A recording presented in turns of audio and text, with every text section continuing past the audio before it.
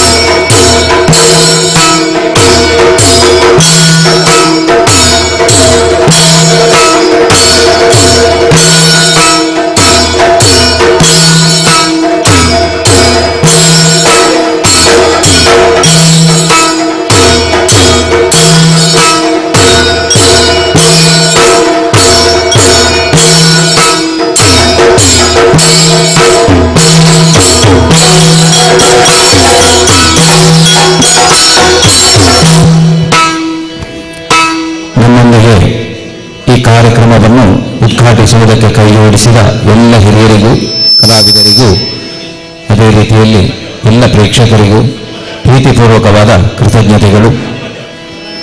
ಇವತ್ತಿನ ಈ ಕಾರ್ಯಕ್ರಮ ಹೊಸಕೊರಲ್ ಬಡಗಾಯಿ ವಾಹಿನಿಯಲ್ಲಿ ನೇರ ಪ್ರಸಾರಗೊಳ್ಳಲಿಕ್ಕಿದೆ.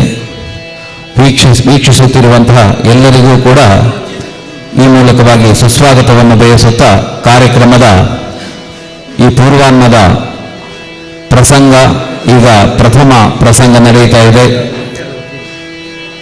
ಮೊದಲನೆಯ ಪ್ರಸಂಗ ವಿಭೀಷಣ ನೀತಿ, ರಾಮಾಯಣದಿಂದ ಆಯ್ದಂತಹ ಈ ಪ್ರಸಂಗ. ಇದರಲ್ಲಿ ಭಾಗವತರಾಗಿ ಆನಂದ್ ಸರ್ಕುಡೇಲ್ ಅವರು ನಮ್ಮ ಜೊತೆ ಇದ್ದಾರೆ. ಅದೇ ರೀತಿಯಲ್ಲಿ ಮದ್ದಳೆ ವಾದನವನ್ನು ನಮ್ಮ ಪೆರ್ಲ ಕೃಷ್ಣ ಭಟ್ರವರು, ಗಣಪತಿ ಭಟ್ರವರು ನಮ್ಮ ಜೊತೆ ಮದ್ದಲ ವಾದನದಲ್ಲಿದ್ದಾರೆ. ರಾಘವೇಂದ್ರ ರಾವ್ ಮಂಜನಾಡಿಯವರು ಚೆಂಡು ವಾದನದಲ್ಲಿ ನಮ್ಮೊಂದಿಗಿದ್ದಾರೆ. ಅದೇ ರೀತಿಯಲ್ಲಿ ಕೇಶವಾಚಾರ್ಯವರು ಚಕ್ರತಾಳದಲ್ಲಿ ಸಹಕರಿಸ್ತಾ ಇದ್ದಾರೆ. ಅದೇ ರೀತಿಯಲ್ಲಿ ಹಿಮ್ಮೇಳದಲ್ಲಿ ಹರಿಶ್ಚಂದ್ರ ನಾಯಕ ಅವರು ಕೂಡ ಸಹಕಾರವನ್ನು ಮಾಡಲಿಕ್ಕಿದ್ದಾರೆ. ಈ ಪ್ರಸಂಗದಲ್ಲಿ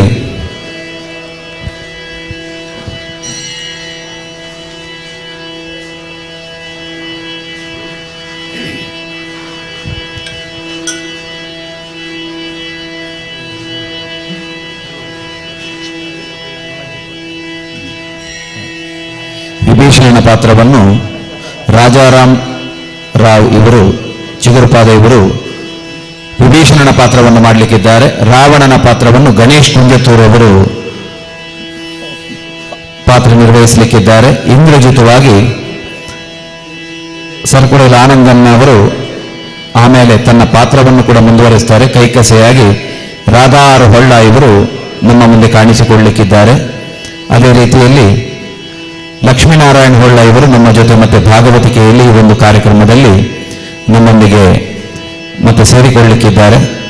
ನಿಮ್ಮ ಸಮಯದ ಮಿತಿಯನ್ನು ಎಲ್ಲರೂ ಕೂಡ ಪಾಲಿಸುತ್ತಾ ಈ ಕಾರ್ಯಕ್ರಮವನ್ನು ಚಂದ ಕಾಣಿಸಿಕೊಡಬೇಕು ಅಂತ ಮತ್ತೊಮ್ಮೆ ಎಲ್ಲ ಕಲಾವಿದರಲ್ಲಿ ಕೂಡ ಪ್ರೀತಿಪೂರ್ವಕವಾಗಿ ಕೇಳಿಕೊಳ್ಳುತ್ತಾ ಮತ್ತೊಮ್ಮೆ ಎಲ್ಲರನ್ನೂ ಸ್ವಾಗತಿಸ್ತಾ ಕಾರ್ಯಕ್ರಮವನ್ನು ಪ್ರಾರಂಭಿಸಬೇಕು ಅನ್ನುವುದಾಗಿ ಭಾಗವತರಲ್ಲಿ ಕೇಳಿಕೊಳ್ತಾ ಇದ್ದೇನೆ.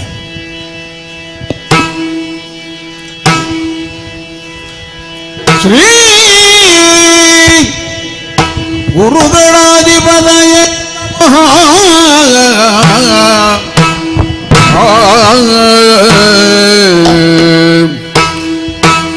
ಗಜಮುಖದವಗೆ ಗಣಪಗೆ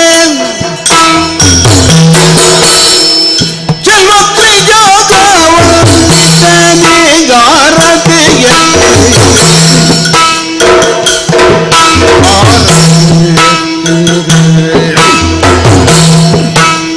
ಗಜಮುಖದವಗೆ ಗಣಪಗೆ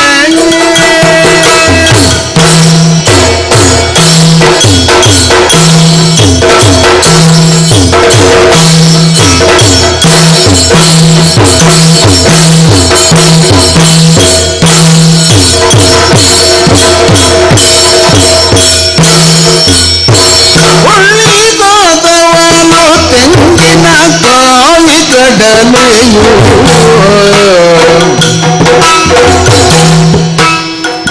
ಎಳ್ಳುಂಡೋಲಿಗೆ ಕಬ್ಬು ಮೆಲುವವಾಗೆ ಬೆಳ್ಳಿಯ ಹುಲಿಗೆ ಜಗಳ ಕಟ್ಟಿ ಕುಣಿಯುವ ಒಳ್ಳಿನ ಗಣಪ ಗಾರದೆ ಎತ್ತಿರೆ ಆರತಿ ಎತ್ತಿರೆ ಗಜಮುಖದವಗೆ ಗಣಪಗೆ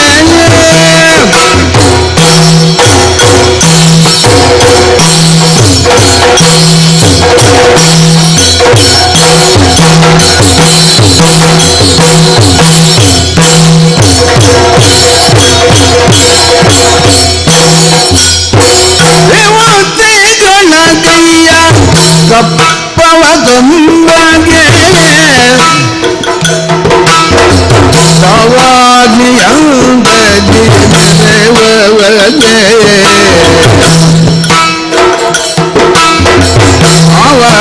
ಆವಾಗಮನದಲ್ಲಿ ನೆನೆದರ ಭೀತವ ಜೀವ ಗಣೇಶ ಗಾರತಿ ಎತ್ತಿರೆ ಆರತಿ ಎತ್ತಿರೆ ಗಜಮುಖದವಗೆ ಗಣಪಗೆ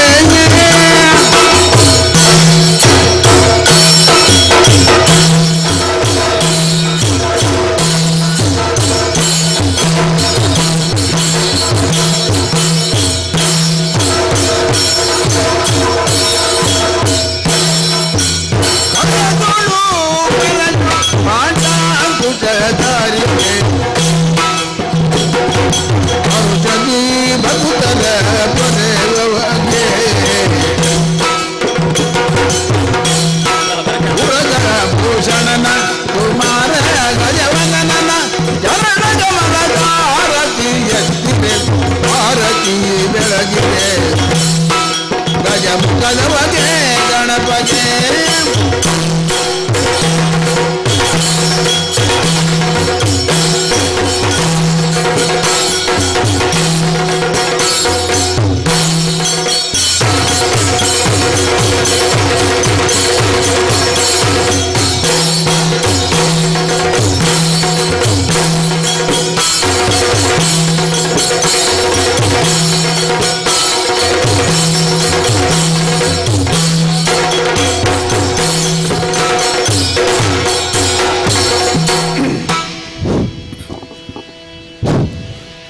ಅಂಬುರುಹದಳ ನೇತ್ರ ಶ್ರೀ ದುರ್ಗಾಂಬಿಗೆಯ ಬಲಗೊಂಡು ಬಗುತಿಯಳು ಅಂಬಿಕಾಸುತ ವಿಘ್ನರಾಜನ ಬಿರಿದು ಸಂತುರಿಸಿ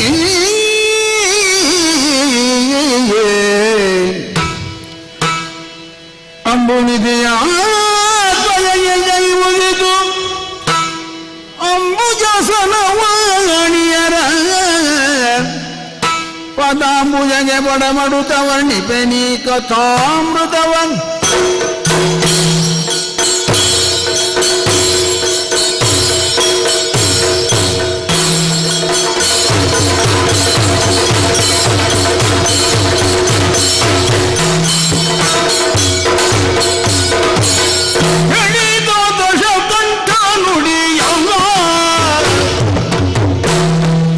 ರಾಮ ಆಯದ ಮೂರ್ಖದ ಕಡಿಗಾಲ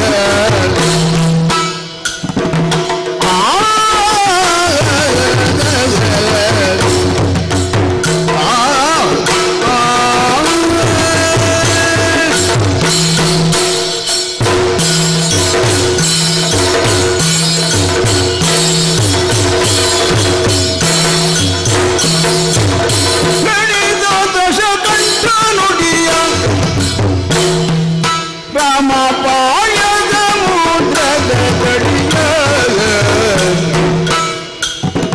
ಒಲಗದಲ್ಲಿ ಕುಳಿತೆಲ್ಲರ ಕರಚಿದ ಓಲಗದಲ್ಲಿ ಕುಳಿತೆಲ್ಲರ ಕರಚಿದ ಕಾಣಲದೆ ಕನ್ನಾಗವಾಗಿದ ಹೇಳಿದ ಮನಸ್ಸಲ್ಲಿ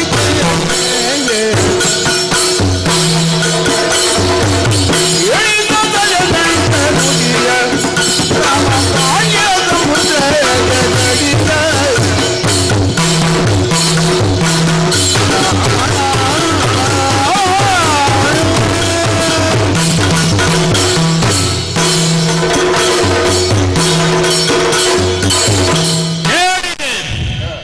ಕೇಳಿದೆ. ಹೌದು, ನಾವು ಹೇಳುವುದಿಲ್ಲ ಅಂತ ಆದ್ರೆ ಬೇಕಾದರೂ ಕುಳಿತುಕೊಳ್ಳಬಹುದು. ಆದರೆ ಕೇಳುವುದಿಲ್ಲ ಅಂತ ಯಾವ ಕಾರಣಕ್ಕೂ ಕುಳಿತುಕೊಳ್ಳುವುದಕ್ಕೆ ಸಾಧ್ಯವೇ ಇಲ್ವಲ್ಲ. ದಶಕಂಠನಾದಂತಹ ರಾವಣೇಶ್ವರ ಈ ಹೊತ್ತು ದಶಕಂಠದ ನುಡಿಯನ್ನು ನಾನು ಕೇಳಿದ್ದೇನೆ. ಕೇಳುತ್ತಲೇ ನಾನು ಮೇಲೇರಿ ಬಂದವನು. ಬಾಲ್ಯದಲ್ಲಿಯೇ ನಮ್ಮ ಅಮ್ಮ ಹೇಳುತ್ತಾ ಇದ್ರು, ಮಕ್ಕಳೇ, ಹೀಗೆ ಬದುಕಿದ್ರೆ ಅದು ಬದುಕು ಅಂತಲ್ಲ, ಬದುಕು ಹೋರಾಟವಾಗಬೇಕು. ಬದುಕಿನಲ್ಲಿ ಕೆಚ್ಚನ್ನು ತುಂಬಿಕೊಂಡು ವಿರೋಧಿಗಳ ತಲೆಮೆಟ್ಟಿ ಮೆರೆಯಬೇಕು ಮಗು. ಆವಾಗ ಬದುಕಿಗೊಂದು ಸಾರ್ಥಕ್ಯವನ್ನು ಕಾಣುವುದಕ್ಕಾಗುತ್ತದೆ ಎನ್ನುವ ಹಾಗೆ ನಮ್ಮ ಅಮ್ಮ ಹೇಳಿದಂತಹ ಮಾತು. ಅದಕ್ಕೆ ಪೂರಕವಾಗಿ ನಮ್ಮ ತಾತನು ಧ್ವನಿಗೂಡಿಸುವುದು ಉಂಟು. ನಿರ್ಗತಿಕವಾಗಿ ದಿಕ್ಕು ದೆಸೆ ಇಲ್ಲದೆ ಬದುಕನ್ನು ಕಟ್ಟಿಕೊಂಡಂತಹ ದಾನವ ಸಾಮ್ರಾಜ್ಯಕ್ಕೆ ಒಂದು ವಿಶಿಷ್ಟವಾದಂತಹ ಬದುಕನ್ನು ಕಟ್ಟಿಕೊಡುವುದಕ್ಕೆ ದಶಕಂಠ ಈ ಹೊತ್ತು ನಿನ್ನಿಂದ ಮಾತ್ರ ಸಾಧ್ಯ. ಉಳಿದವರಿಂದ ಯಾರಿಂದಲೂ ಇದನ್ನು ಸಮರ್ಥವಾಗಿ ನಿರ್ವಹಿಸುವುದಕ್ಕೆ ಸಾಧ್ಯ ಇಲ್ಲ ಮಗು ಎಂಬ ಹಾಗೆ ನಮ್ಮ ಅಜ್ಜ ಹೇಳಿದಂತಹ ಮಾತು. ಆ ಮಾತನ್ನು ಕೇಳುತ್ತಾ ಕೇಳುತ್ತಲೇ ನಾನು ಬೆಳೆಯುತ್ತಾ ಬಂದವನು. ಒಂದು ಕಾಲದಲ್ಲಿ ಹರಿಯ ಚಕ್ರಕ್ಕೆ ಹೆದರಿ ಹೇತಿ ಪ್ರಹೇತಿಯರು ಭೂಗತರಾಗಿ ಹೋದರು. ತಲೆಮರೆಸಿಕೊಂಡು ಬದುಕುವಂತಹ ಸ್ಥಿತಿ ನಿರ್ಮಾಣ ಆಯಿತು. ಅದನ್ನು ಅನುಸರಿಸಿ ಮಾಲಿ ಸುಮಾಲಿ ಮಾಲ್ಯವಂತರೆಲ್ಲ ಮೊದಲುಗೊಂಡವರೆಲ್ಲರೂ ಭೂಗತರಾಗಿ ಹೋದರು. ದಾನವ ಸಾಮ್ರಾಜ್ಯಕ್ಕೆ ಒಂದು ಹೊಸತಾದಂತಹ ಬದುಕನ್ನು ಕಟ್ಟಿಕೊಡುವುದಕ್ಕೆ ನನ್ನ ಹುಟ್ಟಿನ ಬಳಿಕ ಅವರೆಲ್ಲ ಭೂಗತರಾದವರು ಮತ್ತೆ ಎದ್ದು ಬಂದದ್ದು. ಅವರಿಗೆಲ್ಲ ಒಂದು ಬದುಕು ಉಂಟು ಎನ್ನುವುದನ್ನು ಸಾಧಿಸುವುದಕ್ಕೆ ಒಂದು ಹೊಸ ನಾಯಕನಾಗಿ ನಾನು ಲಂಕೆಯಲ್ಲಿ ಕಾಣಿಸಿಕೊಂಡವ. ನಮ್ಮ ಅಣ್ಣನಾದಂತ ಕುಬೇರ ಈ ಲಂಕೆಯನ್ನು ಪಾಲಿಸುತ್ತಾ ಇದ್ದ. ಅಮ್ಮ ಹೇಳಿದ ಮಾತಿನ ಪ್ರಕಾರವಾಗಿ ಆ ಸುಬೇಲಾದ್ರ ತ್ರಿಕುಟಾಚಲ ಅದು ನಮ್ಮದು, ಅದು ನಮ್ಮದಾಗಬೇಕು ಅನ್ನೋ ಕಾರಣಕ್ಕೆ ಬೇಕಾಗಿ ಅವನಿಂದ ನಾನು ಅದನ್ನು ವಶಪಡಿಸಿಕೊಂಡೆ. ಆ ಕ್ಷಣದಿಂದ ಈ ಕ್ಷಣದವರೆಗೂ ಬದುಕನ್ನೇ ಹೋರಾಟವನ್ನಾಗಿಸಿಕೊಂಡು ಪ್ರತಿಯೊಂದು ಕ್ಷಣದಲ್ಲೂ ನಾನು ಮೇಲೆದ್ದು ನಿಂತವನು. ಎಂತ ದುರ್ಧರವಾದಂತಹ ಸನ್ನಿವೇಶ ಬಂದ್ರು ದಾನವರಿಗೆ ಬದುಕುವಂತ ಹಕ್ಕುಂಟು. ಆ ಬದುಕು ದಾನವರದ್ದು, ಮತ್ತೊಬ್ಬರಿಂದ ಕಸಿದುಕೊಳ್ಳುವುದಕ್ಕಾಗುವುದಿಲ್ಲ ಎನ್ನುವ ಕಾರಣಕ್ಕೆ ಬೇಕಾಗಿ ಅವರಿಗೊಂದು ನೆಮ್ಮದಿಯಾದಂತಹ ವಾತಾವರಣವನ್ನು ಕಲ್ಪಿಸಿಕೊಟ್ಟವನಿದ್ದೇನೆ. ನಮ್ಮನ್ನೆಲ್ಲ ಸಾಕಿದ್ದು ಹಾಗಂತೆ, ಗಿಡಕ್ಕೆ ತೊಟ್ಟಿಲ ಕಟ್ಟಿ ಎಲ್ಲಿ ಬದುಕು ಹೇಗೆ ಬದುಕಬೇಕು ಎನ್ನುವಂತಹ ಭರವಸೆ ಇಲ್ಲದೆ ಇದ್ದಂತಹ ಸಂದರ್ಭದಲ್ಲಿ ನಮ್ಮ ಅಮ್ಮ ಹೇಳಿದಂತಹ ಮಾತನ್ನೇ ಅನುಸರಿಸಿ ನಾವೆಲ್ಲ ಹೀಗತ್ತಿಗಾಗುವಾಗ ನಮ್ಮವರೆಲ್ಲ ಬಂಗಾರದ ಸೌಟು ಬಾಯಿಯಲ್ಲಿ ಹಾಕಿಕೊಂಡು ಹುಟ್ಟುವಂತಹ ಒಂದು ವಾತಾವರಣವನ್ನು ನಾವು ಕಲ್ಪಿಸಿದ್ದೇನೆ ಅಂತಾದ್ರೆ ಅದು ರಾವಣತ್ವ, ಅದು ದಶಕಂಠ. ಮಂತ್ರಿಗಳ ಮಾತು, ಸಲಹೆ, ಸೂಚನೆಯನ್ನು ಸಕಾಲದಲ್ಲಿ ನಾನು ಕೇಳುತ್ತಾ ಬಂದವನು. ಅದಕ್ಕೆ ಪೂರಕವಾಗಿ ನನ್ನ ರಾಜ್ಯಾಡಳಿತವನ್ನು ನಾನು ವಿಸ್ತರಿಸುತ್ತಾ ಬಂದವನು.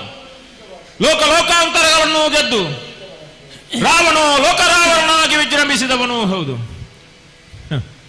ರಾವಣ ರಾಕ್ಷಸ, ರಾವಣ ನಾಮ ರಾಕ್ಷಸ ಎನ್ನುವ ಹಾಗೆ ಪ್ರಪಂಚ ಮುಖದಲ್ಲಿ ಕಾಣಿಸಿಕೊಂಡವನಿದ್ದೇನೆ. ಆದರೆ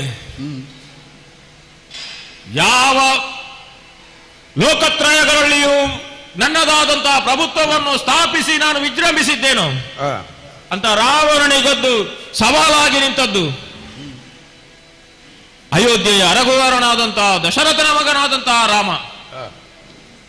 ಯಾವುದೋ ಒಂದು ಉದ್ದೇಶಕ್ಕೆ ಬೇಕಾಗಿ ಪಿತೃವಾಕ್ಯವೋ ಎಂಥದ್ದು ವನಾಂತರಕ್ಕೆ ಗಮಿಸಿ ಬಂದಂತಹ ಸಂದರ್ಭದಲ್ಲಿ ಅವನ ಬರೋಣದ ಕುರಿತಾಗಿ ನಾವು ಒಂದಷ್ಟು ವಿಚಾರವನ್ನು ಅರಿತವರು ಇದ್ದೇವೆ. ನಮ್ಮದಾದಂತಹ ದಂಡಕಾರಣ್ಯದಲ್ಲಿ ಬೀಡು ಬಿಟ್ಟಂತಹ ಹತ್ತಿಗೆ ಅವನದ್ದಾದಂತಹ ವ್ಯಾಪ್ತಿ ಏನುಂಟು ಅದನ್ನು ಪೂರೈಸಿ ಪುನರಪಿ ಅಯೋಧ್ಯೆಯತ್ತ ಸಾಗುತ್ತಾನೆ ಎನ್ನುವಂತಹ ಕಲ್ಪನೆ ನಮಗಿತ್ತು. ಆದರೆ ಯಾವಾಗ ನಮ್ಮ ತಂಗಿಯಾದಂತಹ ಶೂರ್ಪಣಖೆಯ ನಾಸಾಚ್ಛೇದನ ಮಾಡಿದನು, ಅದು ನಮಗೆ ಬಹಿರಂಗವಾಗಿ ಒಂದು ಪಂಥಾಹ್ವಾನವನ್ನು ಕೊಟ್ಟ ಹಾಗೆ. ಏನರ್ಥ ಅದರದ್ದು? ಶೂರ್ಪಣಖೆಯ ಮೂಗು ಹೋಗುವುದೇನು, ರಾವಣನ ಮೂಗು ಹೋಗುವುದೇನು? ನಮ್ಮ ಮೂಗು ಕೊಯ್ದು ನಮ್ಮ ಮುಖಕ್ಕೆ ಕನ್ನಡಿ ತೋರಿಸುವುದಕ್ಕೆ ರಾಮ ಮುಂದಾಗುತ್ತಾನೆ. ಹೌದು ಅಂತ ಆದ್ರೆ ಚಾಟನಂ ಪ್ರತಿಚಾಟನಂ, ಹೆಣ್ಣಿಗಾದಂತಹ ಅನ್ಯಾಯವನ್ನು ಹೆಣ್ಣಿನಿಂದಲೇ ಪೂರೈಸಬೇಕು, ತೀರೈಸಬೇಕು ಎನ್ನುವಂತಹ ಉದ್ದೇಶದಿಂದಲಾಗಿ ರಾಮನ ಹೆಂಡತಿಯಾದಂತಹ ಸೀತೆಯನ್ನು ಇಲ್ಲಿಗೆ ಕರೆತರುವಂತಹ ಪ್ರಯತ್ನವನ್ನು ಮಾಡಿದ್ದೇನೆ. ಕೆಲವರೆಲ್ಲ ಆಕ್ಷೇಪ ಮಾಡಿದರು, ಹೋರಾಟ ಮಾಡಬಹುದಾಗಿತ್ತು ರಾಮನ ಮುಂದೆ ಕಾಡಿನಲ್ಲಿ. ದೊಡ್ಡದಲ್ಲ ಅದು, ಹೋರಾಟ ಮಾಡುವಷ್ಟರ ಮಟ್ಟಿಗೆ ಅಸಮರ್ಥನೇನೂ ಅಲ್ಲ, ಹೋರಾಟ ಮಾಡಬಹುದಿತ್ತು. ಆದರೆ ಒಬ್ಬ ವ್ಯಕ್ತಿಯನ್ನು ಮಾನಸಿಕವಾಗಿ ಕುಗ್ಗಿಸಬೇಕು ಅಂತ ಆದ್ರೆ ಅವನ ನೈತಿಕವಾದಂತಹ ಬಲ ಏನುಂಟು ಅದು ದುರ್ಬಲಗೊಳ್ಳಬೇಕು ಅಂತ ಆದ್ರೆ ಆತನ ದೌರ್ಬಲ್ಯ ಏನೆನ್ನುವಂತಹದನ್ನು ಮೊದಲು ಹುಡುಕಬೇಕು. ಆದುದರಿಂದಲೇ ರಾಮನ ಪ್ರಬಲವಾದಂತಹ ದೌರ್ಬಲ್ಯ ಯಾವುದು ಅಂತ ನೋಡಿದರೆ ಅವನ ಹೆಂಡತಿ, ಅವನ ಜೊತೆಗಾಗಿ ಬಂದವಳು. ಅವರನ್ನು ತಂದೆ ಅಂತ ಆದ್ರೆ ದೈಹಿಕವಾಗಿ ಮತ್ತು ಮಾನಸಿಕವಾಗಿ ರಾಮ ಜರ್ಜರಿತನಾಗುತ್ತಾನೆ, ಬಲಹೀನನಾಗುತ್ತಾನೆ, ದುರ್ಬಲನಾಗುತ್ತಾನೆ ಎನ್ನುವ ಕಾರಣಕ್ಕೆ ಬೇಕಾಗಿ ಅವನ ಹೆಂಡತಿಯನ್ನು ತಂದೆ ಅಶೋಕವನದಲ್ಲಿ ಇರಿಸಿದೆ. ತಂದ ಬಳಿಕ ರಾಮ ಏನು ಮಾಡುತ್ತಾನೆ, ಹೇಗೆ ರಾಮನ ಚಲನವಲನಗಳು, ಇದನ್ನು ಗಮನಿಸುವುದಕ್ಕೆ ಬೇಕಾಗಿ ನಮ್ಮವರನ್ನು ನಿಯಮಿಸಿದೆ. ಸಕಾಲದಲ್ಲಿ ನನಗೆ ವರ್ತಮಾನವನ್ನು ತಂದುಕೊಡಬೇಕು ಎನ್ನುವ ಹಾಗೆ ಹೇಳಿದ್ದೆ. ಕಾಲ ಕಾಲಕ್ಕೆ ಅವರು ವರ್ತಮಾನವನ್ನು ತರುತ್ತಾ ಇದ್ರು ನನಗೆ. ಸೀತೆಯನ್ನು ಅನ್ವೇಷಣೆಯಂತೆ, ಕಿಷ್ಕಿಂಧೆಯ ವಾನರ ಮಿತ್ರತ್ವ ಅಂತೆ. ಅಲ್ಲ, ಕಿಷ್ಕಿಂಧೆಯ ಮಂಗಗಳ ಕುರಿತಾಗಿ ನಾವು ಅರಿಯದೇ ಇದ್ದವರೇನು ಅಲ್ಲ. ಅದರಲ್ಲಿ ಪ್ರಬಲನಾದಂತಹ ವಾಲಿಯ ಕುರಿತಾಗಿ ನಾವೊಂದು ವಿಧವಾದಂತಹ ಸಂಧಾನವನ್ನೇ ಮಾಡಿದವರು. ಹೌದು, ಅಲ್ಲಿ ವಾಲಿಯನ್ನು ನಿಗ್ರಹಿಸಿ ಸುಗ್ರೀವನ ಮುಂದಾಳುತನದಲ್ಲಿ ಈಗ ವರ್ತಮಾನವನ್ನು ಕೇಳುತ್ತಾ ಇದ್ದೇನೆ. ಸಾಗರದ ತಡಿಗೆ ಬಂದು ನಿಂತಿದ್ದಾರೆ ರಾಮನ ಸೇನೆ, ಸಾಗರದ ತಡಿಯಲ್ಲಿ ಬಂದು ಬೀಡು ಬಿಟ್ಟಿದೆ ಎನ್ನುವಂತಹ ವರ್ತಮಾನವನ್ನು ಬಂದು ಕೇಳುತ್ತಾ ಇದ್ದೇನೆ ನಾನು. ಇನ್ನು ಮುಂದೆ ದಾರಿ ಏನು, ಸಾಗರವನ್ನು ಉತ್ತರಿಸುವಂತಹ ಬಗೆ ಹೇಗೆ ಎನ್ನುವುದರ ಕುರಿತಾಗಿ ಎಲ್ಲರೂ ಚಿಂತಿತರಾಗಿದ್ದಾರೆ ಎನ್ನುವಂತಹ ವರ್ತಮಾನವನ್ನು ಕೇಳಿದ್ದೇನೆ. ನಮ್ಮ ಚಾರಕರು ಬಂದು ಹೇಳಿದಂತಹ ಮಾತದು. ಸುಗ್ರೀವನ ಮುಂದಾಳುತನವಂತೆ, ಸುಗ್ರೀವನೇ ಅವರಿಗೆಲ್ಲರಿಗೂ ನಾಯಕನೆನ್ನುವಂತಹ ವರ್ತಮಾನವನ್ನು ಕೇಳಿದ್ದೇನೆ. ಆದ್ರೆ ಈಗ ನಮ್ಮವರು ಬಂದು ಹೊಸತಾಗಿ ಒಂದು ಹೇಳುತ್ತಾ ಇದ್ದಾರೆ. ಯಾರು ನಾಯಕ? ನೀಲನಾಯಕನೆಂಬ ವಾರ್ತೆಯ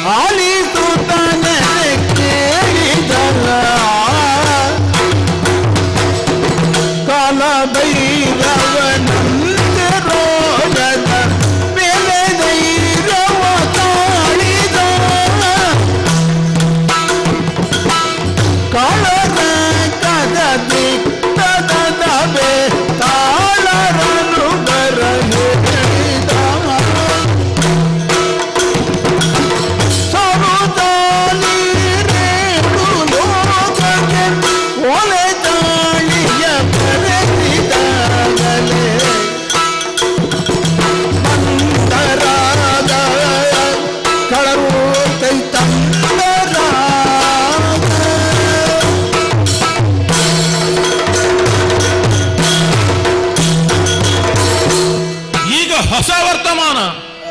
ನೀಲನಾಯಕ, ನೀಲನೆಂಬ ಒಬ್ಬ ನಾಯಕನಾಗಿ ಆ ಕವಿಗಳ ಮುಂದಾಳುತನವನ್ನು ವಹಿಸಿ ಬಂದಿದ್ದಾನೆ ಎನ್ನುವಂಥದ್ದು. ಯಾರ್ಯಾರು ಎಷ್ಟೆಷ್ಟು ನಾಯಕರು ಹೇಗೆ ಅಂತ ನಮಗೆ ಅರ್ಥ ಆಗುವುದಿಲ್ಲ. ಯಾರ್ಯಾರು ಯಾವ ಸಂದರ್ಭದಲ್ಲಿ ನಾಯಕರಾಗಿ ಹುಟ್ಟಿಕೊಳ್ಳುತ್ತಾರೆ ಅಂತ ಗೊತ್ತಾಗುವುದಿಲ್ಲ. ದೊಡ್ಡದಲ್ಲ,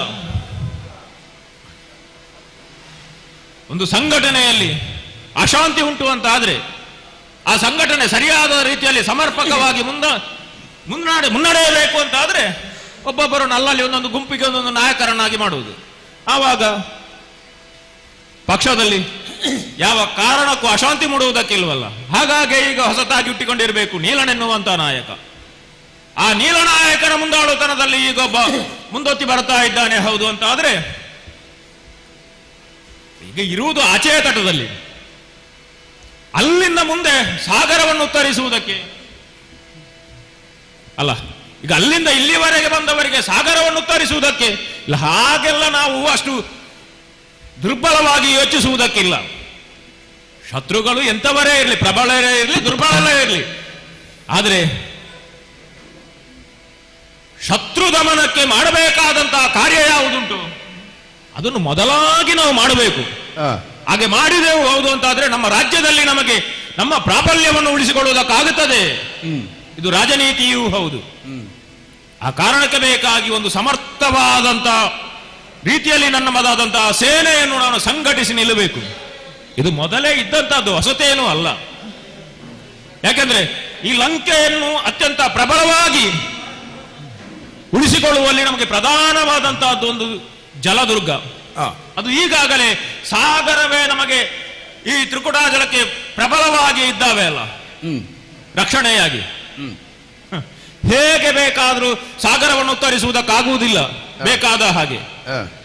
ಈಗ ನಾವೆಲ್ಲ ರಾಕ್ಷಸರು ಮೇಲಿನಿಂದ ಹಾರುತ್ತೇವೆ, ಬೇಕಾದ ಹಾಗೆ ವಿಮಾನವನ್ನು ಬಳಸಿಕೊಂಡು ಮೇಲ್ಮುಖವಾಗಿ ನಾವು ಸಾಗುತ್ತೇವೆ. ಆದರೆ ಯಾವಾತನು ಮನಸ್ಸು ಮಾಡಿದರೂ ಕೂಡ ಸಾಗರವನ್ನು ಈಜಿ ಈ ಲಂಕೆಯನ್ನು ಪ್ರವೇಶ ಮಾಡಬೇಕು ಎನ್ನುವಂತಹ ಪ್ರಯತ್ನವನ್ನು ಮಾಡಿದನಂತಾದ್ರೆ ಸಾಗರದಲ್ಲಿ ಇಲ್ವೋ ಕ್ರೂರವಾದಂತಹ ಮೃಗಗಳಿಲ್ವೋ, ಜಲಚರಗಳಿಲ್ವೋ? ಅವು ತಿಂದು ಮುಖ್ಯ ಅವು. ಹಾರುವುದಕ್ಕೆ ಪ್ರಯತ್ನ ಪಟ್ಟರು. ಸಾಗರದಲ್ಲಿ ಅಂತ ಕ್ರೂರವಾದಂತಹ ವಿಷ ಜಂತುಗಳಿದ್ದಾವೆ. ಹಾಗಾಗಿ ನಮಗೆ ಪ್ರಬಲವಾಗಿ ಒಂದು ಜಲದುರ್ಗ ಉಂಟು. ಆ ರಕ್ಷಣೆಯನ್ನು ಅದರ ಪ್ರಬಲವಾಗಿ ನಾವು ಅದನ್ನು ಮಾಡಿಕೊಂಡಿದ್ದೇವೆ. ಇನ್ನು ಗಿರಿದುರ್ಗ ಹೇಗೂ ಉಕ್ಕಿನ ಕೋಟೆಯೊಂದು ಉಂಟು. ಜೊತೆಗೆ ಅದಷ್ಟು ಸಾಕಾಗುವುದಿಲ್ಲ ಎನ್ನುವ ಕಾರಣಕ್ಕೆ ಬೇಕಾಗಿ ಭೂತ ಬೇತಾಳ ಪಿಶಾಚಾದಿಗಳನ್ನು ಭದ್ರವಾದಂತಹ ನೆಲೆಯಲ್ಲಿ ನಾನು ಮತ್ತೊಮ್ಮೆ ಸಂಘಟಿಸಿದ್ದೇನೆ. ಮಂಗಗಳು ಒಂದು ವೇಳೆ ನಮ್ಮದಾದಂತಹ ಲಂಕಾ ನಗರವನ್ನು ಪ್ರವೇಶ ಮಾಡಿದಿರುವಂತಾದ್ರೆ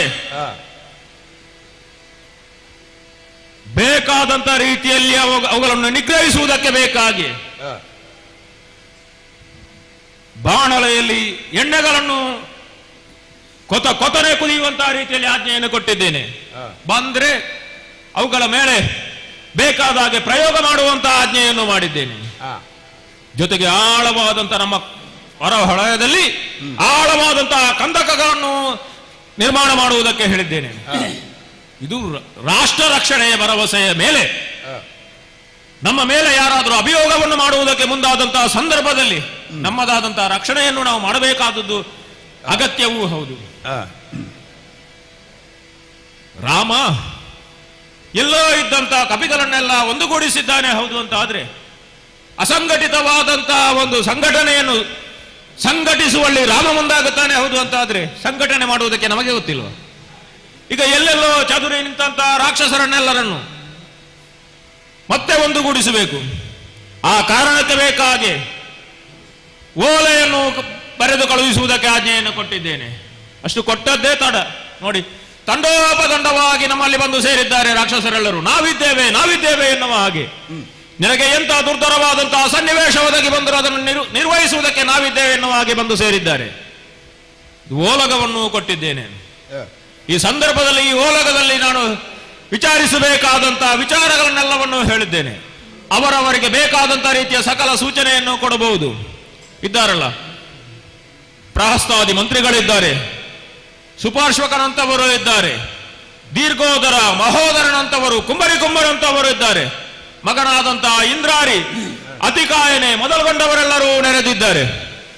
ತುಂಬಿದಂತಹ ಓಲಗ ಇದು ಅಂತ ಆದ್ರೆ ನಾನು ಆಡಿದಂತಹ ಮಾತಿಗೆ ಪ್ರತಿಯಾಗಿ ಪ್ರತಿಯೊಬ್ಬರು ರಾವಣ ನೀ ಏನೇ ಮಾಡುವುದಿದ್ರೂ ಕೂಡ ಅದರ ಹಿಂದೆ ಪ್ರಬಲವಾಗಿ ನಾವು ನಿನಗೆ ಸಹಾಯಕರಾಗಿ ನಿಲ್ಲುತ್ತೇವೆ ಎನ್ನುವಂತಹ ಭರವಸೆಯ ಮಾತುಗಳನ್ನು ಹೇಳುತ್ತಾ ಇದ್ದಾರೆ.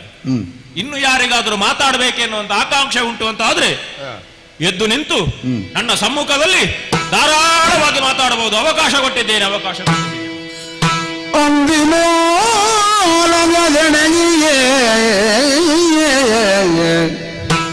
ಅಂದಿನೋಲಗದೆಡೆಗೈ ತಂದ ಗಜನಡಿ ಗೆರಗಿ ವಿಭೀಷಣ ದೇವವು ಬಂದ ರಾಮನ ವಾರ್ತೆಯ ಅಂದರು ಹೊಲು ಕೇಳ್ದು ರಾಜನೀತಿಯ ಪೆದ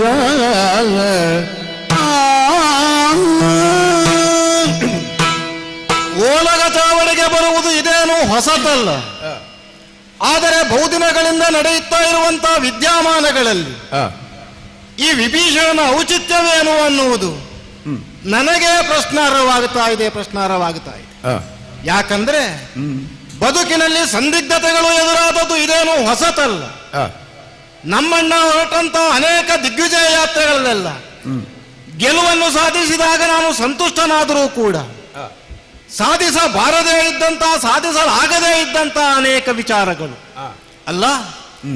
ಕೆಲವೊಂದು ಸಂದರ್ಭಗಳಲ್ಲಿ ಸ್ತ್ರೀಲೋಕನಾಗಿ ಅವನು ವ್ಯವಹರಿಸಿದಂಥವುಗಳನ್ನೆಲ್ಲ ಗಮನಿಸಿದಾಗ ಇದು ಬೇಕಿತ್ತ ಅಂತ ನನ್ನ ಮನಸ್ಸಿಗಾಗ ಅನ್ನಿಸಿದ್ದು ಇತ್ತು. ಸಾಂದರ್ಭಿಕವಾಗಿ ನಾನು ಅಣ್ಣನಲ್ಲದನ್ನು ಆಡಿದ್ದು ಇದೆ. ಆದರೆ ಗೆಲುವಿನಲ್ಲೇ ಸಾಗುತ್ತಾ ಬಂದ ಅಣ್ಣ ಶೂನ್ಯವಾಗಿದ್ದಂತಹ ಲಂಕೆಯನ್ನು ಇಷ್ಟು ಎತ್ತರಕ್ಕೆ ಬೆಳೆಸಿ ನಿಂತಹ ಸಂತೋಷದಲ್ಲೇ ನಾವು ಸಾಗುತ್ತಾ ಇದ್ರೆ ಕಳೆದ ಕೆಲವು ದಿನಗಳ ವಿದ್ಯಮಾನ ಮಾತ್ರ ಏನು ಎನ್ನುವುದೇ ಒಂದು ಪ್ರಶ್ನೆಯಾಗಿಯೇ ಉಳಿಯುತ್ತಾ ಇದೆ. ಇಂದಿನ ಸಭೆಯನ್ನು ಕೊಟ್ಟಂತ ಅಣ್ಣ ತನ್ನದಾದಂತಹ ಬಳಗವನ್ನೆಲ್ಲ ಕೂಡಿಕೊಂಡು ರಾಮನನ್ನು ಎದುರಿಸುವುದಕ್ಕೆ ನಾನು ಸಿದ್ಧನಾಗಿದ್ದೇನೆ ಅಂದಾಗ ಅಣ್ಣನನ್ನು ಓಲೈಸುವುದಕ್ಕೋ ಅಥವಾ ಆಕ್ರೋಶಿತರಾಗಿಯೋ ಉತ್ಸಾಹಿಗಳಾಗಿರುವಂತಹ ನಮ್ಮವರೆಲ್ಲ ಕೆಲವರೆಲ್ಲ ನಾವಿದ್ದೇವೆ ಅಂತ ಆಡುವುದನ್ನು ಕಂಡು ವರ್ತಮಾನದ ಸ್ಥಿತಿಯನ್ನು ವೀಕ್ಷಿಸುತ್ತಾ ಭವಿಷ್ಯದ ಪರಿಣಾಮ ಏನು ಅನ್ನೋದನ್ನು ಅರ್ಥೈಸಿಕೊಂಡಂತ ಕೆಲವರು ಮಾತ್ರ ಸುಮ್ಮನಾದವರಿದ್ದಾರೆ. ಕೇವಲ ಈ ಹೊತ್ತಿನ ಸಂತೋಷದಲ್ಲಿ ಮಾತ್ರ ನಾವು ಭಾಗಿಗಳಾದರೆ ಸಾಕಾಗುವುದಿಲ್ಲ. ಭವಿಷ್ಯದಲ್ಲೂ ಅದು ಸ್ಥಾಯಿಯಾಗಿರುವಂತೆ ಇರಬೇಕು ಅಂತಾದರೆ ಮಾತನಾಡಬೇಕಾದ ಅನಿವಾರ್ಯವೇ ಒದಗುತ್ತದೆ.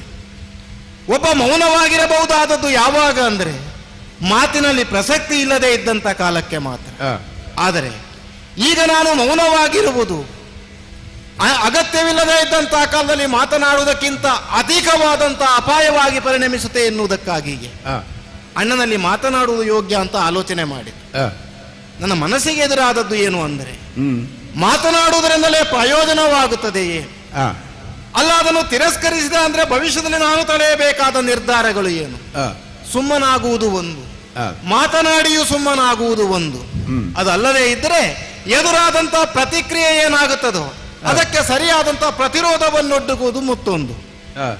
ಏನಾದ್ರೂ ಆಗಲಿ, ಯಾವುದಾದ್ರೂ ಒಂದನ್ನು ಕೈಗೊಳ್ಳಬೇಕಾದ್ದು ನನಗೆ ಅನಿವಾರ್ಯ. ಲಂಕೆಯ ಹಿತದ ದೃಷ್ಟಿಯಿಂದಲೂ ಮಾತ್ರವಲ್ಲ, ಧರ್ಮವನ್ನೇ ಪಾಲಿಸಬೇಕಾದಂತ ನನ್ನ ಮನೋಸ್ಥಿತಿಗೆ ಅನುಗುಣವಾಗಿಯೂ ಎರಡನ್ನೂ ಸಮಾನವಾಗಿ ಸಾಗಿಸಬೇಕಾದ ಹೊಣೆ ನನಗಿದೆ ಎನ್ನುವ ಕಾರಣಕ್ಕೆ ನೋಡಿ ಇದೊಂದು ಅವಕಾಶ. ಯಾಕಂದ್ರೆ ಹಿಂದೆ ಒಂದು ಅನೇಕ ಸಂದರ್ಭಗಳಲ್ಲಿ ಮಾತನಾಡುವ ಅವಕಾಶ ಅಣ್ಣ ಕೊಟ್ಟಿದ್ದ, ಮಾನ್ಯತೆಯನ್ನು ಕೊಟ್ಟಿದ್ದ. ಆದ್ರಿಂದ ಮಾತನಾಡಿ ನೋಡೋಣವಂತೆ. ಅಣ್ಣ ವಿಭೀಷಣ, ಪಾದಗಳಿಗೆ ನಮಸ್ಕರಿಸಿದ್ದೇನೆ. ಎದ್ದೇಳು ತಮ್ಮ. ಕೇಳ್ತೀಯ? ಇದು ನಿನ್ನನ್ನು ಆಲಿಂಗಿಸಿಕೊಂಡಿದ್ದೇನೆ. ನಿಲ್ಲಬೇಡ, ಕುಳಿತುಕೋ. ಅಣ್ಣ ಏನು ಮಂದಿ, ಏನದ್ದೆ? ಹೇಳಿದೆಯ ಅಣ್ಣ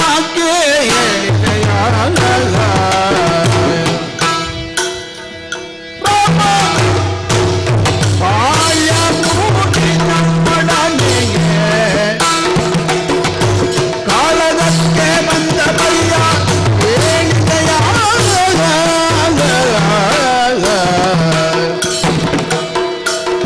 ಬಾಲ ಉಳ್ಳ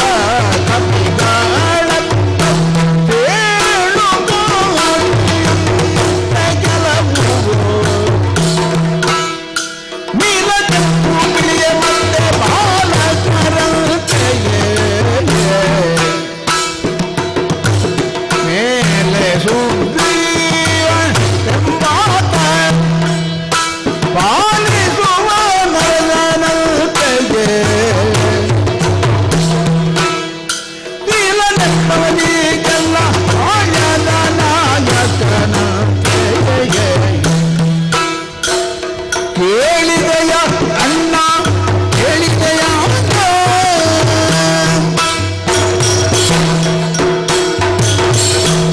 ಅಣ್ಣದೇವ. ವಿಭೀಷಣ, ಸಭೆಯಲ್ಲಿದ್ದವರೆಲ್ಲರೂ ಆಡಿದಂತ ಮಾತುಗಳನ್ನು ನೀನು ಕೇಳಿದ್ದರಿಂದಲಾಗಿಯೇ ನಾನಾಡುವ ನುಡಿಯನ್ನು ಕೂಡ ನೀನು ಕೇಳಬಹುದು ಎನ್ನುವ ವಿಶ್ವಾಸದಿಂದಲೇ ನಾನು ಬಂದೆ.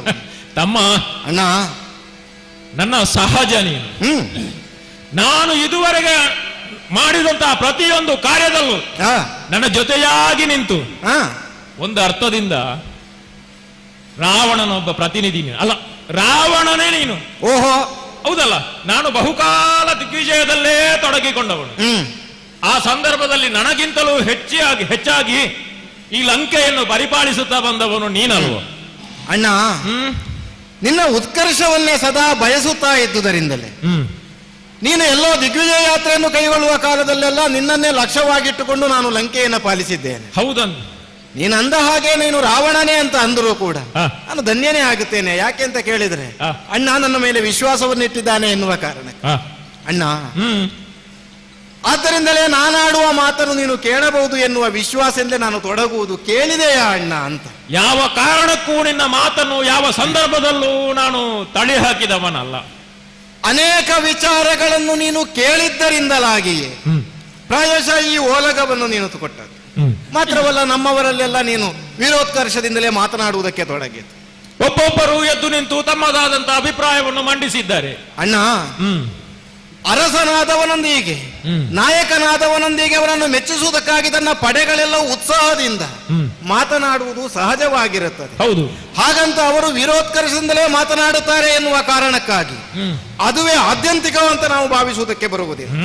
ಯಾಕೆಂದರೆ ಒಂದು ಮುಖವನ್ನು ಒಂದು ಪಾರ್ಶ್ವವನ್ನಷ್ಟೇ ಅವರು ಯೋಚನೆ ಮಾಡಿರ್ತಾರೆ ಎನ್ನುವುದರಿಂದ ಇನ್ನೊಂದು ಮುಖವನ್ನು ನಾವು ಆಲೋಚನೆ ಮಾಡಬೇಕಾದ ಅವಶ್ಯಕತೆ ಇದೆ ಎನ್ನುವ ಕಾರಣಕ್ಕೆ ನಾನು ತೊಡಗಿದ್ದು.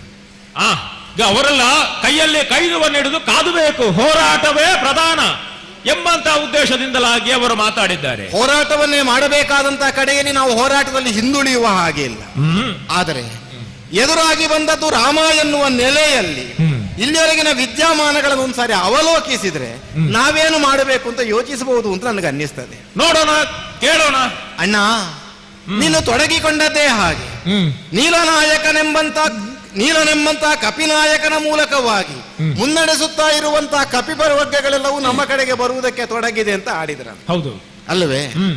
ಒಂದು ಆಲೋಚನೆ ಮಾಡಿ ನೋಡು. ಸದಾ ಚಾಂಚಲ್ಯ ಚಿತ್ತವನ್ನು ಹೊಂದಿಕೊಂಡಂತಹ ಕಪಿವರ್ಗಗಳೆಲ್ಲವೂ ಕೂಡ ಯಾವುದೋ ಒಂದು ಸೇನಾಧಿಪತ್ಯದ ಅಡಿಭಾಗದಲ್ಲಿ ಒಂದು ನಿರ್ದಿಷ್ಟವಾದಂತಹ ನಿಲುವಿನೊಳಗೆ ಬದ್ಧವಾಗಿದೆ. ಅದಕ್ಕೆ ನಾಯಕತ್ವವನ್ನು ಕೊಡುವುದಕ್ಕೆ ಒಬ್ಬನಲ್ಲ ಹಲವರು ಸಿದ್ಧರಾಗಿದ್ದಾರೆ ಎನ್ನುವ ವಿಚಾರ ಅಲ್ವಾ ನಾವು ಕೇಳಿದ್ದು. ಅಣ್ಣ, ನೀಲನಾಯಕ ಅಂತ ನಮಗೆ ಒಂದು ಹೆಸರು ಸಿಕ್ಕಿದ್ರೆ ಸರಿ 77 ಕೋಟಿ ಕಪಿನಾಯಕರಲ್ಲಿ ಒಳಗಾಗಿದ್ದಾರೆ ಅಂತ ಒಂದು ಮಾತು ನಾವು ಕೇಳಿದೆವು. 77 ಕೋಟಿ ಕಪಿನಾಯಕರು ಮಾತ್ರ ಕಪಿ ನಾಯಕರು ಅಲ್ಲ, ಹರಿದು ಹಂಚಿ ಹೋಗಿದ್ದಂತಹ ಕಪಿಗಳೆಲ್ಲವೂ ಕೂಡ ಆ ಎಲ್ಲ ನಾಯಕತ್ವದ ಅಡಿಯಲ್ಲಿ ಬಂದು ಸೇರಿದೆ ಎನ್ನುವ ವಿಚಾರ ನಿನಗೂ ಹೊಸತೇನೂ ಅಲ್ಲವ? ಅಲ್ಲಲ್ಲ, ಹೊಸತೇನೂ ಅಲ್ಲ. ಈಗ ಲಂಕೆಯಲ್ಲಿದ್ದಂತಹ ಮಂಗಗಳ ಕುರಿತಾಗಿ, ಕಿಷ್ಕಿಂಧೆಯಲ್ಲಿದ್ದ ಮಂಗಗಳ ಕುರಿತಾಗಿ ನಾನು ಅರಿಯದೇ ಇದ್ದವನೇನೂ ಅಲ್ಲ. ಅಲ್ಲ, ಹಾಗೆ ನಾವು ತೊಡಗಿದ್ರೆ ಅಣ್ಣ, ಈಗ ಕಿಷ್ಕಿಂಧೆ ನಮಗೆ ಅತ್ಯಂತ ಆಪ್ತವಾದಂತದ್ದಾಗಿತ್ತು ನಿನಗೆ, ನಿನ್ನ ಮೂಲಕವಾಗಿ ನಮಗೆಲ್ಲ ಲಂಕಾಪಟ್ಟ. ಸರಿ, ರಾಮನಿಂದಲಾಗಿ ವಾಲಿ ಹತನಾದ ಎನ್ನುವ ವಿಚಾರವನ್ನು ತಾನು ತಿಳಿದದ್ದೇ. ಯಾರಿಗೆ ಬದ್ಧನಾಗಿ ಆ ಕಪಿವರ್ಗಗಳೆಲ್ಲವೂ ಇತ್ತು ಅದು ಇದ್ದಕ್ಕಿಂತ ವ್ಯತಿರಿಕ್ತವಾಗಿ ತಿರುಗುವುದಕ್ಕೆ ತೊಡಗಿದೆ ಅಂದರೆ ನಿನ್ನ ನಾಯಕತ್ವದಲ್ಲಿ ಅದು ವಿಶ್ವಾಸವನ್ನು ಕಳ್ಕೊಳ್ಳಿದೆ ಅಂತ ಭಾವಿಸಬೇಕು. ಅದು ಅಲ್ಲ ಅಂತ ಆದ್ರೆ ನಮಗಿಂತ ಅಧಿಕವಾದ ನಾಯಕತ್ವದಲ್ಲಿ ಅದು ಗಮನಿಸಿದೆ ಅಂತ ಭಾವಿಸಬೇಡುವೆ.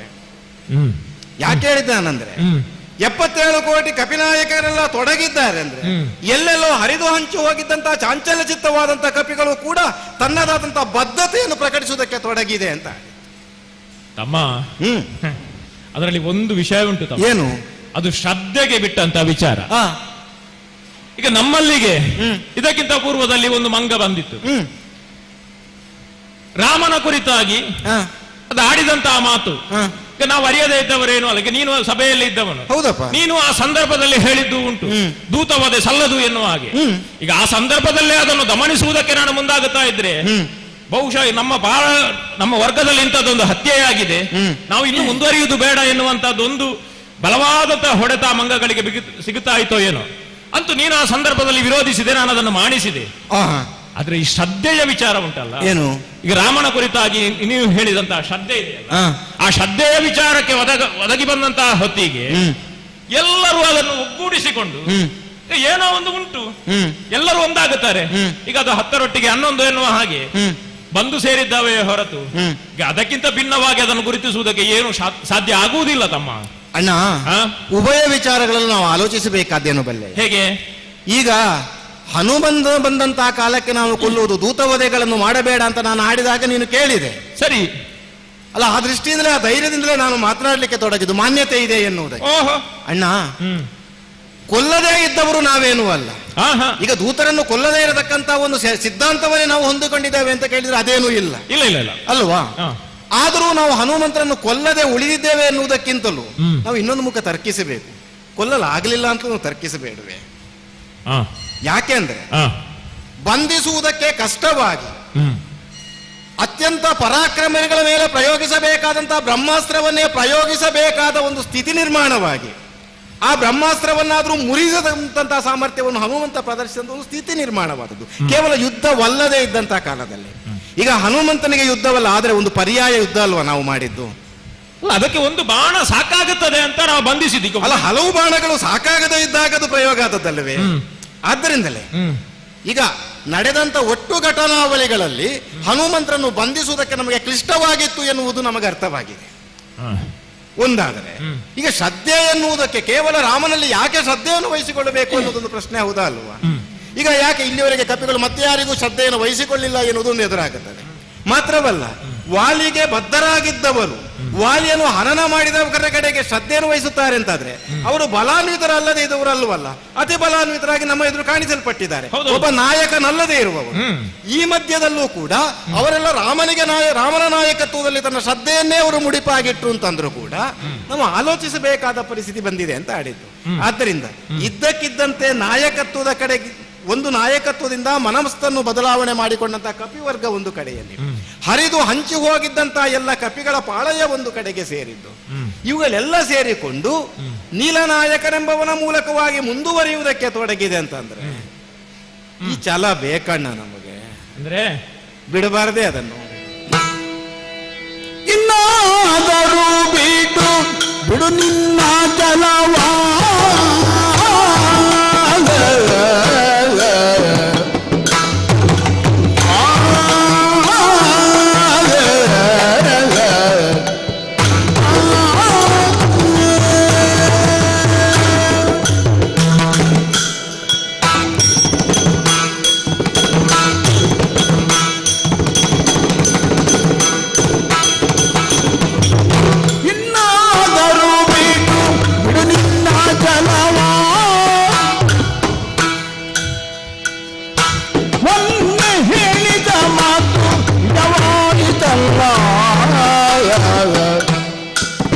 ಮೊನ್ನೆ ಹೇಳಿದ ಮಾತು ನಿಜವಾಯಿತಲ್ಲ.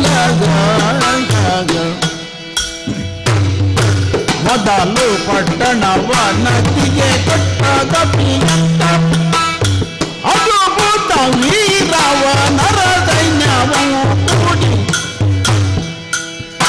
ಕೆದರಿ ಮಾಯವಂತೆ ಈತೆಗೆ ತಾಟು ಉದಕ್ಕೆ ಈ ವೇಳವಂತೆ ಎಚ್ಚರಿತು ಬಂಬುದಕ್ಕೆ ಸಮಯವು ಬಂದಿದೆ ಮುಂದಿನಂತೆ. ಇನ್ನಾದರೂ ಬೀಡು ಹುಡುಗಿನ ಜಲವ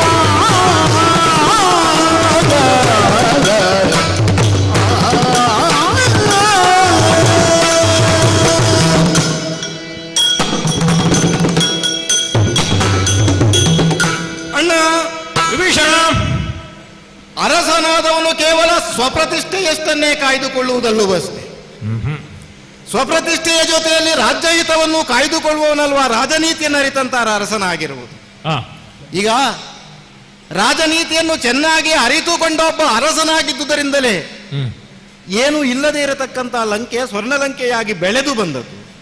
ಮಾತ್ರವಲ್ಲ, ಅನ್ಯಾನ್ಯ ಕ್ಷೇತ್ರಗಳಲ್ಲಿ ಹೊಂದಿಸಿಕೊಳ್ಳಬೇಕಾದಲ್ಲಿ ಹೊಂದಿಸಿಕೊಂಡು, ವಿರೋಧಿಸಬೇಕಾದಲ್ಲಿ ವಿರೋಧಿಸಿಕೊಂಡು ಈ ಉತ್ಕರ್ಷವನ್ನು ನೀನು ಸಾಧಿಸಲಿಕ್ಕೆ ಸಾಧ್ಯವಾದದ್ದು. ಛಲವನ್ನ ಅಂತುಕೊಂಡು ರಾಮನನ್ನಾದರೂ ನಾನು ಕೆಡಹುತ್ತೇನೆ ಅಂತ ನೀನು ಹೊರಟಲ್ಲಿ ಬೇರೆ ಬೇರೆ ಕಾರಣಗಳನ್ನು ಮುಂದಿಡಬಹುದು. ಆದರೆ ಅದಕ್ಕಿಂತಲೂ ವಿಶೇಷವಾದಂತಹ ಅನೇಕ ಘಟನಾವಳಿಗಳು ನಮ್ಮ ಬದುಕಿನಲ್ಲಿ ಎದುರಾದದ್ದು ಇದೆ. ಹೇಗೆ? ಈಗ ಛಲವನ್ನೇ ಹೊಂದಿಕೊಂಡು ನೀನು ರಾಮನನ್ನು ವಿರೋಧಿಸುವುದಕ್ಕೆ ತೊಡಗಿದರೆ ಪರಿಣಾಮವೇನಾಗುತ್ತದೆ ಎನ್ನುವುದಕ್ಕೆ ಒಂದು ಪರಿಣಾಮ ಈಗ ನಾವು ಆಲೋಚನೆ ಮಾಡಿದ್ದು. ಈಗ ಹನುಮಂತ ಬಂದಂತಹ ಪ್ರಕರಣವು ನಾವು ಗಮನಿಸಿದರೆ ನಾವು ನಮಗಾದಂತಹ ಸಂತೋಷದಲ್ಲಿ ನಮಗೆ ಲೋಕಮುಖಕ್ಕೆ ತಿಳಿಯಬೇಕಾದಂತಹ ನೆಲೆಯಲ್ಲಿ ನಾವು ಆಡಬಹುದು, ಕಳೆದದ್ದನ್ನೆಲ್ಲ ಕೂಡಿಸಿದ್ದೇವೆ ಅಂತ. ಸಮಸ್ತ ಲಂಕೆಯನ್ನು ಸುಡುವುದಕ್ಕೆ ಹನುಮಂತ ಕಾರಣನಾದದ್ದು ಹೌದಷ್ಟೇ. ಆ ಹನುಮಂತ ಲಂಕೆಯನ್ನು ಸುಡುವಲ್ಲಿ ತಡೆಯುವುದಕ್ಕೆ ನಮಗಾಗಲಿಲ್ಲ ಎನ್ನುವುದು ಒಂದು ಸ್ಪಷ್ಟವಾದಂಥದ್ದು ಅಲ್ಲವೇ? ಆ ಸನ್ನಿವೇಶವನ್ನೇ ಆಲೋಚನೆ ಮಾಡಿದ್ರೆ ನಾನು ಆಗ ಆಡಿದ ಮಾತು, ಅನೇಕ ನಾಯಕರನ್ನೊಳಗೊಂಡು ಆ ನಾಯಕರ ಜೊತೆಯಲ್ಲಿ ಹಲವು ಕಪಿವೀರರುಗಳು ಸೇರಿಕೊಂಡು ಈ ಕಡೆಗೆ ಬರುವುದಕ್ಕೆ ರಾಮ ಸಿದ್ಧನಾದದ್ದು. ಈಗ ಈ ಕಡೆಗೆ ಬರುವುದಕ್ಕೆ ಎಂದು ಸೀತೆಯನ್ನು ನೀನು ಅಪಹರಿಸಿಕೊಂಡು ಬಂದಿಯೋ ಅಲ್ಲಿಂದ ರಾಮನ ಪರ್ಯಟನೆ ನಿಲ್ಲಿಲ್ಲ ಎನ್ನುವ ವಾರ್ತೆ ನಮಗೂ ಬಂದಿದಲ್ಲ. ಒಂದು ಸಾರಿ ಅವನು ಸುಮ್ಮನಾಗಲಿಲ್ಲ, ತನ್ನ ಹೊಣೆಯನ್ನು ಹೊತ್ತುಕೊಂಡೇ ತನಗೆ ಶರಣಾಗತರಾದವರನ್ನು ರಕ್ಷಿಸಿಕೊಳ್ಳುತ್ತಲೇ ಸಾಗುತ್ತಾ ಬಂದದ್ದು. ಸ್ಪಷ್ಟವಾದ ನಿರ್ದೇಶನ, ಸ್ಪಷ್ಟವಾದಂತ ದಿನಗಣನೆಯಲ್ಲಿ ಅವನು ಸಾಗುತ್ತಾ ಬಂದದ್ದು.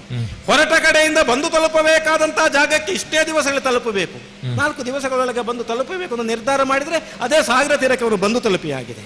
ಮಾತ್ರವಲ್ಲ, ತನ್ನದಾದಂತಹ ಪಕ್ಷದಲ್ಲಿರುವಂತಹ ನಾಯಕರನ್ನು ಮುಂಚೂಣಿಯಲ್ಲಿ ನಿಲ್ಲಿಸಿಕೊಂಡು ಸ್ಪಷ್ಟ ಆಜ್ಞೆಯನ್ನು ಮಾಡಿದ್ದಾನಂತೆ. ನೀನು ಕೇಳಿದ್ಯೋ ಏನು? ಸಾಗುವಂತಹ ದಾರಿಯಲ್ಲಿ ಫಲಮೂಲಾದಿಗಳೆಲ್ಲ ಸಿಕ್ಕುವಂತೆ ಇರಲ್ಲಿ ಸಾಗಬೇಕು. ತನ್ನ ಭರ್ತ್ಯರಾದರೂ ಕೂಡ ಉಣ್ಣುವುದಕ್ಕಿಲ್ಲದೆ ಇರುವಂತೆ ಸಾಗಬಾರದು ಎನ್ನುವ ಎಚ್ಚರಿಕೆ ರಾಮನಿಗೆ. ಈಗ ಒದಗಿಸಿಕೊಡುವುದಕ್ಕೆ ರಾಮನಿಗೆ ಬೇರೆ ದಾರಿ ಉಂಟೋ ಎನ್ನುವಂತ ನಾವು ಚರ್ಚೆ ಮಾಡಬಹುದು.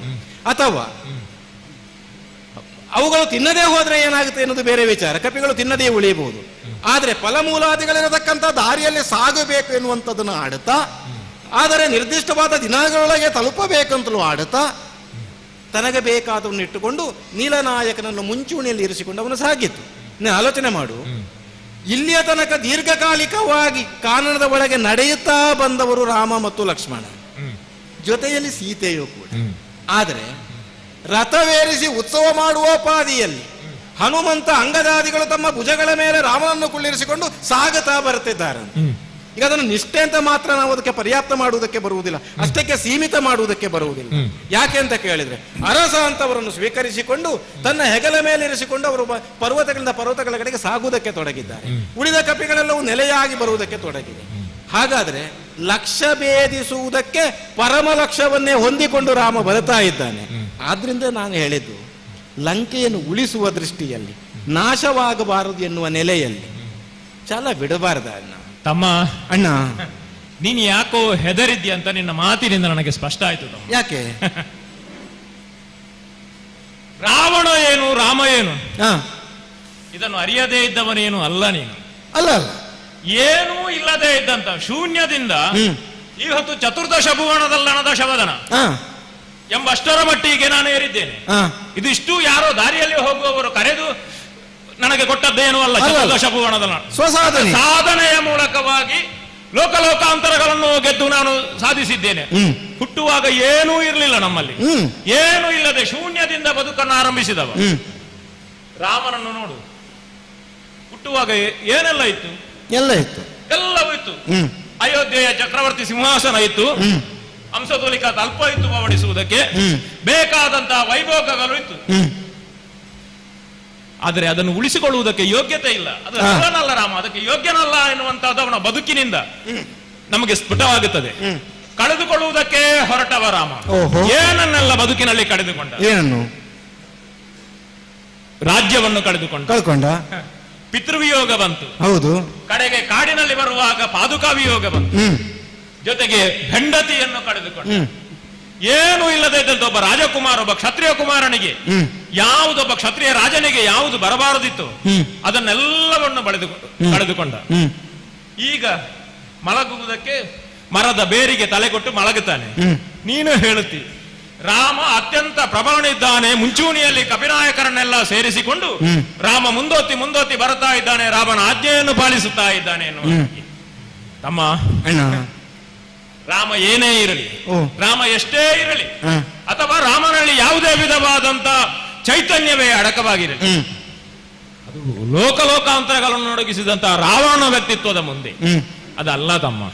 ಅದು ಸಾಧುವಾದುದಲ್ಲ, ಸಾಧಿಸುವುದಕ್ಕೆ ಸಾಧ್ಯವಾದುದು ಅಲ್ಲ. ರಾಮನನ್ನು ಬೇಕಾದ ಹಾಗೆ ನೀವೆಲ್ಲ ಉದ್ಘಾಟಿಸಿಕೊಳ್ಳಬಹುದು. ಈಗ ಕಪಿ ವಾನರರು ಉಳಿದವರೆಲ್ಲರು ಹಾಗಂತ ನೀವು ಉದ್ಘಾಟಿಸಿದ್ದೀರಿ ಎನ್ನುವ ಕಾರಣಕ್ಕೆ ಬೇಕಾಗಿ ನಾನು ಅದನ್ನು ಒಪ್ಪಿಕೊಂಡು ಅದನ್ನು ಉದ್ಘಾಟಿಸಿಕೊಳ್ಳಬೇಕೆನ್ನುವಂತ ಯಾವ ನಿರ್ಣಯವೂ ನನಗಿಲ್ಲ. ನಿಮಗೆ ನಿಮ್ಮ ಬದುಕನ್ನು ಕಟ್ಟಿಕೊಳ್ಳುವಂತಹ ಒಂದು ವಾತಾವರಣವನ್ನು ನಾನು ಲಂಕೆಯಲ್ಲಿ ತೋರಿಸಿಕೊಟ್ಟಿದ್ದೇನೆ, ಹೌದಲ್ಲ? ಈಗ ನೀನು ನಮ್ಮ ಲಂಕೆಗೆ ವಿರುದ್ಧವಾಗಿ, ಅಂದ್ರೆ ಇಲ್ಲಿದ್ದಂತ ನಮ್ಮ ದಾನವರಿಗೆ ವಿರುದ್ಧವಾದಂತಹ ಒಂದು ರೀತಿಯಲ್ಲಿ ನೀನು ನಿನ್ನದಾದಂತಹ ಜೀವನವನ್ನು ಸಾಗಿಸುತ್ತಾ ಇದ್ದಿ. ಆದ್ರೆ ಅದಕ್ಕೆ ಯಾವ ಕಾರಣಕ್ಕೂ ನಾನು ಅಡ್ಡಿಯನ್ನು ಆಕ್ಷೇಪವನ್ನು ವ್ಯಕ್ತಪಡಿಸಿದ್ದೇನೆ. ನೈಷ್ಠಿಕ ವಿಚಾರದಲ್ಲಿ ನೀನು ಎಲ್ಲರಿಗೂ ಅವಕಾಶ ಕಲ್ಪಿಸಿದ್ದಿ, ಹೌದಲ್ಲ? 3 ಮಂದಿಗಳು ನಾವು ತಪಸ್ಸಿಗೆ ಒಟ್ಟಿಗೆ ಹೋದವರು, ತಪಸ್ಸನ್ನು ಆಚರಿಸುವುದಕ್ಕೆ ಬೇಕಾಗಿ ಬೇಕಾದಂತಹ ವರವನ್ನು ನಾವೆಲ್ಲರೂ ಪಡೆದವರು ಇದ್ದೇವೆ. ನೀನೇನು ಮಾಡಿದೆ? ನೀನು ವರವನ್ನು ಬೇಡಿದೆ, ಚಿರಂಜೀವಿತ್ವವನ್ನು ಬೇಡಿದೆ, ಯಾವ ಶಿಕ್ಷಣವೂ ಇಲ್ಲದೆ ನನಗೊಂದು ಬ್ರಹ್ಮಾಸ್ತ್ರದ ಪ್ರಯೋಗ ಆಗಬೇಕು ಎನ್ನುವಂತ ವರವನ್ನು ನೀನು ಕೇಳಿದೆ. ಭಗವದ್ ಅನುಗ್ರಹ ಸದಾ ಇರಬೇಕು ಅಂತ ಕೇಳಿದಾಗ ಇದೆಲ್ಲ ಪೂರಕವಾಗಿ ನನಗೆ ಒದಗಿ ಬಂತು. ಹೌದು ತಾನೆ? ತಮ್ಮ ಯಾಕೆ ನೀನು ಹಾಗೆ ಕೇಳಿದೆ ಅಂತ ನಾನು ಆಕ್ಷೇಪ ಮಾಡಿದ್ದೂ ಇಲ್ಲ. ಇಲ್ಲ, ನನಗೆ ಸಹಕಾರಿಯಾಗಿ ನೀನು ನಿಲ್ಲಬೇಕಿತ್ತು, ನನ್ನ ಜೊತೆಯಾಗಿ ನಿಲ್ಲಬೇಕಿತ್ತು. ಈ ಸುವರ್ಣ ಲಂಕೆಯನ್ನು ಕಟ್ಟಿ ಬೆಳೆಸುವಲ್ಲಿ ನಿನ್ನ ಸಹಕಾರ ಬೇಕಿತ್ತು ಅಂತ ನಾನು ಯಾವ ಕಾರಣಕ್ಕೂ ಆಕ್ಷೇಪ ಮಾಡಿದ್ದಿಲ್ಲ. ಉಳಿದವರ ಮನೆಯಲ್ಲಿ ತುಳಸಿ ಕಟ್ಟೆ ಇಲ್ಲದಿದ್ರು ನಿನ್ನ ಮನೆಯಲ್ಲಿ ಉಂಟು, ನಾನು ಅದನ್ನು ಆಕ್ಷೇಪ ಮಾಡಲಿಲ್ಲ, ಅದನ್ನು ತೆಗೆಯಬೇಕು ಅಂತ ಹೇಳಿಲ್ಲ. ಯಾಕೆಂದ್ರೆ ಅದು ಅವರವರ ಶ್ರದ್ಧೆ. ನಿಮ್ಮ ಶ್ರದ್ಧೆಯ ಮೇಲೆ ನನ್ನ ಸವಾರಿ ಇಲ್ಲ ತಮ್ಮ. ಹಾಗಂತ ಈ ಹೊತ್ತು ಸೀತೆಯನ್ನು ನಾನು ಕರೆತಂದೆ ಎನ್ನುವ ಕಾರಣಕ್ಕೆ ಬೇಕಾಗಿ ನೀವೆಲ್ಲ ಆಕ್ಷೇಪದ ಮಾತುಗಳನ್ನು ಆಡುವುದಕ್ಕೆ ಹೊರಟಿದ್ದೀರಿ, ಹೌದು ಅಂತ. ತಮ್ಮ, ಒಬ್ಬರನ್ನಲ್ಲ ನಾನು ಕರೆತಂದದ್ದು, ಬಹಳಷ್ಟು ಮಂದಿ ಹೆಣ್ಣು ಮಕ್ಕಳನ್ನು ನಾನು ಕರೆತಂದಿದ್ದೇನೆ. ಹಲವರ ರೋದನ ನಮ್ಮ ಅಂತಃಪುರದ ಒಳಗೆ ಇದೆ.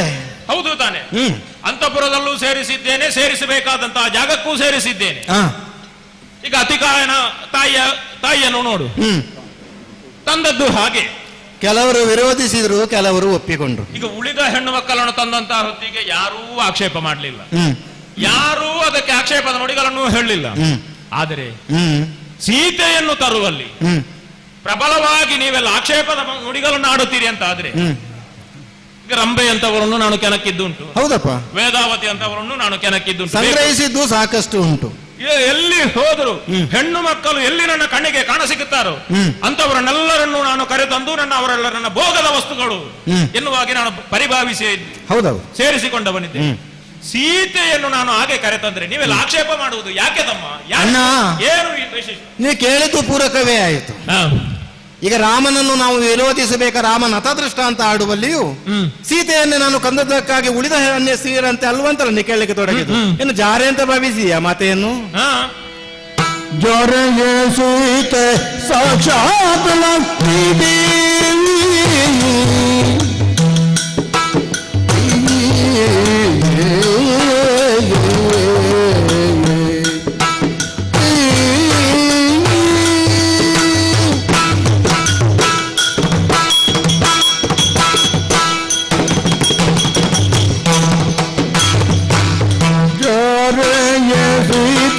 ಸಾಕ್ಷಾತ್ ಲಕ್ಷ್ಮೀ ದೇವಿ, ನಾರಾಯಣನು ರಾಮಚಂದ್ರನು ಕೇಶವ, ಸಾರಿ ಲಕ್ಷ್ಮಣನು ಬಂದು ದೇವತೆಯರ ದೂರಿಗೋಸ್ಕರದೊಳಿಂದು, ದೇವತೆಯರ ದೂರಿಗೋಸ್ಕರದೊಳಿಂದು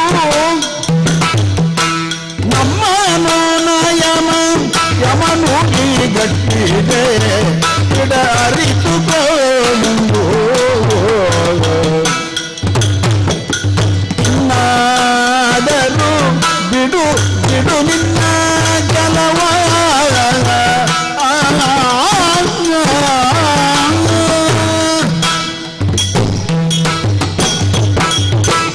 ಅಣ್ಣ ತಮ್ಮ, ಶೂನ್ಯವಾಗಿದ್ದಂತ ಲಂಕೆ ವಿಸ್ತೃತವಾದ ಸ್ವರ್ಣಲಂಕೆಯನ್ನು ಕಟ್ಟುವಲ್ಲಿ ನನ್ನ ಕೊಡುಗೆ ಏನು ಅಂತ ನೀನು ಆಡಿದರೆ ಅದನ್ನ ಅಲ್ಲಗಳೆಯುವುದಕ್ಕೆ ಇಲ್ಲ.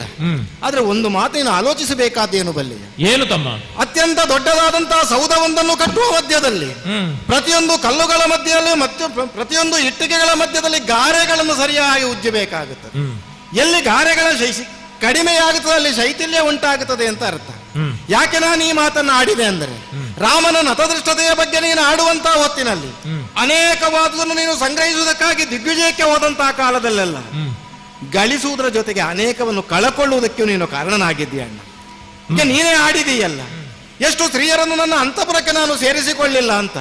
ಸ್ತ್ರೀಯರನ್ನು ಅಂತಃಪುರಕ್ಕೆ ಸೇರಿಸಿಕೊಳ್ಳುವ ಕಾಲಕ್ಕಿದ್ದಂತಹ ಅನೇಕರ ರೋದನ, ಅನೇಕರ ಶಾಪ, ಸರ್ವನಾಶವಾಗುವಂತಹ ಅನೇಕ ಶಾಪಗಳನ್ನೆಲ್ಲ ನಿನ್ನ ಅಸ್ತ್ರದಲ್ಲಿ, ನಿನ್ನ ಬತ್ತಳಿಕೆಯಲ್ಲಿ ತುಂಬಿಸಿಕೊಂಡು ನೀನು ಈ ಕಡೆಗೆ ಬಂದದ್ದು ಎನ್ನುವಂತ ಅರಿವು ನಮಗೂ ಇದೆ. ವರ ಬಂತು ಎನ್ನುವ ಕಾರಣಕ್ಕೆ ಬೇಕಾಗಿ ಬದುಕಿನಲ್ಲಿ ಪ್ರಾಬಲ್ಯವನ್ನು ಹೊಂದದೆ ಶಾಪ ಬಂದವಾಗಲೂ ಅದನ್ನು ಸ್ವೀಕರಿಸಬೇಕು. ವರವನ್ನು ಶಾಪವನ್ನು ಎರಡನ್ನೂ ನಾವು ಸಮಾನವಾಗಿ ಸ್ವೀಕರಿಸಿದ್ದೇನೆ. ಮಾನಾಪಮಾನ ಸಮಾನ ನಮಗೆ ಅಲ್ಲ, ಸಮಾನವಾಗಿ ನೀನು ಸ್ವೀಕರಿಸಿದ್ದಿ. ನಿನ್ನ ಚಿತ್ತ ಸಮಾನ ಅಷ್ಟು ಸ್ವಾಸ್ಥ್ಯವಾಗಿತ್ತು ಎನ್ನುವುದನ್ನು ನಾನು ಒಪ್ಪಿಕೊಳ್ಳಬಹುದು. ಆದರೆ ಭವಿಷ್ಯದ ಪರಿಣಾಮದ ಮೇಲೆ ಅದು ಪ್ರಭಾವ ಬೀರುತ್ತದೆ ಎನ್ನುವುದನ್ನು ಅಲ್ಲಗಳೆಯುವುದಕ್ಕೆ ಬರುವುದಿಲ್ಲ ಎನ್ನುವ ಆಧಾರದಲ್ಲಿಯೇ ನತದೃಷ್ಟ ಅಂತ ಆಡಲ್ಪಟ್ಟಂತಹ ರಾಮ ಏನನ್ನೆಲ್ಲ ಕಳುಕೊಂಡನು ಅದಕ್ಕಿಂತ ಅಧಿಕವಾದದನ್ನು ಉಳಿಸಿಕೊಂಡಿದ್ದಾನೆ. ಯಾಕೆಂದ್ರೆ ಈಗ ನೀನು ಸೀತೆಯನ್ನೇ ಪ್ರಶ್ನಿಸಿದೆ ಆದ್ರೆ ನಾನು ರಾಮನಿಂದಲೇ ತೊಡಗಿಕೊಳ್ಳುತ್ತೇನೆ. ಯಾವ ಕಾಲಕ್ಕೆ ಅವನು ದಂಡಕಾರಣ್ಯದ ಕಡೆಗೆ ಬಂದನು ಅಲ್ಲ, ಅವನು ಅಯೋಧ್ಯೆಯನ್ನು ಉದ್ಧರಿಸಿ ಬರುವುದಕ್ಕೆ ತೊಡಗಿದನು. ಅಲ್ಲಿಂದ ತೊಡಗಿದ್ದಲ್ಲ ಅವನನ್ನು ಮುನಿವರ್ಗಳೆಲ್ಲ ಸೇರಿಕೊಂಡು ಅವನಲ್ಲಿ ಮಾತನಾಡುವುದಕ್ಕೆ. ಪ್ರತಿಯೊಬ್ಬರು ಕೂಡ ಅವನ ಹಿರಿಮೆ ಏನು ಎನ್ನುವುದನ್ನು ಆಡುತ್ತಾ ಬಂದಿದ್ದಾರೆ. ಒಂದೇ ಉದಾಹರಣೆ, ಹೆಚ್ಚು ಆಡುವುದಕ್ಕೆ ಬರುವುದಿಲ್ಲ. ದಂಡಕಾರಣ್ಯದ ದಾರಿಯಲ್ಲಿ ಸಾಗುತ್ತಾ ಬರಬೇಕಾದ್ರೆ ಶರಭಂಗನೆಂಬಂತಹ ಮುನಿ ಸಿಕ್ಕಿದರಂತೆ. ಸಿಕ್ಕಿದಂತಹ ಮುನಿಗಳು ಆಡಿದ್ದು ನೇರವಾಗಿ ಸ್ವರ್ಗಕ್ಕೆ ಹೋಗುವಂತ ಅವಕಾಶ ದೇವೇಂದ್ರನಿಂದಲೇ ಲಭ್ಯವಾಗಿದ್ರೂ ಕೂಡ ಆ ರಥವನ್ನು ಜಾಡಿಸಿ ಒದ್ದು ಇಲ್ಲ ಶ್ರೀರಾಮನನ್ನೇ ಕಾಣಬೇಕು ಅಂತ ಆಡಿದನಂತೆ. ಹೌದಂತೆ. ಮಾತ್ರವಲ್ಲ, ಶ್ರೀರಾಮನನ್ನು ಕಂಡ ಬಳಿಕ ನನಗಿನ್ನು ಸ್ವರ್ಗ ಬೇಕಾಗಿಲ್ಲ, ಅದಕ್ಕಿಂತ ಅಧಿಕವಾದದ್ದು ಲಭ್ಯವಾಯಿತು ಅಂತ ಆಡಿದನಂತೆ. ಶಬರಿಯ ಪ್ರಕರಣ ಇರಬಹುದು, ದಂಡಕನ ಪ್ರಕರಣ ಇರಬಹುದು, ಹಲವರ ಪ್ರಕರಣವನ್ನು ನಾವು ಗಮನಿಸಿದ್ದಾದ್ರೆ ಎಲ್ಲರನ್ನೂ ಒಬ್ಬರಿಂದ ಒಬ್ಬರನ್ನ ಕೊಲ್ಲುತ್ತಾ ವಿರಾಧನೆ ಮುಂತಾದವನ್ನು ಗಮನಿಸಿದ್ರೆ ಅಲ್ಲವೇ, ಇವರನ್ನೆಲ್ಲ ನಾವು ಗಮನಿಸಿದ್ದಾದ್ರೆ ಅಸಾಧ್ಯವಾದದನ್ನೆಲ್ಲ ಸಾಧಿಸುವುದಕ್ಕೆ ಸಾಧ್ಯವಾದಂತಹ ರಾಮ ನಮ್ಮ ಮುಂದೆ ಕಾಣಿಸಿಕೊಂಡದ್ದು. ತನ್ನದಾದಂತಹ ಅತುಲ ಪರಾಕ್ರಮ ಬೇಡಣ್ಣ. ಶೂರ್ಪಣಖ ಪ್ರಕರಣವನ್ನೇ ನೀನು ಎತ್ತಿಕೊಂಡಾಗ ಜನಸ್ಥಾನದಲ್ಲಿದ್ದಂತಹ ಕರದೂಷಣ ತ್ರಿಶಿರಾದಿಗಳು 14,000 ರಾಕ್ಷಸರು ಚಂದ ಆಡಿದ್ದೇನು ಗೊತ್ತುಂಟ ಜನ. ಅದು ಉತ್ಪ್ರೇಕ್ಷೆ ಅಂತ ಇಟ್ಟುಕೊಳ್ಳೋಣ, ಕೇಳಲಿಕ್ಕೆ ರಮ್ಯವಾಗಿಯೇ ಇದೆ. ನಾನು ಬತ್ತಳಿಕೆಯಿಂದ ಪ್ರಾಣ ಪ್ರಯೋಗಿಸೋದಕ್ಕೆ ತೊಡಗಿದಲ್ಲಿಂದ ನಿಲ್ಲಿಸಿದ ಬಳಿಕ ತನ್ನ ಹಣೆಯಲ್ಲಿ ಬೆವರುಂಟ ಅಂತ ನೋಡಿದ ಅಂತ ಉತ್ಪ್ರೇಕ್ಷೆ ಇರಬಹುದು. ಒಮ್ಮೆ ಬಿಲ್ಲು ತುಂಡಾಗಿದೆ ಅಂತಲೂ ಕೇಳಿದ್ದೇನೆ ನಾನು. ಇರಬಹುದಣ್ಣ. ಈಗ ಯುದ್ಧದಲ್ಲೊಂದೇನೋ ಆಗುವುದಿಲ್ಲ ಅಂತ ಒಂದು ಬಿಲ್ಲು ತುಂಡಾಗುವಲ್ಲಿ ನಮ್ಮವರು ಹಲವರು ಸತ್ತಿದ್ದಾರೆ ಎನ್ನುವುದನ್ನು ಅಲ್ಲಗಲಿಕ್ಕೆ ಬರ್ತದ ಸರಿ ಅಲ್ವಾ? ಹಾಗಾದ್ರೆ ಹಲವರು ಸಾಯುವುದಕ್ಕೆ ಕಾರಣೀಭೂತನ ಹಲವರನ್ನು ಕೊಲ್ಲುವುದಕ್ಕೆ, ಈಗ ನಿನ್ನ ಪರಾಕ್ರಮದೊಂದಿಗೆ ಹೋಲಿಸಿದ್ರೆ ಕರದೂಷಣ ತ್ರಿಶಿರಾದಿಗಳ ಪರಾಕ್ರಮವೇನು ಕಡಿಮೆ ಅಲ್ಲವಷ್ಟೇ. ಅತುಲವಾದ ಪರಾಕ್ರಮವನ್ನು ಹೊಂದಿಕೊಂಡ ಅವರಾಗಲಿ, ಒಂದು ದೃಷ್ಟಿಯಲ್ಲಿ ಶೂರ್ಪನಖಿಯು ಪರಾಕ್ರಮ ವಿಹೀನ ಏನು ಅಲ್ಲವಷ್ಟೇ. ಅವರೆಲ್ಲರನ್ನು ಮರ್ದಿಸಬಹುದಾದ ಸಾಮರ್ಥ್ಯ ರಾಮನಲ್ಲಾದ್ರೆ ಏನು ಆಕ್ಷೇಪಿಸಿಲ್ಲ. ಏನು ಹೆಣ್ಣು ಮಕ್ಕಳನ್ನು ತಂದ ಹಾಗೆ ಅನೇಕ ಹೆಣ್ಣು ಮಕ್ಕಳನ್ನು ತಂದಿದ್ದೇನೆ ಅಂತ, ಅನೇಕ ಹೆಣ್ಣು ಮಕ್ಕಳನ್ನು ಸ್ಪರ್ಶಿಸುವಾಗಲೇ ನಿನ್ನೊಳಗೆ ತುಂಬಿಕೊಂಡದ್ದು ಶಾಪಗಳು ಬಿಡೋಣ. ಆದರೆ ಸೀತೆಯನ್ನು ತರುವಲ್ಲಿ ಆದರೂ ಕೂಡ ಸೀತೆಯನ್ನು ಸಾಮಾನ್ಯ ಹೆಣ್ಣು ಅಂತ ಭಾವಿಸ್ತೀಯ? ನಮಗೆ ತಿಳಿದ ವಿಚಾರ, ನಿನಗೆ ಅರಿವಿಲ್ಲದ್ದು ಅಂತ ನಾನು ಭಾವಿಸುವುದಿಲ್ಲ. ಮರೆ ಮಾಡಿರಬಹುದು ಅಣ್ಣ. ದೇವತೆಗಳ ದೇವರುಗಳ ಅಪೇಕ್ಷೆಯಂತೆ ಭೂಲೋಕದಲ್ಲಿ ನಾನು ಅವತಾರಿಯಾಗಿ ಇಳಿದು ಬರುತ್ತೇನೆ ಅಂತ ಆಡಿಕೊಂಡಂತ ಶ್ರೀಮನ್ನಾರಾಯಣನ ಅವತಾರ ಸ್ವರೂಪಿಯಾಗಿ ಶ್ರೀರಾಮ ಇಳಿದು ಬಂದಿದ್ದಾನೆ. ಅವನ ಸಹಜಾತೆಯಾದಂಥ ಲಕ್ಷ್ಮೀದೇವಿಯ ಭೂಮಿಗಿಳಿದು ಬಂದವಳು. ಆದ್ದರಿಂದಲೇ ಅವಳು ಅಯೋನಿಜೆಯಾಗಿ ಭೂಗರ್ಭದ ಒಳಗೆ ದೊರಕಲ್ಪಟ್ಟವಳು. ಎಲ್ಲಿಂದ ಹುಟ್ಟಿದ್ಲು, ಹೇಗೆ ಹುಟ್ಟಿದ್ಲು ಅಂತ ಯಾರೂ ಕೇಳಲಿಲ್ಲ. ಆದ್ದರಿಂದಲೇ ಸುಖವಾದಂತಹ ಅರಮನೆಯೊಳಗೆ ವಾಸ ಮಾಡಬಹುದಾದಂತಹ ಮಾನವಿಕ ಸ್ವಭಾವಕ್ಕಿಂತ ವ್ಯತಿರಿಕ್ತವಾಗಿ ಪತಿಪರಾಯಣಲಾಗಿಯೇ ರಾಮನ ಜೊತೆಯಲ್ಲಿ ನಾನು ಕಾಡಿಗೆ ಬರುವುದರಲ್ಲಿ ನನಗೆ ಹೊಣೆಗಾರಿಕೆ ಇದೆ ಎನ್ನುವುದನ್ನು ಭಾವಿಸಿಕೊಂಡಂತಹ ಸೀತೆ ಕಾಡಿಗೆ ಬಂದಳು. ಆದ್ದರಿಂದಲೇ ಕಳಕೊಂಡದ್ದು ಅಲ್ಲ, ಕೂಡಿಸುವುದಕ್ಕೆ ಮುಂದಾದದ್ದು ಅಂತ ನಾವು ಆಲೋಚನೆ ಮಾಡಿದ್ರೆ ಅಣ್ಣ, ರಾಮನನ್ನು ಕೆಣಕಿದ್ದಾದರೆ ರಾಮ ಗಳಿಸುತ್ತಾನೆ, ನಾವು ಕಳ್ಕೊಳ್ತೇವೆ. ಚಾಲ ಬೇಡ ಆಗದ. ಏನೋ ತಮ್ಮ, ಏನೋ ಏನಂದೆ ತಮ್ಮ, ಏನಂದೆ ತಮ್ಮ, ಕನವರುಗಳ ಶಕ್ತಿಯ ನೀರರಿಯದೆ ಏನಂದೆ ತನುಜರ ದೈನಲಂತಾದುಕ್ಕವೆಲಗೆ ಅನುದಗೆ ಸರಿಯಾರು ತುಂಬ ಕಣ್ಣನಿಗೆ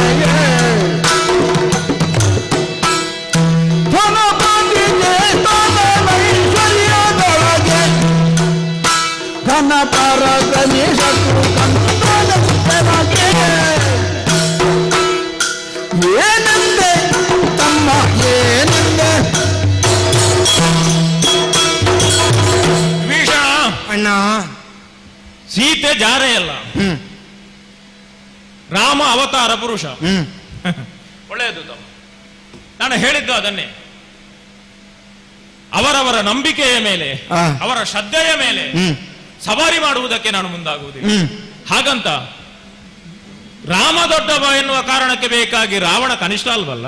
ರಾವಣ ಕನಿಷ್ಠನಾಗಬಾರದೆಂಬಂತಹ ಕಳಕಳಿಯಲ್ಲೇ ಆಡುವುದಲ್ವೇ ಅಣ್ಣ? ತಮ್ಮ, ಒಂದು ವೃಕ್ಷದ ವಿಶಾಲವಾದಂತಹ ವೃಕ್ಷವನ್ನು ಬಯಸಿ ಅದರ ಫಲವನ್ನು ಅನುಭವಿಸಬೇಕೆನ್ನುವ ಕಾರಣಕ್ಕೆ ಬೇಕಾಗಿ ಒಂದು ಬೀಜವನ್ನು ಹಾಕಿ ಅದಕ್ಕೆ ಬೇಕಾದಂತಹ ನೀರು ಗೊಬ್ಬರವನ್ನು ಹಾಕಿ ಅದನ್ನು ಬೆಳೆಸಿ ಅದು ಹೆಮ್ಮರವಾಗಿ ಬೆಳೆದು ನಿಂತು ಆ ಬಳಿಕ ಅದು ತನ್ನದಾದಂತಹ ಫಲವನ್ನು ಕೊಡುವುದಕ್ಕೆ ಮುಂದಾದಂತಹ ಹೊತ್ತಿಗೆ ನಾವು ಬಯಸುತ್ತೇವೆ. ಅದರಲ್ಲಿ ಸಿಗಬಹುದಾದಂತಹ ಫಲವೋ ಕಹಿಯೋ ಸಿಹಿಯೋ ಗೊತ್ತಿಲ್ಲ ನಮಗೆ, ಆದ್ರೂ ನಾವು ಅದನ್ನು ಬೆಳೆಸುತ್ತೇವೆ. ಬಂದ ಮಾತ್ರಕ್ಕೆ ಅದು ಕಹಿ ಫಲ ನೆಟ್ಟು ಬೆಳೆಸಿದ್ದೇವೆ ಎನ್ನುವ ಕಾರಣಕ್ಕೆ ಬೇಕಾಗಿ ಅದನ್ನು ಕಡಿಯುವುದಕ್ಕಾಗುತ್ತದೆ. ಅದು ನೆರಳಾದ್ರೂ ಕೊಡುತ್ತದೆ ಎಂಬ ಕಾರಣಕ್ಕಾದ್ರೂ ನಾವು ಅದನ್ನು ಉಳಿಸಿಕೊಳ್ಳಬೇಕು. ತಮ್ಮ, ಏನು ದಾನವ ಕುಲ ಉಳಿದದ್ದು ಆ ದೃಷ್ಟಿಯಿಂದ. ಇದು ಪ್ರಪಂಚದಲ್ಲಿ ಮತ್ತೊಬ್ಬರಿಗೆ ಆದರ್ಶಪ್ರಾಯವಾದಂತಹ ಬದುಕನ್ನು ನಾವು ಕಾಣುತ್ತೇವೆ. ಈಗ ನಮ್ಮನ್ನು ವಿರೋಧಿಸುತ್ತಾರೆ. ವಿರೋಧಿಗಳು ದೇವತೆಗಳಿಂದಲೂ ಉಳಿದವರಿಂದಲೂ ನಾವು ವಿರೋಧಾಭಾಸವನ್ನೇ ಕಟ್ಟಿಕೊಂಡು ಯಾವುದಕ್ಕೂ ಆಗದೇ ಇದ್ದವರು, ಅವರು ಸಾಯುವುದಕ್ಕೆ ಇದ್ದವರು, ಹ. ದಾನವರನ್ನು ಕಂಡಲ್ಲಿ ಹೊಡೆಯಬೇಕು ಎಂಬಂತ ಉದ್ದೇಶವನ್ನೇ ಅಂತುಕೊಂಡವರಲ್ವೋ ದೇವತೆಗಳು, ಹೌದು. ಅಥವಾ ಇನ್ನು ಉಳಿದವರು ಕೂಡ. ಇಂಥವರ ಮಧ್ಯೆ ನಾವು ಬದುಕಬೇಕು, ಬದುಕನ್ನು ಕಟ್ಟಿಕೊಳ್ಳಬೇಕು ಎನ್ನುವಂತ ಉದ್ದೇಶದಿಂದಲಾಗಿಯೇ ನಾವು ಸಾಕಿ ಬೆಳೆಸಿ ಕಟ್ಟಿಕೊಂಡಂತಹ ಸಾಮ್ರಾಜ್ಯ ಇದು ಅಲ್ವಾ. ಬರೇ ನಾವು ಬದುಕುವುದಕ್ಕಾಗುವುದಿಲ್ಲ, ಬದುಕುವಂತ ರೀತಿಯಲ್ಲೇ ಬದುಕಬೇಕು ಎಂಬ ಕಾರಣಕ್ಕೆ ಬೇಕಾಗಿ ಏನೂ ಅಲ್ಲದೆ ಇದ್ದಂತಹ ಈ ಲಂಕೆಯನ್ನು ಸುವರ್ಣ ಲಂಕೆಯನ್ನಾಗಿ ಅಲ್ವಾ ನಿರ್ಮಾಣ ಮಾಡಿದ್ದು. ಈಗ ಏನೇ ಮಾಡುವುದಿದ್ರು ನಾವೆಲ್ಲ ಬಂಗಾರದ ಚಮಚದಲ್ಲೇ ತಿನ್ನುವುದು ಅಲ್ವಾ. ಹೌದೌದು. ಇಂಥದ್ದನ್ನೆಲ್ಲ ಕಟ್ಟಿ ಬೆಳೆಸಿದ್ದೇವೆ. ನೋಡಿದೀಯಾ ನನ್ನ ವೈಭವವನ್ನು? ಯಾವ ಸಂದರ್ಭದಲ್ಲಿ ನಾನು ಕರೆದು ಬ್ರಹ್ಮದೇವ ಬಂದು ನನ್ನ ಸಭೆಯಲ್ಲಿದ್ದಾನೆ ಹೌದು ಅಲ್ವಾ.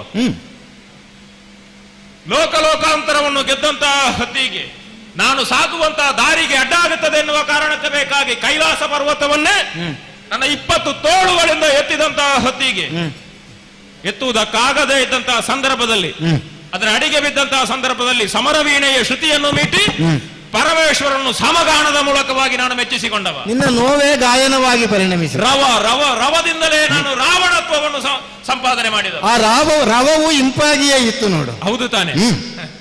ಆವಾಗ ಪರಮೇಶ್ವರ ದೇವರು ಮೆಚ್ಚಿ ಕೋಟಿ ವರ್ಷದ ಆಯುಷ್ಯ ಜೊತೆಗೆ ಕೈಯಲ್ಲಿ ಚಂದ್ರಾಯುಧ ಕೊಡ್ಲಿಲ್ವ ನಮಗೆ. ಈಗ ಒಂದು ವೇಳೆ ನಾನು ದುಷ್ಟನೇ ಹೌದು ಅಂತ ಆದ್ರೆ, ನಾನು ಅನ್ಯಾಯಕಾರನೇ ಹೌದು ಅಂತ ಆದ್ರೆ, ಪರಮೇಶ್ವರ ದೇವರಿಗೆ ಗೊತ್ತಿಲ್ವ ಇವನಿಗೆ ಇಂಥದ್ದನ್ನೆಲ್ಲ ಕೊಟ್ಟಿದ್ರೆ ದುರ್ಬುದ್ಧಿ ಮಾಡುತ್ತಾನೆ, ಬೇಡದ್ದನ್ನೆಲ್ಲ ಮಾಡುತ್ತಾನೆ ಅಂತ. ಇಷ್ಟನ್ನೆಲ್ಲ ಕೊಟ್ಟದ್ದು ಯಾಕೆ? ದಾನವರಿಗೆ ಅಥವಾ ಒಂದು ಜನರಿಗೆ ಒಂದು ಭವಿತವ್ಯವನ್ನು ಕಲ್ಪಿಸುವುದಕ್ಕೆ ರಾವಣನಿಂದ ಸಾಧ್ಯ ಆಗುತ್ತದೆ ಎನ್ನುವ ಕಾರಣಕ್ಕೆ ಅಲ್ವಾ ಕೊಟ್ಟದ್ದು. ಅದನ್ನೆಲ್ಲವನ್ನು ಪರಮೇಶ್ವರ ದೇವರು ನನಗೆ ಅನುಗ್ರಹವನ್ನು ಮಾಡಿದ್ದಾರೆ. ಕುಬೇರ ಮೊದಲು ಇಲ್ಲಿ ಪರಿಪಾಲಿಸುತ್ತಾ ಇದ್ದವನು. ಹೌದಪ್ಪ. ನಮ್ಮ ಅಪ್ಪನ ಮಗ. ನಮ್ಮ ಅಮ್ಮ ಹೇಳಿದ್ದು ಹಾಗೆ ಮೇಲೆ ಸಾಗುತ್ತಾ ಇದ್ದ ಪುಷ್ಪಕ ವಿಮಾನದಲ್ಲಿ, ಮಗು ಅದು ನಿಮ್ಮದು, ಅದು ನಿಮ್ಮದಾಗಿಸಿಕೊಳ್ಳಬೇಕು ಮಗ ಎನ್ನುವ ಹಾಗೆ. ನಾನು ತಪ್ಪು ಮಾಡುತ್ತೇನೆ ಅಂತ ಹೇಳಿ ನನಗೆ ಬುದ್ಧಿ ಹೇಳುವುದಕ್ಕೆ ಬಂದ. ಹೊಡೆದು ಅವನಿಂದ ಆ ಪುಷ್ಪಕ ವಿಮಾನವನ್ನು ಸಂಪಾದನೆ ಮಾಡಿದ್ದೇನೆ. ಈ ಹೊತ್ತಿಗಾಗುವಾಗ ಕುಬೇರ ಸಾಲ ಕೇಳಬೇಕು ಅಂತಾದ್ರೆ ನಾನು ಹಿಂಬಾಗಿಲಿಂದ ಬರಬೇಕು. ಕುಬೇರನಿಗೆ ಸಾಲ ಕೊಡುವಷ್ಟು ಸಂಪಾದನೆ ಮಾಡಿದ್ದೇನೆ ನಾನು. ಅದು ಯೋಗ್ಯತೆ ತಮ್ಮ. ನನ್ನ ತಮ್ಮ ನೋಡು ಕುಂಭಕರ್ಣ, 6 ತಿಂಗಳಿಗೊಮ್ಮೆ ನಿದ್ರೆ ಮಾಡುತ್ತಾನೆ ಬಿಟ್ಟರೆ ಅವನನ್ನು ಎದುರಿಸಬಲ್ಲಂತಹ ಸಾಮರ್ಥ್ಯ ಈ ಪ್ರಪಂಚದಲ್ಲಿ ಬೇರೆ ಯಾರಿಗುಂಟು? ಯಾರಿಗೂ ಇಲ್ಲ. ಇಂಥದ್ದನ್ನೆಲ್ಲವನ್ನು ನಾನು ಬೆಳೆಸಿಕೊಂಡವನಿದ್ದೇನೆ, ಉಳಿಸಿಕೊಂಡವನಿದ್ದೇನೆ. ವಿಶಿಷ್ಟವಾದಂತಹ ದುರ್ಗಗಳನ್ನು ಕಟ್ಟಿಕೊಂಡಿದ್ದೇನೆ. ನಮ್ಮನ್ನು ಭೇದಿಸುವುದಕ್ಕೆ ಸಾಮಾನ್ಯ ಜನರಿಂದ ಬಿಡು, ಮತ್ತೆ ಮಂಗಗಳು ಏನು ಮಾಡುವುದಕ್ಕೆ ಸಾಧ್ಯ? ಹೇಳುತ್ತೀರಿ 77 ಕೋಟಿ ಕಪಿನಾಯಕರು, ಮತ್ತೆ ಎಂತದ್ದು 18 ಪದ್ಮವಾಣ, ಇದನ್ನು ಕೇಳಿದ್ದೇನೆ. ಅದರಲ್ಲಿ ಬೇರೆ ಬೇರೆ ಜಾತಿಯದ್ದು ಉಂಟಂತೆ. ಸಿಂಗಳಿಕಗಳು, ಮುಸುಗಳು, ಬಲ್ಲುಕಗಳು ಇತ್ಯಾದಿಗಳಲ್ಲ. ಅದು ಎಲ್ಲ ಒಂದಾಗಿ ಬಂದಿದೆ ಅಂತ ನಾನು ಆಡಿದ್ದು. ದೊಡ್ಡದಲ್ಲ ತಮ್ಮ ಅದು. ಈಗ ಅವುಗಳಿಗೆ ನಿಜವಾಗಿ ಹೋರಾಟ ಅಂದ್ರೆ ಎಂತದ್ದು ಅಂತ ಗೊತ್ತಿಲ್ಲ. ಈಗ ಅವುಗಳೆಲ್ಲ ಒಂದು ಯುದ್ಧ ವಿದ್ಯೆಯನ್ನು ಸರಿಯಾದಂತಹ ರೀತಿಯಲ್ಲಿ ಕರಗತ ಮಾಡಿಕೊಂಡವು. ಸಮಸ್ಯೆ ಎದುರಾದದು ಯುದ್ಧ ವಿದ್ಯೆಯನ್ನು ಕರಗತ ಮಾಡದ್ದೇ ನಮಗೆ ಕಷ್ಟ ಕೊಟ್ಟಿರುವಾಗ ಇನ್ನೆಲ್ಲಾದ್ರೂ ಕರಗತ ಮಾಡಿಕೊಂಡ್ರೆ ಹೇಗಿರಬಹುದು ಅಂತ. ಬರೇ ಮರಗಳನ್ನು, ಕಲ್ಲುಗಳನ್ನು ಆಯುಧಗಳನ್ನಾಗಿಸಿಕೊಂಡಂತಹ ಅವುಗಳು ನಮ್ಮ ಒಂದು ಬಾಣ ತಾಗಿದರೆ ಸಾಕು, ಅದು ದೆಸೆಗೆಟ್ಟು ಓಡುವಂತಹ ಒಂದು ಪರಿಸ್ಥಿತಿ ನಿರ್ಮಾಣ ಆಗುತ್ತದೆ. ಅಂತೂ ವಿಷಯ ಏನೇ ಇರಲಿಲ್ಲ, ಬಂದಂತಹ ವಾನರರಿಗೂ ಅಥವಾ ರಾಮನಿಗೂ ರಾಮನ ಪಾಳಯವನ್ನು ಹೆದರಿ ದೆಸೆಗಟ್ಟು ನಾನು ಕಂಗಾಲಾಗಿ ಭೀತಿಯಿಂದ ಯಾವ ಕಾರಣಕ್ಕೂ ಇಲ್ಲ. ಈಗ ನೀನು ಕೊಡಬೇಕು ಅಂತಲ್ವಾ ಹೇಳುವುದು. ಒಂದು ವೇಳೆ ನಾನು ಕೊಟ್ಟೆ ಅಂತ ಆದ್ರೆ ಏನಾಗುತ್ತದೆ? ಏನಾಗ್ತದೆ? ಸೀತೆಯನ್ನು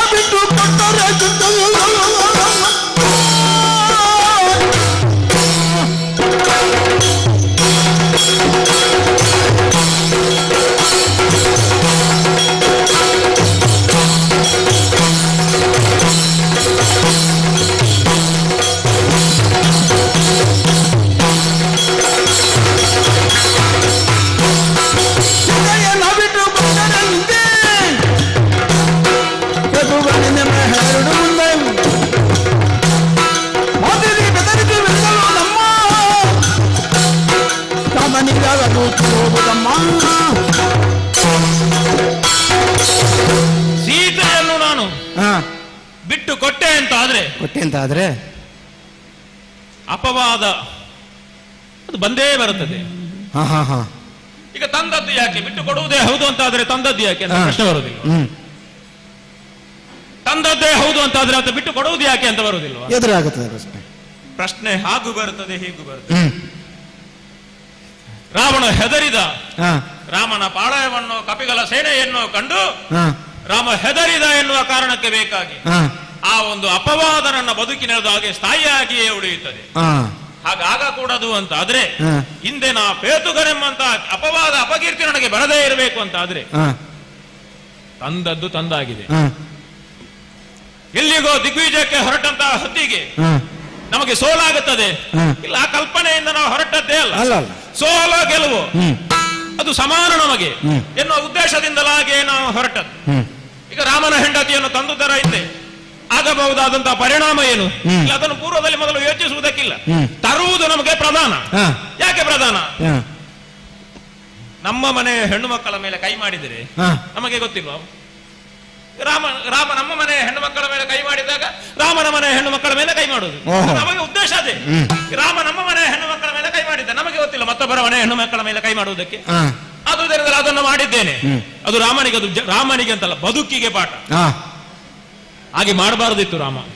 ಹೇಗೆ? ಶೂರ್ಪಣಖೆಯನ್ನು ಅಸಚ್ಛೇದನ ಮಾಡಬಾರ್ದಿತ್ತು. ಒಬ್ಬ ಸಭ್ಯನಲ್ವ, ಈಗ ನೀನು ಹೇಳುವಂತ ಸಭ್ಯನಲ್ವ, ಮರ್ಯಾದೆ ಅಲ್ವ ಅವನಿಗೆ? ಸೂರ್ಯವಂಶದ ರಘುವರನಲ್ವ?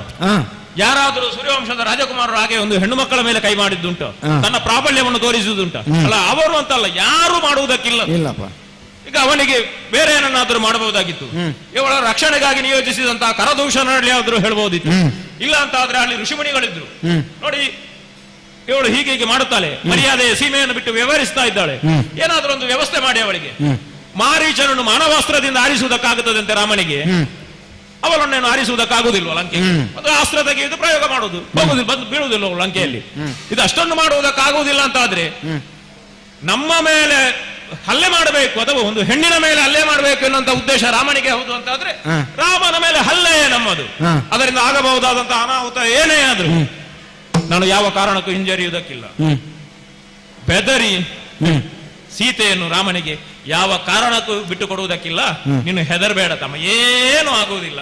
ಮರುಳೇ ಆಗ್ತೀಯ ಅಣ್ಣ. ನಿನಗೆ ಮರುಳಪ್ಪುದಣ್ಣ,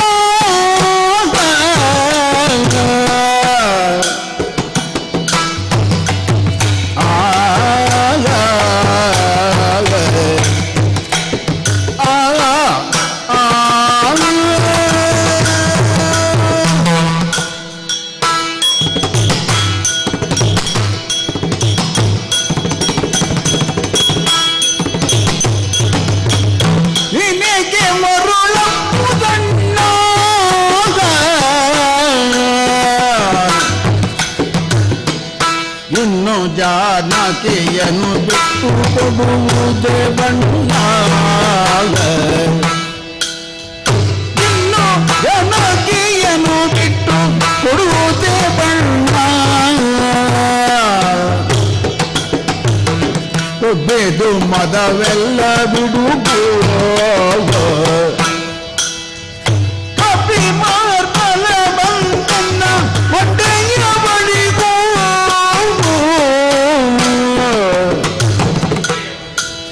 ಬರ್ಬಿ ಪಟ್ಟಣವೆಲ್ಲ ಸುಡುಗೋ, ಪಟ್ಟಿ ಪಟ್ಟಣವೆಲ್ಲ ಸುಡುಗು. ಜಗದಬ್ಬೆ ಜನತೆಯಿಂದ ಸೌಭಾಗ್ಯ ಕೆಡುಗು. ನೀನೇಕೆ ಮರುಳಪ್ಪುದಣ್ಣ,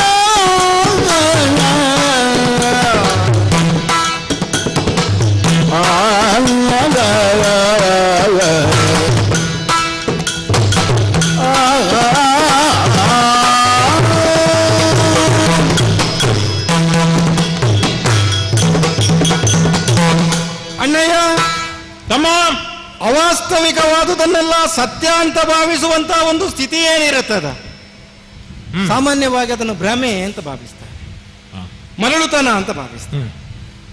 ಲೋಕ ವ್ಯವಹಾರಗಳನ್ನೆಲ್ಲ ತನ್ನದಾದಂತಹ ಬುದ್ಧಿಶೀಲದಿಂದಲಾಗಿ ತನ್ನ ನಿಯತ್ತಿನೊಳಗೆ ತಂದುಕೊಂಡಂತ ನೀನು ಭ್ರಮೆಗೊಳಗಾಗತ್ತಿ, ಭ್ರಾಂತಿಗೊಳಗಾಗತ್ತಿ ಅಂತ ಭಾವಿಸಲಿಕ್ಕೆ ಇಲ್ಲದೆ ಹೋದರೂ ಕೂಡ ಎದುರಾದಂತಹ ಘಟನಾವಳಿಗಳನ್ನು ವೀಕ್ಷಿಸುತ್ತಾ ಅದಕ್ಕೆ ನೀನು ಸ್ಪಂದಿಸುವ ಶೈಲಿಯನ್ನು ಕಂಡಾಗ ನಾನು ಹಾಗೆ ಆಲೋಚನೆ ಮಾಡಬೇಕಾಗಿ ಬಂದದ್ದು. ಹೌದೇ? ಈಗ ರಾಮ ಅವತಾರಿಯಾಗಿ ಬಂದದ್ದು ಅಲ್ಲ ಅಂತ ನೀನು ಆಡುವುದಕ್ಕೆ ಇಲ್ಲ, ಅಥವಾ ರಾಮನ ಅವತಾರಿಯಾಗಿ ಬಂದವನು ನಮಗಿಂತ ಸಣ್ಣವನೆಂತಲೂ ಆಲೋಚನೆ ಮಾಡಲಿಕ್ಕೆ ಇಲ್ಲ. ಈಗ ಒಳ್ಳೆತನವನ್ನು ಅನೇಕ ಮಾಡಿ ಒಂದು ಕೆಟ್ಟತನವನ್ನು ಮಾಡಿದ್ದಕ್ಕಾಗಿ ಹಿರಣ್ಯಾಕ್ಷಾದಿಗಳನ್ನು, ಹಿರಣ್ಯಕಶಿಪಾದಿಗಳನ್ನು, ಬಲಿಯನ್ನಾದರೂ ಕೂಡ ನೆಲಮೆಟ್ಟುವುದಕ್ಕೆ ಬಂದಂತಹ ಬ್ರಾಹ್ಮಣ ಕುಮಾರನಾಗಿ ಆದರು ಅಲ್ಲೆಲ್ಲ ಅವತಾರಗಳೇ ಮೂಡಲ್ಪಟ್ಟಿದೆ ಎನ್ನುವುದು ನಮಗೆ ಗೊತ್ತಿದೆ ತಾನೆ. ಹಾಗಾದ್ರೆ ಅವತಾರಗಳ ಮುಂದೆ ತಲೆಬಾಗಬೇಕಾದಂತಹ ಸ್ಥಿತಿ ಅತುಲ ಪರಾಕ್ರಮಿಗಳಿಗೂ ಕೂಡ ಮುಂದೆ ಬಂದದ್ದು ಎನ್ನುವುದು ನಾವು ಅಲ್ಲಗಳೆಯುವುದಕ್ಕೆ ಇಲ್ಲ. ಈಗ ಮೂಗನ್ನು ಕೊಯ್ದಂಥದ್ದು, ಶೂರ್ಪನಖಿಯ ಮೂಗನ್ನು ಕೊಯ್ಯುವ ಮೂಲಕವಾಗಿ ರಾಮ ತಪ್ಪನ್ನೆಸಗಿದ ಅಂತ ನೀನು ಆಡಿದ್ರೆ, ರಾಮನು ಒಂದು ಕ್ಷೇತ್ರದ ಅಧಿಕಾರಿಯಾಗಿರಲ್ಪಟ್ಟು, ಈಗ ನಾವು ಅದನ್ನು ಹಾಗೆ ತರ್ಕಿಸಬಹುದು, ರಾಜ್ಯವಿಲ್ಲದೆ, ಕಿರೀಟವಿಲ್ಲದೆ, ಪಾದುಕೆ ಇಲ್ಲದೆ ಕಾಡಿನೊಳಗೆ ಇದ್ದಾನೆ ಎನ್ನುವುದರಿಂದ ಅರಸನಲ್ಲ ಅಂತ ಅಲ್ಲಗಳೆಯುವುದಕ್ಕೆ ಬರುವುದಿಲ್ಲ. ಸಮಸ್ತ ಅಯೋಧ್ಯ ನಗರವನ್ನು ಅರಸ ಅಂತ ಒಪ್ಪಿಕೊಂಡಿದೆ. ಚಕ್ರವರ್ತಿತ್ವ ಪದವಿ ಅವನಲ್ಲಿ ಬಲವಾಗಿ ನಿಲ್ಲಲ್ಪಟ್ಟಿದೆ, ನಿಕ್ಷೇಪವಾಗಿಯೇ ಇದೆ. ಆದ್ದರಿಂದ ಒಬ್ಬ ಚಕ್ರವರ್ತಿ ಆದವನು ವ್ಯವಹರಿಸಬೇಕಾದ ಶೈಲಿ ಹೇಗೆ ಆಲೋಚನೆ ಮಾಡಿದರೆ, ನಮ್ಮ ತಂಗಿಯಾದಂತಹ ಶೂರ್ಪನಕ್ಕೆ ಮೂಗಿರದ ವ್ಯವಹಾರವನ್ನು ಮಾಡಿದ್ಲು ಅಂತ ನಾವು ಆಲೋಚನೆ ಮಾಡಬೇಡ ಅಣ್ಣ. ದೀರ್ಘವಾಗಿ ಅದನ್ನು ಚರ್ಚಿಸುವುದಕ್ಕೆ ಬರುವುದಿಲ್ಲ. ಆದರೆ ಮೂಗನ್ನೇ ಕೊಯ್ಯುವುದಕ್ಕೆ ಅವನು ಯಾಕೆ ಮುಂದಾದ? ಕರದೂಷಣಾದಿಗಳಲ್ಲಿ ಯಾಕೆ ಹೇಳಲಿಲ್ಲ ಅಂದ್ರೆ, ಕರದೂಷಣಾದಿಗಳಲ್ಲಿ ಹೇಳಬೇಕಾದ ಪ್ರಮೇಯ ಅಲ್ಲ. ಅರಸನಾದವನು ಯಾವರಿಗೆ ಯಾವ ಶಿಕ್ಷೆಯನ್ನು ಕೊಡಬೇಕೋ ಅದೇ ನೆಲೆಯಲ್ಲಿ ಶಿಕ್ಷೆಯನ್ನು ಕೊಟ್ಟ. ಈಗ ಮಾನವಾಸ್ತ್ರ ಒಂದು ಅಸ್ತ್ರವನ್ನು ಪ್ರಯೋಗ ಮಾಡುವ ಮೂಲಕವಾಗಿ ಮಾರೀಚನನ್ನು ಸಾಗರ ತೀರದಿಂದ ಆಚೆಗೆ ಬೀಳಿಸಿದ ಅಂದ್ರೆ ಬದು ಕುಳಿಯಬೇಕು ಅಂತಲೂ ಅದನ್ನು ಮಾಡಿದ್ದು. ನಿಮಗೆ ಒದಗಿ ಬಂದ್ರು ಅವರು ಪ್ರಯೋಗಿಸಿದ ಕಾರಣದಿಂದಲಾಗಿ. ಈಗ ಮಾರೀಚ ಮಾವನು ಆ ಕಾಲಕ್ಕೆ ಸತ್ತು ಹೋಗುತ್ತಿದ್ರೆ ಅನ್ಯ ಮಾರ್ಗವನ್ನು ಬಳಸಬೇಕಾಗಿತ್ತು ನೀವು. ನಿಮಗೆ ಜನ ಇಲ್ಲ ಅಂತಲ್ಲ, ಆದ್ರೆ ನಿಮಗೆ ಅನುಭವದವರೊಬ್ರು ಒದಗಿ ಬಂದ್ರು ನೋಡಿ ಅವರು ಪ್ರಯೋಗಿಸಿದ್ದರಿಂದ. ಈಗ ಯಾವುದೋ ಒಂದು ಬಲೆ ಹೆಣೆಯುತ್ತಾನೆ ರಾಮ ಅಂತೂ ನಾವು ಈ ಆಧಾರದಲ್ಲಿ ಅಲ್ಲಗಳೆಯುವುದಕ್ಕೆ ಬರುವುದಿಲ್ಲ. ಆದ್ದರಿಂದ ಶೂರ್ಪನಖಿ ವಿಚಾರ ಬಿಟ್ಟು ಬಿಡೋಣ. ಮೂಗು ಕೊಯ್ಯುವಲ್ಲಿ ಮೂಗಿಲ್ಲದ ವ್ಯವಹಾರವನ್ನು ಮಾಡಿದ್ಲು ಅಂತ ಮಾತ್ರ ನಾವು ಆಲೋಚನೆ ಮಾಡಬಹುದು. ಅವತಾರಿಯಾಗಿ ಬಂದಂತಹ ವ್ಯಕ್ತಿಯೊಬ್ಬ ವಯಸ್ಸಿನಲ್ಲಿ ಸಣ್ಣವನಿದ್ದಾನೆ ಎನ್ನುವ ಕಾರಣಕ್ಕೆ ನಾವು ತಲೆಬಾಗುವುದು ಹೇಗೆ ಅಂತ ಆಲೋಚನೆ ಮಾಡಬೇಕಾಗಿಲ್ಲ. ನಮಗಿಂತ ಸಣ್ಣವರೊಂದಿಗೂ ನಮಗಿಂತ ದೊಡ್ಡವರೊಂದಿಗೂ ವ್ಯತಿರಿಕ್ತವಾದಂತಹ ಪರಿಣಾಮ ಎದುರಾದ ಕಾಲಕ್ಕೆ ಸಂಧಾನಗಳು ಮಾಡಿಕೊಂಡದ್ದಿದೆ, ಹೊಂದಾಣಿಕೆಗಳನ್ನು ಮಾಡಿಕೊಂಡದ್ದಿದೆ. ಅಲ್ಲೇನು ನಾವು ವಿರೋಧವೇ ವ್ಯಕ್ತಪಡಿಸಲಿಲ್ಲ. ಈಗ ಕಾರ್ತ್ಯವೀರನಲ್ಲಾಗಲಿ ವಾಲಿಯಲ್ಲಾಗಲಿ ನಾವು ವಿರೋಧವನ್ನೇ ವ್ಯಕ್ತಪಡಿಸಲಿಲ್ಲ. ಸಂಧಾನದಲ್ಲಿಗೆ ಮುಗಿದೋಯ್ತು. ಈಗ ನಾನಾಡುವುದು ಅದನ್ನೇ, ರಾಮನೊಂದಿಗೆ ಹೊಂದಾಣಿಕೆಯನ್ನು ಮಾಡಿಕೊಂಡಾದ್ರೂ ನಾವು ಬದುಕಬೇಕು. ಯಾಕೆ ಅಂತ ಕೇಳಿದ್ರೆ, ನೀನು ಆಡಿದಂತ ಶೂನ್ಯವಾದ ಲಂಕೆ ಎತ್ತರಕ್ಕಾಗಿ ಬೆಳೆದಂತ ಲಂಕೆ ನನ್ನದು ಅಂತ ಹೇಳ್ತೀಯಲ್ಲ, ಆ ನಿನ್ನದು ಎನ್ನುವಂತ ಲಂಕೆ ಉಳಿಯಬೇಕು ಎನ್ನುವಂತ ಆಸಕ್ತಿಯಿಂದಲೇ ನಾನು ಆಡಿದ್ದು ಅಣ್ಣ. ಆದ್ದರಿಂದಲೇ ಮರಳುತನವನ್ನು ನಾವು ಬಿಟ್ಟರೆ, ಸರಿಯಾದಂತಹ ದಾರಿಯಲ್ಲಿ ನಾವು ಆಲೋಚನೆ ಮಾಡಿದರೆ ದಾರಿ ಒಂದು ಉಂಟು. ಹೇಗೆ? ಅದು ಸೀತೆ ಜಾರೆ ಎಲ್ಲ ಅಂತ ಆಲೋಚನೆ ಮಾಡಿದ್ರೆ, ಸೀತಾ ದೇವಿಗೆ ಕರಕೊಣಕು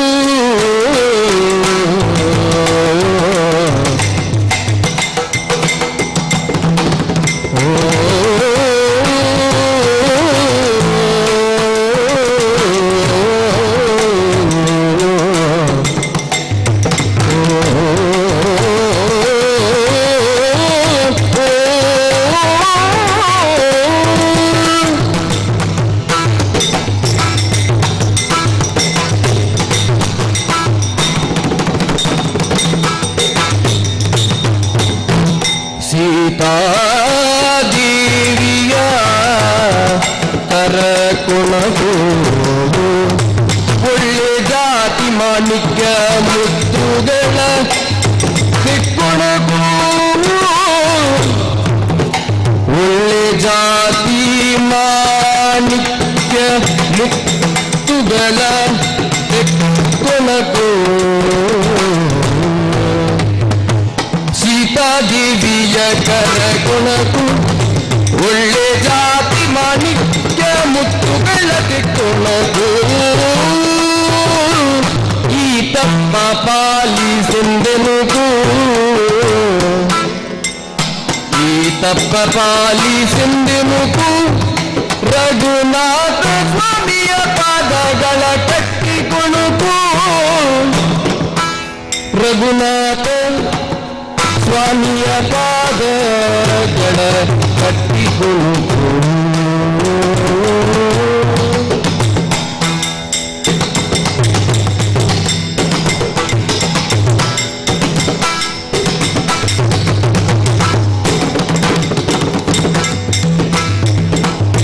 ಈ ತಪ್ಪ ಪಾಲಿಸೆಂದೆನುಗು, ರಘುನಾಥ ಸ್ವಾಮಿಯ ಪಾದಗಳ ಕಟ್ಟಿಕೊಣಕು.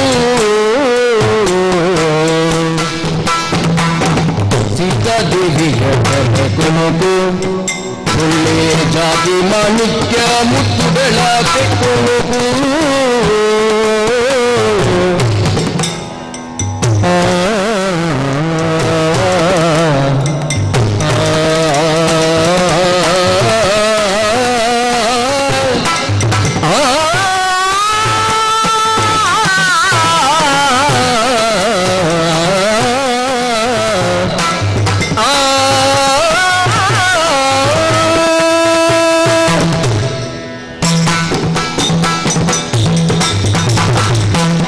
ಅಣ್ಣ, ತಮ್ಮ ಅತುಲವಾದಂತಹ ಹೊರಬಲವನ್ನು ದೇಹಬಲವನ್ನು ನಾವು ಸಂಪಾದಿಸಿದ್ದೇವೆ ಎನ್ನುವ ಮಾತ್ರಕ್ಕೆ ಭೂಲೋಕದಲ್ಲಿ ಹುಟ್ಟಿಕೊಂಡಂತಹ ಮಾನವರಲ್ಲ ಅಂತ ನಮಗೆ ಅಲ್ಲಗಳೆಯುವುದಕ್ಕೆ ಬರುವುದಿಲ್ಲ.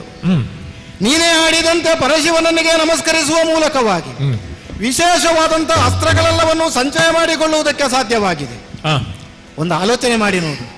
ವಿನೀತವಾದಂತಹ ಭಾವದಿಂದ ಅತ್ಯಂತ ವಿಶೇಷವಾದಂತಹ ಭಕ್ತಿಯಿಂದ ನೀನು ಬೇಡಿಕೊಂಡಂತಹ ಕಾಲಕ್ಕೆ ವಿಶೇಷವಾದದ್ದೆಲ್ಲವೂ ನಿನಗೆ ಒದಗಿ ಬಂದ. ಹೌದು. ವಿರೋಧಿಸುವ ಮೂಲಕವಾಗಿಯೋ ಧಾರ್ಷ್ಟ್ಯವನ್ನು ಪ್ರಕಟಿಸುವ ಮೂಲಕವಾಗಿ ಒದಗಿದ್ದಲ್ವ. ಒಂದು ಹಂತದಲ್ಲಿ ನೀನು ಕೈಲಾಸ ಪರ್ವತವನ್ನೇ ಎತ್ತುವಲ್ಲಿ ನಿನ್ನ ಶಕ್ತಿಯನ್ನೇ ಪ್ರಯೋಗಿಸಿದ್ದರಿಂದ ಆ ಶಕ್ತಿಗೆ ಮಾನ್ಯತನಾಗಿ ಪರಮೇಶ್ವರ ಕೊಡ್ಲಿಲ್ವಲ್ಲ. ಆ ಕಾಲಕ್ಕೆ ನೀನು ಭಕ್ತಿಯಿಂದ ಪ್ರೀತಿಯಿಂದ ಭಕ್ತಿಯಿಂದ ಸ್ತುತಿಸಿದ ಕಾರಣಕ್ಕಲ್ಲೂ ನಿನಗೆ ಒದಗಿತ್ತು. ಹಾಗಾದ್ರೆ ಲೋಕಾತೀತವಾದಂತಹ ವ್ಯಕ್ತಿತ್ವವನ್ನು ಸತ್ವವನ್ನು ತುಂಬಿಕೊಂಡಂತಹ ದೇವರುಗಳು ಇರಬೇಕಾದ್ರೆ ಅವರ ಮುಂದೆ ನಾವು ಕೈ ಮುಗಿದು ಬೇಡಿದೆವು ಅಂತಾದ್ರೆ ನಮಗೆಲ್ಲವೂ ಸಿಗುತ್ತದೆ. ನಮ್ಮೊಳಗಿರತಕ್ಕಂಥ ಸಕಲ ಸಂಪತ್ತುಗಳು ಏನುಂಟ ಅದನ್ನು ಉಳಿಸಿಕೊಳ್ಳುವುದಕ್ಕೆ ನಾವು ಒಂದು ಆಲೋಚನೆ ಮಾಡಬಹುದು ಅಂತ ನಾನು. ಆದ್ದರಿಂದ ಅಣ್ಣ, ಸುಲಭವಾದ ದಾರಿ ನಾನು ಹೇಳ. ಹೇಗೆ? ಸೀತೆಯನ್ನು ನಾವು ತರಬಾರದಿತ್ತು. ಈಗ ನಾವು ನೀನು ಹೇಳಿದಂತೆ ವಿರೋಧ ವ್ಯಕ್ತಪಡಿಸುವುದಕ್ಕೆ ಬೇರೆ ದಾರಿಗಳು ನಮಗೆ ಹಲವಿತ್ತು. ನೀನು ಹಿಂದೆಂದು ಹೀಗೆ ಮಾಡ್ಲಿಲ್ವಲ್ಲ. ಈಗ ಹೆಣ್ಣೆ ಬೇಕು ಅಂತಾದ್ರೆ ನೀನು ತರ್ಲಿಕ್ಕೆ ಹೋಗಿದ್ದೆ ಹೊರತುಪಡಿಸಿದ್ರೆ ಯಾವನೋ ಒಬ್ಬನ ಹೆಣ್ಣು ಬೇಕು ಅಂತ ತರ್ಲಿಕ್ಕೆ ಹೋದದ್ದಲ್ವಲ್ಲ. ಈಗ ರಾಮನನ್ನು ನೋಯಿಸುವುದಕ್ಕೆ ಸೀತೆಯನ್ನು ತಂದೀಯಾ, ಸೀತೆಯನ್ನು ತರುವುದಕ್ಕಾಗಿ ನೀನು ಮುಂದೊತ್ತಿಯೇ ಬಂದೆ ಎನ್ನುವುದನ್ನು ನಾವು ಆತ್ಮವಿಮರ್ಶೆ ಮಾಡಿಕೊಳ್ಳಬೇಕಾಗುತ್ತದೆ. ಇರಲಿ, ನಿನ್ನೊಳಗಿನ ಭಾವ ಅದು. ಆದ್ದರಿಂದಲೇ ರಾಮನನ್ನು ನೋಯಿಸುವುದಕ್ಕಾಗಿ ಸೀತೆಯನ್ನು ತಂದದ್ದು ಅಂತ ಆಗಿದ್ದರೆ ರಾಮನನ್ನು ನೋಯಿಸದಂತೆ ನೋಡಬೇಕಾದ ಹೊಣೆಯನ್ನ ನಮಗೆ ಹೇಗಿರುವುದು.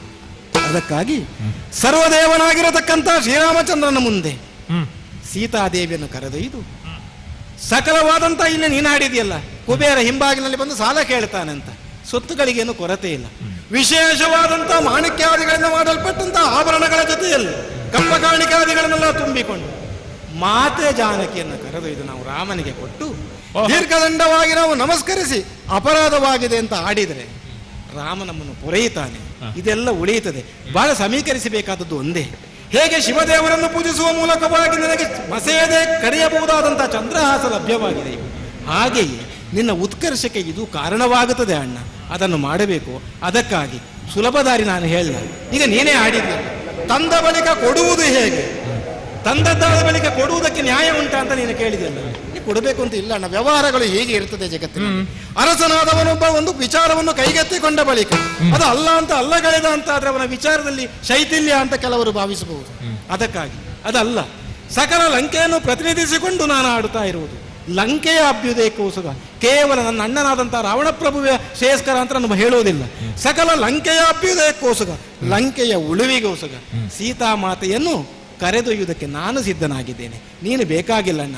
ನನ್ನ ಜೊತೆ ನೀನು ಕೊಟ್ಟೆ ಅಂತ ಆದ್ರೆ, ಒಪ್ಪಿಸಿದೆ ಅಂತ ಆದ್ರೆ ಮಾತೆ ಜಾನಕಿಯನ್ನ ಶ್ರೀರಾಮಚಂದ್ರನಿಗೆ ಒಪ್ಪಿಸ್ತೇನೆ. ಸುಖವಾಗುತ್ತದೆ ಅಣ್ಣ, ಸುಖವಾಗುತ್ತದೆ. ಸೀತೆಯನ್ನು ಒಪ್ಪಿಸಿ ಸುಖವಾಗಿ ನಾವು ಬದುಕಬೇಕಲ್ವಾ ಅಣ್ಣ? ತಮ್ಮ ತಮ್ಮನ ಸ್ವರೂಪಕ್ಕೆ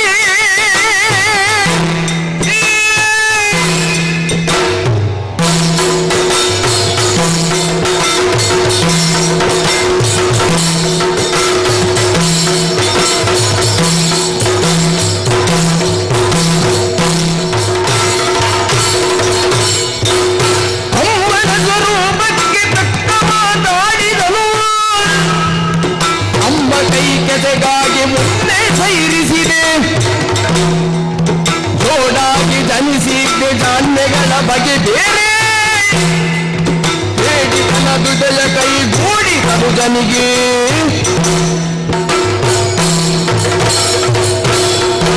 ತಮ್ಮ ಅಣ್ಣ, ನಿನ್ನ ಸ್ವಭಾವ, ನಿನ್ನ ಸ್ವರೂಪ, ಅದಕ್ಕೆ ತಕ್ಕುದಾದಂತಹ ಮಾತನ್ನೇ ನನ್ನ ಮುಂದೆ ಆಡಿದ್ದೀನಿ. ಸೀತೆಯನ್ನು ಬಿಟ್ಟು ಕೊಡುವುದೇ ಬಣ್ಣ ಅಲ್ಲವೇ? ಹೌದಲ್ಲ? ಬೇಕಾದಂತಹ ಸಂಪತ್ತನ್ನೆಲ್ಲವನ್ನು ತುಂಬಿಸಿಕೊಳ್ಬೇಕು. ಹಾ. ಹೋಗಿ ರಾಮನ ಪಾದದ ಅಡಿಗೆ ಬಿದ್ದು ತಂದದ್ದು ತಪ್ಪಾಯಿತು ಅಂತ ಹೇಳಬೇಕು. ಅದಕ್ಕಿಂತ ನನಗೆ ಸಾಯಬೇಕು ಅಣ್ಣ ನೀನು ಅಂತ ಹೇಳಬಾರ್ದ? ನಿನಗೆ ನೀನು ಬದುಕುವುದು ಯಾಕೆ ಅಂತ ಹೇಳಬಾರ್ದ? ಸಂದರ್ಭವಶಾತ್ ಇವುಗಳನ್ನೆಲ್ಲ ಮಾಡಬಹುದಣ್ಣ ಅಂತ. ತಮ್ಮ, 14 ಲೋಕಗಳಲ್ಲಿಯೂ ತನ್ನದಾದಂತಹ ಪ್ರಭುತ್ವವನ್ನು ಸ್ಥಾಪಿಸಿದಂತಹ ನಾನು ಸಾಮಾನ್ಯ ಒಬ್ಬ ನರ ಕುವರ ರಾಮನ ಮುಂದೆ ಸುದೀರ್ಘವಾದಂತಹ ಕೋಟಿ ವರ್ಷದ ಆಯುಷ್ಯಗಳನ್ನು ಹೊಂದಿದಂತಹ ನಾನು ಏನು ಅಲ್ಲದೆ ಇದ್ದಂತ ಒಬ್ಬ ನಿರ್ಗತಿಕ, ಬದುಕಿನಲ್ಲಿ ಭರವಸೆಯನ್ನು ಕಳೆದುಕೊಂಡಂತ ಒಬ್ಬ ರಾಮನ ಮುಂದೆ ಹೋಗಿ ತಲೆ ತಗ್ಗಿಸಿ ನನ್ನ ಬದುಕನ್ನು ನಾನು ಕಟ್ಟಿಕೊಳ್ಳಬೇಕು ಅಂತಾದ್ರೆ ಇದುವರೆಗೆ ನಾನು ಸಂಪಾದನೆ ಮಾಡಿದಂತಹ ಸಂಪಾದನೆಗೆ, ನಾನು ಆರ್ಜಿಸಿದಂತ ಈ ಕೀರ್ತಿಗೆ ಇದೆಲ್ಲದಕ್ಕೂ ಒಂದು ಕಪ್ಪು ಚುಕ್ಕೆಯಾಗಿ ಪರಿಣಮಿಸುತ್ತದೆ. ತಮ್ಮ, ನಿನ್ನ ಆಡಿದ್ದಿ ತುಂಬಿದಂತಹ ಸಭೆಯಲ್ಲಿ ನಿನ್ನ ಮಾತನ್ನು ನಿನ್ನ ಸ್ವರೂಪಕ್ಕೆ ತಕ್ಕ ಹಾಗೆ ನಾನು ಅದನ್ನು ಸ್ವಾಗತಿಸುತ್ತೇನೆ. ಯಾಕೆ ಗೊತ್ತುಂಟ? ಜೋಡಾಗಿ ಜನಿಸಿದ್ದೇವೆ. ನನ್ನ ಅಮ್ಮನ ಬಳಿಕ ನನ್ನ ಬಳಿಕ ನನ್ನ ಅಮ್ಮನ ಹೊಟ್ಟೆಯಿಂದ ನೀನು ಬಂದಿದ್ದೆ ಎನ್ನುವ ಕಾರಣಕ್ಕೆ ಬೇಕಾಗಿ, ಜೋಡಾಗಿ ನಾವು ಜನಿಸಿದ್ದೆವು ಎಂಬ ಕಾರಣಕ್ಕೆ ಬೇಕಾಗಿ ನಿನ್ನನ್ನು ನಾನು ಕ್ಷಮಿಸುತ್ತೇನೆ, ಮಾನಿಸುತ್ತೇನೆ. ಹಾಗಂತ ನನ್ನನ್ನು ಪದೇ ಪದೇ ಈ ರೀತಿಯಾಗಿ ಉತ್ತರ ಕೊಡಬೇಕು, ಇದು ಮಾಡಿದ್ದು ತಪ್ಪಾಯಿತು ಅಂತ ಆದ್ರೆ ನಿನಗೆ ಉತ್ತರ ಕೊಡುತ್ತೇನೆ. ನಾನಲ್ಲ, ನಿನ್ನ ಹಾಗೆ ನಿನ್ನ ಪ್ರಾಯದವನೇ ಒಬ್ಬ ಇದ್ದಾನೆ, ನನ್ನ ಮಗ, ನನ್ನ ಸೀಮಂತ ಪುತ್ರ. ಅವ ನಿನಗೆ ಉತ್ತರ ಕೊಡ್ತಾನೆ. ಮಗ ಇಂದ್ರಾರಿ,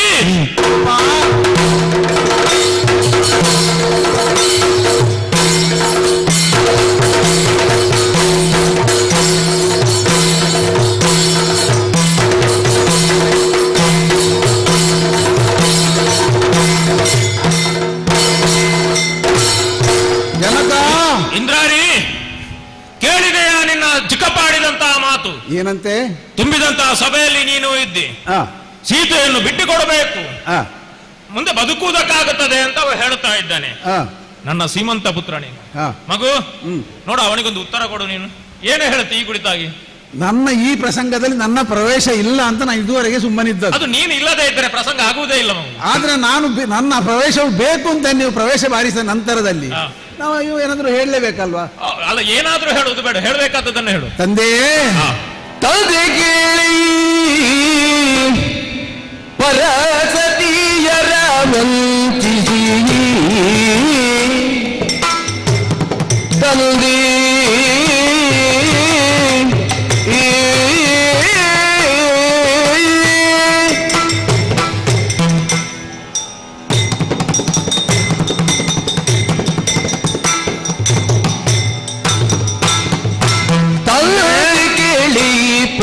ಸತಿಯರ ವಂಚಿಸಿ ತಂದುದನ್ಯಾಯ ರಾಜಸಕೆ, ತಂದುದನ್ಯಾಯ ರಾಜಸಕೆ ಮುಂದಿನ್ನು ಬೆದರುತ್ತ ಬಿಟ್ಟಿವಾದರೆ ನನ್ನ, ಮುಂದಿನ್ನು ಬೆದರುತ್ತ ಬಿಟ್ಟಿವಾದರೆ ನನ್ನ ನಿಂದಿಸುವರು ಲೋಕದೊಳಗೆ. ತಂದೆ ಕೇಳಿ ಪರ ಸತಿಯರ ವಂಚಿಸಿ ತಂದೆ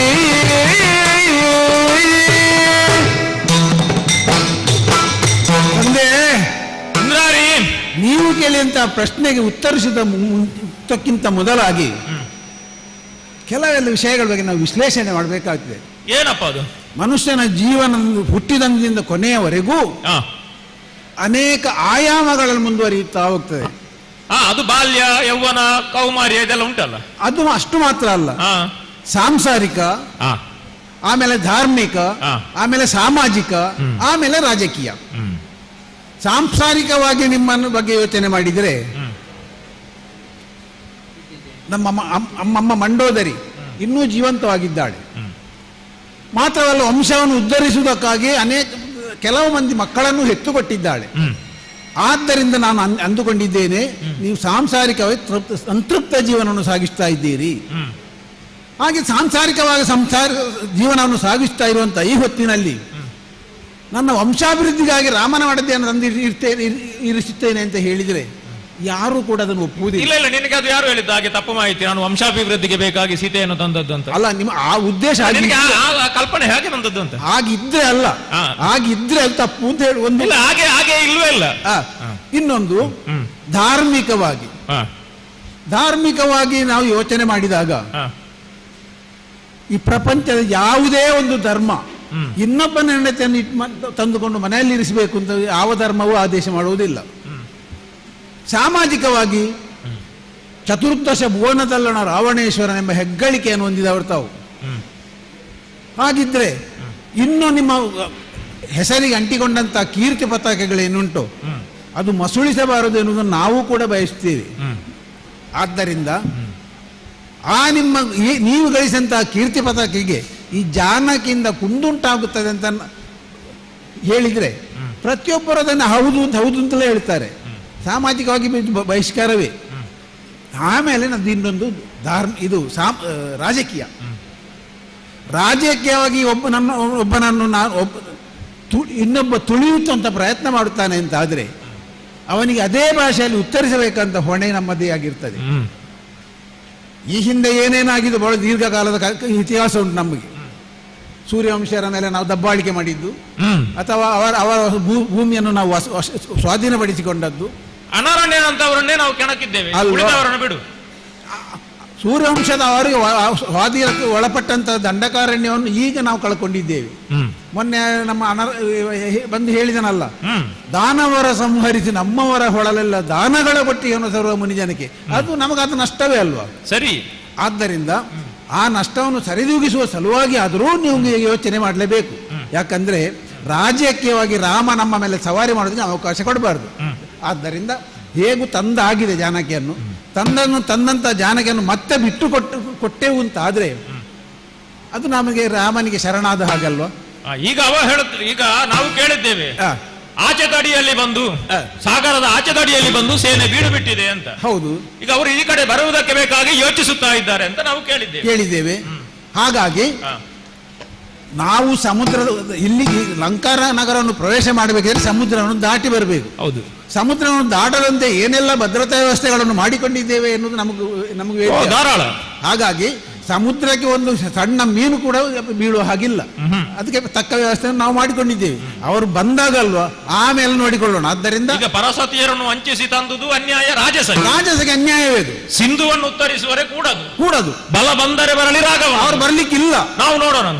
ಹಾಗಾಗಿ ಬಂದದನ್ನು ಬಂದ ಹಾಗೆ ಸ್ವೀಕರಿಸಬೇಕು. ನೋಡು, ಕೊನೆಯದಾಗಿ ಅವನಿಗೆ ಒಂದು ಮಾತು ಹೇಳೋದು, ಅವನಿಗೆ ಅರ್ಥ ಆಗಲಿಲ್ಲ. ನೀನು ಇಷ್ಟು ಮಾತಾಡಿದ್ದು ಅವನಿಗೆ ಅರ್ಥ ಆಗಿಲ್ಲ, ಅವನಲ್ಲಿ ಹೇಳು. ಚಿಕ್ಕಪ್ಪ, ಹಿರಿದಾದ ವನವ ಸಂಚರಿಸುವ ಕಪಿಗಳ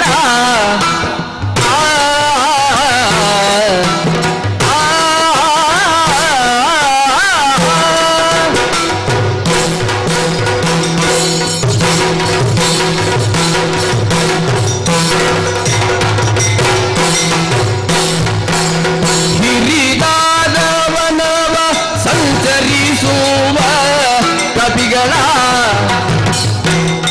ಕರೆದಂದು ರಾಮ ರಾಜಕರ ಪುರದೊಳು ಎಚ್ಚಾಡಿ ಸೋಲಿಸುವಂತ ಮಾತು, ಪುರದೊಳು ಎಚ್ಚಾಡಿ ಸೋಲಿಸುವಂತ ಮಾತಲ್ಲಿರಲಿಯೇ ಚಿಕ್ಕಯ್ಯನವರೇ ಕಿರಿದಾದ ವನವ.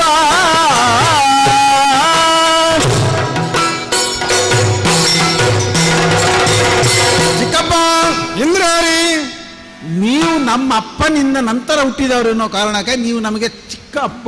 ಹಾಗೆ ಅಲ್ವೇ ಸಂಬಂಧ ಬೆಳೆಯುವುದು ಹಾಗೆ ಅಲ್ವಾ? ಈಗ ನೀವು ರಾಮನ ಬಗ್ಗೆ ನೀವು ದಿಗಿಲುಗೊಂಡಿದ್ದೀರೋ ಭೀತಿಗೊಂಡಿದ್ದೀರೋ ನನಗೆ ಅರ್ಥ ಆಗ್ತಾ ಇಲ್ಲ. ಯಾಕಂದ್ರೆ ರಾಮನ ಸೈನ್ಯದಲ್ಲಿ ಪಾಳ್ಯದಲ್ಲಿ ಇರುವುದೆಲ್ಲ ಕೋಡಗಗಳು, ಮರದಿಂದ ಮರಕ್ಕೆ ಹಾರುವ ಲಂಘಿಸುವಂತ ಕಪಿಗಳು. ಅಂತ ಕಪಿಗಳನ್ನು ಒಡಗೂಡಿಕೊಂಡು ಅದು ನಮ್ಮ ಸೇನೆ ಅಂತ ಹೇಳಿಕೊಂಡು ರಾಮ ನಮ್ಮ ಮುಂದೆ ಸವಾರಿ ಮಾಡುತ್ತಾನೆ ಅಥವಾ ವಿಜಯ ಸಾಧಿಸ್ತಾನೆ ಅಂತ ನಿಮಗೆ ಅನ್ನಿಸ್ತಾ ಉಂಟೆ? ಖಂಡಿತ ಇರುವುದಕ್ಕಿಲ್ಲ. ಯಾಕಂದ್ರೆ ಆ ಮಂಗಗಳು ಯಾವತ್ತಿದ್ರೂ ಅವುಗಳು ಕಪಿಚೇಷ್ಟೆಯನ್ನು ಬಿಡುವುದಕ್ಕಿಲ್ಲ. ಅಂತ ಮಂಗಗಳನ್ನು ಒಡಗೂಡಿಕೊಂಡು ಬಂದು ನಮ್ಮ ಮೇಲೆ ಅಭಿಯೋಗವನ್ನು ಮಾಡುವುದರ ಮೂಲಕವಾಗಿ ರಾಕ್ಷಸರ ವಿರುದ್ಧ ಜಯ ಸಾಧಿಸ್ತೇನೆಂದು ಹೇಳುವುದು ಎಷ್ಟು ಮೂರ್ಖತನ ಅಲ್ವೇ ಇದು. ಆದ್ದರಿಂದ ಪರಿಸ್ಥಿತಿ ಏನುಂಟು ಈಗಲ್ಲ. ನಮ್ಮ ಅಪ್ಪನಿಗೆ ಬ್ರಹ್ಮದೇವನಿಂದಲೇ ಸಿಕ್ಕಿದಂತ ವರ 1 ಕೋಟಿ ವರ್ಷದ ಆಯುಸ್ಸು. ನಮ್ಮ ಅಪ್ಪನಿಗೆ ಇನ್ನು ಆ ಕೋಟಿಯನ್ನು ಇನ್ನಷ್ಟು ವಿಸ್ತರಿಸಬೇಕಂತ ಯೋಜನೆ ಇರ್ಲಿಕ್ಕಿಲ್ಲ. ಹಾಗಾಗಿ ನಿಮ್ಮಲ್ಲಿ ಹೇಳ್ತಾ ಇರುವುದು ನಿಮ್ಮ ಸಮಾಧಾನಕ್ಕೆ ನಮ್ಮನ್ನು ಪರಿಸ್ಥಿತಿ ಹೇಗುಂಟೋ ಯಾವ ರೀತಿ ಒದಗುತ್ತದೋ ಬಂದ ಹಾಗೆ ನೋಡಿಕೊಳ್ಳೋಣ. ಇದು ಪೌರುಷದ ಮಾತಲ್ವಾ? ಪೌರುಷದ ಮಾತ.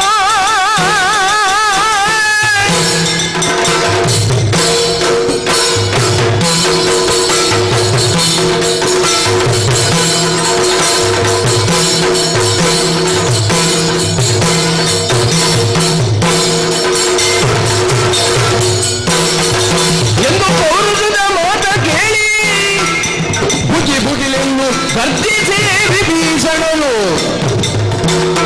ಇನ್ನೊಂದು ಗಮನಡೆ ಕಂದು ನುಡಿಸಿದಂತ ಕಂದೇನು ನಲ್ಲದಿನ್ನಾರು ಎಂದಾರಿ ಚಿಕ್ಕಪ್ಪ, ಲಂಕಾಪಟ್ಟಣದ ಔರಸಪುತ್ರನಾಗಿ ಈ ಮಾತನ್ನು ನಾನು ನಿರೀಕ್ಷಿಸಿರಲಿಲ್ಲ. ಸಮಯೋಚಿತವಾಗಿ ಆಲೋಚನೆ ಮಾಡಬೇಕಾದಂತಹ ಕಾಲಘಟ್ಟದಲ್ಲಿ ಕೇವಲ ಪೌರುಷ ನುಡಿಗಳನ್ನಾಡುವ ಮೂಲಕವಾಗಿ ನಾನು ಅದನ್ನು ಮಾಡುತ್ತೇನೆ ಅಂತ ಆಡಿದರೆ ಪರಿಣಾಮ ಏನಾಗುತ್ತದೆ ಎನ್ನುವುದನ್ನು ನೀನು ಸ್ಪಷ್ಟವಾಗಿ ಊಹಿಸಲಿಲ್ಲ ಅಂತ ಅರ್ಥ. ಅಂದ್ರೆ ವಿಭೀಷಣ ಒಬ್ಬ ಭಯಪಟ್ಟಿದ್ದಾನೆ, ರಾವಣ ಅಣ್ಣನಾದಂತಹ ರಾವಣ ಧೈರ್ಯದಿಂದಾನೆ ಎನ್ನುವುದು ಇದರ ತಾತ್ಪರ್ಯವಲ್ಲ. ಭವಿಷ್ಯದ ಪರಿಣಾಮ ಲಂಕೆ ಹೀಗೆಯೇ ಉಳಿಯಬೇಕು ಎನ್ನುವ ಉದ್ದೇಶ ನಾನು ಆಡಿದೆ ಅಂತ ಆದ್ರೆ ಕೇವಲ ಒಂದು ಕಾಲಕ್ಕೆ ಇಂದ್ರನನ್ನು ಗೆಲ್ಲುವುದಕ್ಕೆ ನಿನ್ನ ಅಪ್ಪ ಅವಕಾಶ ಕಲ್ಪಿಸಿದ್ದರಿಂದ ನಾನೇ ಲೋಕೋತ್ತರವಾದಂತಹ ಪರಾಕ್ರಮವನ್ನು ಹೊಂದಿಕೊಂಡವನಿದ್ದೇನೆ. ಕಪಿಗಳು ಬಂದ್ರೆ ಅವರನ್ನು ವಿರೋಧಿಸುವಂತಹ ಸಾಮರ್ಥ್ಯ ನಮ್ಮಲ್ಲಿದೆ ಅಂತ ನೀನು ಆಡಬೇಕಾದದ್ದಿಲ್ಲ. ಒಬ್ಬ ಕಪಿಯನ್ನೇ ಸಂಭಾಳಿಸುವುದಕ್ಕೆ ನಾವು ಪಟ್ಟಂತ ಕಷ್ಟ ಎಷ್ಟು ಅಂತ ನಮಗೊತ್ತಿದೆ. ಭಗವಂತನಿಂದ ನಾವು ಪಡೆದಂತಹ ಸಂಪತ್ತು ಏನುಂಟು ಅಲ್ಲ, ಸಂಪತ್ತುಗಳು ಯಾವುದು ಉಪಯೋಗಕ್ಕೆ ಬರಲಿಲ್ಲ ಅಂತ ನಾನು ಆಡಿದ್ದು. ಇರತಕ್ಕಂತ ನಿನ್ನಲ್ಲಿ ಶ್ರೇಷ್ಠವಾದಂತಹ ಅಸ್ತ್ರವನ್ನೇ ಪ್ರಯೋಗಿಸಿ ಆ ಅಸ್ತ್ರವೇ ಆದ್ರೂ ನೀನು ಸಮೀಪಕ್ಕೆ ಬಂದಂತ ಕಾಲಕ್ಕೆ ಮುರಿದಿಕ್ಕಿದಂತಹ ಕಪಿಯನ್ನು ನೀನು ಕಂಡದ್ದು. ಅಂತ ಸಹಸ್ರವಲ್ಲ, ಲಕ್ಷಾಂತರವಲ್ಲ, ಕೋಟ್ಯಂತರ ಕಪಿಗಳು ಆ ಕಡೆಯಿಂದ ಬರುತ್ತಾ ಇದ್ದಾರೆ. ಆದ್ದರಿಂದಲೇ ನಾವು ಜಾಗರೂಕರಾಗಬೇಕು ಎನ್ನುವ ಮಾತನ್ನಾಡಿದ್ರೆ ನೀನಾಡುವುದೇನು ಅಪ್ಪನನ್ನು ಮೆಚ್ಚುವುದಕ್ಕೆ ಆಡಿದ್ದಲ್ವಾ? ಎಲ್ಲವೂ ಇಲ್ಲದು ಯಾವುದು ಅನಿವಾರ್ಯ ಅಲ್ಲ ಅಂತ ಹೇಳುದು ನಾನು. ಸಾಕು ಸಾಕು ಸಾಕು ಸಾಕಿ ಸಭೆಯೊಳಗೆ ಸಾಕು ಸಾಕಿ ಸಭೆಯೊಳಗೆ ಕುಳಿತಿ ಕುಟಿಲತನವೆಂಬ ಕವಿಗ್ರಹ ಸೋಗಿದಿ ಚಾಂಡಾಲ ಹೇಳಿಯ ಮೂಗಿರೆಂದಿರಲು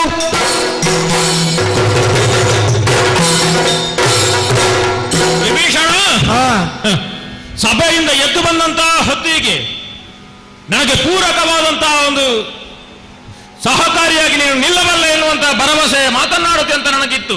ಪಥ್ಯವಲ್ಲದಿದ್ರು ಪೂರಕ ಅಂತ ಆಡಿದ್ದಣ್ಣ. ಒಂದು ರಾಜ್ಯದಲ್ಲಿ, ಒಂದು ರಾಷ್ಟ್ರದಲ್ಲಿ ಹೋರಾಟ ಆಗುತ್ತದೆ ಅಂತ ಆದ್ರೆ ಆ ನಾಡಿನಲ್ಲಿ ಹುಟ್ಟಿದಂತಹ ಪ್ರತಿಯೊಬ್ಬರು ಸೋಲೋ ಗೆಲುವು, ಸಾವೋ ಬದುಕು, ಅದು ಬೇರೆ ವಿಷಯ. ಹೋರಾಟ ಆಗುತ್ತದೆ ಅಂತ ಆದ್ರೆ ಆ ನಾಡಿ ಮಣ್ಣಿನಲ್ಲಿ ಹುಟ್ಟಿದಂತಹ ಪ್ರತಿಯೊಬ್ಬರು ಆ ಮಣ್ಣಿನ ಋಣವನ್ನು ತೀರಿಸುವುದಕ್ಕೆ ಬೇಕಾಗಿ ಹೋರಾಟಕ್ಕೆ ಟೊಂಕ ಕಟ್ಟಿ ನಿಲ್ಲಬೇಕು. ಅದು ಮಣ್ಣಿನ ಗುಣ.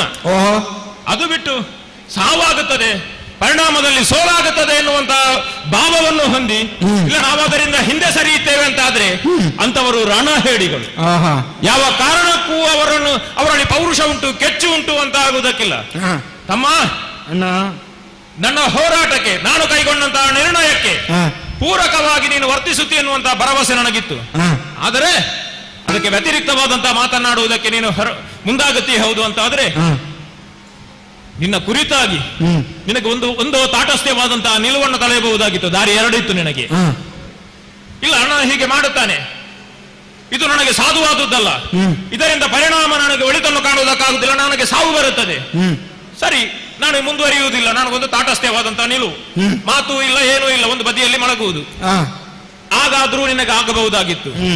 ಅದಲ್ಲ ಅಂತ ಆದ್ರೆ ಅಣ್ಣ ನೀನೇನೇ ಮಾಡು, ಇದರಿಂದ ಸೋಲೋ ಗೆಲುವು, ಸಾವೋ ಬದುಕು, ನಿನ್ನೊಂದಿಗೆ ಹೆಗಲು ಕೊಡುವುದಕ್ಕೆ ನಾನಿದ್ದೇನೆ ಅಂತ ಹೇಳಬಹುದಾಗಿತ್ತು.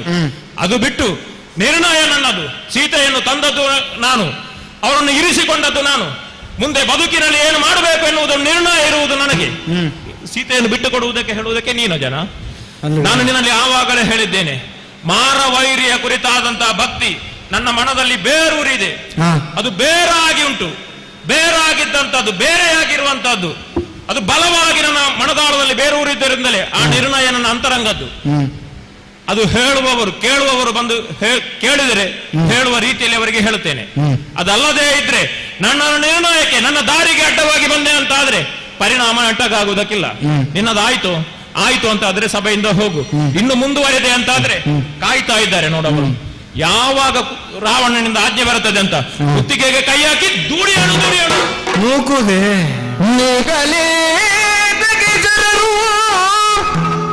ನಾವೇ ನೂಕಿಗುಂಬೆನುತ್ತ ಕಂಗಳ ಲೌಕಿದುದಗದ ಶರಣ ಬಂದನು ಮಾತೆ ಇದ್ದೆಡೆಗೆ.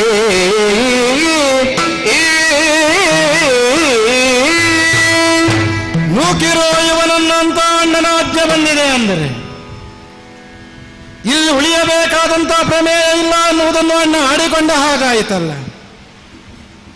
ಸರಿ, ಅಣ್ಣನಿಂದಲೋ ಅಣ್ಣನ ಚರರಿಂದಲೋ ನೂಕಿಸಿಕೊಳ್ಳುವುದಕ್ಕಿಂತ ಇಲ್ಲಿ ಉಳಿಯಬೇಕಾದ ಔಚಿತ್ಯ ಏನು ಅಂತ ನಾನು ಯೋಚಿಸಬೇಕಾಗಬೇಡ. ದಶಗಂಟನಾದಂಥ ಅಣ್ಣನು 20 ಕರ್ಣಗಳಿಂದಲಾದರೂ ನನ್ನ ಅಭಿಪ್ರಾಯವನ್ನು ಆಲಿಸಬಹುದು, ಮಾನ್ಯತೆಯನ್ನು ಕೊಡಬಹುದು ಅಂತ ಭಾವಿಸಿದರೆ ಒಳಗೆ ಯಾವುದೋ ವಿಚಾರಕ್ಕೆ ಬದ್ಧವಾದ ಹಾಗೆ ಇದ್ದಾನೆ ಹೊರತುಪಡಿಸಿದ್ರೆ ಅಲುಗಾಡುವುದೇ ಇಲ್ಲ. ಆದ್ದರಿಂದ ಅವನಿಗೆ ಅನುಗುಣವಾದಂತಹ ಮಾತುಗಳನ್ನು ಮಾತ್ರವೇ ಪೂರಕವಾದ ನುಡಿ ಅಂತ ಆಲಿಸುವುದಕ್ಕೆ ತೊಡಗಿದ್ದಾನೆ. ಆದ್ದರಿಂದ ಧರ್ಮದ ನೆಲೆಯ ಮೇಲೆ ನಿಲ್ಲಬೇಕು ಎಂಬಂತ ಅಪೇಕ್ಷೆಯನ್ನು ವಾಂಛೆಯನ್ನು ಹೊತ್ತುಕೊಂಡೇ ಬದುಕಿದಂತಹ ವಿಭೀಷಣ ಇನ್ನೂ ಅಧರ್ಮದ ದಾರಿಯಲ್ಲಿ ಸಾಗುವ ಮಧ್ಯದಲ್ಲಿ ಉಳಿದೆ ಅಂತ ಆದರೆ ಅದನ್ನು ಬದುಕುವಂತ ಆಡುವುದಕ್ಕೆ ಬರುವುದಿಲ್ಲ. ಅಣ್ಣನಾದರೂ ತನ್ನ ಆಯುಷ್ಯದ ಗಣನೆಯನ್ನು ಮಾಡುವುದಕ್ಕೆ ಬರುತ್ತದೆ, ಈಗಲೇ ಇಂದ್ರಾರಿ ಆಡಿದಂತೆ. ನನಗ ಹಾಗಲ್ವಲ್ಲ, ಅವನು ಸತ್ತು ಬದುಕಬಹುದು. ಆದರೆ ನಾನು ಅಧರ್ಮದ ದಾರಿಯಲ್ಲೇ ಇದ್ದೇನೆಂದರೆ ಬದುಕಿಯೂ ಸಾಯುವಂತಹ ಸನ್ನಿವೇಶ ನಿರ್ಮಾಣವಾಗುತ್ತದೆ. ತಲುಪಬೇಕಾದ ದಾರಿಯನ್ನು ಅಣ್ಣ ಏನೋ ಯೋಚನೆ ಮಾಡಿದ್ದಾನೆ, ಆದರೆ ನಾನು ಅದನ್ನೆಲ್ಲ ಆಲೋಚನೆ ಮಾಡಬೇಕಾದ, ನಾನು ತಲುಪುವ ದಾರಿಯನ್ನು ಆಲೋಚನೆ ಮಾಡಬೇಕು. ಆದರೆ ಇಲ್ಲಿವರೆಗೂ ಅಮ್ಮನ ಜೊತೆಯಲ್ಲೇ ಇದ್ದುಕೊಂಡು ಅಮ್ಮನ ಸೇವೆಯನ್ನು ಮಾಡುವ ಅವಕಾಶವನ್ನು ಹೊಂದಿಕೊಂಡು ನಾನು ಇದ್ದದ್ದರಿಂದ ಅಮ್ಮನಲ್ಲೊಂದು ಮಾತನ್ನು ಆಡಬೇಕಾಗಿದೆ. ಅದಕ್ಕಾಗಿ ಅಮ್ಮನಿದ್ದಲ್ಲ ಹೋದ್ರೆ ಅಮ್ಮ ವಂದಿಸಿಕೊಂಡಿದ್ದೇನೆ. ಮಗನೇ, ಒಂದು ಮಾತು ಆಲಿಸ್ತೀರಾ ತಾಯಿ? ಏನಪ್ಪ ಇದು? ಅಮ್ಮಗೆ ನನ್ನ ದೆಸೆಯಿಂದ ಅಮ್ಮ ಕೇಳನ್ನ ದೆಸೆಯಿಂದಲೇ ವಂಶ ನಿರ್ಮೂಲವಶ ಕಾಲ ಬಂತು. ಅಮ್ಮ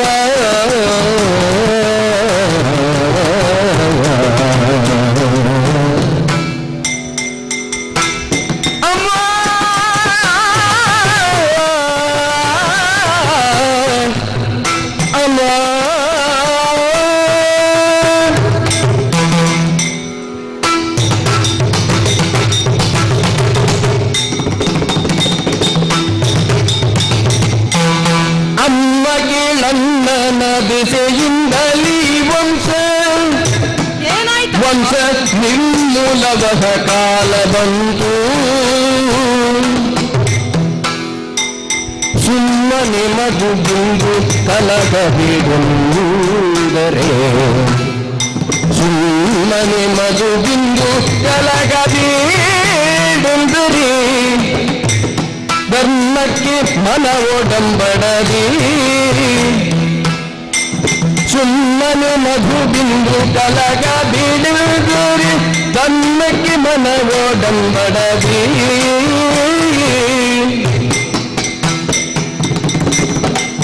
ಅಮ್ಮಗೆ ನನ್ನ ನದಿಗೆಯಿಂದಲೇ ವಂಶ ನಿರ್ಮೂಲವದ ಕಾಲ ಬಂತು. ಅಮ್ಮ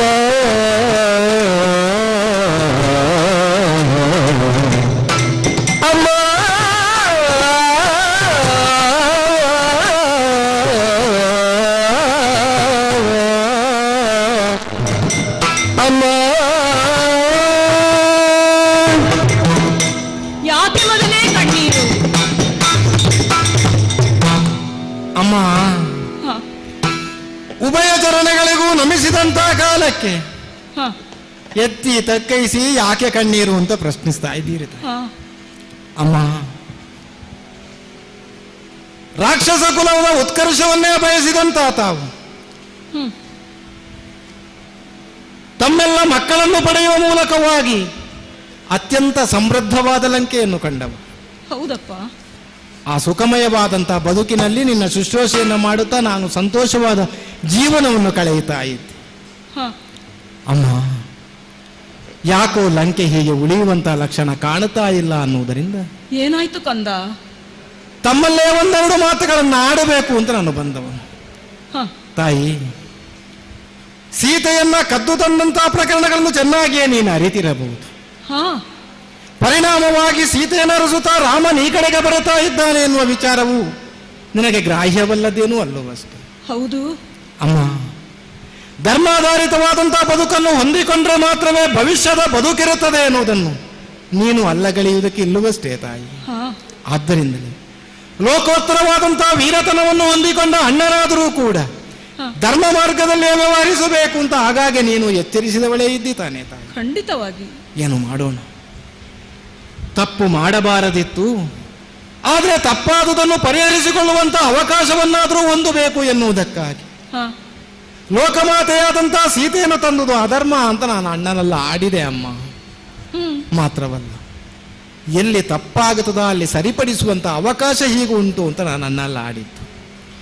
ಬದುಕಿನ ಅನೇಕ ಘಟನೆಗಳಲ್ಲಿ ತಪ್ಪಾದಂತಹ ಸಂದರ್ಭಗಳಲ್ಲಿ ಸರಿದಾರಿಯಲ್ಲಿ ಹೆಜ್ಜೆ ಊರಿದವನು ನಮ್ಮ ಅಣ್ಣ ಎನ್ನುವುದರಿಂದ ಇಲ್ಲೊಂದು ಕಡೆಯಲ್ಲಾದ್ರೂ ಅಣ್ಣ ಸರಿದಾರಿಯ ಹೆಜ್ಜೆಯನ್ನು ಊರಿದ ಅಂತ ಆದ್ರೆ ಮತ್ತೆ ಅವನಿಗೆ ಹೆದ್ದಾರಿ ತೆರೆದಿರುತ್ತದೆ ಎನ್ನುವ ವಿಶ್ವಾಸದಿಂದ ನಾನು ಧರ್ಮಾಧಾರಿತ ನುಡಿಯನ್ನು ಆಡಿದೆ ಅಂತ ಆದ್ರೆ ಪಥ್ಯವಾಗದೇ ಇರುವಂತ ಅಣ್ಣದನ್ನು ವಿರೋಧಿಸಿದ ನಮ್ಮ ವಿರೋಧಿಸಿದ. ಮಾತ್ರವಲ್ಲ, ತನ್ನದಾದಂತಹ ಚರರ ಮೂಲಕವಾಗಿ ಯವರಾಜ್ಯಾಭಿಷೇಕ ಪದವಿಯನ್ನು ನಿನ್ನ ಮೂಲಕವಾಗಿ ನನಗೊದಗಿಸಿದಂತ ಅಣ್ಣನೇ ಮೂಕಿರೋ ವಿಭೀಷಣನನ್ನು ಅಂತ ಆಜ್ಞೆಯನ್ನು ಕೂಡ ಮಾಡಿ ಏನು ಲಂಕಾಪಟ್ಟಣದ ಒಳಗೆ ನನ್ನದಾದಂತಹ ಮನೋಧರ್ಮವನ್ನಿಟ್ಟುಕೊಂಡು ಉಳಿಯುವುದಕ್ಕೆ ಬರುವುದಿಲ್ಲ ಅಂತ ಅಣ್ಣ ಆಡಿದ್ದರಿಂದಲೇ ಧರ್ಮ ನೆಲೆಯೂರುವುದಿಲ್ಲ ಅಂತ ನಾನು ಆಳುವುದಕ್ಕೆ ತೊಡಗಿದ್ದಮ್ಮ.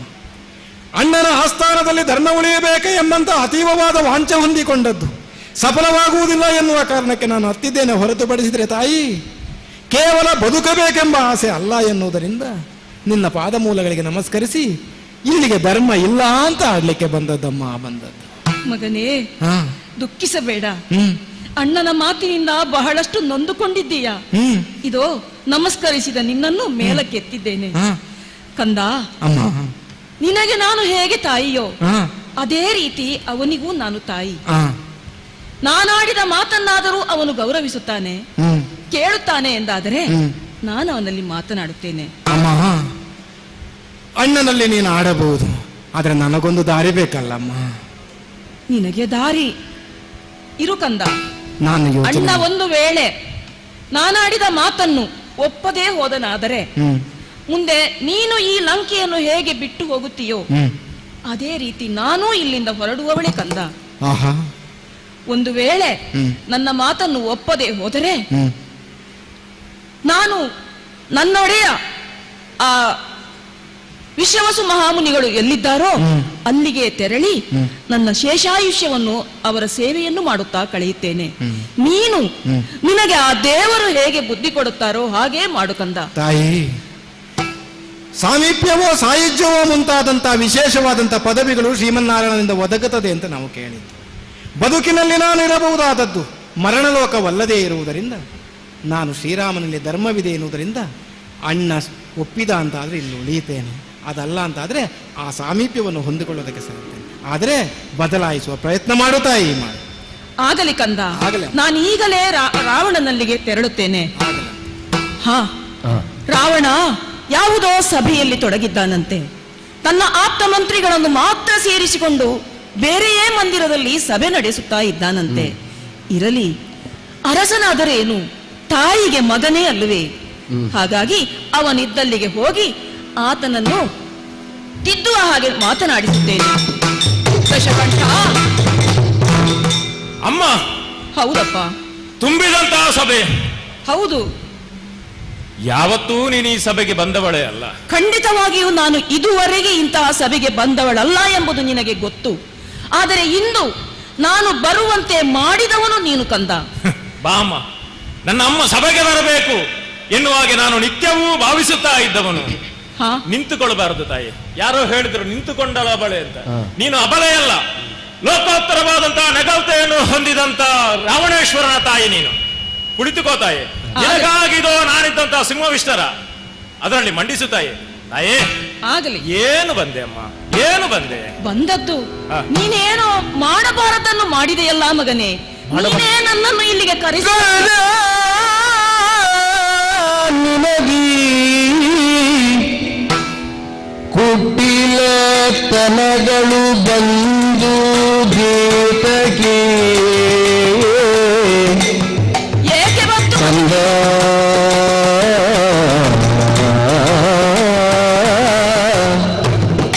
ಕಂದ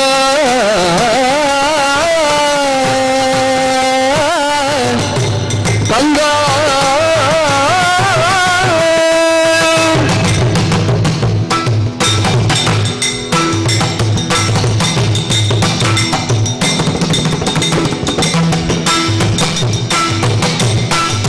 ಕಂದ ನಿನಗಿ ಕುಟಿಲತನಗಳು ಬಂದು ಗೀತಕ್ಕೆ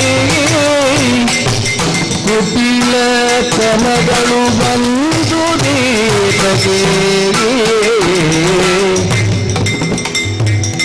ಸೀತೆಯ ತಂದು ಕುಲಕಪ ಕೀರ್ತಿ ನನ್ನನು ಕೊಂದಿದು ಗೋಗಿ ಸೀತೆಯ ತಂದು ಕುಲಕಪ ಕೀರ್ತಿ ನನ್ನನು ಕೊಂದಿದುದಕ್ಕೆ ಕಂದ ನಿನಗಿ ಕುಟಿಲತನಗಳು ಬಂದು ಗೀತಕ್ಕೆ ಸೀತೆಯ ಅಂದು ಕುಲಕಪ ಕೀರ್ತಿ ನಮ್ಮನು ಹೊಂದಿದುದಕ್ಕೆ ಬಿಟ್ಟು ಕೊಡು ಜಾನಕಿಯ ಎಂದರೆ ಬಿಟ್ಟು ಕೊಡು. ಬಿಟ್ಟು ಕೊಡು ಜಾನಕಿಯನೆಂದರೆ ಸಿಟ್ಟು ಮಾಡಿ ತಮ್ಮನ ಕಷ್ಟದಲ್ಲಿ ಕಳುವರಿ ನಾವಿದ್ದೆಷ್ಟು ದಿವಸ ಕಂದನಿನಗಿ ಕುಟಿಲತನಗಳು ಬಂದು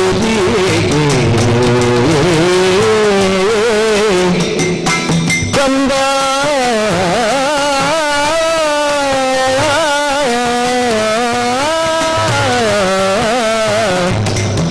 ಕಂದ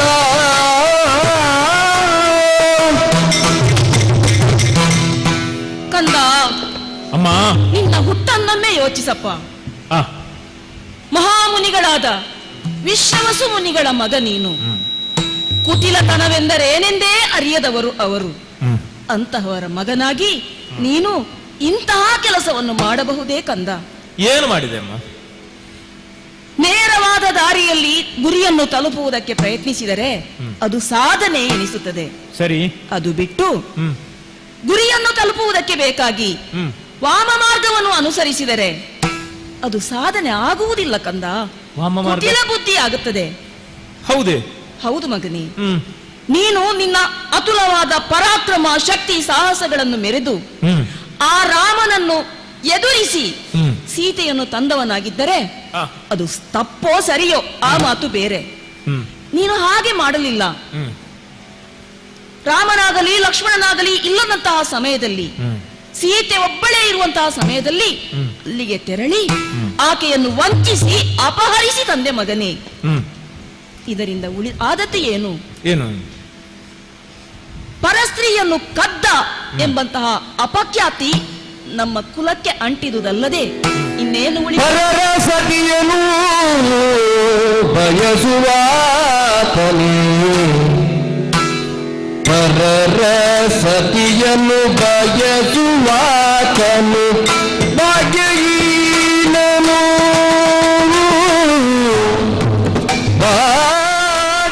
ಭಾಗ್ಯಹೀನನು.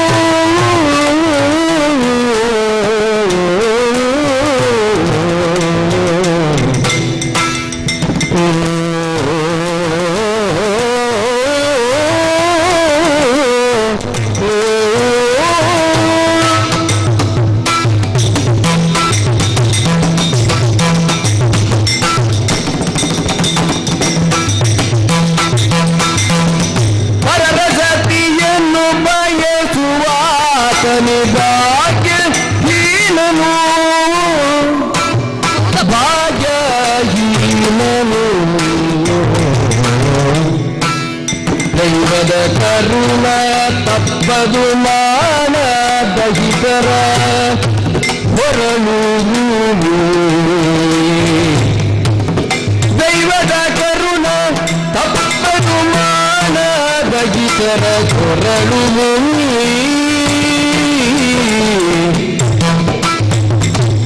ಪಾದಕ್ಕೆ ಮೊದಲಾಗಿ ಸೀತೆಯ ಕಳುಹಿಕೊಟ್ಟು ರಾಮನ ಸ್ನೇಹದಲ್ಲಿ ಸುಖ ಬಾಳು ತಮ್ಮನ ಕೂಡಿಕೊಂಡು ಸೀತೆಯ ಕಳುಹಿಕೊಟ್ಟು ರಾಮನ ಸ್ನೇಹದಲ್ಲಿ ಸುಖ ಬಾಳು ತಮ್ಮನ ಕೂಡಿಕೊಂಡು ಕಂದನಗಿ ಕುಟಿಲತನಗಳು ಬಂದು ದೀಪಕ್ಕೆ ಕಂದ ಕಂದ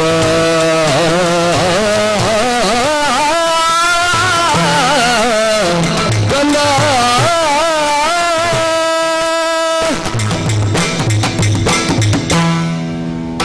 ಪರಸತಿಯನ್ನು ಕದ್ದು ತಂದುದಕ್ಕಾಗಿ ಬಂದ ಅಪಖ್ಯಾತಿ ನಮ್ಮ ಕುಲಕ್ಕೆ ಅಂಟಿದೆ ಅಲ್ಲದೆ ಇನ್ನೇನು ಉಳಿಸುವುದಕ್ಕಾಯ್ತು ಕಂದ. ನೀನು ಆಕೆಯನ್ನು ತಂದೆಯೇ ಹೊರತು ಆಕೆಯ ಪ್ರೀತಿಯನ್ನು ಕರುಣೆಯನ್ನು ಲವಲೇಶವೂ ಸಂಪಾದಿಸುವಲ್ಲಿ ನೀನು ಅಸಮರ್ಥನೆ ಆಗಿರುವಾಗ ಅಂತಹ ಸೀತೆ ನಿನಗೆ ಯಾಕೆ ಬೇಕು ಹೇಳು? ಅದಕ್ಕೆ ಬೆಂಕಿಯ ಉಂಡೆಯನ್ನು ಸೆರಗಿನಲ್ಲಿ ಕಟ್ಟಿಕೊಂಡರೆ ಅದರಿಂದ ಶಾಂತಿ ನೆಮ್ಮದಿ ಸಿಗುವುದಕ್ಕೆ ಸಾಧ್ಯವೇ ಹೇಳು? ಆಕೆಯನ್ನು ತಂದಂದಿನಿಂದಲೂ ನೀನು ಒಂದೇ ಒಂದು ದಿನವಾದರೂ ನೆಮ್ಮದಿಯಿಂದ ನಿದ್ದೆ ಮಾಡಿದ್ದಿದೆಯೇ? ಇಲ್ಲವಲ್ಲ. ಹಾಗಿರುವಾಗ ಆ ಸೀತೆಯನ್ನು ಯಾಕೆ ಇನ್ನೂ ಇಲ್ಲೇ ಉಳಿಸಿಕೊಳ್ಳುತ್ತಿ? ಆದಷ್ಟು ಬೇಗನೆ ಆಕೆಯನ್ನು ರಾಮನಿಗೆ ಒಪ್ಪಿಸು. ಹಾಗೆಂದು ನಿನಗೆ ವಿಭೀಷಣ ಹೇಳಿದಾಗ ಆತನಲ್ಲಿ ಸಿಟ್ಟುಕೊಂಡು ಆತನನ್ನು ಸಭೆಯಿಂದ ಹೊರಗಟ್ಟಿದೆಯಂತೆ. ಪಾಪ ನೊಂದುಕೊಂಡಿದ್ದಾನೆ ಆತ. ಬಂದನೆ. ಹೌದಪ್ಪ, ನೊಂದುಕೊಂಡು ಅಣ್ಣನನ್ನು ಮನಸ್ಸಿನಿಂದಲೇ ದೂರ ಮಾಡಿದ, ಲಂಕೆಯಿಂದಲೇ ಹೊರಗಟ್ಟಿದ ಎಂದು ತುಂಬಾ ನೊಂದುಕೊಂಡನಪ್ಪ. ಮಕ್ಕಳು ನೊಂದುಕೊಂಡರೆ ತಾಯಿಯ ಹೃದಯ ಸುಮ್ಮನಿರುತ್ತದೆಯೇ ಹೇಳು? ಹೇಳಿದೆ, ನಿನ್ನ ಅಣ್ಣನಿಗೆ ಹೇಳ್ತೇನೆ ಎಂಬುದಾಗಿ ನಾನು ಹೇಳಿದ್ದೇನೆ. ಈಗ ನೀವು 3-4 ಮಂದಿ ಮಕ್ಕಳು ಒಳ್ಳೆಯ ರೀತಿಯಿಂದ ಬೆರೆತುಕೊಂಡು ಲಂಕೆಯಲ್ಲೇ ಇದ್ದರೆ ನನಗೂ ನೋಡುವುದಕ್ಕೆ ಸಂತೋಷ.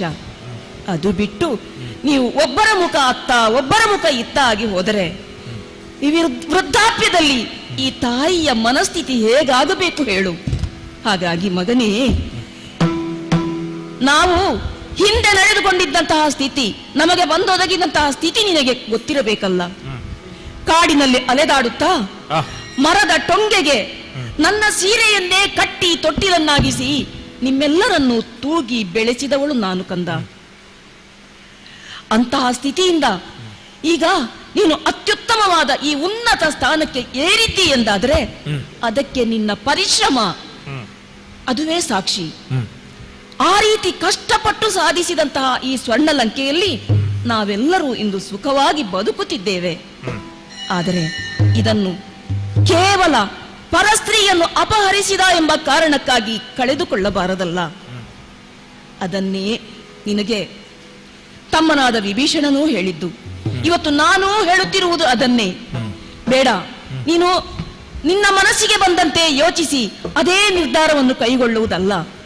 ತಾಯಿಯಾಗಿ ನಾನಿದ್ದೇನೆ, ನನ್ನ ಮಾತಿಗೂ ಒಂದಿಷ್ಟು ಬೆಲೆ ಕೊಡು. ಹಾಗಾಗಿ ನೀನು ಹದಕ್ಕೆ ಬಾ ಹದಕ್ಕೆ.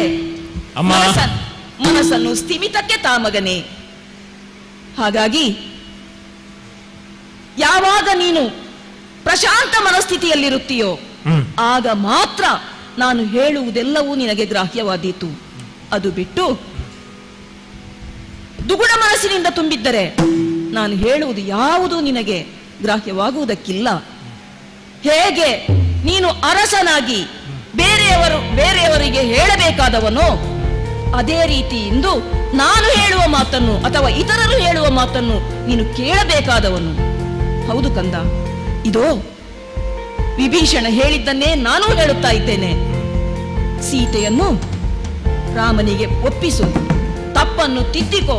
ತಪ್ಪು ತಿದ್ದಿಕೊಂಡು ಬದುಕಿದೆಯಾದರೆ ನಿನಗೆ ಶ್ರೇಯಸ್ಸಾಗುತ್ತದೆ, ಇಲ್ಲದೆ ಹೋದರೆ ಅಪಯಶಸ್ಸಿಗೆ ನೀನು ಕಾರಣನಾಗುತ್ತೀಯ. ಹಾಗಾಗಿ ನಿನ್ನ ಒರಟುತನವನ್ನು, ನಿನ್ನ ಈ ಕುಟಿಲತನವನ್ನು ಬಿಟ್ಟು ಬಿಡು ಕಂದ, ಬಿಟ್ಟು ಬಿಡು. ಅಮ್ಮ, ಬಾಲ್ಯದಲ್ಲಿಯೇ ನಿನ್ನ ತೊಡೆಯಲ್ಲಿ ತಲೆ ಇಟ್ಟು ನೀನು ಆಡುತ್ತಿರುವಂತಹ ಒಂದೊಂದು ಮಾತುಗಳನ್ನು ಕೇಳುತ್ತಾ ಬೆಳೆದವನು ನಾನು. ಹೌದಪ್ಪ, ಬಾಲ್ಯದಲ್ಲಿ ನಮ್ಮನ್ನು ಪಡೆಯುವುದಕ್ಕಿಂತ ಪೂರ್ವದಲ್ಲಿ ನೀನೇ ಹೇಳಿದ್ಯಲ್ಲ, ವಿಶ್ವವಸು ಮಹಾಮುನಿಗಳನ್ನು ನಾನು ಸಂಧಿಸಿದೆ, ಅವರ ಮೂಲಕವಾಗಿ ನಿಮ್ಮನ್ನು ಪಡೆದೆ ಅಂತ. ಹೌದು.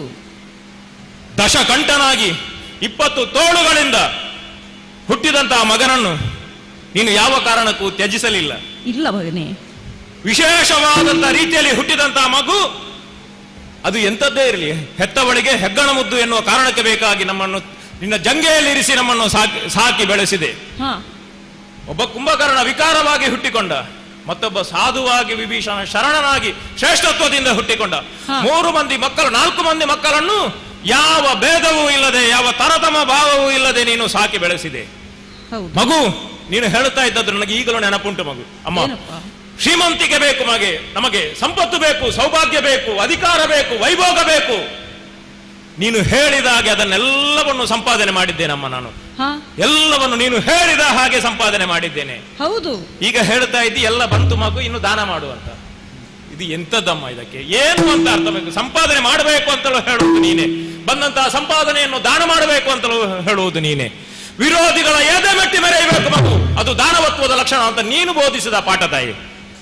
ವಿಭೀಷಣ ಏಕಾಂತದಲ್ಲಿ ಬಂದು ನನ್ನಲ್ಲಿ ಮಾತಾಡುತ್ತಾ ಇದ್ರೆ ಅವನ ಮಾತನ್ನು ನಾನು ಒಪ್ಪುತ್ತಾ ಇದ್ದೆ, ಅದನ್ನು ಅಂಗೀಕರಿಸುತ್ತಾ ಇದ್ದೆ. ತಮ್ಮ, ನೀನು ಹೇಳಿದ್ದರಲ್ಲಿ ಅರ್ಥ ಉಂಟು ಅಂತ. ಆದರೆ ತುಂಬಿದಂತ ಸಭೆಯಲ್ಲಿ ಎಲ್ಲರೂ ನೆರೆದಂತ ಹೊತ್ತಿಗೆ ಅಣ್ಣ ನೀನು ಮಾಡುತ್ತಾ ಇರುವುದು ತಪ್ಪು, ನೀನಿಟ್ಟಂತ ದಾರಿ ಸರಿಯಲ್ಲ, ಹೀಗೆ ನಡೆದರೆ ಇದರಿಂದ ಕುಲಕ್ಷಯ ಆಗುತ್ತದೆ ಅಂತ ಹೇಳಿದರೆ ನಾನು ಏನು ಮಾಡಬೇಕು ಹೇಳಮ್ಮ, ನಾನೇನು ಮಾಡಬೇಕು ಹೇಳು. ಆದುದರಿಂದಲೇ ಸಿಟ್ಟುಕೊಂಡು ಹೇಳಿದ್ದೇನೆ, ನನ್ನ ಕಣ್ಣ ಮುಂದೆ ನಿಲ್ಲಬೇಡ ಅಂತ, ಹೋಗು ಸಭೆಯಿಂದ ಅಂತ. ನಿನ್ನಲ್ಲಿಗೆ ಬಂದನೆ, ನಿನ್ನಲ್ಲಿ ಹೀಗೆ ಹೇಳಿದ್ದೇನೆ. ಅವನು ಹೇಳಿದ್ದರಲ್ಲಿ ತಪ್ಪೇನೂ ಇಲ್ಲ ಕಂದ.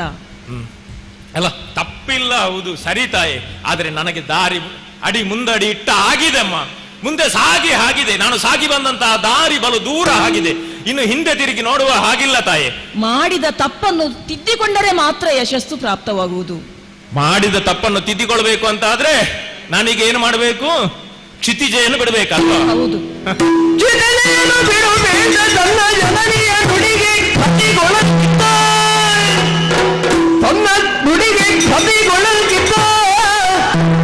ಪೂರ್ವದ ಮಂತ್ರಿಗಳ ಸಹಿತ ರಥನೇರಿ ಮುಂದಪ್ಪ ಕಾರಣಗಳ ತಿಳಿದುವರ ವಿಭೀಷಣ ದೇವನು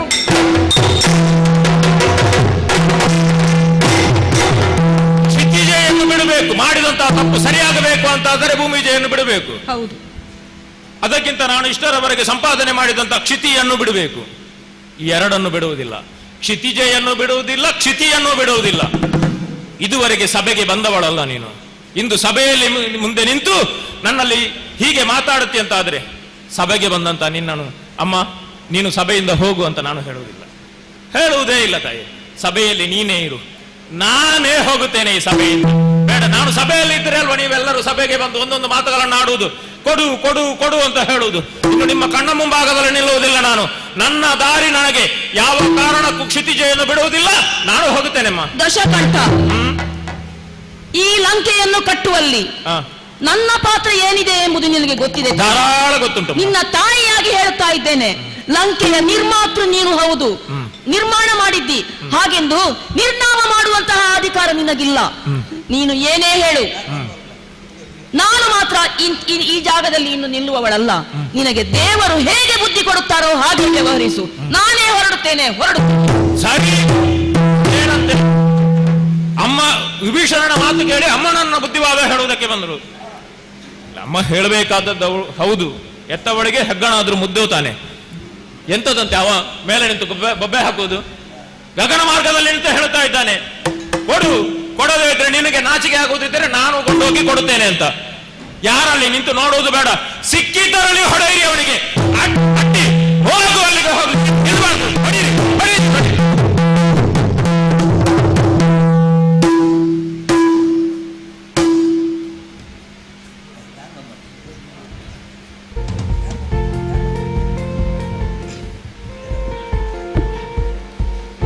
ಇದುವರೆಗೆ ವಿಭೀಷಣ ನೀತಿ ಪ್ರಸಂಗ ಪ್ರಸ್ತುತವಾಯಿತು. ಇದರಲ್ಲಿ ಭಾಗವಹಿಸಿದ ಎಲ್ಲ ಕಲಾವಿದರಿಗೂ ಕೂಡ ಹೃತ್ಪೂರ್ವಕವಾದ ಕೃತಜ್ಞತೆಗಳನ್ನು ಸಲ್ಲಿಸುತ್ತಾ ಇದೀಗ ಮುಂದುವರೆದ ಭಾಗವಾಗಿ ಅಂಗದ ಸಂಧಾನ ಈ ಪ್ರಸಂಗ ಇದೀಗ ಪ್ರಸ್ತುತಿಗೊಳ್ಳಲಿಕ್ಕಿದೆ. ಈ ಕಾರ್ಯಕ್ರಮದಲ್ಲಿ ಈಗ ಭಾಗವತರಾಗಿ ರತ್ನಾಕರ ಆಳ್ವ ಹಾಗೂ ಮನೋಹರ್ ಕಾವೂರು ಇವರು ಭಾಗವತಿಕೆಯನ್ನು ಮಾಡಲಿಕ್ಕಿದ್ದಾರೆ. ಅದೇ ರೀತಿಯಲ್ಲಿ ಹಿಮ್ಮೇಳದಲ್ಲಿ ವಾಸುದೇವಮಯ್ಯರು ವರ್ಕಾಡಿ ಹಾಗೂ ಗಣೇಶಮಯ್ಯರು ವರ್ಕಾಡಿ ಹಾಗೂ ವೇದವ್ಯಾಸರಾವ್ ಕುತ್ತೆತ್ತೂರು ಇವರು ನಿಮ್ಮ ಜೊತೆ ಹಿಮ್ಮೇಳದಲ್ಲಿ ಕಾಣಿಸಿಕೊಳ್ಳಲಿಕ್ಕಿದ್ದಾರೆ. ಶ್ರೀರಾಮನ ಪಾತ್ರದಲ್ಲಿ ವಿದ್ಯಾಧರ ಶೆಟ್ಟಿ ಅವರು ಕಾಣಿಸಿಕೊಳ್ಳಲಿಕ್ಕಿದ್ದಾರೆ. ಸುಗ್ರೀವನಾಗಿ ಹರಿಶ್ಚಂದ್ರ ನಾಯಕ ಮಾಡೂರು ಇವರು, ಅಂಗದನಾಗಿ ರವಿ ಅಲೆವೂರಾಯರು ಪಾತ್ರ ನಿರ್ವಹಣೆ ಮಾಡಲಿಕ್ಕಿದ್ದಾರೆ. ಪ್ರಹಸ್ತನಾಗಿ ವಿನಯಾಚಾರ್ಯರವರು ಪಾತ್ರ ಪ್ರಸ್ತುತಿಯನ್ನು ಮಾಡಲಿಕ್ಕಿದ್ದಾರೆ. ರಾವಣನಾಗಿ ಗಣೇಶ್ ಕುಂಜತ್ತೂರವರು ಮುಂದುವರಿಯುತ್ತಾರೆ. ಅದೇ ರೀತಿಯಲ್ಲಿ ಹನುಮಂತನಾಗಿ ನಾಗೇಶಾಚಾರ್ಯ ಕವಿರಂಗಡ ಇವರು ಈ ಕಾರ್ಯಕ್ರಮದಲ್ಲಿ ತಮ್ಮ ಪಾತ್ರ ಪ್ರಸ್ತುತಿಯನ್ನ ಮಾಡಲಿಕ್ಕಿದ್ದಾರೆ. ಮುಂದಿನ ಪ್ರಸಂಗಕ್ಕಾಗಿ ಭಾಗವತರಿಗೆ ಮುಂದುವರಿಸುವುದಕ್ಕೆ ಕೇಳಿಕೊಳ್ತಾ ಇದ್ದೇನೆ.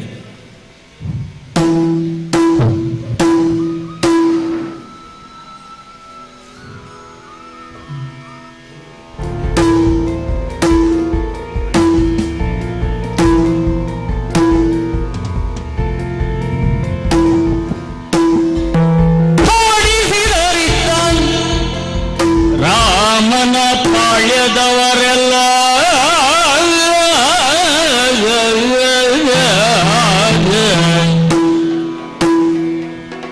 ಜವದಿ ಲಗ್ಗೆಗೆ ನುಗ್ಗಲಪ್ಪಣೆಯ ಕೊಡಿರೆನಲು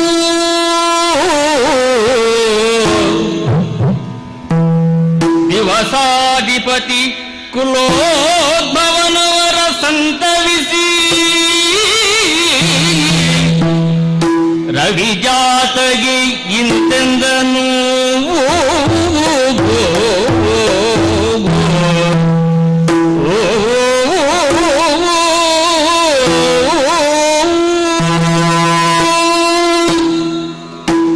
ಅಯೋಧ್ಯೆಯಿಂದ ಆರಂಭವಾದಂತಹ ಈ ರಾಮನ ಪಯಣ ಕೇವಲ ತಂದೆಯ ಮಾತುಗಳನ್ನು ಉಳಿಸಬೇಕು, ಅಯೋಧ್ಯಾಧಿಪತಿ ದಶರಥ ಚಕ್ರವರ್ತಿಯ ಮಾತು ಹುಸಿಯಾಗಬಾರದು, ಆ ಮಾತನ್ನು ಸತ್ಯವಾಗಿಸಬೇಕು ಎನ್ನುವಂತಹ ಕಾರಣಕ್ಕಾಗಿಯೇ ಅಯೋಧ್ಯೆಯಿಂದ ಇಳಿದು ಬಂದವನು ನಾನು.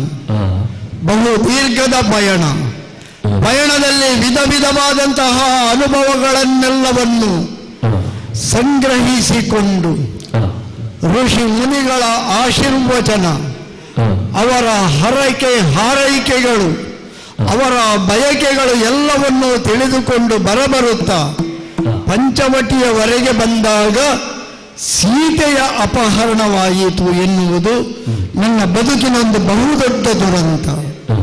ಸೀತಾನ್ವೇಷಣೆಯಾಗಿ ಮುಂದುವರಿದು ಬಂದಾಗ ಸುಗ್ರೀವ ಸಖ್ಯವಾಯಿತು, ವಾಲಿಗೆ ಮೋಕ್ಷವನ್ನು ಒದಗಿಸಿದ ಹಾಗಾಯಿತು. ಅಲ್ಲಿಂದ ಸುಗ್ರೀವನ ಸಖ್ಯದಿಂದ ಆಂಜನೇಯನಿಂದ ಸೀತೆಯ ಜಾಡನ್ನು ತಿಳಿದುಕೊಂಡು ಲಂಕೆಯ ಆ ಸಮುದ್ರ, ಈ ಬದಿಯ ಸಮುದ್ರ ತೀರದವರೆಗೆ ಬಂದಾಗ ಬಹುದೊಡ್ಡ ಯೋಗವಾಗಿ ಸಾಕ್ಷಾತ್ ದಶಕಂಠ ರಾವಣನ ತಮ್ಮ ವಿಭೀಷಣನೇ ಬಂದು ನನ್ನ ಪಾಳಯಕ್ಕೆ ಬಂದು ಸೇರಿಕೊಂಡು ನನಗೆ ಶರಣಾಗಿದ್ದಾನೆ ಎನ್ನುವಾಗ, ಶತ್ರುಪಾಳಯದಿಂದ ಬಂದ ವ್ಯಕ್ತಿ ಎನ್ನುವುದಕ್ಕಿಂತಲೂ ಶರಣ ವಿಭೀಷಣ ರಾಮನನ್ನು ತಿಳಿದುಕೊಂಡು ಬಂದ ಎನ್ನುವುದು ರಾಮನ ಪಾಲಿಗೆ ಬಹುದೊಡ್ಡ ವಿಜಯವೇ ಅಲ್ಲವೇ? ಹಾಗಿದ್ದರೆ ವಿಜಯದತ್ತ ನಮ್ಮ ಪಥ ಬಹಳ ಸನಿಹವಾಗಿ ಸಾಗಿದೆ ಎಂದು ತಿಳಿದುಕೊಂಡವನು ವಿಭೀಷಣನನ್ನು ಅವನ ಜೊತೆಗೆ ಬಂದ 4 ಮಂದಿಯನ್ನು ಬರಮಾಡಿಕೊಂಡು ಇನ್ನು ಲಂಕೆಯನ್ನು ತಲುಪುವುದು ಹೇಗೆ ಎನ್ನುವ ನಮ್ಮೊಳಗಿನ ಸಮಾಲೋಚನೆಯಲ್ಲಿ ಲಂಕೆಗೆ 100 ಯೋಜನ ವಿಸ್ತಾರವಾದಂತಹ ಲಂಕೆಗೆ ಕಲ್ಲು ಬಂಡೆಗಳ ಮೂಲಕವಾಗಿ ಸೇತುವನ್ನು ಬಲಿದವರು ನಮ್ಮ ಕಪಿವೀರರು. ಸೇತುವನ್ನು ಬಲಿಯುವ ಮೂಲಕವಾಗಿ ಅಭೇದ್ಯವಾದ ಲಂಕೆಗೂ ಒಂದು ದಾರಿಯನ್ನು ಕಂಡುಕೊಳ್ಳಲು ಸಾಧ್ಯ ಎನ್ನುವುದನ್ನು ನಮ್ಮವರು ತೋರಿಸಿಕೊಟ್ಟರು. ಆ ಮೂಲಕವಾಗಿ ಲಂಕೆಗೆ ಸೇತುವೆ ಸಿದ್ಧವಾಗಿ ಇದೆ. ಎಲ್ಲರೂ ಒಟ್ಟಾರೆಯಾಗಿ ಪಯಣಿಸುವುದಲ್ಲ, ಸೇತುವೆಯ ಇಬ್ಬಾಗದಲ್ಲೂ ವಿಸ್ತಾರವಾದಂತಹ ಸಮುದ್ರವಿದೆ.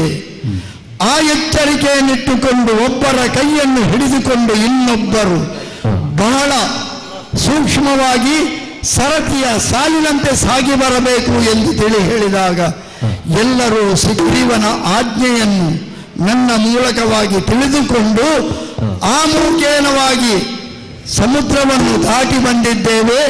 ಲಂಕೆಯ ಸರಹದ್ದಿನಲ್ಲಿ ನಾವಿದ್ದೇವೆ ಎನ್ನುವಾಗ ಅಯೋಧ್ಯೆಯಿಂದ ಆರಂಭವಾದ ಪ್ರಯಾಣ ಲಂಕೆಯ ಸರಹದ್ದಿನವರೆಗೆ ನನ್ನನ್ನು ತಂದು ನಿಲ್ಲಿಸಿದೆ ಎಂದಾದರೆ ಅದಕ್ಕೆ ಕಾರಣಗಳು ಬಹಳ. ಇಂತಹ ಕಾರಣಗಳೆಲ್ಲವನ್ನು ಅವಲೋಕಿಸುತ್ತಿರುವಂತಹ ಸಂದರ್ಭದಲ್ಲಿ ಅತ್ತಲಿಂದ ರಾವಣ ತನ್ನ ಅಂತಃಪುರವನ್ನೇರಿ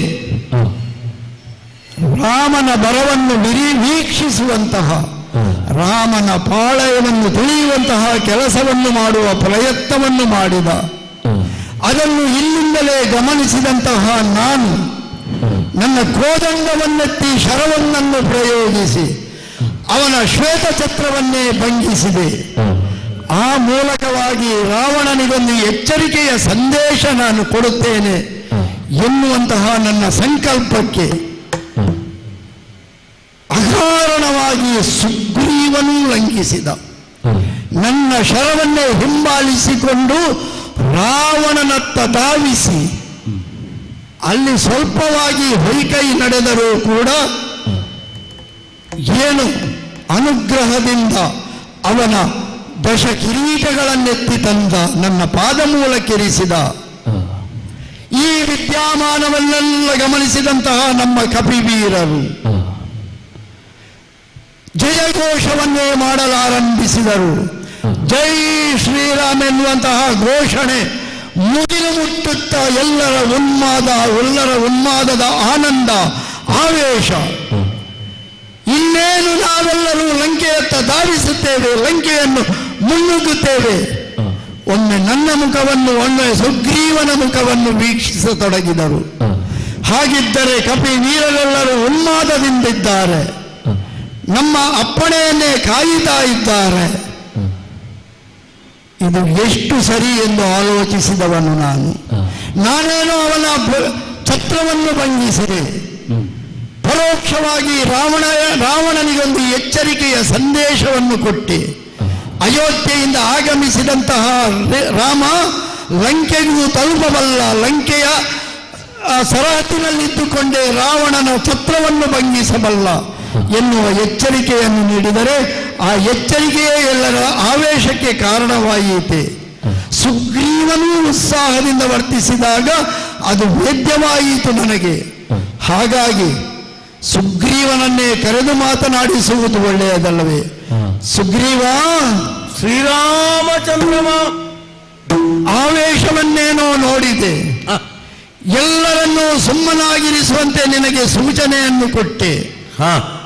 ನಿನ್ನ ಸೂಚನೆಯನ್ನು ಪಾಲಿಸಿದಂತಹ ಕಪಿ ವೀರರೆಲ್ಲರೂ ಒಂದೊಮ್ಮೆಗೆ ತಮ್ಮ ಆವೇಶ ಹಾಹಾಕಾರಗಳನ್ನೆಲ್ಲವನ್ನು ಬದಿಗೊತ್ತಿ ಮೌನವಾಗಿ ಕಾಯುತ್ತಾ ಇದ್ದಾರೆ. ಮುಂದೇನು ಆದೇಶ, ಮುಂದೇನು ಆದೇಶ.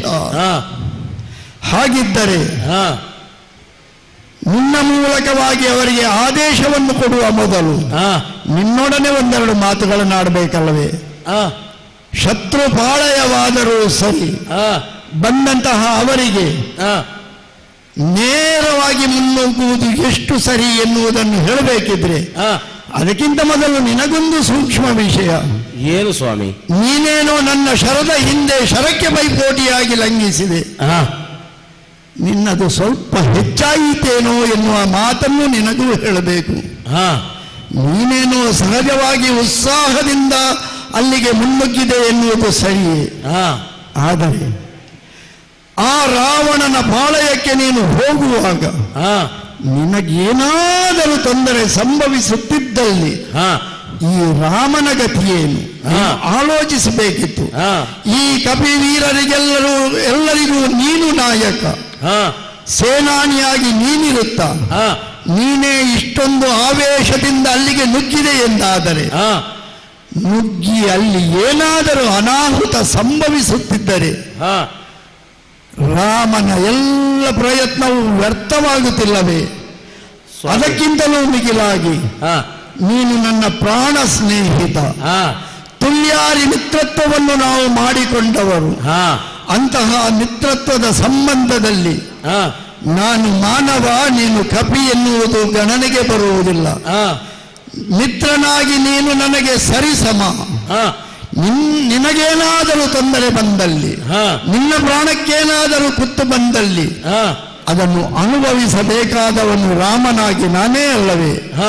ಸೀತೆಯನ್ನು ಪಡೆಯುವಂತಹ ನನ್ನ ಪ್ರಯತ್ನ, ಲಕ್ಷ್ಮಣನಾಗಿ ನನಗೆ ಸಹಚರನಾಗಿರುವಂತಹ ನನ್ನ ತಮ್ಮನ ಪ್ರಯತ್ನ, ಅಯೋಧ್ಯೆಯಲ್ಲಿ ನನ್ನನ್ನೇ ನಿರೀಕ್ಷಿಸುತ್ತಾ ಇರುವಂತಹ ಭರತ ಶತ್ರುಘ್ನರು, ಇವರೆಲ್ಲರಿಗೂ ನೀನು ನನಗೆ ಅವರೆಲ್ಲರಷ್ಟೇ ಸಮ ಎನ್ನುವುದನ್ನು ನಿನಗೆ ಹೇಗೆ ನಾನು ಮನಗಣಿಸುವುದು ಸ್ವಾಮಿ? ಅದಕ್ಕಾಗಿ ಒಂದು ಮಾತು ಸ್ವಾಮಿ, ಸುಗ್ರೀವ, ಸಾಗರದ ಆಚೆ ಆಗುವಂತಹ ಅಲ್ಲೋಲ ಕಲ್ಲವಲ್ಲವನ್ನ ನೋಡುತ್ತಾ ಈ ಕೆಲಸವನ್ನು ಮಾಡಿ ಬಂದದ್ದು ನಾನು.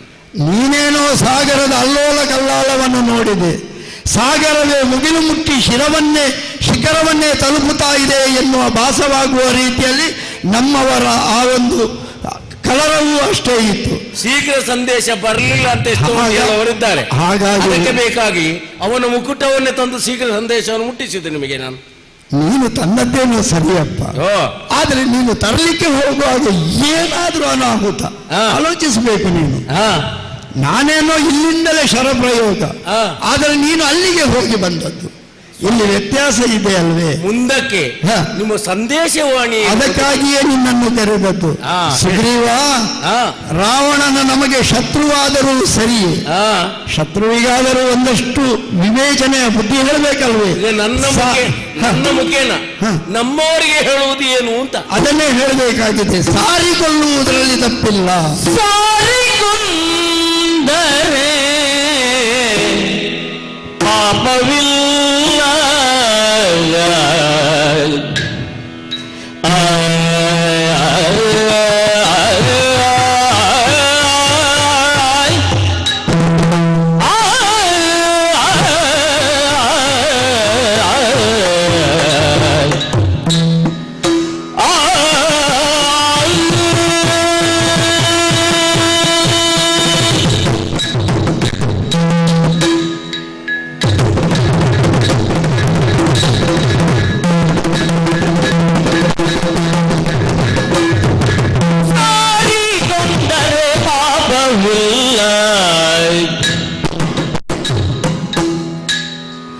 ನಮ್ಮ ಧಾರಿಣಿ ಪತಿಗಳ ನಡತೆ ಇದಲ್ಲ,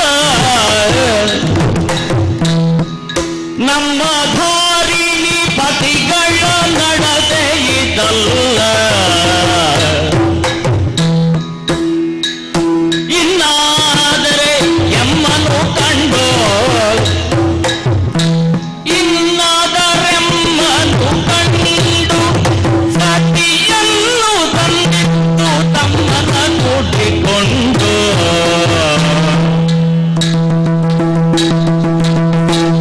ಚೆನ್ನಾಗಿದ್ದರೆ ಬಂದ ದಂಡು, ಚೆನ್ನಾಗಿದ್ದರೆ ಬಂದ ದಂಡು ನ್ಯಾಯವಲ್ಲ ಕಿರಿಯನ್ನು ಮುಕೊಂಡು. ಸಾರಿಕೊಂಡರೆ ಪಾಪ ಸೇರಿದಾಗ ಅಣ್ಣನಿಗೆ ನೀತಿ ಮಾತನ್ನು ಹೇಳಿಯೇ ಬಂದವನಲ್ಲ.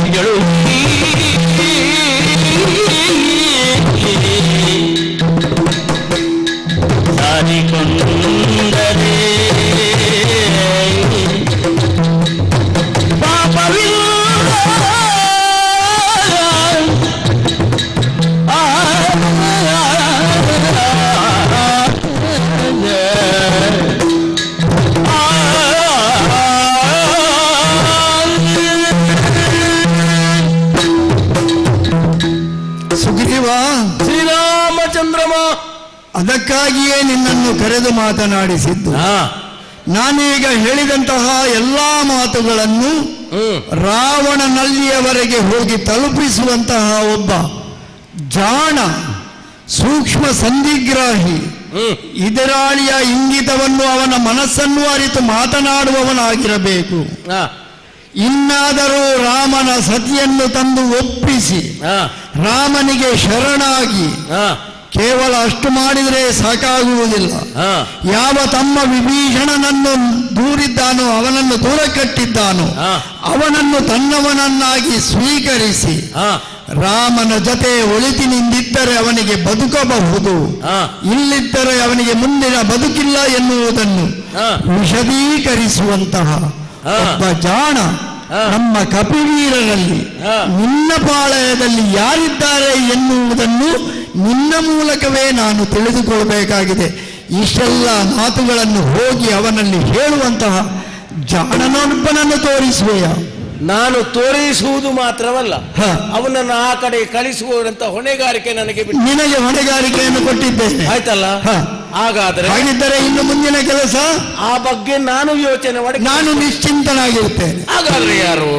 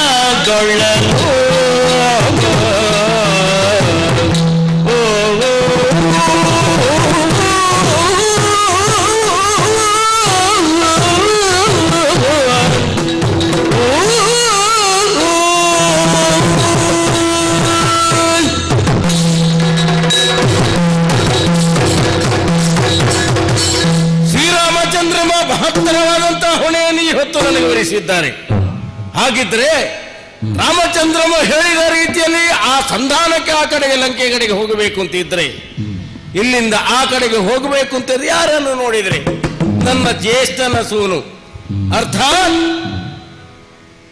ವಾಲಿನಂದನರಾದ ಅಂಗನನ್ನಲ್ಲಿ ಕಳಿಸಿಕೊಡೋದಕ್ಕೆ ಅರ್ಥ ಉಂಟು ಅಂತ ಯೋಚನೆ ಮಾಡಿದ್ದೇನೆ. ಕಾರಣವೇ ಉಂಟು. ನಮ್ಮ ಅಣ್ಣ 7 ಸಮುದ್ರವನ್ನು ಸ್ನಾನ ಮಾಡಿ ಮರಳಿ ಮನೆಗೆ ಬರುವಂತಹ ಯೋಚನೆಗಳೆಲ್ಲ ಇತ್ತವನಿಗೆ. ಆವಾಗ ಒಂದು ಬಾಲಕ್ಕೆ ಸಿಕ್ಕಿದಂತ ಆ ರಾವಣ ಎಂಬುದಾಗಿ ಒಂದು ವದಂತಿ ಉಂಟು ನಮ್ಮಲ್ಲಿ. ತಂದು ನನ್ನ ತಮ್ಮ ಯಾವುದೇ ಮನೆಯಲ್ಲಿ ಆಟದ ಗೊಂಬೆ ಗೊಂಬೆ ಎಂಬುದಾಗಿ ತಿಳಿದಂತಹ ವಿಚಾರಗಳುಂಟು. 10 ತಲೆ ಹುಳ ಎಂಬುದಾಗಿ. ಹಾಗಿದ್ದರೆ ಅಂಗದನಿಗೂ ವಾಲಿಗೂ ಮಗ ಯಾರು ಎಂತ ಸಂಧಾನಕ್ಕೆ ಬಂದಿದ್ದಾನಂತ ಗೊತ್ತಾದ್ರೆ ಸಂಧಾನ ಆದರೂ ಆದೀತು, ಸಂಧಾನಕ್ಕೆ ಯೋಗ್ಯ ಎಂಬುದಾಗಿ ತಿಳ್ಕೊಂಡಿದ್ದೇನೆ. ಆದ ಕಾರಣ ಅಂಗದನನ್ನೇ ಕರೆದು ಮಾತನಾಡುವುದು ಒಳ್ಳೆಯದು ಅಂತ ಕಾಣುತ್ತಾ ಇದೆ. ಅಂಗದ ವಾನರ ಶ್ರೇಷ್ಠ, ಶ್ರೀರಾಮಚಂದ್ರ ಹೇಳಿದಂತಹ ವಾಣಿಯನ್ನು ನಾವೆಲ್ಲರೂ ಕೇಳಿದ್ದೇವೆ, ಸರಿ. ಆದರೆ ಸಂಧಾನ ಕೋರುವನು ಕಳುಹಿ ಸೀತಾವಲ್ಲಭ ಹೇಳಿದಂತ ಎಲ್ಲ ಮಾತನ್ನು ನಿನ್ನ ಮನಸ್ಸಿನಲ್ಲಿ ಇಟ್ಟುಕೊಂಡಿದ್ದೀನಿ. ಆದರೆ ಅಲ್ಲಿ ಸಂಧಾನ ಮಾಡಿಕೊಂಡು ಬರುವ ಮಾತ್ರ ಹೊಣೆ, ಕೈ ಮೀರದಾಗೆ ನೋಡಿಕೊಳ್ಳಬೇಕು ಎಂಬುದಾಗಿ ಹಿರಿಯನಾದಂತ ನಿನ್ನ ಚಿಕ್ಕಪ್ಪನಲ್ಲೇ ಹೇಳಿದ್ದು ಹಾಗೆ ತಿಳಿಯಿತಲ್ಲ. ಆಯ್ತು. ರವಿವಂಶಜರು ಹೇಳಿದಂತ ಮಾತು ರವಿಶೂನು ನಿನ್ನಲ್ಲಿ ಹೇಳ್ತಾ ಇದ್ದಾನೆ, ಗೊತ್ತಾಯ್ತಲ್ಲ. ಆದಷ್ಟು ಬೇಗ ಇಲ್ಲಿಂದ ಅಲ್ಲಿ ಹೋಗ್ಬೇಕಿದ್ರೆ ರವಿ ಮಾರ್ಗದಲ್ಲಿ ಹೋಗಿ ಬಾ ಮಗನೇ. ಹಾಗೆ ಆಗ್ಲಿ, ನಿಮ್ಮ ಆಶೀರ್ವಾದ ಇರ್ಲಿ. ಆಗ್ಲಿ ಆಯ್ತಲ್ಲ. ಪ್ರಭುವಿನಿಂದ ನಮ್ಮ ಪ್ರಭುವಿಗೆ ಅಪ್ಪಣೆ ಆಯ್ತು. ಲೋಕೇಶ್ವರನಿಂದ ವಾನರೇಶ್ವರನಿಗಾದ ಅಪ್ಪಣೆಯನ್ನು ನಾನು ಪಾಲಿಸಬೇಕು ಅಂತಾದರೆ ಒಂದಷ್ಟು ಯೋಚನೆಗಳು ಮಾಡಬೇಕು. ನೇರವಾಗಿ ಹಾರಿ ಹೋಗ್ಲಿಕ್ಕೆ ಆಗುವುದಿಲ್ಲ. ಹಾರೋದಿದ್ರೆ ಹೇಗೆ?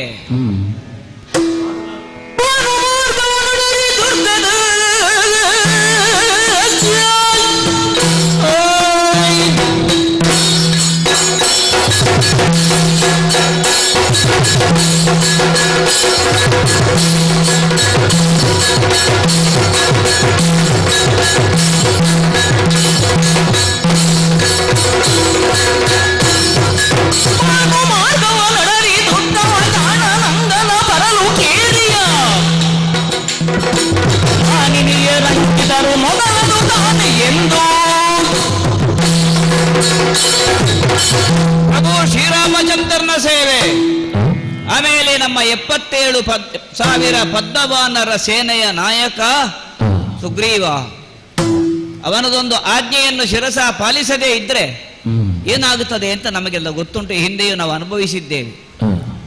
30 ದಿನ ಒಳಗಾಗಿ ಸೀತಾನ್ವೇಷಣೆ ಮಾಡದೇ ಇದ್ರೆ ಶಿರಚ್ಛೇದ ಅಂತ ಹೇಳಿದ್ರಿಂದ ಅದು ಸುಗ್ರೀವಾಜ್ಞೆಯಾಗಿ ನಿಂತಿತು. ದಾನವಾಂತಕನೂ ನಮ್ಮ ಅರಸನಿಗೆ ಹೇಳಿದ, ನಮ್ಮ ದೊರೆಯಾದ ನನ್ನ ಚಿಕ್ಕಪ್ಪನೋ ಆದ ಸುಗ್ರೀವನ ಮಾತನ್ನು ನಡೆಸಿಕೊಡುವುದಕ್ಕಾಗಿ ನಾನು ಲಂಕಾ ರಾಷ್ಟ್ರದ ಕಡೆಗೆ ಸಾಗಬೇಕು. ನಾನು ಹೋಗುವಂತ ಕ್ರಮದಿಂದಲೇ ಅಲ್ಲಿನವರು ತಬ್ಬಿಬ್ಬಾಗಬೇಕು. ಅದಕ್ಕಾಗಿ ಇಲ್ಲಿಂದ ಹೊರಡುವುದಲ್ಲೇ ವೇಗವನ್ನು ಪಡೆಯಬೇಕು. ಆರಂಭದಿಂದಲೇ ವೇಗೋತ್ಕರ್ಷವನ್ನು ಮಾಡಿ ಉದ್ದೇಶಿತ ಕಾರ್ಯವನ್ನು ಪೂರೈಸಿ ಬಂದು ಶ್ರೀರಾಮ ಪ್ರಭುವಿಗೆ ಒಪ್ಪಿಸುವಂಥದ್ದು ನನ್ನ ಮುಂದಿರುವಂಥ ಆದ್ಯ ಕರ್ತವ್ಯ. ನಮ್ಮವರೆಲ್ಲರೂ ತಿಳಿದುಕೊಂಡಿದ್ದಾರೆ, ರಾಮ ಸೇವೆಗಿಂತ ಪರಮಭಾಗ್ಯ ಇನ್ನೊಂದಿಲ್ಲ ಅಂತ. ಜೀವನದಲ್ಲಿ ಯಾರಿಗೇ ಆಗಲಿ ಚರಮ ಲಕ್ಷ್ಯ ಏನು ಅಂತ ಕೇಳಿದ್ರೆ ಭಗವತ್ಪಾದವನ್ನು ಸೇರಿಕೊಳ್ಳುವಂಥದ್ದು. ಅವಿನಾಶಿಯಾದ ಕಡಲನ್ನು ಸೇರಿದರೆ ಮಾತ್ರ ನದಿಗೆ ಜೀವಂತಿಕೆ ಉಂಟು, ಅದು ಉಳಿತದೆ, ನದಿ ಸಾಯುವುದಿಲ್ಲ. ಆದರೆ ಮಾರ್ಗ ಮಧ್ಯದಲ್ಲಿ ಅನುಶಾಸನವೆನ್ನುವಂಥ ದಡಗಳನ್ನು ಮೀರಿ ಆಚೆ ಈಚೆ ಹರಿದ್ರೆ ಅದು ಅಲ್ಲಲ್ಲೇ ಪತನವಾಗಿ ಹೋಗುತ್ತದೆ. ಅದಕ್ಕೆ ನದಿ ಅಂತ ಹೆಸರು ಬರುವುದಿಲ್ಲ. ಹಾಗಾಗಿದ್ರೆ ನಮಗೆಲ್ಲರಿಗೂ ಜೀವ ನದಿ ಪಾಠ ಕಲಿಸಿಕೊಟ್ಟವ ಸುಗ್ರೀವ. ಅವನ ಆಶಯದಲ್ಲಿ ನಮ್ಮ ತಂದೆ ನೇತೃತ್ವದಲ್ಲಿ ಬೆಳೆದವರು ನಾವು. ಪರಂಪರೆ ದೊಡ್ಡದು ನಮ್ಮದು. ನಮ್ಮ ತಂದೆಯವರೆಂಥ ಸಾಹಸಿ ಅಂತ ಲೋಕ ತಿಳಿದುಕೊಂಡ ವಿಚಾರ. ಅವರ ಮಗನಾಗಿ ಈಗ ನನಗೆ ರಾಮ ದೌತ್ಯವನ್ನು ಕೊಟ್ಟಿದ್ದಾನೆ. ಆ ದೂತನ ಕಾರ್ಯವನ್ನು ಚೆನ್ನಾಗಿ ಮಾಡಬೇಕು ಅಂತ ಯೋಚನೆ ಮಾಡಿ ಮೊದಲಾಗಿ ಅವನಿಗೇ ವಂದಿಸಿ ಭಗವತ್ಪಾದಕ್ಕೆ ಮಣಿದು ಲೋಕಮಾತೆ ಸೀತಾದೇವಿಯ ಕುರಿತಾಗಿ ನಾವು ಕೈಕೊಳ್ಳುವ ಕಾರ್ಯವಾದದ್ದರಿಂದ ಆಕೆಯನ್ನು ಮನಸ್ಸಲ್ಲಿ ಸ್ಮರಿಸಿ ಮೇಲುಲೋಕಕ್ಕೆ ಸೇರಿಕೊಂಡಿರುವಂತಹ ನಮ್ಮ ಅಪ್ಪಯ್ಯನನ್ನು ವಂದಿಸುತ್ತಾ ಚಿಕ್ಕಪ್ಪನ ಮಾತನ್ನು ಕೇಳಿ ಹಾರ್ಲಿಕ್ಕೆ ನಮಗೆ ದೊಡ್ಡ ವಿಷಯವೇ ಅಲ್ಲ. ನಾವು ಜಾತಿಯಲ್ಲೂ ಹಾರುವವರು. ಹಾರಿದ್ರೆ ಮಾತ್ರ ನಮ್ಮನ್ನು ಮಂಗಗಳು ಅಂತ ಕರೀತಾರೆ. ನಡ್ಕೊಂಡು ಹೋದ್ರೆ ಹಾಗೆ ಕರೆಯುವುದಿಲ್ಲ ನಾವು. ಇಲ್ಲ, ಅದನ್ನು ಮಾನವನಿಂದ ಮಂಗ ಅಂತ ಆಗ್ತದೆ. ಹಾಗಾಗುವುದಿಲ್ಲ. ಹಾರಿಯೇ ನಮಗೆ ಅಭ್ಯಾಸ. ಮರದಿಂದ ಮರಕ್ಕೆ ಲಂಘಿಸಿ ಬೇಕು ಬೇಕಾದ ಹಣ್ಣು ಹಂಪಲುಗಳನ್ನು ನಮಗಾಗಿ ಆಯ್ದು ತಿನ್ನುವರು. ಹಾಗಾಗಿ 2 ಕಾಲ ತುದಿಯಿಂದ ನೆಲವನ್ನು ಒತ್ತಿ ಹಿಡಿದು ಮೇಲಿರುವಂತ ದೇವಾನುದೇವತೆಗಳಿಗೆ ವಂದಿಸಿ ಚೆಂಗನೆ ನೆಗೆದು ಲಂಕಾ ರಾಷ್ಟ್ರದ ಮಹಾದ್ವಾರದಲ್ಲಿ ನಿಲ್ತೇನೆ. ನೋಡೋಣ ಏನಾಗ್ತದೆ.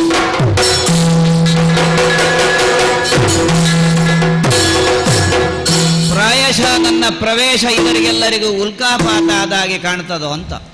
ಯಾಕಂದ್ರೆ ದೊಪ್ಪನೆ ನಾನು ಭಾನುಮಾರ್ಗದಿಂದ ಕೆಳಗೆ ಬಿದ್ದದ್ದು. ಈಗ ಹಾಗೆ ಆಗ್ತಾ ಉಂಟಂತೆ. ರಾಷ್ಟ್ರದ ಎಲ್ಲ ಕಡೆಯಲ್ಲಿ ಕೂಡ ಅಲ್ಲಲ್ಲಿ ಬೆಂಕಿ, ಅಲ್ಲಲ್ಲಿ ತುಂಡು ತುಂಡುಗಳು ಬೀಳುವುದು, ಅಲ್ಲಲ್ಲಿ ಒಂದು ಯುದ್ಧದ ಉನ್ಮಾದ ವಿಶೇಷವಾಗಿ ಕಾಣಿಸ್ತಾ ಇದೆ. ಎಲ್ಲರೂ ಮನೆಯೊಳಗೆ ಬಂದಿಯಾಗಲಿಕ್ಕೆ ಪ್ರಯತ್ನ ಮಾಡ್ತಾ ಇದ್ದಾರೆ. ಅದೇ ಏನ್ ಮಾಡ್ತಾ ಇದ್ದಾರೆ?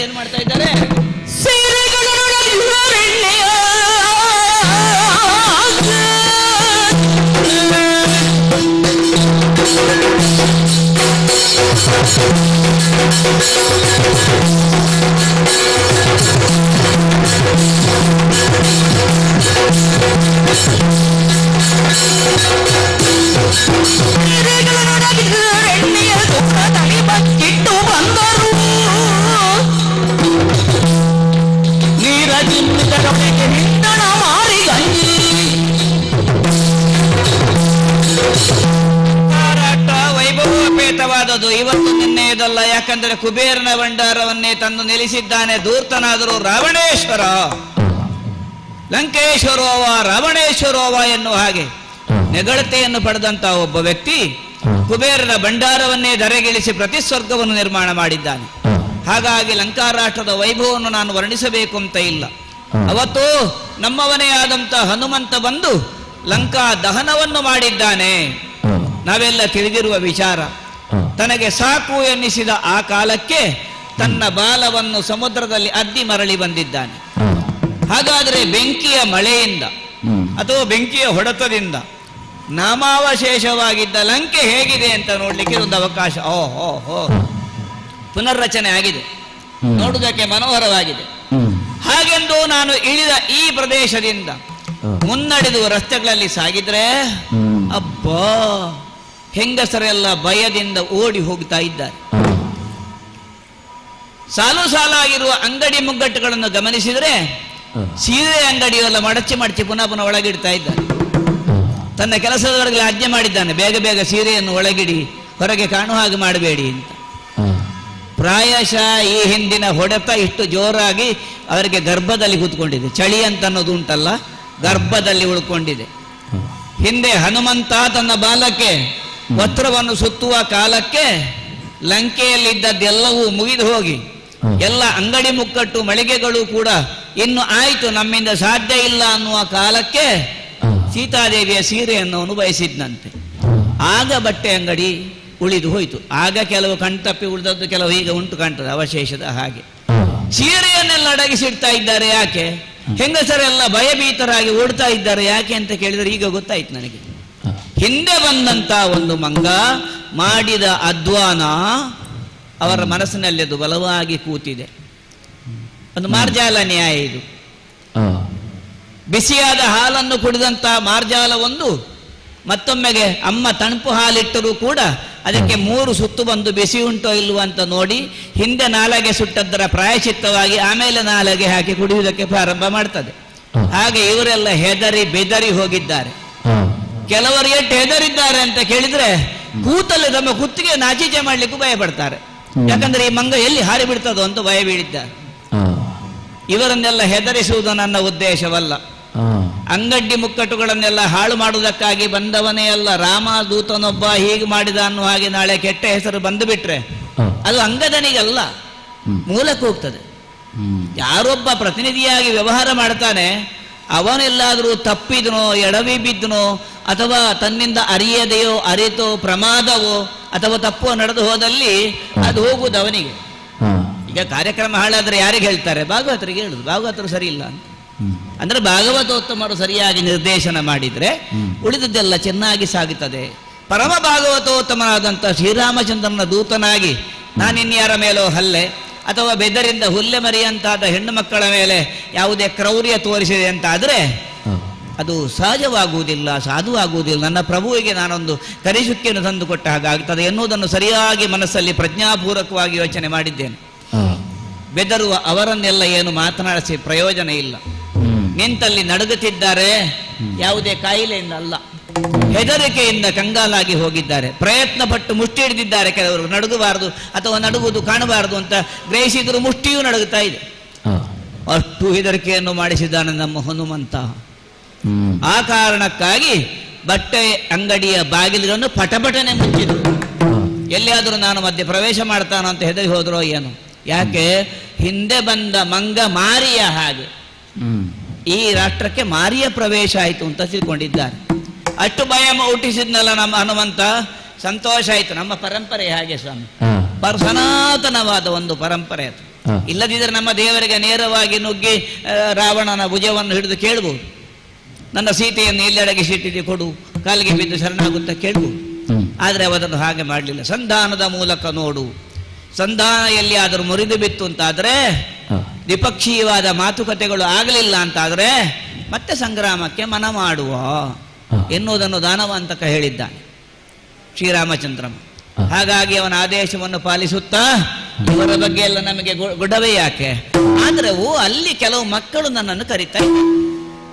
ಸಣ್ಣವರು ನೋಡಿದರೆ ಬಾಳೆಯ ಹಣ್ಣುಗಳ ಕರೆದು ಕೊಡುವರು.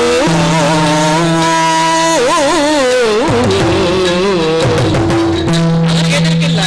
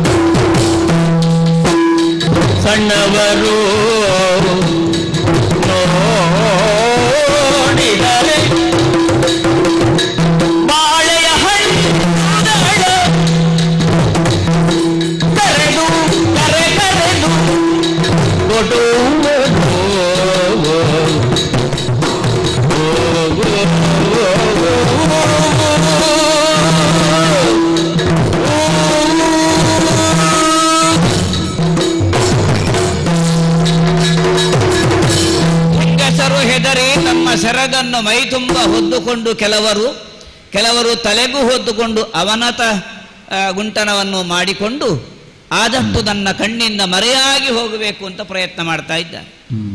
ಕೆಲವೊಂದು ಪ್ರಾಯದವರನ್ನು ನೋಡುವಾಗ ನಿಬ್ಬೆರಗಾಗಿ ತೆರೆದ ಬಾಯಿಯನ್ನು ಹಾಗೇ ತೆರೆದಿಟ್ಟು ನನ್ನನ್ನೇ ನೋಡ್ತಾ ಇದ್ದಾರೆ.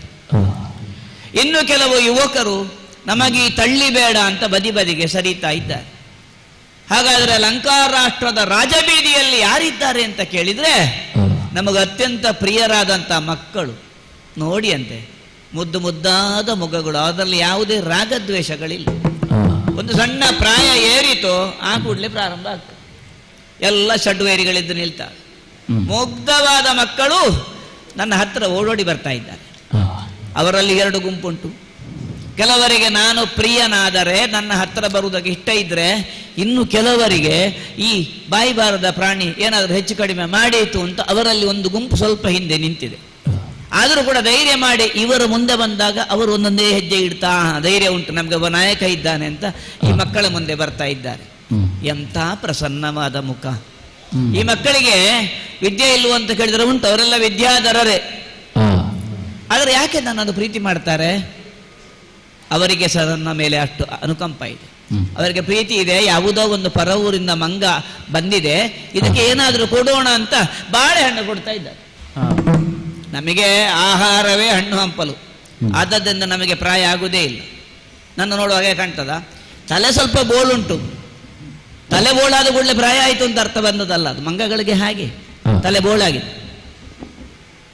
ನಮ್ಮ ಅರಸನಾದ ಸುಗ್ರೀವನಿಗೆ ಋಷಮುಖ ಪರ್ವತದಲ್ಲಿದ್ದಾಗ ವಾಲಿ ಬಂದು ತಲೆಗೆ ಮೆಟ್ಟಿ ಅವನ ತಲೆ ಪೂರ ಬೋಳಾಗಿದೆ. ಈಗ ಕಿರೀಟ ಕೂತ ಮೇಲೆ ಅದು ಗೊತ್ತಾಗುದಿಲ್ಲ, ಕಿರೀಟದೊಳಗೆ ತಲೆ ಬೋಳಾದ. ಯಾಕೆ? ವಾಲಿಯ ಉಪದ್ರ ಆಗಿದ್ದು ನಮ್ಮ ಅಪ್ಪಂದು ಅಂತ ಸಾಹಸವಂತ. ಯಾಕಂದ್ರೆ ಅಲ್ಲಿ ಹೋಗ್ಲಿಕ್ಕೆ ಆಗುದಿಲ್ಲ ಅವರಿಗೆ. ಆದರೆ ಆದಷ್ಟು ಮೇಲೆ ಎಳೆಯುವ ಅಂತ ಪ್ರಯತ್ನ ಮಾಡ್ತಾ ಇದ್ದು. ಬಿಡಿ, ಅದು ಹಳೆಯ ಕಥೆ. ಹಾಗಾಗಿ ನಮಗೆ ತಲೆಗೂದಲಿಲ್ಲ. ಕೆಲವು ಮಕ್ಕಳು ಬಂದ ಮೃದುವಾದ ತಲೆಯನ್ನು ಹಾಗೆ ನೇವರಿಸ್ತಾ ಇದ್ದಾರೆ. ನೇವರಿಸುತ್ತಾ ನನಗೆ ಹಣ್ಣು ಕೊಡ್ತಾ ಇದ್ದಾರೆ. ನೀನು ಹಣ್ಣು ತಿಂತೀಯಾ? ನಿನಗೆ ಕಾಯಿ ಬಾಳೆಹಣ್ಣು ಒಳ್ಳೆದೋ? ಅಲ್ಲ, ಹಣ್ಣು ಬಾಳೆಹಣ್ಣಿನಲ್ಲಿ ಕಾಯಿ ಆದರೂ ಹಣ್ಣಾದರೂ ಬಾಳೆಹಣ್ಣು ಅಂತಲೇ ಅದಕ್ಕೆ ಹೆಸರು. ಅದು ಶುಭ್ರ, ಅದರಲ್ಲಿ ಮೋಸ ಇಲ್ಲ, ದೋಷ ಇಲ್ಲ, ಕಲಬೆರಕೆ ಇಲ್ಲ. ಆ ಹಣ್ಣುಗಳನ್ನು ನೀಡಿ ಎಷ್ಟು ಸಂತೋಷ ಪಡ್ತಾರೆ ನೋಡಿ. ಮೊಗದಲ್ಲಿ ಏನು ನಗು, ಕಿವಿಯವರೆಗೆ ನಗಾಡ್ತಾರೆ ಮಕ್ಕಳು. ಆ ಮಂಗ ನನ್ನ ಕೈಯಿಂದ ಹಣ್ಣು ತಗೊಂಡಿತ್ತಲ್ಲ ಅಂತ ನೋಡಿ. ಕೊಡುವವನಿಗೂ ತೆಗೆದುಕೊಳ್ಳುವವನಿಗೆ ಯೋಗ್ಯತೆ ಬೇಕು ಅಂತ. ಈಗ ಕೊಡುವವನಾದರೂ ಸರ್ವ ಸಮರ್ಪಣಾ ಭಾವದಿಂದ ಕೊಟ್ಟರೆ ತಗೊಳ್ಳುವ ಕೂಡ ಅದನ್ನು ಹಾಗೆ ಸ್ವೀಕಾರ ಮಾಡ್ತಾನೆ. ಇದು ಕೊಡುವಾಗಲೇ ಹೀಗೆ ಬಿಸಾಡಿದರೆ ತಗೊಳ್ಳುವವನಿಗೆ ಅನಿಸುವುದು ಹೇಗೆ? ಇದು ನಮಗೆ ಬೇಕು ಅಂತ ಕೊಟ್ಟದಲ್ಲ, ಇದು ಒಟ್ಟಾರೆಯಾಗಿ ಕೊಟ್ಟರು ಅಂತ ಕಾಣ್ತದೆ. ಈ ಮಕ್ಕಳು ಹಾಗಲ್ಲ. ನನ್ನ ಮೇಲೆ ಅಷ್ಟು ಪ್ರೀತಿಯಿಂದ ಈಗ ತಿನ್ನು ಅಂತ ಒತ್ತಾಯಿಸ್ತಾ ಇದ್ದಾರೆ. ಯಾವ ಮಗುವಿನಿಂದ ಹಣ್ಣನ್ನು ಬಿಡಲಿ? ಹಾಗೆಂದು ಇಷ್ಟು ಹಣ್ಣು ನನಗೆ ಬೇಕಾಗ್ತದೋ? ಆದರೂ ಸಹಿಸಿಕೊಂಡು ತಕೊಂಡೆ, ಮಕ್ಕಳಿಗೆ ಬೇಸರ ಆಗುವುದು ಬೇಡ ಅಂತ. ಕೆಲವರೆಲ್ಲ ನನ್ನ ಬಾಲವನ್ನು ಮುಟ್ಟಾಡಿದರು. ಅವರಿಗೆ ಮುಟ್ಟಾಟ ಆಡಿ ಅಭ್ಯಾಸ ಉಂಟಲ್ಲ, ಹಾಗಾಗಿ ಬಾಲವನ್ನು ಮುಟ್ಟುವುದು ಓಡುದು ಏನೋ ಒಂದು ರೀತಿಯ ಭಯ ಅವರಿಗೆ. ಈ ಮಂಗ ಏನು ಮಾಡಿಬಿಡ್ತದೋ ಅಂತ. ಯಾಕಂದ್ರೆ ಹನುಮಂತ ಬಾಲದಲ್ಲಿ ಸುಟ್ಟಿದ್ದು ಲಂಕೆ ನೆನಪಿದೆ ಅವರಿಗೆ. ಆದ್ರೆ ಈ ಮಕ್ಕಳಿಗೆ ಗೊತ್ತಿಲ್ಲ, ಸ್ವಲ್ಪ ಸಮಯ ಆಯ್ತು, ಇನ್ನು ಬುದ್ಧಿ ಬರಬೇಕಟ್ಟು.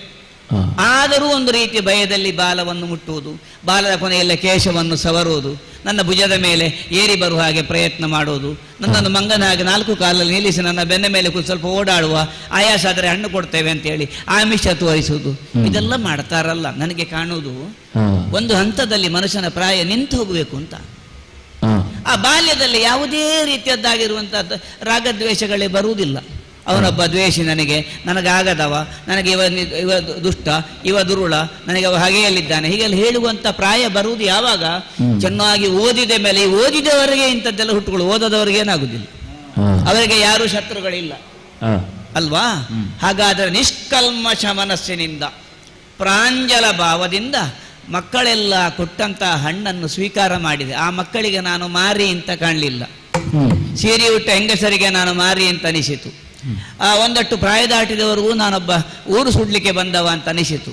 ಈ ಮಕ್ಕಳಿಗೆ ಹಾಗಾಗಲೇ ಊರಿಗೆ ಬಂದೊಬ್ಬ ವಿಶೇಷ ಅತಿಥಿಯನ್ನು ಹೇಗೆ ಸ್ವಾಗತ ಮಾಡಬೇಕೋ ಹಾಗೆ ಸ್ವಾಗತ ಮಾಡಿದೆ. ಊರಿನ ದೊಡ್ಡವರು ಯಾರು ಬರಲಿಲ್ಲ, ಅಥವಾ ಓಡಿಸ್ಲಿಕ್ಕಾದರೂ ಮಂಗನನ್ನು ಓಡಿಸ್ಲಿಕ್ಕಾದ್ರೂ ಯಾರು ಬರಲಿಲ್ಲ. ಆದ್ದರಿಂದ ಮಕ್ಕಳೊಂದಿಗೆ ಸಂತೋಷವಾಗಿ ಕಳೆದೆ. ಈಗ ಬರ್ತೇನೆ, ಹಣ್ಣನ್ನೆಲ್ಲ ಸಿದ್ಧ ಮಾಡಿಟ್ಟುಕೊಳ್ಳಿ, ತಿರುಗಿ ಬರುವಾಗ ಕೊಡಿ ಅಂತ ಹೇಳಿದೆ. ಕೆಲವರು ಅದನ್ನು ತಮ್ಮ ತಮ್ಮ ಅಂಗವಸ್ತ್ರದಲ್ಲಿ ಸುತ್ತಿ ಹಿಡ್ಕೊಂಡ್ರು. ಯಾಕೆ ಮತ್ತೆ ಈ ಮಂಗನಿಗೆ ಕೊಡ್ಲಿಕ್ಕುಂಟೆ ಅಂತ. ಎಂಥ ಒಂದು ಭಾವನೆ ನೋಡಿ. ಇದು ದೇವರಿಗೆ ಅರ್ಪಣೆ ಆಗೋದು. ಈ ಮಕ್ಕಳಲ್ಲಿ ನಾವು ದೇವತ್ವವನ್ನು ಕಾಣುತ್ತೇವೆ. ನಾವೇ ದೊಡ್ಡವರಾಗಿ ಮಂಗಗಳಾಗುವುದು. ಮಕ್ಕಳಲ್ಲಿ ಅಂತ ಭಾವ ಇಲ್ಲ. ದೇವತಾ ಸ್ವಭಾವದ ಮಕ್ಕಳು ನನ್ನನ್ನು ಒಲ್ಲದ ಮನಸ್ಸಿನಿಂದ ಬೀಳ್ಕೊಟ್ಟರು. ಹಾಗೆ ಮುಂದಕ್ಕೆ ನಡ್ಕೊಂಡು ಬಂದಾಗ ಅದೆಂಥದ್ದು, ದವಸ ಧಾನ್ಯಗಳ ಒಂದಷ್ಟು ಅಂಗಡಿಗಳು ಕಾಣ್ತಾ ಉಂಟು. ತಗೊಳ್ಳಿಕ್ಕೆ ಯಾವ್ದಾದ್ರು ಅಪ್ಪಣೆ ಬೇಕಾ? ಯಾರ ಅಪ್ಪಣೆ ಇಲ್ಲದ ಮಕ್ಕಳು ಅಷ್ಟು ಕೊಟ್ರಂತೆ. ಆದ್ದರಿಂದ ಇಲ್ಲಿನವರೆಲ್ಲ ನನಗೆ ಸಮಾನರು ಅಂತ ಹೋಗಿ ಸಕ್ಕರೆಯ ಡಬ್ಬಕ್ಕೆ ಕೈ ಹಾಕಿದೆ. ಸಕ್ಕರೆ ತಿನ್ಬೇಕು ಅಂತಲ್ಲ, ಏನಾದ್ರು ಕೀಟಲೆ ಮಾಡುವಂತ ಮಂಗ ಸ್ವಭಾವವೂ ಅಲ್ಲ. ಇಲ್ಲಿ ಇದ್ದವರಿಗೆ ನಾನು ಬಂದಿದ್ದೇನೆ ಅಂತ ಗೊತ್ತಾಗಿ ಒಂದು ಮುಷ್ಟಿಯನ್ನು ತೆಗೆದು ತಿಂದೆ. ಕೆಲವು ಮಕ್ಕಳನ್ನು ಕರೆದು ಅವರಿಗೆ ಸಿಹಿ ಮಿಠಾಯಿಗಳನ್ನು ಕೊಟ್ಟೆ, ತಿನ್ಲಿ. ನನಗೆ ಹಣ್ಣು ಕೊಟ್ರಲ್ಲ, ಹಣ್ಣು ಕೊಟ್ಟದ್ದಕ್ಕಾಗಿ ಅವರಿಗೆ ಸಿಹಿಯಾದ ತಿಂಡಿಗಳನ್ನು ವಿತರಿಸಿದೆ. ನನ್ನನ್ನು ನೋಡಿದ್ದು ಕೆಲವರೆಲ್ಲ ಬಾಗಿಲು ಎಳೆದು ಬಿಟ್ರು. ಅಲ್ಲಿ ತಪ್ಪ ಅಂತ ಈ ಮಂಗ ಬಂದು ನಮ್ಮ ಮಳಿಗೆಯನ್ನೇ ಎಲ್ಲ ಮುಗಿಸಿ ಹೋಗ್ತದೆ ಅಂತ ಬೆದರಿಕೊಂಡಿದ್ದಾರೆ. ಹಾಗಾಗಿ ಸಿಹಿ ತಿಂಡಿಗಳನ್ನೆಲ್ಲ ಮಕ್ಕಳಿಗೆ ಹಂಚುತ್ತಾ ನಡೆದು ಬಂದಿದ್ದೇನೆ. ಬಾಗಿಲ ಬಳಿಗೆ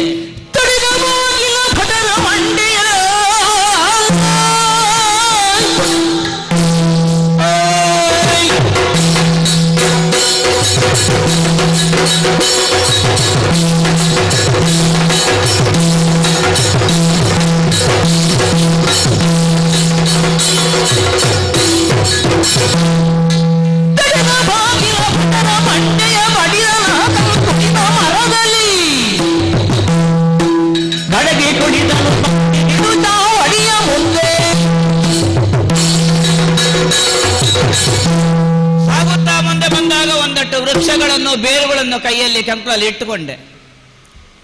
ಯಾಕಂದ್ರೆ ವೈರಿ ಪ್ರದೇಶಕ್ಕೆ ಹೋದಾಗ ಅಲ್ಲಿ ನೀರು ಕೂಡ ಮುಟ್ಟಬಾರದು ಅಂತ ಶಾಸ್ತ್ರ ಹೇಳ್ತಾ, ಅಲ್ಲಿ ಬರ್ದು ಹಾಕಿದ್ದೀರಿ ನೀವು. ಆಹಾರ ಸೇವಿಸುವುದು ಬಿಡಿ, ನೀರು ಕೂಡ ಸೇವಿಸಬಾರದು ಅಂತ ಉಂಟು. ಹಾಗಾಗಿ ಒಂದಷ್ಟು ಆಯುಧಗಳು ನಿಮ್ಮ ಹಾಗಲ್ಲ, ನಾವು ನಿಮಗೆಲ್ಲಾದ್ರೂ ಆಯುಧ ಎಲ್ಲಿ ಉಂಟು ಅಂತ ಹುಡುಕಬೇಕು. ಬತ್ತಳಿಕೆ ಎಲ್ಲಿ ಉಂಟು, ಬಾಣ ಎಲ್ಲಿ ಉಂಟು, ಆಮೇಲೆ ಕತ್ತಿಯಲ್ಲಿ ಉಂಟು, ಕುರಾಣಿಯಲ್ಲಿ ಉಂಟು ಹುಡುಕ್ತಾ ಹೋಗ್ತೀರಿ. ನಮಗೆ ಹಾಗಲ್ಲ, ನಮ್ಮ ಕೈಯಲ್ಲಿರುವ ಉಗುರುಗಳೇ ಆಯುಧ. ನಮಗೆ ಹಾರುವ ಗುಣವೇ ಒಂದು ದೊಡ್ಡ ಶಕ್ತಿ. ಯಾವ ವೈರಿಯನ್ನು ಕೂಡ ತಬ್ಬಿಬ್ಬುಗೊಳಿಸಬಲ್ಲಂತ ಶಕ್ತಿ ಪ್ರಾಣಿಗಳಾದ ನಮಗುಂಟು. ಆದ್ರೆ ಇಲ್ಲಿ ನಾವು ಪ್ರಾಣಿ ವ್ಯವಹಾರ ಮಾಡುವ ಹಾಗಿಲ್ಲ. ಒಂದಷ್ಟು ಮರಗಿಡಗಳನ್ನು, ರೆಂಬೆ ಕೊಂಬೆಗಳನ್ನು ನನ್ನ ಸಾಮರ್ಥ್ಯಕ್ಕೆ ಅನುಗುಣವಾಗಿ ಕಂಕುಳಲ್ಲಿ ಒಂದಷ್ಟು, ಹೆಗಲಲ್ಲಿ ಒಂದಿಷ್ಟು ಇಟ್ಟುಕೊಂಡು ಬಾಗಿಲ ಬಳಿಗೆ ಬಂದಾಗ ತಡೆದರು. ಪ್ರಾಯಶಃ ಇಂಥ ದೊಡ್ಡ ಸಭೆಯಲ್ಲೆಲ್ಲ ಈ ರಾಜಕೀಯದ ತೀರ್ಮಾನ ಕೈಗೊಳ್ಳುವಂತ ಪ್ರದೇಶ ಏನುಂಟು, ಅಲ್ಲಿಗೆ ಹೋಗುವಾಗ ಈ ಮಾರಕಾತರ ಕೊಂಡೋಗಬಾರ್ದು ಅಂತ ನಿಯಮ ಉಂಟು, ನನಗೂ ಗೊತ್ತಿದೆ. ಆದ್ರೆ ನಾವು ಬದುಕಬೇಕಲ್ಲ, ವೈರಿ ಪ್ರದೇಶದಲ್ಲಿದ್ದೇವೆ. ಅಲ್ಲಿ ಏನಾದರೂ ಹೆಚ್ಚು ಕಡಿಮೆ ಆದಾಗ ನಮ್ಮ ಸಂರಕ್ಷಣೆ ಮಾಡಿಕೊಳ್ಬೇಕೋ ಬೇಡವೋ? ಉಳಿದವರನ್ನು ಹೆದರಿಸುವುದಕ್ಕಾಗಿ ಎಲ್ಲ ನಾವು ಆಯುಧ ಎತ್ತುವುದು. ನಮ್ಮಲ್ಲೂ ಆ ಧೈರ್ಯ ಇದೆ ಅಂತ ತೋರಿಸಬೇಕಲ್ಲ. ಅದನ್ನ ಹಿಡ್ಕೊಂಡು ಬಾಗಿಲ ಬಳಿಗೆ ಬಂದ್ರೆ ಅವ ಇದ್ದಾನಲ್ಲಿ ಬಾಗಿಲ ಬದಿಯಲ್ಲಿ, ಓ ನೋಡಿ ಎದೆ ಕೊಟ್ಟು ಬರುದವ. ಒಂದು ನಡೆಯುವ ಚಂದ ನೋಡಿ, ರಕ್ಕಸ ಅಂದ್ರೆ ಬರೀ ರಕ್ಕಸ. ನಿಲ್ಲಿಸಿದ, ನನ್ನನ್ನು ತಡೆದ. ಎಲ್ಲಿಗೆ ಅಂತ ಬಾಗಿಲ ಬದಿಯಲ್ಲೇ ಇದ್ದಾನ. ಒಬ್ಬ ಅಲ್ಲ, ಅವನನ್ನು ಅನುಸರಿಸಿ ಇನ್ನು ಕೆಲವರು ಬಂದು ತಡೆದು ನಿಲ್ಲಿಸಿದರು. ಎಲ್ಲಿಗೇನು ಅಂತ ಕೇಳುವುದಿಲ್ಲ. ನೀನು ಯಾರು, ಎಲ್ಲಿಂದ ಬಂದವ, ಎಲ್ಲಿಗೆ ಹೋಗುವ, ಇದನ್ನೇನೂ ಕೇಳಲಿಲ್ಲ ಅವರು. ನೇರವಾಗಿ ತಡೆಸಿ, ಇಲ್ಲ ಹೋಗ್ಲಿಕ್ಕೆ ಅನುಮತಿ ಇಲ್ಲ, ನಿಷಿದ್ಧ ಪ್ರದೇಶ ಇದು ಅಂದು. ನಾನು ಅಲ್ಲಿಂದಲೇ ಕಾಲು ತುದಿ ಮಾಡಿ ಸ್ವಲ್ಪ ಒಳಗೆ ಇಣುಕಿದೆ. ವೈಭವದ ಸ್ಥಳ ಅದು, ಹಾಗಾಗಿ ಬಹುಶಃ ಅನ್ಯರಿಗೆ ಪ್ರವೇಶ ಇಲ್ಲ ಅಂತ ಇದ್ದಿರಬಹುದು. ನಾನು ಅನ್ಯನಲ್ಲ, ನಮ್ಮವರೊಮ್ಮೆ ಇಲ್ಲಿಗೆ ಬಂದು ಹೋಗಿದ್ದಾರೆ. ಆದದ್ದರಿಂದ ನನ್ನ ಪ್ರವೇಶ ಸಾಧುವಾದದ್ದು ಅಂತ ಯೋಚನೆ ಮಾಡಿ ಹೆಚ್ಚು ಹೆಚ್ಚು ಶಕ್ತಿ ತಗೊಳ್ಳಿಲ್ಲ, ಪ್ರಯೋಜನ ಇಲ್ಲ. ಯಾಕೆಂದ್ರೆ ನಮ್ಮ ಸಾಮರ್ಥ್ಯವನ್ನು ಎಲ್ಲಿ ತೋರಿಸ್ಬೇಕು ಅಲ್ಲಿ ತೋರಿಸ್ಬೇಕು. ಪರಾಕ್ರಮ ವ್ಯಯ ಆಗಬಾರ್ದು ಅಂತ ಒಮ್ಮೆ ಎಡಗೈಯಲ್ಲಿ ಒಮ್ಮೆ ಬಲಗೈಯಲ್ಲಿ ಎರಡು ಬದಿಯಿಂದ ಕೊಟ್ಟಿದೆ. ಅಟ್ಟೆ ಸಣ್ಣದು. ಮಂಗನಿಗೆ ಮುಷ್ಟಿಯೇ ಪ್ರಧಾನವಾದದ್ದು. ಮಂಗ ಮುಷ್ಟಿಯ ಏಟನ್ನು ತಿಂದೋ ಮತ್ತೆ ಜನ್ಮಕಾಲಕ್ಕೆ ಹೇಳುವುದಿಲ್ಲ ಸುಲಭದಲ್ಲಿ. ಆಮೇಲೆ ಒಬ್ಬ ನಮ್ಮ ಮುಟ್ಟಿಗೆ ಸಿಕ್ಕಿದ್ರೆ ನಾವು ಪಕ್ಕ ಬಿಡುವುದಿಲ್ಲ, ಕಪಿ ಮುಷ್ಟಿ ಅಂತ ಹೆಸರು. ಅಲ್ಲಿವರೆಗೆ ಹೋಗ್ಲಿಲ್ಲ ನಾನು. ಕೇವಲವಾಗಿ ನನ್ನ ಎಡಬಲ ಭುಜಗಳಿಂದ ಗುದ್ದಿ ಅವರನ್ನು ಬೀಳಿಸಿದೆ. ಸಭೆಯ ಮುಂದಕ್ಕೆ ಬಂದು ನೋಡಿದ್ರೆ ಏನು ವೈಭವ, ಏನು ವೈಭವ!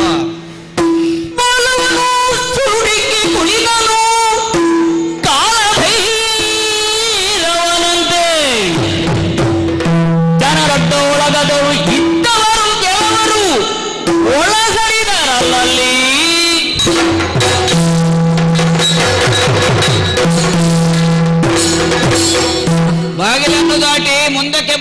ಇನ್ನೂ ಕೆಲವಾರು ಬಾಗಿಲುಗಳಿದ್ದಾವೆ ಅರಮನೆ ಈ ರಾಜಸ್ಥಾನಕ್ಕೆ ಬರುವುದಕ್ಕೆ.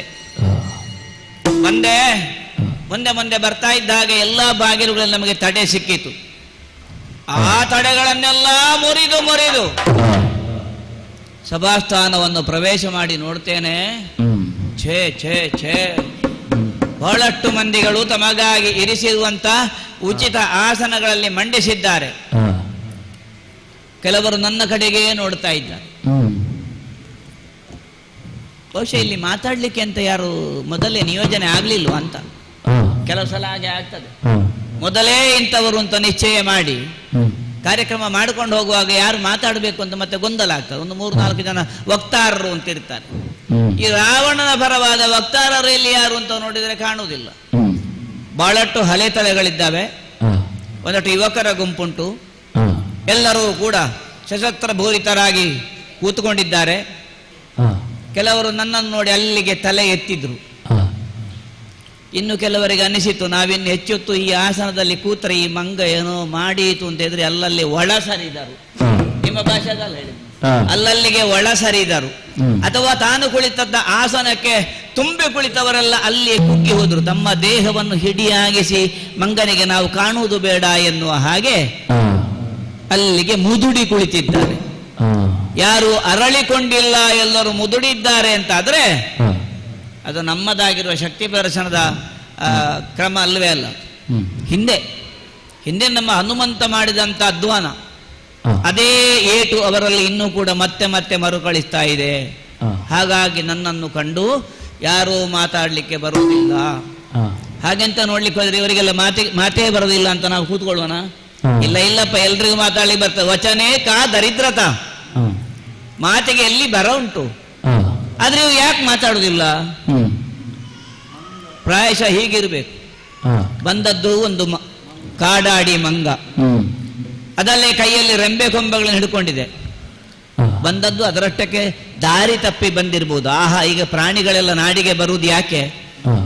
ಆಹಾರವನ್ನು ಹುಡುಕುತ್ತಾ ಬರುದು ಹೊರತು ಮನುಷ್ಯರಿಗೆ ತೊಂದರೆ ಮಾಡಬೇಕು, ರಾಕ್ಷಸರಿಗೆ ತೊಂದರೆ ಮಾಡಬೇಕು ಅಂತ ಬರುವುದಲ್ಲ. ಹಾಗಾಗಿ ನಾನು ಬಂದವ ಊಟಕ್ಕಿಲ್ಲದೆ ಬಂದಿದ್ದೇನೆ ಅಂತ ಇವರೆಲ್ಲ ಗ್ರಹಿಸಿದ್ದಾರೆ. ಊಟ ಮಾಡಿಸ್ಬೇಕು ಇವತ್ತು ಇವರಿಗೆ. ಒಳ್ಳೆ ದಿವಸ ಅಲ್ವಾ? ನಮ್ಮ ಪ್ರವೇಶ ಆದ್ದರಿಂದ ಊಟ ಆಗಬೇಕು ಇವರಿಗೆಲ್ಲ. ಯಾವುದರ ಊಟ ಆಗಬೇಕು? ರಾಮರಸಾಯನದ ಊಟ ಆಗಬೇಕು. ಅದಕ್ಕಾಗಿ ಇಲ್ಲಿ ಬಂದು ನಿಂತಿದ್ದೇನೆ. ಅಲ್ಲ, ಎಲ್ಲರೂ ಕೂಡ ಒಬ್ಬ ಶಿಲ್ಪಿ ಕೆಡದಿಟ್ಟ ಬೊಂಬೆಗಳಾಗಿ ಕೂತಿದ್ದಾರೆ ಹೊರತು ಮಾತಾಡುವುದಿಲ್ಲ. ಒಂದು ಮುಖ ನೋಡಿ ಅಲ್ಲ, ನಗಾಡ್ಲಿಕ್ಕೆ ಬರುವುದಿಲ್ಲ. 90 ಜನಕ್ಕೆ ಕಷ್ಟ ಉಂಟದು. ಈಗ ನೀವೆಲ್ಲ ನಗಾಡಿ ಮಾತಾಡ್ತೀರಿ, ಎಷ್ಟೋ ಜನಕ್ಕೆ ನಗಾಡಬೇಕಾದ್ರೆ ಬಹಳ ಕಷ್ಟ ಆಗ್ತದೆ. ಮತ್ತೆ ಸಭೆಯಲ್ಲಿ ಒಮ್ಮೆ ಎಲ್ಲರೂ ನೆಗಾಡಿ, ಒಮ್ಮೆ ಎಲ್ಲರೂ ಕೈ ಚಪ್ಪಾಳೆ ತಟ್ಟಿ ಅಂತವ ಹೇಳ್ತಾನೆ, ಆಮೇಲೆ ನೆಗಾಡೋದು. ಅಲ್ಲ, ನೆಗಾಡದೇ ಇದ್ರೆ ನಮಗಾದ್ರೂ ಮಾತಾಡ್ಲಿಕ್ಕೆ ಒಂದು ಇಷ್ಟ ಆಗ್ತದಾ? ಈಗ ಏನು ಅಂತ ಹೇಗಿದ್ದೀರಿ ಅಂತ ಕೇಳಿದ್ರೆ ಏನಿಲ್ಲ, ಆರೋಗ್ಯ ಎಲ್ಲಿ ಬರ್ತೇನಾ ಇಂಥವನ ಹತ್ರ ನಾವು ಮಾತು ಮುಂದುವರಿಸಲಿಕ್ಕೆ ಆಗ್ತದ? ನಮ್ಮಲ್ಲಿ ಇದ್ದ ಪ್ರಶ್ನೆಗಳಲ್ಲೇ ಸಾಯ್ತದೆ. ಹಾಗಾಗಿ ಆರೋಗ್ಯ ಕೇಳಲಿಕ್ಕೆ ಹೋಗುವುದಿಲ್ಲ. ಆದರೆ ಯಾರು ತನ್ನ ಮೊಗದಲ್ಲಿ ಹೌದೋ ಅಲ್ಲವೋ ಎನ್ನುವ ಹಾಗೆ ಮೆಲುನಗೆಯಿಂದ ಮೆಲ್ಲು ಆತಿನಲ್ಲಿ ಮಾತನಾಡುತ್ತಾನೋ ಅವನ ಜೊತೆ ಸಂಭಾಷಣೆಗೆ ಆಗುತ್ತದೆ, ಇಲ್ಲದ್ರೆ ಆಗುದಿಲ್ಲ. ನೋಡಿದೆ, ಪ್ರತಿಯೊಬ್ಬರ ಮುಖವನ್ನು ನೋಡಿದೆ. ಕೆಲವರು ಬೇಕು ಅಂತಲೇ ಉದ್ದೇಶಪೂರ್ವಕವಾಗಿ ಮುಖವನ್ನು ಗಂಟಿಕ್ಕಿ ಕುಳಿತಿದ್ದಾರೆ. ಅವರಿಗೆ ನಗೆ ಬರ್ತದೆ ಒಳಗಿಂದ. ಇದನ್ನು ನೋಡಿ ಅಂತ ಅನಿಸ್ತದೆ, ಆದ್ರೂ ಬಾಯಿ ಬಿಡ್ಲಿಕ್ಕೆ ಹೆದರಿಕೆ. ಪ್ರಾಯಶಃ ಹೇಗಿರ್ಬೇಕು ಇಲ್ಲಿ ಇವರು ಯಾವ ಹೊತ್ತಿಗೆ ಏಳ್ಬೇಕು, ಯಾವ ಹೊತ್ತಿಗೆ ನಡಿಬೇಕು, ಯಾವ ಹೊತ್ತಿಗೆ ಮಾತಾಡಬೇಕು, ಎಷ್ಟು ಮಾತಾಡಬೇಕು, ಇದನ್ನೆಲ್ಲ ಸೂಚಿಸುವ ಒಬ್ಬ ನಿರ್ದೇಶಕ ಇದ್ದಾನೆ ಅಂತ ಕಾಣ್ತದೆ. ಅವನದ್ದಾದ ಸೂಚನೆ ಬಾರದೆ ಇವರು ಯಾರು ಮಾತಾಡುವುದಿಲ್ಲ, ಯಾರು ಎದ್ದು ಆಚೆ ಈಚೆ ಹೋಗುವುದಿಲ್ಲ, ಯಾರಿಗೂ ನನ್ನನ್ನು ಮಾತಾಡಿಸಬೇಕು ಅಂತ ಕಾಣುವುದಿಲ್ಲ. ಹಾಗಿದ್ರೆ ಮನೆ ಬಾಗಿಲಿಗೆ ಬಂದ ಒಬ್ಬ ಅತಿಥಿಗೆ ಆತಿಥ್ಯ ಕೊಡುವುದು ಬಿಡಿ, ನಮ್ಮಲ್ಲಿ ಒಂದು ಪರಂಪರೆ ಉಂಟು. ಈಗ ಶತ್ರುವೇ ಮನೆ ಬಾಗಿಲಿಗೆ ಬಂದ ಅಂತ ಇಟ್ಕೊಳ್ಳಿ, ಬಂದಗೊಳ್ಳೆ ಅವನನ್ನು ಶತ್ರು ಮಾತಾಡಿಸುವುದಿಲ್ಲ ಅಂತ ಕೂತ್ಕೊಳ್ಬಾರ್ದಂತೆ.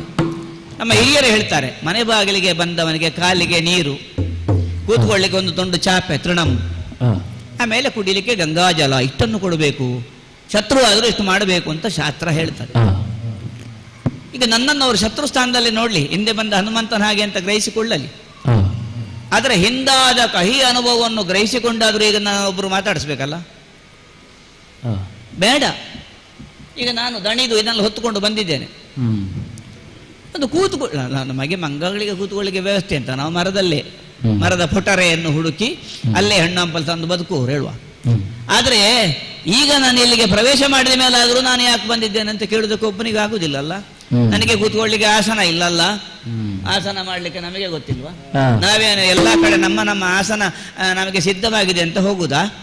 ಅಲ್ಲ, ಹೋದವ ತನ್ನ ಮರ್ಯಾದೆಯನ್ನು ಉಳಿಸಿಕೊಂಡು ನಮಗೊಂದು ಯೋಗ್ಯ ಆಸನವನ್ನಿತ್ತು ಆಧರಿಸಬೇಕು. ಅದು ಬಿಟ್ಟು ಇವ ಮಾನಿಸುತ್ತಾನೆ ಅಂದ್ರೆ ಅವಮಾನಿಸುತ್ತಾನೆ ಅಂತ ಬಂದ್ರೆ ಇವರೆಲ್ಲ ಸೇರಿ ನನಗೆ ಅವಮಾನಿಸಿದ್ರು. ಯಾರು ಪೀಠದಲ್ಲಿ ಕೂತ ಅವ ನನ್ನನ್ನು ಮಾನಿಸಬೇಕಿತ್ತು, ಹೊರಗಿನವ ನಾನು ಅತಿಥಿ. ಅದು ಮಾಡಲಿಲ್ಲ. ಇವರೆಲ್ಲ ನನ್ನನ್ನೇ ನೋಡ್ತಾ ಅವಮಾನಿಸ್ತಾ ಇದ್ದಾರೆ. ಇವರ ಅವಮಾನ ಆದಾಗ ಏನ್ ಮಾಡಬೇಕು? ಅವಮಾನಿಸಿದವರ ಮುಂದೆ ಸೆಟೆದು ನಿಲ್ಲಬೇಕು. ಆಗ ಬೆಲೆ ಬರ್ತದೆ, ಆಗ ಸಮಾಜ ಗುರುತಿಸ್ತದೆ. ಹಾಗಾಗಿ ನನಗೆ ಕೂತ್ಕೊಳ್ಳಿಕ್ಕೆ ಗೊತ್ತಿಲ್ವಾ? ಹೀಗೆ ಹೋಗಿ ಇವರಂತೆ ನೆಲದಲ್ಲಿ ಕೂತ್ರೆ ಮೊದಲು ನಂದು ಸಣ್ಣ ಜೀವ ಅಂಗದ ಅಲ್ವಾ, ಹಾಗಾಗಿ ಇವರಿಗೆ ಕಾಣ್ಲಿಕ್ಕಿಲ್ಲ. ನಾನು ಬಾಲಕನಿದ್ದೇನೆ. ಬಾಲಕ ಅಂತ ಹೇಳುವಾಗ ನೆನಪಾಯ್ತು, ನಮಗೊಂದು ಬಾಲ ಉಂಟಲ್ಲ,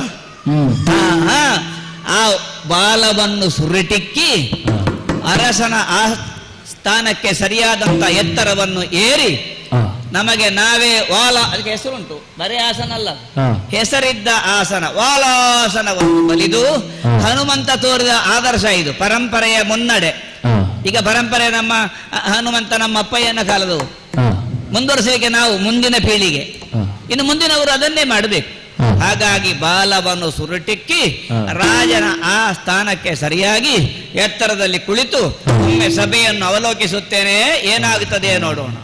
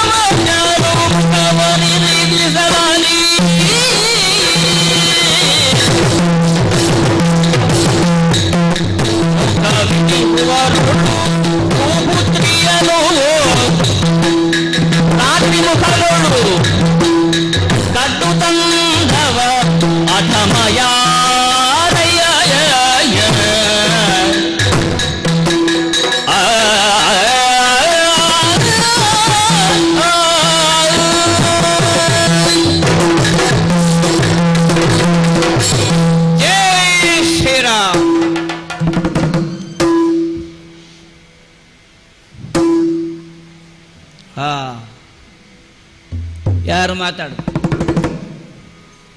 ನಗರದ ಹರದ ಕಪಿ ಇವನೆಂದು ನಿಬ್ಬೆರಗಾಗಿ ಹೋಗಿದ್ದ. ಎಷ್ಟು ಎತ್ತರಕ್ಕೆ ಏರಿದ್ದೇನೋ ಈಗ ಅವರಿಗೆ ಸಮಸ್ಯೆ ಆದದ್ದು. ಅವರು ಹೀಗೆ ನೋಡ್ಲಿಕ್ಕೆ ಪ್ರಾರಂಭ ಮಾಡಿದ್ರು. ಮೊದಲೆಲ್ಲ ನಾನು ಅವರಿಗೆ ಸರಿ ಸಮಾನನಾಗಿಯೇ ಇದ್ದೆ, ಆಗ ಯಾರೂ ನೋಡ್ಲಿಲ್ಲ. ಈಗ ನಾನು ಅವರಿಗೆಲ್ಲ ನೋಡಲಾಗದ ಎತ್ತರದಲ್ಲಿದ್ದೇನೆ. ಆದದ್ದರಿಂದ ಕಷ್ಟಪಟ್ಟು ಕುತ್ತಿಗೆಯನ್ನು ಎತ್ತರಿಸಿ ಎತ್ತರಿಸಿ ನೋಡ್ತಾ ಇದ್ದಾರೆ. 6 ಅಡಿ ಇದ್ದವನ ಹತ್ರ 3 ಅಡಿ ಇದ್ದವ ಮಾತಾಡಿದಾಗ ಆಯ್ತು. ಅವ ಮಾತಾಡ್ಬೇಕಾದ್ರೆ ಏನ್ ಮಾಡಬೇಕು? ಹೀಗೆ ನೋಡ್ಬೇಕು, ಮತ್ತೆ ಹೀಗೆ ನೋಡ್ಬೇಕಾಗ್ತದೆ.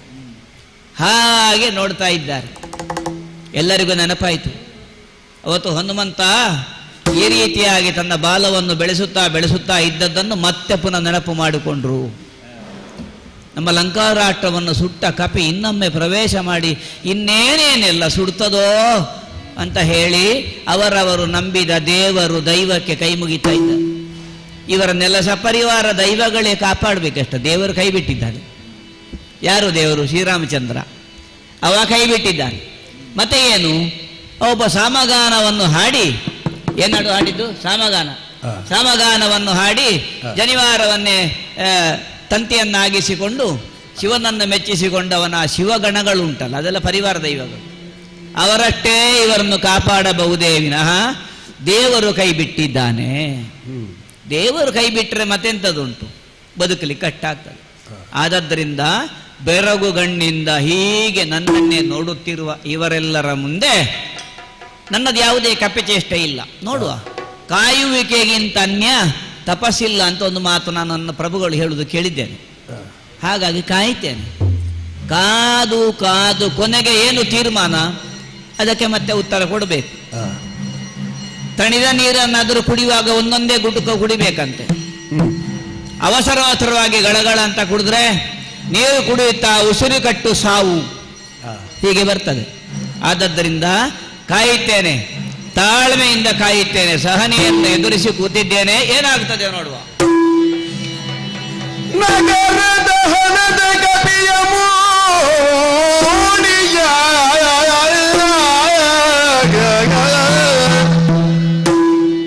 ಮಿಗಿಸುತ್ತಿದೆ ಮಾತಿನ ವದನದ ಹೊಗರು ಹೊಸ ಬಲಿಯಾಗಿ ತೋರುತ್ತಿದೆ ವಿವೇಕಿಸಲು. ವದನದ ಹೊಗರು ಹೊಸ ಪರಿಯಾಗಿ ತೋರುತ್ತಿದೆ ವಿವೇಕಿಸಲು.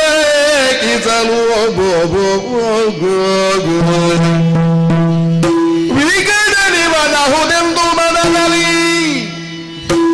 ವಿಗಡನಿವನಹುದೆಂದು ಮನದಲ್ಲಿ ಬಗೆಯ ಮೆರೆದ ಪ್ರಹಸ್ತನು ಮುಗುಳು ನಗೆಯಲಿ ನುಡಿದನ ಕಪಿರಾಜ ಪುತ್ರಂಗೆ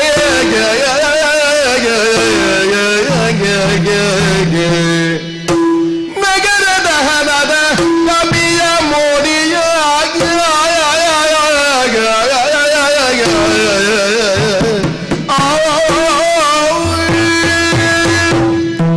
ಸಭೆಯಲ್ಲಿ ಸ್ವಲ್ಪ ಗೊಂದಲ ಆದದ್ದು ಹೌದು, ಹಿಂದೆ ಮುಂದೆ ಆದದ್ದು ಹೌದೇ. ಆದರೆ ನಮಗೆ ಗೊತ್ತಾಯಿತು ಹಿಂದೆ ಆಗಿದೆ ಮುಂದೆ ಆಗಿದೆ ಅಂತ. ಯಾವುದು ಹಿಂದೆ ಮುಂದೆ ಆಗಿದೆ, ಯಾವುದು ಹಿಂದೆ ನಡೆದದೋ ಅದು ಮುಂದೊಮ್ಮೆ ಪರಿಗಣಿಸುವಂತಹ ಅಲ್ಲ ಮರುಕಳಿಸುವಂತಹ ಸನ್ನಿವೇಶ ಸೃಷ್ಟಿಯಾಯಿತೋ, ಹೀಗೊಂದು ಗೊಂದಲಕ್ಕೆ ಕಾರಣವಾಯಿತು ನಮ್ಮ ಸಭೆ.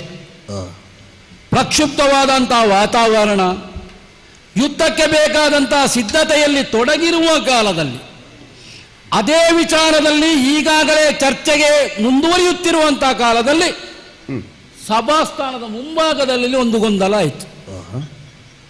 ಬಾಗಿಲ ರಕ್ಷಣೆಯಲ್ಲಿರುವಂತವರ ನಡುವೆ ನಡೆದಂತಹ ಒಂದು ಗಲಾಟೆ, ನಂತರದಲ್ಲಿ ತಾನಾಗಿ ಒಳ ಪ್ರವೇಶ ಮಾಡಿದಂತಹ ಕಪಿ ಕಂಡಾಗ ಇಕ್ಕೆಲಗಳಲ್ಲಿ ಕುಳಿತವರು ಕೂಡ ಒಮ್ಮೆ ದಿಗ್ಬೆರಗಾಗಿ ಒಮ್ಮೆ ಕುಳಿತಲಿಂದ ಹಿಂದೆ ಹೋದ್ರು, ಒಮ್ಮೆ ಮುಂದೆ ಬಂದರು, ಒಮ್ಮೆ ಹಿಂದೆ ಹೋದ್ರು, ಒಮ್ಮೆ ಮುಂದೆ ಬಂದರು.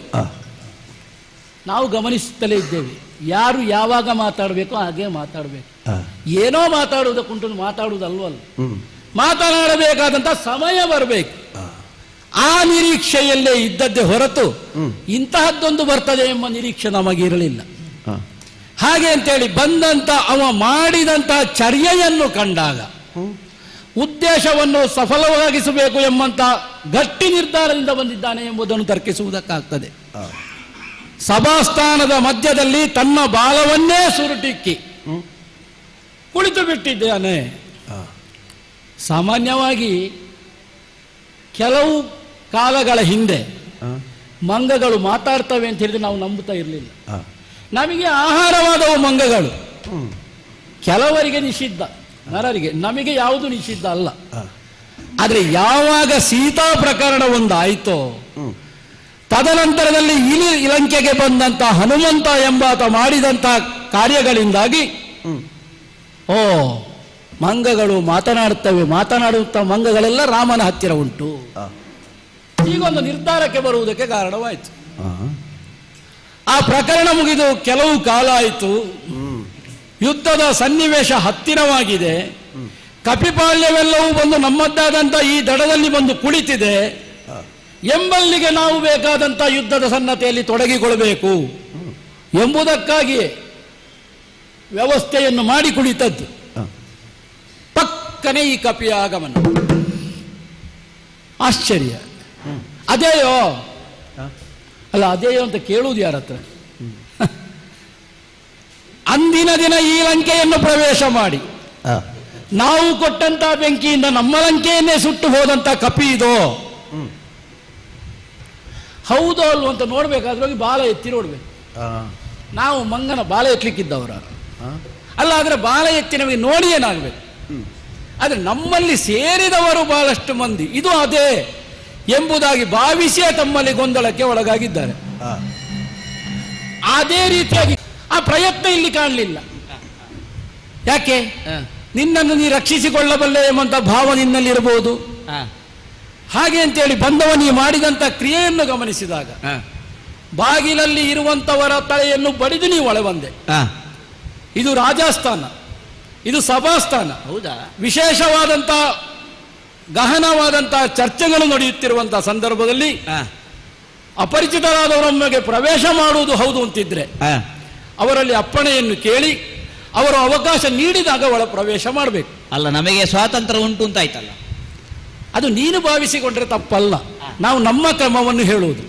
ನಿಮಗೆ ಎಲ್ಲಿ ಹೋದ್ರೂ ಸ್ವಾತಂತ್ರ್ಯ ಉಂಟು ಅಂತ ಹೇಳ್ತೀವಿ, ನೀವು ನಡೆದದ್ದೇ ದಾರಿ ಅಂತ. ನಮಗೆ ಸ್ವಾತಂತ್ರ್ಯ ದೊರಕಿ ಬಹಳ ವರ್ಷ ಆಯ್ತು. ಹೌದಪ್ಪ, ಹಾಗೆ ಹೇಳುವವರೇ ಕತ್ತಲೆಯಲ್ಲಿರುವುದು. ಯಾಕೆ ಹೇಳಿದೆ?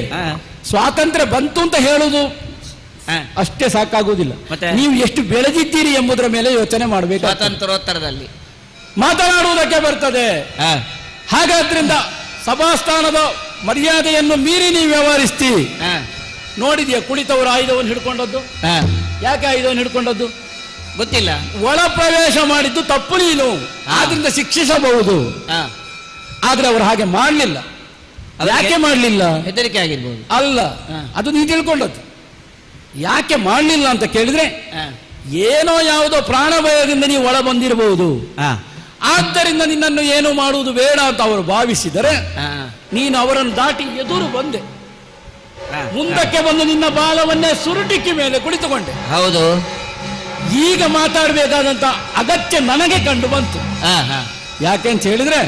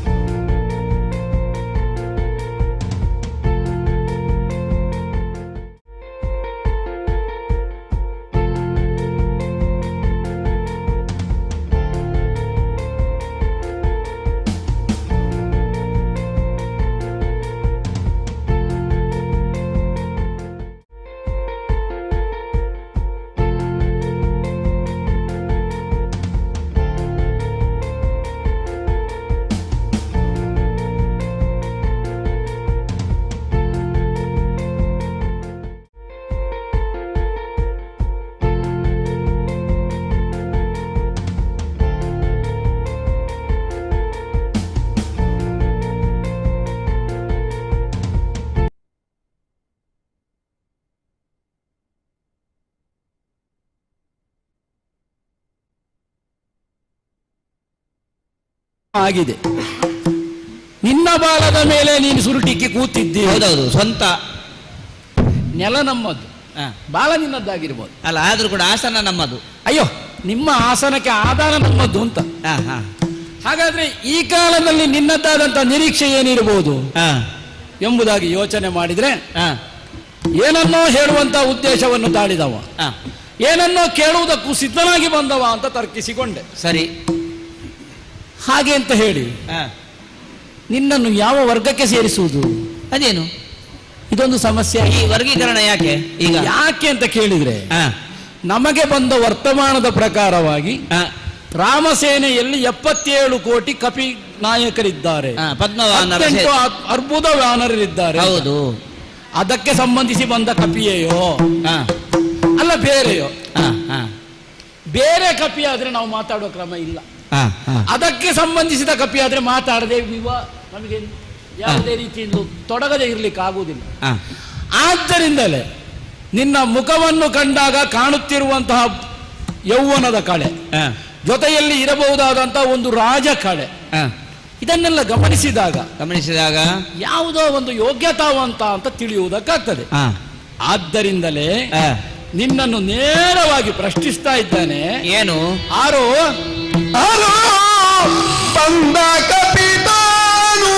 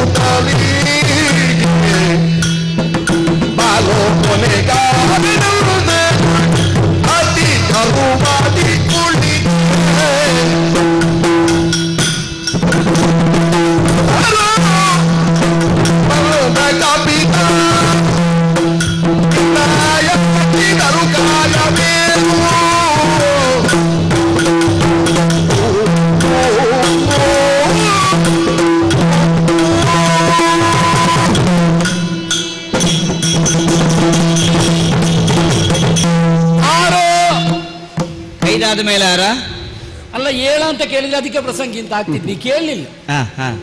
ಯಾಕೆ ಪ್ರಾರಂಭಿಸಬೇಕು ಅಂತ ಅದು ಎಲ್ಲಿಂದ ಅಂತ ಬರ್ತದೆ. ನಿನಗೂ ನನಗೂ ಪರಿಚಯ ಇದ್ದದ್ದು ಹೌದಾಗಿದ್ರೆ ನೇರವಾಗಿ ನಿನ್ನ ಹೆಸರನ್ನೇ ಕರೆದು ಮಾತನಾಡಬಹುದಿತ್ತು. ತೀರಾ ಅಪರಿಚಿತರಾದದ್ರಿಂದ ಪರಸ್ಪರ ಮುಖ ನೋಡದ್ದರಿಂದ ಹಾಗೆ ಸಾಮಾನ್ಯವಾಗಿ ಪರಿಚಯವಾದಂತಹ ನಮ್ಮ ಸ್ವಭಾವದ ವ್ಯಕ್ತಿಗಳಾದರೂ ಪ್ರಾಣಿಗಳಾದರೂ ಹೀಗೆ ಸಂಬೋಧಿಸಬಹುದು ಅಂತ ಉಂಟು. ಬಂದ ಕಪಿತಾನು ಆರು ಅಂತ ಕೇಳಿದಲ್ಲಿಗೆ ನೀನು ಮೈಯನ್ನು ಹೀಗೆ ಮಾಡಿಕೊಂಡು ನಮಗೆ ಸರಿಸಮ ಅಂತ ತಿಳ್ಕೊಳ್ಬೇಡ. ನಿನ್ನನ್ನೊಂದು ಕಪಿ ಅಂತ ತಿಳಿದೇ ನಾ ಕೇಳಿದ್ದು. ಯಾಕೆ ಹೇಳಿದೆ? ವ್ಯಕ್ತಿಯ ಚಿತ್ರಣ ಎಂಬುದು ಯಾವ ಕಾಲದಲ್ಲೂ ಮಾಸಲ್ಪಡುವುದಿಲ್ಲ. ತನ್ನ ವ್ಯಕ್ತಿತ್ವವನ್ನು ಒಬ್ಬನಿಗೆ ಮುಚ್ಚಿಡ್ಲಿಕ್ಕೂ ಗೌಪ್ಯವಾಡ್ಲಿಕ್ಕೂ ಇಡ್ಲಿಕ್ಕೂ ಆಗುವುದಿಲ್ಲ. ಅದರಲ್ಲಿ ನಿಮ್ಮಂತವರಿಗೆ ಸಾಧ್ಯವೇ ಇಲ್ಲ. ಯಾವುದನ್ನು ಮುಚ್ಚಿಟ್ಟು ನಿಮ್ಮ ಬಾಲವನ್ನು ಮುಚ್ಚಿಡ್ಲಿಕ್ಕೆ ನಿಮಗೆ ಆಗುವುದಿಲ್ಲ. ಇಲ್ಲ. ಆದ್ದರಿಂದಲೇ ಕಪಿ ಹಾಗೆ ಅಂತ ಹೇಳಿ ಕಪಿ ಎಂಬಲ್ಲಿಗೆ ನಿಲ್ಲಿಸ್ಲಿಕ್ಕೆ ಆಗುವುದಿಲ್ಲ ನಮಗೆ. ಇನ್ನು ಉಂಟು. ಇತ್ತೀಚಿನ ದಿನಗಳಲ್ಲಿ ನಮಗೆ ಕಪಿಗಳೊಂದಿಗೆ ಒಂದು ರೀತಿಯದ್ದಾದಂತ ವಿರೋಧಾಭಾಸ ಬೆಳೆದು ಬಂದು ಹೋಯಿತು. ಅದಕ್ಕೆ ಕಾರಣವಾಗಿ ಬಯಸಿದ್ದಲ್ಲ, ನಾವು ಬಯಸಿದ್ದಲ್ಲ. ಆದ್ರೆ ಯಾವುದೇ ಒಂದು ಕಾರ್ಯಕಾರಣವು ಏನೋ ಒಂದು ಘಟನೆಯಿಂದ ಪೂರಕವಾಗಿ ನಡೆಯುತ್ತದೆ ಎಂಬುದನ್ನು ನಂಬಿದವರು ನಾವು. ಸರಿ.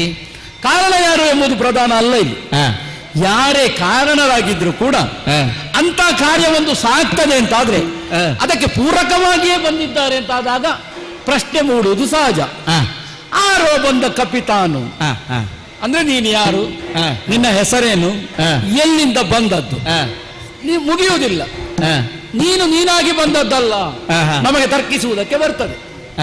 ಯಾಕೆ ಅಂತ ಹೇಳಿದ್ರೆ ಸಾಮಾನ್ಯವಾಗಿ ಕಪಿಗಳಿಗೆ ಇರಬಹುದಾದಂತಹ ಸಹಜವಾದ ಗುಣಗಳು, ಚಪಲತೆಯೋ, ಮಾನವರನ್ನು ಇನ್ನೊಬ್ಬರನ್ನು ಕಂಡಾಗ ಹೆದರುವಂತಹ ಗುಣವೋ, ಚಂಚಲತೆಯೋ ಯಾವುದೂ ನಿನ್ನಲ್ಲಿ ಕಾಣುವುದಿಲ್ಲ. ಅದು ಕಾಣುವುದಿಲ್ಲವಾದ್ರಿಂದ ನೀ ಸಾಮಾನ್ಯ ಅಲ್ಲ ಅಂತ ತಿಳಿಯುವುದಕ್ಕಾಗ್ತದೆ. ಹಾಗೆ ಅಂತೇಳಿ ಅಂತಹ ಗುಣವು ಇಟ್ಟವರನ್ನು ಕೂಡ ಪಳಗಿಸುವುದರ ಮೂಲಕ ಒಬ್ಬ ತಾನು ನಿಯಂತ್ರಿಸಬಲ್ಲ. ಅದಕ್ಕೆ ಒಳಪಟ್ಟದ್ದು ಅಲ್ಲ. ನಾವು ಈಗಾಗಲೇ ತರ್ಕಿಸಿದ ಹಾಗೆ 18 ಅರ್ಬುದವಾನರು ಸೇರಿ ಬಂದಂತಹ ಕಪಿಸೇನೆ ಅದಕ್ಕೆ ಸಂಬಂಧಿಸಿದವ ಹೌದು ಅಂತ ಆಗಿದ್ರೆ ನೀನು ನೀನಾಗಿ ಬಂದದ್ದಲ್ಲ, ಯಾರೋ ನಿನ್ನನ್ನು ಅಟ್ಟಿರಬೇಕು. ಯಾರು ಅಟ್ಟಿದರು ನಿನ್ನನ್ನು? ಎರಡನೇ ಪ್ರಶ್ನೆ ಬರುವುದದು. ಯಾರೇ ಅಟ್ಟಿರ್ಲಿ, ಬರುವಂತ ನಿನಗೆ ಸಾಮಾನ್ಯವಾದಂತಹ ಪ್ರಜ್ಞೆ ಇರುವುದು ಹೌದಾಗಿದ್ರೆ, ಒಬ್ಬನ ನಾಯಕತ್ವದಲ್ಲಿ ಬಂದದ್ದು ಹೌದಾದ್ರೆ ಹೀಗೆ ಮಾಡಬಹುದಾ? ಹೀಗೆ ಮಾಡಬಹುದಾ? ಆ ಪ್ರಶ್ನೆಯೂ ಮೂಡ್ತದೆ. ಯಾವುದು? ತಡೆದಂತ ಬಾಗಿಲ ಭಟರ ಮಂಡೆಯನ್ನು ಉಜ್ಜುವುದರ ಮೂಲಕ, ನಮ್ಮದ್ದಾದಂತಹ ಭದ್ರತೆಯನ್ನು ಛೇದಿಸುವುದರ ಮೂಲಕ ನಮ್ಮ ಆಡಳಿತಕ್ಕೆ ಒಂದು ಪ್ರಶ್ನೆಯಾಗಿ ನೀ ಕಾಣಿಸಿಕೊಂಡವ. ಆದ್ದರಿಂದಲೇ ಬಾಗಿಲ ಭಟರನ್ನು ನೀನು ಆ ರೀತಿಯಲ್ಲಿ ಎದುರಿಸಿದ್ದು ಅದಿಲ್ಲಿ ತಪ್ಪಾಗ್ತದೆ. ಅಷ್ಟಕ್ಕೆ ಮುಗಿಯೋದಿಲ್ಲ, ಮತ್ತೆ ಪುನಃ ಉಂಟು. ಬಹುಶಃ ನಿನ್ನನ್ನೇ ನೀ ಭಾವಿಸಿಕೊಂಡಿದ್ಯೋ ಏನೋ. ಏನೆಂದು? ಕೆಲವು ಕಡೆಯೆಲ್ಲ ಹಾಗೆ ಇರ್ತದೆ. ಎಳೆಯ ಮಕ್ಕಳನ್ನು ಕಂಡಾಗ ಅವರ ಹೆತ್ತ ತಂದೆ ತಾಯಿಯರು ಅವನಲ್ಲಿ ಇಲ್ಲದೇ ಇರುವಂತಹ ಗುಣವನ್ನು ಆರೋಪಿಸಿಕೊಂಡು ನೀನು ಹಾಗೆ, ನಿನ್ನ ಸಾಹಸ ಅಂದ್ರೆ ಹೀಗೆ ಅಂತ ಹೇಳುವುದರ ಮೂಲಕ ತಾನೇ ಅದೊಂದು ಆರೋಪಿಸಿಕೊಳ್ಳುವುದು ಅಂತ ಉಂಟು. ನನಗೆ ನಿನ್ನನ್ನು ಕಂಡಾಗ ಅನ್ನಿಸುವುದು, ಮಂಗಗಳು ಸಹಜವಾಗಿಯೇ ಇರಬೇಕಾದ ಎತ್ತರದಲ್ಲಿ ಇರುವುದು ಅವುಗಳ ಸಹಜವಾದ ಗುಣ. ಕೆಳಗೆ ಬರಬಾರದು ಅಂತ ಇಲ್ಲ, ಅದು ಕೆಳಗೆ ಇರುವುದಿಲ್ಲ ಹೆಚ್ಚಾಗಿ. ಹಾಗೆ ಅಂತೇಳಿ ಎತ್ತರ ಅಂದ್ರೆ ಎಷ್ಟು ಎತ್ತರಪ್ಪ? ಲೋಕದಲ್ಲಿ ಒಂದು ಮಾತುಂಟು, ಬೆಳ್ಳಿ ಬೆಟ್ಟದಷ್ಟು ಎತ್ತರ ಮತ್ತೆ ಯಾವುದೂ ಇಲ್ಲ ಅಂತ. ಹಾಗಾದ್ರೆ ಬೆಳ್ಳಿ ಬೆಟ್ಟದಲ್ಲಿ ಇರುವವ ಯಾರು? ಅವ ಯಾರು ಅಂತ ಕೇಳಿದ್ರೆ ಪರಮೇಶ್ವರ, ಪರಶಿವ, 3 ಕಣ್ಣು ಉಳ್ಳವ ಅಂತವ ಇರುವಂತಹದ್ದು. ಬಹುಶಃ ನೀನಾಗೆ ಯೋಚನೆ ಮಾಡಿದ್ಯೋ ಏನೋ. ನನಗೆ 3 ಕಣ್ಣಿಲ್ಲ, ಬೇಡ, ನಾನು 3 ಕಣ್ಣಿನವನ ಹಾಗೆ, ನಾನು ಕಪೀಶ್ವರ ಎಂಬುದಾಗಿ ಭಾವಿಸಿ ಅದನ್ನು ನಮ್ಮ ಮುಂದೆ ಪ್ರತಿಷ್ಠಾಪಿಸಬೇಕು ಎಂಬಂತ ಉದ್ದೇಶದಿಂದಲೇ ಬಾಲವನ್ನು ಸುರುಟಿಕ್ಕಿ ಎತ್ತರದಲ್ಲಿ ಕುಳಿತಿದ್ದಿ ಅಂತ ಕಾಣ್ತದೆ. ಅಯ್ಯ, ಒಂದು ಹೇಳ್ತೇನೆ ಕೇಳು. ಏನು? ಎತ್ತರಕ್ಕೆ ಏರಿದವರೆಲ್ಲರೂ ದೊಡ್ಡವರಾಗುವುದಿಲ್ಲ. ಎತ್ತರಕ್ಕೆ ಏರಿದಷ್ಟು ಚಿಕ್ಕವ ಆಗಬೇಕು, ಆಗ ಅವನ ದೊಡ್ಡತನ ಎಂಬುದು ಲೋಕಕ್ಕೆ ಗೊತ್ತಾಗ್ತದೆ. ಇದು ಹೇಗಾಯ್ತು ಗೊತ್ತಾ? ಹೇಗೆ ಕೇಳುವ? ನಮ್ಮವರೆಲ್ಲರೂ ಕೂಡ ಈ ಕಾಲದಲ್ಲಿ ಭೀತರಾಗುವುದಕ್ಕೆ ಕಾರಣವಾದಂತಹ ವಾತಾವರಣವನ್ನು ಸೃಷ್ಟಿ ಮಾಡಬೇಕು ಅಂತಾದ್ರೆ ನೀನು ಬಂದಂತ ಉದ್ದೇಶ, ನಿನ್ನ ಹೆಸರು, ನಿನ್ನನ್ನು ಕಳಿಸಿಕೊಟ್ಟವ ಯಾರು, ಅಲ್ಲ ಇಷ್ಟು ಗರ್ವವನ್ನು ತಾಳಿ ನೀ ಕುಳಿತದ್ಯಾಕೆ? ಈಗ ನೀನು ಏಸು ಮಾತಾಡಿದ್ರು ಏನೊಬ್ಬ ಅನುಭವಸ್ಥ ಅಂತ ಅರ್ಥ ಆಗ್ತದೆ. ಪ್ರಾಣಿಶಾಸ್ತ್ರವನ್ನು ಬಹಳ ಚೆನ್ನಾಗಿ ಅಭ್ಯಸಿಸಿದಿ ಅಲ್ಲ, 64 ವಿದ್ಯೆಯಲ್ಲಿ ಅದು ಬರ್ತದೆ. ಚೆನ್ನಾಗಿ ಅಭ್ಯಸಿಸಿ ಹೇಗೆ ವ್ಯವಹಾರ ಮಾಡಬೇಕು ಅಂತ ಹೇಳಿ ಬಲ್ಲವ ಅಂತ ನನಗೆ ಅರ್ಥ ಆಯ್ತು. ಬೆಣ್ಣೆಯಿಂದ ಕೂದಲು ತೆಗೆಯುವುದು ಯಾರಿಗೂ ನೋವಾಗದ ಹಾಗೆ, ಯಾರಿಗೂ ಬೇಸರ ಆಗದ ಹಾಗೆ, ಅಥವಾ ಬೆಣ್ಣೆಯು ನಷ್ಟವಾಗದ ಹಾಗೆ ಕೂದಲನ್ನು ತೆಗೆಯುವ ಕಲೆ. ನಮಗೆ ನೋವಾದಂತೆ ಮಾಡಿದವರಿಗೆ ಆ ರೀತಿ ಮಾಡುವ ಕ್ರಮ ಇಲ್ಲ. ಅದು ಹಾಗಲ್ಲ, ನೀನು ಅದನ್ನು ಬಹಳ ಚೆನ್ನಾಗಿ ಅಳವಡಿಸಿಕೊಂಡು ನನ್ನಲ್ಲಿ ಇದುವರೆಗೆ ಮಾತನಾಡಿದ್ದು. ಆದದ್ದರಿಂದ ನಿನ್ನನ್ನು ನಾನು ಲೇಸು ಅಂತ ಒಪ್ಪಿದೆ. ಅಂದ್ರೆ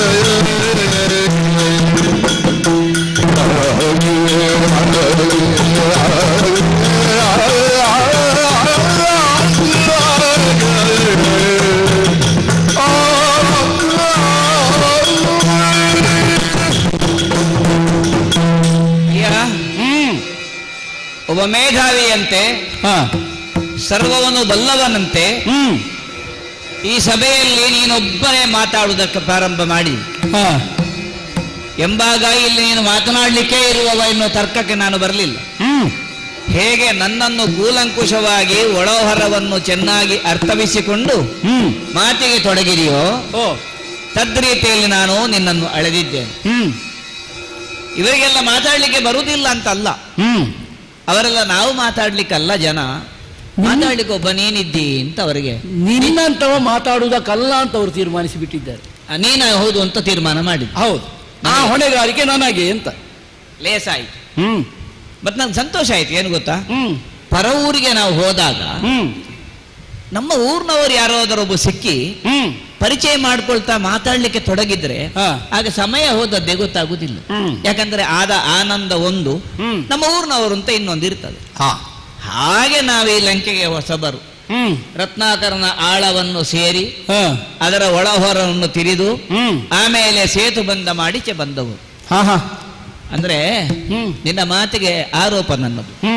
ಎತ್ತರದಲ್ಲಿ ಕುಳಿತಿದ್ದೇನೆ ಅಂತ ಹೇಳ್ತಿ, ಆಳಕ್ಕೆ ಹೋಗ್ಲಿಕ್ಕೂ ನಮಗೆ ಗೊತ್ತುಂಟು. ಯಾರಿಗೆ ಆಳಕ್ಕೆ ಇಳಿಲಿಕ್ಕೆ ಗೊತ್ತಾಗ್ತದೆ ಅವ ಮಾತ್ರ ಮೇಲಕ್ಕೆ ಹೋಗ್ಲಿಕ್ಕೆ ಬಲ್ಲವ. ಹೌದಪ್ಪ. ಈಗ ಅರಸನಾಗುವವ ನೇರವಾಗಿ ಅರಸನಾಗುವುದಿಲ್ಲ, ಅವನು ಆಳಾಗಿ ಬಲ್ಲವನಾದ್ದರಿಂದ ಅರಸನಾಗಿ ಆಳುವುದಕ್ಕೆ ಸಾಧ್ಯ ಆಗುತ್ತದೆ. ಆದ್ದರಿಂದ ಅರಸನಾಗುವುದು ಯಾವಾಗ? ಮೊದಲವನಿಗೆ ಆಳುತನ ಇರಬೇಕು, ಆಗ ಅವನ ಆಳುತನವನ್ನು ಅಳಿಲಿಕ್ಕೆ ಸಾಧ್ಯ ಆಗ್ತದೆ. ಹಾಗಾದಂತ ಎತ್ತರದಲ್ಲಿ ಕುಳಿತವನನ್ನು ಅರಸ ಅಂತ ತಿಳಿಯೋಣವೇ? ಅಲ್ಲ, ಒಂದು ಸ್ಥಾನಕ್ಕೆ ಬಹಳಷ್ಟು ಜನ ಅರಸರಾಗಲಿಕ್ಕೆ ಸಾಧ್ಯ ಆಗುವುದಿಲ್ಲ. ಅರಸನೆ ಮಾಡುವ ಕಾರ್ಯವನ್ನು ಅರಸನೇ ಮಾಡಬೇಕಲ್ವಾ? ಆದರೆ ನೀನೀಗ ಇಷ್ಟು ಮಾತನಾಡಿದವನು ಅರಸನ ಪ್ರತಿನಿಧಿಯಾಗಿದ್ದಿ ಅಂತ ನನಗೆ ಸ್ಪಷ್ಟ ಆಯ್ತು. ಆಗಲಿ, ನಿಮ್ಮಲ್ಲಿ ಕೂಡ ಒಳ್ಳೆಯ ರೀತಿಯಲ್ಲಿ ಮಾತನಾಡುವ ಕಲೆಯನ್ನು ಹೊಂದಿದವರಿದ್ದಾರೆ.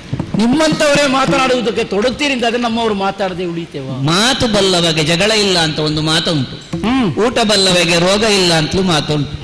ಹಾಗಾಗಿ ನಿರೋಗಿಯಾಗಿ ಜಗಳಗಂಟನಾಗದೆ ಒಳ್ಳೆಯ ರೀತಿಯಲ್ಲಿ ಮಾತನಾಡುವಂತ ನಿನ್ನ ಗುಣವನ್ನು ನಾನು ಒಪ್ಪಿದೆ, ಲೇಸು. ಆಮೇಲೆ ಹೊರಗಿನಿಂದ ಬಂದಂತ ಒಬ್ಬ ಅತಿಥಿಯನ್ನು ಹೇಗೆ ನೋಡಿಕೊಳ್ಳಬೇಕು ಎನ್ನುವ ಒಂದು ವಿಚಾರದಲ್ಲಿ ನೀವು ಹಿಂದೆ ಬಿದ್ದದ್ದರಿಂದ ಆ ಕೊರತೆಯನ್ನು ಗುರುತಿಸಿ ನಾನು ಸಭಾ ಪ್ರವೇಶ ಮಾಡಿದಾಗ ಇಷ್ಟೆಲ್ಲ ಆದದ್ದು. ಅತಿಥಿ ಅಂತ ಹೇಳಿದ್ರೆ ಅರ್ಥ ಏನಂತ ಗೊತ್ತುಂಟ ನಿನಗೆ? ಅತಿಥಿ ಇಲ್ಲದೆ ಬರುವ, ನಾವು ಅಪೇಕ್ಷಿಸಿ ಬರುವವ ಅವ ಅತಿಥಿ ಆಗ್ತಾನೆ. ನಮ್ಮದಾದಂತ ಅಪೇಕ್ಷೆಗೆ ಒಳಪಟ್ಟು ನೀ ಬಂದವ ಹೌದಾಗಿದ್ರೆ, ನಿನಗೆ ಇಲ್ಲಿ ಏನಾದ್ರೂ ಕೊಂದು ಕೊರತೆ ಆಗಿದ್ರೆ ನೀನು ಆಕ್ಷೇಪಿಸಬಹುದು. ಅಲ್ಲಲ್ಲ, ನಾವು ಅಪೇಕ್ಷಿಸಿಯೇ ಬಂದವ ಅಲ್ಲ ನೀನು. ಅತಿಥಿ ಅಂದ್ರೆ ಹಾಗೆ ವಾರ ತಿಥಿ ನಕ್ಷತ್ರ ಕರಣಾದಿಗಳು ನೋಡದೆ ಬರುವವನಿಗೆ ಅತಿಥಿ ಅಂತ ಹೆಸರು. ನಾನು ಹಾಗೆ ನಿಮ್ಮ ಸಭಾಸ್ಥಾನವನ್ನು ಪ್ರವೇಶ ಮಾಡಿದವ. ಆದ್ರೆ ನೀನೇ ಹೇಳಿದ ಹಾಗೆ ಕಾರ್ಯ ಕಾರಣ ಸಂಬಂಧ ಈ ಮೂರು ಇಲ್ಲದ ಒಬ್ಬ ಒಂದು ಪ್ರದೇಶ ಇನ್ನೊಂದು ಕಡೆಗೆ ಹೋಗುವುದಿಲ್ಲ. ಇವತ್ತು ನಾನು ಇಲ್ಲಿ ಬರುವುದಕ್ಕೂ ನೀನು ನನ್ನನ್ನು ನೋಡಿ ಮಾತನಾಡಿಸುವುದಕ್ಕೂ ಮುಂದೆ ನಡೆಯುವಂತಹ ಘಟನೆಗೂ ಒಂದು ಸಂಬಂಧ ಇದೆ. ಮುಂದೆ ನಡೆಯುವ ಘಟನೆಗೆ ಸಂಬಂಧ ಇರ್ಬೇಕು, ಹಿಂದೇನಾದ್ರು ನಡೆದಿರ್ಬೇಕಲ್ಲ. ಹಿಂದಿಂದ ಪ್ರಾರಂಭ ಮಾಡ್ಬೇಕೀಗ ಅಲ್ವಾ? ಹೌದೌದು, ಸರಿಯಾಗಿದೆ ನಿನ್ನ ಊಹೆ. ನನ್ನನ್ನು ನೀವೆಲ್ಲ ಗುರುತಿಸಿದ್ದೀರಿ, ಆ ದೃಷ್ಟಿಯಲ್ಲಿ ನನ್ನ ಮಾತಾಡೋದಕ್ಕೆ ತೊಡಗಿದ್ದೀರಿ.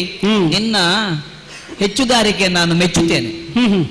ಒಬ್ಬ ನೆಚ್ಚಿನ ನಾಯಕನಾಗುವ ಯೋಗ್ಯತೆ ನಿನ್ನಲ್ಲಿ ಉಂಟು. ಅಯ್ಯೋ, ನಿನ್ನ ಮೆಚ್ಚುಗೆ ನನಗೆ ಅಗತ್ಯ ಆಗಲ್ಲ. ಅದು ನಾನು ಹಾಗೆ ಅಲ್ಲ. ಯಾಕೆ ಹೇಳಿದೆ ಗೊತ್ತಾ? ನಮ್ಮಲ್ಲಿ ಹೆಚ್ಚುಗಾರಿಕೆ ಹೊಂದುವುದವರು ಬಹಳಷ್ಟು ಜನ ಇದ್ದಾರೆ. ಮಾತಾಡುವುದಕ್ಕೂ ಅರ್ಹತೆ ಉಂಟು, ಆದ್ರೆ ಎಲ್ಲಿ ಯಾವಾಗ ಏನು ಮಾತಾಡ್ಬೇಕು ಗೊತ್ತಿಲ್ಲ. ನನ್ನ ಪ್ರವೇಶ ಆದಾಗ ನಾನು ಊಹೆ ಮಾಡಿದ್ದೇನೆ. ಆದ್ದರಿಂದ ಇಲ್ಲಿ ಯಾರು ಹೇಗೆ ಮಾತಾಡಬೇಕೆಂದು ಒಬ್ಬ ಸೂಚನೆ ಕೊಡುವ ಒಬ್ಬ ಇದ್ದಾನೆ, ಅವನ ಪರವಾಗಿ ನೀನು ಮಾತನಾಡ್ತಾ ಇದ್ದೀನಿ, ನನಗೆ ಅರ್ಥ ಆಗಿದೆ. ಯಾಕೆ ನಿನಗೆ ಮೆಚ್ಚಿದೆ?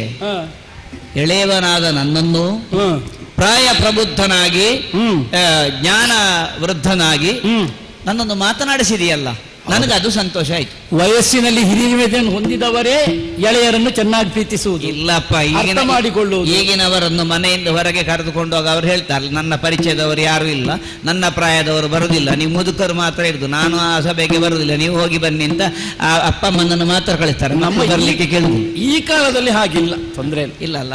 ಹಾಗೆ ಇಲ್ಲಿಗೆ ಬಂದಾಗ ನನ್ನೇನು ಮಾತಾಡಿಸಿದ ಪ್ರಾಜ್ಞನಿದ್ದಿ ಅಂತ ಸಂತೋಷ ಆಯ್ತು. ಹಾಗಾದ್ರೆ ನಾನು ಸರಿಯಾದ ಸ್ಥಳಕ್ಕೆ ಬಂದಿದ್ದೇನೆ, ದಾರಿ ತಪ್ಪಲಿಲ್ಲ. ಹಾಗಾಗಿ ನೀನು ಏಸು ಮಾತನಾಡಿದರೂ ಈಸು ಮೆಚ್ಚುಗೆಯ ನುಡಿಯನ್ನಾಡಿದ್ದೇನೆ. ಲೇಸಾಯಿತು. ಅಯ್ಯ, ಎಲ್ಲಿಂದ ತೊಡಗುವುದು ಅಂತ ಕೇಳಿದ್ರೆ ಸ್ವಲ್ಪ ಹಿಂದೆ ಹೋಗ್ಬೇಕಾಗ್ತದೆ. ನಿಮ್ಮಲ್ಲಿಂದ ಒಂದು ಹೆಣ್ಣು ನಮ್ಮ ಜನಸ್ಥಾನಕ್ಕೆ ಬಂದಿತ್ತು. ನಮ್ಮ ಹೆಣ್ಣು ಅಲ್ಲೇ ಇದ್ದದ್ದು. ನಮ್ಮ ಜನಸ್ಥಾನಕ್ಕೆ ಬಂದಿತ್ತು ಅಂತ ನೀವು ಹೇಳುದು. ಅದು ನಮ್ಮದೇ ಜನಸ್ಥಾನದಲ್ಲಿ ಅವಳು ಇದ್ದದ್ದು, ಅಲ್ಲಿ ಇರ್ಲಿಲ್ಲ ಅಂತ ಮತ್ತೆ ಕಳಿಸಿದ್ದು ಅಂತ ಪ್ರಚಾರ ಉಂಟು. ಯಾಕಂದ್ರೆ ಮೊದಲು ಅಲ್ಲಿ ನಾವೇ ಇದ್ದದ್ದು. ಅಲ್ಲ, ಪ್ರಚಾರ ಮಾಡುವವರು ಎಷ್ಟು ಪ್ರಚಾರ ಮಾಡ್ಯಾರು. ಹಾಗೆ ಬಂದಂತಹ ಹೆಣ್ಣು ಮಗಳು ತನ್ನ ಇತಿಮಿತಿಯನ್ನು ಮೀರಿ ಪುರುಷಾತಿಕ್ರಮಣದ ಕಾರ್ಯಕ್ರಮಕ್ಕೆ ಇಳಿದ್ಲಂತೆ. ಅಬ್ಬಾ, ಎಂತೆಂತ ದೊಡ್ಡ ಶಬ್ದ ನಿಮ್ಮ ಬಾಯಿಂದ ಬರ್ತದೆ ಅಂತ ನಾವು ಓದಿದ್ದೇವೆ. ಅಲ್ಲಲ್ಲ, ನಿಮ್ಮ ಬಾಯಿಂದ ಬರುದು. ಹಾಗೆ ತಪ್ಪಿದ್ರೆ ಅವರಿದ್ದಾರೆ ಸರಿ ಮಾಡಿ. ಅಲ್ಲ, ನನಗೆ ಆಶ್ಚರ್ಯ. ಮತ್ತೆ ಅವರು ಮೊಗ ಪ್ರೇಕ್ಷಕರಂತ ಮಂಗಗಳ ಬಾಯಿಂದ ಇಷ್ಟು ದೊಡ್ಡ ಶಬ್ದಗಳು ಬರ್ತದಲ್ಲ. ನಮ್ಮ ದೇವರು ಹೇಳಿ ಗೊತ್ತು ನಮ್ಗಿಂತ, ನಾವು ಕಣ್ಣಾರು ನೋಡ್ಲಿಲ್ಲ.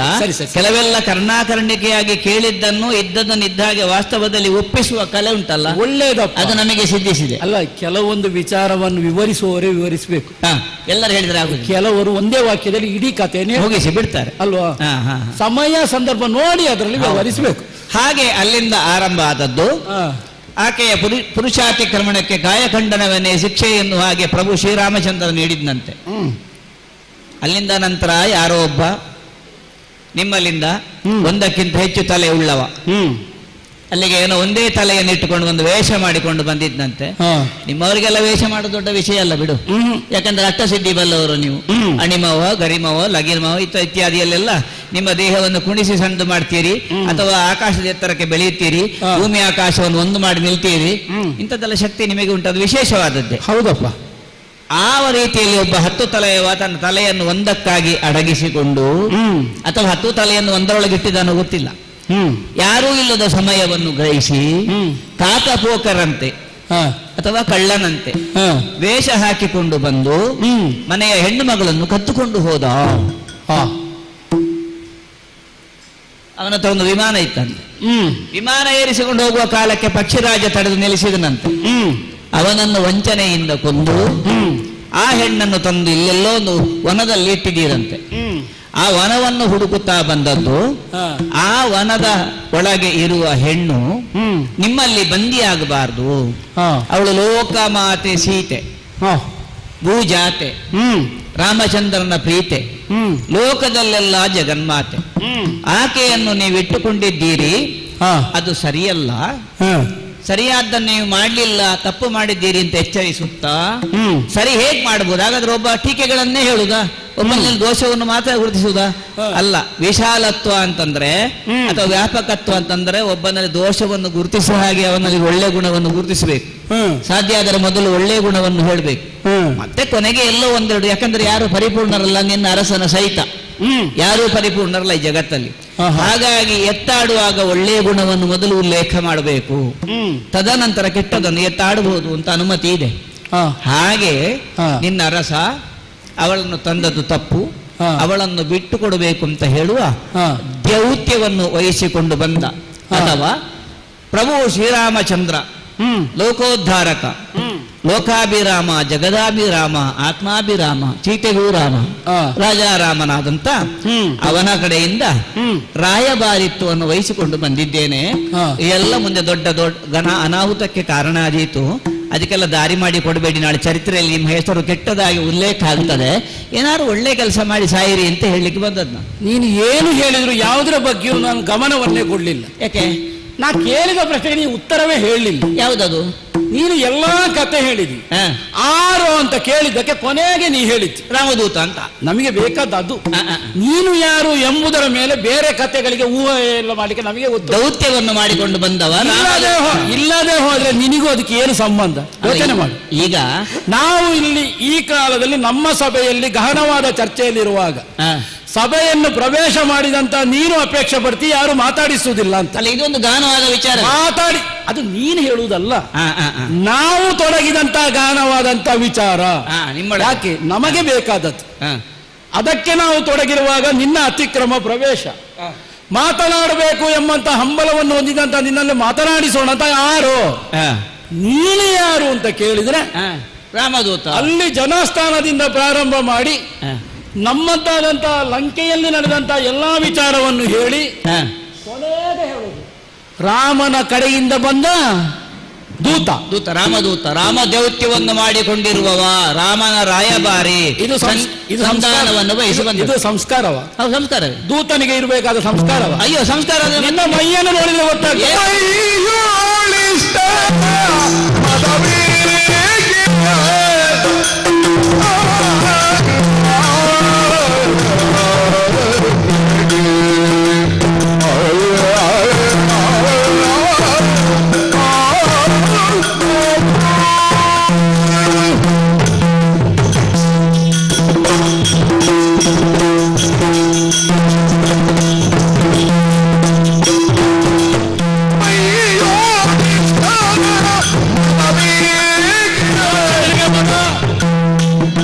ಅವಳು ಹರಿಯ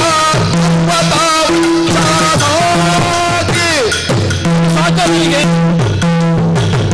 ಮೈಯ ನವರು ಅವರು ಜೋಗಿ ಈಗ ಮಾಯ ಇವರು ಹೋದ ಹಳೆಯ ನೀರಿನ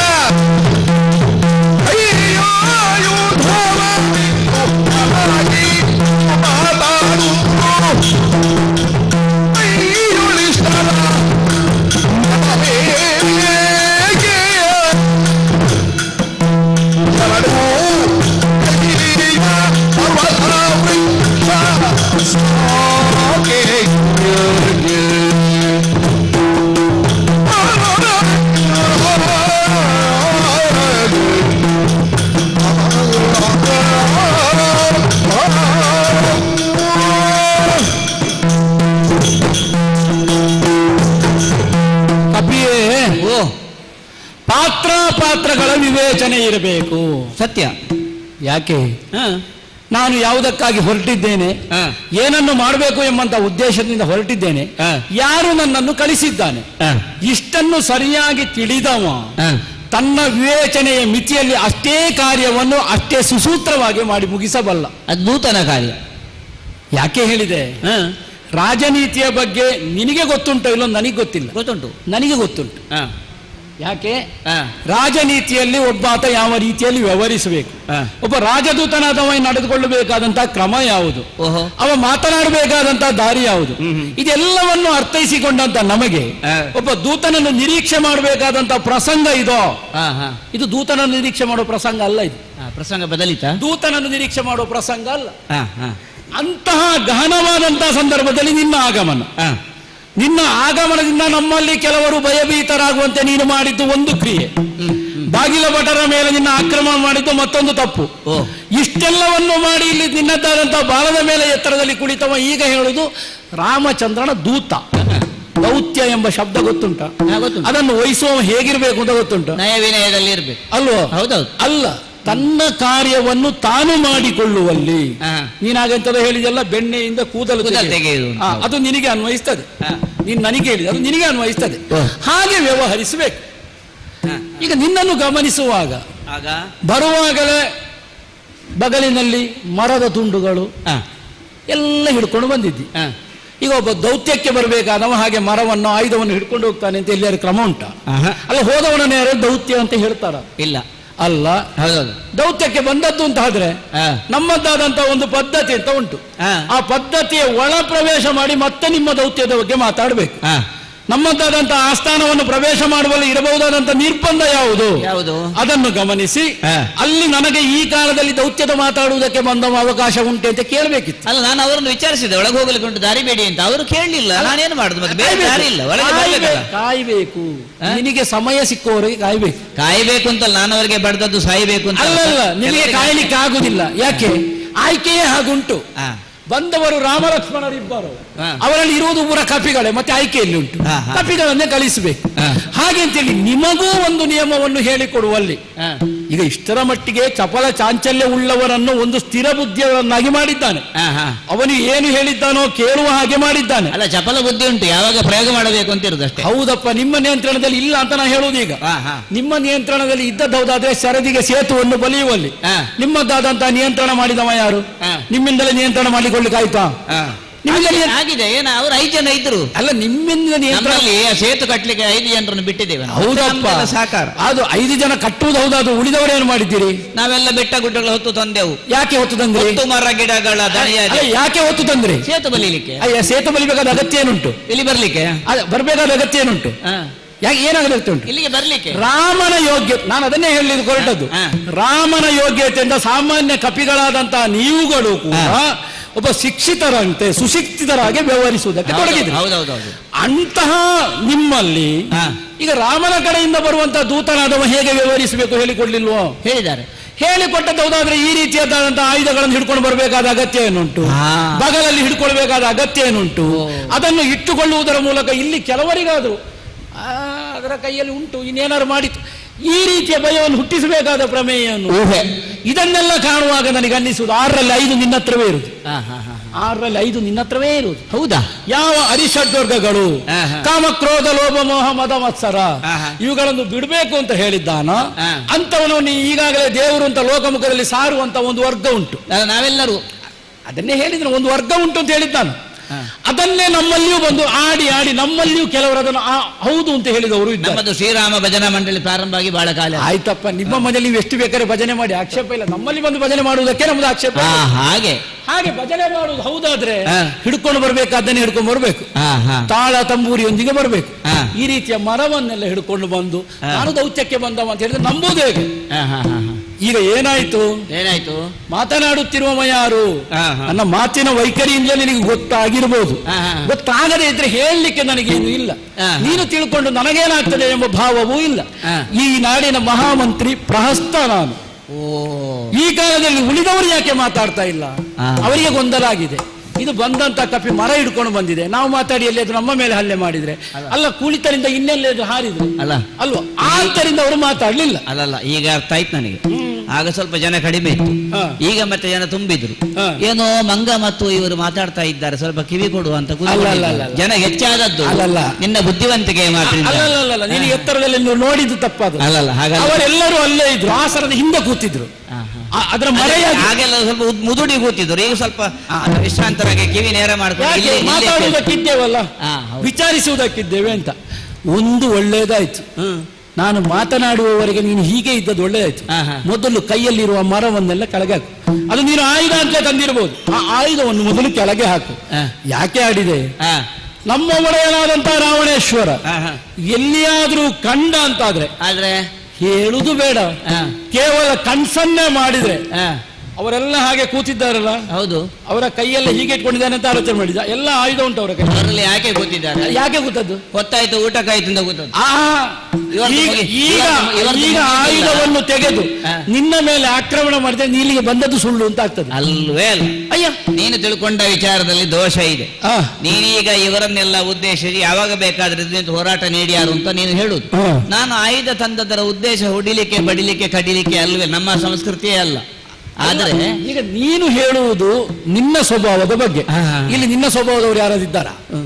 ಇದ್ದಾರೆ. ಯಾರಿದ್ದಾರೆ? ಈಗ ನಿನ್ನ ಪಕ್ಷದಲ್ಲಿ ಎಲ್ಲರೂ ನಿನ್ನವರಲ್ಲ. ನಿನ್ನ ಸ್ವಭಾವದವರು ಯಾರಿದ್ದಾರೆ ಅಂತ ಕೇಳಿದ್ದು. ನನ್ನ ಸ್ವಭಾವದವರು ಬಹಳಷ್ಟು ಮಂದಿಗಳಿದ್ದಾರೆ, ಈಗ ಬೇಡ ಅಂತ ಕೂತ್ಕೊಂಡಿದ್ದಾರೆ. ಅಲ್ಲ, ನಿನಗೆ ಹಾಗೆ ಕಂಡ್ರೆ ಆಕ್ಷೇಪ ಇಲ್ಲ. ಅದು ಲೋಕದಲ್ಲಿ ಒಬ್ಬ ಇದ್ದಾನಂತೆ, ತಾನು ಹೇಳಿದ್ದೆ ಸರಿ. ಹಾಗಾಗಿ ನಾನು ಹೇಳಿದಾಗ ಅವ್ರು ಮಾತಾಡು, ಅವ ಯಾವುದಕ್ಕೆ ತಲೆ ಅಲ್ಲಾಡಿಸಿದ್ರು ಇವ ಯೋಚನೆ ಮಾಡುದು. ಅವ್ರು ನಾನು ಹೇಳಿದಾಗ ಹೌದು ಹೇಳಿದ್ರು. ಹೌದಾ? ಅವ್ರು ಯಾವುದಕ್ಕೆ ಯಾರು ತಲೆ ಅಲ್ಲಾಡಿಸ್ತಲ್ಲ. ಯಾಕೆ ಗೊತ್ತುಂಟು? ತಲೆ ಅಲ್ಲಾಡಿಸಬೇಕಾದ್ರೆ ಅದಕ್ಕೊಂದು ಕಾರಣ ಅಂತ ಬೇಕು. ಅಲ್ಲ, ಯಾರಾದ್ರೂ ಹೇಳ್ಬೇಕು, ನೀವು ತಲೆ ಆಡಿ ಈಗ ಸರಿಯಾಗಿ. ಆ ತಲೆ ಅಲ್ಲಾಡಿಸಬೇಕಾದ್ರೆ ಕೇವಲ ಕಣ್ಸನ್ನೆ ಸಾಕು. ಅವರ ಕಣ್ಸನ್ನೆ ನನ್ನ ಬೆರಳ ಸನ್ನೆಯಿಂದಲೇ ಎಲ್ಲ ಮಾಡ್ತಾರೆ. ಆದ್ದರಿಂದ ನೀನು ಬಂದವ ನಿನ್ನ ವ್ಯವಹಾರವನ್ನು ಮುಂದುವರಿಸಬೇಕು ಅಂತ ಆದ್ರೆ ನೀನು ಎಲ್ಲರನ್ನು ಹೆದರಿಸುವಂತಹ ಕ್ರಮವನ್ನು ಹೊಂದಿರುವಂತಹ ಆಯುಧವನ್ನು ಕೆಳಗೆ ಹಾಕು. ಮತ್ತೆ ಮಾತಾಡ. ಈಗ ಒಟ್ಟಾರೆಯಲ್ಲಿ ನಿನ್ನ ಮಾತಿನ ಹಿಂದಿರುವ ಸತ್ಯ ಏನು ಅಂತ ನನಗೆ ಗೊತ್ತಾಯ್ತು. ಏನು ಸತ್ಯ? ಹೇಳಿದ್ದಾರೆ, ಗುಬ್ಬಚ್ಚಿಯಾಗಿ ಆಗಿದೆ.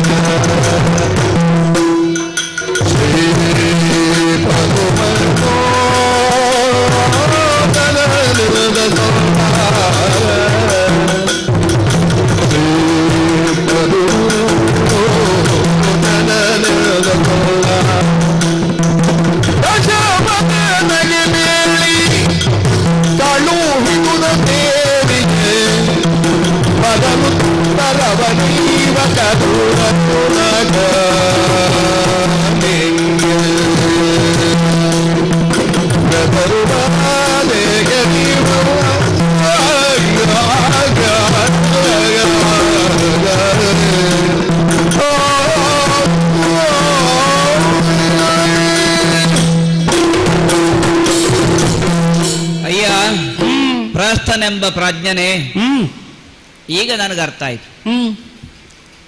ಲಘುವಾಗಿ ನೀನು ಕಂಪಿಸುತ್ತಾ ಇದ್ದಿ. ನನ್ನ ಕಂಪನ ನಿನಗೆ ಕಾಣ್ತದ? ಗೊತ್ತಾಗ್ತದೆ. ಆಹಾ, ಹೇಗೆ? ನಿನ್ನ ಮಾತಿನಲ್ಲೂ ಅರ್ಥ ಆಗ್ತದೆ. ಜೊತೆಗೆ ನೀನೊಬ್ಬನೇ ಮಾತಾಡ್ತಾ ಇಲ್ಲ, ಇವರನ್ನೆಲ್ಲ ಸೇರಿಸಿ ಮತ್ತೆ ಅವರಿಲ್ಲ ಅಂದ್ರೂ ಅವರು ಒಳಗಾಗಿಸಿ ಮಾತಾಡ್ತಾರೆ. ಒಬ್ಬ ಮಂತ್ರಿ ಆದವನಿಗೆ ಇರಬೇಕಾದ್ದು ಇಡೀ ರಾಜ್ಯದ ಹೊಣೆಗಾರಿಕೆ. ಅಲ್ಲ, ಪಶ್ಚಾತ್ ಸಂಗತಿ ಏನು ಗೊತ್ತಾ? ಒಳಗಿನ ನಡುಕ, ಒಳಗಿನ ಭಯ. ಇವು ಆಯುಧ ಎಲ್ಲ ಹಿಡ್ಕೊಂಡು ಬಂದ ಮಂಗ ಇನ್ನೇನು ಪರಚೀತೋ, ಬಡ್ದೀತೋ, ಹೊಡೆದೀತೋ, ಮಾಡಿ ಬೆಂಕಿ ಹಚ್ಚಿ ಹೋದೀತೋ ಅನ್ನೋ ಭಯ ಇರಬೇಕು. ನಿನ್ನಲ್ಲಿರುವುದು ಮರ ಅಂತ ನಾವು ಮೊದಲೇ ಹೇಳಿ ಆಗಿದೆ. ಆಯುಧಗಳು ನಮ್ಮವರಲ್ಲಿರುವುದು. ಅಲ್ಲ, ನಮಗೆ ಮಂಗಗಳಿಗೆ ಆಗಲಿ ಇನ್ನಿತರ ಪ್ರಾಣಿಗಳಿಗೆ ಆಯುಧದ ಅಗತ್ಯ ಇಲ್ಲ.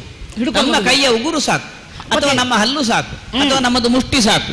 ನಮಗೆ ಹೊಸ ಆಯುಧಗಳ ಅಗತ್ಯ ಇಲ್ಲ. ಹೌದಪ್ಪ. ಆದ್ರೆ ಯಾಕೆ ಆಯುಧ ತಂದೆ? ಯಾಕೆ? ನೀವೆಲ್ಲರೂ ಕೂಡ ಸಾಕಷ್ಟು ಚೆನ್ನಾಗಿ ತಿಳಿದವರಿದ್ದೀರಿ, ಪ್ರಾಜ್ಞರಿದ್ದೀರಿ. ನನ್ನ ಈ ಸ್ಥಿತಿಯನ್ನು ಗಮನಿಸಿ ವಸ್ತುಸ್ಥಿತಿ ಏನು ಅಂತ ಅರ್ಥ ಮಾಡಿಕೊಳ್ಳಬಲ್ಲಂತ ಮೇಧಾಶಕ್ತಿ ನಿಮಗಿದೆ. ಆ ಜೀವಶಕ್ತಿಯ ನೆಲೆಯಲ್ಲಿ ಯೋಚನೆ ಮಾಡ್ತೀರಿ ಅಂತ ನಾನು ಗ್ರಹಿಸಿದ್ರೆ ಹಾಗಾಗದೇ ಹೋಯ್ತು. ಆಗ್ಲಿ, ಪ್ರಾಜ್ಞನಾಗಿದ್ದುಕೊಂಡು ನೀನು ನನ್ನ ಹೊಂದಿರುವಂತ ಈ ವಿಶೇಷವಾದ ಆಯುಧಗಳು ಅಂದ್ರೆ ನಿಮ್ಮಲ್ಲಿ ಯಾರಲ್ಲೂ ಈ ಆಯುಧಗಳಿಲ್ಲ, ಅಥವಾ ನಿಮಗೆ ಇದನ್ನು ಪ್ರಯೋಗ ಮಾಡ್ಲಿಕ್ಕೂ ಗೊತ್ತಿಲ್ಲ. ಯಾಕಂದ್ರೆ ನಾವು ಅದರಲ್ಲೇ ಪಳಗಿದವು. ನೀವು ಅವರವರು ಹೊಂದಿರುವ ಆಯುಧಗಳನ್ನು ಪ್ರಯೋಗ ಮಾಡೋದು ಹೇಗೆ ಅಂತ ಕಲಿಸಿಕೊಡುವರಿದ್ದೀರಿ. ಆಗಬಹುದು. ಆದ್ರೆ ಎಲ್ಲ ಗೊತ್ತಾಯ್ತು. ಯಾಕೆ ಇವರು ತುಟಿ ಪಿಟಿಕೆನ್ನದೆ ಕೆಡೆದಿಟ್ಟ ಬೊಂಬೆಗಳಾಗಿ ಸುಮ್ಮನೆ ಕೂತು ನಮ್ಮ ಕಡೆಗೆ ನೋಡ್ತಾ ಇದ್ದಾರೆ ಅಂತಂದ್ರೆ ಅವರೆಲ್ಲ ಹೆದರಿದ್ದಾರೆ.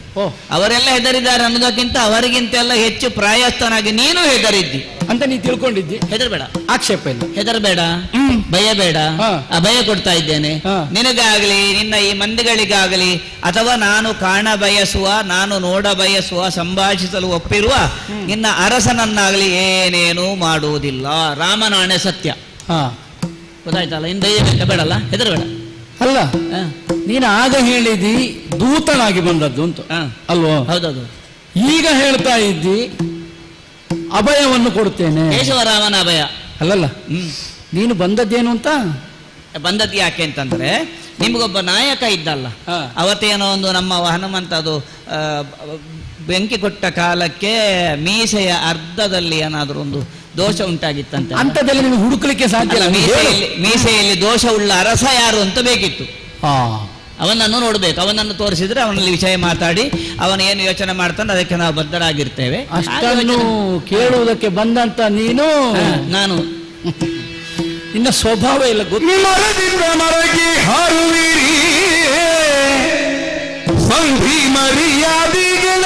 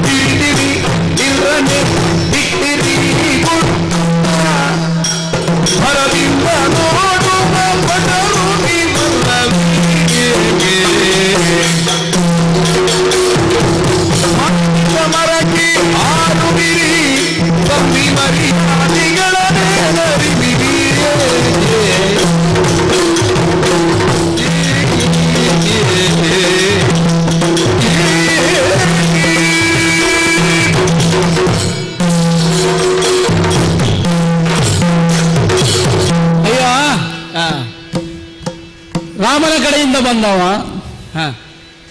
ಅವ ಆಡಿದಂತ ಮಾತನ್ನು ಉಚ್ಚರಿಸಿ ಬದಲು ಉತ್ತರವನ್ನು ಕೊಂಡು ಹೋಗುವುದಕ್ಕೆ ಬಂದಬೇಕು. ಹೌದು ಅಲ್ಲ, ನಿನ್ನ ಶ್ರುತಿಯಲ್ಲಿ ವ್ಯತ್ಯಾಸ ಆಯ್ತು. ಅಣ್ಣನ ತಮ್ಮನ ಅದು ಇವರಮ್ಮ ಮೇಳದವರ ಅಲ್ಲಲ್ಲ, ನಮ್ಮದು ಮೇಳ ಯಾವಾಗಲೂ ಇದ್ದದ್ದೇ. ನಿನಗೆ ಮೇಳ ಉಂಟ ಹೇಳು? ಉಂಟು. ಎಂತದು ಮೇಳ? ಶ್ರೀರಾಮ ಮೇಳ. ನಿಮಗೆ ಮರದಲ್ಲಿ ಇರುವುದೇ ಮೇಳ ಅಲ್ಲ, ಶ್ರೀರಾಮ ಗರ್ಭಾಪೋಷಿತ ಕಾಡಿನಲ್ಲಿ ಮರದಿಂದ ಮರಕ್ಕೆ ಹಾರುವಂತಹ ಸ್ವಭಾವವನ್ನು ಉಳ್ಳಂತ ಸ್ವಭಾವ ಅಲ್ವಾ? ಹೌದೌದು, ಅದು ನಿಮಗೆ ಸಹಜ ಸ್ವಭಾವ. ಅದನ್ನು ಮೀರಿ ಈಗ ವ್ಯವಹರಿಸ್ತಾ ಇರೋದು ಇದು ಅಸಹಜವಾದದ್ದು. ಓಹೋ, ಅದು ನೀವಿದನ್ನು ಸಹಜ ಮಾಡಿಕೊಂಡಿದ್ದೀರಿ. ಈಗ ಇದು ರಾಮನ ವಯದಿಂದ ನೀವು ಹೇಳಿಕೊಳ್ಳುವುದು. ಆದ್ರೆ ಒಬ್ಬ ಸಂಧಾನಕಾರನಾಗಿ ಒಬ್ಬ ದೂತನಾಗಿ ಬರುವವನಲ್ಲಿ ಇರಬೇಕಾದಂತ ನಿಯಮ ಯಾವುದು ಗೊತ್ತುಂಟು? ಯಾವುದು? ಪ್ರಧಾನವಾಗಿ ಎರಡು ಪಕ್ಷದವನ್ನು ಸಮನಾಗಿ ಕಾಣಬೇಕು. ಎರಡು ಪಕ್ಷದವರನ್ನು ಸಮನಾಗಿ ಕಂಡು ತಾನು ಹೊತ್ತು ತಂದಂತ ವಿಚಾರವನ್ನು ಮಂಡಿಸಿ ಆ ವಿಚಾರಕ್ಕೆ ಏನು ಉತ್ತರವನ್ನು ಕೊಡ್ತಾರೆ ಅದನ್ನು ಕೊಂಡು ಹೋಗುವ ದೂತನಾಗಿರ್ತಾನೆ. ಅಲ್ಲ ಸರಿ, ನನಗೆ ನಿನ್ನ ಅರಸನನ್ನು ಬಿಟ್ಟು ಯಾರ ಮೇಲೂ ಏನೂ ಬೇಸರ ಇಲ್ಲ, ಎಲ್ಲರೂ ನನಗೆ ಸಮಾನರೇ. ಆ ಭಾವ ಅಲ್ಲ, ನಿನಗೆ ಬೇಸರ ಮಾಡ್ಲಿಕ್ಕೆ ನೀ ಜನವೇ ಅಲ್ಲ ಅಂತ ನಾನು ಹೇಳಿದ್ದು. ಸಮಾನ ದೃಷ್ಟಿಯಿಂದ ಕಾಣಬೇಕು. ನೀನು ಜನ ಅಲ್ಲ ಅಂತ ಹೇಳಿದ್ಯಾಕೆ? ನೀ ದೂತ ಅಂತ ಹೇಳಿದ್ಯಲ್ಲ.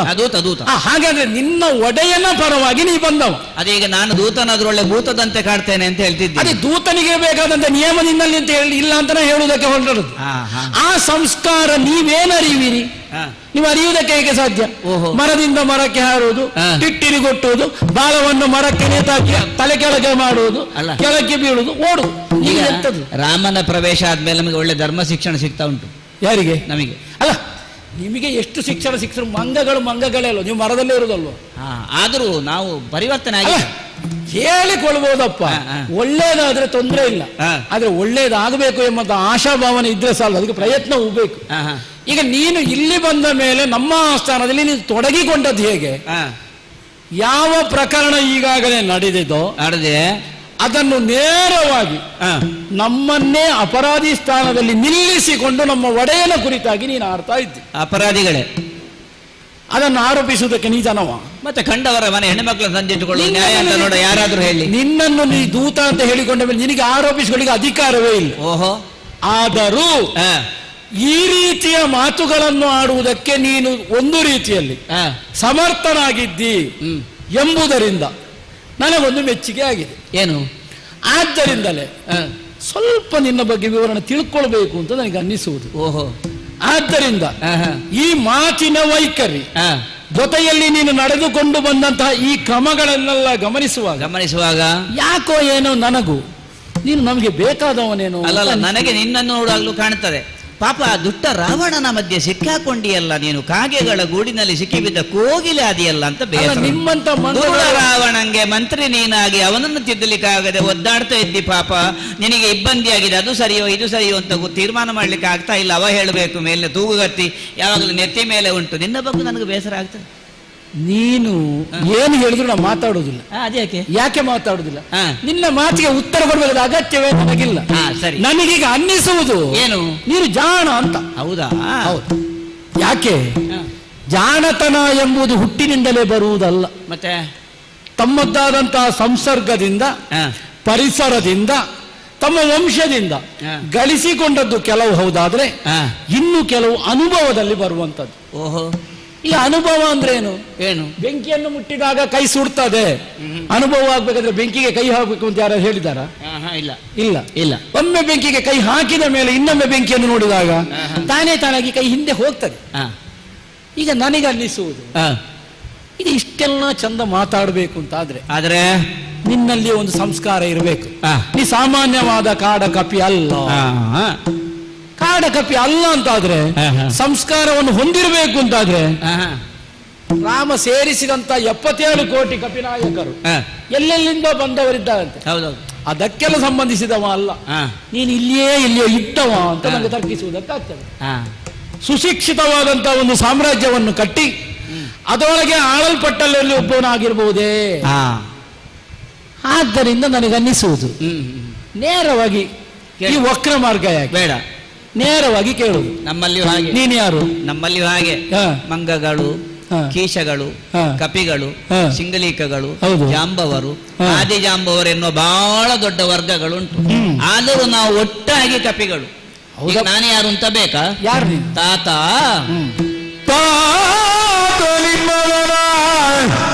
ತುಟ್ಟಿದ ಬಳ್ಳಿಗೆ ಕಟ್ಟಿದಾತನು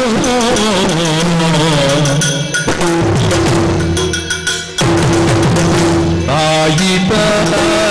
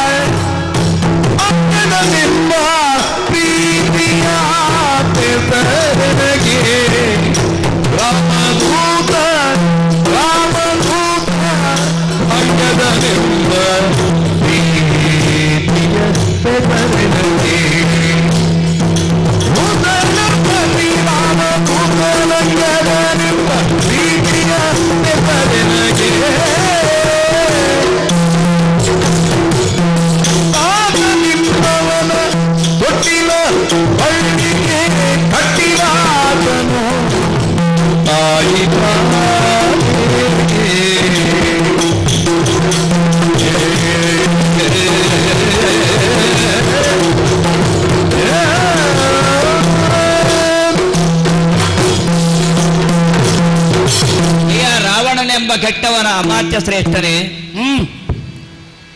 ಈಗ ವಿಷಯಕ್ಕೆ ಬಂದೆ ನೀನು. ಇಷ್ಟೊತ್ತೆಲ್ಲ ಮಾತನಾಡಿದ್ದು ಎಲ್ಲೋ ಎಲ್ಲೋ ಸುತ್ತಿ ಬಳಸಿ ಆಯಿತೇ ವಿನಃ ಅಥವಾ ನಾನು ರಾವಣನನ್ನು ಅವನಲ್ಲಿರುವ ಕೆಟ್ಟ ಗುಣವನ್ನು ತೋರಿಸುವುದು, ನೀನು ಅವನ ಒಳ್ಳೆಯ ಗುಣವನ್ನು ಪ್ರತಿಪಾದಿಸುವುದು, ಹೀಗೆ ನಡೆಯುತ್ತಾ ಹೋದದ್ದು. ಈಗ ವಿಷಯಕ್ಕೆ ಬಂದಿದ್ದು. ನಾನು ಯಾರು ಅಂತ ಕೇಳ್ತಾ ಇದ್ದಿ. ನಾನು ಯಾರು ಎಂಬುದನ್ನು ನಿಮ್ಮ ಕಡೆಯಿಂದ ಹೇಳಿಕೊಂಡು ಬಂದರೆ ಬಹಳ ಸುಲಭ ಆಗ್ತದೆ. ನಿಮ್ಮ ಅರಸನಾದಂತಹ ದಶಗಂಟ ರಾವಣ, ಅವನನ್ನು ಒಂದು ಕಾಲಕ್ಕೆ ಯುದ್ಧದಲ್ಲಿ ಸೋಲಿಸಿ ನನ್ನಪ್ಪಯ್ಯ ತಂದು ನಾನು ಆಗ ಪುಟ್ಟ ಮಗುವಾಗಿದ್ದಾಗ ಅಳುವುದನ್ನು ನಿಲ್ಲಿಸಿ ರಚ್ಚೆ ಹಿಡಿದು ನಿಲ್ಲಿಸುವುದಕ್ಕೋಸ್ಕರವಾಗಿ ತೊಟ್ಟಿಲ ಹುರಿಗೆ ಆಟಿಕೆಯಾಗಿ ಕಟ್ಟಿದ್ದವರು. ಅದನ್ನು ತೋರಿಸಿ ಮಗು ಇದನ್ನು ನೋಡ್ತಾ ನಿದ್ರೆ ಮಾಡು ಅಂತ ನಮ್ಮಪ್ಪ ಹೇಳಿದವರು. ಭೂತಳದಲ್ಲಿ ಸಾರಿದನು ಮೆರೆದನು ಎನ್ನಯ್ಯ ವಾನರೇಂದ್ರ. ನೀನು ವಾಲಿಯ ಮಗ, ಹೆಸರು ಇಂದ್ರನಂದರ ವಾನರೇಂದ್ರನ ಸುತನಾದಂತ ನಾನು ಯಾರು? ಅಂಗದ, ಶ್ರೀರಾಮದೂತನಂಗದ. ಬರೀ ಅಂಗದ ಅಂತ ಹೇಳಿದಕ್ಕೆ ಬೆಲೆ ಬರುವುದಿಲ್ಲ. ಶ್ರೀರಾಮದೂತನಾಗಿರುವ ಅಂಗದ ಎನ್ನುವ ವಿಶೇಷಣವನ್ನು ಸೇರಿಸಿಕೊ. ಆಯ್ತಲ್ಲ, ಈಗ ಬಂದದ್ದು ಅದಕ್ಕೆ ಅವನನ್ನು ನೋಡ್ಬೇಕು. ನೀನು ವಾಲಿಬಾಲ ಅಂತ ಹೇಳಿದ್ರೆ ಸಾಕಾಗುದಿಲ್ಲ. ವಾಲಿಬಾಲ ಅಂತ ಹೇಳಿದ್ರೆ ಆಗುದಿಲ್ಲ, ಅದು ನಮಗೆ ಸಾಕು ಅಂತ. ನಿಮಗೆ ಸಾಕಾಗ್ತದೆ, ಕೇಳುವವರೆಗೆ ಅದು ನೇತ್ಯಾತ್ಮಕ ಅರ್ಥ ಆಗ್ತದೆ. ನಾನು ಧನಾತ್ಮಕವಾಗಿ ಮಾತಾಡುವ. ನೀನು ಹೇಗೆ ಬೇಕಾದ್ರೂ ಮಾತಾಡು, ನಿನ್ನ ಮಿತಿಯಲ್ಲಿ ನೀ ಮಾತಾಡ್ಬೋದು. ಹೌದು. ನಮಗೆ ವಾಲಿ ಏನು ಅಂತ ನಮಗೆ ಗೊತ್ತುಂಟು, ನಿನಗೆ ಗೊತ್ತಿಲ್ಲ. ನಮ್ಮ ಮಾವ ನಮ್ಮ ಒಡೆಯನ ಮಿತ್ರನಾದಂತಹ ವಾಲಿಯ ಮಗ ನೀನು. ಹೌದೌದು, ಬಾರಿ ಸಲುಗೆ ಆಯ್ತಲ್ಲ. ಅಲ್ಲ, ಒಂದು ವಿಚಾರದಲ್ಲಿ ಸಂತೋಷವೂ ಉಂಟು, ಇನ್ನೊಂದು ವಿಚಾರದಲ್ಲಿ ಬೇಸರವೂ ಉಂಟು. ಯಾಕೆ ಬೇಸರ? ರಾಜಕೀಯ ನನ್ನ ಬಗ್ಗೆ ಕಥೆ ಕೇಳಿದ್ರೆ ಬೇಸರ ಪಟ್ಟುಕೊಳ್ಳುವಂತ ಅಗತ್ಯ ಏನು ಉಂಟು ಅಂತ ಬೇಕು. ನಿನಗೆ ಸತ್ಯ ಗೊತ್ತಿಲ್ಲ ಮಗು. ಹೌದಾ? ಹೌದೌದು, ಸತ್ಯ ಗೊತ್ತಿಲ್ಲದವ ಸತ್ಯ ಹೋಗ್ತಾರಂತೆ. ಹೇಗದು ಕೇಳುವ? ಹಾಗೆ ಆಯ್ತು. ಏನು? ನಿನಗೆ ರಾಜಕೀಯ ಗೊತ್ತಿಲ್ಲ, ನೀನಿನ್ನು ಎಳೆಯವ. ರಾಜಕೀಯ ರಂಗಕ್ಕೆ ನಾನು ಹೋಗುವುದಿಲ್ಲ ಹೆಚ್ಚು. ನೀನು ಹೋಗಬೇಡ, ನಮಗೆ ದೊಡ್ಡವರಿಗೆ ಬಿಟ್ಟಿದ್ದೇವೆ. ನಮಗೆ ರಾಜಕೀಯ ಬೇಡ. ನಿನ್ನನ್ನು ರಾಜಕೀಯ ರಂಗದಲ್ಲಿ ತೆಗೆಯುವಂತ ಯೋಚನೆ ಇದು ಅಲ್ಲ. ಮತ್ತೆ ನಮಗೆ ರಾಜಕೀಯದಲ್ಲಿ ಬಾಳ್ಲಿಕ್ಕೂ ಆಗ್ಲಿಕ್ಕಿಲ್ಲ. ಹಾಗೆ ಯಾವ ರಾಜಕೀಯ ಬೇಡ ಅಂತ ಸುಮ್ಮನೆ ಇಲ್ಲದೆ ಹೋದರೆ, ಇಲ್ಲದ್ರೆ ನಾವು ಮಂಗಗಳು ರಾಜಕೀಯ ಮಾಡಲಿಕ್ಕೆ ಪ್ರಾರಂಭ ಮಾಡಿದರೆ ಈ ಮಾನವರ ಮೇಲೆಗಳಿಗಾಗ್ತದೆ. ವಾಲಿಯ ಮಗನಾದಂತ ಅಂಗದ ನೀನು ಬಂದದ್ದಿಲ್ಲಿಗೆ ಸಂಧಾನಕ್ಕೆ ಕಲಿಸಿದ್ಯಾರು ನಿನ್ನನ್ನು? ರಾಮದೇವರು. ರಾಮದೇವರು ಕಲಿಸಿದ್ದ? ಹೌದೌದೌದು, ರಾಮದೇವರು ಕಲಿಸಿದ್ದ. ಮತ್ತೆ ನನ್ನ ಒಡೆಯ ಸುಗ್ರೀವ ಆಜ್ಞೆ, ಹೋಗಿ ಬಾ. ಲೇಸು ಮಾಡಿದ, ಲೇಪು ಮಾಡಿದನು ಸುಗ್ರೀವ. ನಾನು ಅದಕ್ಕೆ ಕೇಳಿದ ಮನ ಕೀಟವ ಬಿಡದೆ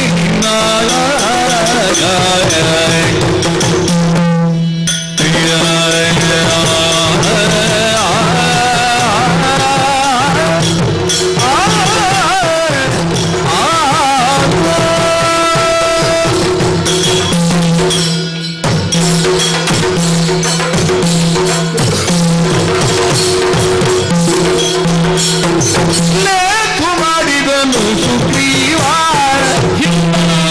ಮನ ಕ್ಲೇಶವ ಬಿಡದೆ ನಿನ್ನ ಮನ ಕ್ಲೇಶವ ಬಿಡದೆ ನಿನ್ನ ಕೈ ತಿರುಗಿದನೀಗ ಮನದೊಳಿತ ವಾದಿಯ ನಡೆಸಬೇಡ. ಕೈ ತಿರುಗಿದನೀಗ ಮನದೊಳಗಿ ವಾದಿಯ ನಡೆಸಬೇಡ.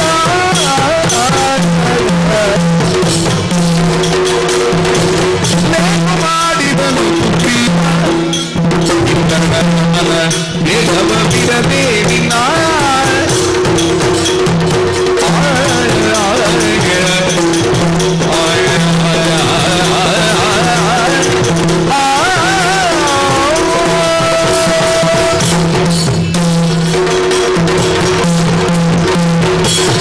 ಅಂಗದ ಏನು ಕರೆಯುವಾಗ ಎಷ್ಟು ಸಂತೋಷ ಆಗುದು. ನನಗೂ ಹಾಗೆ ನಿನ್ನಂತವರ ಜೊತೆ ಮಾತಾಡಬೇಕು ಅಂತಲೇ ಇಷ್ಟ ಆಗುದು. ಯಾಕೆ ಹೇಳಿದೆ? ನಮ್ಮದು ಮನೋಧರ್ಮ ಒಂದೇ ಹಾಗೆ. ಅಲ್ಲ, ನೀ ಬೇರೆ ಅಲ್ಲ ಅಂತ ನನಗೂ ನಿನ್ನ ನೋಡ ಬೇರೆವ ಅಂತ ಅನಿಸಲಿಲ್ಲ, ಹಾಗಾಗಿ ಮಾತು ಒಂದು ಬೆಳೆಸಿದ್ದು. ನೀ ನಮ್ಮವ ಅಂತ ಹೇಳಿಕೊಳ್ಳುವಾಗ ಅದೇ ನಾನು ರಾಕ್ಷಸ ಆದದ್ದು. ಹೌದಪ್ಪ, ನೀನು ನಮ್ಮವ ಅಂತ ಹೇಳಿಕೊಳ್ಳುವಾಗ ಹೇಳಿಕೊಳ್ಳುವಾಗ ನೀನು ಇವನಾರವ ಅಂದ್ಕೊಂಡ್ರೆ ಹೇಗಾಗುದು? ಆಗುದಿಲ್ವಾ? ಆಗುವುದಿಲ್ಲ. ನಾನು ಯಾರೆಂದು ಬಲ್ಲೆಯ? ಯಾಕೆ? ನೀನು ಹೇಳುವಾಗ ನಮಗೆ ಅರ್ಥ ಆಯ್ತು. ಈಗ ಇಷ್ಟು ದೊಡ್ಡವಾಗಿದ್ದಿ. ಹೌದು. ಆಗ ಇಷ್ಟು ದೊಡ್ಡವ ಅಲ್ಲ. ಅದು ಯಾವಾಗಲೂ ಹಾಗೆ, ಮೊದಲು ಎಳವೆಯಲ್ಲಿ ಬಾಲ್ಯ ಕೌಮಾರ ಹೀಗೆ ದಾಟಿಕೊಂಡು ಬರುವುದು. ಆಗ ಬಹುಶಃ ನಿನಗೆ ಏನು ಗೊತ್ತಿಲ್ಲ. ಏನು ಅಲ್ಲ, ನಿನ್ನ ಬುದ್ಧಿ ಎಂಬುದು ಬಲಿತಿಲ್ಲದ ಕಾಲ. ಹೇಗೆ ತರ್ಕಕ್ಕೆ ಬಂದೆ? ನಿಮ್ಮ ತಂದೆಗೂ ಸುಗ್ರೀವನಿಗೂ ಇದ್ದಂತ ವೈಷಮ್ಯ ಒಂದರ್ಥದಲ್ಲಿ ರಾಜಕೀಯವನ್ನು ಹೇಗಾದರೂ ಬಳಸಿಕೊಳ್ಬಹುದು ಎಂಬುದಕ್ಕೆ ಯಾರಾದರೂ ಒಬ್ಬ ಇದ್ದಾನೆ ಅಂತಾದ್ರೆ ಅದು ಅವ ಸುಗ್ರೀವ. ಏನ್ ಮಾಡಿದ್ರು? ಮಹಾವಂಚಕರಿದ್ದ. ಓಹೋ. ಇಲ್ಲದೆ ಹೋದರೆ ಯೋಚನೆ ಮಾಡು. ಏನು ವಾಲಿ ಅಂದ್ರೆ ಏನು? ವಾಲಿಯ ಯೋಗ್ಯತೆ ಏನು? ಅಂತಹ ವಾಲಿ ಮಾಡಿದಂತಹ ಸಾಧನೆಗಳೇನು? ಅಂತಹ ವಾಲಿಯ ಸ್ಥಾನವನ್ನು ತಾನು ತುಂಬಬೇಕು ಎಂಬುದಾಗಿ ನಿರ್ಧರಿಸಿದಂತಹ ಸುಗ್ರೀವ ಏನಾದರೂ ತಂತ್ರಗಾರಿಕೆಯನ್ನು ಮಾಡುವುದಕ್ಕೆ ಪ್ರಯತ್ನ ಮಾಡಿದ. ಪರಿಣಾಮವಾಗಿ ಒಂದು ಪ್ರಕರಣ ಸಿಕ್ಕಿತು. ಯಾವುದು? ಮಾಯಾವಿಯ ಪ್ರಕರಣ. ಅಲ್ಲ, ನಾವು ಯೋಚನೆ ಮಾಡೋದು ಬಹುಶಃ ಮಾಯಾವಿಯನ್ನು ಸುಗ್ರೀವನ ಕಳಿಸಿದ್ನೋ ಏನೋ ಗೊತ್ತಿಲ್ಲ ನನಗೆ.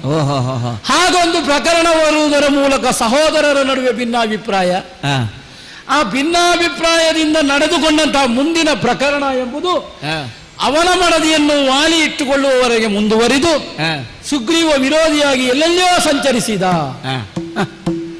ಎಲ್ಲೆಲ್ಲಿಯೋ ಸಂಚರಿಸಿದವ ತಮ್ಮನಾದವ ಅಣ್ಣನಲ್ಲಿ ತಪ್ಪು ಕಂಡ ಅಂತಾದ್ರೆ ಅಣ್ಣನ ಕಾಲಿಗೆ ಬಿದ್ದು ಬೇಡಿಕೊಳ್ಳುವುದು ಅಲ್ಲ, ಅಣ್ಣ ಕೊಡುವವರೆಗೆ ಕಾಯುವುದು. ಎರಡನ್ನೂ ಮಾಡಲಿಲ್ಲ. ಅವ ಅನ್ವೇಷಣೆ ಮಾಡಿದ, ಯಾರಿದ್ದಾರೆ? ಅಣ್ಣನನ್ನು ಕೊಂದು ಕೊಡುವವ ಯಾರಿದ್ದಾರೆ? ಪ್ರಕರಣವನ್ನು ಸುಖಾಂತ ಮಾಡುವವ ಯಾರಿದ್ದಾನೆ? ಯೋಚನೆ ಮಾಡಿದ್ದಲ್ಲ. ಹಾಗೆ ರಾಮನ ಮೂಲಕ ವಾಲಿಯನ್ನು ಕೊಲ್ಲಿಸಿದ. ಯೋಚನೆ ಮಾಡು. ಅಲ್ಲಿಗೂ ಅವನಿಗೆ ಸಮಾಧಾನ ಆಗಲಿಲ್ಲ. ಮತ್ತೆ ಜಾಂಬವಾದಿಗಳು ಹೇಳಿದ ಕಾರಣ ಬಹುಶಃ ನಿಮ್ಮನ್ನೆಲ್ಲ ಇಷ್ಟರವರೆಗೆ ನೋಡಿಕೊಂಡ. ಆದ್ರೂ ಒಳಗಿಂದಲೇ ಒಳಗೊಂದು ಉಂಟಲ್ಲ, ಈ ರಾಜಕೀಯ ಎಂಬುದು ಹಾಗೆ. ಒಂದು ನೀನು ಹಾಗೆಲ್ಲ ಗ್ರಹಿಸಬೇಡ. ಅಲ್ಲಲ್ಲ, ನಾನು ಹೇಳ್ತೇನೆ, ತಂದೆಯಲ್ಲೇ ಇತ್ತು ದೋಷ. ಅಲ್ಲ, ನಾನು ಹೇಳ್ತೇನೆ, ನೀನು ಅಷ್ಟು ಅವಸರ ಮಾಡಬೇಡ. ನಿನ್ನ ತಂದೆ ದೋಷ ಏನಂತ ನೀ ಹೇಳಬೇಕಾದ್ರೆ ಮತ್ತೆ ಅವ ಏನು ಮಾಡಿದ? ಹೀಗೊಂದು ಸಂಧಾನಕ್ಕೆ ಬೇಕಾಗಿ ನಿನ್ನನ್ನೇ ಕಳಿಸಿದೆ ಅಂತಾದ್ರೆ ನೀನು ಮೊದಲೇ ಎಳೆಯವನಾದಂತ ನಿನ್ನಲ್ಲಿ ಉತ್ಸಾಹ ಹೆಚ್ಚಿರ್ತದೆ. ಬಂದಾಗ ಒಂದು ಹೇಳಿದ್ರೆ 11 ಮಾಡಿದೆ ಅಂತಾದ್ರೆ ಆ 11ಕ್ಕೆ ಪ್ರತಿಯಾಗಿ ಇಲ್ಲಿ ನಮ್ಮವರೆಲ್ಲರೂ ಏನಾದ್ರೂ ಆಕ್ರಮಣ ಮಾಡಿದೆ ಅಂತಾದ್ರೆ ಮುಗೀತಲ್ಲ ನಿನ್ನ ಕತೆ. ಶತ್ರುಶೇಷ ನಾಶವಾಗ್ತದಲ್ಲ. ಈ ಯೋಜನೆಯನ್ನೇ ಮಾಡಿ ಸುಗ್ರೀವ ನಿನ್ನನ್ನು ಕಳಿಸಿದ್ದು. ಲೇಸು ಮಾಡಿದ ಸುಗ್ರೀವ, ಮಾಡಿದ್ದು ಒಳ್ಳೇದಾಯ್ತು. ಏನು ಅವ ಮಾಡಿದ್ದು ಒಳ್ಳೆಯದು, ಅವನ ಉದ್ದೇಶ ಹಾಗಿರ್ಲಿ. ಆದ್ರೆ ಬಂದಂತ ನೀನು ಈಗ ಯಾರು ಅಂತ ಗೊತ್ತಾದ ಮೇಲೆ ಇನ್ನು ನೀನು ಹಾಗೆ ಯೋಚನೆ ಮಾಡಬೇಕಾದಂತ ಅಗತ್ಯ ಇಲ್ಲ. ಉದಾರ ಹೃದಯಗಳಾದಂತಹ ನಮ್ಮ ಒಡೆಯ ನೀನು ಯಾರು ಎಂಬಂತ ಪೂರ್ಣ ಪರಿಚಯ ಸಿಕ್ಕ ಮೇಲೆ ನಿನಗೊಂದು ಯೋಗ್ಯವಾದಂತಹ ಸ್ಥಾನಮಾನವನ್ನು ಕೊಡುವುದು, ತನ್ಮೂಲಕವಾಗಿ ನಿನಗೆ ಯಾವ ಸ್ಥಾನ ಬೇಕು, ಯಾವುದನ್ನು ನೀ ಬಯಸ್ತಿ ಅದನ್ನು ಕೊಡುವುದಕ್ಕೂ ಸಿದ್ಧರಾಗಿದ್ದಾರೆ. ಆದ್ದರಿಂದ ಭೀತರಾಗಬೇಡ, ನಿನ್ನಲ್ಲಿ ಯಾವುದೇ ದೋಷ ಇಲ್ಲ. ಇಷ್ಟೆಲ್ಲವನ್ನು ಮಾಡಿದಂತಹ ಸುಗ್ರೀವ ಮಹಾ ಮೋಸಗಾರನಿದ್ದಾನೆ. ಒಳ್ಳೆದುಂಟು. ಈ ರಾಜಕೀಯ ದಿನಿಗೆ ತುಂಬಾ ಚೆನ್ನಾಗಿ ಕರಗತ ಆಗಿದೆ. ಯಾವುದೇ ಪ್ರಸಂಗ ಎದುರಾಗಲಿ ಅದನ್ನು ತಮ್ಮ ಮೂಗಿನ ನೇರಕ್ಕೆ ಸರಿಯಾಗಿ ಮಾಡಿಕೊಂಡು ಅದು ಸರಿ ಅಂತ ಹೇಳುವ ಬುದ್ಧಿಯೇ ರಾಜಕೀಯದವರಲ್ಲಿ ಇರುವುದು. ಅಲ್ಲ, ಮೂಗಿನ ನೇರಕ್ಕೆ ಅಂತಲ್ಲ, ಇದ್ದದ್ದನ್ನು ಇದ್ದಾಗ ವಾಸ್ತವನ್ನೇ ಇದ್ದಾಗ ಹೇಳಿದ್ದಲ್ಲ ನೀನು. ಮತ್ತೆ ಈಗ ನನ್ನ ತಂದೆಯನ್ನು ನನ್ನ ಚಿಕ್ಕಪ್ಪ ಕೊಲಿಸಿದ್ರು ಎನ್ನುವ ಕಾರಣಕ್ಕಾಗಿ ಇವತ್ತು ಸಂಧಾನಕ್ಕೆ ಕಳಿಸಿ ನನ್ನನ್ನು ಕೊಲ್ಲುವ ಉಪಾಯ ಮಾಡಿದ್ದಾರೆ ಅಂತ ಹೇಳ್ತೀಯಲ್ಲ, ನೀನು ದೋಷಾರೋಪಣೆ ಹೇಗೆ ದೋಷ ಕರ್ಮವ ತಂದೆ ಮಾಡಿದ್ದರಿಂದ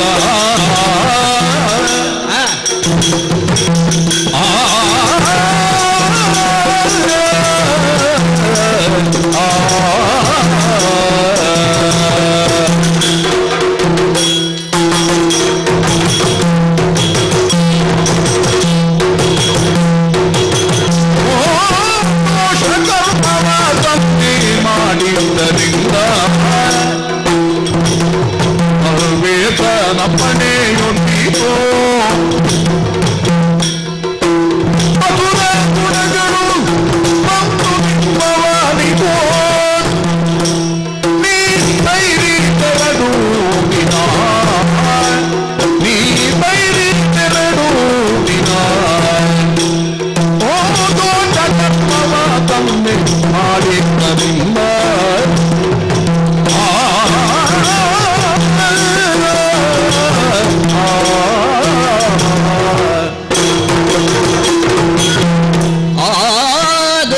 ಕರ್ಮವ ತಂದೆ, ಇದೊಂದು ಶೈಲಿ. ಅದು ಅಳತು ಮರ್ತು ಹೋಗ್ತಾ ಇದೆ, ಅವರು ಮತ್ತೆ ನೆನಪು ಮಾಡಿ. ನನ್ನ ತಂದೆಯಲ್ಲಿ ದೋಷ ಒಡಗಿತ್ತು ಎನ್ನುವ ಕಾರಣಕ್ಕೆ ಅವರು ಶಿಕ್ಷಾರ್ಹರು. ಪ್ರಭು ಶ್ರೀರಾಮಚಂದ್ರ ನಮ್ಮ ತಂದೆಯ ಮರಣೋತ್ಕ್ರಮಣ ಕಾಲದಲ್ಲಿ ವಾಮಹಸ್ತದಲ್ಲಿ ಶರವನ್ನು ಹಿಡಿದಿದ್ದ ಕಾಲಕ್ಕೆ ಕೇಳಿದರು, ತಪ್ಪು ತಿದ್ದಿಕೊಳ್ತೀನಿ ಅಂತಾದರೆ ನಾನು ಬದುಕ ಕೊಡ್ತೇನೆ ಅಂತ ಹೇಳಿ. ಆಗ ನಮ್ಮ ಅಪ್ಪ ಏನು ಹೇಳಿದ್ರು, ಬದುಕಲಿಕ್ಕೆ ಅವಕಾಶ ಇತ್ತ ಇಲ್ವೋ? ಇರ್ಲಿಲ್ವ? ರಾಮನಿಗೆ ಕೊಡುವ ಶಕ್ತಿ ಇತ್ತು, ಜೀವ ಉಳಿಸುವ ತೆಗೆವ ಉಭಯ ಶಕ್ತಿಯನ್ನು ಹೊಂದಿರುವಂತಹ ಪ್ರಭು ಶ್ರೀರಾಮಚಂದ್ರ ಕೇಳಿದಕ್ಕೆ ನಮ್ಮ ಅಪ್ಪ ಏನು ಹೇಳಿದ್ರು, ಕರುಣವಿದ್ದರೆ ಸಾಕು, ಈ ಜಗತ್ತಲ್ಲಿ ಕರುಣೆಗಿಂತ ದೊಡ್ಡ ಪಶ್ಚಾತ್ತಾಪ ಇಲ್ಲ, ನಿನ್ನ ಕರುಣೆ ನನ್ನ ಮೇಲೆ ಸದಾ ಇದ್ದರೆ ನನಗೆ ಅದು ಪರಮ ಪದ ಅಂತ ಹೇಳಿ ಅವರಾಗಿ ಸ್ವೀಕಾರ ಮಾಡಿದ್ರು. ಈಗ ವ್ಯಕ್ತಿಗತವಾಗಿ ಅವರೇ ಸ್ವೀಕಾರ ಮಾಡಿದ್ದನ್ನು ನೀನು ನನ್ನ ತಂದೆಯನ್ನು ಆರೋಪ್ಯ ಸ್ಥಾನದಲ್ಲಿ ನಿಲ್ಲಿಸಿ ಚಿಕ್ಕಪ್ಪ ದೊಡ್ಡ ಅಪರಾಧ ತಲೆಗಡುಕ, ಅಣ್ಣನ ತಲೆಯನ್ನು ತೆಗೆಸಿದ, ಈಗ ಮಗನ ತಲೆಯನ್ನು ತೆಗೆಸುವ ಉಪಾಯ ಮಾಡಿದ್ದಾನೆ ಅಂತ ನೀನು ಹೇಳ್ತಾ ಪ್ರಕರಣವನ್ನು ನಿನ್ನ ಕಡೆಗೆ ತಿರುಗಿಸಿಕೊಳ್ಬೇಡ. ಮತ್ತೆ ಪರಂಪರಾಗತವಾಗಿ ನಮ್ಮ ಅಪ್ಪಯ್ಯನಿಗೆ ಅಂತದ್ದೇ ಒಂದು ವರ ಇತ್ತಂತೆ, ಅದು ನಿನಗೆಲ್ಲ ಎಷ್ಟು ಅರ್ಥ ಆಗ್ತದೆ ಗೊತ್ತಿಲ್ಲ, ಅಥವಾ ನೀನು ಓದಿದ ಪುಸ್ತಕದಲ್ಲಿ ಅದು ಇತ್ತೋ ಇಲ್ವೋ ಅದೂ ಗೊತ್ತಿಲ್ಲ ನನಗೆ. ನಿನಗಿಂತ ಹೆಚ್ಚು ಅರ್ಥ ಆಗ್ತದೆ ನನಗೆ. ನಮ್ಮ ಅಪ್ಪಯ್ಯ ಈ ಜಗತ್ತಿಗೆ ಬಂದು ಸಮುದ್ರ ಮಥನ ಮಾಡುವಂತಹ ಕಾಲಕ್ಕೆ ಪ್ರತ್ಯಕ್ಷವಾಗಿ ಭಗವಂತ ಕೇಳಿದ್ದ, ಒಬ್ಬನೇ ಸಮುದ್ರ ಮಥನ ಮಾಡೋ ನಿನಗೇನು ಬೇಕು? ನಾನು ಬೇಕಾದ್ದನ್ನು ಕೊಡ್ತೇನೆ ನಮ್ಮಪ್ಪ ಹೇಳಿ. ಹಾಗಾಗಿ ದೇವರು ಹೇಳಿದ್ರಂತೆ, ನನಗೆ ಬೇಕಾದಾಗ ನಾನು ತಗೊಳ್ತೇನೆ ಅಂತ. ಹಾಗಾಗಿ ಇದೆಲ್ಲವೂ ಕೂಡ ಜನ್ಮ ಜನ್ಮದ ಸಂಬಂಧವಾಗಿ ಅಂಟಿಕೊಂಡು ಬಂದದ್ದು. ಇಂಥವನು ಹೇಗೆ ಸಾಯಬೇಕು ಅನ್ನೋದು ಬರ್ತಾ ಮರಣ ಅವನ ಬೆನ್ನ ಹಿಂದಿರೋ ಹೊದಿಕೆ ಅದು. ಕೆಲವರಿಗೆ 4 ದಿನ ಹೆಚ್ಚು, ಕೆಲವರಿಗೆ 4 ದಿನ ಕಡಿಮೆ ಅಷ್ಟೇ. ನಮ್ಮ ಅಪ್ಪಯ್ಯನಿಗೂ ಅದೇ ಸ್ಥಿತಿ. ಈಗ ನಿನಗೆ ನಾನು ಎಚ್ಚರಿಸುದು, ಕಂಡವರಲ್ಲಿ ದೋಷ ಹುಡುಕ ಕೆಲಸಕ್ಕೆ ಹೋಗಬೇಡ. ದೋಷಪೂರಿತನಾಗಿದ್ದಾನೆ ನಿನ್ನ ಅರಸ, ದುರುಳ ಕನ್ಯೆಯ ಕದ್ದೊಯ್ದು ತಂದಾತನ ತೋರು. ಒಂದು ಬುದ್ಧಿಯನ್ನು ಹೇಳಿದ್ರೆ ಕೇಳುವ ಮಟ್ಟದಲ್ಲಿ ಇರಬೇಕು. ಎಂತದು? ಇಲ್ಲ, ತಾನು ಹಿಡಿದದ್ದೇ ದಾರಿ ಅಂತ ಆದ್ರೆ ಕಪಿ ಬುದ್ಧಿ ಅಂತ ಆಗ್ತದೆ. ನಿನ್ನನ್ನು ನಿನ್ನಷ್ಟಕ್ಕೆ ಬಿಡುವುದು. ಯಾಕೆ? ಏನನ್ನಾದ್ರೂ ಹೇಳಿದೆ ತಿಳಿದುಕೊಳ್ಬೇಕು ಎಂಬಂತ ವಿಚಾರದಲ್ಲಿ ನಿನ್ನದ್ದೇ ಒಂದು ಗಟ್ಟಿ ನಿರ್ಧಾರ. ನನ್ನ ಅಪ್ಪನೇ ಮಾಡಿದ್ದು ತಪ್ಪು ಅಂತ ನೀ ಭಾವಿಸುವುದು ಹೌದಾದ್ರೆ, ಭಾವಿಸಿದ್ದಲ್ಲ, ಹೌದು ಆದೀತು. ನಿನ್ನ ಅಪ್ಪ ತಪ್ಪು ಮಾಡಿದ್ದಲ್ವಾ, ತೊಂದರೆ. ನಿನ್ನ ಅಪ್ಪನನ್ನು ತೋರಿಸುವ, ನನ್ನ ಅಪ್ಪನನ್ನು ತೋರಿಸಬೇಕು ಅಂತ ಹೇಳಿದ್ರೆ ನೀನು ಹೇಳಿದ ಹಾಗೆ ತೋರಿಸುವುದಲ್ಲ. ಯಾಕೆ? ನೀನು ವ್ಯಾಖ್ಯಾನ ಮಾಡುವ ರೀತಿಯೇ ಬೇರೆ, ನಾನು ಹೇಳುವ ರೀತಿಯೇ ಬೇರೆ. ನಾನು ಹೇಳಿದ್ದನ್ನು ನೀನು ಕೇಳಬೇಕು ಅಂತಾದ್ರೆ ಸ್ವಲ್ಪ ಕುತ್ತಿಗೆ ಎತ್ತರ ಮಾಡಿ ಸ್ವಲ್ಪ ಆ ಕಡೆ ನೋಡು. ಕಂಡಿಯ ಅಡುವೀರ ರಾವಣನ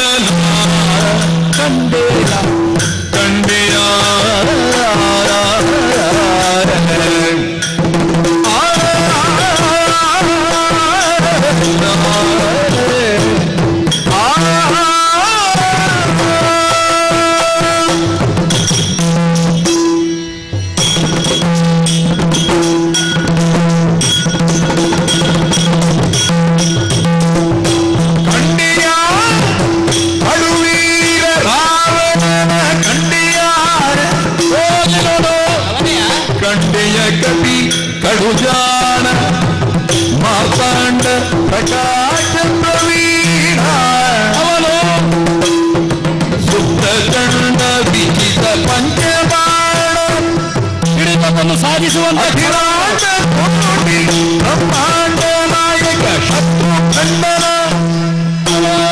ವಿಮುಖದ ಗಂಡ ಬೇರುಡೆಲ ಕಂಡೆಯ ಅಖಿಲಾಂಡ ಕೋಟಿ ಬ್ರಹ್ಮಾಂಡ ನಾಯಕ ವಿಮುಖದ ಗಂಡ ಬೇರುಡೆಲ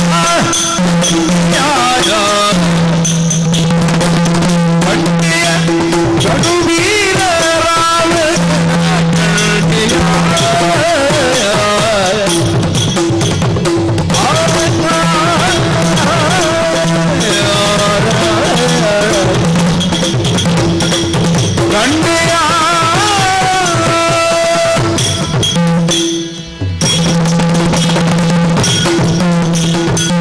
ಕತ್ತಲು ಎತ್ತರಿಸಿ ಆ ಮಧ್ಯದಲ್ಲಿ ಕುಳಿತಂತ ಎತ್ತರವಾದ ಪೀಠದ ಕಡೆ ಒಮ್ಮೆ ಗಮನವನ್ನು ಕೊಡು. ನೋಡ್ತಾ ಇದ್ದೇನೆ. ಕಂಡೆಯ ಏನನ್ನು ಕಂಡೆ? ಏನನ್ನು ಕಂಡೆ?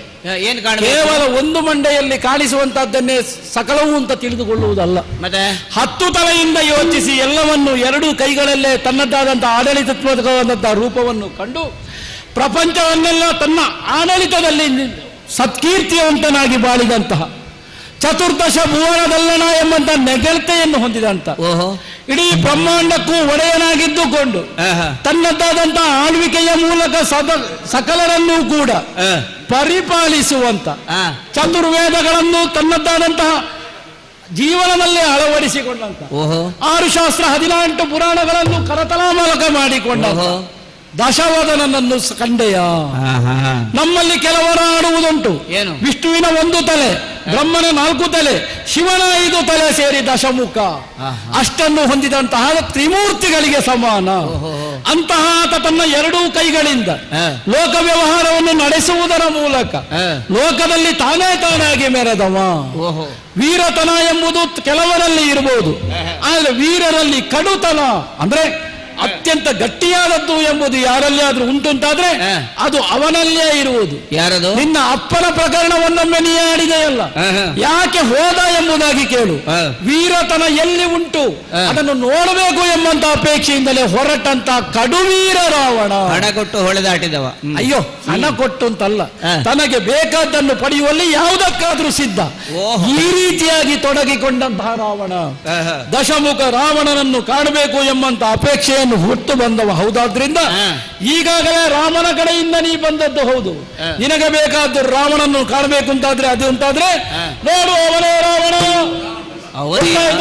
ಲೋಕೈಕ ವೀರ ರಾವಣ, ನಮ್ಮ ಪ್ರಭು. ಈಗ ನಿನಗೆ ಉಪ್ಪನ್ನದ ಋಣ ಉಂಟು, ದೊರೆಯನ್ನು ಹೊಗಳಬೇಕಾದ ಅನಿವಾರ್ಯ ಉಂಟು. ಈಗ ಅನ್ನದ ಋಣ ತೀರಿಸುವುದು ಸ್ವಲ್ಪ ಸುಧಾರಿಸಬಹುದು, ಉಪ್ಪಿನ ಋಣ ತೀರಿಸಲಿಕ್ಕೆ ಸ್ವಲ್ಪ ಕಷ್ಟ ಉಂಟು. ಆದ್ದರಿಂದ ಉಪ್ಪನ್ನವನ್ನು ಉಂಡ ಒಬ್ಬ ಕೆಟ್ಟ ಮಾತ್ಯನಾಗಿ ಒಂದು ದಶಗಂಟ ಅಂತ ತೋರಿಸ್ತಾ ಇದ್ದೀವಿ. ನೀರಿನಲ್ಲಿ ಬಂದವರು ನೀವಲ್ವಾ? ನಾವು ಮುಟ್ಲಿಲ್ಲ, ಹಾರಿ ಬಂದ ಉಪ್ಪು ನೀರನ್ನು ಸ್ಪರ್ಶಿಸಲಿಲ್ಲ. ನೀವು ಉಪ್ಪು ನೀರಿನಲ್ಲಿ ಬಂದವರು, ನಮ್ಮ ಉಪ್ಪನ್ನ ಋಣ ತೀರಿಸುವುದು ಹೇಗೆ ಅಂತ ನಮಗೆ ಗೊತ್ತುಂಟಲ್ಲ. ನಿನಗೆ ಬೇಕಾದೀಗ ಏನು? ವಾಲಿಯ ಮಗ ಆದ್ರಿಂದ ತೋರಿಸಿದ್ರು. ಇನ್ನು ನಾನು ನಿನ್ನಲ್ಲಿ ಮಾತಾಡುವುದಿಲ್ಲ, ಅವನಲ್ಲೇ ಮಾತಾಡುದು. ಇವನಲ್ಲಿ ಮಾತಾಡ್ಬೇಕು, ಸ್ವಲ್ಪ ಭಾಷೆ ಸರಿ ಮಾಡಬೇಕು. ಯಾಕಂದ್ರೆ ಇವನಟ್ಟು ಒಳ್ಳೆಯ ಭಾಷೆ ಇವನಿಗೆ ಬೇಕಾಗಿಲ್ಲ, ಯಾಕಂದ್ರೆ ಪೂರ್ಣ ಭಾಷೆಗೆ ಎಟ್ಟವ ಇವ. ಏನ್ಮ್ಯಾ ಏನಪ್ಪ ರಾವಣೇಂದ್ರ ನೀನಾ ಜನಕಿಯನ್ನು ಕಾಣದಂತೆ ಕತ್ತು ತರಬಹುದೇನ್ಯ? ಏನಪ್ಪ ರಾವಣೇಂದ್ರ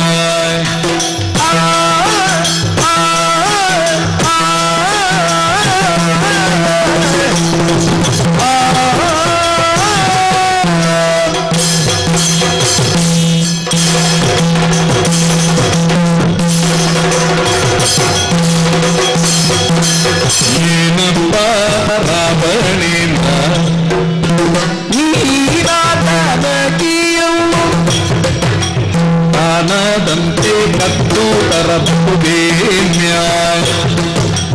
ತಾನಾಗಿ ರಾಮಚಂದ್ರ ಸೇನೆಯ ಕೂಡಿಕೊಂಡು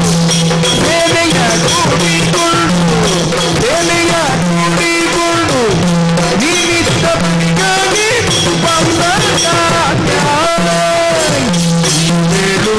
ಲೋಕದಲ್ಲಿ ಆರುಪತ್ಯವನ್ನು ಮಾಡಿ ಇದೇನು ಲೋಕದಲ್ಲಿ ಆರುಪತ್ಯವನ್ನು ಮಾಡಿ ಆಗಿ ಬಿಟ್ಟು ಹೋಗಬೇಡ ಕಾಣ. ಭೂಮಿ ಸಂಪತ್ತು ತುಂಬಿ ಸೇರಿಕೊಳ್ಳಂಕೆ ಊರೆಲ್ಲ ಹಾಳು ಮಾಡಬೇಡ ಕಾಮ್ಯ.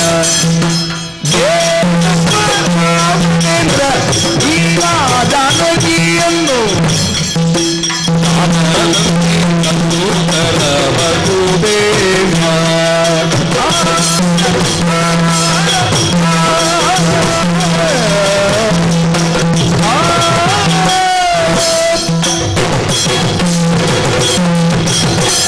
ಏನಯ್ಯ ದಾನವೇಂದ್ರ, ಈ ಲಂಕೆಗೆ ಒಡೆಯನಾಗಿದ್ದಿ ಲಂಕೇಶ್ವರ.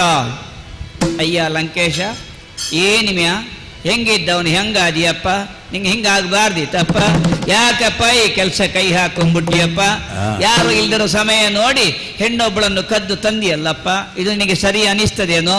ವೇಷವನ್ನು ಮರೆಮಾಚಿ ಮುಖವನ್ನು ತೋರಿಸಲಿಕ್ಕಾಗದೆ ಕದ್ದು ವಿಮಾನದೊಳಗೆ ಕೂಡಿಸಿಕೊಂಡು ಹಾರಿಸಿಕೊಂಡು ಬಂದಿಯಲ್ಲ ಸೀತೆಯನ್ನು, ಇದು ನಿನಗೆ ಒಳ್ಳೆದು ಅಂತ ಕಾಣ್ತದ? ನಿನಗೊಂದು ದೊಡ್ಡ ಗಳಿಕೆ ಇರಬಹುದು. ಹಿರೇಳು ಲೋಕಕ್ಕೆ ನಾಯಕನಾಗಿದ್ದೇನೆ, ಶಿವನನ್ನು ಒಲಿಸಿಕೊಂಡಿದ್ದೇನೆ, ಇಂದ್ರಾದಿ ದೇವತೆಗಳ ಎದೆಮೆಟ್ಟಿ ನಡೀತಾ ಇದ್ದೇನೆ, ಹೀಗೆಲ್ಲ ಹೇಳಿಕೊಳ್ಬಹುದು. ಕುಬೇರನ ಭಂಡಾರವನ್ನು ತಂದಿದ್ದೇನೆ, ವೈಶವಣ ಕಾಳದಾಸನಾಗಿದ್ದಾನೆ, ಇತ್ಯಾದಿ ಎಲ್ಲ ಅಭಿಪ್ರಾಯ ನಿನಗೆ ಇರಬಹುದು. ಆದರೆ ಇದು ಯಾವುದೂ ಒಳ್ಳೆಯದಲ್ಲ. ನಾಳೆ ಏನಾಗುತ್ತದೆ, ಸೀತೆಯನ್ನೇನಾದ್ರು ಬಿಟ್ಟು ಕೊಡದೇ ಇದ್ರೆ ನಿನ್ನ ಹೆಂಡತಿ ಮಂಡೋದರಿಗೆ ಒಂದಷ್ಟು ಮಕ್ಕಳಂತೆ, ಅಥವಾ ಮಂಡೋದರಿಗೆ ಮಕ್ಕಳು ಹೆಚ್ಚು ಅಂತ ಹೇಳ್ತಾರೆ. ಹಾಗಾಗಿ ಆ ಹೆಚ್ಚಾದ ಮಕ್ಕಳನ್ನು ಯಾರ್ಯಾರ ಮುಂದೆ ತಂದು ನಿಲ್ಲಿಸಿ ಕೊಲ್ಲಿಸುವ ಕೆಲಸಕ್ಕೆ ಇಳಿಬೇಡ. ನನ್ನ ಪ್ರಭು ಏನಾದರೂ ಮನಸ್ಸು ಮಾಡಿದರೆ ನಿನ್ನನ್ನು, ನಿನ್ನ ಮಕ್ಕಳು, ನಿನ್ನ ಪೌತ್ರರು, ಪುತ್ರಾದಿ ಬಂಧು ಬಳಗ ಇಷ್ಟ ಮಿತ್ರರು ಎಲ್ಲರನ್ನು ಜೊತೆ ಸೇರಿಸಿ ಧೂಳೀಪಟ ಮಾಡುತ್ತಾನೆ, ಆಪೋಷಣ ತೆಗೆದುಕೊಳ್ತಾನೆ. ಹಾಗಾಗಿ ಇದೆಲ್ಲ ನಿನಗೆ ಹಿತ ಅಂತ ಕಾಣಿಸುವುದಿಲ್ಲ. ಇದನ್ನು ಬಿಟ್ಟು ಬಿಡು, ಸೀತೆಯನ್ನು ಮರಳಿ ಕೊಡು. ಆಗದೇನಪ್ಪ ರಾಮಣೇಂದ್ರ, ಏನು ಹೆಂಗೈತೆ ಮೈಗೆ?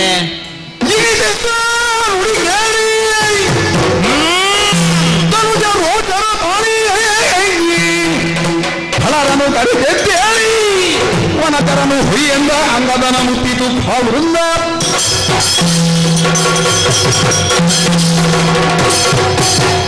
ಮಾತಾಡುವುದಕ್ಕೆ ಜಾಗ ಉಂಟು ಅಂತ ಹೇಳಿ ಸಿಕ್ಕಿದ ಜಾಗದಲ್ಲೆಲ್ಲ ಒಟ್ಟು ಮಾತಾಡುವಂತದಕ್ಕೆ ತೊಡಗಿದ್ದಾವೆ ಮಂಗಗಳು.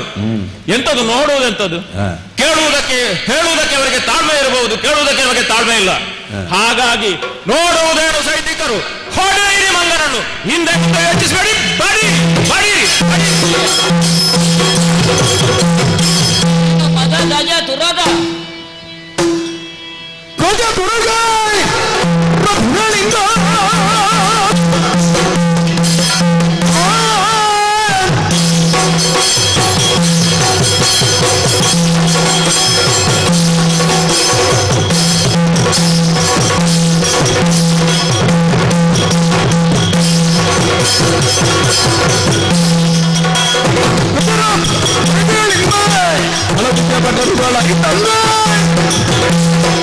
ಬಲಗಲ ತೋರಿದ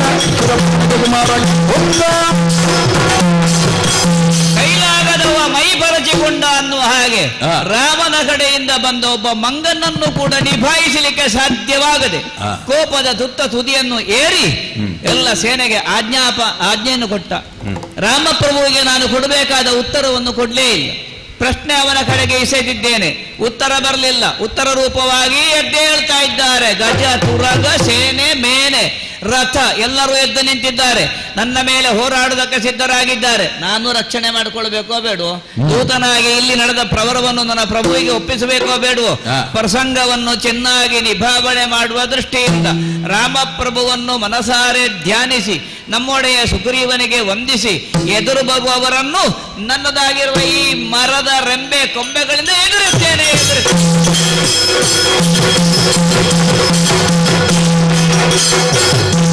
ಏನವತಾರ ವಾಲಿ ನಂದನ ಇಂಥ ಆಲಿ ಕುದುರಿ ಗಿದ್ದ ಸೇನೆ ಕೊಂದು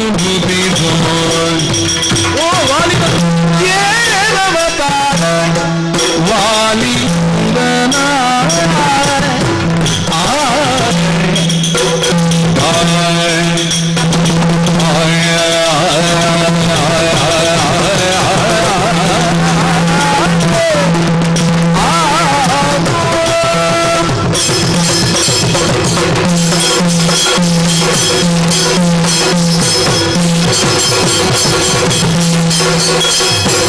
ಏನವತಾರ ಬಾಲಿ ನಂದನ ಇಂಥ ಆನೆ ಕುದುರೆಗಿದ್ದ ಸೇನೆ ಕೊಳ್ಳುವುದಿದು. ಏನವತಾರ ಏನವತಾರ ಬಾಲಿ ನಂದನ. ನೀತಿ ಬೇಡರೆ ನೀನು ಬಂದರೆ, ನೀತಿ ಬೇಡರೆ ನೀನು ಬಂದರೆ, ಇದು ಘಾತಕಿ ರಕ್ತದರ ಕೊಂದೆ, ಇದು ಘಾತಕಿ ರಕ್ತದರ ಕೊಂದರೆ. ರಘುನಾಥನು ಸಖಭಾನು ಜಾದರ್ ಕೋ ರಘುನಾಥನು ಭಾನುಜಾತರ್ ಗೋಪಿಸುವನು ರಘುನಾಥನು ಭಾನುಜಾತರ್ ಗೋಪಿಸುವನು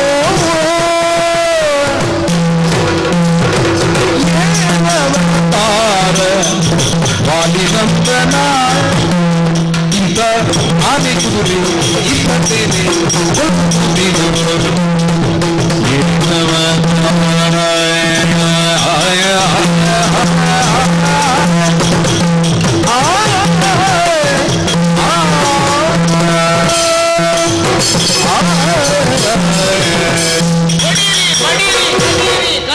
ಕಡೀರಿ ಈಗ ಬಡಿತೇನೆ.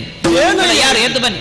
ಏನು ಇದು ವಾಲಿನಂದನ? ಏನು ನಿನ್ನ ಅವತಾರ? ಏನು ಇದು? ಹನುಮದೇವ ವಂದಿಸಿಕೊಂಡಿದ್ದೇನೆ. ಸ್ವಲ್ಪ ಬಿಡು, ಇವರನ್ನೆಲ್ಲ ಒಂದು ಹದ ಬರಿಸ್ತೇನೆ. ಎಲ್ರಿಗೂ ಮಜಾ ಬಂದಿದೆ. ಅಂಗದ ಸ್ವಲ್ಪ ಸಾವರಿಸಯ್ಯ. ಯಾಕೆ? ಏನಿದು? ನೀನು ಬಂದದ್ದು ಯಾವುದಕ್ಕೆ? ನೀನು ಇಲ್ಲಿ ಮಾಡುತ್ತಿರುವುದು ಏನು? ಅಲ್ಲ, ಈ ಕೆಟ್ಟವರಿಗೆ ಮತ್ತೆ ಇನ್ನೇನು ಮದ್ದು? ಬೇರೆ ಇಲ್ಲ, ಶಾಟ್ಯಂ ಪ್ರತಿ ಶಾಟ್ಯಂ, ಬೇರೆ ಮಾತೇ ಇಲ್ಲ. ಅಂಗದ ಹಾಗೆ ಮಾಡುವುದು ಸರಿಯಲ್ಲ. ಯಾಕೆ? ಶ್ರೀರಾಮಚಂದ್ರ ನಿನ್ನನ್ನು ಕಳುಹಿಸಿದ್ದು ಯಾಕೆ? ಸಂಧಾನವನ್ನು ಮಾಡಿಕೊಂಡು ಬಾ ಎನ್ನುವಂತಹ ಉದ್ದೇಶದಿಂದ ಹೌದು ನಿನ್ನನ್ನು ಇಲ್ಲಿಗೆ ಕಳುಹಿಸಿದ್ದು. ಇಲ್ಲಿ ಪರಿಸ್ಥಿತಿ ಕೈ ಮೀರಿ ಹೋಗಿದೆ, ನಮ್ಮ ಕೈಯಲ್ಲಿ ಇಲ್ಲ ಪ್ರಸಂಗ. ಪರಿಸ್ಥಿತಿ ಕೈಮೀರಿ ಹೋದ್ರೂ ಕೂಡ ಗಜ ತುರಗಳನ್ನೆಲ್ಲ ಹೊರಗೆ ಎಸೆಯುವಾಗಲೇ ಇಲ್ಲಿ ಏನೋ ಆಗಬಾರದ್ದು ಆಗಿದೆ ಎನ್ನುವಂತಹ ಒಂದು ವಿಚಾರ. ನಿಮಗೆ ಸುದ್ದಿ ಅಲ್ಲಿಗೂ ತಲುಪಿತಲ್ಲ? ಹೌದು, ಶ್ರೀರಾಮಚಂದ್ರನೇ ನನ್ನನ್ನು ಕಳುಹಿಸಿದ್ದು. ಹೋಗಿ ನೋಡಿ ಬಾ ಹನುಮಂತ. ಓ ದೇವರೇ, ನೀವು ಸಮಯಕ್ಕೆ ಬಂದದ್ದು ಒಳ್ಳೆ. ಇಲ್ಲಿ ಹೆಚ್ಚು ಕಡಿಮೆ ಆದ್ರೆ ದೇವರು ನನ್ನನ್ನು ಏನು ಮಾಡ್ತಿದ್ರು ಗೊತ್ತಿಲ್ಲ. ಹೌದು, ಅಂಗದ ಇನ್ನು ಚಿಕ್ಕವ, ಅವನಿಗೆ ಅಲ್ಲಿ ಹೋಗಿ ಏನಾದ್ರೂ ಅನಾಹುತ ಆದ್ರೆ ಇಲ್ಲಿ ಸುಗ್ರೀವನಿಗೆ ನಾವು ಏನು ಹೇಳುವುದು, ಏನು ಉತ್ತರ ಕೊಡುವುದು? ಸ್ವಲ್ಪ ನನ್ನದು ಅಧಿಕ ಪ್ರಸಂಗ ಆಯ್ತು, ಇಲ್ಲದ್ರೆ ಹೋಗ್ತಿರ್ಲಿ, ಬೇಗ ಮುಗಿದಿತ್ತು. ಆನೆಗಳು ಆಕಾಶದಿಂದ ಕೆಳಗೆ ಅಪ್ಪಳಿಸಿದ ಹಾಗೆ, ಕುದುರೆಗಳು ಗಿಳ್ಗಿಡುತ್ತಾ ಬಿದ್ದ ಹಾಗೆ, ಏನೇನೋ ಕಿವಿಗಡು ಚಿಕ್ಕುವಂತಹ ಶಬ್ದ, ಇಡೀ ಲಂಕೆಯ ಪುಡಿ ಪುಡಿ ಆಯ್ತೋ ಎನ್ನುವಂತೆ ಭಾಸವಾಯಿತು. ಹುಮ್ಮಸ್ಸುಂಟು ಹನುಮದೇವ, ಏನು ಮಾಡುದು? ನೀವೆಲ್ಲ ಕೈಕಾಲು ಕಟ್ಟಿ ಹಾಕಿದ್ರಿ, ಇಲ್ಲದ್ರೆ ಏನಾದ್ರು ಮಾಡ್ಬೇಕು. ಹೌದಯ್ಯ, ನೀನು ನವ ತರುಣ, ನಿನಗೆ ಹುಮ್ಮಸ್ಸುಂಟು ಅಂತ ಹೇಳಿ ಈ ರೀತಿಯೆಲ್ಲ ಮಾಡಿದ್ರೆ ಬಂದಂತಹ ಕೆಲಸ ಹಾಳಾಗುವುದು. ನೀವೀಗ ಬಂದಿದ್ದೀರಿ ಅಂತ ಹಲ್ಲು ಕಚ್ಚಿ ಸಿಟ್ಟನ್ನು ತಡಿತಾ ಇದ್ದಾನೆ, ಇಲ್ಲದ್ರೆ ಏನೆಲ್ಲ ಆಗ್ತಿದ್ದೀವಿ. ನಿನ್ನನ್ನು ನೋಡಿದ್ರೆ ಪ್ರಳಯ ಕಾಲದ ರುದ್ರನ ಹಾಗೆ ನೀನು ಕಂಗೊಳಿಸ್ತಾ ಇದ್ದಿ. ನಿನ್ನಲ್ಲಿ ಮಾತಾಡಬಹುದಾ ಮಾತಾಡಬಾರದಾ ಅಂತ ಹೇಳಿ ನಾನು ಆಲೋಚಿಸ್ತಾ ಇದ್ದೆ. ನೀವು ಧಾರಾಳ ಮಾತಾಡಬಹುದು. ಈಗ ನೀನು ಸಾವರಿಸಿಕೊಂಡಿದ್ದಿ, ಹಾಗಾಗಿ ನಿನ್ನ ಮಾತಾಡುವುದು. ಆದ್ರೂ ನನ್ನ ಎದೆ ಏರಿಳಿತ ಕಡಿಮೆ ಆಗಲ್ಲ, ಸಿಟ್ಟು ಬರ್ತಾ ಉಂಟು, ಒಳಗಿಂದ ಉಂಟು. ಸ್ವಲ್ಪ ನೀನು ಸಾವರಿಸಿಕೊಳ್ಳಬೇಕು. ದೇವರ ಪ್ರಸಾದ, ದೇವರ ಪ್ರಸಾದ. ಈಗ ಇಷ್ಟೆಲ್ಲ ಆಯ್ತಲ್ಲ, ಇನ್ನು ಆ ರಾವಣ ಏನಾದ್ರೂ ನಿನ್ಗೆ ಏನಾದ್ರೂ ನಿರ್ಣಯ ಏನಾದ್ರೂ ಕೊಟ್ಟನ? ಎಲ್ಲಿಂದ ಅವ 10 ತಲೆ ಇಟ್ಕೊಂಡು ಕೂತದ್ದಟ್ಟೆ, ಕಟ್ಟಿ ಹಾಕಿ ಬಡೀರಿ ಹೊಡೀರಿ ಅಂತ ಹೇಳುದು. ಮನೆಗೆ ಬಂದವರಿಗೆ ಬೇಕಾಗಿದಲ್ಲ, ಉಂಟ ಎಲ್ಲಿ ಅದು ನನಗೆ ಅರ್ಥ ಆಗುದಿಲ್ಲ. ಇದರ ಎಂತದ್ದು ತಲೆಗೆ ಹೋಗುದಿಲ್ಲ. ನಾನು ಈ ಪ್ರಸಂಗಕ್ಕೆ ಬರಬಾರ್ದಿದ್ದ ಹಾಗೆ ಆಯ್ತು. ಒಟ್ಟಾರೆ ಈ ಪ್ರಸಂಗವೇ ಇದಕ್ಕೆ ಒಂದು ಮಾನ ಬರ್ಬೇಕು ಅಂತ ಹೇಳಿ ಏನು ಮಾಡ್ಬೇಕು ಹೇಳಿ? ಮಾನ ಬರ್ಬೇಕು ಅಂತ ಹೇಳಿದ್ರೆ ಈಗ ಅವನ ಹತ್ರವೇ ಒಂದು ಕೇಳಬೇಕು. ಕೇಳಿಬಿಡಿ. ನನ್ನ ಹತ್ರ ಸರಿ ಮುಖ ಕೊಟ್ಟು ಮಾತಾಡ್ಲಿಲ್ಲ, ಅಥವಾ ಅವನ 10 ಮುಖದಲ್ಲಿ ಒಂದು ಮುಖ ಆದ ರೀಚೆ ಕೊಟ್ರೆ ನಾನೊಂದು ಏಕಮುಖವಾಗಿ ಮಾತಾಡ್ತಿದ್ದೆ. ಈ ದಶಮುಖವೇ ಇಲ್ಲ, ಏಕಮುಖವೇ ಇಲ್ಲ, ಒಟ್ಟು ಹಾಳಾಯ್ತು. ಹಾಗಿದ್ರೆ ನೀವು ಸರಿ ಮಾಡಿ. ಆತನ ನಿಜವಾದಂತಹ ಅಂತರಂಗ ಏನು ಅಂತ ಹೇಳಿ ಈಗ ನೀನು ಕೇಳುವುದ ನಾನೇ ಕೇಳು? ನೀವು ಕೇಳಿಬಿಡಿ, ನನಗಿನ್ನು ಅದಷ್ಟು ತಾಳ್ಮೆ ಇಲ್ಲ. ಕೇಳಿ ತಡ ಆಗಿ ಹೋಯ್ತು, ತಾಳ್ಮೆ ಎಲ್ಲ ಮೀರಿದೆ. ಹಾಗಿದ್ರೆ ನಾನೇ ಕೇಳ್ತೇನೆ, ಕೇಳಿ ಒಂದು ಇತ್ಯರ್ಥ ಮಾಡಿ. ರಾವಣ,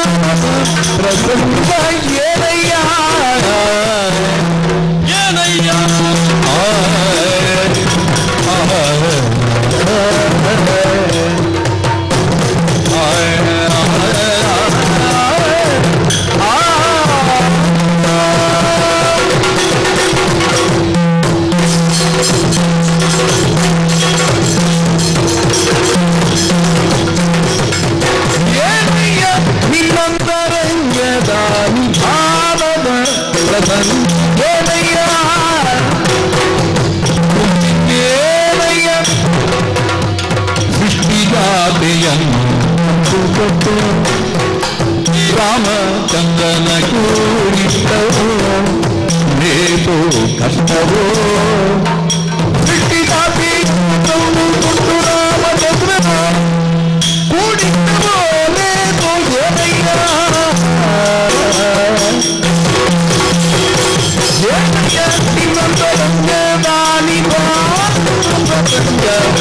ಏನಯ್ಯ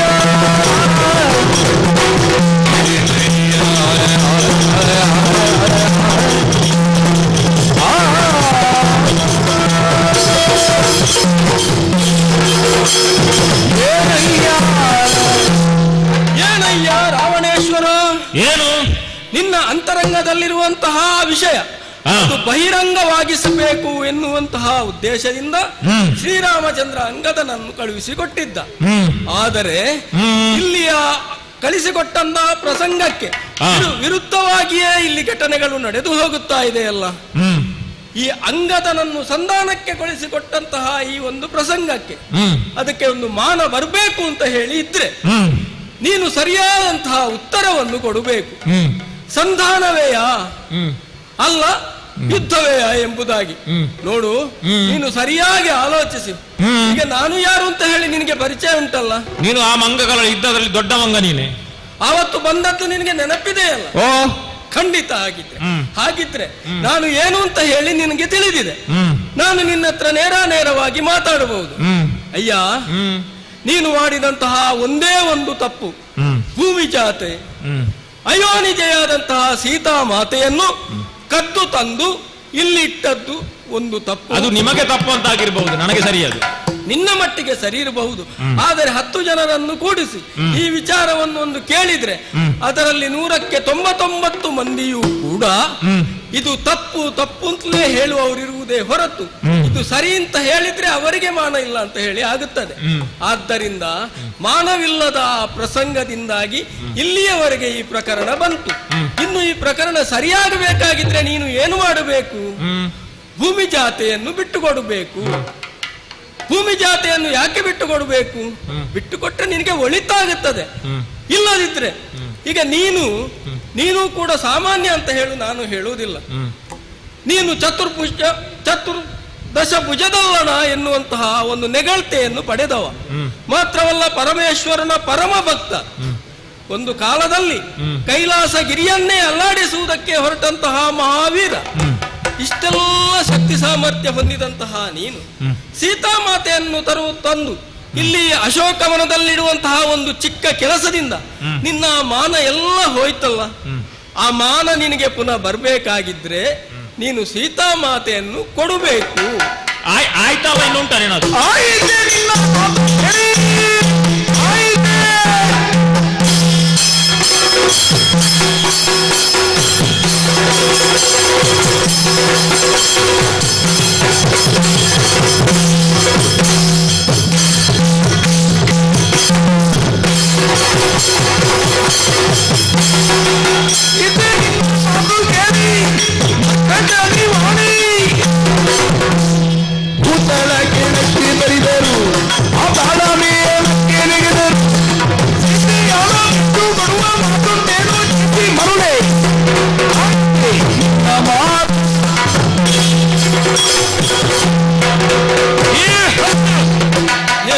ರಾವಣನ ಆಸ್ಥಾನವನ್ನು ಸೇರಿ ನೀನೊಬ್ಬ ಮಂಗ ಮೊದಲು ಬಂದವ, ಮಾಡಬಾರದಂತಹ ಕಾರ್ಯವನ್ನು ಮಾಡಿ ಇಲ್ಲಿಂದ ಹೋದವ.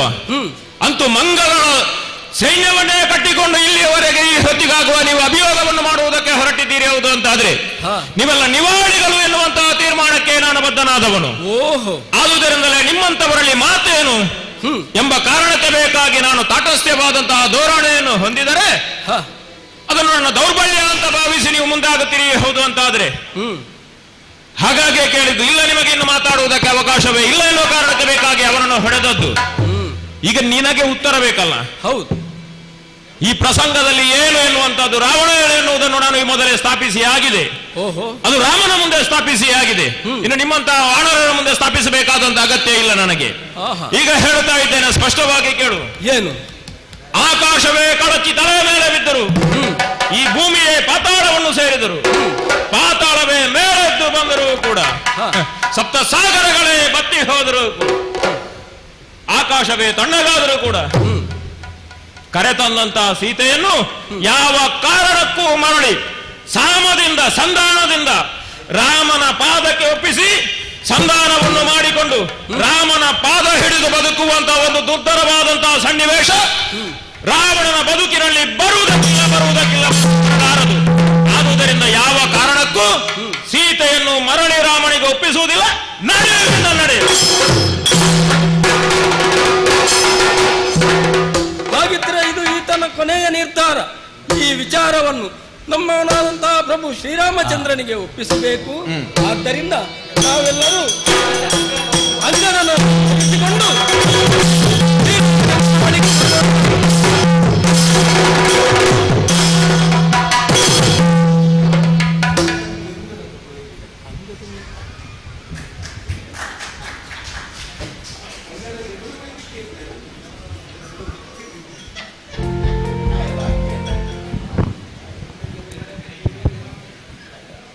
ಇದುವರೆಗೆ ಅಂಗದ ಸಂಧಾನ ಪ್ರಸಂಗ ಸುಸಂಪನ್ನವಾಯಿತು.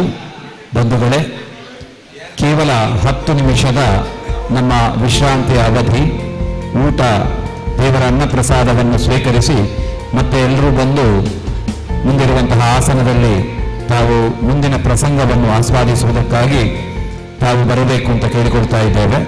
ಮುಂದೆ ಶೈಲ ಸಾರಥ್ಯ ಪ್ರಸಂಗ ಈ ವೇದಿಕೆಯಲ್ಲಿ ಪ್ರಸ್ತುತಗೊಳ್ಳುವುದಕ್ಕಿದೆ. 10 ನಿಮಿಷದ ನಮ್ಮ ಒಂದು ಬಿಡು.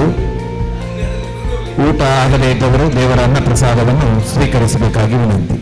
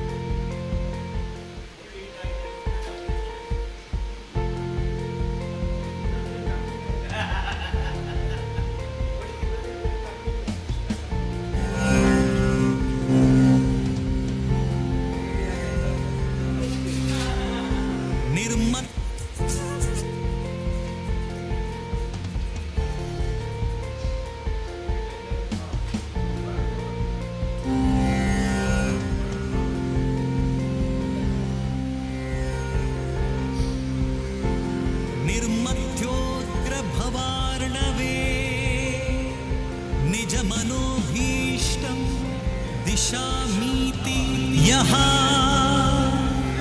सम्यक् ज्ञापयितुं करेण विलसन्मन्थानमन्येन च रम्यं धाम ददन् महेश रजतग्राम श्रियोऽलङ्कृतिः कर्मन्दीश्वर भक्तिबन्धन वशः प्रीतोऽस्तु कृष्णप्रभुः प्रीतोऽस्तु कृष्णप्रभुः।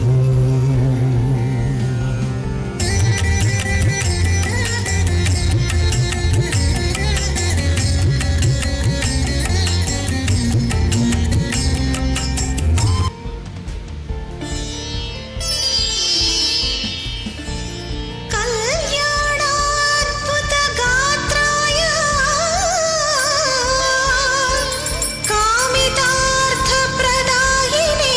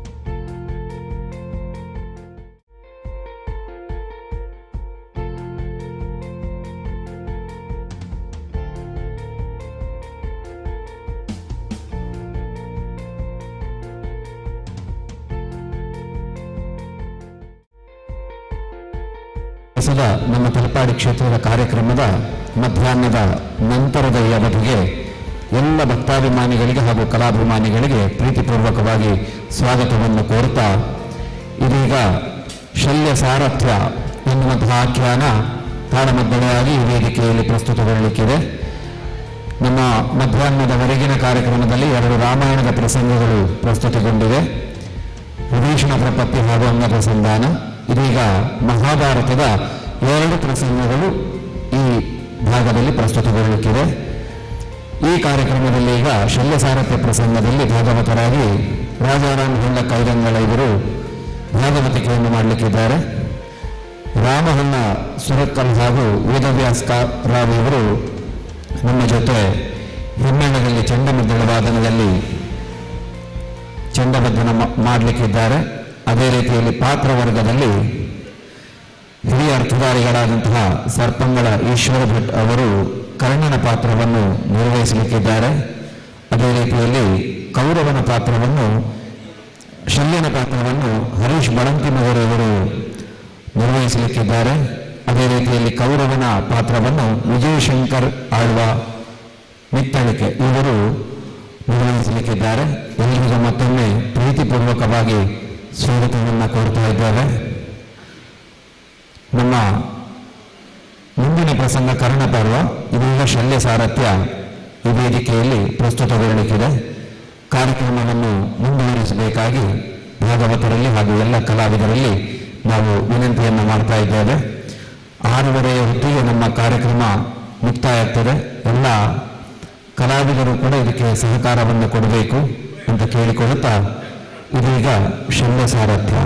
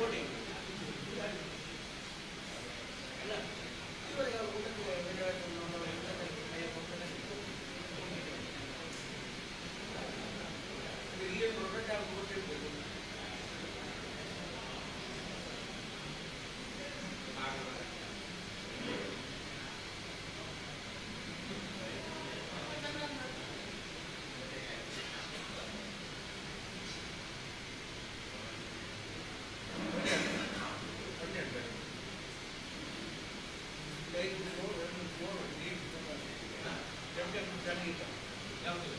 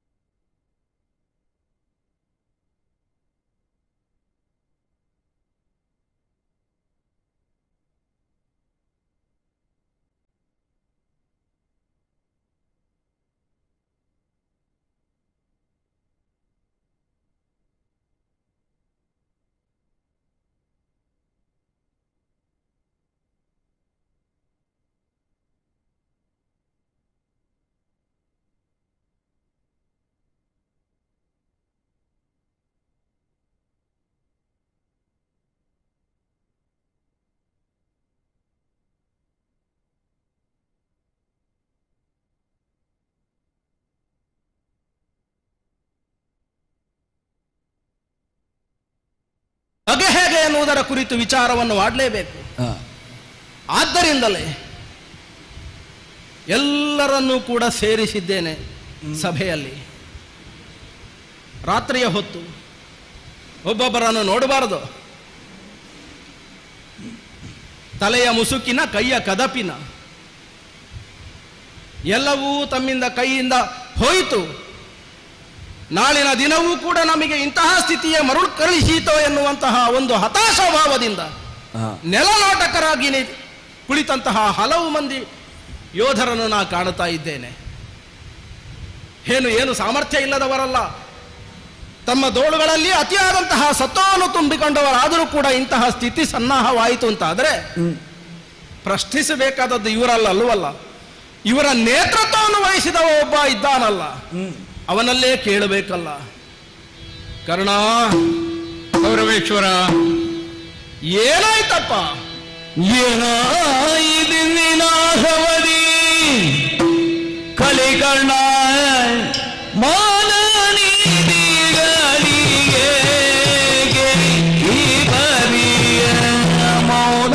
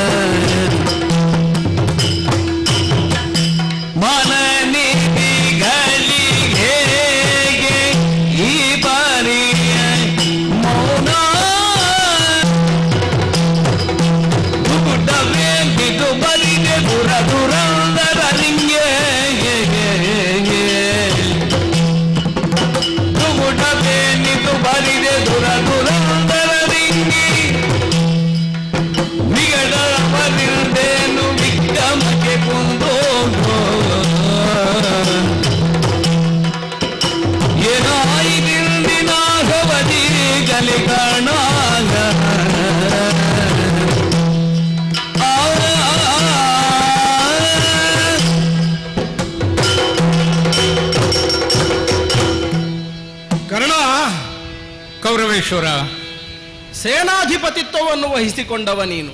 ಹೌದು. ನಿನ್ನ ತಲೆಗೆ ಸೇನಾಧಿಪತಿತ್ವದ ಕಿರೀಟ ಬಂದೊಡನೆ ನಮ್ಮಲ್ಲಿದ್ದಂತಹ ಹಲವಾರು ಮಂದಿ ವಿಕ್ರಮಿಗಳ ಮನಸ್ಸಿನಲ್ಲಿಯೂ ಕೂಡ ಉತ್ತೇಜಕ ಶಕ್ತಿಯೊಂದು ಪ್ರವಹಿಸಿದ್ದನ್ನು ನಾ ಕಂಡಿದ್ದೆ. ಹೌದು. ನಿನ್ನ ಬಾಹುಗಳಲ್ಲಿಯೂ ಕೂಡ ಅಂತಹ ವಿಶ್ವಾಸ ನಮಗಿತ್ತು. ಅದು ನಿನ್ನೆಯ ವಿಶ್ವಾಸವಲ್ಲ, ಸರಿ, ಅಂದಿನಿಂದ ತೊಡಗಿದಂತಹ ವಿಶ್ವಾಸ. ನೀ ಬಯಸಿದ್ದೇ ಹಾಗೆ. ನನ್ನ ಜೊತೆಗಿನ ಅವಿನಾಭಾವವಾದಂತಹ ಸ್ನೇಹ, ಪಾರ್ಥನ ಜೊತೆಗಾದಂತಹ ಒಂದು ವೈಷಮ್ಯ ಅಥವಾ ಕಲಹ, ಇದನ್ನೇ ನಿರೀಕ್ಷಿಸಿದವ ನೀನು. ಮಾತ್ರ ಅಲ್ಲ, ಅಡಿಗಡಿಗೆ ಅದನ್ನು ಹೇಳುತ್ತಾ ಬಂದವ, ಪ್ರಚೋದಿಸುತ್ತಾ ಬಂದವ. ಹೌದು. ಈ ಕಾರಣದಿಂದಲಾಗಿ ಕೌರವನ ಪಾಳಯಕ್ಕೆ ಪ್ರಬಲವಾಗಿ ವಿಜಯವನ್ನು ಕೊಡಬಲ್ಲಂತಹ ಬೆಳಕು ಯಾವುದು ಅಂತ ಕೇಳಿದ್ರೆ ಕರ್ಣ, ಇದು ನನ್ನ ನಿರೀಕ್ಷೆಯೂ ಆಗಿತ್ತಪ್ಪ. ಸತ್ಯ. ಬೆಳಿಗ್ಗಿನಿಂದ ಸಂಜೆಯವರೆಗಿನ ಯುದ್ಧದ ಸಕಲ ವಿಷಯಗಳನ್ನು ನೀ ತಿಳಿದುಕೊಂಡೆಯಲ್ಲ. ಹೌದು ಅರಸ. ಸ್ವಯಂ ನೀನೇ ರಣಕ್ಷೇತ್ರದಲ್ಲಿ ಅನುಭವಿಸಿದಂತಹ ಪರಾಭವಗಳನ್ನು ಲಕ್ಷಿಸಿದೆಯಲ್ಲ. ಇಂಥದ್ದೊಂದು ಸೋಲು, ಎಲ್ಲೋ ಅಲ್ಲೋ ಇಲ್ಲೋ ನಮಗೆ ಸಿಕ್ಕಿದಂತಹ ಜಯ ಸಂಪ್ರಾಪ್ತಿ, ಅದರ ಜೊತೆಗೆ ಗಾಢವಾಗಿ ಗೋಚರಿಸುವಂತಹ ಸೋಲು, ಹೆಚ್ಚು ಅದನ್ನೇ ಕಂಡದ್ದು. ಯಾಕಿದು ಹೀಗಾಯಿತು? ನಮ್ಮಲ್ಲಿರುವಂತಹ ವಿಕ್ರಮಗಳಿಗೇನು ಕಡಿಮೆಯಾಯಿತೆ? ದುರಂಧರರಿದ್ದಾರೆ, ಪರಾಕ್ರಮಿಗಳಿದ್ದಾರೆ. ಆದರೂ ಕೂಡ ನಮ್ಮ ಪಕ್ಷ ಇಂತಹ ಸೋಲನ್ನೊಪ್ಪುವುದಕ್ಕೆ ಕಾರಣ ಏನಾಯಿತು ಎನ್ನುವುದು ತಿಳಿಯದೇ ಆಗಿ ಹೋಗಿದೆ. ನಮ್ಮ ಪಕ್ಷ ಸಾಲದು ಅಂತ ಆಗಿರಬೇಕು. ಅಲ್ಲ, ಪ್ರತಿಪಕ್ಷ ಪ್ರಬಲವಾಯಿತು ಅಂತ ಆಗಿರ್ಬೇಕು. ಪ್ರತಿಪಕ್ಷವೇ ಪ್ರಬಲವಾಯಿತು ಅಂತ ಆದರೆ ಹೇಗೆ ಅದು ಪ್ರಬಲವಾಯಿತು ಅಂತಲೂ ನಾವು ಯೋಚಿಸಬೇಕಾಗ್ತದೆ. ಹೌದು. ನಮ್ಮ ಪಕ್ಷದಲ್ಲಿ ಸತ್ವ ಇಲ್ಲ ಅಂತ ಆದರೆ ಅದನ್ನು ಸತ್ವವನ್ನು ಮತ್ತೆ ತುಂಬಿಸುವಂತಹ ಕೆಲಸವನ್ನು ನಾವು ಹೇಗೆ ಮಾಡಬಹುದು ಎನ್ನುವುದನ್ನು ಕೂಡ ನಾವು ಯೋಚಿಸಬೇಕು, ಸಮಾಲೋಚನೆ ಮಾಡಬೇಕು. ಆದ್ದರಿಂದ ರಾತ್ರಿಯಾದರೂ ಚಿಂತಿಲ್ಲ, ಬೆಳಗಿನವರೆಗೆ ಸಮಯ ಉಂಟಲ್ಲ ನಮಗೆ, ಮತ್ತಷ್ಟು ಸಶಕ್ತವಾಗಿಯೇ ನಾಳಿನ ದಿನ ಯುದ್ಧಕ್ಕೆ ನಾವು ಸನ್ನದ್ಧರಾಗಬೇಕಾಗಿದ್ರೆ ಏನು ಮಾಡಬೇಕು, ನಿನ್ನದ್ದಾದಂತಹ ಆ ಅಂಬೋಣ ಏನು, ಇದನ್ನು ಕೇಳುವುದಕ್ಕಾಗಿ ಹೆದರಬೇಕಾಗಿಲ್ಲ. ನಾನಿದ್ದೇನೆ, ಏನು ಮನಸ್ಸಿನಲ್ಲುಂಟು ಎಲ್ಲವನ್ನೂ ಒಂದು ಸಲ ಹೇಳಿಬಿಡ್ತೀಯ. ನಿತ್ಯವೂ ಕಂಡಂತಹ ಪರಿಸ್ಥಿತಿಗೆ ಅದು ಅಭ್ಯಾಸವಾಗಿಯೇ ಹೋದಾಗ ಮತ್ತೆ ಹೆದರಿಕೆ ಇರುವುದಿಲ್ಲ, ಅದು ಒಗ್ಗಿ ಹೋಗುತ್ತದೆ. ಇದು ನಮಗೇನು ಹೊಸತಲ್ಲ ಈ ಸೋಲು, ನಾವು ಅನುಭವಿಸಿದವರೇ. ಹೌದು. ಮತ್ತೆ ಯುದ್ಧ ಅಂತ ಹೇಳಿದಾಗ ಗೆಲುವಿನ ನಿರೀಕ್ಷೆಯೇ ಅಲ್ಲ. ಕಳೆದ 16 ದಿವಸದಿಂದಲೂ ಇದನ್ನೇ ನಾವು ನೋಡ್ತಾ ಬಂದಿದ್ದೇವೆ. ಆದರೆ ಇವರೆಲ್ಲ ತಲೆಗೆ ಮುಸುಕು ಹಾಕಿ ಕುಳಿತಿದ್ದಾರಲ್ಲ, ಹೌದು, ಅವರಿಗೂ ಕೂಡ ಅವರ ಮನಸ್ಸಿಗೆ ಕಾಣ್ತದೆ ಹೀಗಾಗಬಾರದು ಎನ್ನುವ ಹಾಗೆ.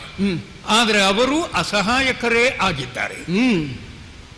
ಅವರಾರೂ ಉತ್ತರಿಸುವುದಿಲ್ಲ ಸ್ಥಿತಿಯಲ್ಲಿ. ಉತ್ತರಿಸಬೇಕಾದ ಹೊಣೆಗಾರಿಕೆ ನನಗುಂಟು. ನೀ ಕಿರೀಟ ಹೊತ್ತವ ಅಲ್ವಾ? ಆದ್ದರಿಂದ ನಾನೇ ಮಾತನಾಡುವುದಕ್ಕೆ ಸಿದ್ಧನಿದ್ದೇನೆ. ನೀನೇ ಹೇಳಬೇಕು. ನೀನು ಕೇಳುವುದಕ್ಕೆ ಸಿದ್ಧನಿದ್ದೀಯೋ ಎನ್ನುವುದು ಪ್ರಶ್ನೆ. ನಿನ್ನ ಮಾತುಗಳನ್ನು ಹೌದು ಕೇಳದೆ ಉಳಿದೇನೋ? ಹೇಳಯ್ಯ, ಕೇಳಿಂದು ರಾಜೀವ ಕೊಳವೆಂಬ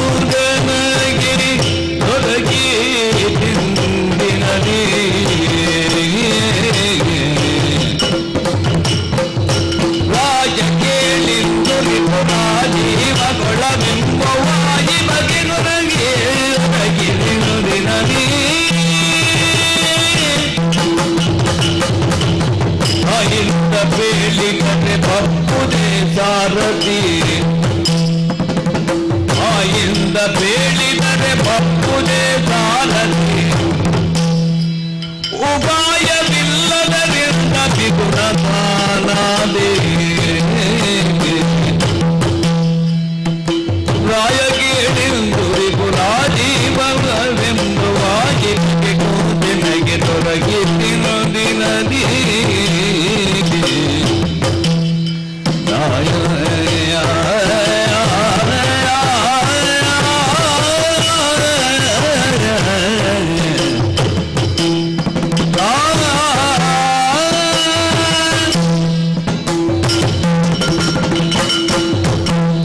ಅರಸ ಕರ್ಣ, ಏನು ಆದುದಿಂದಿನ ಅವಧಿ? ಈ ಪ್ರಶ್ನೆ ಹೊಸತಲ್ಲ. ಪ್ರತಿನಿತ್ಯವೂ ಕೂಡ ಯುದ್ಧಾನಂತರದಲ್ಲಿ ಸಂಜೆ ಹೊತ್ತು ಈ ಬಗೆಯಲ್ಲಿ ಸಭೆ ಸೇರುವುದು. ಆ ದಿವಸ ಏನಾಯಿತು, ಮರು ದಿವಸಕ್ಕೇನು ಮಾಡಬೇಕು ಎನ್ನುವುದರ ಬಗ್ಗೆ ಸಮಾಲೋಚನೆ. ಏನ ಮಾಡುವುದಿನ್ನು?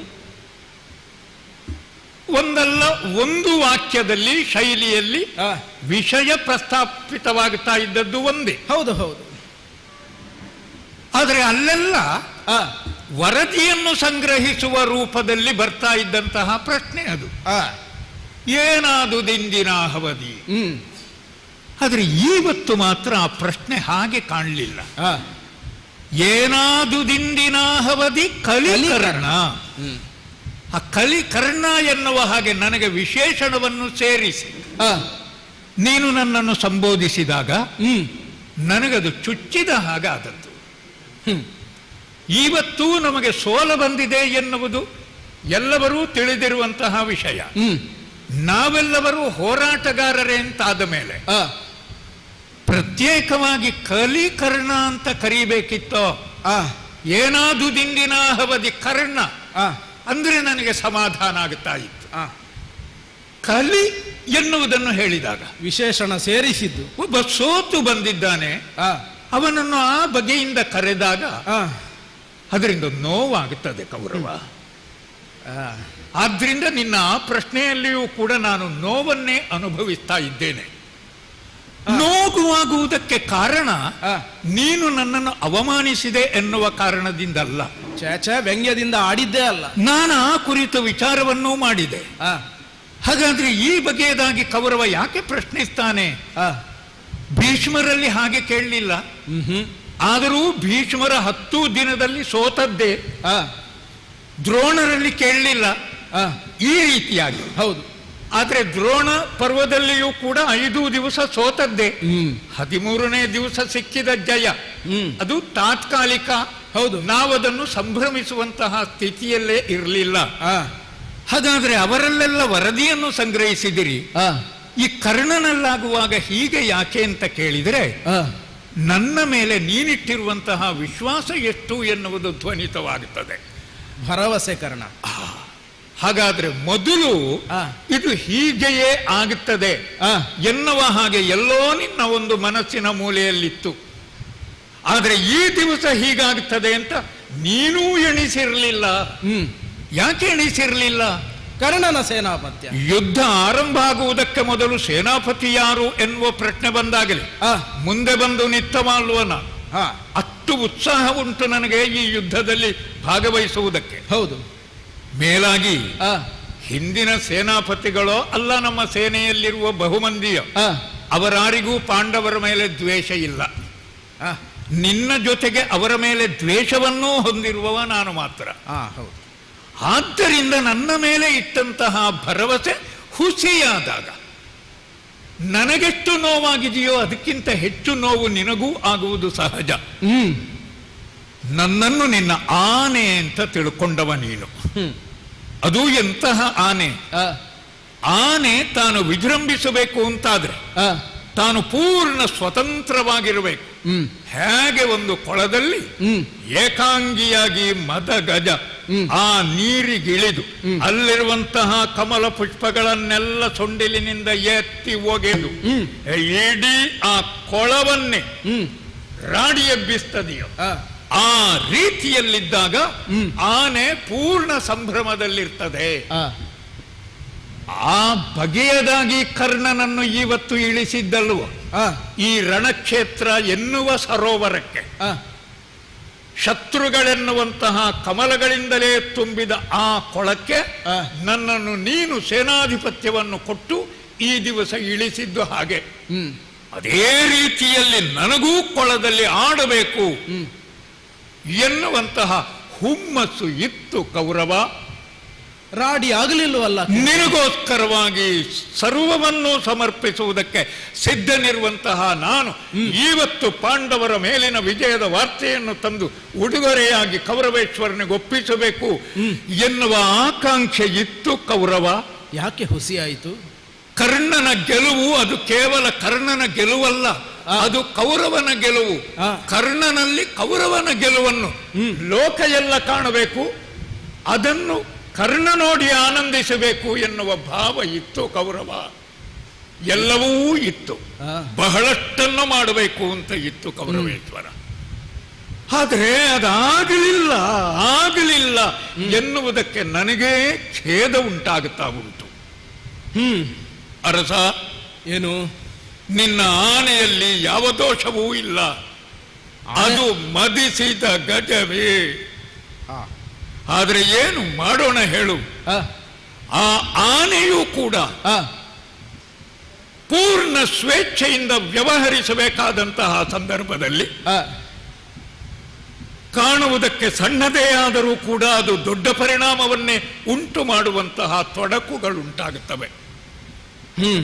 ನಿನ್ನ ಆನೆಯಾದಂತಹ ಈ ಕರ್ಣನಿಗೆ ಈ ಹೊತ್ತು ರಣಕ್ಷೇತ್ರದಲ್ಲಿ ರಿಪುಗಳನ್ನು ಸದೆಬಡಿಸುವುದಕ್ಕೆ ಒಂದು ಕೊರತೆ ಬಂದು ಹೋಯಿತು ಕೌರವೇಶ್ವರ.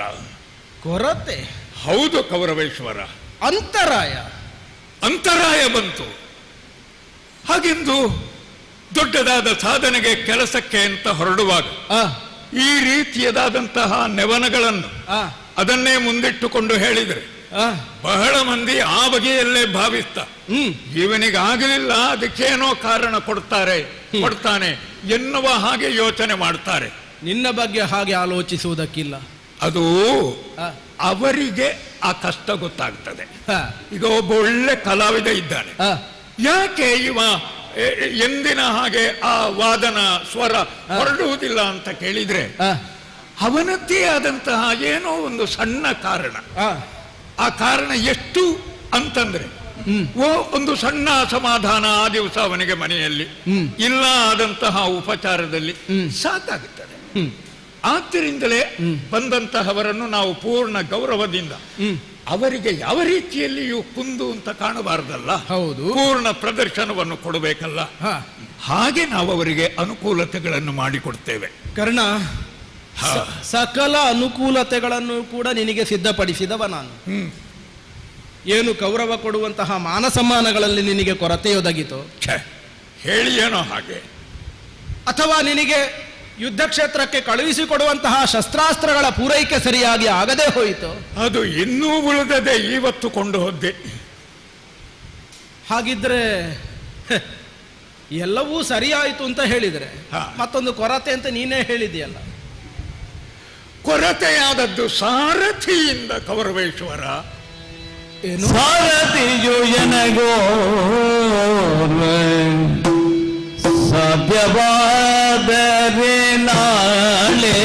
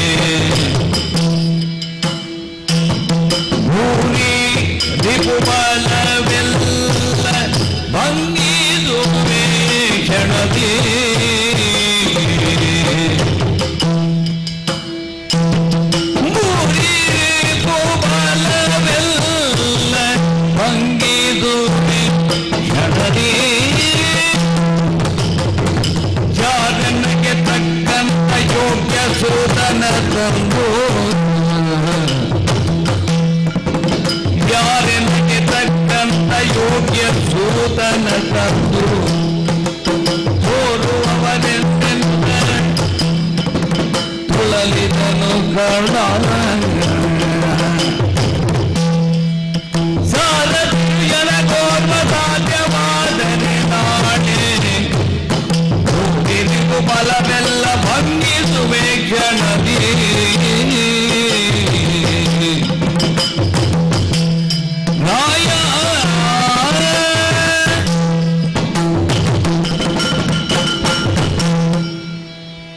ಕೆಲವೊಮ್ಮೆ ಬೇಕಾದಷ್ಟು ಸಿದ್ಧಿಗಳಿರ್ತವೆ, ಅವುಗಳನ್ನು ಪ್ರದರ್ಶಿಸುವ ಸಾಮರ್ಥ್ಯವೂ ನಮಗಿರ್ತದೆ.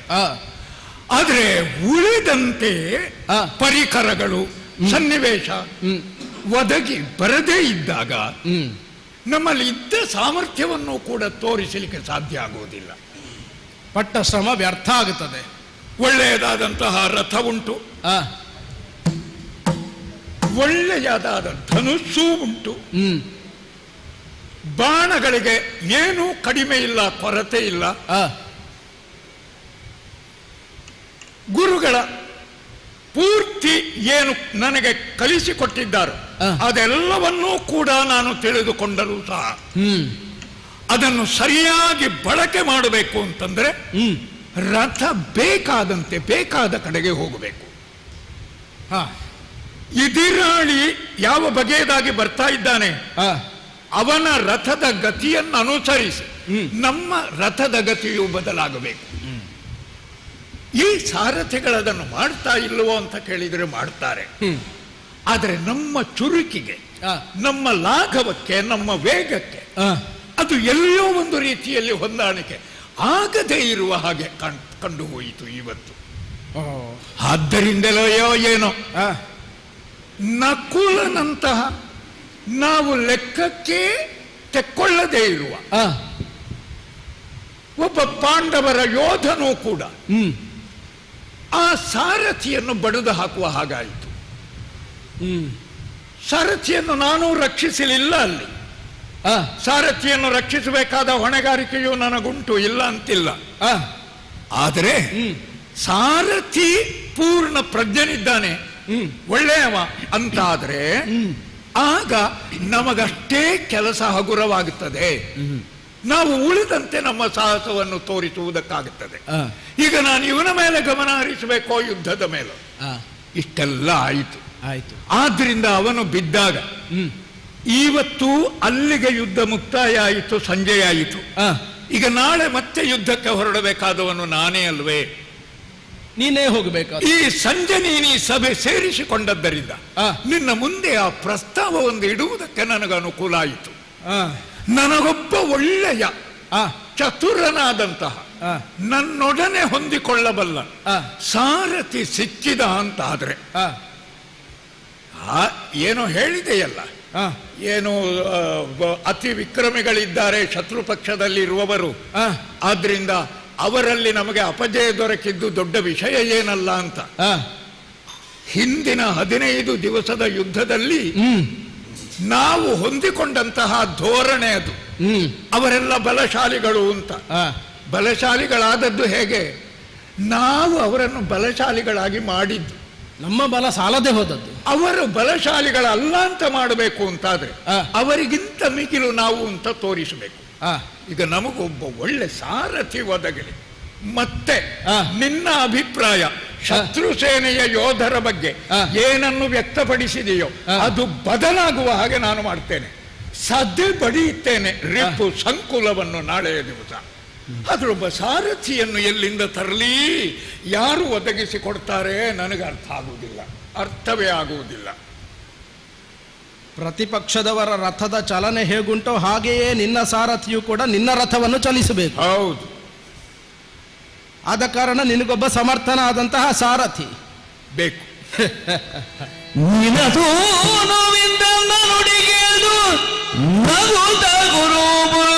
ಜನಪಾಲ ನುಡಿದ ನೆಲೆರಾದೆ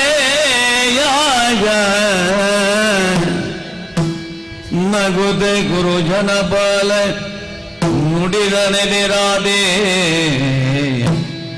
ಕೇಳಿಯ ಮೊಳಿನಿತು ಸುಬಟವ್ರಾತವಿದೆ ನಿನ್ನ ಬಾಡಿನವರಾರೆಂಬುದಿದರೊಳಾಯ್ದು. ಯಾರು ಹೇಳು ನಿನ್ನ ಪಾಡಿನವರು? ಸುಬಟವ್ರಾತವಿದೆ ನಿನ್ನ ಬಾಡಿನವರಾರೆಂಬುದಿದರೊಳಾಯ್ದು. ವಿನಯದಿಂದೆನ್ನೊಳಿ ಕ್ಷಣ ಪೇದೊಡಾತನೋ ವಿನಯದಿಯೋ ಎನ್ನೊಳಿ ಕ್ಷಣ ಬೇಡೊಡಾತನೋ ನಿನಗೊದಗಿಸುವೆ ಸೂತನು ಮಾಡಿ ನಿಮಿಷದೊಳು ಮನದಿ ಶಂಕಿಸದೆ ನೀನೆನ್ನಾಣೆ ಪೇಳೆಂದು ನುಡಿಯನವ ನಿಂತೆಂದನು. ಇನದು ನೋವಿಂತೆಂದ ನುಡಿಗೇಡು ನಗುತ್ತ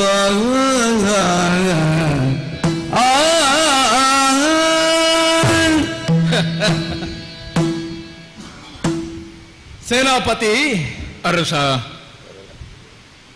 ನಾಳೆಯ ಯುದ್ಧಕ್ಕೆ ಹೊರಡುವ ಮೊದಲು ನಿನಗೊಬ್ಬ ಸಾರಥಿ ಬೇಕು. ಹೌದು. ಇಂದಿನ ದಿನದ ಸಾರಥಿ ಇಲ್ಲವಾಗಿ ಹೋಗಿದ್ದಾನೆ. ಅಯ್ಯ, ಕಳೆದ 15 ದಿವಸಗಳ ಯುದ್ಧದಲ್ಲಿಯೂ ಕೂಡ ನಮಗೆ ಅಷ್ಟು ಕೊರತೆ ಆಗಲಿಲ್ಲವಪ್ಪ. ಸಾರಥಿಯೇ ಇಲ್ಲದಷ್ಟು ಕೊರತೆ ಏನೂ ಆಗಲಿಲ್ಲ. ನೋಡು ನೋಡು,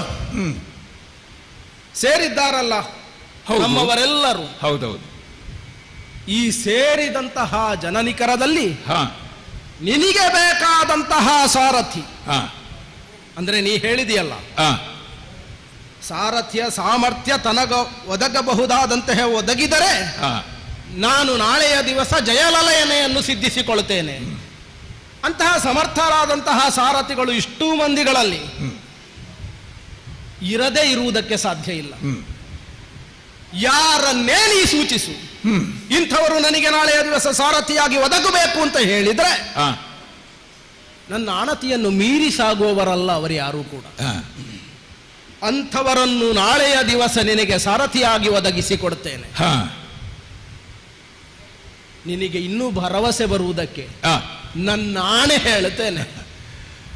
ಯಾರು ಬೇಕು ಹೇಳು, ಅಂಥವರನ್ನು ಒದಗಿಸಿಕೊಡ್ತೇನೆ. ನೀನು ನನ್ನ ಸಮಸ್ಯೆಯನ್ನು ಬಹಳ ಹಗುರವಾಗಿ ತೆಗೆದುಕೊಂಡೆ ಕೌರವೇಶ್ವರ. ಯಾಕೆ? ನಾನು ಆಡಿದ ಮಾತಿನ ಅಕ್ರಮವನ್ನು ನೀನು ಗಮನಿಸಿದ್ದೀಯೋ ಏನೋ. ನನಗೊಬ್ಬ ಸಾರಥಿಯನ್ನು ಒದಗಿಸು ಅಂತ ನಾನು ನಿನ್ನಲ್ಲಿ ಕೇಳಿದ್ದಲ್ಲ. ಒಬ್ಬ ಒಳ್ಳೆ ಸಾರಥಿಯನ್ನು ನನಗೆ ಯಾರು ಒದಗಿಸ್ತಾರಪ್ಪ ಅಂತ ಕೇಳಿದೆ. ಯಾಕೆ ಯಾಕೆ ಒಬ್ಬ ಸಾರಥಿ ಬೇಕು ಅಂತಾದ್ರೆ ಆ ಪ್ರಶ್ನೆ ನಿನ್ನಲ್ಲಿ ಅವರಿಗೆ ಬರಬೇಕೋ? ಅದು ಸೇನಾಪತಿಯಾಗಿ ನಾನೇ ನಿರ್ವಹಿಸಬೇಕಾದವ ಅಲ್ವಾ? ನೀನೇ ಆಯ್ಕೆ ಮಾಡಬಹುದಿತ್ತಲ್ಲ. ಹಾಗಾದ್ರೆ ಅದು ನಿನ್ನಲ್ಲಿವರೆಗೆ ಬಂದಿದೆ ಅಂತಂದ್ರೆ ನೀನೇನು ಹೇಳಿದೆಯೋ ಈ ಸೇನಾ ನಿಕಾಯದೊಳಗೆ ಅಂತ, ಅದು ಅಲ್ವೇ ಅಲ್ಲ ಅಂತ ಆಯ್ತೋ ಇಲ್ವೋ? ಹಾಗಿದ್ರೆ ಈ ಕಕ್ಷೆ ಸೇನಾ ನಿಕಾಯ ನನ್ನ ಸ್ವಾಧೀನಕ್ಕೆ ನೀನು ಒಪ್ಪಿಸಿಕೊಟ್ಟವ. ಹೌದು, ನಾನು ಸೇನಾಪತಿ. ಹೌದು. ಆದ್ರಿಂದ ಯಾರನ್ನು ಎಲ್ಲಿ ನೇಮಿಸಬೇಕು, ಯಾರು ಇದನ್ನೆಲ್ಲ ನಾನೇ ನಿರ್ದೇಶಿಸಬಲ್ಲೆ. ಹಾಗಾದ್ರೆ ಒಬ್ಬ ಸಾರಥಿಯನ್ನು ಸಾರಥಿಗಳ ಸಮೂಹದಲ್ಲಿ ಹುಡುಕಲಿಕ್ಕೆ ಆಗುವುದಿಲ್ವೋ? ನಾಳೆಗೆ ಸಿದ್ಧನಾಗುವಂತ ನೀನೇ ಹೇಳಬಹುದು. ಹಾಗಾದ್ರೆ ಅದು ಅಷ್ಟೇ ಅಲ್ಲ ಎನ್ನುವುದೇ ನನ್ನ ಮಾತಿನ ಭಾವ. ಹಾಗಿದ್ರೆ ಏನಪ್ಪ? ಸಮರ್ಥನಾದಂತಹ ಸಾರಥಿ ಅದು ಹಾಗೆ ಪಕ್ಕನೆ ಸಿಗುವವನಲ್ಲ. ಇವರೆಲ್ಲ ಸಾರಥ್ಯವನ್ನು ಕಲಿತಿದ್ದಾರೆ, ರಥ ನಡೆಯುತ್ತಾರೆಯೇ ಹೊರತು ಅದರಲ್ಲಿ ಚತುರತೆ ಉಳ್ಳವರಲ್ಲ. ಅದರ ಪ್ರಶಿಕ್ಷಣ ಅವರಿಗುಂಟು, ಹೇಗೆ ರಥ ಕೊಂಡೋಗಬೇಕು ಎನ್ನುವ ಹಾಗೆ. ಅದಕ್ಕಿಂತ ಹೆಚ್ಚಿನದಾದ ಉನ್ನತವಾದ ವಿದ್ಯೆ ಆ ಸಾರಥ್ಯದಲ್ಲಿ ಅಡಗಿದೆ. ಅದನ್ನು ತಿಳಿದವರು ಕೆಲವೇ ಮಂದಿ ಇರುವಂತಹದ್ದು ಕೌರವ. ಸದ್ಯ ದೇವರ ದಯ ನಮ್ಮಲ್ಲಿ ಅಂತಹವನೊಬ್ಬ ಅಲ್ಲ, ಅಂತಹವರೊಬ್ಬರಿದ್ದಾರೆ. ನಮ್ಮಲ್ಲಿ ಅಂತಹವರೊಬ್ಬರಿದ್ದಾರೆ. ಚತುರನಾದವನೊಬ್ಬನಿದ್ದಾನೆ. ಹೌದು, ಆದ್ರೆ ಸಿಗುವುದು ಸುಲಭ ಅಂತ ನನಗೆ ಕಾಣುವುದಿಲ್ಲ. ನಮ್ಮಲ್ಲೇ ಇದ್ದಾರೆ ಅಂತ ಹೇಳಿದ್ರೆ ಸಿಕ್ಕದೆ ಉಳಿದಾರೋ? ಹೇಳು ಹಾಗಾದ್ರೆ ಯಾರು ಅಂತ. ಅಯ್ಯೋ, ನಿರ್ಭೀತಿಯಿಂದ ಹೇಳಬೇಕಲ್ಲ ನೀನು. ನಮ್ಮ ಚಲನವಾಲನು ಸಾರಥಿ ತನದೋಳು ಅದುಲ್ಯ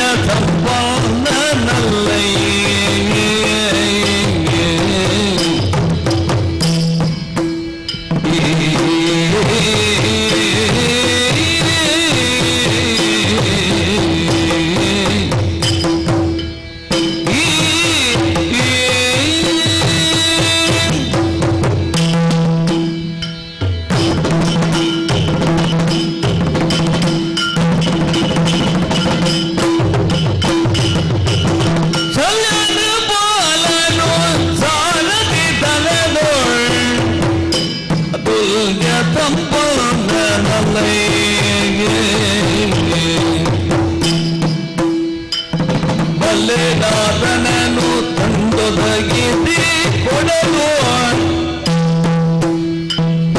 ಬಲ್ಲೆನಾಥನನು ತಂದೊದಗಿಸಿ ಕೊಡಲು ಸಾಮರ್ಥ್ಯವಪ್ಪದು ಕಾವ್ಯ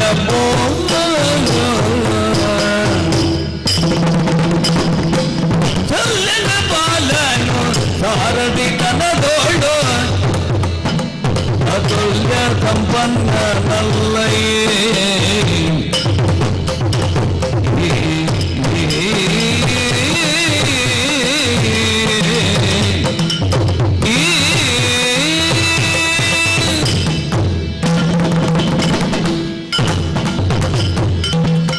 ಮಾದ್ರಾಧೀಶರಾದಂತಹ ಶಲ್ಯರು ವಿಶೇಷ ಸಂದರ್ಭದಲ್ಲಿ ಅವರು ತಮ್ಮ ಸೇನೆಯ ಜೊತೆಗೆ ನಮ್ಮ ಪಕ್ಷವನ್ನು ಸೇರಿಕೊಂಡದ್ದು. ಅಯ್ಯೋ, ನೀನೇ ಹಿಂದಿನಿಂದ ಹೇಳಿದ್ದಲ್ಲ ಅವರನ್ನೊಮ್ಮೆ ಈ ಕಡೆಗೆ ಮಾಡಬೇಕು. ಅದಕ್ಕೆ ಕಾರಣ ಇದುವೇ. ಅವರಲ್ಲಿ ಇರುವಂತಹ ಈ ಅಪೂರ್ವವಾದಂತಹ ಸಾರಥ್ಯದ ಸೂಕ್ಷ್ಮಗಳನ್ನರಿತ ಪ್ರತಿಭೆ ಅದವರಲ್ಲಿ ಉಂಟು ಎನ್ನುವುದನ್ನು ನಾನು ಮೊದಲೇ ತಿಳಿದುಕೊಂಡಿದ್ದೇನೆ. ಆದ್ದರಿಂದಲೇ ಸಂಪನ್ನನಾದಂತಹ ಸಾರಥಿ, ಪರಿಪೂರ್ಣನಾದಂತಹ ಸಾರಥ್ಯವನ್ನು ಸಿದ್ಧಿಸಿಕೊಂಡವರು ಶಲ್ಯಭೂಪಾಲ. ಲೋಕದಲ್ಲಿರುವ ಕೆಲವೇ ಮಂದಿಗಳಲ್ಲಿ ಅವರೊಬ್ಬರು. ಮಾದ್ರ ದೇಶ ಬೇರೆ, ಒಳ್ಳೊಳ್ಳೆಯ ಕುದುರೆಯ ಜಾತಿಗಳನ್ನೇ ಸಾಕಿ ಅವುಗಳನ್ನು ಯುದ್ಧಕ್ಕೆ ಸಿದ್ಧಗೊಳಿಸುವಂತಹ ಸ್ಥಳ ಅದು. ವಿಶೇಷವಾದಂತಹ ತುರಗಗಳು ಸಿದ್ಧವಾಗುತ್ತದೆ. ಅವರು ಅರಸರು, ಆದರೂ ಸಾರಥ್ಯದ ರಹಸ್ಯವನ್ನು ತಿಳ್ಕೊಂಡಿದ್ದಾರೆ. ಯಾಕೆ ಕಲಿತರು? ಅದರಲ್ಲಿ ಪ್ರತ್ಯೇಕವಾದ ಆಸಕ್ತಿಯಿಂದ ಕಲಿತರು. ಈಗ ನಮಗಿರುವಂತಹ ಈ ಸಾರಥಿಗಳೆಲ್ಲ ಅವರೆಲ್ಲ ಎಷ್ಟು ಲೆಕ್ಕ ಹಾಕಿ ಎಷ್ಟು ಸಿಗುತ್ತದೆ ಆ ಕಾರಣಕ್ಕೋಸ್ಕರ ಆ ಕೆಲಸವನ್ನು ಮಾಡ್ತಾರೆ. ಎಲ್ಲ ಅನಿವಾರ್ಯಕ್ಕೆ ಕಲಿತವರು, ಇವರು ಆಸಕ್ತಿಯಿಂದ ಕಲಿತ ವೇತನ ಜೀವಿಗಳು. ಇವರು ಆಸಕ್ತಿಯಿಂದ ಕಲಿತದ್ದು. ಯಾವುದೇ ವಿದ್ಯೆಯನ್ನಾದರೂ ಒಬ್ಬ ಆಸಕ್ತಿಯಿಂದ ಕಲಿತರೆ ಅವ ಅದರಲ್ಲಿ ಹೆಚ್ಚು ಪ್ರಬುದ್ಧತೆಯನ್ನು ಪಡೆಯುತ್ತಾನೆ, ಅವನಿಗೆ ಹೆಚ್ಚು ಕರಗತ ಆಗುತ್ತದೆ. ಅದು ಅಂತಹ ಸಾರಥಿಯೇ ನನಗೆ ಈಗ ಬೇಕಾದದ್ದು. ಆದರೆ ನಾನೇ ಹೇಳುವಾಗ ಅರ್ಥ ಆಗಿರಬಹುದು, ಶಲ್ಯ ಮಹಾರಾಜರು ಅವರನ್ನು ಸಾರಥಿಗಳ ವರ್ಗದಲ್ಲಿ ನಾವು ಇಟ್ಟವರಲ್ಲ, ಭೂಪಾಲರವರು. ಅವರು ರಥಿಕರು. ಆದ್ರಿಂದ ಅವರಿಗೆ ಎತ್ತರದ ಪೀಠವನ್ನೇ ನಿನ್ನ ಸಭೆಯಲ್ಲಿ ನೀನು ಕೊಡ್ತಾ ಇದ್ದಿ. ಕೆಲವೊಮ್ಮೆ ನಿನಗೆ ಪೂರ್ವ ಸೂಚನೆಯನ್ನು ಕೊಡದೆ ಅವರು ಬಂದು ನಿನ್ನ ಸಭೆಯಲ್ಲಿ ಭಾಗವಹಿಸದೆಯೂ ಇರ್ತಾರೆ. ಅಂತಹ ಸ್ವಾತಂತ್ರ್ಯ ಅವರಿಗುಂಟು ಅಂತ ಒಂದು ಅರ್ಥದಲ್ಲಿ ನಮಗೆ ಎಲ್ಲರಿಗಿಂತ ಮೇಲಿನವರಲ್ವಾ. ಅಂತಹ ಓರ್ವ ವ್ಯಕ್ತಿ ಸಾರಥ್ಯವನ್ನು ತಿಳಿದಿದ್ದಾರೆ ಎನ್ನುವ ಕಾರಣಕ್ಕೆ ನಾನು ನೇರವಾಗಿ ಹೋಗಿ ಹೇಳುವುದಕ್ಕಾಗುವುದಿಲ್ಲ. ಸೇನಾಧಿಪತಿ ಆದರೂ ಕೂಡ ರಥಿಕರಾಗಿ ಬಂದ ಅವರನ್ನು ನಾನು ನೇಮಿಸುವುದಕ್ಕುಂಟೋ ಹೇಳು. ಆದ್ರೆ ಯೋಚನೆ ಮಾಡುವುದು, ಕನಸು ಕಾಣುವುದು ಅದೊಂದೇ. ಎಲ್ಲಿಯಾದರೂ ಶಲ್ಯರ ಸಾರಥ್ಯ ದೊರಕಿತು ಅಂತಾದ್ರೆ ಕೌರವನ ಮುಖದಲ್ಲಿ ಹರ್ಷವನ್ನು ಲೋಕವೇ ಕಾಣುವುದಕ್ಕಾದೀತಲ್ಲ ಅಂತ ಕಂಡು ಹೋಗುತ್ತದೆ. ನನಗೋಸ್ಕರ ಅಲ್ಲ, ನಿನಗೋಸ್ಕರವಾಗಿ ನಾನಷ್ಟು ಮಾಡ ಬಯಸಿದ್ದೇನೆ ಕೌರವೇಶ್ವರ.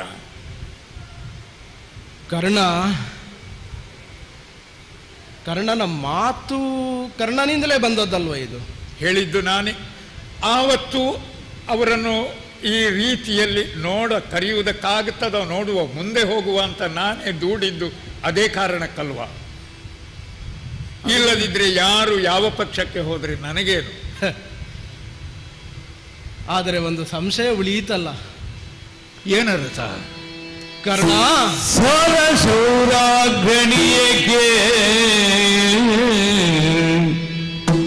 ಮೈನೋರಿರುವ 11 ಕ್ಷೋಯಿನಿ ಭೂರಿ ಮಾರ್ಬಲದೊಳಗೆ ಸುತತ್ವವನು ಬಲ್ಲವರ ವೀರರನು ತನಗೊರೆಯದಿ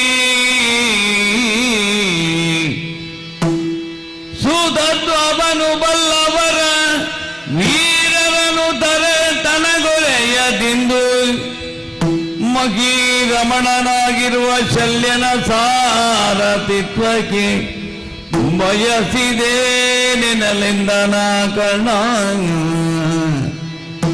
ಸಾರ ಶೌರಾಗ್ರಣಿಯೇ ಮೈದೋದಿರುವ 11 ಕ್ಷೋಹಿಣಿ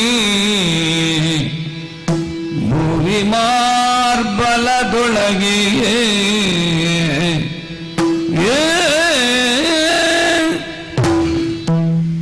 ಸೇನಾಧಿಪತಿ ಅರಸ, ತುಂಬಿರುವಂತಹ 11 ಕ್ಷೋಹಿಣಿ ಸೈನ್ಯ ಅಷ್ಟಿಲ್ಲ ಅಂತ ನಿನಗೂ ಗೊತ್ತುಂಟು, ನನಗೂ ಗೊತ್ತುಂಟು. ಇವಾಗ ಆದ್ರೆ ನಾವು ಹೇಳುವಾಗ ಕೊನೆಯವರೆಗೂ ಹಾಗೆ ಹೇಳುವುದು, ಯಾಕಂದ್ರೆ ಆದ್ರೂ ಭರವಸೆ ಉಂಟಲ್ಲ ಏನು ಕಡಿಮೆ ಆಗಲಿಲ್ಲ ಅಂತ. ಮತ್ತು ಒಂದು ಎಷ್ಟು ನಷ್ಟ ಆಗಿದೆ ಅಂತ ಲೆಕ್ಕ ಹಾಕಲಿಕ್ಕೆ ನಾವು ಹೋಗಲೇ ಇಲ್ಲ. ಹೌದು. ಆದ್ರಿಂದ ಉಳಿದದ್ದೆಷ್ಟು ಅಂತ ಹೇಳುವಂತಹ ಸ್ಥಿತಿಯಲ್ಲಿ ನಾವಿಲ್ಲ. ಇಷ್ಟು ಜನ ಇರುತ್ತ ಇವರಲ್ಲೊಬ್ಬ ಸಮರ್ಥನಾದಂತಹ ಸಾರಥಿಯನ್ನು ಆಯ್ಕೆ ಮಾಡು ಅಂತ ನಾ ಹೇಳಿದ್ರೆ ಇಲ್ಲಿ ಸೇರಿರುವಂತಹ ಎಲ್ಲರನ್ನೂ ಬಿಟ್ಟು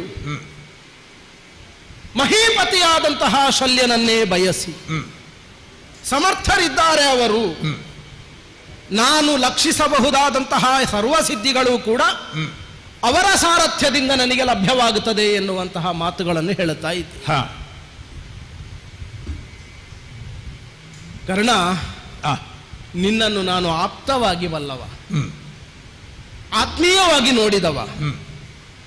ಉಳಿದೆಲ್ಲರಿಗಿಂತಲೂ ನಿನ್ನ ಜೊತೆಗೆ ನನ್ನ ಒಡನಾಟ ಹೆಚ್ಚು. ಆದ್ದರಿಂದ ನಿನ್ನ ಮನದ ಇಂಗಿತ ಇಲ್ಲಿಗೆ ನಿಲ್ಲುವುದಿಲ್ಲ ಅಂತ ನನಗೆ ಸ್ಪಷ್ಟ ಗೊತ್ತುಂಟು. ಈ ಅಭಿಲಾಷೆಯ ಹಿಂದೆ ಮತ್ತೇನೋ ದೊಡ್ಡದಾದಂತಹ ನಿರೀಕ್ಷೆ ಅಥವಾ ಮತ್ತೇನೋ ದೊಡ್ಡ ಸುಳುಹು ಇದರಲ್ಲಡಗಿದೆ ಎನ್ನುವುದನ್ನು ನಿರೀಕ್ಷಿಸಬಲ್ಲೆ ನಾನು. ಆದ್ದರಿಂದ ಕರ್ಣ, ಎಲ್ಲರನ್ನು ಬಿಟ್ಟು ಶಲ್ಯರೇ ಆಗಬೇಕು ಅಂತ ಕೇವಲ ಸಾರಥ್ಯದ ನೈಪುಣ್ಯತೆ ಅವರಲ್ಲಿ ಉಂಟು ಎನ್ನುವ ಕಾರಣದಿಂದ ಬಯಸಿದೆಯೋ ಅಲ್ಲ, ಅದಕ್ಕಿಂತ ಅಧಿಕವಾದಂಥದ್ದು ಏನಾದರೂ ಉಂಟೋ ಕರ್ಣ? ಸ್ಪಷ್ಟ ಕಾರಣವೇ ಉಂಟು ಅರಸ. ಚಿತ್ತವಿಸಬೇಕು. ಚಿತ್ತವಿಸು ಕುರುಗುಲಾಂಬೋದಿ ಪೋಣ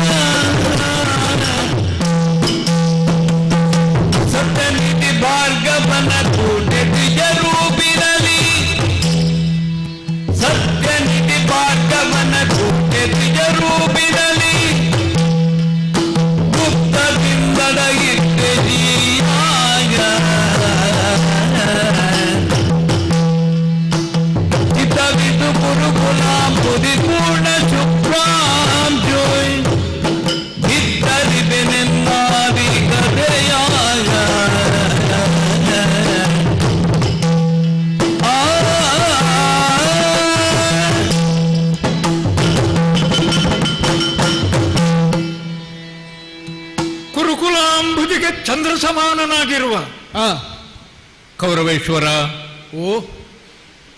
ಇವತ್ತಾದರೂ ಕರ್ಣನ ಬದುಕಿನಲ್ಲಿ ನಡೆದು ಹೋದಂತಹ ಈವರೆಗೆ ರಹಸ್ಯವಾಗಿದ್ದ ಒಂದು ಘಟನೆಯನ್ನು ನೀನು ತಿಳ್ಕೊಳ್ಳೇಬೇಕು. ಆಗ ಶಲ್ಯರ ಅವಶ್ಯಕತೆ ಎಷ್ಟು ನಮಗೆ ಎನ್ನುವುದು ನಿನಗೆ ಮನದಟ್ಟಾಗ್ತದೆ.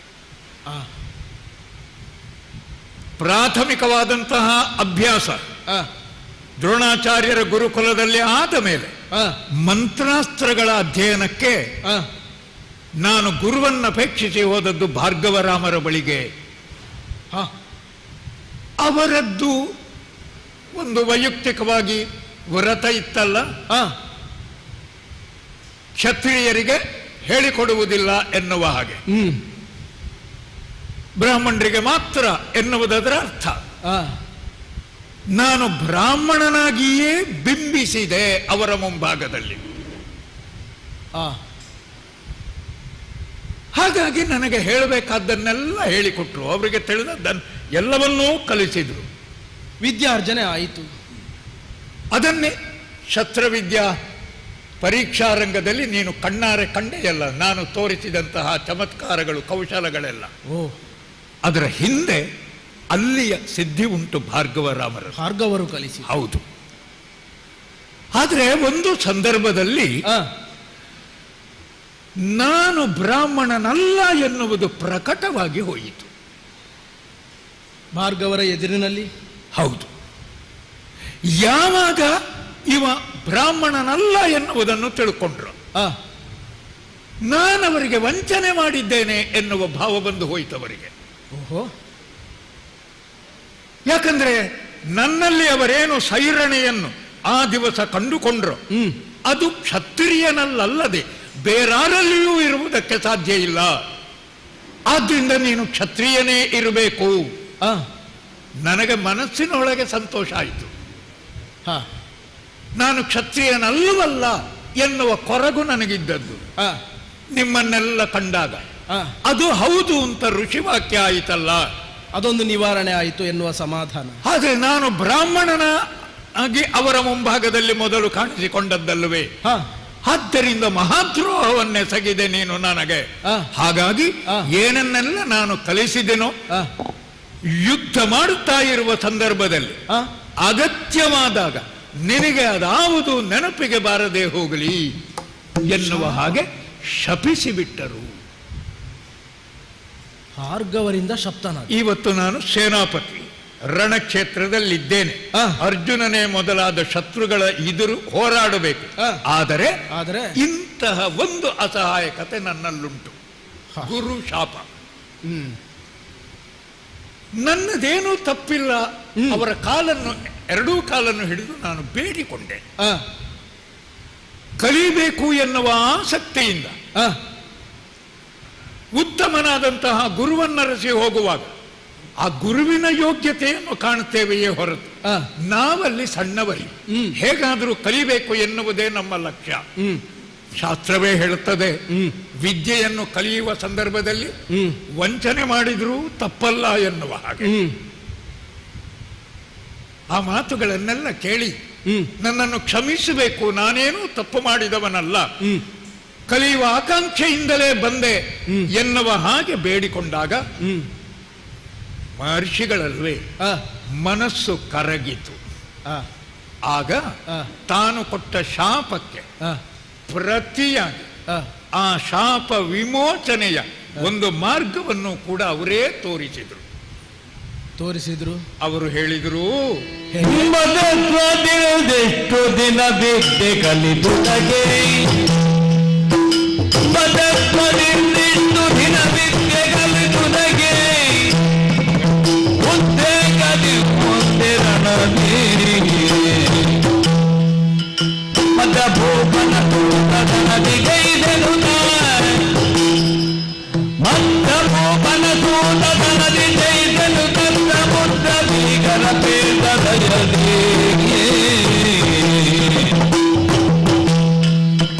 ಚಿತ್ತವಿತು ಗುರುಗುಲ ಮುಗಿ ಪೂರ್ಣ ಶುಕ್ರ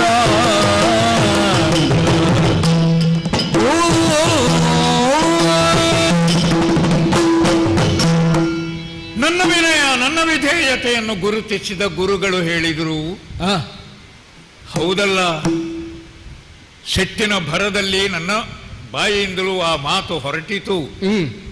ಆದರೆ ಈಗ ಎಣಿಸಿ ನೋಡಿದರೆ ನೀನು ಯಾವ ದಿವಸ ನಮ್ಮ ಗುರುಕುಲದ ಒಳಗೆ ಕಾಲಿಟ್ಟೆಯೋ ಅಂದಿನಿಂದ ಇಂದಿನವರೆಗೆ ಆಕ್ಷೇಪಾರ್ಹವಾದ ಯಾವ ನಡತೆಯನ್ನೂ ನಾನು ನಿನ್ನಲ್ಲಿ ಕಂಡದ್ದಿಲ್ಲ.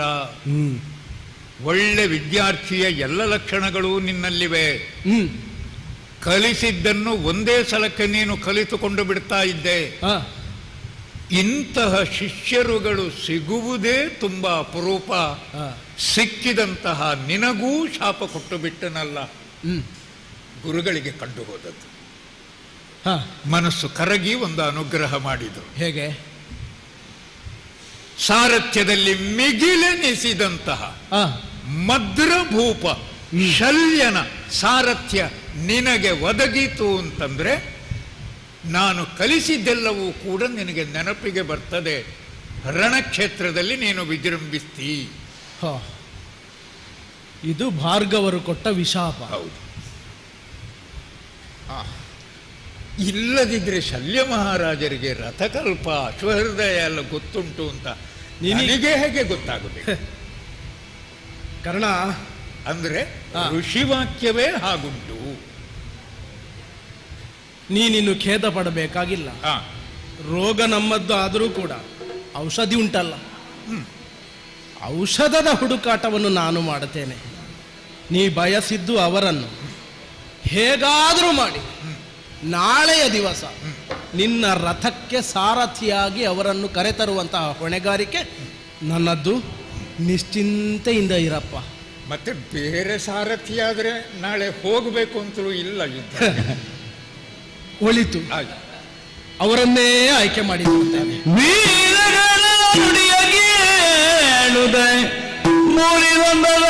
ಗೌರವ ಪೌರ ಮಣ ನದಿ ತವದಲ್ಲಿ ವಾದೆ ಜನರ ಮನೆಗೆ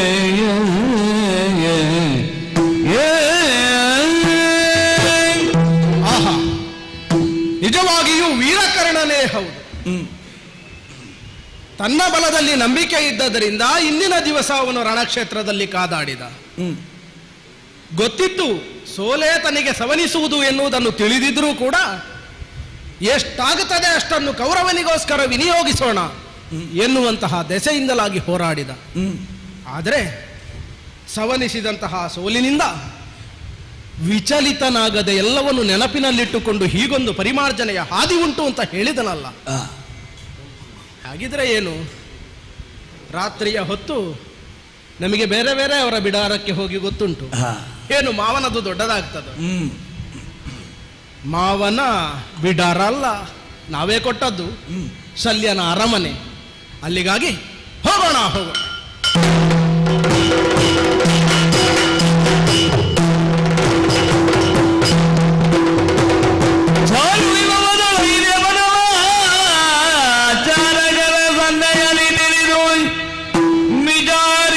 ಬಳಿಗಿದಿರು ಬಂದರಸನನು ಮನ್ನಿಸಿದಾಗ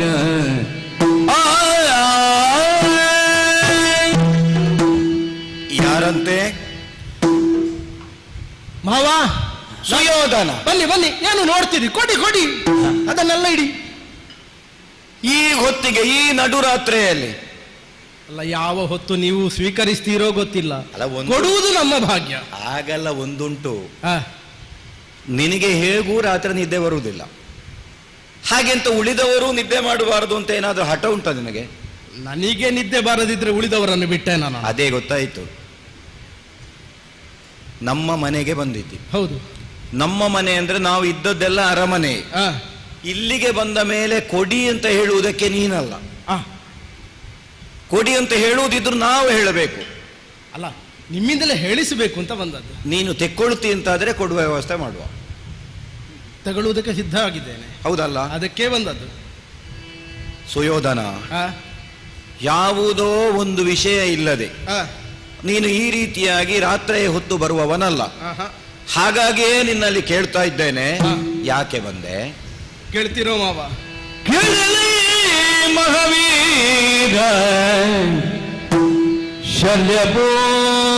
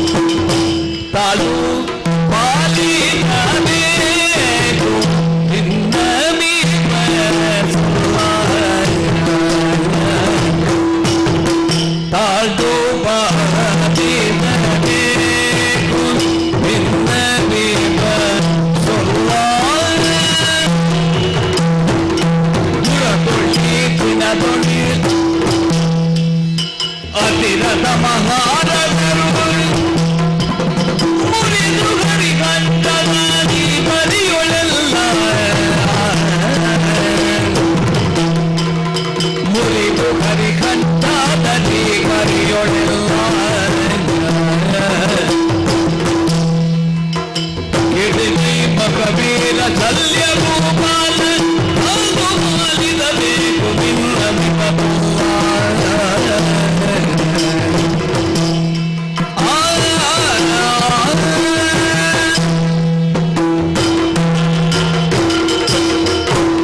ಮಾವಯ್ಯ, ಕೌರವ, ನೀವು ಹೇಳು ಅಂತ ಹೇಳದೆ ಹೇಳುವುದಕ್ಕೆ ತೊಡಗುವವ ನಾನಲ್ಲ. ಹೌದಪ್ಪ, ಹಾಗೆಂತ ನೀನು ಹೇಳದೇ ಉಳಿಯುವವನಲ್ಲ. ಮಾವ, ನೀವೆಂಥವರು ಅಂತ ನಮಗೆ ಗೊತ್ತಿಲ್ವ? ಮದ್ರಾಧಿಪರು. ನಿಮ್ಮ ಹಿಂದಿನ ಪರಂಪರೆ ಹೇಗುಂಟೋ ಗೊತ್ತಿಲ್ಲ, ಆದರೆ ನೀವು ಬಂದ ಮೇಲೆ ಮದ್ರಾ ದೇಶ ಹೇಗಾಯಿತು, ಅದೆಷ್ಟು ಉಚ್ಛ್ರಾಯ ಸ್ಥಿತಿಗೆ ಬಂತು, ಎಲ್ಲೆಲ್ಲಿಂದ ಸಂಬಂಧ ಬೆಳೆಸಿತು, ಎಲ್ಲೆಲ್ಲಿಗೆ ಸಂಬಂಧವನ್ನು ಹರಿಸಿತು, ಇದೆಲ್ಲವನ್ನು ಯೋಚನೆ ಮಾಡಿದ್ರೆ ಮಾವಯ್ಯ, ಮಾಡಿದರೆ ಎಂತಹ ಯೋಗ್ಯತಾ ಸಂಪನ್ನರು ನೀವು ಅಂತ ಅರ್ಥ. ನೀವು ಮಾಡದೇ ಇರುವಂತಹ ಯಾಗಯಜ್ಞಾದಿಗಳು ಉಂಟೋ ಮಾವಯ್ಯ? ಓಹೋ, ಬಿಟ್ಟಿದ್ದೀರಂತೆ. ಒಂದು ರಾಜಸೂಯವನ್ನು ನೀವು ಬಿಟ್ಟಿದ್ದೀರಂತೆ. ಮಾಡಿದೆವು ಅಂತಾದ್ರೆ ನಿಮ್ಮಲ್ಲಿಗೂ ಬರಬೇಕಾಗ್ತದೆ. ನೀವು ಬಿಟ್ಟದನ್ನು ನಮ್ಮವ ಮಾಡಿದ. ಇನ್ನೊಂದನ್ನು ಬಿಟ್ಟಿದ್ದೀರಿ. ಯಾವುದು? ಅಶ್ವಮೇಧ. ಬಹುಶಃ ನನಗೆ ಅದನ್ನು ಬಿಟ್ಟಿದ್ದೇನೆ ಅಂತ ಹೇಳುವುದಕ್ಕಿಂತಲೂ ಬಿಡ್ಲಿಲ್ಲ ಅಂತ ಹೇಳುವುದು ಒಳ್ಳೇದು. ಹಯವನ್ನು ಬಿಡ್ಲಿ. ಹೌದು. ಯಾಕೆ ಅಂತ ಕೇಳಿದ್ರೆ ಅದು ನನಗೆ ಬಿಟ್ಟದ್ದು. ನನ್ನ ಅಳಿಯ ಯುವ ಮಾಡುವುದಿದ್ರೆ ಮಾಡ್ಲಿ ಅಂತ ಬಿಟ್ಟದ್ದಿರಬೇಕು. ಋತಾಯಣಿಗಳು, ಆರ್ತಾಯಣಿಗಳು ಹೀಗೆನ್ನುವಂತಹ ನೆಗಳತೆ ನಿಮ್ಮದು. ರಾಮಾಯಣ ತ್ರೇತೆಯಲ್ಲಿ ಆಗಿ ಹೋದಂತಹ ಮಹಾಕಾವ್ಯ, ಅಂಥದ್ದೇ ಒಬ್ಬ ಯೋಗ್ಯತಾವಂತ ಸಿಕ್ಕಿದ್ರೆ ಋತಾಯಣ ಎನ್ನುವಂತಹ ಈಗಿನ ಒಂದು ಮಹಾಕಾವ್ಯವನ್ನು ಬರೆಯುವಷ್ಟು ನಿಮ್ಮಲ್ಲುಂಟು ಮಾವ. ಹೀಗೆಲ್ಲ ಮಾತಾಡ್ಲಿಕ್ಕೆ ಗೊತ್ತುಂಟಲ್ವ ನಿನಗೆ? ಮಾವ, ಇದ್ದದ್ದನ್ನು ಹೇಳುವುದಕ್ಕೆ ಗೊತ್ತಿರಬೇಕು ಅಂತ ಇಲ್ಲ. ಓಹೋ, ಇದ್ದದ್ದನ್ನು ಹೇಳಬೇಕು ಅಂತಾದ್ರೆ ಗೊತ್ತಿರಬೇಕು ಅಂತ ಇಲ್ಲ, ಇಲ್ಲದನ್ನ ಹೇಳಬೇಕಾದ್ರೆ ಕಲಿಬೇಕು. ಹೌದು. ನಿಮ್ಮಲ್ಲಿ ಇದ್ದದ್ದನ್ನೇ ಹೇಳಿದ್ದು ನಾನು. ನಿಮ್ಮಷ್ಟು ಪ್ರಬಲ ಶಕ್ತಿವಂತರು ಯಾರಿದ್ರು ಇದ್ದಾರೋ, ಬಲದೊಳ್ಳಿ ಯಾರು ಅಂತ ಕೇಳಿದ್ರೆ ಶಲ್ಯ ಭೂಪಾಲ. ಶಸ್ತ್ರಾಸ್ತ್ರಗಳ ವಿದ್ಯೆಯಲ್ಲಿ ಯಾರು ನಿಪುಣರು ಅಂತ ಕೇಳಿದ್ರೆ ಶಲ್ಯ ಭೂಪಾಲ. ಕೊಟ್ಟಂತಹ ಮಾತನ್ನು ಪಾಲಿಸುವವರು ಯಾರು ಅಂತ ಕೇಳಿದರೆ ಪ್ರಸ್ತುತ ಕಾಲದಲ್ಲಿ ಶಲ್ಯ ಭೂಪಾಲನನ್ನು ಮಿಗಿಲಾಗಿಸಿ ಬೇರೆ ಯಾರು ಇಲ್ಲ. ಅದಕ್ಕೆ ನಮ್ಮದೇ ಉದಾಹರಣೆ ಉಂಟಲ್ಲ.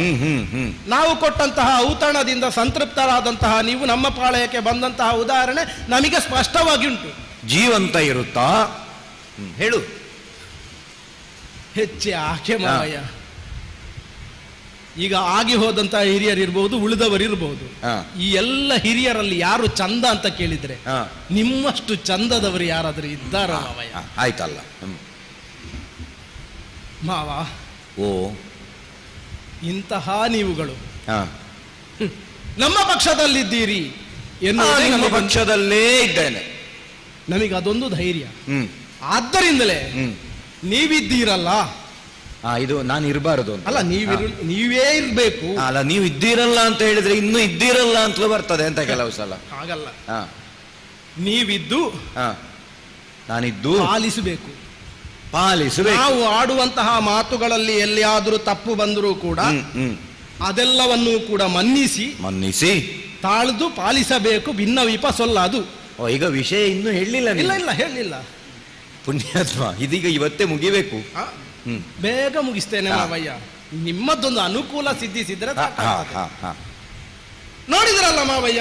ಯಾವುದನ್ನು? ಇವತ್ತಿನ ದಿನದ ಯುದ್ಧವನ್ನು. ನೋಡಿದ್ದೇವೆ, ಕೂಡಿದಷ್ಟು ಮಾಡಿದ್ದೇವೆ. ಅಲ್ಲ, ನೀವು ಮಾಡಿದ್ದೀರಿ. ನಿಮ್ಮಿಂದಾಗಿ ಅವನಿಗೊಂದು ಹೆಸರು ಬಂತು ಇವತ್ತಿನ ಯುದ್ಧದಲ್ಲಿ.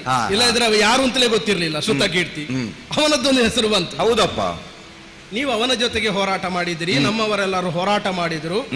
ಆದರೆ ದಿನದ ಕೊನೆಯ ಫಲಿತಾಂಶ ಏನು ಅಂತ ಕೇಳಿದ್ರೆ ಸೋಲು ಸವನಿಸಿತು. 16 ದಿನದಿಂದಲೇ ಅದುವೇ. ನೀವಿದ್ದುಕೊಂಡು ಸೋಲು.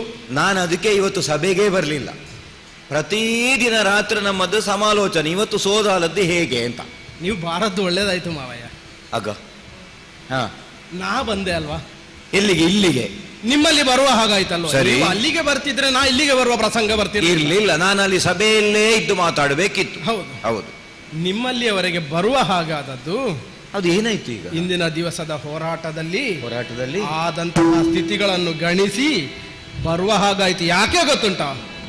ಕರ್ಣನ ಬಗ್ಗೆ ಅಲ್ಲ, ಮತ್ತೆ ಮನರೊಳಗೆ ಬೆಗ್ಗಳನು ಕರ್ಣನ ದಿವನ ನಿಮ್ಮ ಮನರೊಳಗೆ ಬೆಗ್ಗಳನು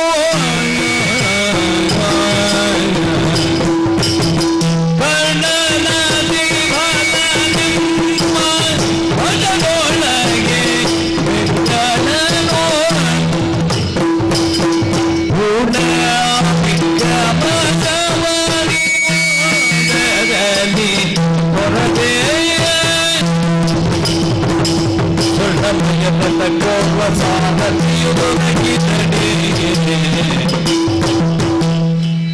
ಹೊರದೆ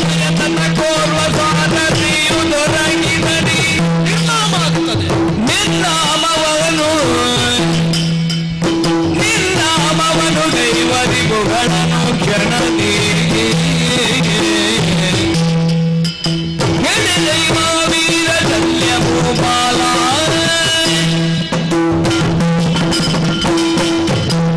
ಮಾವಯ್ಯ, ಕೌರವ, ನಾವು ಸೇನಾಧಿಪತಿತ್ವವನ್ನು ಕೊಟ್ಟದ್ದು ವೀರಕರ್ಣನಿಗೆ. ಹೌದಪ್ಪ, ನಿನ್ನ ನೆಲೆಯಿಂದ ವೀರ ಕರ್ಣನೆ. ಎಲ್ಲರ ನೆಲೆಯಿಂದಲೂ ಹಾಗೆಯೇ ಅವನು. ಇದು ತನಕ ತನ್ನ ಸಾಧನಾ ಪಥದಲ್ಲಿ ತೋರಿದಂತಹ ವಿಕ್ರಮ ಅತಿಶಯವನ್ನು ಎಣಿಸಿ ನಿಜವಾಗಲೂ ವೀರನೇ ಎನ್ನುವುದನ್ನು ನಾವು ದೃಢಪಡಿಸಿಕೊಂಡಿದ್ದೇವೆ. ಅವನಿಗೆ ಕೊಟ್ಟ ಬಳಿಕ ಇಂದಿನ ದಿವಸದ ಯುದ್ಧ ನಡೆಯಿತು. ಸೋಲು ಸವನಿಸಿತು. ಹೌದು, ವೀರಕರ್ಣ ಆದ್ರೂ ಯುದ್ಧದಲ್ಲಿ ಸೋತ. ಹೌದು. ಕಾರಣ ಏನು ಅಂತ ನಾವು ಹುಡುಕಿಕೊಂಡು ಹೋಗಬೇಕಲ್ಲ. ಕಾರಣ ಎದುರಿನವರು ಗೆದ್ದದ್ದು. ಉಳಿದವರು ಗೆದ್ದರು ಅಂತ ಅವ ಸೋತದ್ದಲ್ಲ. ಎಂತಹ ದೊಡ್ಡ ಅಡುಗೆ ಆದರೂ ಕೂಡ ನೋಡುವಾಗ ರುಚಿ ಇರ್ತದೆ, ನೋಡುವಾಗ ಕಾಣುವಾಗ ಒಳ್ಳೇದಿರ್ತದೆ. ಸರಿ, ರುಚಿಸುವಾಗ ಸ್ವಲ್ಪ ಲವಣಾಂಶ ಕಡಿಮೆ ಇದೆ. ಅಡಿಗೆ ಕೆಟ್ಟು ಹೋದದ್ದು ಹೌದಲ್ಲ? ಹಾಗೆ ಹೌದಪ್ಪ, ಉಪ್ಪು ಹಾಕಿದ್ದು ಕಡಿಮೆ. ಇದು ಹಾಗೆ ಆಯಿತು. ಕರ್ಣನಿಗೆ ಅತಿಶಯವಾದಂತಹ ಸಂಪೂರ್ಣವಾದಂತಹ ಬಲ ಇದೆ, ಪೂರ್ಣ ವಿಕ್ರಮನಾಥ. ಆದ್ರೂ ಈ ದಿನ ನಕುಲನಲ್ಲೂ ಹೋರಾಟದಲ್ಲಿ ಸೋತಿದ್ದಾನೆ. ಕಾರಣ ಏನಪ್ಪ? ಅವನಲ್ಲೇ ಕೇಳಿದೆ. ಇವತ್ತಿನ ರಾತ್ರಿಯ ಸಭೆ ಸೇರಿಸಿ ಅವನಲ್ಲಿ ಕೇಳುವಾಗ ಅವನೇ ಆಡಿದ ಮಾತು. ಈ ಕರ್ಣನಲ್ಲೂ ಕೇಳ್ತೀಯ ನೀನು? ಅಯ್ಯೋ, ನಾನು ನನಗೆ ಕೇಳಬೇಕು ಅಂತ ಅನ್ನಿಸಿದ್ರೆ ಅಪ್ಪನನ್ನು ಬಿಡುವುದಿಲ್ಲ. ಅಪ್ಪನನ್ನು ಬಿಡುವುದಿಲ್ಲ, ಉಳಿದವರನ್ನು ಬಿಡ್ತೀಯ ಅಂತ. ಕರ್ಣನಲ್ಲೂ ಕೇಳಿದೆ. ಏನು ದೊಡ್ಡ ದೊಡ್ಡ ಹೇಳಿದೆಯಲ್ಲ, ನನಗೆ ಆರಂಭದಿಂದಲೂ ಅವನೇ ಹೇಳಿದಲ್ಲ. ಅವನೇ ಅಲ್ವ ನನ್ನಲ್ಲಿ ಪ್ರಶ್ನೆ ಕೇಳುವುದಕ್ಕೆ ಮೊದಲೇ ಉತ್ತರ ಕೊಟ್ಟದವ ಅಲ್ವ? ಇವತ್ತೇನು ಪಾಂಡವರ ದೂರಕ್ಕೆ ನಾನಿರುವೆ ಜೀಯ. ಇವತ್ತೇನಾಯ್ತು? ಕೊಟ್ಟಿದ್ದೇನಲ್ಲ ಸೇನಾಧಿಪತಿತ್ವ. ಏನು ಮಾಡಿದೆ ಇವತ್ತಿನ ಬೆಳಿಗ್ಗಿನಿಂದ ಸಂಜೆಯವರೆಗೆ?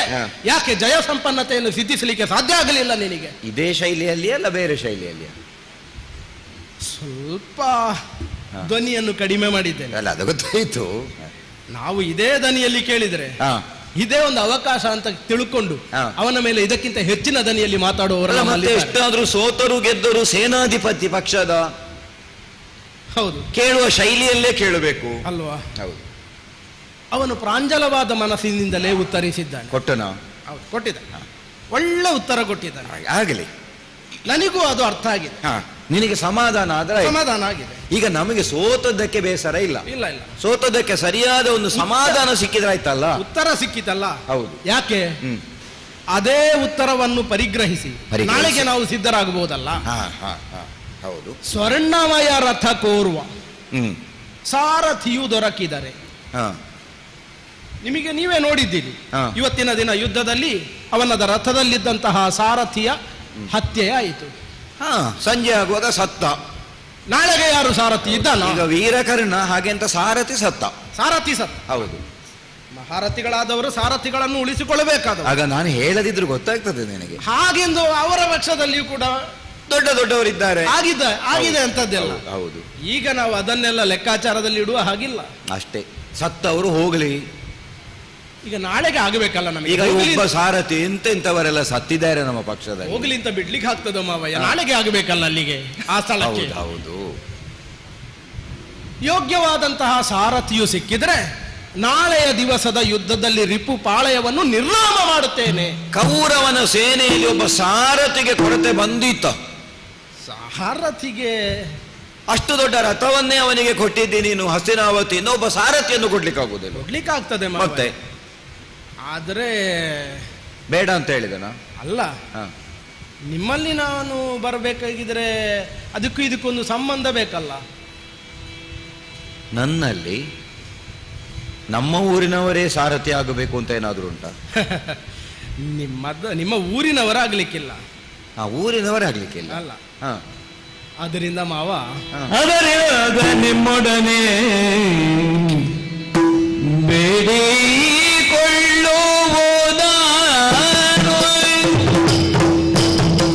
ಅದರಿವಾಗ ನಿಮ್ಮೊಡನೆ ಬೇಡಿಕೊಳ್ಳುವುದ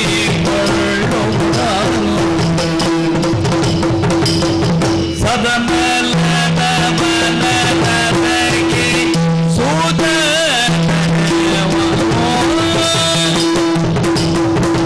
ಪದುಳ ಕೈಗೆಮ್ಮ ಗುರುವಂಶವನ್ನು ಕಾಯಿ ಪದುಳ ಕೈಗೆಮ್ಮ ಗುರುವಂಶವನ್ನು ಕಾಯ್ದು ಮುದದೀತು ಕೀರ್ತಿಯನ್ನು ನೀ ಧರಿಸಬೇಕು. ಅದರಿಂದ ನಿಮ್ಮೊಡನೆ ಬೇಡಿಕೊಳ್ಳುವುದ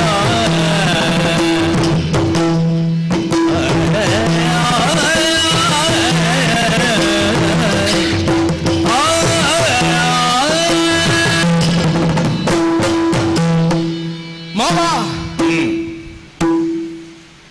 ಇದು ಯಾವುದು? ಈಗ ಒಬ್ಬರಲ್ಲಿ ಒಂದೇ ಪ್ರತಿಭೆ ಉಂಟು ಅಂತ ನಾವು ಯೋಚನೆ ಮಾಡುವುದಕ್ಕಾಗುವುದಿಲ್ಲ. ಇಲ್ಲಪ್ಪ, ಕೆಲವು ಪ್ರತಿಭೆಗಳು ಇರ್ತದೆ ಒಬ್ಬನಲ್ಲಿ. ಒಬ್ಬರು ಒಳ್ಳೆ ಮಾತುಗಾರರು ಇರ್ತಾರೆ. ಹೌದು, ಅವರಿಗೆ ಸಂಗೀತದ ಒಳ್ಳೆಯ ಜ್ಞಾನ ಇರ್ತದೆ. ಒಳ್ಳೆ ಜ್ಞಾನ ಇರ್ತದೆ. ಅಲ್ಲ, ಅವರೇ ಹಾಡುಗಾರರು ಆಗಿರ್ತಾರೆ. ಹೌದಪ್ಪ. ನಾವು ಅವರನ್ನು ಹಾಡಿಸುವುದಿಲ್ಲ ಕೆಲವು ಸಲ. ಹಾ, ಉಳಿದವರಿಗೆ ಹೇಳಿಕೊಡುವಷ್ಟು ಅವರಲ್ಲಿರ್ತದೆ. ಸರಿ. ಒಬ್ಬ ದೊಡ್ಡ ಯೋಧನಾದವನಿಗೆ ಇನ್ನೊಂದು ಪ್ರತಿಭೆ ಇಲ್ಲದೇ ಇಲ್ಲ ಅಂತ ನಾವು ಪರಿಗಣಿಸುವ ಹಾಗೆ. ಆ ಕ್ಷೇತ್ರದಲ್ಲಿ ಅದು ಅಗತ್ಯ ಇಲ್ಲ ಅಂತ. ಮಾವ, ಓ, ನಿಮಗೆ ಸಾರಥ್ಯ ಗೊತ್ತುಂಟಂತೆ ಅಲ್ವಾ? ಹೌದು. ಅದಕ್ಕೆ ಇದಕ್ಕೇನು ಸಂಬಂಧ? ಸಾರಥ್ಯ ಗೊತ್ತುಂಟು ನನಗೆ. ಅಲ್ಲ, ಹೇಳುವುದು ಕೇಳಿದ್ದೇನೆ. ಪಾಂಡುವನ್ನು ಚಕ್ರವರ್ತಿ ಅಂತ ಸ್ಥಾಪಿಸಿದ್ದೇ ನಮ್ಮ ಮಾವಯ್ಯ ಅಂತ.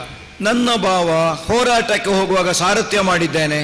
ಪಾಂಡು ದಿಗ್ವಿಜಯ ಅಂತ ಪ್ರಸಂಗವೇ ಆಗಿದೆ. ಹಾಗಿದ್ರೆ ಗೊತ್ತುಂಟು ಅಂತ ಆಯ್ತು. ಗೊತ್ತುಂಟು ಅಲ್ಲ, ಸರಿ ಗೊತ್ತುಂಟು. ಈ ಗೊತ್ತಿರುವುದು ಬೇರೆ, ಸರಿ ಗೊತ್ತಿರುವುದು ಬೇರೆ. ಈಗ ಸಾರಥ್ಯ ಸುಮ್ಮನೆ ರಥವನ್ನು ಓಡಿಸುವುದಕ್ಕೆ ಯಾವ ಸಾರಥಿಯೂ ಯಾರು ಆಗ್ತದೆ. ಯುದ್ಧದಲ್ಲಿ ಸಾರಥ್ಯವನ್ನು ಮಾಡಬೇಕಿದ್ರೆ ಒಂದು ಕೌಶಲ್ಯ ಬೇಕು, ನೈಪುಣ್ಯ ಬೇಕು. ಅದಕ್ಕಿಂತಲೂ ಹೆಚ್ಚಿನ ಸಿದ್ಧಿಯನ್ನು ತಾವು ಪಡ್ಕೊಂಡವರು. ಹೇಳುವುದಕ್ಕೆ ಅವನು ನಮ್ಮ ಪ್ರತಿಪಕ್ಷದಲ್ಲಿರುವವನು ಕಲ್ತಿದ್ದಾನೆ. ಹೌದಪ್ಪ, ಅವನು ಕಲ್ತ ಗುರುಗಳಲ್ಲಿ ಅಲ್ವಾ ನಾನು ಮೊದಲು ಕಲ್ತದ್ದು, ಸಾಂದೀಪನಿ ಮಹರ್ಷಿಗಳಲ್ಲಿ. ಮಾತ್ರ ಅಲ್ಲ, ಅವನು ಕಲ್ತದ್ದಕ್ಕಿಂತ ಹೆಚ್ಚು ದಿವಸ ನೀವು ಕಲ್ತಿದ್ದ. ಹೌದಪ್ಪ, ಕೆಲವು ವರ್ಷ ಅಲ್ವಾ? ಹೌದು ಮಾವಯ್ಯ. ಓ, ಹಾಗಿದ್ರೆ ಹತ್ತಿರ ಹತ್ತಿರ ಬಂತಲ್ಲ. ನೀ ವಿಷಯಾಂತರ ಮಾಡ್ತೀಯ ಅಂತ? ಇಲ್ಲ ಇಲ್ಲ, ನಾವೀಗ ಮಾತಾಡ್ತಾ ಇರುವುದು ನಿನ್ನ ಸೇನೆ, ಯುದ್ಧ. ಹೌದು. ಕರ್ಣನ ಸೇನಾಧಿಪತ್ಯ. ಅವನಿಗೆ ನಾಳೆ ದಿನ ಒಬ್ಬ ಸಾರಥ್ಯ ಬೇಕಾಗುವುದು. ಅದಕ್ಕೂ ನಾನು ಸಾರಥ್ಯ ಕಲ್ತದ್ದಕ್ಕೂ ಕೃಷ್ಣನಿಗಿಂತ ಹೆಚ್ಚು ಅನುಭವ ನನಗಿರುವುದಕ್ಕೂ ಸಂಬಂಧ ಏನು ಅಂತ ಬೇಕಲ್ಲ ಮಾವಯ್ಯ. ಓ, ಸದಮಲ ಅವನು ಕರ್ಣ. ಅಲ್ಲ, ನೀನು ಹೇಳಿದ ಮೇಲೆ ಆಯ್ತು. ಯಾಕೆ ಅಂತ ಕೇಳಿದ್ರೆ ಇವತ್ತಿನವರೆಗೆ ಬಾಯಿ ಬಿಡ್ಲಿಲ್ಲ ನೋಡಿ. ನಾವು ಕೇಳಿದ್ದವನು ಬಾಯಿಯೇ ಹೆಚ್ಚು ಬಿಟ್ಟದ್ದು.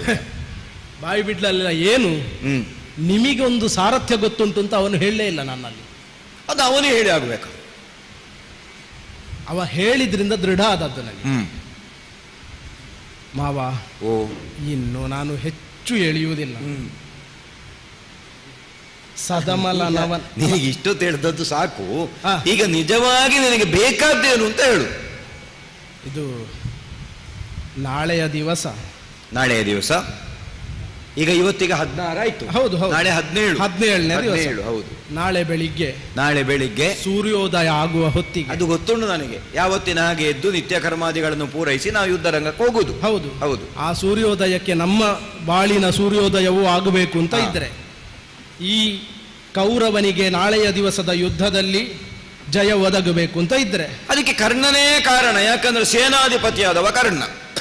ಅಂತಹ ಸೇನಾಧಿಪತಿಯಾದಂತಹ ಕರ್ಣನಿಗೆ ಮಾವ, ನೀವೊಂದು ಸಾರಥಿಯಾಗಿ ಬಂದು ನಾಳೆಯ ದಿವಸ ಸಾರಥ್ಯವನ್ನು ಮಾಡಿದರೆ ಮಾವ, ಈ ಕೌರವನ ಪಾಲಿಗೆ ಗೆಲುವಾಗುತ್ತದೆ ಮಾವ. ಒಪ್ಪಿಕೊಳ್ಳಬೇಕು ನೀವು. ಶರಣು ಶರಣು ಶರಣು. ಇದಕ್ಕೆ ಮಾತು ಅಂತ ಹೆಸರು.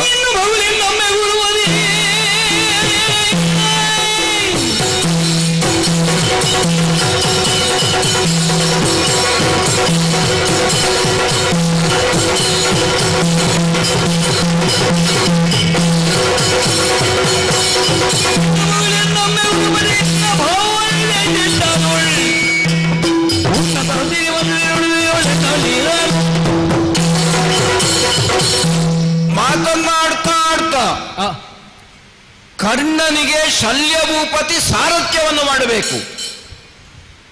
ಅಲ್ಲಿಯವರೆಗೆ ಬಂದು ತಲುಪಿದೆ ಅಲ್ವಾ? ಇದಕ್ಕೆ ಮಾತು ಅಂತ ಹೇಳ್ತಾರೇನೋ? ಮಾತಲ್ವಾ ಮಾವ? ಇದಕ್ಕೆ ಭಾಷಣ ಅಂತ ಹೆಸರು. ನಾನು ಒಳ್ಳೆ ಶಬ್ದ ಬಳಸಿದ್ದು, ಬೇರೆಯವರಿಗೆ ಗೊತ್ತಾಗೋದು ಬೇಡ ಅಂತ. ಎಂತದ್ದು ಮಾವ ಹಾಗಂದ್ರೆ? ಸರಿಯಾಗಿ ಹೇಳುದಿದ್ರೆ ಬೊಗಳುವುದು ಅಂತ ಹೆಸರು. ಹೊರಗೆ ಬೊಗಳಿದ್ರೆ ಆಗ್ಬೋದು, ಒಳಗೆ ಬೊಗಳಿದ್ರೆ ಅದನ್ನೇ ನಾನು ಆಡಿದ್ದು. ನಿನ್ನ ಮನಸ್ಸಿನಲ್ಲಿರುವಂತಹ ಭಾವ ಏನು ಅದನ್ನು ತಿಳಿಯದೆ ನಿನ್ನ ಪಕ್ಷಕ್ಕೆ ಬಂದು ಸೇರಿದವ ನಾನಲ್ಲ. ಹುಟ್ಟಿನಿಂದಲೇ ಚಕ್ರವರ್ತಿ ಪೀಠ ನನ್ನದು ಅನ್ನುವಂತಹ ಭಾವ ನಿನಗೆ. ಹಸಿನಾವತಿಯ ಚಕ್ರವರ್ತಿ ಪೀಠ ಚಂದ್ರವಂಶೀಯನಿದ್ದೇನೆ. ಹಾಗೊಂದು ಮಾತಾಡಿದೆಯಲ್ಲ ನೀನು. ಏನು ಮಾವ? ನಾನು ನನ್ನ ಅಪ್ಪನನ್ನು ಬಿಡ್ಲಿಕ್ಕಿಲ್ಲ ಅಂತ. ನಿನ್ನ ಅಪ್ಪನನ್ನಾಗಲಿ, ನಿನ್ನ ಗುರುಗಳನ್ನಾಗಲಿ, ನಿನ್ನ ಅಜ್ಜನನ್ನಾಗಲಿ, ನಿನ್ನ ಜೊತೆಗಿರುವಂತಹ ನಿನ್ನ ಹಿತಚಿಂತಕರು ಯಾರಿದ್ದಾರೆ, ಯಾರಿಗೆ ಬೇಕಾದರೂ ಮುಖಕ್ಕೆ ಹೊಡೆದಾಗ ಮಾತಾಡುವವ ನೀನು. ಅದೆಲ್ಲವನ್ನು ನಾನು ಕೇಳಿದವನು ಹೌದು, ನೋಡಿದವನು ಹೌದು. ಆದರೆ ಎಲ್ಲರ ಜೊತೆಗೆ ಮಾತನಾಡಿದ ಹಾಗೆ ಶಲ್ಯ ಭೂಪತಿಯಲ್ಲಿ ಮಾತಾಡಿ ದಕ್ಕಿಸಿಕೊಂಡೇನು ಅಂತ ತಿಳ್ಕೊಳ್ಬೇಡ. ಎಷ್ಟು ಎಚ್ಚರ ವಹಿಸಿ ಮಾತಾಡಿದ್ದೇನೆ. ಎಚ್ಚರ ವಹಿಸಿ ಮಾತಾಡಿದ್ದು? ಇಷ್ಟು ಎಚ್ಚರ ಇರುವುದಿಲ್ಲ ನನಗೆ. ಹೋಗಿ ಆ ಕರ್ಣನಿಗೆ ಸಾರಥ್ಯವನ್ನು ಮಾಡಬೇಕು ಅಂತ ನೀನು ಆಡಿದೆಯಲ್ಲ, ನನ್ನಲ್ಲಿ ಏನನ್ನು ಕಂಡಿದ್ದಿ ಅಂತ ನೀನು.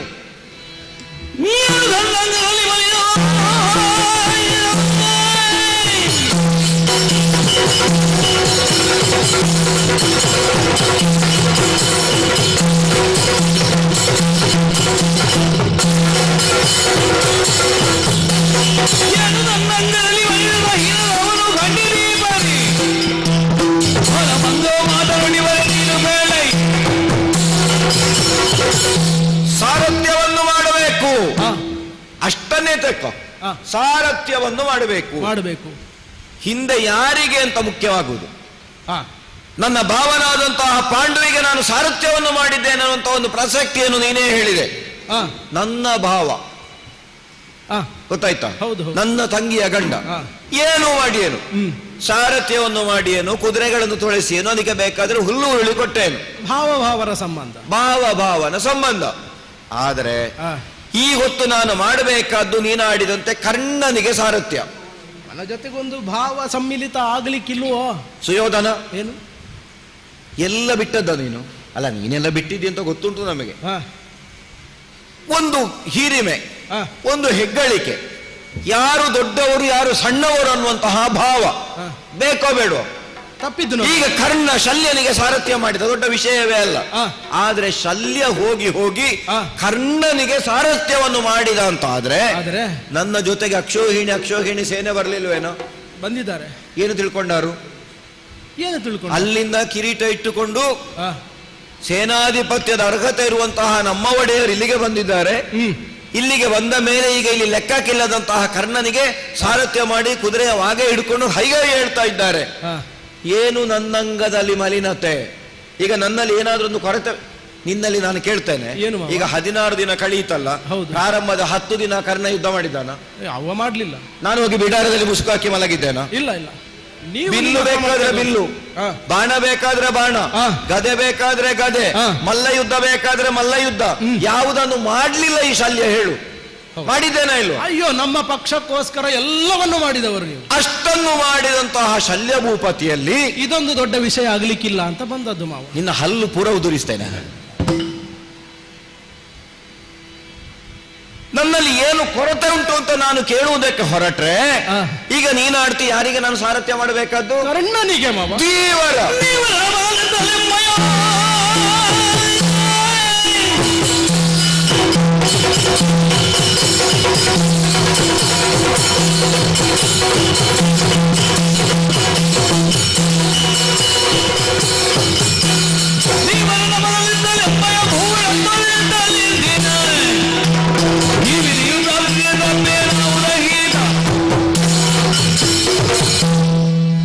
ಒಂದೇ ರೀತಿಯಾಗಿ ಕಾಣ್ತದೆ. ಈ ಸೂರ್ಯನ ಬೆಳಕು ಪ್ರಖರವಾಗಿ ಬೀಳುವಾಗ ವಜ್ರ ಇರಬಹುದು, ಗಾಜಿನ ಚೂರು ಇರಬಹುದು, ಒಂದೇ ರೀತಿಯಾಗಿ ಹೊಳೆಯುತ್ತದೆ. ಎರಡು ಒಂದೇ ರೀತಿ ಇರ್ತದೆ. ವಜ್ರದ ಮೌಲ್ಯ ವಜ್ರಕ್ಕೆ ಹೊಳೆಯಿತು ಅನ್ನುವ ಕಾರಣಕ್ಕೆ ಬೇಕಾಗಿ ಗಾಜಿನ ಚೂರಿಗೂ ಅದೇ ಮೌಲ್ಯವನ್ನು ಹಿಡಿಲಿಕ್ಕೆ ಆಗ್ತದೆ. ಕೆಂಬೂತ ಕೇಳಿದ್ಯಾ? ಹೌದು, ನೋಡಿದ್ದೇನೆ, ಹೌದಾ? ಕುಣಿಯುತ್ತದೆ. ನವಿಲು ಕುಣಿಯುತ್ತದೆ. ಕೆಂಬೂತ ಕುಣಿದದ್ದಕ್ಕೂ ನವಿಲು ಕುಣಿದದ್ದಕ್ಕೂ ಒಂದೇ ರೀತಿಯ ಮೌಲ್ಯವ? ನವಿಲಿನ ನಾಟ್ಯದ ಸೌಂದರ್ಯ ಬೇಗೆ. ಹೌದಾ? ಹಾಗಾದ್ರೆ ಕರ್ಣ ಏನು, ಶಲ್ಯಭೂಪತಿ ಏನು? ಇಷ್ಟು ವರ್ಷಗಳ ಕಾಲ ನನ್ನನ್ನು ನೋಡಿದಂತಹ ನಿನಗೆ ಅರ್ಥ ಆಗ್ಲಿಲ್ವೇನೋ? ದೀವರನ ಮಗನೆತ್ತ, ಭೂವರನಾದಂತಹ ಶಲ್ಯಭೂಪತಿ ಎತ್ತ. ನೀನೇ ಆಡಿದಂತೆ ಋತಾಯನ ಸುತನಾಗಿ ಮಾದ್ರ ದೇಶದಲ್ಲಿ ವಿಶೇಷವಾದಂತಹ ಒಂದು ಕ್ರಾಂತಿಯನ್ನು ಮಾಡಿ, ಮಾದ್ರ ಅಂದ್ರೆ ಏನು ಅಂತ ಉಳಿದವರೆಲ್ಲ ತಲೆ ಎತ್ತಿ ನೋಡುವಂತೆ ಮಾಡಿದ ಶಲ್ಯಭೂಪತಿ ಬಂದು ಕರ್ಣನ ರಥದಲ್ಲಿ ಸಾರಥ್ಯವನ್ನು ಮಾಡಬೇಕು ಅಂತ ಹೇಳಿದ್ರೆ ಆಡುವಂತಹ ಮಾತುಗಳಿಗಾದ್ರೂ ಒಂದು ಮನ್ನಣೆ ಕೊಡುವ ಹಾಗಿರಬೇಕೇನು? ಅದೆಲ್ಲ ಆಗುವುದಿಲ್ಲ. ಬೇರೆ ಏನಾದ್ರೂ ಮಾತಾಡ್ಲಿಕ್ಕಿದ್ರೆ ಮಾತಾಡು. ಮಾವ ಏನು ಇದು ಸಿಟ್ಟೋ ಮಾವ ನಿಮಗೆ? ಕದಿಗಿದೆ ನೈ ಮಾವ, ಕದಿಗಿದೆ ನೈ ಮಾವ, ನೀವೇ ಗತಿ, ನೀವೇ ಗತಿ ಎನ್ನುವುದನ ಬಂದವೆನ್ನೊಡನೆ ಅತಿಶಯದ ಮಾತೇಕೆ, ಅತಿಶಯದ ಮಾತೇಕೆ, ಬಿಡು ಕಾರುಣ್ಯ ದೃಷ್ಟಿಯನು ಪಥಿಕರಿಸುತ್ತೆ ಮಗೊಂದು ನೀ ಉಪಕೃತಿಯನು ಮಾಡುವುದು. ಪಥಿಕರಿಸುತ್ತೆ ಮಗೊಂದು ನೀನು ಉಪಕೃತಿಯ ಮಾಡಿದು ನಿನ್ನ ಶೌರ್ಯೋನ್ನತಿಯ ಮೆರೆಸಲು ಬೇಗೆ ನಲ್ಗಿಂದೆ ನನಾಶಲ್ಯ ಕದಿದೆ ನೈ ಮಾಮ ಮಾವ. ಓ ಮಾವ, ಎಷ್ಟು ಚಂದ ಕಾಣ್ತೀರಿ ಮಾವ ಈ ಸಿಟ್ಟಿನಲ್ಲೂ ಕೂಡ. ನಿಮಗೆ ಸಿಟ್ಟು ಬಂದದನ್ನು ನೋಡಿದ್ದು ನಾನು ಇದು ಮೊದಲು ಮಾವ. ನೀವು ಸುಮ್ಮನೆ ಕೂತ್ಕೊಳ್ಬಾರ್ದು. ನಾನು ಇನ್ನು ಮಲಗುವುದು ಅಲ್ಲ, ಇನ್ನು ಮಲಗಲಿಕ್ಕೆ ಎಂಥದ್ದುಂಟು ಮಾವ? ಏನು ಹೇಳಿದ ಮಾತಿನಿಂದ ಸಿಟ್ಟು ಬಂತ ಮಾವ? ಇಲ್ಲಪ್ಪ, ಸಿಟ್ಟು ಬರಲಿಲ್ಲ.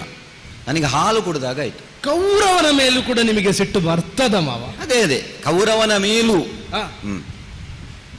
ಗತಿ ಇದೇನೈ ಮಾವ? ನೀವೇ ಗತಿ ಅಂತ ನಾವು ಬಂದವರಲ್ವೇ? ಹೌದು, ನಾನು ಬಂದದ್ದು. ನಾನು ನಿನಗೆ ಗತಿ, ನೀನು ಹೀಗೆ ಎರಡು ಬಾಯಿಯ ಕತ್ತಿ ಅಂತ ನಮಗೆ ಗೊತ್ತಿರಲಿಲ್ಲ ಅಷ್ಟೇ. ಆದೇನಾ ನಾನು? ಅಲ್ಲ, ಅದೇನು ಆಗ್ಲಿಕ್ಕಿಲ್ಲ ಇನ್ನು. ಮೊದಲೇ ಅದುವೆ, ಮತ್ತೆ ಆಗುದೆಲ್ಲಿಗೆ? ಮಾವ ಮಾತನಾಡುವಾಗ ಒಂದು ಯಾರ ಮುಂದೆ ಹೇಗೆ ಮಾತಾಡಬೇಕು ಅಂತ ಗೊತ್ತಿಲ್ಲ. ನಿಮ್ಮ ಯೋಗ್ಯತೆ ಗೊತ್ತಿಲ್ಲ. ದ್ರೋಣಾಚಾರ್ಯರು, ಕೃಪಾಚಾರ್ಯರು ಇದನ್ನೇ ಕಲಿಸಿದ್ದಲ್ವ ಮಾವ? ನಿಮ್ಮ ಯೋಗ್ಯತೆ ಗೊತ್ತಿಲ್ಲದೆ ನಾ ಮಾತಾಡುದು ಅಂತ ತಿಳ್ಕೊಂಡಿದ್ದೀರ? ಗೊತ್ತಿದ್ದು ಹೀಗೆ ಮಾತಾಡುದು ನೀನು. ಅಲ್ಲ, ನೀವು ಯಾರು ದೀವರನ ಮಗ ಅಂತ ಹೇಳ್ತೀರೋ ಅಂತಹ ಕರ್ಣನಿಗಾದ್ರೂ ಗೊತ್ತಿಲ್ಲದೆ ಅವನು ಇಂತಹ ಮಾತುಗಳನ್ನ ಆಡಿದ್ದ? ಆಡ್ತೀಯೋ ಅಂತ ಕೇಳುದು ನಾನು. ನೀವೇ ಸೇನಾಧಿಪತಿ ಆಗಬೇಕು ಅಂತ ಅವನ ಬಯಕೆ ಹೌದಾಗಿದ್ರೆ ನಿನ್ನೆಯ ದಿವಸದ ಯುದ್ಧದಲ್ಲಿ, 16ನೆಯ ದಿವಸದ ಯುದ್ಧದಲ್ಲಿ ಕೇಳಬಹುದಿತ್ತಲ್ಲ ಅವನಿಗೆ, ನನಗೆ ಮಾದ್ರಾಧಿಪತಿಗಳು ಸಾರಥಿಗಳಾಗಬೇಕು ಅಂತ. ಕೇಳಿದ್ದಾನ? ಯಾಕೆ ಕೇಳಲಿಲ್ಲ? ಯಾಕೆ ಕೇಳಲಿಲ್ಲ ಅಂತ ಕೇಳಿದ್ರೆ, ನಿಮ್ಮನ್ನು ಸಾರಥಿಯಾಗಿಸುವ ಕುರಿತಾಗಿ ಅವನಿಗಿದ್ದಂತಹ ಅಳುಕು ಕಾರಣ. ಮಾದ್ರಾಧಿಪತಿಗಳು ನನ್ನ ರಥಕ್ಕೆ ಸಾರಥಿಯಾಗುವುದು ಎನ್ನುವಂತ ಅಳುಕು ಅವನಲ್ಲೂ ಇತ್ತು. ನೀವಿದ್ದನ್ನು ಅರ್ಥ ಮಾಡಿಕೊಳ್ಳಬೇಕು ಮಾವ. ಸುಯೋಧನ ಕೌರವನ ಪಾಲಿಗೆ ಜಯಲಲಯನೆಯನ್ನು ಒದಗಿಸಿಕೊಡುವ ಒಂದೇ ಒಂದು ಕಾರಣಕ್ಕೆ ಬೇಕಾಗಿ ನೀವಿದನ್ನು ಒಪ್ಪಿಕೊಳ್ಳಬೇಕು ಮಾವ. ಈಗ ಇದನ್ನು ಬಿಟ್ಟರೆ ಬೇರೆ ದಾರಿಯೇ ಇಲ್ಲೋ ನಿನಗೆ? ಬೇರೆ ದಾರಿ? ನಿಮಗೆ ನಾನು ಆಡಿದ ಮಾತಿನಿಂದ ಸಿಟ್ಟುವಂತ ಮಾವ ಅಂತ ಹೇಳಿ ಮತ್ತೆ ನೀನು ಹೇಳುವುದನ್ನೇ ಅಲ್ವ ಮತ್ತೆ ಅದನ್ನಲ್ಲದೆ ಬೇರೆ ಯಾವುದನ್ನು ಹೇಳುವುದು ಮಾವ? ನಾನು ಅದನ್ನೇ ಹೇಳುವುದಕ್ಕೆ ಬಂದದ್ದಲ್ವ? ಅದು ಕೆಲವು ಸಲ ಹಾಗೆ. ಏನು? ಒಂದು ನಿರ್ಣಯ ಮಾಡಿ ಬಂದ್ರೆ ಮತ್ತೆ ಇಲ್ಲಿ ವಿಷಯ ಯಾವುದಿರ್ಲಿ ಅವ ಹೇಳುವುದು ಅದನ್ನೇ. ಮತ್ತೊಂದು ಮಾವ, ನನ್ನ ಕುರಿತು ಗೊತ್ತುಂಟು. ನಾನು ಅಜ್ಜನ ಬಳಿಗೆ ಹೋಗುವಾಗಲೂ ಕೂಡ ನನ್ನ ಮಾತಿಗೆ ಅವರು ಬಾರದೆ ನಾನು ಬಿಡ್ಲಿಲ್ಲ. ಅವರು ಗೊತ್ತಾಯ್ತು. ಅದನ್ನೇ ನಾನಾಡಿದ್ದು. ನಿನ್ನ ಅಜ್ಜನಲ್ಲಿಯೋ ನಿನ್ನ ತಂದೆಯಲ್ಲೋ ಮಾತನಾಡಿದ ಹಾಗೆ ಶಲ್ಯ ಭೂಪತಿಯಲ್ಲಿ ಮಾತಾಡುವುದಲ್ಲ ಅಂತ. ಅಲ್ಲಲ್ಲಪ್ಪ, ನಿಮ್ಮ ಮೇಲಿನ ಗೌರವದಿಂದಲೇ ಹೇಳಿದ್ದು ನಾನು. ಏನು ಅಂತ? ನೀವು ಬಿಡಬೇಕು. ಯಾವುದನ್ನು? ನನ್ನ ಮೇಲಿನ ಸಿಟ್ಟನ್ನು ಬಿಡಬೇಕು, ಬಿಟ್ಟು ಪಥೀಕರಿಸಬೇಕು. ಯಾವುದನ್ನು? ನಮ್ಮನ್ನು ಉದ್ಧರಿಸುವಂತಹ ಹಾದಿ ಏನುಂಟೋ ಅದನ್ನು ನೀವು ಪಥೀಕರಿಸಬೇಕು. ಅಲ್ಲ, ಈಗ ಉದ್ಧರಿಸುವಂತಹ ಹಾದಿ ಅಂತ ನೀನು ಹೇಳುವುದು ಯಾವುದನ್ನು? ಅವನ ಕರ್ಣನಿಗೊಂದು ಸಾರಥಿ ಆಗ ಮತ್ತೆ ಮತ್ತೆ ಹೇಳೋದನ್ನೇ ಅಲ್ವ ನೀವು?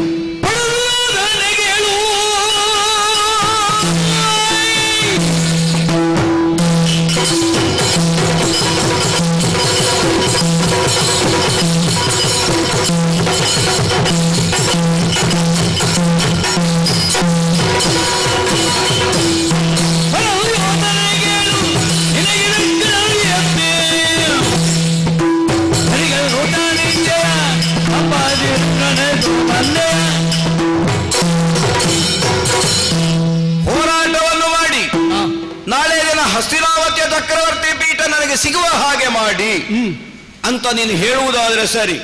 ಕೌರವ, ಏನು? ನಾನೇನು ನಿನ್ನ ಪಕ್ಷಕ್ಕೆ ಅಂತ ಬಂದದ್ದ? ನೀವು ಅಲ್ಲಿಗೆ ಅಂತ ಹೊರಟದಲ್ವ ಮಾವ? ನನ್ನ ಅಳಿಯಂದಿರವರ ಪಕ್ಷವನ್ನು ಸೇರುವುದಕ್ಕೆ ಅಂತ ಹೊರಟವ. ವಿಧ ವಿಧವಾದಂತಹ ಔತಣದಿಂದ ನನ್ನನ್ನು ತುಷ್ಟಿಪಡಿಸಿ ಇದನ್ನು ಮಾಡಿದವರಿಗೆ ಕೇಳಿದ್ದು ಕೊಡ್ತೇನೆ ಅಂತ ನಾನೊಂದು ಘೋಷಣೆ ಮಾಡುವಾಗ ನೀನು ಮತ್ತು ಕರ್ಣ ಒಟ್ಟಾಗಿ ಕಾಣಿಸಿಕೊಂಡವರು. ನಿಮ್ಮ ದೊಡ್ಡ ಗುಣ ನೋಡಿ. ನನ್ನ ದೊಡ್ಡ ಗುಣ ಬಿಡ್ಲಿ, ನೀನು ನನ್ನ ಹತ್ರ ಏನು ಅಂತ ಕೇಳಿದ್ದು? ಒಂದು ವರ ಬೇಕು. ಹೌದಾ? ಹೌದು. ಏನು ಅಂತ ಕೇಳಿದ್ದು? ಏನು ಅಂತ ಕೇಳಿದ್ದು? ಸರ್ವಸೇನಾ ಪ್ರಣೇತ ವೈ ಭವಾನ್ ಭವಿತುಂ ಅರ್ಹತಿ. ನಮ್ಮ ಇಡೀ ಸೇನೆಗೆ ನೇತಾರರಾಗಿ ಮುನ್ನಡೆಸಬೇಕು. ನಮ್ಮ 11 ಅಕ್ಷೋಹಿಣಿ ಸೇನೆಗೆ ಸೇನಾಧ್ಯಕ್ಷನಾಗುವಂತಹ ಒಂದು ಅರ್ಹತೆಯನ್ನು ಪಡೆದವರು ನೀವು. ಆ ಒಂದು ವರವನ್ನು ನನಗೆ ದಯಪಾಲಿಸಬೇಕು. ಹೌದಾ? ಹೌದು. ಯಾರು ಸೇನಾಧಿಪತಿಯದ್ದು? ಅದು ಮೊದಲಿಗೆ ಭೀಷ್ಮರಾದರು. ಆಮೇಲೆ ದ್ರೋಣರಾದರು. ಇಬ್ಬರು ಹೋಗ್ಲಿ, ಅವರಿಬ್ಬರು ಹಿರಿಯರು, ಮಾತಾಡ್ಲಿಲ್ಲ ನಾನು. ಮತ್ತೆ ಇಬ್ರು ಮುದುಕರಲ್ವ ಮಾವ? ಹೌದು, ಇಬ್ರು ಹೋಗಿದ್ದಾರೆ. ಎರಡನೇದ್ದೇ ಮೂರನೇದ್ದಾಗ್ತದೆ ಅಂತ ಒಂದು ರೂಢಿಯ ಮಾತುಂಟು. ಹೌದು, ಅದಕ್ಕೆ ಮುದುಕರು ಬೇಡ ಯುವಕರಾದೀತು ಅಂತ ಈ ಸಲ ಇವನನ್ನು ಮಾಡಿದ್ದು. ಅಂದ್ರೆ ನನ್ನತ್ರ ಕೇಳಿದ್ದು ಮಾತ್ರ ಅಲ್ವಾ? ನಿಮಗೊಂದು ಅರ್ಹತೆ ಉಂಟು, ಕೆಲವು ಸಲ ಹಾಗೆ ಇರುವುದು. ಎಲ್ಲ ಆಗುವಂತ ಅರ್ಹತೆ ನಿಮಗುಂಟು, ನಿಮಗೆ ಕೊಡ್ಲಿಕ್ಕಿಲ್ಲ, ಅವರಿಗೆ ಕೊಡುವುದು ಅಂತ. ಅಲ್ಲ ಮಾವ, ಈಗ ಉಳಿದವರಿಂದಲೇ ಆಗ್ತದೆ ಅಂತ ಹೇಳಿದ್ರೆ ಮೊದಲಿಗೆ ದೊಡ್ಡ ಅಸ್ತ್ರ ಯಾಕೆ ಬ್ರಹ್ಮಾಸ್ತ್ರ ಅಂತ ನಾವು ಮಾತ್ರದಿಂದ ಬರುವಾಗ 3 ಅಕ್ಷೋಹಿಣಿ ಸೇನೆ ತಂದಿದ್ದೇನೆ. ಇಲ್ಲಿ 11 ಅಕ್ಷೋಹಿಣಿ ಸೇನೆಯನ್ನು ವಿಭಾಗಿಸಿ ಒಂದೊಂದು ಅಕ್ಷೋಹಿಣಿಗೆ ಒಬ್ಬೊಬ್ಬರನ್ನು ಉಪನಾಯಕರು ಅಂತ ಮಾಡಿದ್ದೀನಿ. ನಾನು ತಂದದ್ದು 3, ನಾನಿಲ್ಲಿ ನಾಯಕ ಆಗ್ಲಿಕ್ಕೆ 1 ಅಕ್ಷೋಹಿಣಿಗೆ ಬೇಕಾ ನನಗಿದು? ಕಡಿಮೆ ಆಯ್ತು ಮಾವ? ಹೆಚ್ಚಾಯ್ತು. ಕರ್ಣ, ಜಯದ್ರಥ, ಶಕುನಿ, ದುಶ್ಯಾಸನ ಇಂಥವರ ಜೊತೆಗೆ ಸದಾಕಾಲ ಒಡನಾಟವನ್ನು ಮಾಡ್ತಾ ಅವರ ಜೊತೆಯಾಗಿ ಸಂಭಾಷಣೆಯನ್ನು ಮಾಡ್ತಾ ಅದೇ ಮಟ್ಟದಲ್ಲಿ ಬೆಳೆದು ಬಂದು ಈಗ ಶಲ್ಯನ ಮುಂಭಾಗದಲ್ಲೂ ಅಂಥದ್ದೇ ಮಾತನ್ನು ನೀನು ಆಡ್ತಿ ಅಂತ ಆದ್ರೆ ಈಗ ನೀನು ಹೇಳಿದ ಯಾವುದನ್ನಾದ್ರೂ ಒಪ್ಪಿ ಏನು, ಆದ್ರೆ ಆ ಕರ್ಣನಿಗೆ ಸಾರಥಿ ಆಗಬೇಕು ಅನ್ನುವಂತಹ ಮಾತನ್ನು ನಾನು ಒಪ್ಪುವುದಕ್ಕೆ ಸಾಧ್ಯ ಇಲ್ಲ. ನನ್ನ ಕೈ ನೋಡಿದ್ದೆ ನೀನು? ಏನಾಗಿದೆ ಮಾವ? ಗೆರೆ ಕಾಣ್ತದ ಕೈಯಲ್ಲಿ? ಸರಿ ಅಲ್ಲ, ನೀವು ಗೆರೆ ತೋರಿಸಿದ್ರು ಕೂಡ ಜಾತಕ ಹೇಳಲಿಕ್ಕೆ ನನಗೂ ಅದಕ್ಕೆ ನಾನು ಆಡಿದ್ದಲ್ಲ. ಗೆರೆ ಸರಿ ಕಾಣುವುದಿಲ್ಲ. ಯಾಕೆ ಅಂತ ಗೊತ್ತುಂಟ? ತೆಕ್ಕೊಳ್ಳುವುದು ಕೊಡುವುದು ಬೇರೆ ಬೇರೆ ಯಜ್ಞ ಯಾಗಾದಿಗಳನ್ನು ಮಾಡುವ ಕಾಲದಲ್ಲಿ ದಾನ ಬ್ರಾಹ್ಮಣರಿಗೆ. ಹೌದು, ಯೂಪ ಸ್ತಂಭಗಳೇ ಇರುವುದಂತೆ ನಿಮ್ಮ ಮದ್ರಾಸ್ ದೇಶದಲ್ಲಿ. ದಾನ ಮಾಡಿ ಯಜ್ಞಯಾಗಾದಿಗಳನ್ನು ಮಾಡಿ ಪೂತವಾದಂತಹ ಈ ಕೈಯಲ್ಲಿ ಆ ಮೀನು ಹಿಡಿಯುವವನ ಮಗನಾದಂತಹ ಕರ್ಣನ ಕುದುರೆಯ ವಾಗೆಗಳನ್ನು ಹಿಡಿಬೇಕು, ಕುದುರೆಯ ಬೆನ್ನು ಚಪ್ಪರಿಸಬೇಕು ಅಂತಾದ್ರೆ ಎಲ್ಲಿ ಇದ್ದವ ಎಲ್ಲಿಗೆ ಇಳಿದ ಹಾಗಾಯಿತು. ಹಾಗಾಗಿ ಆ ಒಂದು ವಿಷಯ ಮಾತಾಡ್ಲಿಕ್ಕಿಲ್ಲ. ಬೇರೆ ನಾನು ಇದ್ರೆ ಹೇಳು. ಬೇರೆ ಹೇಳಬೇಕು? ಬೇರೆ ಹೇಳು. ಬೇರೆಲ್ಲ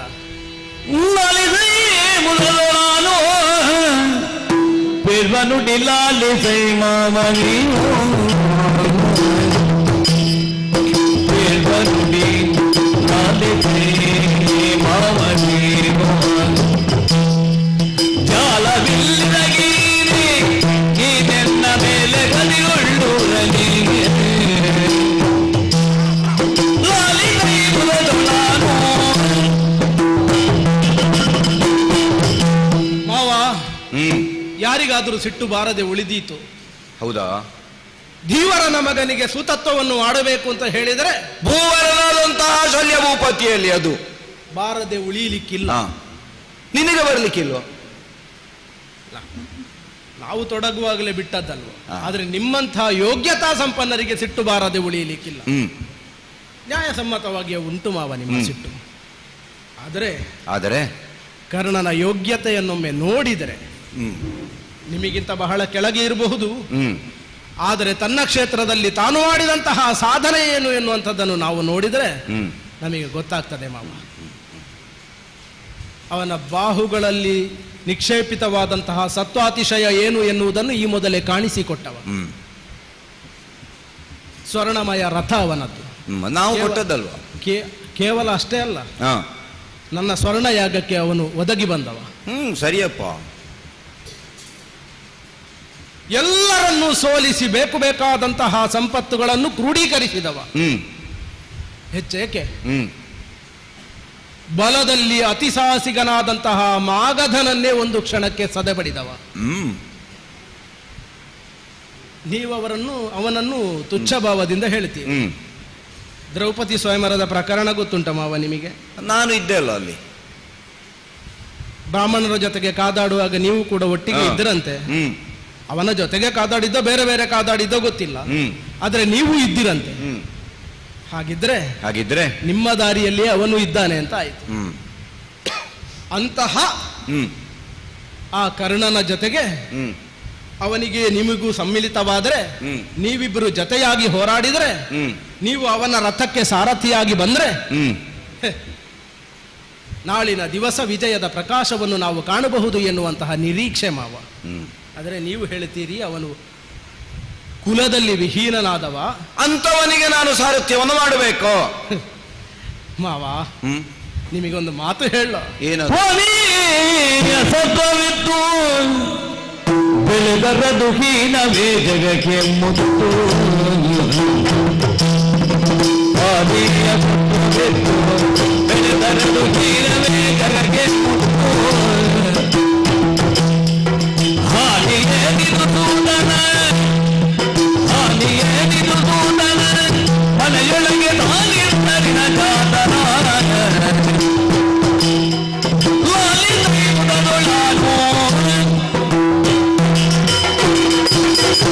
ಅವಯ್ಯ. ಸಮುದ್ರದಲ್ಲೊಂದು ಮುಟ್ಟು ಅಂತ ಹುಟ್ಟುತ್ತದೆ, ಸಿಗುತ್ತದೆ. ಚಿಪ್ಪಿನಲ್ಲಿ ಹುಟ್ಟುವುದು. ಹೌದು ಮಾವ. ಚಿಪ್ಪಿನಲ್ಲಿ ಹುಟ್ಟಿತು ಎನ್ನುವ ಕಾರಣದಿಂದ ಮುತ್ತು ತನ್ನ ಶುದ್ಧತೆಯನ್ನು ತನ್ನ ಪಾವಿತ್ರತೆಯನ್ನು ಕಳೆದುಕೊಳ್ಳುತ್ತದೆ. ನಮ್ಮಾಗಿದ್ದವರ ಕಿರೀಟದಲ್ಲೂ ಅದು ಶೋಭಿಸ್ತದೆ ಅಲ್ವಾ? ಶೋಭಿಸ್ತದೆ. ಈ ಸಂದರ್ಭದಲ್ಲಿ ನಾನು ನಿಮ್ಮಲ್ಲಿ ಮುತ್ತಿನ ಮಾತಾಡಬಾರದು. ರಾತ್ರಿಯ ಹೊತ್ತು. ಹೌದು. ಆ ಮುತ್ತು ಕೂಡ ಅಷ್ಟೇ ಅಲ್ವಾ? ಅದು ಎಂಜಲೆ ಅಲ್ಲ, ನಾವು ಮತ್ತಿನ ವಿಷಯ ಮಾತಾಡ್ಬೋದು. ಅಲ್ಲ, ಮತ್ತಿಗೆ ಬೇಕು ಅಲ್ಲ. ಮತ್ತಿನಂದ್ರೆ ನಾಳೆ ಅದು ಮಾತಾಡ್ಲಿಕ್ಕೆ ಬಂದದ್ದು ನಾನು ಮಾವ. ಎಲ್ಲವೂ ಕೂಡ ಪವಿತ್ರ ಅಂತ ನಾವು ಪೂಜಿಸಲ್ಪಡುವುದೆಲ್ಲವೂ ಕೂಡ ಅದರ ಮೂಲವನ್ನು ಪರಿಶೋಧಿಸಿದರೆ ಒಂದಲ್ಲ ಒಂದು ಕೊರತೆ ನಮಗೆ ಅದರಲ್ಲಿ ಕಾಣಿಸ್ತದೆ. ದೇವರ ನೈವೇದ್ಯಕ್ಕೆ ಅಂತ ಹೇಳಿ ನಾವು ಶುದ್ಧವಾದಂತಹ ಕ್ಷೀರವನ್ನಿಡ್ತೇವೆ. ಹೊನ್ನಿನ ತಂಬಿಕೆಯಲ್ಲಿಟ್ಟಂತಹ ಕ್ಷೀರ ಯಾವುದು ಅಂತ ಕೇಳಿದ್ರೆ ಕರುವೊಂದು ಮಾಡಿದಂತಹ ಎಂಜಲ್ ಅದು. ಹೌದಪ್ಪ, ಕರುವಿನ ಎಂಜಲ್ ಅಲ್ವಾ ಮಾವ? ಗಂಗೆ ಅಂತ ನಾವು ಗಂಗೆಯಲ್ಲಿ ಮೀಯುತ್ತೇವೆ. ಗಂಗೆಯ ಮೂಲ ಯಾವುದು ಅಂತ ಕೇಳಿದ್ರೆ ಶಿವನ ಜಡೆಯಿಂದ ಹರಿದದ್ದು. ಒಂದರ್ಥದಲ್ಲಿ ಶಿವನ ಸ್ನಾನದ ನೀರದ್ದು. ಆದರೂ ಕೂಡ ನಮಗೆ ಅದು ಪವಿತ್ರ ಎನ್ನಿಸಲ್ಪಡುತ್ತದೆ. ಜೇನು ನೊಣವೊಂದು ಹೂವಿನಿಂದ ಹೂವಿಗೆ ಹಾರುತ್ತದೆ, ಮಕರಂದವನ್ನು ಹೀರುತ್ತದೆ. ಹೀರಿದ ಮಕರಂದವನ್ನು ತನ್ನ ಗೂಡಿನಲ್ಲಿ ಹೋಗಿ ವಮಿಸ್ತದೆ. ಅಂತಹ ವಮಿಸಿದಂತಹ ಮಕರಂದವೇ ಜೇನಾಗುತ್ತದೆ. ನಮಗದು ಪವಿತ್ರವಾಗುತ್ತದೆ ಮಾವ. ರೇಷ್ಮೆಯ ಹುಳವೊಂದು ತನ್ನ ಸುತ್ತಲೂ ಕಟ್ಟಿದಂತಹ ಆ ಗೂಡನ್ನೇ ತನ್ನ ಶವಕ್ಕೆ ಕರ್ಪಟವಾಗಿಸ್ತದೆ. ಹಾಗೆಂದು ರೇಷ್ಮೆಯ ಬಟ್ಟೆಯನ್ನು ನಾವು ತುಚ್ಛೀಕರಿಸುವುದಿಲ್ಲ. ಯಾಕೆ? ಅದಕ್ಕೆ ಮೌಲ್ಯವನ್ನು ಕೊಡ್ತೇವೆ. ಶವದ ಬಟ್ಟೆ ಅಂತ ನಾವು ಹೇಳುವುದಿಲ್ಲ. ಕಾಗೆ ತಿಂದು ಅದರ ಮಲಿನದಿಂದ ಹುಟ್ಟಿದಂತಹ ಅರಳಿ ಮರ ನಾಳೆ ವಿಪುಲವಾಗಿ ಬೆಳೆಯುತ್ತದೆ, ನಮ್ಮಿಂದ ಆರಾಧನೆಗೆ ಒಳಗಾಗುತ್ತದೆ. ಹಾಗೆಂದು ಅದು ಕಲ್ಮಶ ಅಂತ ನಾವು ಪರಿಗ್ರಹಿಸುವುದಿಲ್ಲ. ಇವನು ಹೇಗೆ ಮಲಿನನಾಗ್ತಾನೆ ಮಾವ? ಅಗಸ್ತ್ಯರ ಹುಟ್ಟು ಯಾವುದು ಅಂತ ನಾವು ಕೇಳಿದ್ದೇವ? ವಸಿಷ್ಠರ ಮಡದಿ ಯಾರು ಅಂತ ನಾವು ಯಾರಾದರೂ ನೋಡುವುದಕ್ಕೆ ಹೋಗಿದ್ದೇವ? ಹಾಗಿದ್ರೆ ಹುಟ್ಟಿನಿಂದಲ್ಲ, ತಾನು ಮಾಡಿದ ಸಾಧನೆಯಿಂದ. ಇದು ಸಂಧಾನದಲ್ಲಿ ವಿದುರನನ್ನು ಬೈಯುವಾಗ ಇದು ಯಾವುದು ನೆನಪಾಗ್ಲಿಲ್ಲ ಕಾಣ್ತದೆ. ಯಾಕೆ ಮಾವ? ಅಲ್ಲ, ಕೃಷ್ಣನಲ್ಲಿ ಅವನು ದಾಸಿಪುತ್ರ, ಅವನಿಗೆ ಯೋಗ್ಯತೆ ಇಲ್ಲ ಅಂತ ಹೇಳುವಾಗ ನಿನಗೆ ಬೇಡದ್ದೆಲ್ಲ ಬೇಡದ ಜಾಗದಲ್ಲಿ ನೆನಪಾಗುವುದು. ಅದು ಯಥಾರ್ಥಕ್ಕಾದ್ರೂ ಅವನನ್ನು ಬೈದದ್ದ ಮಾವ? ಅವನ ಒಟ್ಟಿಗೆ ಬಂದವನನ್ನಲ್ಲೋ ಬೈದ? ಹೌದಪ್ಪ. ಆದ್ರಿಂದ ಮಾವ, ಹುಟ್ಟಿನಿಂದ ಯಾವುದನ್ನೂ ಅಳೆಯಬೇಡಿ. ಅವನು ಇದುವರೆಗೆ ಸಾಧಿಸಿದಂತಹ ಸಾಧನೆಯನ್ನಷ್ಟೇ ನೋಡಿ. ಹೆಚ್ಚೇಕೆ ನಮ್ಮ ವೈರಿಪಾಳಯದಲ್ಲಿರುವಂತಹ ಮಹಾಪುರುಷನೇ ಹೇಳಿದನಂತೆ ಅರ್ಜುನನಲ್ಲಿ, ನಿನಿಗೂ ಸಮ ನಿನಗಿಂತಲೂ ವಿಶೇಷತೆಯನ್ನು ಹೊಂದಿದವನಿದ್ದಾನೆ.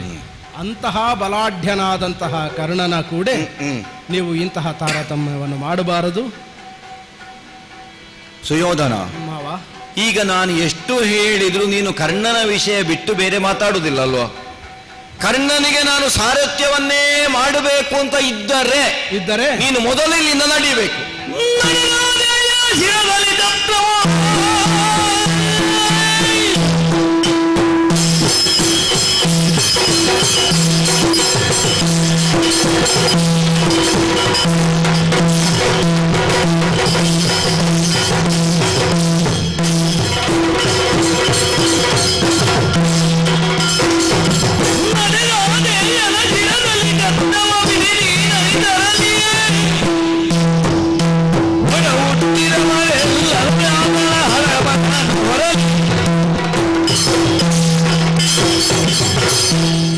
ವೈಯಕ್ತಿಕವಾದಂತಹ ಸ್ನೇಹ ಅದು ಸಾಮಾಜಿಕವಾಗಿ ಅಲ್ಲ. ಈಗ ವ್ಯಕ್ತಿಗತವಾಗಿ ನಮಗೆ ಯಾರೋ ಒಬ್ಬನಲ್ಲಿ ಸ್ನೇಹ ಇರ್ತದೆ, ಅವನ ಮನೆಗೆ ಹೋಗ್ತೇವೆ, ಏನೋ ಮಾಡ್ತೇವೆ. ಆದರೆ ಒಂದು ಅಧಿಕಾರ ಪೀಠವನ್ನು ಹೊಂದಿದ ಮೇಲೂ ಅದೇ ರೀತಿಯಾದಂತಹ ಸಂಬಂಧವನ್ನು ಊರ್ಜಿತದಲ್ಲಿ ಇಡುವುದಕ್ಕಾಗ್ತದೆ, ಹೇಳಲಿಕ್ಕಾಗುವುದಿಲ್ಲ. ಏನೇ ಆಗಲಿ, ಒಬ್ಬ ಕ್ಷತ್ರಿಯನಾದಂತಹ ಶಲ್ಯಭೂಪತಿ ಹೊತ್ತು ಜಗತ್ತಿನಲ್ಲಿ ಸೂತ ಅಂತಲೇ ಪ್ರಖ್ಯಾತನಾದ ಕರ್ಣನಿಗೆ ಸಾರಥ್ಯವನ್ನು ಮಾಡಬೇಕು. ಈಗ ನೀನು ಅಂಗರಾಜ್ಯವನ್ನು ಕೊಟ್ಟು ಅವನಿಗೆ ಪಟ್ಟಾಭಿಷೇಕ ಮಾಡಿದ ಕಾರಣಕ್ಕೆ ಅವನು ಕ್ಷತ್ರಿಯ ಆಗುವುದಿಲ್ವಲ್ಲ? ಅಲ್ಲ, ಈಗಲೂ ಅವನು ತಂದೆ ಅಂತ ಕರೆಯುವುದು ಅಧಿರಥನನ್ನು ಹೌದಾ? ಹೌದು. ಪ್ರಪಂಚದಲ್ಲಿ ಅವನನ್ನು ರಾಧೇಯ ಅಂತಲೇ ಹೇಳುವುದು ಹೌದಾ? ಹಾಗೆಯೇ ಹೇಳುವವರು. ರಾಧೆಯ ಮಗ ಹೌದಾ? ಅವನಿಗೆ ನಾನು ಸಾರಥ್ಯವನ್ನು ಮಾಡಬೇಕು. ನೀನೊಂದು ಕೆಲಸ ಮಾಡಬೇಕು. ಏನು ಮಾವ? ಈ ದೊಡ್ಡವರೆಲ್ಲ ಮಾಡಿದ್ರೆ ಮತ್ತೆ ಅದಕ್ಕೆ ಪಂಥ ಅಂತ ಹೇಳ್ತಾರೆ. ಪಂಥ ಅಂತ? ಪಂಥ ಅದು ಅವರು ಮಾಡಿದ್ರೆ ಮತ್ತೆ ನಾಳೆ ನಮಗೆ ಹೇಳಲಿಕ್ಕೆ ಆಗ್ತದೆ ಅದು ನಾನೇ ಮಾಡಿದ್ದಲ್ಲ, ಮೊದಲು ಅವರು ಮಾಡಿದ್ದಾರೆ ಅಂತ. ಅದುವೇ ಪಥ ಆಗುತ್ತದೆ ಮತ್ತೆ ಉಳಿದವರಿಗೆ. ಚಂದ್ರ ವಂಶ ಹೌದಾ ನಿಮ್ಮದು? ಹೌದು. ಚಕ್ರವರ್ತಿ ಪೀಠ ಹೌದಾ? ಹೌದು. ನಿನ್ನ ಆಗಿದ್ದವನೇ ಒಬ್ಬ ಮಾರ್ಗದರ್ಶಕನಾಗಿ ಒಂದು ದಾರಿಯನ್ನು ಹಾಕಿ ಕೊಟ್ರೆ ಆಗ ನಮಗೂ ಹೇಳಲಿಕ್ಕೆ ಆಗ್ತದೆ ಕೌರವನೇ ಮಾಡಿದ್ದಾನೆ ಮತ್ತೆ ನಮಗೆ ಮಾಡದೇನು ಅಂತ. ಮೊದಲು ಇಲ್ಲಿಂದ ಹೋಗು. ಅಲ್ಲ, ನೀವು ಬರ್ತೀರಾ ಅಂತ ಆದರೆ ಹೋಗುದೇ ನಾನು. ಅಲ್ಲಲ್ಲ, ನಾನು ಹೇಳಿದ್ದನ್ನು ಮಾಡಿ ತೋರಿಸಿ ಆಮೇಲೆ ನಾನು ಬರ್ತೇನೆ. ಏನು ಮಾವ ಮಾಡಬೇಕು? ಈಗ ನೀನು ಹೇಳಿದೆಲ್ಲ ಸ್ವರ್ಣಮಯ ರಥ ಅಂತ ಕರ್ಣನದ್ದು. ಹೌದು ಹೌದು. ನಿನಗೆ ತಮ್ಮಂದರು ಕೆಲವರು ಉಳಿದಿದ್ದಾರಲ್ಲ ಇನ್ನು? ಕೆಲವರು ಹೋಗಿದ್ದಾರೆ, ಕೆಲವರು ಇದ್ದಾರೆ. ರಥದಲ್ಲಿ ಕರ್ಣ ಹೋಗುವ ಹೊತ್ತಿಗೆ ಅವನ ಹಿಂಬದಿಯಿಂದ ಚಾಮರ ಹಿಡಿಲಿಕ್ಕೆ ಕೆಲವರು, ನನ್ನ ತಮ್ಮಂದ ಚಾಮರ ಸೇವೆ. ಮತ್ತೆ ನಮ್ಮಲ್ಲಿ ರೂಢಿಯಲ್ಲಿ ಬಳಕೆಯ ಪ್ರಯೋಗ ಉಂಟು, ಹಡಪ ಅಂತ ಗೊತ್ತುಂಟ ನಿನಗೆ? ಎಂತದ್ದು ಮಾವ ಅದು? ಅದು ಈ ಕ್ಷೌರ ಕರ್ಮ ಮಾಡುವಂತದ್ದು, ಗೊತ್ತಾಯ್ತಾ? ಹೌದು ಹೌದು ಗೊತ್ತಾಯ್ತು. ಅದನ್ನು ಹಿಡಿಲಿಕ್ಕೆ ಮತ್ತೊಬ್ಬ ತಮ್ಮ. ಮಾತ್ರ ಅಲ್ಲ, ತಾಂಬೂಲ ಚರ್ವಣವನ್ನು ಮಾಡುವಂತಹ ಕರ್ಣ ಅದನ್ನು ಉಗುಳುವುದಕ್ಕೆ ರೂಢಿಯಲ್ಲಿ ಒಂದು ಭಾಷೆ ಉಂಟು, ಆ ಪಾತ್ರೆಗೆ ಒಂದು ಹೆಸರುಂಟು, ಪೀಕದಾನಿ ಅಂತ. ಅದನ್ನು ಹಿಡಿಲಿಕ್ಕೆ ನಿನ್ನ ಇನ್ನೊಬ್ಬ ತಮ್ಮ. ಇಷ್ಟೆಲ್ಲ ಆಗುವಾಗ ಅವನ ಹಿಂಬದಿಯಲ್ಲಿ ಶ್ವೇತಛತ್ರವನ್ನು ಹಿಡಿದು ಉಗೆ ಉಗೆ ಅಂತ ಹೇಳಲಿಕ್ಕೆ ನೀನು. ನನಗೂ ಕೆಲಸ ಉಂಟು. ನಿನಗೂ ಕೆಲಸ ಉಂಟು. ಇಷ್ಟನ್ನು ಮಾಡಿ ಹಸ್ತಿನಾವತಿಯ ರಾಜಬೀದಿಯಲ್ಲಿ ಒಂದು ಪ್ರದಕ್ಷಿಣೆ ಕರ್ಣನ ರಥದಲ್ಲಿ ನೀನು ಬಂದೆ ಅಂತ ಆದ್ರೆ ಆಮೇಲೆ ಇಲ್ಲಿ ಅದ್ರ ಸಾರಥ್ಯ ಮಾಡ್ಲಿಕ್ಕೆ ಆಗ್ತದೆ. ಅದನ್ನು ಮೊದಲು ಮಾಡಿ ತೋರಿಸು, ಮತ್ತೆ ಬಾಯ್ಲಿಗೆ. ಸಾರಥ್ಯವೋ ಗೈದರೆ ಹೀನವೇ ಮಾವ. ಮತ್ತೆ ಮತ್ತೆ ನೀನು ಹೇಳುದು ಅದನ್ನೇ ಅಲ್ವಾ? ಹೀನವೇ ಮಾವ. ಹೀನವೇ ಅಂತ ಹೇಳುದು ಹಾಗೆ ಅಲ್ವಾ? ನೇನಭ್ಯಾಸಿಗೆ ನೋಡಿ ಮಾವ ಅಲ್ಲಿ ಮರಣ ಬಾರುಹದ ಚಮ್ಮಟಿಗೆಯ ಬಿರಿದನೆ ತೆಗೆ ಪರೋಪಕಾರ್ತನೆಂಬ ದಾರುಣಿಯೊಳ್ ಓರ್ವನೋರ್ವಂಗೆ ಸಾರಥ್ಯಮವು ಪೂರೈಸಲದರಿಂದ ದಾರುಣಿಯೊಳೋರ್ವನೋರ್ವಂಗೆ ಸಾರಥ್ಯಮಂ ಪೂರೈಸಲದರಿಂದ ಕುಂದೇನು ಏನು ಕೊರತೆ ಮಾವ? ಪೂರ್ವದೊಳ್ ವಾರಿದಾತನ ಮರರಿಂಗೆ ಸಹಾಯವ ಮಾಡನೆ ಎಂದಡವನೆಂದನು. ಸಾರಥ್ಯ ಮಂಗೈದರೇನ್ ಹೀನವೇ ಮಾಮ ಮಾವ. ಮಾವಯ್ಯ, ಶಲ್ಯ ಭೂಪತಿಯ ಸಾಮರ್ಥ್ಯ ಏನು ಎನ್ನುವುದು ಎಲ್ಲರಿಗೂ ಗೊತ್ತಿದೆ. ಆದರೆ ಹೊಸತಾದಂತಹ ಪ್ರತಿಭೆಯೊಂದರ ಅನಾವರಣ ಒಂದು ಪ್ರಸಂಗದಲ್ಲಿ ಅಲ್ಲದೆ ಅನ್ಯಥಾ ಆದದ್ದಿಲ್ಲ. ಏನು ಮಾವ, ಸಾರಥ್ಯ ಎನ್ನುವುದು ಅಷ್ಟು ಹೀನವೋ? ಸಾರಥ್ಯ ಹೀನ ಅಂತ ಹೇಳಿದೆ ನಾನೀಗ. ಇವನಿಗೆ ಸಾರಥಿ ಆಗುವುದು ಹೀನ ಹೀನ ಅಂತ ಹೇಳುತ್ತಾ ಇದ್ದೀರಿ. ಮಾವ, ಒಮ್ಮೆ ಆ ಕಡೆಗೆ ನೋಡಿ ಅಂತೆ. ವಾರಿದಾಕ್ಷ ಯಾರನ್ನು ಪ್ರತಿ ದಿವಸವೂ ಪಾಂಡವರು ಪೂಜಿಸ್ತಾರೋ, ಯಾರನ್ನು ದೇವರು ಅಂತಲೇ ನಂಬುತ್ತಾರೋ ಅಂತಹ ಶ್ರೀಕೃಷ್ಣ ಆ ಪಕ್ಷದಲ್ಲಿ ಸಾರಥಿಯಾಗಿ ಕುಳಿತಿದ್ದಾನೆ. ಏನು ಪಾಂಡವರು ಪ್ರತಿ ದಿವಸ ಹೋಗಿ ಅವನಿಗೆ ಪೂಜೆ ಮಾಡೋದಿಲ್ವ? ಭಜಿಸುತ್ತಾರೆ. ಅಂತವರ ಸಾರಥಿಯಾಗಿ ಅಲ್ವಾ ಕುಳಿತದ್ದು? ಹೌದು, ಇದ್ದಾನೆ. ಹೆಚ್ಚೇಕೆ ಪ್ರಾರ್ಥನೆ ತನ್ನ ಸನ್ನೆಯನ್ನು ಕಾಲಿನ ಮೂಲಕ ಸಾರಥಿಗೆ ತಿಳಿಸ್ತಾನಂತ. ಏನು ಕಾಲಿನಿಂದ ತುಳಿಯಲ್ಪಡಬೇಕಾದಂತಹ ವ್ಯಕ್ತಿತ್ವ ಕೃಷ್ಣನದ್ದು. ಅಂಥವನೇ ಪ್ರಾರ್ಥನೆಗೆ ಸಾರಥಿಯಾಗಿದ್ದಾನೆ ಅಂತ ಹೇಳಿದ್ರೆ ಸಾರಥ್ಯವನ್ನು ಹೀನ ಅಂತ ನೀವು ಹೇಳ್ತೀರೋ ಮಾವ? ಸಾರಥ್ಯ ಹೀನ ಅಂತ ನಾನು ಹೇಳಿಲ್ಲ. ಕೃಷ್ಣ ಅವನ ತಂಗಿಯನ್ನೇ ಅರ್ಜುನನಿಗೆ ಕೊಟ್ಟು ಮದುವೆ ಮಾಡಿದ್ದಾನೆ. ಭಾವ ಭಾವ ಸಂಬಂಧ ಉಂಟು ಅವರಿಗೆ. ಕರ್ಣನಲ್ಲಿ ನನಗೇನು ಸಂಬಂಧ ಉಂಟು ಅಂತ ಕೇಳುದು ನಾನು. ಮಾವ, ಮೂರು ಮೂರ್ತಿಗಳಲ್ಲಿ ಯಾರು ಶ್ರೇಷ್ಠ? ಮೂರು ಮೂರ್ತಿಗಳು ಸಮಾನರೇ ಅಲ್ವಾ? ಹೌದು. ಹಾಗಿದ್ರೆ ಬ್ರಹ್ಮ ಶಿವನಿಗೆ ಸಾರಥ್ಯವನ್ನು ಮಾಡಿದಂತಹ ಪ್ರಸಂಗ ನಮಗೆ ಗೊತ್ತಿಲ್ವಾ? ಅದೇ ಹೌದು, ತ್ರಿಪುರ ಮಥನದ ಕಾಲದ್ದು. ತ್ರಿಪುರ ಮಥನ ಅಲ್ವಾ? ಹಾಗಿದ್ರೆ ಅಲ್ಲಿಯೂ ಕೂಡ ಸಾರಥ್ಯ ಎನ್ನುವುದು ಹೀನ ಅಲ್ಲ ಎನ್ನುವುದು ಸ್ಫುಟ ಆಯಿತು. ಮಾವ, ನಾನು ಹೇಳಿದ್ದು ಸರಿಯಾಗದೆ ಹೋದರೆ ಸರಿ ಮಾಡಿ ಈಗ ಹೇಳುತ್ತೇನೆ. ನಾನು ಆಗ ಹೇಳಿದ್ದೇನು? ಏನು? ಕರ್ಣ ರಥಿಕನಾಗಿ ಯುದ್ಧ ಮಾಡುವಾಗ ನೀವು ಸಾರಥಿಯಾಗಬೇಕು. ಆಗುವುದಿಲ್ಲ ಅಂತ ನಾನು ಹೇಳಿದ್ದು. ನಾನೀಗ ಸರಿ ಮಾಡಿ ಹೇಳುತ್ತೇನೆ. ನೀವು ಸಾರಥಿಯಾದಾಗ ಕರ್ಣ ರಥಿಕನಾಗಬೇಕು. ವಿಶೇಷತೆ ಇರುವುದು ನಿಮ್ಮ ಸಾರಥ್ಯದಲ್ಲಿ, ಅವನ ಮಹಾರಥಿತನದಲ್ಲಿ ವಿಶೇಷತೆ ಇರುವುದಲ್ಲ. ನಿಮ್ಮ ಸಾರಥ್ಯವೇ ಆಗಬೇಕು. ಯಾಕೆ ಗೊತ್ತುಂಟ ಮಾವ? ಅಲ್ಲಿಗ ನನ್ನನ್ನೇ ಹೀಗೆ ಒತ್ತಾಯಿಸಿ ಯಾಕೆ ಸಾರಥ್ಯ ಮಾಡುತ್ತೀಯ ಅಂತ ಅರ್ಥ ಆಗಲಿಲ್ಲ ನನಗೆ. ಇಷ್ಟು ಮಂದಿ ಇದ್ದಾರೆ ಇಲ್ಲಿ ಸಾರಥ್ಯ ಮಾಡಲಿಕ್ಕೆ. ಇದು ನನ್ನ ಒತ್ತಾಯ ಅಲ್ಲ ಮಾವ. ಮತ್ತೆ ನನಗೆ ಅವನೇ ಸೂಚಿಸಿದ್ದು. ಯಾರು? ಕರ್ಣನೇ ಸೂಚಿಸಿದ್ದು. ಅದ ಹೇಳಿಯಾನ ಅವನು. ನಿಮ್ಮನ್ನು ಸಣ್ಣದು ಮಾಡಬೇಕು ಅಂತ ಅಲ್ಲ, ಮತ್ತೆ ನಿಮ್ಮ ದೊಡ್ಡತನವನ್ನು ಗುರುತಿಸಿಯೇ ಅವನು ಸೂಚಿಸಿದ್ದು. ಪುಣ್ಯಾತ್ಮ, ಏನು ನೀನು ಒಮ್ಮೆ ಆದ್ರೂ ಸರಿ ಮಾತಾಡ್ತೀಯ ಮನುಷ್ಯರಿಗೆ ಅರ್ಥ ಆಗುವ ಹಾಗೆ. ನನ್ನ ಲೆಕ್ಕದಲ್ಲಿ ನಾನು ಮಾತಾಡಿದ್ದೆ ಸರಿ ಅಂತ. ಅದು ಗೊತ್ತುಂಟು ನನಗೆ. ನೀನು ಯಾವಾಗಲೂ ಹಾಗೆ ನಾನು ಮಾತಾಡಿದ್ದು ಸರಿ ಅಂತಲೇ ತಿಳಿದು ಮಾತಾಡೋದು. ಈಗ ಮಾತಾಡಿದ್ದು ಸರಿಯೇ. ನನ್ನದು ತಪ್ಪಿದ್ದರೆ ನೀವು ಸರಿಪಡಿಸಬೇಕು. ಈಗ ಮಾತಾಡುವುದರಲ್ಲಿ ತಪ್ಪಿದ್ದರೆ ಅವನು ನಮ್ಮ ಗುರುಕುಲದಲ್ಲಿಯೇ ವಿದ್ಯಾಭ್ಯಾಸವನ್ನು ಮಾಡ್ತಾ ಪ್ರಾರಂಭಕ್ಕೆ ಇದ್ದನಂತೆ. ಉನ್ನತವಾದಂತಹ ವ್ಯಾಸಂಗ ಇಲ್ಲ ಅವನಿಗೆ, ಅದು ಶಸ್ತ್ರಾಸ್ತ್ರ ಕಲಿಸುವುದಕ್ಕಾಗುವುದಿಲ್ಲ ಅಂತ ನಾನು ಹೇಳಿದ ಹಾಗೆ ದ್ರೋಣಾಚಾರ್ಯರು ಹೇಳಿದರು. ಹೋದದ್ದು ಎಲ್ಲಿಗೆ ಗೊತ್ತುಂಟ ಮಾವ? ಅವನು ಎಲ್ಲಿಗೆ ಹೋದನೋ ಯಾರಿಗೊತ್ತು. ಭಾರ್ಗವರಾಮರ ಬಳಿಗೆ ಹೋಗಿದ್ದಾನಂತೆ. ಪರಶುರಾಮರ ಬಳಿಗಾಗಿ ಹೋಗಿ ವಿದ್ಯಾರ್ಜನೆಯಲ್ಲಿ ತೊಡಗಿದನಂತೆ. ಭಾರ್ಗವರು ಹೇಳಿದರಂತೆ, ಬ್ರಾಹ್ಮಣರಿಗಲ್ಲದೆ ಅನ್ಯರಿಗೆ ನಾನು ವಿದ್ಯೆಯನ್ನು ಉಪದೇಶ ಮಾಡುವುದಿಲ್ಲ. ಮೊದಲೇ ಹೇಳಿದ್ದಾರೆ ಅದನ್ನು. ನೀನು ಬ್ರಾಹ್ಮಣನೋ ಕೇಳಿದರಂತೆ. ವಿದ್ಯೆಯನ್ನು ಸುಳ್ಳು ಹೇಳಿಯಾದರೂ ಆರ್ಜಿಸಬಹುದು, ಮದುವೆಯನ್ನು ಸುಳ್ಳು ಹೇಳಿಯಾದರೂ ಮಾಡಬಹುದು. ಹೀಗೊಂದು ರೂಢಿಯ ಮಾತುಂಟು. ನಮಗೆ ಉದಾಹರಣೆಗಳು ಬೇಕಾದಷ್ಟು ಸಿಗುವುದಿಲ್ವ? ದೇವೇಂದ್ರನ್ನೇ ಸುಳ್ಳು ಹೇಳಿ ಬಂದು ವಿದ್ಯಾರ್ಜನೆ ಮಾಡಿದಂತಹ ಉದಾಹರಣೆಗಳುಂಟು. ಇವನು ಹೇಳಿದ, ನಾನು ಬ್ರಾಹ್ಮಣನೇ ಅಂತ ಹೇಳಿಯೇ ವಿದ್ಯಾರ್ಜನೆಯನ್ನು ಮಾಡಿದನಂತೆ. ಸಕಲ ವಿದ್ಯೆಗಳನ್ನು ಕೂಡ ಕಲಿಸಿಕೊಟ್ಟಂತಹ ಆ ಪರಶುರಾಮರು ಸಂತೃಪ್ತರಾದರಂತೆ. ಒಂದು ದಿವಸ ಅವರ ತೊಡೆಯಲ್ಲಿ, ಇವನ ತೊಡೆಯಲ್ಲಿ ತಲೆಯನ್ನಿರಿಸಿ ಗುರುಗಳು ಮಲಗಿದರಂತೆ. ಆ ಸಂದರ್ಭದಲ್ಲಿ ದುಂಬಿಯೊಂದು ಬಂದು ಕೊರೆಯುವುದಕ್ಕೆ ಪ್ರಾರಂಭಿಸಿತಂತೆ. ಯಾರನ್ನು? ಕರ್ಣನ ತೊಡೆಯನ್ನು. ಓಹೋ. ತೊಡೆಯಿಂದ ರಕ್ತ ಸ್ರೋತವಾಗಿ ಹರಿಯುವುದಕ್ಕೆ ತೊಡಗಿತಂತೆ.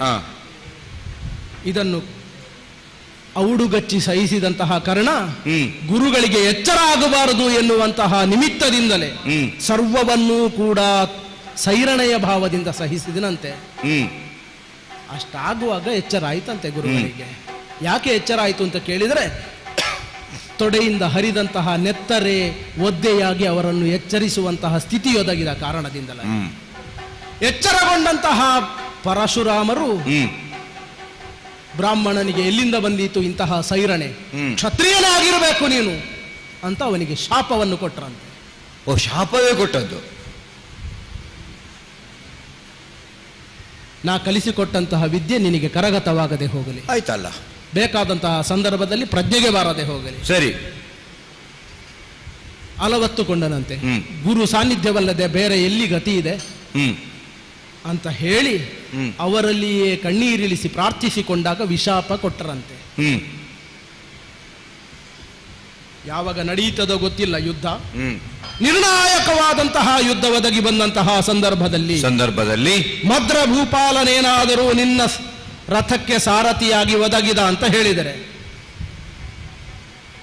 ನೋಡಿ ಮಾವ, ನಿಮ್ಮ ವಿಷಯ ಎಲ್ಲಿಂದ ಎಲ್ಲಿಯವರೆಗೆ ಪ್ರಚಾರ ಉಂಟು ಅಂತ. ಮಾದ್ರ ಭೂಪತಿ ಎಲ್ಲಿಯಾದರೂ ಸಾರಥಿಯಾಗಿ ನಿನ್ನ ರಥದಲ್ಲಿ ಇದ್ದ ಅಂತ ಹೇಳಿದರೆ, ನಿನ್ನನ್ನು ಸೋಲಿಸುವುದಕ್ಕೆ ಯಾರಿಂದಲೂ ಸಾಧ್ಯ ಇಲ್ಲ, ನೀನು ವಿಜಯಶಾಲಿಯಾಗತಿ. ಇದು ನನ್ನ ಮಾತಲ್ಲ, ಕರ್ಣನ ಮಾತಲ್ಲ, ಯಾರದ್ದೋ ಲೋಕದ ಸಾಮಾನ್ಯರದ್ದು ಮಾತಲ್ಲ, ಇದು ಪರಶುರಾಮರ ಮಾತು. ಇದು ನಿನ್ನಲ್ಲಿ ಕರ್ಣ ಹೇಳಿದ್ದು. ಇದನ್ನು ನೀನು ಮೊದಲೇ ಹೇಳ್ತಿದ್ರೆ ಎಷ್ಟು ಹೊತ್ತು ಆಗ್ತಿತ್ತು ಗೊತ್ತಾ ಮುಗಿದು. ಈಗ ಇಷ್ಟು ಹೊತ್ತು ಬೇಡದ್ದು ಮಾತಾಡಿ ಈಗ ಇದನ್ನು ಹೇಳುದಲ್ವಾ ನೀನು ಮಾವ?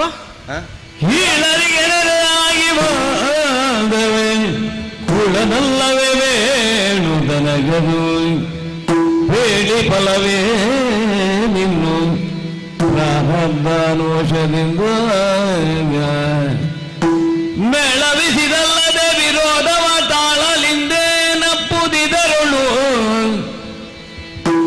ಹೋಳುಗೋದು ನಿನ್ನ ನುಡಿ ಕೈಗೊಂಡೆ ನಿಂದಿನಲ್ಲಿ.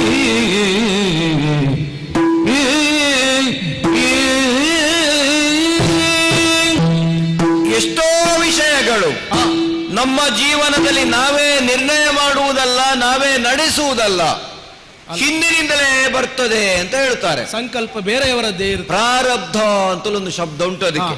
ಅದು ನಾವು ಮಾಡುವುದಲ್ಲ ಅಂತ.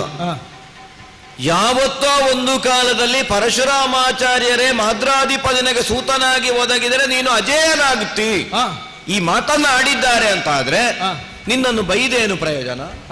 ಕರ್ಣನಿಗೆ ಸಾರಥ್ಯ ಮಾಡುವುದಿಲ್ಲ ಅಂತ ಹೇಳಿದ್ರೆ ಏನು ಪ್ರಯೋಜನ? ಇದು ಸಂಕಲ್ಪ ಮಾತ್ರ ಅಲ್ಲ.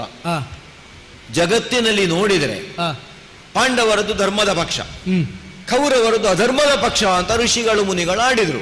ಪಾಂಡವರು ಜ್ಞಾನಿಗಳಿದ್ದಾರೆ, ಕೌರವರು ಕೂಳರಿದ್ದಾರೆ ಅಂತ. ಹಾಗಾದ್ರೆ ಅಲ್ಲಿಗೆ ಅಂತಲೇ ನಿರ್ಣಯ ಮಾಡಿ ಬಂದಂತಹ ನಾನು ಕೌರವನ ಪಕ್ಷವನ್ನು ಸೇರಬೇಕಾಗಿ ಬಂದದ್ದು ಯಾಕೆ? ನಾನೀಗ ಕರ್ಣನ ಸಾರಥ್ಯವನ್ನು ಮಾಡಬೇಕು ಅನ್ನುವುದೇ ಸಂಕಲ್ಪ. ನಿನ್ನಲ್ಲಿ ವಿರೋಧ ಮಾಡಿ ಏನು ಪ್ರಯೋಜನ? ಹೌದಾ ಅಲ್ವಾ? ಆದೀತು. ಬೇರೆ ಯಾವುದನ್ನು ಒಪ್ಪಿಕೊಳ್ಳದೆ ಇದ್ರೂ ಭಾರ್ಗವರಾಮರು ಹೇಳಿದಂತಹ ಮಾತನ್ನು ಒಪ್ಪಿಕೊಂಡಿದ್ದೇನೆ. ಅದಕ್ಕೊಂದು ಮನ್ನಣೆಯನ್ನು ಕೊಡ್ತೀನಿ. ಆದ್ರೆ ಆಗ ಒಂದು ಮಾತು ಹೇಳಿದೆ ನೀನು. ಏನು ಮಾವ? ಅಲ್ಲಿ ಕೃಷ್ಣ ಅರ್ಜುನನಿಗೆ ಸಾರಥ್ಯವನ್ನು ಮಾಡುವುದಿಲ್ವೋ? ಹೌದು. ಒಂದೇ ಒಂದು ಸಲ ಆದ್ರೂ ಕೃಷ್ಣ ಹೇಳಿದ ಮಾತನ್ನು ಮೀರಿ ಅರ್ಜುನ ನಡೆದದ್ದುಂಟಾ? ಉಂಟು. ಹೇಳಿದ ಹಾಗೆ ಅವನು ಕೈಯಲ್ಲಿರುವುದನ್ನು ಕೆಳಗಾಕು ಅಂತ ಹೇಳಿದ್ರೆ ಕೆಳಗಾಗ್ತಾನೆ, ಹೋರಾಟ ಮಾಡು ಅಂತ ಹೇಳಿದ್ರೆ ಹೋರಾಟ ಮಾಡ್ತಾನೆ, ನಿಲ್ಲಿಸು ಅಂತ ಹೇಳಿದ್ರೆ ನಿಲ್ಲಿಸ್ತಾನೆ. ಹೌದಾ? ಹೌದು. ಅದೇ ರೀತಿಯಾಗಿ ಅಲ್ಲಿ ಹೇಗೆ ಧನಂಜಯ ಕೃಷ್ಣ ಹೇಳಿದ ಹಾಗೆ ಕೇಳ್ತಾನೋ, ಇಲ್ಲಿಯೂ ನಾನು ಹೇಳಿದಂತೆ ಕರ್ಣ ಕೇಳುವುದಿದ್ದರೆ ಒಂದು ವೇಳೆ ಕೇಳದಿದ್ರೆ ಮತ್ತೆ ಏನಾದಿತ್ತು ಅಂತ ಹೇಳಲಿಕ್ಕೆ ಸಾಧ್ಯ ಇಲ್ಲ. ಅಲ್ಲ, ಅವನಲ್ಲಿ ಕೇಳಿಸ್ತೇನೆ. ಹೌದಲ್ಲ? ಅವನನ್ನು ಕೇಳುವ ಹಾಗೆ ನಾನು ಹೌದಲ್ಲ? ಮಾಡ್ತಾನೆ ಅಂತ ಇದ್ರೆ ನಾಳೆಯ ದಿನ ಕರ್ಣನ ರಥಕ್ಕೆ ಸಾರಥಿಯಾಗಿ ನಾನು ಬರ್ತೇನೆ, ಚಿಂತಿಸಬೇಡ ಮಾವ. ಒಂದು ನಿರ್ಮಲವಾದಂತಹ ಹೃದಯ ಅಂತ ಹೇಳಿದ್ರೆ ಹೀಗೆ, ನಿಮ್ಮದ್ದು ಈಗ ನನ್ನದ್ದು. ನೀನು ಹೆಚ್ಚು ಹೊಗಳಬೇಕು ಅಂತ ಇಲ್ಲ. ಎಷ್ಟು ನಿನ್ನ ಒಳಗೆ ಎಷ್ಟುಂಟು ಏನುಂಟು ಅಂತ ಗೊತ್ತಿಲ್ಲದವ ನಾನಲ್ಲ. ನೀವು ಎಷ್ಟು ಮಂಗಳಾರತಿ ಮಾಡಿದ್ರು ನೈವೇದ್ಯ ಕೊಡದೇ ಇರುವುದಿಲ್ಲ ಅಂತ ನನಗೆ ಗೊತ್ತಿತ್ತು. ಸರಿ, ಬೇಕಾದ ಸಿದ್ಧತೆಯನ್ನು ಮಾಡು. ನಾಳಿನ ಸೂರ್ಯೋದಯಕ್ಕೆ ಮೊದಲು ಅಲ್ಲಿ ನಾನಿರ್ತೇನೆ. ಆದೀತಾ? ಒಳ್ಳೆಯದು ಮಾವ. ಆದೀತು.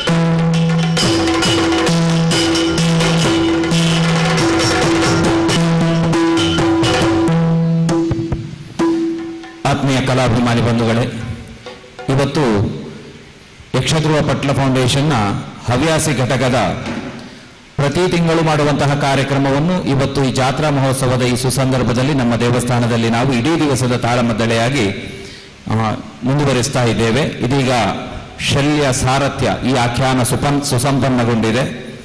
ನಮ್ಮ ಈ ಒಂದು ಘಟಕಕ್ಕೆ ಸದಾ ಬೆನ್ನೆಲುಬಾಗಿ ನಿಂತು ಈ ಘಟಕದ ಒಂದು ಎಲ್ಲ ಕಾರ್ಯಗಳಲ್ಲಿ ತಮಗೆ ಸಹಕಾರವನ್ನು ಕೊಡುವಂತಹ ಯಕ್ಷಧ್ರುವ ಪಟ್ಲ ಫೌಂಡೇಶನ್ನ ಮುಖ್ಯಸ್ಥರಾದಂತಹ ಸತೀಶ್ ಶೆಟ್ಟಿ ಪಟ್ಲ ಅವರು ನಮ್ಮ ಇವತ್ತಿನ ಈ ಕಾರ್ಯಕ್ರಮಕ್ಕೆ ನಮ್ಮ ಮೇಲೆ ಪ್ರೀತಿ ಇಟ್ಟು ಬಂದಿದ್ದಾರೆ. ಒಂದು ಜೋರಾದ ಕರತಾಡನದೊಂದಿಗೆ ಅವರನ್ನು ದಯವಿಟ್ಟು ನಮ್ಮ ವೇದಿಕೆಗೆ ಅವರನ್ನು ಬರಮಾಡಿಕೊಳ್ಳಬೇಕು.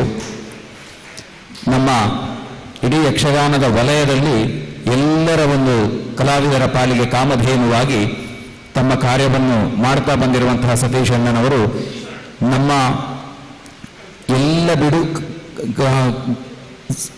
ತುಂಬ ಒತ್ತಡದ ಪರಿಸ್ಥಿತಿಯಲ್ಲಿ ಕೂಡ ನಮ್ಮ ಮೇಲೆ ಪ್ರೀತಿ ಇಟ್ಟು ಇವತ್ತು ಬಂದಿದ್ದಾರೆ. ಅವರನ್ನು ನಮ್ಮ ಕ್ಷೇತ್ರದ ವತಿಯಿಂದ ಹಾಗೂ ನಮ್ಮ ಘಟಕದ ವತಿಯಿಂದ ನಾವು ಪ್ರೀತಿಪೂರ್ವಕವಾಗಿ ಗೌರವಿಸುವ ಒಂದು ತೀರ್ಮಾನಕ್ಕೆ ಬಂದಿದ್ದೇವೆ. ಹಿರಿಯರಾದಂತಹ ಸರ್ಪಂಗಳ ಈಶ್ವರ ಭಟ್ ಅವರು ಸತೀಶ್ ಅಣ್ಣನವರಿಗೆ ಶ್ರೀದೇವರ ಶೇಷವಸ್ತ್ರವನ್ನು ನೀಡುವುದರ ಮೂಲಕವಾಗಿ ಅವರನ್ನು ಗೌರವಿಸಬೇಕಾಗಿ ಕೇಳಿಕೊಳ್ತಾ ಇದ್ದೇವೆ.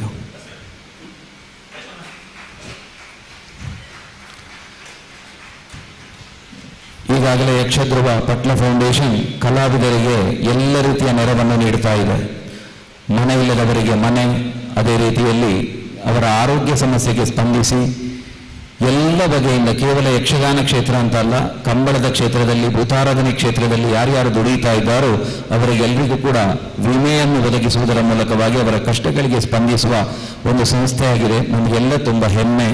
ಇವತ್ತು ಈ ಕಾರ್ಯಕ್ರಮಕ್ಕೆ ಬಂದು ನಮ್ಮ ಜೊತೆ ಅವರು ಜೊತೆಯಾಗಿದ್ದಾರೆ ಎನ್ನುವುದು ನಮಗೊಂದು ಅಭಿಮಾನದ ವಿಷಯ. ಅದೇ ರೀತಿಯಲ್ಲಿ ಇವತ್ತು ನಮ್ಮ ದಿವಾಕರ್ ಆಚಾರ್ಯ ಇವರು ಬರೆದಿರುವಂತಹ ದಶಪರ್ವ ಎನ್ನುವಂತಹ ಒಂದು ಪುಸ್ತಕ, ಅದರ ಜೊತೆಯಲ್ಲಿ ಅವರಿಗೆ ಉಡುಗೊರೆಯಾಗಿ ನೀಡ್ತಾ ಇದ್ದೇವೆ. ಯಕ್ಷಗಾನದ ಕ್ಷೇತ್ರಕ್ಕೆ ಕೊಡುಗೆಯನ್ನು ಕೊಟ್ಟ ಮಹನೀಯರನ್ನು ಆ ಒಂದು ಪುಸ್ತಕದಲ್ಲಿ ಅವರು ಉಲ್ಲೇಖಿಸಿದ್ದಾರೆ. ದಿವಾಕರಾಚಾರ್ಯ ಅವರದನ್ನು ಪ್ರದಾನ ಮಾಡಿದ್ದಾರೆ. ನಮ್ಮ ಈ ಕಾರ್ಯಕ್ರಮಕ್ಕೆ ಬಂದಂತಹ ಸತೀಶ್ ಅಣ್ಣನವರಿಗೆ ಎಲ್ಲ ನಮ್ಮ ಘಟಕದ ವತಿಯಿಂದ ಪ್ರೀತಿಪೂರ್ವಕವಾಗಿ ಅವರನ್ನು ಗೌರವಿಸ್ತಾ ಇದ್ದೇವೆ. ನಮ್ಮ ಎಲ್ಲ ಕಾರ್ಯಗಳಿಗೆ ಏನು ಬೇಕು ಅಂತ ಹೇಳುವಂತಹ ಒಬ್ಬ ವ್ಯಕ್ತಿತ್ವ ಸತೀಶ್ ಅಣ್ಣನವರು. ನಮ್ಮನ್ನು ಉದ್ದೇಶಿಸಿ ನಮಗೆರಡು ಹಿತನುಡಿಯನ್ನು ನುಡಿಯಬೇಕು ಅಂತ ಅವರಲ್ಲಿ ಕೇಳಿಕೊಳ್ತಾ ಇದೆ. ತಾಯಿ ದುರ್ಗಾ ಮಾತೆ ಜ್ಞಾನಶಕ್ತಿ ಸುಬ್ರಹ್ಮಣ್ಯವನ್ನು ಸ್ವಾಮಿಯನ್ನು ಸ್ಮರಿಸಿ ವೇದಿಕೆಯಲ್ಲಿರುವ ಎಲ್ಲ ಕಲಾವಿದಗಳಿಗೆ ವಂದಿಸಿ, ಒಂದು ಬೆಳಗ್ಗಿನಿಂದಲೇ ಒಂದು ಕಾರ್ಯಕ್ರಮ ನಡೀತಾ ಇದೆ. ತಾಳಮದ್ದಳೆಯ ಹವ್ಯಾಸಿ ಘಟಕದ ನಮ್ಮ ಯಕ್ಷಧ್ರುವ ಪಟ್ಲ ಫೌಂಡೇಶನ್ ಒಂದು ಭಾಗ. ಬಹಳ ಸಂತೋಷ ಆಗ್ತಾ ಇದೆ. ಕಳೆದ ವರ್ಷದಿಂದ ಅದಕ್ಕೊಂದು ಸಮಿತಿಯನ್ನು ಬೇರೆ ಮಾಡಿ ಆ ಸಮಿತಿ ಬಹಳ ಆಕ್ಟಿವ್ ಆಗಿ ಇಲ್ಲಿ ಬೇರೆ ಬೇರೆ ಕಾರ್ಯಕ್ರಮಗಳನ್ನು ರೂಪಿಸ್ತಾ ಬರ್ತಾ ಇದೆ. ರಾಜರಾಮ ಹೊಳ್ಳರ ಅಧ್ಯಕ್ಷತೆಯಲ್ಲಿ ನಮ್ಮ ಮಧುಕರ್ ಭಾಗವತರು ಇದ್ದಾರೆ, ತಳಪಾಡಿಯವರಿದ್ದಾರೆ, ಸದಾಶಿವಣ್ಣ ಆಗಲಿ, ಮತ್ತೆ ಎಲ್ಲ ಬಂಧುಗಳು, ನಮ್ಮ ಸಮಿತಿಯ ಎಲ್ಲ ಪದಾಧಿಕಾರಿಗಳ ನೇತೃತ್ವದಿಂದ ವಿಜಯಶಂಕರ್ ಆಡವರಂತ ಪಿಡಿಒ ಸರ್ಪಂಗಳ ಈಶ್ವರ ಭಟ್ರಾಗಲಿ, ಭಾಸ್ಕರ್ ರೈ ಕುಕ್ಕೊಳ್ಳಿಯವರಿದ್ದಾರೆ. ಎಲ್ಲರ ಆಶಯದಂತೆ ಬಹಳ ನಾಜೂಕಾಗಿ, ಬಹಳ ವ್ಯವಸ್ಥಿತವಾಗಿ, ಆ ನಾಜೂಕು ಶಬ್ದ ಯಾಕೆಂತ ಹೇಳಿದ್ರೆ ಯಾರಿಗೂ ನೋವಾಗದ ಹಾಗೆ ಅದು ಕೂಡ ಬೇಕೆ ಆಗುತ್ತೆ ನಮಗೆ. ಆದ ಕಾರಣ ಮುಂದುವರಿತಾ ಇದೆ. ನಾನು ತುಂಬ ಹೆಮ್ಮೆ ಪಡ್ತೇನೆ, ಸಂತೋಷ ಪಡ್ತೇನೆ. ಹೊಳ್ಳರೆ, ನಿಮ್ಮ ಈ ಕಾರ್ಯ ಇನ್ನೂ ಕೂಡ ಸಾಂಗವಾಗಿ ನಡೆಯಲಿ. ನಿಮ್ಮ ನೇತೃತ್ವದಲ್ಲಿ ಒಳ್ಳೆ ರೀತಿಯಲ್ಲಿ ನಡೀತಾ ಇದೆ. ಮೊನ್ನೆ ಕೂಡ ನಿಮ್ಮ ಮನೆಯಲ್ಲಿ ಅದ್ಭುತವಾದ ಕಾರ್ಯಕ್ರಮ ಆಯಿತು. ಹಿಮ್ಮೇಳದ ಬಗ್ಗೆ ಅತ್ಯದ್ಭುತವಾದ ಒಂದು ಪರಿಕಲ್ಪನೆಯಿಂದ ತಾವುಗಳು ಅದಕ್ಕೆ ತೊಡಗಿಸಿಕೊಂಡಿದ್ದೀರಿ. ಅದು ಇನ್ನಷ್ಟು ಮುಂದುವರಿಲಿ. ನಮ್ಮ ಕೇಂದ್ರ ಸಮಿತಿಯಿಂದ ಏನಾಗಬೇಕು ಇದಕ್ಕೆ ಅಂತ ನೀವು ಹೇಳಿದರೆ ನಾವು ನಿಮ್ಮ ಜೊತೆ ನಾವು ಸದಾ ಇದ್ದೇವೆ. ಒಂದು ಹವ್ಯಾಸಿ ಬಂಧುಗಳಿಗೆ ಕೂಡ ಪ್ರತಿಯೊಬ್ಬರಿಗೂ ಇದು ಮನಮುಟ್ಟುವ ಹಾಗೆ, ಎಲ್ರಿಗೂ ಪ್ರಯೋಜನ ಆಗುವ ಹಾಗೆ, ಎಲ್ರಿಗೂ ಉಳಿತ ಆಗುವ ಹಾಗೆ ನೀವು ಮುನ್ನಡೆಸ್ಕೊಂಡು ಹೋಗಿ. ನಾವು ನಿಮ್ಮ ಜೊತೆ ಸದಾ ಇದ್ದೇವೆ. ನಮಗೆ ಹೆಚ್ಚಿನ ಕಾರ್ಯಕ್ರಮಗಳೇ ನಮಗೆ ಬರಲಿಕ್ಕೆ ಆಗಲಿಲ್ಲ, ಅದು ಕೂಡ ನಿಮ್ಮ ಜೊತೆ ನಾನು ಯಾವತ್ತೂ ಇದ್ದೇನೆ.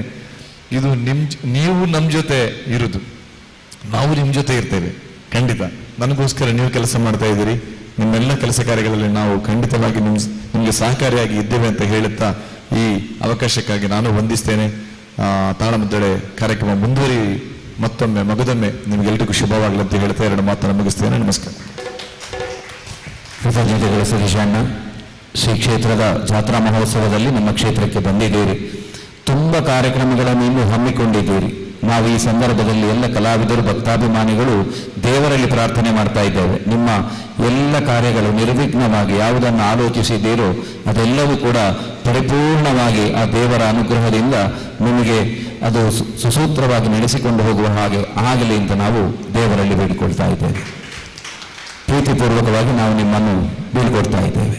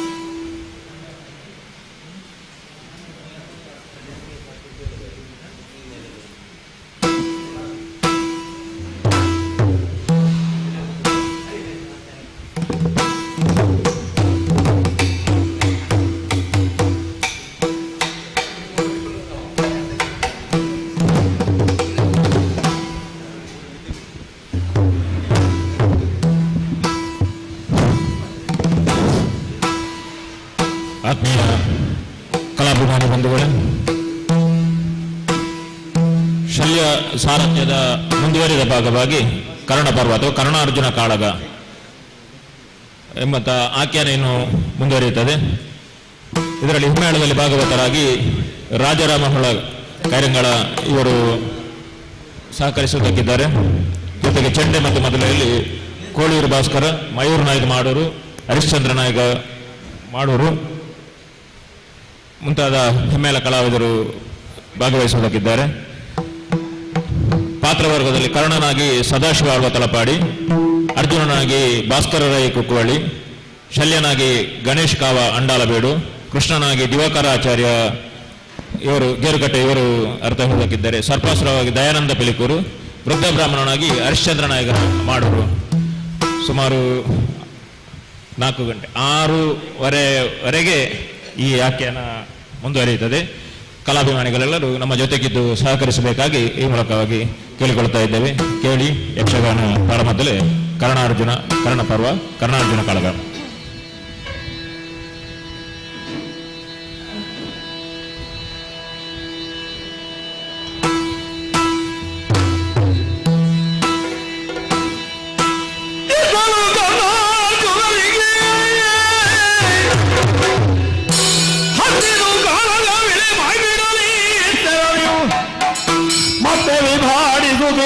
ಗದರುತ್ತಲೇ ಮೂದಲಿಸಿದು ಮಾತಾಡಿದ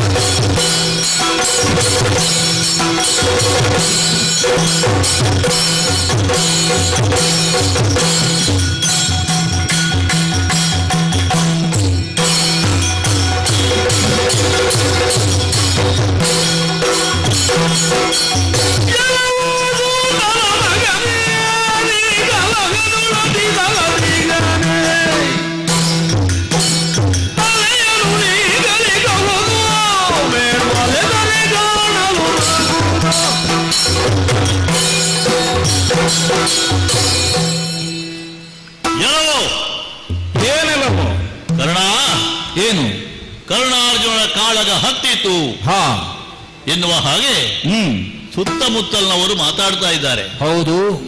ಒಂದು ಕಡೆ ಒಂದೇ ರಥದಲ್ಲಿ ಕೃಷ್ಣಾರ್ಜುನರಾದ ನಾವು ಸಮನಿಸಿರುವುದು ಕರ್ಣಾರ್ಜುನರ ಕಾಳಗ. ಎರಡರಲ್ಲಿಯೂ ಅರ್ಜುನ ಇದ್ದಾನೆ. ಹೌದು. ಆದರೆ ಎಲ್ಲರೂ ಹೇಳಿಕೊಳ್ಳುವ ಹಾಗೆ ಈ ಪ್ರಪಂಚದಲ್ಲಿ ಈ ಹೊತ್ತಿಗೆ ಮೈತ್ರಿಗೆ ಕೃಷ್ಣಾರ್ಜುನರು, ಸ್ಪರ್ಧೆಗೆ ಕರ್ಣಾರ್ಜುನರು. ಹತ್ತಿತು ಅಂತ ಹೇಳಿದ್ರೆ ಈಗಲೀಗ ಇದು ಹತ್ತಿದ್ದು ಅಲ್ಲ, ಮೊದಲೇ ಹತ್ತಿತ್ತು. ಯಾವಾಗ ಬಿಲ್ಮಂಗಲದ ಆ ಕಾಲದಲ್ಲಿ ಪರೀಕ್ಷಾ ರಂಗದಲ್ಲಿ ಹತ್ತಿದಂತಹ ಆ ಸ್ಪರ್ಧೆ, ಆ ದ್ವೇಷ ಈಗ ಹೊತ್ತಿ ಉರಿಯುತ್ತಾ ಇರುವಂಥದ್ದು. ಏನು ಮಾಡೋಣ ಹೇಳು? ಕ್ಷತ್ರಿಯ ಕುಮಾರರಾದಂತಹ ನಾವು ಸಾಕಷ್ಟು ಪೂರ್ವ ಹಿನ್ನೆಲೆ ಇದ್ದುಕೊಂಡೇ ಬೆಳೆದುಕೊಂಡು ಬರ್ತೇವೆ. ಹಾಗಂತ ನಮ್ಮನ್ನು ನೋಡಿ ಸಹಿಸದೇ ಇದ್ದವರು ತಾವು ನಮ್ಮ ಸರಿಸಕ್ಕೆ ಬರಬೇಕು ಎನ್ನುವ ಹಾಗೆ ಪ್ರಯತ್ನ ಪಟ್ಟದ್ದು ಒಂದೆರಡಲ್ಲ. ಹಾಗೆ ಪ್ರಯತ್ನ ಪಡುವುದು ಕೂಡ ಅಸಾಧು ಅಂತ ನಾನು ಹೇಳುವುದಿಲ್ಲ. ಆದರೆ ಸಾಕಷ್ಟು ಸಕಾರಣವಾಗಿ ತಾರ್ಕಿಕವಾಗಿ ಆ ಸಾಧನೆ ಮೇಲೆದ್ದು ಬರಬೇಕಾಗುತ್ತದೆ. ನೀನು ಬಹುಶಃ ನಮ್ಮ ಹಸ್ತಿನಾವತಿಯ ಯಾವ ರಾಜಕೀಯ ಉಂಟೋ ಅದರಲ್ಲಿ ಪ್ರವೇಶ ಮಾಡುವಂತ ಅಗತ್ಯವೇ ನಿನಗಿರಲಿಲ್ಲ.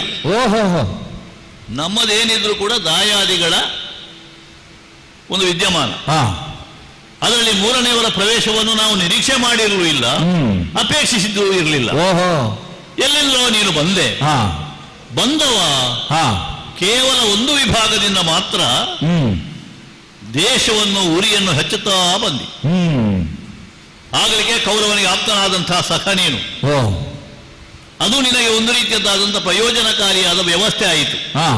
ನಿನ್ನದಾದಂತಹ ಸ್ವಾರ್ಥವನ್ನು ತೀರಿಸಿಕೊಳ್ಳುವ ಉದ್ದೇಶದಿಂದ ಕೌರವರನ್ನು ನೀನು ಬಳಸಿಕೊಂಡು ಈ ಹಂತಕ್ಕೆ ಬೆಳೆದು ಬಂದೆ. ಆದರೆ ಯೋಚನೆ ಮಾಡು ಕರ್ಣ, ಎಲ್ಲಿ ಅರ್ಜುನ ಎಲ್ಲಿಯ ಕರ್ಣ? ನಮಗಾದರೂ ಸಾಕಷ್ಟು ಹಿಂದಿನದಾದಂತಹ ವಾಂಶಿಕವಾದ ಹಿನ್ನೆಲೆ ಇದೆ. ಕುರುರಂಗ ಭೂಮಿಯಲ್ಲಿ ನಾವು ಪ್ರವೇಶ ಮಾಡಬೇಕಾದವರೇ ಹೌದು. ಆದರೆ ನೀನು ಹಾಗಲ್ಲ. ಕೌರವರನ್ನು ಅವಲಂಬಿಸಿಕೊಂಡು ನೀನು ಇಲ್ಲಿಗೆ ಬಂದವ. ಪರೀಕ್ಷಾರಂಗದ ಕಾಲದಲ್ಲಿ ನಿನ್ನ ಪ್ರವೇಶವಾಯಿತು. ಆವಾಗ ನಾವೆಲ್ಲ ಎಲ್ಲಿಂದ ಇದು ಬಂತು ಎನ್ನುವ ಹಾಗೆ ವಿಸ್ಮಯದಿಂದ ನೋಡಬೇಕಾದಂತಹ ಪ್ರಸಂಗ ಬಂತು. ಹಾಗೆಂದು ನೀನು ಅಪರಿಚಿತ ಏನೂ ಆಗಿರಲಿಲ್ಲ ನಮಗೆ. ಒಂದಷ್ಟು ಕಾಲ ನಮ್ಮದೇ ಗುರುಗಳ ಗರಡಿಯಲ್ಲಿ ನೀನು ಇದ್ದಿ. ಮಧ್ಯದಲ್ಲಿ ಕಣ್ಮರೆಯಾಗಿ ಹೋದಿ. ಎಲ್ಲಿ ಹೋದಿ ಅಂತ ಗೊತ್ತಿಲ್ಲ. ಆದರೆ ಒಂದೊಂದಾಗಿ ನಿನ್ನಲ್ಲಿ ಕಾಣಿಸಿಕೊಂಡಾಗ ನನ್ನ ಜೊತೆಯಲ್ಲಿ ಸ್ಪರ್ಧಾ ಮನೋಭಾವದಿಂದ ಬಂದು ನಿಂತಹ ನಿನ್ನದಾದಂತಹ ಇಂಗಿತವನ್ನು ವ್ಯಕ್ತಪಡಿಸಿದ್ದಿ. ಗುರುಗಳ ಅನುಮತಿಯನ್ನು ಕೊಟ್ಟು ಬಿಡು.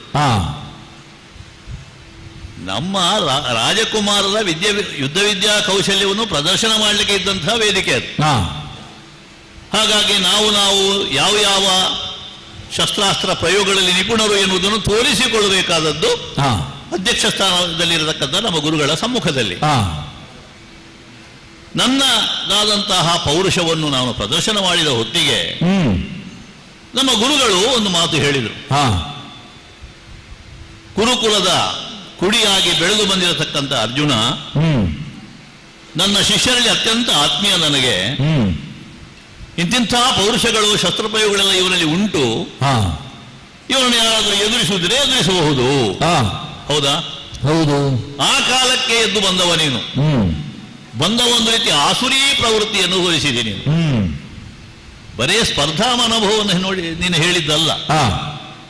ಇವತ್ತಿನ ಸ್ಪರ್ಧೆಯಲ್ಲಿ ಅರ್ಜುನನನ್ನು ಗೆಲ್ಲುತ್ತೇನೆ, ಅವನ ತಲೆಯನ್ನು ಕತ್ತರಿಸ್ತೇನೆ, ಹೀಗೆ ನೀನು ಮಾತಾಡಿದ್ದಿ. ಹೌದು. ಕೇವಲ ಸ್ಪರ್ಧೆಯ ಒಂದು ವೇದಿಕೆಯಲ್ಲಿ ಅವನ ಶಿರವನ್ನು ತೆರೆಯುತ್ತೇನೆ ಎಂದು ಹಾಗೆ ನೀನು ಹೇಳಬೇಕು ಅಂತ ಇದ್ರೆ ಯಾವ ದ್ವೇಷ ಕಾರಣವಾಗಿ ನೀನು ಅದನ್ನು ಹೇಳಿದ್ಯೋ ನನಗೆ ಅರ್ಥ ಆಗಲಿಲ್ಲ. ಅಲ್ಲಿ ನಿನ್ನದನ್ನ ಪ್ರತಿಭೆಯನ್ನು ತೋರಿಸುವುದಕ್ಕೆ ಅವಕಾಶ ಇತ್ತು. ಹಾಗಂತ ಒಬ್ಬ ರಾಜಕುಮಾರನ ಶಿರವನ್ನೇ ನಾನು ಕರೆಯುತ್ತೇನೆ ಅಂತ ನೀನು ಹೇಳುವಂತಹ ಸಂದರ್ಭ ಬಂದಾಗ ಮತ್ತೆ ನಾನು ಹೇಳಿದ್ದು ನಿನ್ನದಲೆಯನ್ನು ನಾನು ತೆಗೀತೇನೆ ಅಂತ. ಹೌದಾ? ಹೌದು. ಹಾಗೆ ನಮ್ಮೊಳಗೆ ಸ್ಪರ್ಧೆ ಪ್ರಾರಂಭ ಆಯಿತು. ನೀನು ಪೌರುಷದಿಂದ ನಿನ್ನದಾದಂತಹ ಕರಚಮತ್ಕೃತಿಯನ್ನು ತೋರಿಸಿದಿ. ಏನನ್ನೆಲ್ಲ ನಾನು ಆ ಹೊತ್ತು ಪ್ರಯೋಗ ಮಾಡಿದ್ದೇನೋ ಅಲ್ಲಿ ಅದನ್ನು ನೋಡುತ್ತಾ ಇದ್ದಂತಹ ನೀನು ಅದು ನನ್ನಲ್ಲೂ ಉಂಟು ಎನ್ನುವುದನ್ನು ಪ್ರದರ್ಶನ ಮಾಡಿದ್ದೇ ಹೊರತು ನನ್ನಿಂದ ಹೆಚ್ಚಿನದ್ದೇನನ್ನು ನೀನು ಮಾಡಲಿಲ್ಲ. ಹಾಗಂತ ಸ್ಪರ್ಧೆಗೆ ನಿನಗೆ ಅವಕಾಶವೂ ಸಿಗಲಿಲ್ಲ. ಕಾರಣ ಏನು? ಕುರು ರಾಜಕುಮಾರನೊಬ್ಬನ ಶಿರವನ್ನು ಅರಿಯುತ್ತೇನೆ ಅಂತ ಹೇಳಿದವನ ಮಾತನ್ನು ಕೇಳಿ ಉಳಿದವರು ಸುಮ್ಮನಿರ್ತಾರೋ? ಸಹಜವಾಗಿ ನಮ್ಮಣ್ಣ ಭೀಮಸೇನ ಎದ್ದ. ಇವ ಹೇಳುವುದಕ್ಕೆ ಯೋಗ್ಯತೆ ಇವನಿಗೆ ಏನುಂಟು? ಅವ ಹುಡುಗ ಬಿಡು, ಅವ ಹೇಳಿದ್ದನ್ನು ಅಷ್ಟು ದೊಡ್ಡ ವಿಷಯ ಅಂತ ಯಾರು ತಗೊಳ್ಳೋದು ಬೇಡ. ನನ್ನ ಅಣ್ಣನಾಗಿ ಅವ ಹೇಳಿರಬಹುದು. ಆದ್ರೆ ಆಚಾರ್ಯರಾದಂತಹ ಕೃಪಾಚಾರ್ಯರೇ ಎಂದು ಹೇಳಿದ್ರಲ್ಲ, ಏನು ಉಂಟು ನಿನಗೆ ವಿಳಾಸ? ಯಾರ ಮಗ ನೀನು? ಕ್ಷತ್ರಿಯತ್ವದ ಹಿನ್ನೆಲೆ ನಿನಗೆ ಉಂಟು? ಬರೇ ಸೂತ ಮಗ. ಸೂತನ ಮಗ ಎನ್ನುವುದು ಉದ್ಘಾಟಿಸಲ್ಪಟ್ಟದ್ದು ಆ ದಿವಸ. ಅದು ಸಿದ್ಧವಾದದ್ದು ಎಲ್ಲಿ? ಆ ಮಾತನ್ನು ಕೇಳಿದ ತಕ್ಷಣವೇ ನಿನ್ನಲ್ಲಿದ್ದಂಥ ಹುರುಪು ಉತ್ಸಾಹ ಎಲ್ಲ ಅಲ್ಲೇ ಜರ್ರನೆ ಇಳಿದು ಹೋಯಿತು. ಆಕಾಶ ನೋಡುವುದಕ್ಕೆ ಪ್ರಾರಂಭ ಮಾಡಿದ್ದಿ. ಆಗ ಬಂದದ್ದು ನಮ್ಮ ದೊಡ್ಡಪ್ಪನ ಸಾರಥಿಯಾದಂಥ ಅಧಿರಥ. ನಿಮ್ಮ ತಂದೆ ಮಕ್ಕಳ ಮಿಲನ ಆಯಿತು. ನೀನು ಏನು ಎನ್ನುವುದು ಲೋಕಕ್ಕೆ ಗೊತ್ತಾಯಿತು. ಅರ್ಹತೆ ಎಲ್ಲಿ ಉಂಟು ಎನ್ನುವ ಹಾಗೆ ಎಲ್ಲರ ಮುಖದಲ್ಲಿಯೂ ಪ್ರಶ್ನೆಯ ಚಿಹ್ನೆ ಇತ್ತು. ಆಗ ಸಂದರ್ಭವನ್ನು ಬಳಸಿಕೊಂಡದ್ದು ಸುಯೋಧನ. ಅರಸರಿಗೆ ತನ್ನ ಜಾತಿ ಹೌದಾ ಅಂತ ಹೇಳಿ ಅಷ್ಟರವರೆಗೆ ಏನೂ ಇಲ್ಲದಂತಹ ನಿನ್ನನ್ನು ಅಂಗರಾಜ್ಯಕ್ಕೆ ಒಬ್ಬ ರಾಜ ಅಂತ ಮಾಡಿದ. ಎಷ್ಟರ ಮಟ್ಟಿಗೆ ಅವನಲ್ಲಿ ಆ ಪ್ರಭುತ್ವ ಇತ್ತು ಎನ್ನುವುದು ಮತ್ತು ಕೂಡ ಪ್ರಶ್ನಾರ್ಥವೇ. ಆದರೂ ರಾಜಕುಮಾರನಾಗಿ ಅವನು ಕೊಟ್ಟಂತಹ ಕೊಡುಗೆಯನ್ನು ನೀನು ಸ್ವೀಕರಿಸಿದ ಬಳಿಕ ಮತ್ತೆ ಸ್ಪರ್ಧೆ ಮಾಡುವಂತ ಅವಕಾಶ ಬರಲಿಲ್ಲ. ಯಾವ ಉದ್ದೇಶದ ಸ್ಪರ್ಧೆಯನ್ನು ಏರ್ಪಡಿಸಲ್ಪಟ್ಟಿತ್ತು ಅದಲ್ಲಿಗೆ ಮುಗಿಯಿತು. ಆದರೆ ಆ ಹೊತ್ತಿಗೂ ಕೂಡ ನೀನು ಹೇಳಿದ್ದೇನು? ಏನು? ನನಗೆ ಬೇಕಾದದ್ದು ಎರಡೇ. ಒಂದು ದೀರ್ಘವಾದಂತಹ ಮಿತ್ರತ್ವ ಕೌರವನಲ್ಲಿ, ಹೌದು. ಇನ್ನೊಂದು ಪಾರ್ಥನಲ್ಲಿ ವೈರ, ಹೌದು. ಅದು ಕೂಡ ದ್ವಂದ್ವವಿದ್ದ. ಇದಿಷ್ಟನ್ನು ಕೇಳಿದ್ದೀನಿ. ನೀನು ಕೌರವನ ಮೈತ್ರಿಗೆ ಬೇಕಾಗಿ ನನ್ನಲ್ಲಿ ದ್ವಂದ್ವ ಯುದ್ಧವನ್ನು ಕೇಳಿದ್ಯೋ ಅಲ್ಲ ನನ್ನ ದ್ವಂದ್ವ ಯುದ್ಧವನ್ನು ಮಾಡುವುದಕ್ಕೆ ಬೇಕಾಗಿ ಆ ಮೈತ್ರಿಯನ್ನು ನೀನು ಅಂಗೀಕರಿಸಿದ್ಯೋ ಎನ್ನುವುದನ್ನು ನೀನೇ ಹೇಳಬೇಕು. ಅಷ್ಟನ್ನು ಮಾಡಿದಂತಹ ನೀನು ಆ ಹೊತ್ತಿಗೆ ಸಂಗರದಲ್ಲಿ ಸಹಚಗನಾಗಿರಲಿಲ್ಲ. ಪ್ರದರ್ಶನದ ಮಟ್ಟಿಗೆ ನಿನ್ನಲ್ಲಿ ಕೆಲವು ಕೌಶಲ್ಯಗಳಿತ್ತು, ನೀನು ತೋರಿಸಿದ್ದಿ. ಆದರೆ ನಾನಾದರೂ ಬೇರೆ ಬೇರೆ ಸಂದರ್ಭಗಳಲ್ಲಿ ನನ್ನ ಪೌರುಷ ಪರಾಕ್ರಮಗಳನ್ನು ತೋರಿಸಿಕೊಂಡಿದ್ದೇನೆ. ಈ ಹೊತ್ತಿಗೆ ಪಾರ್ಥ ವರ್ತಮಾನದ ಬಿಲ್ಗಾರರಲ್ಲಿ ಅಗ್ಗೇಳೆಯ ಎನ್ನುವ ಹಾಗೆ ನಮ್ಮ ಗುರುಗಳೇ ಹೇಳಿದ್ದಾರೆ. ಪಾರ್ಥ ಏವ ಧನುರ್ಧರ, ಹೌದಾ? ಹಾಗೆ ಹೇಳ್ತಾರೆ. ಹೌದು, ನಮ್ಮ ಗುರುಗಳೇ ಹೇಳಿದ್ರು. ಹಾಗಾಗಿ ಧನುರ್ಧಾರಿಯಾದಂತಹ ಅರ್ಜುನನ ಮಟ್ಟಕ್ಕೆ ನಾನು ಬೆಳೆದಿದ್ದೇನೆ ಅಂತ ಹೇಳಬೇಕು ಅಂತ ಇದ್ರೆ ನಾನು ಮಾಡಿದಂತಹ ಒಂದು ಕೃತಿಯನ್ನಾದರೂ ನೀನು ಮಾಡಿ ತೋರಿಸಬೇಕಾಗಿ. ಯಾವ ಯುದ್ಧದಲ್ಲಿಯೂ ನೀನು ಪ್ರಕಾಶವಾಗಿ ಕಾಣಿಸಿಕೊಂಡದ್ದು ನಾನು ನೋಡಲಿಲ್ಲ. ಕಾಣಿಸಿಕೊಂಡಿದ್ದಿ ನಾವು ವನವಾಸಕ್ಕೆ ಹೋದಂತಹ ಸಂದರ್ಭದಲ್ಲಿ, ಘೋಷಯಾತ್ರೆಗೆ ಬಂದಿರತಕ್ಕಂತಹ ಚಿತ್ರಸೇನನ ಕಾಳಗದಲ್ಲಿ ಒಂದು ಸಲ ಕಾಣಿಸಿಕೊಂಡಿ, ಆಮೇಲೆ ಕೈ ಸಾಗದೆ ವಿಕರ್ಣ ರಸದಲ್ಲಿ ಕೂತು ಓಡಿ ಹೋಗಿ. ಮತ್ತೆ ನೀನು ಕಂಡದ್ದು ಗೋಗ್ರಹಣದ ಕಾಲದಲ್ಲಿ. ಆಗಲೂ ಅಷ್ಟೇ ನನ್ನ ಎದುರಿನಲ್ಲಿ ಹೋರಾಟ ಮಾಡಲಾಗದೆ ಕೌರವ ಪಾಲ್ಯ ಎಲ್ಲ ಮಲಗಿಕೊಂಡದ್ದೆ. ಅದು ಬಿಟ್ರೆ ದ್ರೌಪದಿ ಸ್ವಯಂವರದಲ್ಲಿ ಒಂದು ಸಲ ನೀನು ಕಾಣಿಸಿಕೊಂಡಿದ್ದಿ. ಅಲ್ಲಿ ಏನಾಯ್ತು ಅಂತ ನಿನಗೆ ಗೊತ್ತುಂಟು. ಹೌದು. ಆ ನಂತರದ ನನ್ನ ಯುದ್ಧದಲ್ಲಿಯೂ ಕೂಡ ನಿನಗೆ ಕೈ ಸಾಗಲಿಲ್ಲ. ಹಾಗಾಗಿ ಎಲ್ಲೆಲ್ಲಿ ನನ್ನ ಎದುರಲ್ಲಿ ಕಾಣಿಸಿಕೊಂಡಿಯೋ ಅಲ್ಲೆಲ್ಲ ಪಾರ್ಥನಿಗಿಂತ ಮೇಲು ಅಂತ ನೀನು ಆಗಲಿಲ್ಲ. ಬದಲಾಗಿ ಸಹಸರ ಮಹಿಮೆಯೋಲ್ ಫಲಗುಣ ಎನ್ನುವ ಮಾತಿಗೆ ದೃಢೀಕರಣ ಕೊಡುವಂತಹ ಘಟನೆಗಳಿಗೆ ನೀನು ಸಾಕ್ಷಿಯಾದದ್ದು. ಅಂಥವನು ಇವತ್ತು ಬಂದಿದ್ದಿ. ಹೌದು. ನನಗೆ ಆಶ್ಚರ್ಯ ಆಗುವುದು ಏನು ಗೊತ್ತುಂಟೋ, ದ್ರೋಣ ಭೀಷ್ಮಾಚಾರ್ಯರ ತಲೆಯಲ್ಲಿಟ್ಟಂತಹ ಕಿರೀಟ ಇವತ್ತು ತನ್ನ ತಲೆಗೆ ಬಂದಿದೆ ಎನ್ನುವಂತಹ ಒಂದು ಅಹಂಭಾವದಿಂದ ಇವತ್ತು ಬೆಳಗಿನಿಂದಲೇ ಹೇಳ್ತಾ ಇದೆಯಂತೆ ನೀನು. ತೋರಿದೆ ಈ ಫಲಗುಣನ, ತೋರಿಗೆ ಈ ಅರ್ಜುನನ, ತೋರಿಸಿದವರಿಗೆ ಪಾರಿತೋಷಕ ಕೊಡುತ್ತೇನೆ ಅಂತ ನೀನು ಹೇಳಿದ್ಯಂತೆ. ಹೌದು. ವರ್ತಮಾನ ನಮಗೂ ಬಂದಿದೆ. ನಿನ್ನನ್ನು ಕೊಲ್ಲುತ್ತೇನೆ ಎನ್ನುವ ಪ್ರತಿಜ್ಞೆ ಯಾವತ್ತೋ ನಾನು ಮಾಡಿದ್ದು, ನಿನ್ನೆಯೂ ನಾನು ಅದನ್ನು ಊರ್ಜಿತಗೊಳಿಸಿದ್ದೇನೆ.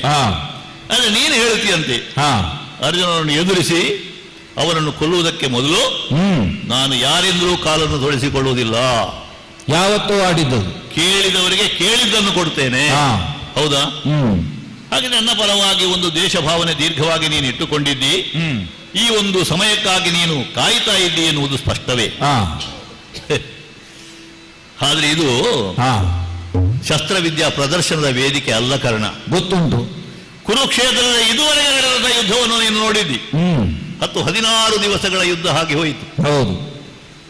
ಭೀಷ್ಮರ ಯುದ್ಧ, ದ್ರೋಣರ ಯುದ್ಧ, ಈಗ ನಡೆಯುತ್ತಿರುವಂತಹ ಯುದ್ಧ, ಈ ಎಲ್ಲ ಸಂದರ್ಭಗಳಲ್ಲಿ ಕೂಡ ಏಕಮೇವಾದ್ವಿತೀಯ ಯೋಧನಾಗಿ ಕಂಗೊಳಿಸುವುದು ಈ ಭಾಗದಿಂದ ನಾನೊಬ್ಬನೇ. ಆದರೆ ಕೌರವ ಪಾಳಯದಲ್ಲಿ ಎಷ್ಟು ಬದಲಾಯಿತು, ಆ ಸ್ಥಾನಕ್ಕೆ ಎಷ್ಟು ಜನ ಬಂದರು ಎನ್ನುವುದು ನಿನಗೆ ಚೆನ್ನಾಗಿ ಗೊತ್ತಿದೆ. ಇನ್ನಿರುವುದು ಭಗವಂತನಾದಂತಹ ಕೃಷ್ಣ ಸ್ವೀಕಾರ ಮಾಡಿದಂತಹ ದುರವೀಳೆಯದ ಪ್ರಕಾರವಾಗಿ 2 ದಿವಸಗಳ ಯುದ್ಧ. ಈ 2 ದಿವಸದ ಯುದ್ಧಗಳಲ್ಲಿ ಪಾಂಡವರೋ ಕೌರವೋ ಎನ್ನುವುದು ನಿರ್ಣಯ ಆಗಬೇಕಾದದ್ದು. ಆ ನಿರ್ಣಯ ಆಗಬೇಕು ಅಂತ ಇದ್ರೆ ಈಗ ಎದುರಾಗಿ ಬಂದಿರತಕ್ಕಂತಹ ನಿನ್ನನ್ನು ನಿವಾರಿಸುವಂತಹ ಅನಿವಾರ್ಯತೆ ನನಗುಂಟು. ಆದ್ರೆ ಎದುರಿಗೆ ಬಂದಿರತಕ್ಕಂಥ ನೀನು ಎಷ್ಟು ಅಂತ ಹೇಳಿದ್ರು ನಾನು ನೋಡ್ಬೇಡ. ಅದಕ್ಕೆ ಕೇಳುವುದು ಏನು, ಮಲೆತು ನಿಂತ್ರೆ ಏನು ಎತ್ತ ಎನ್ನುವುದನ್ನು ನಾನು ತೋರಿಸಿಯೇನು. ಇಲ್ಲದೇ ಇದ್ರೆ ಈಗಲೂ ಕಾರ್ಯ ಮಿಂಚಿಲ್ಲ. ಈ ಹಿಂದೆ ಹಲವು ಬಾರಿ ನನ್ನ ಎದುರಿಗೆ ಬಂದಿದ್ದಿ, ಹೋಗಿದ್ದಿ. ಇದು ನಿರ್ಣಾಯಕವಾದಂತ ಯುದ್ಧ ಅಂತ ನಾನು ಗ್ರಹಿಸಿದ್ರೆ, ನೀನು ಅದೇ ನಿರ್ಣಯದಿಂದ ಬಂದಿದ್ರೆ ನೀನು ಗಟ್ಟಿಯಾಗಿ ಇಲ್ಲಿ ನಿಲ್ತಿ. ಇಲ್ಲದೆ ಇದ್ರೆ ನಿನ್ನ ದಾರಿಯನ್ನು ನೀನು ಹಿಡಿಬಹುದು ಎನ್ನುವ ಸೂಚನೆಯನ್ನು ಮಾತ್ರ ನೀನು ಕೊಡುವುದಿಲ್ಲ. ಪಾರ್ಥ, ಇವತ್ತು ಸೂರ್ಯೋದಯ ಆಗಿದೆ. ಇವತ್ತಿನ ಸೂರ್ಯಾಸ್ತದ ಒಳಗೆ ಕರ್ಣಪಾರ್ಥರದ್ದಾದಂತಹ ಭೌತಿಕ ದೇಹದಲ್ಲಿ ಒಂದು ದೇಹ ಮಾತ್ರವೇ ಉಳಿಯುವುದಕ್ಕೆ ಸಾಧ್ಯ ಎನ್ನುವ ಹಾಗೆ ಪ್ರತಿಜ್ಞಾಬದ್ಧವಾಗಿ ಯುದ್ಧ ಭೂಮಿಗೆ ಇಳಿದವರು ನಾವು. ಆಕಾಶದಲ್ಲಿರುವಂತಹ ದೇವತೆಗಳಾದರೂ ತಾವು ಬಿಡುಗಣ್ಣರು ಎನ್ನುವಂತಹ ಸೂಚನೆಯನ್ನು ತಾವು ಹೊಂದಿದ್ದಾರೆಯೋ ಎನ್ನುವ ಹಾಗೆ ಅವರಿಗೂ ಒಂದು ಬಗೆಯ ಅವರ ಅಸ್ತಿತ್ವವನ್ನು ಪರಿಚಯಿಸುವಷ್ಟು ನಮ್ಮದ್ದಾದ ಪ್ರದರ್ಶನದ ಕಾವು ಏರಿ ನಿಂತಹ ಈ ಸಂದರ್ಭದಲ್ಲಿ ನನಗೆ ಎಚ್ಚರಿಕೆಯ ಮಾತನ್ನಾಡುತ್ತಾ ಇದ್ದಿ. ಹಳೆಯ ಪ್ರಕರಣಗಳನ್ನು ನೆನಪಿಸುವುದರ ಮೂಲಕವಾಗಿ ನನಗೆ ಬದುಕುವ ದಾರಿಯನ್ನು ಈ ರಣರಂಗದಿಂದ ಹಿಮ್ಮೆಟ್ಟುವ ಹಾಗೆ ನಿನ್ನ ಮನಸ್ಥಿತಿ ಉಂಟೋ ಎನ್ನುವುದನ್ನು ಪ್ರಶ್ನಿಸ್ತಾ ಕೇಳುತ್ತಿ. ಅಂತಾದರೆ ಇದುವರೆಗೆ ಯಾವುದನ್ನು ಹಿಡ್ಕೊಂಡಿದ್ದೀಯೋ ಕರ್ಣ, ಅದನ್ನು ಬಿಡು ಅಂತ ಹೇಳ್ತಾ ಇದ್ದೇನೆ.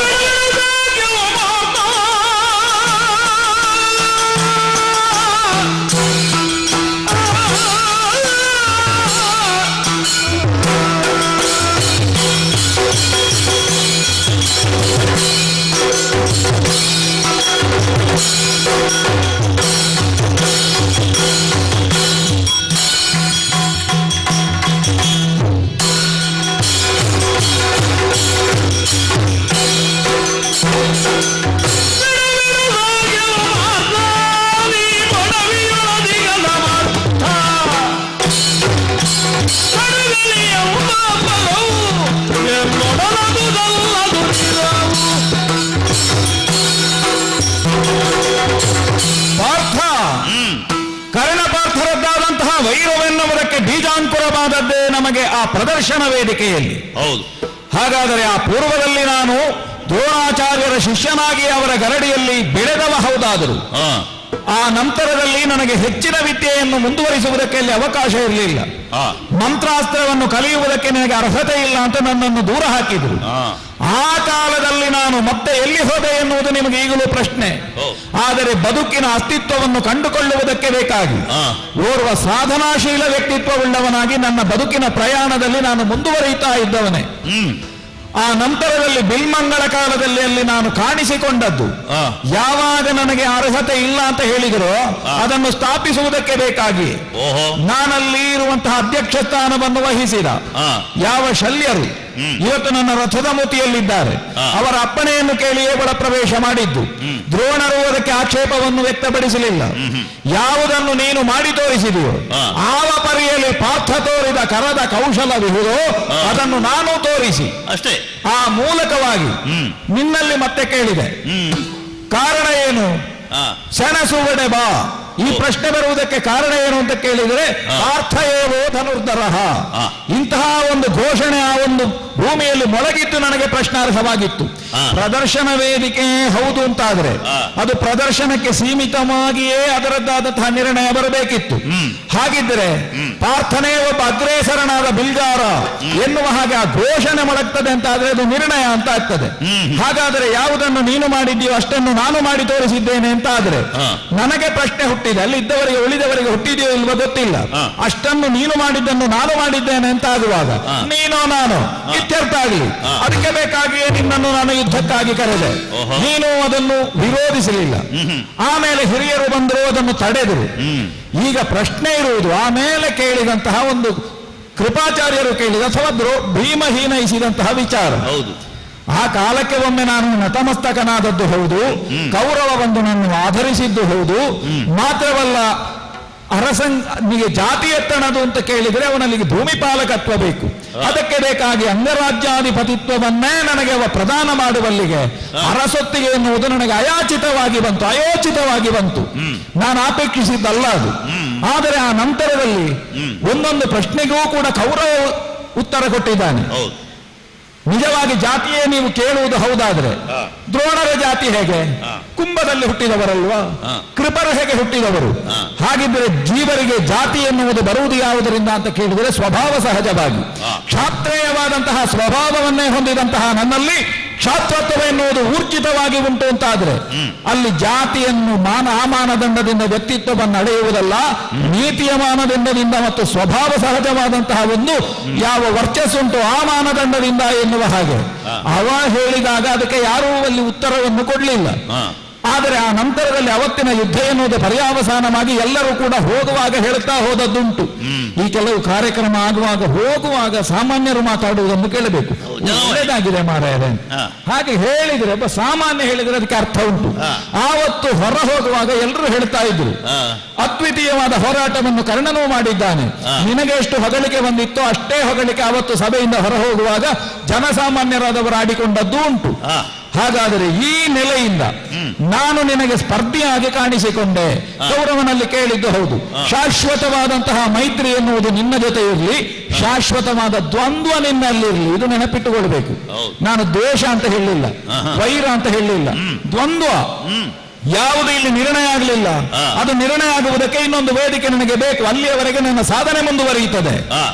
ಆ ನಂತರದ ಒಂದು ದಿನಗಳಲ್ಲಿ ಏನೆಲ್ಲ ಆಗಿ ಹೋಯಿತೋ ನಿನ್ನ ಬದುಕು ನನ್ನ ಬದುಕು ಎರಡೂ ಕೂಡ ಪೂರ್ವ ಸಿದ್ಧತೆಯ ದಿನಗಳೇ. ಒಂದಲ್ಲ ಒಂದು ದಿವಸ ಕರ್ಣಾರ್ಜುನ ಪರಸ್ಪರ ಎದುರಾಗುತ್ತಾರೆ. ಪಾರ್ಥಯೇವೋ ಧನುರ್ಧರಃ ಅಥವಾ ಕರ್ಣಯೇವೋ ಧನುರ್ಧರಃ, ಎರಡರಲ್ಲಿ ಒಂದು ಇತ್ಯರ್ಥ ಆಗಬೇಕಾದಂತಹ ಅನಿವಾರ್ಯತೆ ಎನ್ನುವುದು ಉಂಟು ಅಂತ ಪ್ರಪಂಚವೇ ನಿರೀಕ್ಷಿಸ್ತಾ ಇತ್ತು. ಹಾಗಾದ್ರೆ ಇವತ್ತಿನ ಯುದ್ಧ ಎನ್ನುವುದು ಪ್ರಪಂಚ ಪ್ರತೀಕ್ಷಿಸುವಂತಹ ಯುದ್ಧ. ಕೆಲವು ಪ್ರಸಂಗಗಳನ್ನು ನೆನಪಿಸಿದೆ ನೀವು.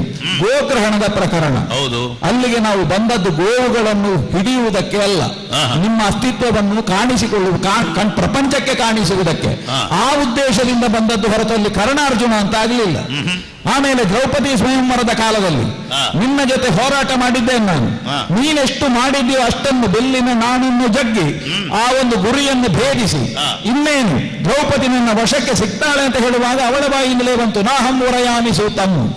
ಅವಳೇ ಹೇಳಿದ್ದರಿಂದಾಗಿ ನಾನು ಬಾಹಿರನಾದ ಹೊರತು, ಇಲ್ಲದಿದ್ರೆ ನನಗೆ ಸಿಕ್ತಿದ್ಲು ದ್ರೌಪದಿ. ಆದ್ರೆ ಹೋರಾಟ ಮಾಡುವಾಗ ಅಜೇಯವಾದ ಹೋರಾಟ ನೀನು ಕೊಟ್ಟಿದ್ದಿ, ಅದನ್ನು ಒಪ್ಪಿದ್ದೇನೆ ನಾನು. ಆದ್ರೆ ಆ ಹೊತ್ತಿಗೆ ನಿನ್ನಲ್ಲಿ ಕೇಳಿದೆ, ನೀನು ಯಾರು ಅಂತ. ಕ್ಷತ್ರಿಯ ಅಂತ ಹೇಳಲೇ ಇಲ್ಲ ನೀನು. ಹಾಗಾಗಿ ಒಬ್ಬ ಬ್ರಾಹ್ಮಣನ ವಧೆ ಸಲ್ಲದು ಎನ್ನುವ ಕಾರಣಕ್ಕಾಗಿ ನಾನು ಆ ಯುದ್ಧವನ್ನಲ್ಲಿ ಬಿಟ್ಟೆ. ಮತ್ತೆ ಚಿತ್ರಸೇನನ ಪ್ರಕರಣ, ಅದರಲ್ಲಿ ನೀವು ಗೆದ್ದದ್ದು ಅದು ದೊಡ್ಡ ಸ್ಥಿಕೆ ಅಲ್ಲ. ಯಾಕೆಂದ್ರೆ ದೇವತೆಗಳೇ ಒಂದು ಹುಟ್ಟ ಮಾಡಿ ಚಿತ್ರಸೇನನ್ನು ಕಣಿಸಿದ್ದೇ ದೇವೇಂದ್ರ ಅಂತ ನಮಗೆ ತಡವಾಗಿ ಬಂದಂತಹ ಸುದ್ದಿ. ಹಾಗಾಗಿ ಯಾವ ನೆಲೆಯಿಂದ ನಿಮ್ಮ ಯೋಗ್ಯತೆಯನ್ನು ಮೀರಿ, ನನ್ನ ಯೋಗ್ಯತೆಗಿಂತ ನಿನ್ನ ಯೋಗ್ಯತೆ ಮೀರಿ ನಿಲ್ತದೆ ಎನ್ನುವ ಹಾಗೆ ಈ ಪ್ರಕರಣಗಳೆಲ್ಲ ಸಾಕ್ಷಿ ಆಗುವುದಿಲ್ಲ. ಯಾಕೆಂದ್ರೆ ಅಲ್ಲಿ ಎಲ್ಲಿಯೂ ಕರ್ಣಾರ್ಜುನ ಅಂತ ಆಗಲಿಲ್ಲ. ಆದರೆ ಇವತ್ತು ಹಾಗಲ್ಲ. ಭೀಷ್ಮಾರ್ಜುನ ಸಂದು ಹೋಯಿತು, ದ್ರೋಣಾರ್ಜುನ ಮುಗಿದು ಹೋಯಿತು, ಕರ್ಣಾರ್ಜುನ ಎನ್ನುವ ಹಾಗೆ ನಿರ್ಣಾಯಕವಾದ ಯುದ್ಧಕ್ಕೆ ನಾವಿವತ್ತು ಪಾದಾರ್ಪಣೆ ಮಾಡಿದ್ದೇವೆ ಅಂತ ಆದ್ರೆ, ಭೀಷ್ಮ ದ್ರೋಣರದ್ದಾದಂತಹ ತಲೆಯಲ್ಲಿ ವಿರಾಜಮಾನವಾದಂತಹ ಕಿರೀಟವೊಂದು ನನ್ನ ತಲೆಯಲ್ಲಿ ಇವತ್ತು ವಿರಾಜಮಾನವಾಗಿ ಬರ್ತದೆ ಅಂತ ಆದರೆ, ಆವತ್ತಿನ ಆ ಪ್ರಶ್ನೆಗೆ ಬಾಲ್ಯದಲ್ಲಿ ಬಂದ ಪ್ರಶ್ನೆ ಕರ್ಣ ಏವ ಧನುರ್ಧರನೋ ಪಾರ್ಥ ಏವ ಧನುರ್ಧರನೋ, ಅದಕ್ಕೆ ಇತ್ಯರ್ಥ ಆಗುವಂತಹ ಈ ದಿನ. ಹಾಗಾಗಿ ಹೇಳಿದ್ದು ನಾನು, ಬಿಡು ಬಿಡು ಸಾಕೆಲ ಪಾರ್ಥ, ಈ ಕೊಡವಿಯೊಳ ಅಧಿಕ ಸಮರ್ಥ. ಈ ಹಿಂದೆ ಏನೆಲ್ಲ ಮಾಡಿದ್ದೇನೆ ಎನ್ನುವ ಇತಿಹಾಸದ ಪುಟದ ಪಟ್ಟಿಗಿಂತಲೂ ಶಲ್ಯ ಸಾರಥ್ಯವನ್ನು ಹೊಂದಿ ಕಾಲಪೃಷ್ಠ ನಾಮಕವಾದಂತಹ ಧನುಸ್ಸನ್ನು ಹಿಡಿದು ಇವತ್ತು ನಾನು ತೋರುವಂತಹ ಪರಿ ಎನ್ನುವುದೇನುಂಟು, ಇದು ನಮ್ಮ ಅಂದಿನ ಪ್ರಶ್ನೆಗೆ ಉತ್ತರವಾಗುತ್ತದೆ. ಆದ್ದರಿಂದ ಹೇಳ್ತೇನೆ, ಹಳೆಯ ಮಾತನ್ನು ಬಿಡು, ಇವತ್ತು ಏನು ಅಂತ ತೋರಿಸು. ಇನ್ನ ಬೆಳವಣಿಗೆ ಬಗ್ಗೆ ಈರ್ಷೆಯ ಮಾತುಗಳನ್ನು ನಾನು ಆಡುವುದಕ್ಕಿಲ್ಲ. ನಾವು ಕೂಡ ಗುಣಗ್ರಾಹಿಗಳೇ ಇದ್ದೇವೆ. ಆದ್ರೆ ಕುಲವನ್ನು ನಾಳೆಗೆ ಹೇಳ್ತದೆ ಅಂತ ಒಂದು ಮಾತು ಉಂಟು. ನೀನು ಪ್ರಸ್ತಾಪತ್ವೇನ ಅದನ್ನೇ ತೋರಿಸಿದ್ದು. ನಾನು ಹಾಗೆ ಹೇಳಿದ್ನಲ್ಲ, ಗುರುಗಳ ಸಮ್ಮುಖದಲ್ಲಿ ಬಂದು ನನ್ನನ್ನು ನೀನು ದ್ವಂದ್ವಕ್ಕೆ ಕರೆದದ್ದು. ಹೌದಾ? 4 ದಿವಸ ಆದರೂ ದ್ರೋಣರ ಶಿಷ್ಯರ ಗಡಲದಲ್ಲಿ ನೀನು ಇದ್ದೆ, ಹೌದಲ್ಲ? ಹೌದು. ಅದೇ ಗುರುಗಳ ಎದುರಿನಲ್ಲಿ ನೀನು ಹೇಳಿದ್ದೇನು? ಗುರುವಿನ ಸಮ್ಮುಖದಲ್ಲೇ ಅರ್ಜುನನ ಶಿರವನ್ನು ಕತ್ತರಿಸ್ತೇನೆ. ಯಾವ ಒಂದು ಪ್ರದರ್ಶನ ಮಾಡಬೇಕಾದ ರಂಗ ಅದು ನಿರ್ಮಾಣಗೊಳ್ಳುವಲ್ಲಿ ನಾನು ಬರಬೇಕಾದ ಅನಿವಾರ್ಯತೆ, ಅದರ ಹಿನ್ನೆಲೆಯಲ್ಲಿ ಗುರುಗಳು ನನ್ನ ವಿರುದ್ಧ ತೋರಿಸಿದಂತಹ ಒಂದು ಯಾವ ಮತ್ಸರ್ಯ, ಅದಕ್ಕೆ ಉತ್ತರ ಅದು. ಅದಲ್ಲದೆ ಇದ್ರೆ ಆವತ್ತು ಯಾಕೆ ನಾನು ಸಲ್ಲಿಲ್ಲ, ಇವತ್ತು ಯಾಕೆ ಸಲ್ಲುತ್ತೇನೆ? ಆ ಪ್ರಾಯದಲ್ಲಿಯೂ ಅಷ್ಟು ಉತ್ತರ ಕೊಡುವ ಧಾಷ್ಟ್ಯ ನಿನ್ನಲ್ಲಿ ಉಂಟು ಅಂತ ಆಗುವಾಗ ನಿನ್ನಲ್ಲಿರುವಂತಹ ವಿಜಿಗೀಷು ಪ್ರವೃತ್ತಿಗೂ ಹೆಚ್ಚಾಗಿ ಆಸುರಿ ಮನೋಭಾವ ನಿನ್ನಲ್ಲಿ ಇತ್ತು ಎನ್ನುವುದು ಸ್ಪಷ್ಟವೇ. ಆದ್ರೆ ಈ ಹೊತ್ತಿಗೆ ಮತ್ತು ಅದನ್ನು ಬೆಳೆಯಿಸಿಕೊಂಡು ದ್ವಂದ್ವ ಅಂತ ಅಂದ್ರೆ ಏನು? ಒಬ್ಬ ರಥಿಕನಿಗೆ ಸರಿಯಾದ ರೀತಿಯಲ್ಲಿ ಇರತಕ್ಕಂತ ಸ್ಥಾನಮಾನ ಹೊಂದಿದರೆ ಮಾತ್ರ ದ್ವಂದ್ವ. ಹೌದು ಅಲ್ವಾ? ಈಗ ಈ ದ್ವಂದ್ವ ಬಂದದ್ದೇನು? ಕೌರವ ಕೊಟ್ಟಂತಹ ಒಂದು ಕೊಡುಗೆಯಿಂದಲ್ವ? ಹೌದು. ಇಲ್ಲದೆ ಇದ್ರೆ ಅಲ್ಲಿ ನೀನು ಕೂತ್ಕೊಳ್ಳಿಕ್ಕೂ ಇಲ್ಲ, ನನಗೆ ಸರಿಯಾಗಿ ಬಂದು ಯುದ್ಧ ಮಾಡ್ತೇನೆ ಅಂತ ನೀನು ನನಗೆ ಕರೆಯನ್ನು ಕೊಡುವುದಕ್ಕೂ ಇಲ್ಲ. ಒಬ್ಬ ಕೊಡುವವನ ಯೋಗ್ಯತೆಗೂ ಪಡ್ಕೊಳ್ಳುವವನ ಯೋಗ್ಯತೆಗೂ ಸಮನಾದಂತಹ ಒಂದು ತೂಕ ಇದ್ರೆ ಮಾತ್ರ ಅದಕ್ಕೆ ಮಾನ್ಯತೆ. ಇವತ್ತು ಕೊಡಬೇಕು ಅಂತ ಇದ್ರೆ ಅದರ ಹಿನ್ನೆಲೆ ಏನು? ಇವರ ನಂತರದಲ್ಲಿ ಇವನೇ. ಯಾರು ಹೇಳಿದ್ದಲ್ಲ, ಭೀಷ್ಮಾಚಾರ್ಯರು ಹೇಳಿದ್ದಾರೆ. ಯಾವಾಗ ಯಾರು ಅರ್ಧರತಿ ಅಂತ ಹೇಳಿದ್ರು ಅವರೇ ಈಗ ಇವ ಅಂತ ಹೇಳಬೇಕಿದ್ರೆ ಕೊಡುಗೆಯ ಮೂಲ ಕಾರಣ ಏನು ಅಂತ ಕೇಳಿದ್ರೆ ನಮ್ಮ ಕುಲದವರ ಕೊಡುಗೆ ಅಲ್ವೋ? ಇಲ್ಲಪ್ಪ. ನಿನ್ನ ಬೆಳವಣಿಗೆಯನ್ನು ನೋಡುತ್ತಾ ಇದ್ದವರು ಪ್ರಶ್ನೆ ಮಾಡಿದ್ದುಂಟು, ಇವನು ಸೂತನ ಮಗನೇ, ಅದು ಪ್ರಶ್ನಾರ್ಥಕವಾಗಿಯೂ ಆದದ್ದುಂಟು. ಆದ್ರೆ ಮಗನೇ ಹೌದು ಎನ್ನುವುದನ್ನು ನಿನ್ನದಾದ ಆಚಾರಗಳಿಂದ ನೀನು ತೋರಿಸಿದೆ. ಒಂದು, ಸೂತನ ಮನೆಯಲ್ಲಿ ನೀನು ಬೆಳೆದಿದ್ದಿ, ಸೂತ ಸ್ತ್ರೀಯನ್ನು ನೀನು ಮದುವೆ ಆಗಿದ್ದಿ ಎನ್ನುವುದರಿಂದ ನೀನು ಸೂತ ಎನ್ನುವುದು ಸತ್ಯವೇ, ಹೌದಲ್ಲ? ನಾನು ಇದಕ್ಕೆ ಉತ್ತರ ಕೆಲವು ಸಾರಿ ಕೊಟ್ಟಿದ್ದೇನೆ. ಆಚಾರ್ಯ ಭೀಷ್ಮರಿಗೆ ಪಟ್ಟ ಕಟ್ಟುವ ಸಂದರ್ಭದಲ್ಲಿ ಇದೇ ಮಾತು ಬಂದಾಗ ಜಾತಿಯ ಕುರಿತಾಗಿ ನಿಂದೆಯ ಮಾತನ್ನಾಡಿದಾಗ ಉತ್ತರ ಕೊಟ್ಟಿದ್ದೇನೆ. ಕುಲಮನೆಯ ಮುನ್ನ ನುಗ್ಗಡಿಪಿರಿ ಗಳ ನಿಮ್ಮ ಕುಲಗಳಂತೂ ಮಾರ್ಮಲತವರ ನಟ್ಟಿ ತಿಂಬುವೆ, ಕುಲಂ ಕುಲಮಲ್ತೆ ಚಲಂ ಕುಲಂ ಗುಣಂ ಕುಲಂ ಅಣ್ಮು ಕುಲಂ ಅಭಿಮಾನ ಬಂದ ಕುಲಂ. ನಿಮ್ಮ ಹಿಡಿದ ಧನುಸ್ಸಿಗೆ ಜಾತಿ ಇಲ್ಲ, ಆಯ್ತಾ? ಅದೆಲ್ಲ ಮನುಷ್ಯ ಕಲ್ಪಿತವಾದದ್ದು ಜಾತಿ, ತರ್ಕಕ್ಕೆ ಹೌದದು. ಆದ್ರೆ ಈ ಹೊತ್ತಿಗೂ ಕೂಡ ನಮ್ಮ ಸರಿಸಕ್ಕೆ ಬರಬೇಕು ಅಂತ ಇದ್ರೆ ನಮ್ಮ ಕುಲದ ಕೊಡುಗೆ ಏನಿಗೆ ಬೇಕಾಯಿತು. ಅಷ್ಟು ಬಿಟ್ರೆ ಈಗ ಯುದ್ಧದಲ್ಲಿ ಒಬ್ಬನೊಡನಿಗೆ ಹೋರಾಟ ಮಾಡಬೇಕಾದ್ರೆ ಬೇಕಾದದ್ದು ಏನು? ಏನಾದ್ರೂ ಒಂದು ಮಾಧ್ಯಮ ಬೇಕೋ ಬೇಡವಾ? ಏನು ಕೊರತೆ ಅಂತ ಬೇಕು? ಅದು ಉಂಟು ನಿನ್ನಲ್ಲಿ? ಯಾವುದು?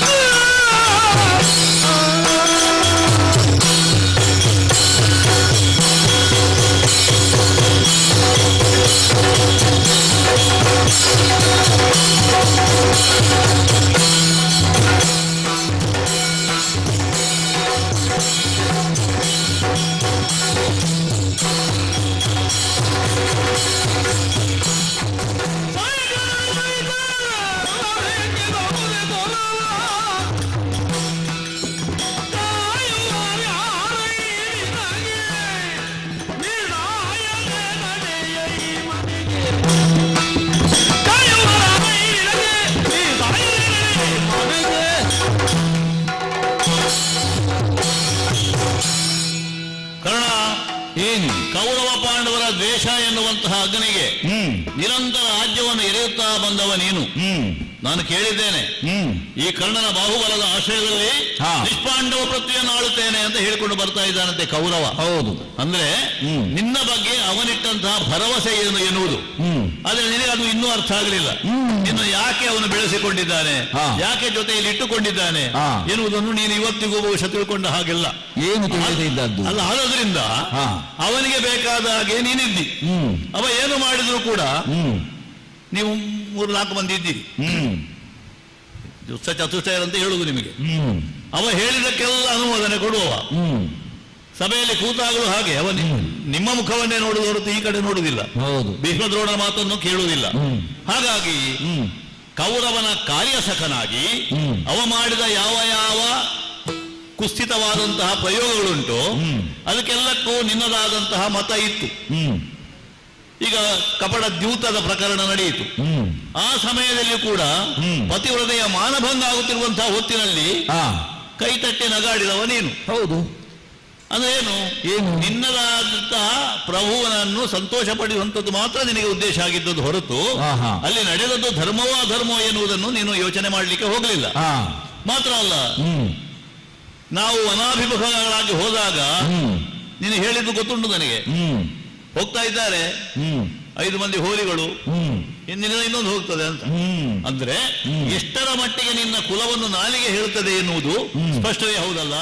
ಅದಕ್ಕಾಗಿ ನಿನ್ನನ್ನು ಆಗದಿಂದ ನಾನು ಸೂತ ನಮಗ ಅಂತ ನಿನ್ನನ್ನು ನಾನು ಸಂಬೋಧಿಸಿದ್ದು. ಆದ್ರೆ ಸಾಧನೆಯಿಂದ ಅಷ್ಟನ್ನು ನಾನು ಮಾಡಿದ್ದೇನೆ ಅಂತ ನೀನು ಹೇಳ್ತಿ. ಎಷ್ಟರ ಮಟ್ಟಿಗೆ ನಿನ್ನಲ್ಲಿ ಸಾಧನಾ ಸಂಪತ್ತು ಇದೆ, ಅದೆಷ್ಟನ್ನು ನೀನು ಸಂಗ್ರಹ ಮಾಡಿದ್ದಿ ಎನ್ನುವುದನ್ನು ನಾನು ತಿಳ್ಕೊಂಡದ್ದು ಏನು ಬರಲಿಲ್ಲ. ನಾನಾದರೂ ಗುರುಗಳ ಮುಖೇನವಾಗಿ ಕಲಿತದ್ದು ಸಾಕಷ್ಟು ಉಂಟು. ಉಪಸಂಹಾರ ಅದನ್ನು ಪ್ರಯೋಗ ಮಾಡುವಂಥದ್ದು, ಮುಕ್ತ ಮುಕ್ತ ಮುಕ್ತ ಮುಕ್ತ ಎಲ್ಲ ಶಸ್ತ್ರಾಸ್ತ್ರಗಳ ಪ್ರಯೋಗ ಏನು ಎನ್ನುವುದನ್ನು ವಿದ್ಯುಕ್ತವಾಗಿ ಶಾಸ್ತ್ರೀಯವಾಗಿ ನಾವು ಗುರುಮಠದಲ್ಲಿ ಕಲಿತವರು. ಆದ್ರೆ ನೀನು ಹೇಗೆ ಕಾಕಸ್ನಾನ ಅಂತ ಒಂದುಂಟು. ಈ ಕಾಗೆ ಎನ್ನುವಂಥದ್ದು ಎಷ್ಟೇ ನೀರಿರಲಿ ಪೂರ್ತಿ ಒದ್ದೆ ಆಗುದಿಲ್ಲ ಅಂತ. ಇಲ್ಲ, ಎಷ್ಟೇ ನೀರಿದ್ದ ಸರೋವರದಲ್ಲಿ ಅದು ಹೋದರೂ ಕೂಡ ಸ್ವಲ್ಪ ಆದರೂ ಅದು ಒದ್ದೆ ಆಗದೆ ಬಾಕಿ ಇರ್ತದೆ. ಆದರೂ ಕಾಗೆ ಮುಟ್ಟಬೇಕಲ್ಲ. ಅಲ್ಲ, ಅದು ಒಬ್ಬನ ವ್ಯಕ್ತಿತ್ವ ಸರಿ ಉಂಟು ಇಲ್ವಾ ಅಂತ ಹೇಳಲಿಕ್ಕೆ. ಹಾಗಿರುವಾಗ ಸ್ನಾನ ಮಾಡಿದವರೆಲ್ಲ ಶುದ್ಧ ಆಗ್ತಾರೆ ಅಂತಲ್ಲ. ತೊಡೆಯುಳು ತುಂಬಿರೇ ಪಂಕ ಮೇಲ್ತೊಡೆಯಂತ ಶುದ್ಧನೇನಪ್ಪನೆ ಕಡುಪಾಪಿನಂ ಬಲುಮೀಯಲಾತ ಶುಚಿಯೇ ಕಾಕಾಳಿಯನ್ನೀಯದೆ ಅಂತ ಒಬ್ಬ ಹೇಳಬೇಕಿದ್ರೆ ಅದರ ನೆಲೆಯಲ್ಲಿಯೂ ಇರುವುದು ಹಾಗೆ. ಹಾಗಿರುವಾಗ ಗಂಗಾ ನದಿಯಲ್ಲಿಯೂ ಮೀನುಗಳುಂಟು. ಅದಕ್ಕೆಲ್ಲ ಗಂಗಾ ಸ್ನಾನ ಮಾಡಿದ ಪುಣ್ಯದ ಫಲ ಇಲ್ಲ. ಆ ನೆಲೆಯಿಂದ ನನ್ನನ್ನು ಆರೋಪಿಸುವುದಕ್ಕಿಲ್ಲ.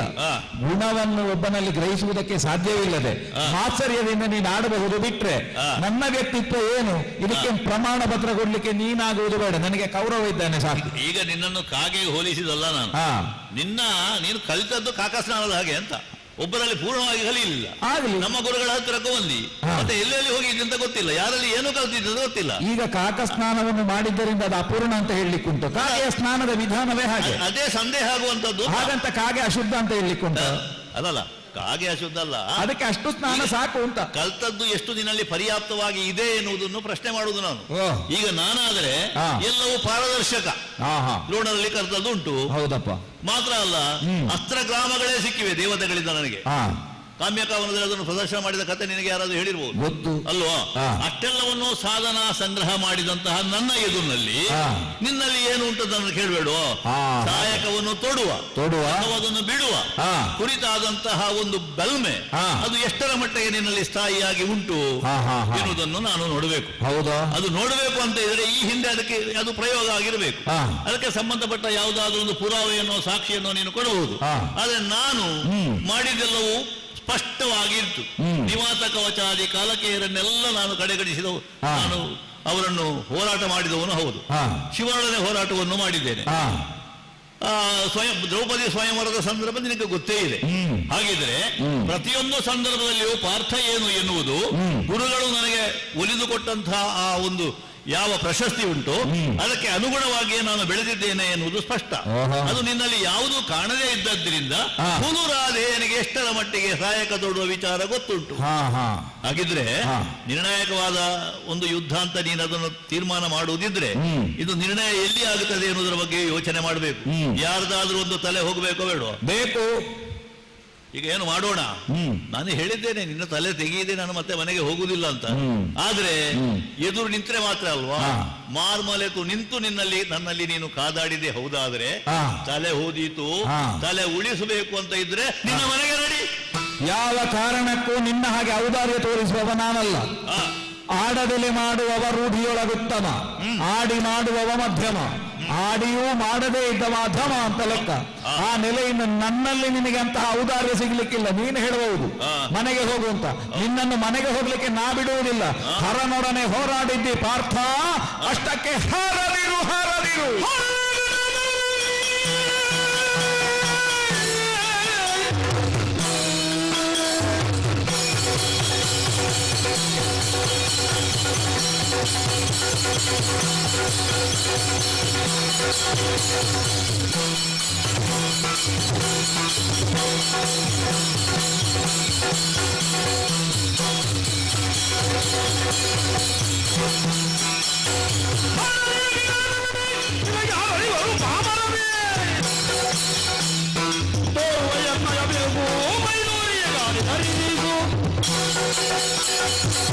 ಅರ್ಜುನ, ಧನುರ್ವೇದದ ದಶಾಂಗಗಳನ್ನು ಬಲ್ಲವನು ನೀನು ಎನ್ನುವ ಹಾಗೆ ಹೇಳಿಕೊಡ್ತಾ ಇದ್ದಿ.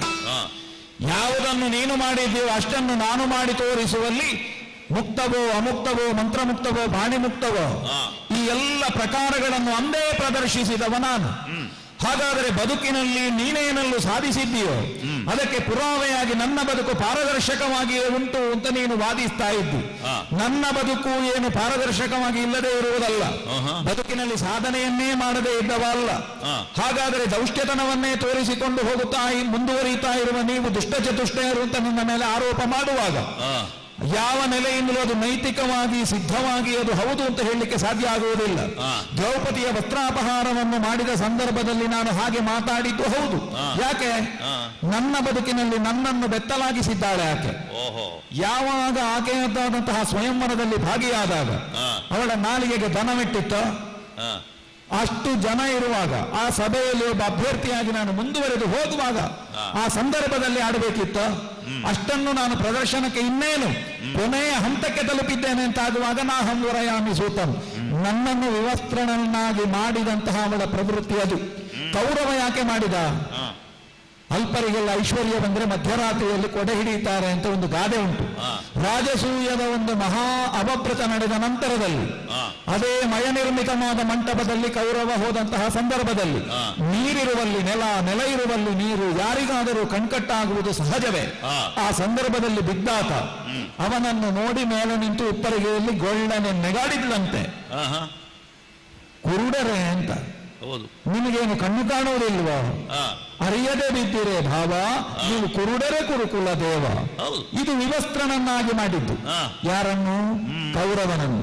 ಹಾಗಿದ್ರೆ ಇಂತಹ ಅಪಮಾನ ಮಾಡಿದ ಬಳಿಕ ಪ್ರತೀಕಾರವಾಗಿ ಅಲ್ಲಿ ಗತಿ ಬರುವಾಗ ನಾನು ಪ್ರಚೋದಿಸಿದ್ದು ಹೌದು, ಯಾವ ಕಾರಣ ಇಲ್ಲದೆ ನಾವು ಮಾಡಿದ್ದಲ್ಲ. ಹಾಗಿದ್ರೆ ಈ ನೆಲೆಯಿಂದ ಬಿಟ್ಟರೆ ಇನ್ನು ಯಾರಿಗೂ ನಾವು ಸ್ತ್ರೀಯರಿಗೆ ಅಂತಹ ದೋಷವನ್ನು ಮಾಡಿದ್ದಿಲ್ಲ ಅಂತ ಆದ್ರೆ ಅದರ ಹಿನ್ನೆಲೆ ಹೀಗುಂಟು. ಇದು ಒಂದು. ಮತ್ತೆ ನನ್ನ ಪರಾಕ್ರಮದ ಪ್ರಾಕರ್ಷತೆ ಎನ್ನುವುದು ಪ್ರಕಟವೇ ಒಳ್ಳೆಯಿಲ್ವ? ಆ ಮಾತೇ ಬಿದ್ದು ಹೋಗ್ತದೆ. ಯಾಕೆ ಗೊತ್ತಾ? ನೀವು ಅಷ್ಟೂ ಮಂದಿ ರಾಜಸೂಯದಲ್ಲಿ ಏನು ಮಾಡಿದ್ದೀರಿ? ಒಂದೊಂದು ದಿಕ್ಕಿಗೆ ಹೋಗಿ ಒಬ್ಬೊಬ್ಬರು ಹೋಗಿ ದಿಗ್ವಿಜಯವನ್ನು ಮಾಡಿ ಬಂದ್ರಿ ಅಲ್ವಾ? ನಾನೊಬ್ಬನೇ ಏಕಾಂಗಿ ವೀರನಾಗಿ ಇಡೀ ದಿಗ್ವಿಜಯವನ್ನು ಮಾಡಿ ವೈಷ್ಣವಯಾಗವನ್ನು ಸುಸಂಪನ್ನವಾಗಿಸಿ ಕೌರವನದ್ದಾದ ಭಂಡಾರವನ್ನು ಯಥೇಚ್ಛವಾಗಿ ತುಂಬಿಸಿದವ. ಹಾಗಿರುವಾಗ ಕೌರವನಿಗೆ ಯಾವ ಕಾರಣಕ್ಕೂ ಹೊರೆಯಾಗಿ ಬದುಕಿದವ ಈ ಕಾರಣ ಅಲ್ಲ. ಭಂಡಾರ ತುಂಬಿಸಿದಂತಹ ವ್ಯಕ್ತಿತ್ವ ನನ್ನದ್ದು ಮಾತ್ರವಲ್ಲ, ಬದುಕಿನಲ್ಲಿ ನನಗೆ ಆಪ್ತನಾಗಿ ಒದಗಿದವ. ಯಾವ ಸಂದರ್ಭದಲ್ಲಿ ನಾನು ಹತಾಶನಾಗಿದ್ದೇನೋ ಆ ಸಂದರ್ಭದಲ್ಲಿ ನನಗೆ ಬದುಕನ್ನು ಕೊಟ್ಟವ. ಅಷ್ಟು ಮಾತ್ರವಲ್ಲ, ಮೊನ್ನೆ ನಡೆದಂತಹ ಘಟೋತ್ಕಜನ ವಧಾ ಪ್ರಕರಣದಲ್ಲಿ ನನ್ನಲ್ಲಿರುವ ಶಸ್ತ್ರ ಸಂಗ್ರಹ ಏನು ಎನ್ನುವುದನ್ನು ನೀವು ತಿಳ್ಕೊಂಡಿದ್ದೀರಿ. ಹಾಗಿದ್ರೆ ಇಂತಹ ಅಮೂಲ್ಯವಾದಂತಹ ಶಸ್ತ್ರ ಸಂಗ್ರಹವನ್ನು ಹೊಂದಿದ ನನ್ನ ಕುರಿತಾಗಿ ನೀನು ಏನು ಇಲ್ಲದೆ ಇದ್ದ ಮಾತು ಹೇಳಲಿಕ್ಕಿಲ್ಲ. ಸತ್ಯ ಹೇಳಬೇಕು, ನೀನು ವನವಾಸದಲ್ಲಿದ್ದಾಗ ಒಂದು ದಿವಸ ನಿಮ್ಮ ಅಣ್ಣ ನೆಮ್ಮದಿಯಲ್ಲಿ ನಿದ್ರೆ ಮಾಡಿದ್ದಾನ? ಭೀಷ್ಮರ ಬಗ್ಗೆ ಹೆದರ್ಲಿಲ್ಲವ, ದ್ರೋಣರ ಬಗ್ಗೆ ಹೆದರ್ಲಿಲ್ಲವ. ಅವ ಹೇಳ್ತಾ ಇದ್ದದ್ದು ಒಂದೇ, ಅಲ್ಲಿ ಕರ್ಣ ಇದ್ದಾನಲ್ಲ ಅವನನ್ನೇನು ಮಾಡುವುದು. ಇಲ್ಲಿ ಹಾಗೆ ಪ್ರಚಾರ ಉಂಟಾ? ಪ್ರಚಾರ ಆದದಲ್ಲ, ನಮಗೆ ಸಿಕ್ಕಿದ ನಿಖರ ಮಾಹಿತಿ ಅದು. ಹೇಳಿಲ್ವ ಹಾಗೆ ಹೇಳ್ತಾ ಇದ್ದಾವ. ನಾನು ಅಣ್ಣನೊಟ್ಟಿಗೆ ಇದ್ದೆ, ಹಾಗೆ ನಿದ್ದೆ ನೀವು ಹೇಳಲಿಕ್ಕಿಲ್ಲಪ್ಪ, ನಮಗೆ ಬಹಳ ಸ್ಪಷ್ಟ ಸುದ್ದಿ ಸಿಕ್ಕಿದೆ. ಆ ಸಂದರ್ಭದಲ್ಲಿ ವೇದವ್ಯಾಸರು ಬಂದು ನಿನ್ನನ್ನಾಚೆ ಉತ್ತರಕ್ಕೆ ಕಳಿಸಿದ್ದು, ಹರನೊಡನೆ ಹೋರಾಡಿದ್ದಿ ಅಂತ ಹೆಮ್ಮೆಯಿಂದ ಹೇಳ್ಬಹುದು. ಹರ ಒಂದು ಮನಸ್ಸಿಟ್ಟು ನಿನಗೆ ಗುದ್ದಿದ್ರೆ ನಾನು ಆ ಕ್ಷಣದಲ್ಲಿ ಬೀಳುತ್ತಿದ್ದೆ. ನಾನು ದೇವಲೋಕಕ್ಕೆ ಹೋದ ಮೇಲೆ ಅಣ್ಣ ನಿದ್ದೆ ಮಾಡಲಿಲ್ಲ ಅಂತ ಗೊತ್ತಾಗಿದೆ. ಅದೇ ನಾನು ಹೋದವಲ್ಲಿ ಏನೋ ಹೇಗೋ ಅಂತ ನನ್ನ ಬಗ್ಗೆ ಅವನಿಗೆ ಇದ್ದಂತಹ ಒಂದು ವಾತ್ಸಲ್ಯ ಅದನ್ನು ಯಥಾರ್ಥಕ್ಕಾದ್ರೂ ಧರ್ಮರಾಯ ಒಳ್ಳೆಯ ಯೋಚನೆ ಮಾಡಿ. ಧರ್ಮರಾಯ ನಿಜವಾಗಿ ಅವನ ಬಗ್ಗೆ ಆಕ್ಷೇಪ ಆಡ್ಲಿಕ್ಕಿಲ್ಲ. ಕೌರವನು ಹೇಳ್ತಾನೆ, ಯಾಕೆ ಅರ್ಹತೆ ಇಲ್ಲದೆ ಇದ್ದಲ್ಲಿಯೇ ಅವ ಕೂತಿದ್ದಾನೆ ಅಂತ ಅವನಿಗೆ ಗೊತ್ತುಂಟು. ಅವ ಏನು ಹೇಳ್ತಾ ಇದ್ದಾನೆ, ದೊರೆತನ ಸುಡಲಿನ್ನು ಬಡತನ ಒಮಗಕ್ಕು ಕುರುರಾಯ ಸುಖಿ ಎಂದು ಕೇಳಿದರೆ ಸಾಕು. ಅವನಿಗೆ ಇಲ್ಲದೆ ಇದ್ದಂತ ಅರ್ಹತೆ ಇಲ್ಲದೆ ಇದ್ದಂತಹ ಜಾಗದಲ್ಲಿ ಒತ್ತಾಯಪೂರ್ವಕವಾಗಿ ಕುರಿಚಿದ್ದು. ಈಗ ಕರೆದು ಧರ್ಮರಾಯನ ಹತ್ರ ಹೇಳಿದರೆ ನಿನಗೆ ಬೇಡ ರಾಜ್ಯ ಅಂತ ಒಬ್ಬ ಹಿರಿಯರು ಯಾರಾದ್ರೂ ಹೇಳಿದರೆ ಸಂತೋಷದಿಂದ ಒಪ್ಪಿಕೊಡ್ತಾನೆ. ಅವನನ್ನು ಪ್ರಚೋದಿಸಿ ಉದ್ದೇಶಪೂರ್ವಕವಾಗಿ ದುಷ್ಟ ಚತುಷ್ಟವರು ಕೆಲವರು ಅಲ್ಲಿದ್ದಾರೆ. ಆ ಕಾರಣಕ್ಕಾಗಿ ಅವ ಕೇಳ್ತಾನೆ ಬಿಟ್ರೆ ನಿಜವಾದ ಅರ್ಹತೆಯಿಂದ ಕೌರವ ಗಂಡು ಮಗ ಏನು ಮಾತಾಡಿದ, ಒಂದು ನನಗೆ ಸಿಗಬೇಕು, ಇಲ್ಲದಿದ್ರೆ ಧರ್ಮರಾಯನಿಗೆ ಸಿಗಬೇಕು, ನನಗೆ ರಾಜ್ಯ ಸಿಗಬೇಕು ಅಂತ ಎಲ್ಲಿಯೂ ಹೇಳಲಿಲ್ಲ ಅವ.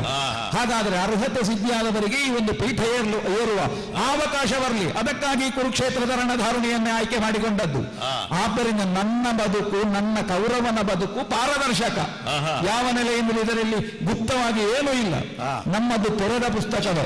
ಆದ್ದರಿಂದ ಆಡ್ತಾ ಇದ್ದೇನೆ. ಈ ಹಿಂದೆ ಏನೆಲ್ಲ ನಡೆದು ಹೋಗಿದೆಯೋ ಇದೆಲ್ಲವೂ ಕೂಡ ಇವತ್ತು ನಮ್ಮದ್ದಾದಂತಹ ಪೌರುಷದ ಒಂದು ನಿಜವಾದಂತಹ ಫಲಿತಾಂಶಕ್ಕೆ ಅದು ಯಾವುದೂ ಕೂಡ ಪ್ರಮಾಣ ಆಗುವುದಿಲ್ಲ. ಹಾಗಾದರೆ ಏನು ಪ್ರಮಾಣ? ಇವತ್ತು ನನ್ನದ್ದಾದ ವರ್ಚಸ್ಸಿನಿಂದ ಇವತ್ತು ಸೇನಾಪತಿಯಾಗಿ ನಾನು ಬಂದಿದ್ದೇನೆ. ಸೂರ್ಯಾಸ್ತದ ಒಳಗೆ ನಿನ್ನ ಶಿರವನ್ನು ಛೇದನ ಮಾಡದೆ ಹೋದರೆ ನಾನು ಕರ್ಣ ಅಲ್ಲ, ನೀನು ಔದಾರ್ಯದಿಂದ ಆಡಬಹುದು. ಹೋಗು ಮನೆಗೆ. ಇಲ್ಲ, ನನ್ನ ಬಾಣಗಳಿಂದ ನಿನಗೆ ಯಾವ ಕಾರಣಕ್ಕೂ ಬದುಕುವ ಅವಕಾಶ ಕಲ್ಪಿಸಿಕೊಳ್ಳುವುದಿಲ್ಲ. ಆದ್ದರಿಂದ ಸಿದ್ಧರಾಗು. ಈ ಹೊತ್ತಿಗೂ ನನಗೆ ಗೊತ್ತುಂಟು ನೀವು ಕಾಯ್ತಾ ಇದ್ದೀರಿ ಯಾವಾಗ ವೈರಾಗ್ಯದಿಂದ ಬೆನ್ನು ಹಾಕಿ ಹೋಗ್ತಾನೆ ಧರ್ಮರಾಯ ಅಂತ ಹೇಳಿ. ಈ ಹಂತಕ್ಕೆ ಬಂದ ಮೇಲೆ ಹಾಗಾಗುವುದಿಲ್ಲ. ಈಗ ಮನೆಗೆ ಹೋಗುದು ಯಾರು ಎನ್ನುವುದನ್ನು ನಾವು ನೋಡ್ಬೇಕಾಗಿ. ನಿಮಗೆ ಎಷ್ಟು ಸಾರಿ ವೈರಾಗ್ಯ ಬಂದಿದೆ ಅಂತ ನಾವು ನೋಡಿದ್ದೇವೆ. ಹಾಗಾಗಿ ನಿಮಗೆ ಸ್ಥಿರತೆ ಎನ್ನುವುದೇ ಇಲ್ಲ. ನಾವು ಬದುಕಿನಲ್ಲಿ ಸ್ಥಿರತೆ ಕಳಕೊಳ್ಳುವವರಲ್ಲ. ಸ್ಥಿರವಾಗಿ ನಿಂತು ಯುಧಿಷ್ಠಿರನ ವಿರುದ್ಧವಾಗಿ ನಮ್ಮ ಕೌರವನಿಗೆ ಸಾಮ್ರಾಜ್ಯ ಸ್ಥಿರ ಮಾಡುವುದಕ್ಕೆ ಬೇಕಾಗಿ ಎತ್ತಿ ಹಿಡಿದಿದ್ದೇನೆ ನನ್ನ ಕಾಲಪೃಷ್ಠ ನಾಮಕವಾದ ಧನುಸ್ಸು. ನಿನ್ನ ಸ್ಥಿರತೆ ಎಷ್ಟು ಅಂತ ನಾನು ನೋಡ್ತೇನೆ. ನೋಡೋಣ.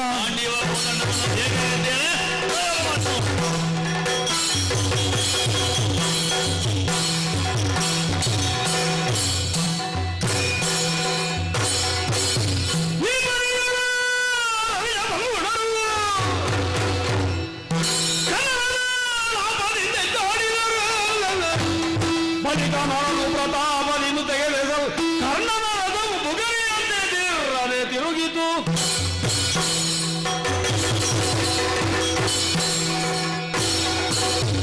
ಕರ್ಣಪಾತ್ರದ್ದಾದಂತಹ ಗತ ದಿನಗಳೆನ್ನುವುದು ಒಂದು ಬಗೆಯ ಪೂರ್ವ ತಯಾರಿಯ ದಿನಗಳು ಎನ್ನುವ ಹಾಗೆ ಇವತ್ತಿನ ಈ ವೇದಿಕೆ ಎನ್ನುವುದು ಸಿದ್ಧವಾಗಿದೆ. ಹಾಗಾದರೆ ಇವತ್ತು ನನ್ನ ಬಿಲ್ಬಲ್ಮೆ ಏನು ಇದನ್ನು ತೋರಿಸುವುದಕ್ಕೆ ಬೇಕಾಗಿ ಅತ್ಯಂತ ವಿಶಿಷ್ಟವಾಗಿ ಯಾವುದನ್ನು ಮಾಡಬೇಕೋ ಅದಕ್ಕೆ ಸಿದ್ಧನಾಗಿ ನಿಲ್ತೇನೆ. ಅಷ್ಟು ಸುಲಭ ಇಲ್ಲ. ಹೀಗೆ ನಾವು ಪ್ರದರ್ಶನ ಮಾಡಿದರೆ ಏನಾಗ್ತದೆ, ಮತ್ತೊಂದು ಬಿಲ್ಮಂಗಲವೇ ಆಗ್ತದೆ. ಇದು ಹೌದಾ? ಪರೀಕ್ಷಾ ರಂಗ ಅಲ್ಲ. ನಿರ್ಣಾಯಕವಾದಂತಹ ಯುದ್ಧ ಆಗಬೇಕು ಅಂತ ಇದ್ರೆ ನನ್ನನ್ನು ಹಾರಬೇಡ ಅಂತ ನೀನು ಹೇಳಿದ್ಯಲ್ಲ, ಈಗ ನಿನ್ನನ್ನು ಹಾರಿಸ್ತೇನೆ. ಹೇಗೆ? ನನ್ನ ಗಾಂಡೀವ ಕೋದಂಡಕ್ಕೆ ಒಂದು ಮಹಾಮಾರ್ಗಣವನ್ನು ಬಿಗಿದಿದ್ದೇನೆ, ಪ್ರಯೋಗ ಮಾಡ್ತೇನೆ ನೋಡು.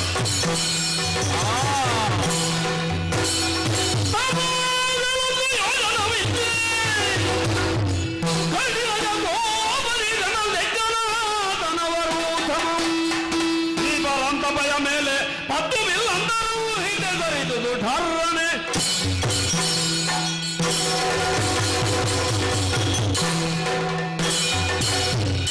ಅಭಿನಂದಿಸಬೇಕಾದದ್ದು ನನ್ನ ಸಾರಥಿಗಳಾದ ಶಲ್ಯರನ್ನು.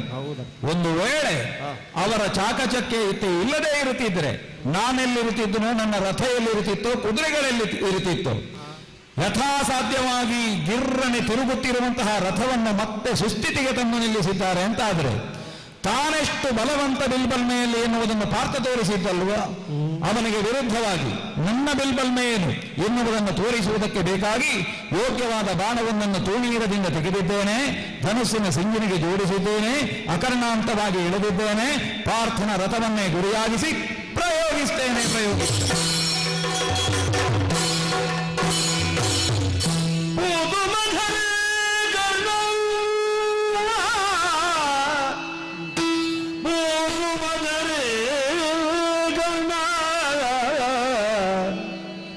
ಜಗವಿಖ್ಯಾತ ಧನು ಧನು ಸಮರಗಳು ನಗೆ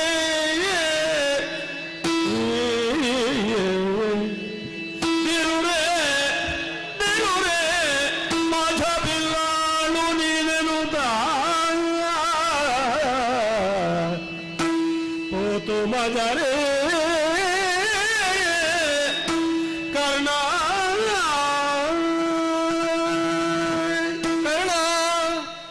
ಯಾರು? ನಾನು. ಓ, ಸ್ವರ ಎದುರಿಂದ ಬರ್ತಾ ಉಂಟು. ಬಲಿರೆ ಶಹಬಾಸ್ ಎನ್ನುವಂತ ಉದ್ಗಾರ 18 ದಿವಸ ಮುಂದುವರಿಯುವಂತ ಯೋಚನೆ ಇಲ್ಲೋ ಇವನಿಗೆ ಅಂತ ನಾನು ಯೋಚನೆ ಮಾಡಬೇಕು. ಮಾತ್ರ ಅಲ್ಲ, ನಾನು ನೋಡುತ್ತಿದ್ದ ಹಾಗೆ ಹೋತುರೆ ಮಜುರೆ ಪಾಪುರೆ, ಆಹಾ, ಎಷ್ಟು ದೀರ್ಘವಾಗಿ ಇವನ ಬಾಯಿಯಿಂದಲೇ ನಾನು ಕೇಳಿದ್ದು ಗೀತೋಪದೇಶ. ಆಗ ಇಂಥ ಒಂದು ಶಬ್ದವೂ ಬರಲಿಲ್ಲ. ಹೊಸ ಶಬ್ದ ಪ್ರಯೋಗ ದೇವರದ್ದು. ಅಂದರೆ ಬೇಕಂತಲೇ ನನ್ನ ಎದುರಾಳಿಯನ್ನು ಹೊಗಳುವುದರ ಮುಖಾಂತರವಾಗಿ ನೀನು ಏನೂ ಅಲ್ಲ ಎನ್ನುವುದನ್ನು ನಿರೂಪಿಸಿಬಿಟ್ನಲ್ಲ ಭಗವಂತ. ನಾವೆಲ್ಲ ಏನು ತಿಳಿದದ್ದು, ನಾವು ಏನು ಮಾಡಿದ್ರು ಜನ ಮೆಚ್ಚಬೇಕು ಅಂತ ಇಲ್ಲ, ಜನಾರ್ದನ ಮೆಚ್ಚಿದರೆ ಸಾಕು ಅಂತ. ಅಂಥ ಜನಾರ್ದನೇ ನಮ್ಮನ್ನು ಹೀಗಳೆಯುತ್ತಾನೆ, ಎದುರಾಳಿಯನ್ನು ಹೊಗಳುತ್ತಾನೆ ಅಂತ ಆದಾಗ ಇನ್ನು ಯಾರಿಗೋಸ್ಕರ ಈ ಯುದ್ಧ ಮಾಡಿ ವೀರಾವೇಶವನ್ನು ಪ್ರದರ್ಶಿಸುವುದು? ಯಾರಿಗೆ ಸ್ವೀಕೃತವಾಗಬೇಕಾಗಿತ್ತು ಅವರಿಗೆ ಆಗಲಿಲ್ಲ ಅಂತ ಆದರೆ ಇನ್ನು ಮುಂದುವರಿಸುವುದರಲ್ಲಿ ಅರ್ಥ ಇಲ್ಲ. ಅದಕ್ಕೆ ಬೇಕಾಗಿ ಎತ್ತಿ ಹಿಡಿದಿರುವಂತಹ ಧನುಸು ಗಾಂಡೀವ ಅದನ್ನು ಹಾಗೆ ಕೆಳಗೆ ಇಳಿಸ್ತೇನೆ. ಮಾತ್ರ ಅಲ್ಲ, ನಾನು ನಿಂತು ಅವ ಕೂತುಕೊಳ್ಳುವುದಕ್ಕಾಗುವುದಿಲ್ಲ. ಹಾಗಂತ ತಲೆ ಎತ್ತಿ ಎದೆ ಎತ್ತಿ ಯುದ್ಧ ಮಾಡುವಂತಹ ಸ್ಥಿತಿಯೂ ಇಲ್ಲ ಅಂತ ಆದರೆ ಈ ಬಿಲ್ಲಿನ ಒಂದು ತುದಿಗೆ ಗಲ್ಲವನ್ನು ಆನಿಸಿ ಹಾಗೆ ಇದ್ದು ಬಿಡ್ತೇನೆ. ನೋಡು ಏನು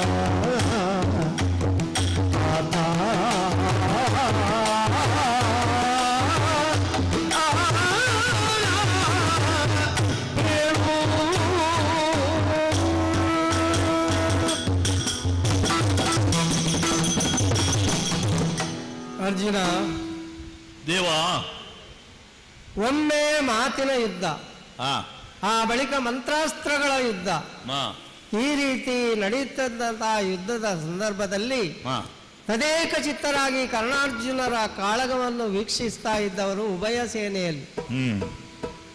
ಆದರೆ ಈ ಹೊತ್ತಿನಲ್ಲಿ ಯುದ್ಧ ಮಾಡುವಂತಹ ಉತ್ಸಾಹದಲ್ಲಿ ಇರಬೇಕಾದಂತಹ ನೀನು ಕೈಯಲ್ಲಿರುವಂತಹ ಧನಸ್ಸನ್ನು ಕೆಳಗಿರಿಸಿ ಅದಕ್ಕೆ ಆನಿಸಿಕೊಂಡು ನೀನು ವಿಶ್ರಾಂತಿಯನ್ನು ಪಡೀತಾ ಇದ್ದಿ. ಸಾಕಾಯಿತು ಕೃಷ್ಣ. ಈ ಹೊತ್ತಿನಲ್ಲಿ ಸೇನಾಧಿಪತಿಯಾದಂತಹ ದೃಷ್ಟದ್ಯುಮ್ನ ಏನಾದರೂ ಯುದ್ಧ ವಿರಾಮವನ್ನು ಘೋಷಿಸಿಲ್ಲವಷ್ಟೇ.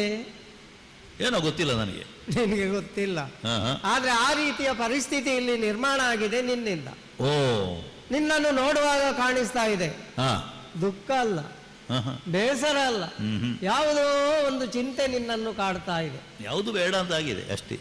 ಆರಂಭದ ದಿನದಲ್ಲಿ ಕುರುಕ್ಷೇತ್ರದಲ್ಲಿ ಯುದ್ಧ ಆರಂಭ ಆಗುವಾಗ ನಿನ್ನ ಕೈಕಾಲೆಲ್ಲ ಕಂಪಿಸಿತು, ಧನಸ್ಸು ಜಾರಿ ಬಿತ್ತು.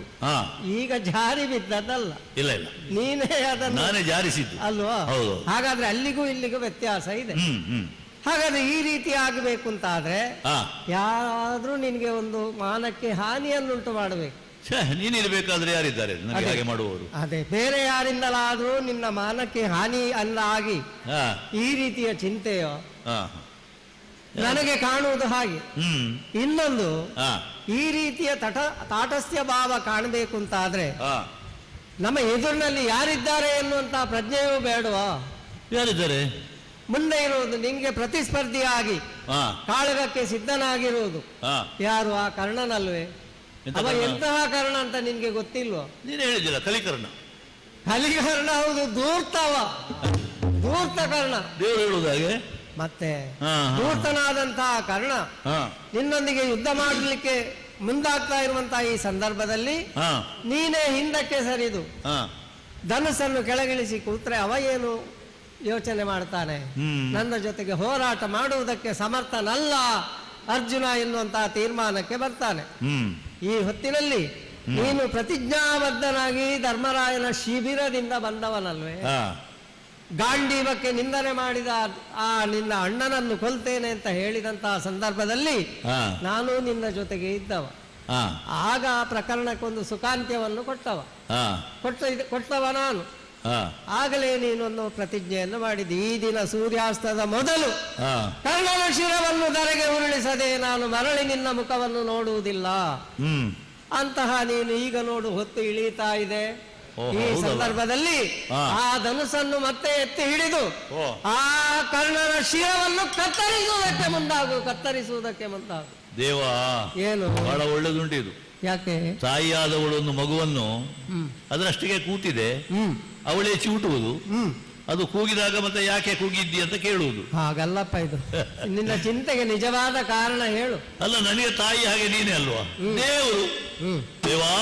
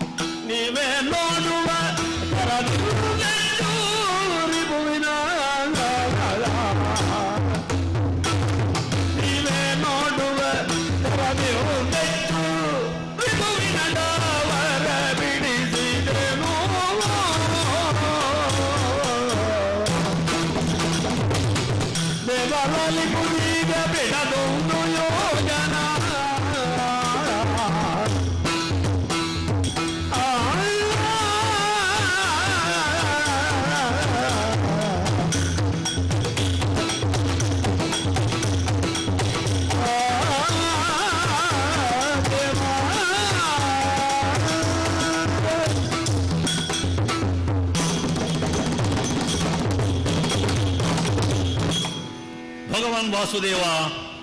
ಅರ್ಜುನ, ಕಣ್ಣು ಬಿಟ್ಟು ಈ ಲೋಕವನ್ನು ನೋಡುವ ಹೊತ್ತಿಗೆ ನಮಗೆ ತಂದೆಯವರ ಮುಖ ಕಾಣಲಿಲ್ಲ. ತಾಯಿಯನ್ನೇ ನೋಡಿಕೊಂಡು ಅವಳ ಜೊತೆಯಲ್ಲೇ ಬೆಳೆದವರು ನಾವು. ಅದೇ ತಾಯಿ ಅವತ್ತು ಕುಲಾಲ ಭವನದಲ್ಲಿ ಐವರನ್ನು ಕೈ ನಗಹಿ ಕಮಲೋದರನ ಕೈಯಲ್ಲಿ ಕೊಟ್ಟಳು. ಅಲ್ಲಿದ್ದವರು ನೋಡಿದ್ರು, ಭಗವಂತನಾದಂತಹ ನಿನ್ನ ಪಾದ ಪದ್ಮದ ಮೇಲೆ ನಮ್ಮ ಐವರನ್ನು ಹಾಕಿದ್ದು. ಆ ಹೊತ್ತಿಗೆ ಪಂಚಪ್ರಾಣಗಳಾಗಿ ರಕ್ಷಣೆ ಮಾಡುತ್ತೇನೆ ಅಂತ ಮಾತು ಕೊಟ್ಟವ ನೀನು. ಕೇವಲ ನನ್ನ ರಥದ ಸಾರಥಿಯಲ್ಲ ನೀನು, ಪಾಂಡವರ ಬದುಕಿನ ಸಾರಥಿ ಕೃಷ್ಣ ಎನ್ನುವ ಹಾಗೆ ನಡ್ಕೊಂಡು ನಾವು ಬಂದವರಲ್ವೋ. ಹಾಗೆ ನಾನು ಕೂಡ ನಡೆದುಕೊಂಡೇ ಬಂದಿದ್ದೇನಲ್ಲ. ಆ ಕಾರಣದಿಂದ ನಿನ್ನನ್ನು ದೇವರಂತಲೇ ನಾವು ಸಂಬೋಧಿಸುವುದು. ಒಳ್ಳೆ ಭಾವ ಅಂತ ನಾನು ಹೇಳಿದ್ದಿಲ್ಲ. ಯಾಕೆ? ಒಬ್ಬ ತಾಯಿ ಭೂಮಿಯಲ್ಲಿ ಜನ್ಮವನ್ನು ಪಡೆದವ, ಬೇರೆಯವರೆಲ್ಲ ಮಾತುಗಳನ್ನು ಕೇಳುವುದು. ಆದರೆ ತಾಯಿ ಮಕ್ಕಳ ಮಾತನ್ನು ಲಾಲಿಸುವುದು. ನಮಗೆ ತಾಯಿ ಹಾಗೆ ನೀನು. ಹಾಗಾಗಿ ಬರೇ ಕೇಳುವುದಲ್ಲ, ನೀನು ಲಾಲಿಸಬೇಕು ಅಂತ ನಿನ್ನಲ್ಲಿ ಪ್ರಾರ್ಥನೆ. ಸಿದ್ಧನಾಗಿದ್ದೇನೆ, ಹೇಳಯ್ಯ. ಚಿಂತೆ ಮತ್ತು ಚಿತೆ ಒಂದೇ ಬಿಂದು ವ್ಯತ್ಯಾಸ ಅಲ್ವ? ಹೌದೌದು, ಬಿಂದು ಮಾತ್ರ ವಿಶೇಷತಃ. ಆದರೆ ಬರುವುದಕ್ಕೆ ಎರಡಕ್ಕೂ ಕಾರಣ ಇರ್ತದೆ. ಈ ಹೊತ್ತು ಜೀವನದಲ್ಲಿ ಏನನ್ನೋ ಸಾಧಿಸಬೇಕು ಅಂತ ಪಾಂಡವರು ಬಂದಿರತಕ್ಕಂಥ ಎಲ್ಲ ಕಷ್ಟವಿಡ್ಡೂರುಗಳನ್ನು ದಾಟಿ ಮುಂದೆ ಬರಬೇಕು ಅಂತ ಇದ್ರೆ ಆ ನಡೆಗೆ ಬೆಂಗಾವಲಾಗಿ ನಿಂತವ ನೀನು. ಆದ್ದರಿಂದಲೇ ನಂಬಿದವರ ಕೈ ತನ್ನವರ ತೆತ್ತಿಹನೆಂಬ ಬಿರುದನ್ನು ಮೆರೆಸಿ ಭಕ್ತವತ್ಸಲ ಸಾರಥಿಯಾದ ಅಂತ ಹೇಳಿದರು. ನಿನ್ನ ಯಾವ ಸೈನ್ಯವೂ ನನಗೆ ಬೇಡ, ಹೋರಾಡದ ದೇವ ನೀನೊಬ್ಬರೇ ಇದ್ರೆ ಸಾಕು ಅಂತ ನಿನ್ನಲ್ಲಿ ಪ್ರಾರ್ಥನೆ ಮಾಡಿದ್ದು. ನಿನ್ನ ಕಾಲಬುಡದಲ್ಲಿ ಕೈ ಮುಗಿದು ನಾನು ಸಾರಥಿತನವ ಕೈಗೊಂಡೆ ಅಂತ ನೀನು ಹೇಳಿದ್ದಿ. ನಮ್ಮ ಅಣ್ಣನಿಗೆ ಬದುಕಿನಲ್ಲಿ ಬಹಳ ದೊಡ್ಡ ಒಂದು ನಿಧಿ ಒದಗಿ ಬಂದ ಹಾಗಾಯಿತು. ಅದಕ್ಕೆ ಅಲ್ವೇ ನಮ್ಮೆಲ್ಲರ ಪ್ರತಿನಿಧಿಯಾಗಿ ನೀನು ಪಾಂಡವರು ಕಡೆಯಿಂದ ಹೋದದ್ದು ಕೌರವರಲ್ಲಿಗೆ. ಕೇವಲ ದೂತನಾಗೆಲ್ಲ ರಾಯಭಾರಿಯಾಗಿ ಹೋದಿ, ಸಂಧಿ ವಿಗ್ರಹದ ಮಾತುಗಳನ್ನು ಆಡಿದ್ದಿ, ಬುಧವೀಳಿಯನ್ನು ಹಿಡ್ಕೊಂಡು ಬಂದಿ. ಕೊನೆಯವರೆಗೂ ನೀನು ನಮ್ಮ ಜೊತೆಯಲ್ಲಿದ್ದಿ ಎನ್ನುವ ಕಾರಣದಿಂದ ಧೈರ್ಯದಿಂದ ನಾವು ಈ ಯುದ್ಧಕ್ಕೆ ಸಿದ್ಧರಾಗಿ ಬಂದವರು. ಅಡಿಗಡಿಗೆ ಬಂದಂತ ಯಾವುದೆಲ್ಲ ಸಮಸ್ಯೆ ಉಂಟೋ ಅದೆಲ್ಲವನ್ನು ಒಂದಲ್ಲ ಒಂದು ರೀತಿಯಿಂದ ನಿವಾರಿಸುವುದಕ್ಕೆ ಶಕ್ತನಾದಂತ ನೀನೇ ನಮಗೆ ಒದಗಿ ಬಂದಿರತಕ್ಕಂಥದ್ದು. ಈಗಲೂ ಅಷ್ಟೇ, ನಿನ್ನಲ್ಲಿ ನಾನು ಹೇಳಿನಲ್ಲ, ಕರ್ಣ ಎಲ್ಲಿದ್ದಾನೆ ತೋರಿಸು ಕೃಷ್ಣ ಅಂತ. ಒಂದು ಕಾಲಕ್ಕೆ ಹೇಳಿದ್ದೆ, ಸೇನೆಯವರು ಬರುವ ಮಧ್ಯೆ ರಥಂ ಸ್ಥಾಪಯಾಚ್ಯುತ, ಎರಡು ಸೇನೆಗಳ ಮಧ್ಯೆ ತಂದು ನಿಲ್ಲಿಸು ಅಂತ. ಆಗ ನಿಲ್ಲಿಸಿದಾಗ ನೀನು ಹೇಳಿದಾಗೆ ಕೈಕಾಲು ನಡಗಿದ್ದು ಹೌದು, ನಮ್ಮವರನ್ನು ಕಂಡವರನ್ನು ಹೊಲಿಬೇಕಲ್ಲ ಅಂತೇಳಿ ಅದಕ್ಕೆ ಸಮಾಧಾನ ನೀನು ಹೇಳಿದ್ದಿ. ಆದ್ರೆ ಈಗ ಹಾಗೆ ಆದದ್ದಲ್ಲ. ಈಗ ಯಾವ ಕರ್ಣನ ಮುಂದೆ ನನ್ನ ರಥವನ್ನು ನಿಲ್ಲಿಸುವಂತ ನಿನ್ನಲ್ಲಿ ನಾನು ಕೇಳಿಕೊಂಡಿದ್ದೇನೆ, ಅದೇ ಕರ್ಣನ ಮುಂಭಾಗಕ್ಕೆ ರಥ ಬಂದ ಮೇಲೆ ನಮ್ಮೊಬ್ಬರ ನಡುವೆ ನಡೆದಂತಹ ಸಂಘರ್ಷ, ಅದಕ್ಕೆ ನೀನು ಮಾತ್ರ ಸಾಕ್ಷಿಯಾದದ್ದಲ್ಲ, ದಿವದ ದೇವತೆಗಳು ನೆರೆದು ನೋಡ್ತಾ ಇದ್ದಾರಂತೆ. ಕರ್ಣಾರ್ಜುನನ ಕಾಳಗವನ್ನು ಇವತ್ತು ನೋಡಬೇಕು ಅಲ್ವಾ? ಹಾಗಾದ್ರೆ ಎಲ್ಲರ ನಿರೀಕ್ಷೆ ಏನು? ಕರ್ಣ ಅರ್ಜುನನಿಗೆ ಎದುರಾಗಿ ಬರ್ತಾನೆ ಅಂತ, ಈ ಹೋರಾಟವನ್ನು ನೋಡಬೇಕು ಅಂತ. ನಿರ್ಣಾಯಕವಾದ ಯುದ್ಧ ಅಲ್ವಾ? ಹೋರಾಟವನ್ನು ನೀನು ನೋಡಿದ್ದಿ, ಮಾತಿನ ಭರಾಟೆಯನ್ನು ಕೇಳಿದ್ದಿ, ಶಸ್ತ್ರಗಳ ಹೊಂತಕಾರಿತ್ವದ ಹೊಳೆತವನ್ನು ನೀನು ನೋಡಿದ್ದಿ. ಅದೆಲ್ಲವನ್ನು ನೋಡಿದ ಬಳಿಕ ನೀನು ಬಂದ ಒಂದು ತೀರ್ಮಾನ ಎಂಥದ್ದು ಅಲ್ಲ, ನಮ್ಮ ಬಗ್ಗೆ ಏನು ಹೇಳಬೇಕು ಅಂತ ಅಲ್ಲ, ಆದ್ರೆ ನೀನು ಈಗ ಮಾಡಿದ್ದೇನು? ಏನು ಮಾಡಿದೆ? ಸಾರಥಿಯಾಗಿ ನನ್ನ ರಥದಲ್ಲಿ ಇರತಕ್ಕಂಥ ನೀನು ಕುದುರೆಯನ್ನು ಹೊಡೆಯುವುದನ್ನು ಬಿಟ್ಟು ಕೇವಲ ಮುಂಭಾಗಕ್ಕೆ ಹೋಗಿ ಕರ್ಣನನ್ನು ಅವನ ತಲೆಯನ್ನು ನೇವರಿಸಿ ಪೂತು ಮಜರಿ ಕರ್ಣ ಧಣು ಬಾಪು. ಆಹಾ ಕೃಷ್ಣ, ಈ ಶಬ್ದಗಳಿಗೆಲ್ಲ ಏನು ಅರ್ಥ ಅಂತ ನಿನ್ನಲ್ಲಿ ನಾನು ಕೇಳಬೇಕು. ಆದರೆ ಕೇಳುವುದಕ್ಕೆ ಬಹಳ ಚಂದ ಆಗ್ತದೆ. ಅದನ್ನು ಕೇಳಿದಂಥ ಅವ ಮಾಡಿದ ಸಾಧನೆ ಏನು ಅಂತ ನೋಡಿದರೆ ನನಗೆಂಥದ್ದು ದೊಡ್ಡದು ಕಾಣಲಿಲ್ಲ ಕೃಷ್ಣ. ಆದ್ರೆ ಏನಾಗ್ತದೆ ಹೇಳಿ, ನಮ್ಮಂಥವರು ಏನು ಮಾಡಿದ್ರು ನಿನಗೆ ಕಾಣುವುದಿಲ್ಲ. ಹೆರವರು ಇಂಥದ್ದನ್ನು ಮಾಡಿದರೆ ನಿನಗೆ ಆಗ್ತದೆ ಅಲ್ವಾ ಕೃಷ್ಣ?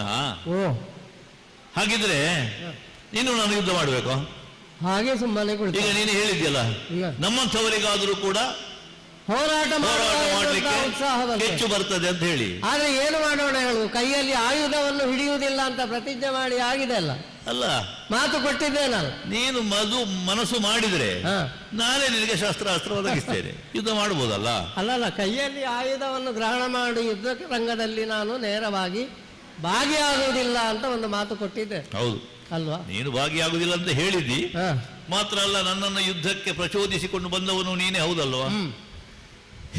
ಈ ಕರ್ಣ ಮೊದಲು ನಮ್ಮ ನಡುವೆ ಆಗ್ತಾ ಇದ್ದಂತಹ ಯುದ್ಧದ ಸಂದರ್ಭದಲ್ಲಿ ನಾನು ಪ್ರಯೋಗ ಮಾಡಿದಂತಹ ಒಂದು ಅಸ್ತ್ರ, ಆ ಅಸ್ತ್ರದ ಪರಿಣಾಮ ಏನಾಯಿತು ಅಂತ ನೀನು ನೋಡಿದ್ದಿ. ಹೌದು. ಏನಾಗಿದೆ? ಕರ್ಣನ ರಥ ಒಂದು ಯೋಜನ ಎಷ್ಟು ಯೋಜನದ ಲೆಕ್ಕ ಹಾಕಿದವರಿಲ್ಲ, ಹೋಗಿ ಬುಗರೆಯಾಗಿ ತಿರುಗಿ ಇನ್ನೇನು ಹುಡಿಯಾಗಿ ಬೀಳಬೇಕು. ಆ ಸಂದರ್ಭದಲ್ಲಿ ಅದೃಷ್ಟವಶಾತ್ ಅವನಿಗೆ ಸಿಕ್ಕಿದ್ದು ನಿನ್ನ ಸಹಪಾಠಿಯಾದಂತಹ ನಮ್ಮ ಮಾವ ಶಲ್ಯ ಅಲ್ವೋ. ಅವನ ಸಾರಥ್ಯದ ಬಲವೆಯಿಂದಲಾಗಿ ರಥ ಹುಡಿವಾಡಿ ಹೋಗುದು ಬಿಟ್ಟು ಒಂದ್ ವೇಳೆ ಬೀಳ್ತಿದ್ರೆ ಇವನೂ ಸಿಕ್ತಿಲ್ಲ, ಅವನ ಹೆಣವೂ ಸಿಕ್ತಿರ್ಲಿಲ್ಲ. ಅಂತ ಸ್ಥಿತಿಯಿಂದ ಅವನು ಬದುಕಿ ಬಂದಿದ್ದಾನೆ. ಆ ರಥವನ್ನು ಸಾವರಿಸಿ ತಂದು ನಿಲ್ಲಿಸಿದ್ದು ಶಲ್ಯ ಮಹಾರಾಜರು. ಅದರಲ್ಲಿ ಅವರ ಪೌರುಷ ಹೊರತು ಅವನ ಸಾಮರ್ಥ್ಯ ಅಂತದ್ದು. ಆದ್ರೂ ಬಿಡು, ಅವ ಅಷ್ಟು ಮಾಡಿದ ಮೇಲೆ ನಾನಷ್ಟು ಮಾಡಿದ ಒಂದು ಪೌರುಷಕ್ಕೆ ಎಣೆಯಾಗಿ ಅವನು ಏನು ಮಾಡಲಿಲ್ಲ ಅಂತ ನೀನು ಕೇಳಿದ್ರೆ ಮಾಡಿದ. ಹೇಗೆ? ಜೀವದಾಸೆಯನ್ನು ಬಿಟ್ಟು ಮಾಡಿದ. ಈಗ ಕೊನೆಗೆ ಯಾವುದು ದಾರಿ ಇಲ್ಲ ಅಂತ ಹೇಳುವಾಗ ಜೀವ ಬಿಟ್ಟು ಮಾಡುವುದಂತ ಇಲ್ವೋ, ಬದುಕಿಗೆ ದಾರಿಯೇ ಇಲ್ಲ, ಹೇಗೂ ಸಾಯ್ತದೆ, ಈಗಲಾದ್ರೂ ಒಂದು ಮಾಡಿ ಬಿಡೋಣ ಅಂತ ಅಷ್ಟು ಮಾಡಿದ ಮೇಲೆ ರಥ ಸಾವಧಾನದಲ್ಲಿ ನಿಂತ ಮೇಲೆ ಒಂದು ಬಾಣ ಪ್ರಯೋಗ ಮಾಡಿದ. 10 ಬಿಲ್ಲಂತರ ಹಿಂದಕ್ಕೆ ಸರಿ. ಸ್ವಾಮಿ, ಲೆಕ್ಕ ಮಾಡಲಿಕ್ಕೆ 10 ಬಿಲ್ಲಂತರದ ಹಾಗೆ ಕಾಣುತ್ತದೆ ಸಾಮಾನ್ಯ ನಮಗೆ ಕಾಣುವಂತಹ ಬಿಲ್ಲಿನ ಲೆಕ್ಕಾಚಾರದಲ್ಲಿ. ನಮ್ಮ ಗಾಂಡೀವದ ಲೆಕ್ಕದಲ್ಲಿ ಎಷ್ಟು ಅಂತ ನಾವು ನೋಡ್ಬೇಕಷ್ಟೇ. ಅಂತೂ ನಮ್ಮ ಅನುಭವಕ್ಕೆ ಬರಲಿಲ್ಲ. ರಥ ಅಲುಗಾಡಿತೋ ಇಲ್ವೋ ಎನ್ನುವ ಸ್ಪಂದನೆಯೂ ನನಗುಂಟಾಗಲಿಲ್ಲ. ಸ್ವಲ್ಪ ಹಿಂದಕ್ಕೆ ಹೋದದ್ದು ಹೌದಲ್ಲ. ಅರ್ಜುನ ರಥವನ್ನು ಇಷ್ಟವರೆಗೆ ಯಾರು ಹಿಂದೆ ಸರಿಸಿದವರಿಲ್ಲ ಎನ್ನುವ ಕಾರಣದಿಂದ ಅವ ಪೌರುಷ ಅಂತ ಹೇಳ್ಬೋದು ಹೊರತು ಹೋಗಿ ಅವನ ಬೆನ್ನು ತಟ್ಟಿ ಪೂರ್ಣ ಮಜೂರಿ ಅಂತ ಹೇಳುವಷ್ಟು ಏನಿತ್ತು ಸ್ವಾಮಿ? ಇದು ನಿನ್ನ ಚಿಂತೆಗೆ ಕಾರಣ ಅಲ್ಲ. ಇದೆಲ್ಲ ನಮ್ಮದು ಯೋಗ. ಈಗ ನಮ್ಮಂತವ್ರು ಏನು ಮಾಡಿದ್ರು ಅಷ್ಟೇ. ಅಲ್ಲ, ಈಗ ಒಬ್ಬನನ್ನು ಮನ್ಮಥ ಅಂತ ಹೊಗಳಿದ ಮೇಲೆ ಇನ್ನೊಬ್ಬನನ್ನು ಹನುಮಂತ ಅಂತ ಹೇಳ್ಬೇಕಾ? ನಮ್ಗೆ ಗೊತ್ತಾಗುದಿಲ್ವಾ? ಒಂದು ಅವನನ್ನು ತೋರಿಸುವ, ಉಳಿದಂದ್ರೆ ನಮ್ಮನ್ನೇ ತೋರಿಸುವುದಲ್ಲ. ಹಾಗಿದ್ರೆ ಅವನು ಶ್ರೇಷ್ಠ ವೀರ ಪರಾಕ್ರಮಿ ಅಂತ ಹೇಳಿದ್ರೆ ಇಲ್ಲಿರುವುದು ಎಂತದ್ದು ಅಲ್ಲ ಅಂತ ಆಯ್ತಲ್ಲ. ಇದು ಬರೀ ಮೂರ್ತಿ. ನಿನ್ನ ತಿಳುವಳಿಕೆ ಹಾಗೆ. ಬೇಡ ಸ್ವಾಮಿ, ಅರ್ಜುನ ಮಾಡುವವರು ಮಾಡ್ಲಿ, ನಾನು ಮಾಡುವುದಿಲ್ಲ ಅಂತ. ನಿನ್ನ ಚಿಂತೆಗೆ ಕಾರಣ ಗೊತ್ತಾಯ್ತು.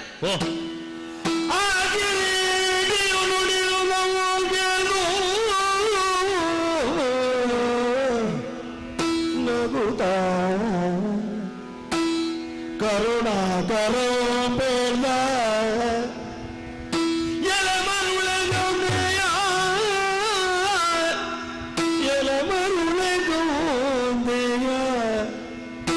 ಕೇಳಿ ಕಮಲ ಜಾಂಡಮೋ ಗೊತ್ತಿಪ್ಪೆ ಎನ್ನ ಸಹಿತಿ ದೇವದತ್ತ ಸಹಿತ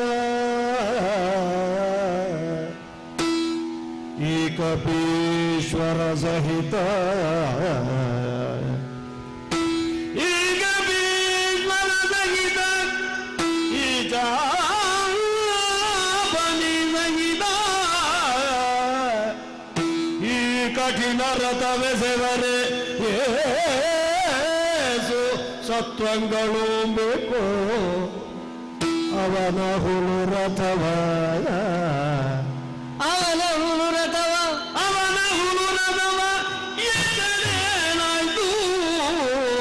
ರವಿಜಾತಗೆನೆ ಗಾಣೆನೆಂದ ಆಗಿರೀತಿಯು ನುಡಿದುದವು ಏನು ನಗುದ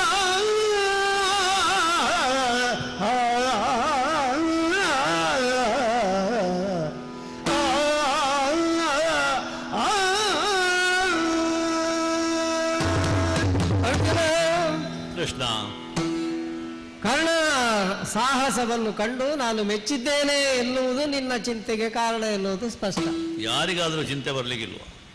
ಈಗ ಇಬ್ಬರೂ ಮಾಡಿದಂತ ಕ್ರಿಯೆ ಒಂದೇ, ಹಾ ರಥವನ್ನು ಹಿಂದಕ್ಕೆ ಸರಿಸಿದ್ದು. ಅದೇ ಆದ್ರೆ ಎಷ್ಟು ಪ್ರಮಾಣದಲ್ಲಿ, ಯಾವ ರಥ, ಯಾರ ರಥ, ಆ ರಥದ ಯೋಗ್ಯತೆ ಏನು ಎನ್ನುವುದನ್ನು ನೀನು ತಿಳಿಯುವುದಕ್ಕೆ ಹೋಗಿ. ಮಗುವಾದ್ರೂ ಹೇಳಿತು ಯಾವ್ದು ಹೆಚ್ಚು ಅಂತ. ಅಯ್ಯ, ಓ, ಕರ್ಣ ಮಾಡಿದಂತಹ ಸಾಹಸವನ್ನು ನಾನು ಹೊಗಳಬೇಕು ಅಂತ ಆದ್ರೆ ನನ್ನಲ್ಲಿ ಆ ಒಂದು ಭಾವನೆ ಬರಬೇಕು ಅಂತ ಆದ್ರೆ ಬರ್ಬೇಕಿದ್ರೆ ಅವನ ಯೋಗ್ಯತೆಯನ್ನು ಅವ ತೋರಿಸಿಕೊಟ್ಟಿದ್ದಾನೆ.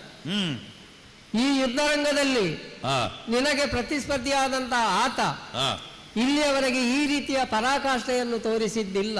ಈಗ ನನಗೆ ಕಾಣದೇ ಇದ್ದದ್ದು ನಿನಗೆ ಯಾವುದು ಹಾಗೆ ಖಂಡಿತು? ಯಾಕೆಂದ್ರೆ ನಿನ್ನ ರಥ ಏನು ಎನ್ನುವುದನ್ನು ನೀನು ಯೋಚನೆ ಮಾಡಬೇಕು. ಕಾಂಡವನ ದಹನ ಕಾಲದಲ್ಲಿ ಆ ಅಗ್ನಿದೇವರೇ ನಿನಗೆ ಕೊಟ್ಟಂತಹ ರಥ ಅಗ್ನಿದತ್ತ ಅಲ್ವೋ? ಹೌದು, ಅಗ್ನಿದತ್ತವಾದಂತಹ ರಥ. ಅಕ್ಷಯವಾದಂತಹ ತೂಣೀರಗಳು ನಿನ್ನಲ್ಲಿದೆ, ಆ ಹೊತ್ತಿಗೆ ಬಂದ ಕೈಯಲ್ಲಿರುವಂತಹ ದೇವದತ್ತ ಅಲ್ವಾ? ಇನ್ನು ರಥಾಗ್ರದಲ್ಲಿ ಇರುವಂತದ್ದು ಕೇವಲ ಒಂದು ಬಟ್ಟೆಯ ತುಂಡಲ್ಲ, ಅದು ಬರೀ ಪತಾಕೆ ಅಲ್ಲ, ಅದು ಅಲ್ವಾ? ಸ್ವಯಂ ಅವನೇ ದೈವಭಕ್ತಿಯಿಂದ, ಸಾಹಸದಿಂದ, ಪರಾಕ್ರಮದಿಂದ ಇನ್ನೊಬ್ಬರನ್ನು ಅವನನ್ನು ಮೀರಿಸುವುದಕ್ಕೆ ಸಾಧ್ಯವೇ ಇಲ್ಲುವಂತಹ ತುರ್ಯಾವಸ್ಥೆಯನ್ನು ಏರಿದಂತಹ ಆಂಜನೇಯ ಅಲ್ವಾ? ಇನ್ನು ಸಾರಥಿಯಾಗಿರುವಂತಹ ನಾನು ಯಾರು ಎನ್ನುವುದನ್ನು ನಾನೇ ಹೇಳಬೇಕಾಗಿಲ್ವಲ್ಲ? ನಿನ್ನ ಬಗ್ಗೆ ನೀನು ಹೇಳಬೇಕಾಗಿಲ್ಲ, ನಾನೇ ನೋಡಿದೆ ಅಲ್ಲ. ನನ್ನ ವಿಶ್ವರೂಪವನ್ನೇ ನೀನು ದರ್ಶನ ಮಾಡಿದವ. ಹಾಗಾದರೆ ಈ ರಥದ ಯೋಗ್ಯತೆ ಏನು ಎನ್ನುವುದನ್ನು ಸ್ವಲ್ಪ ನೀನು ವಿವೇಚನೆ ಮಾಡಯ್ಯ. ಅಗ್ನಿದತ್ತವಾದಂತಹ ರಥ, ದೇವದತ್ತ ಶಂಖ, ಆಮೇಲೆ ಸಾರಥಿಯಾಗಿರುವಂತಹ ನಾನು, ಇನ್ನು ಆಂಜನೇಯ, ಹೀಗೆ 5 ಶಕ್ತಿಗಳು ಇದರಲ್ಲಿ ಅಡಕವಾಗಿದೆ.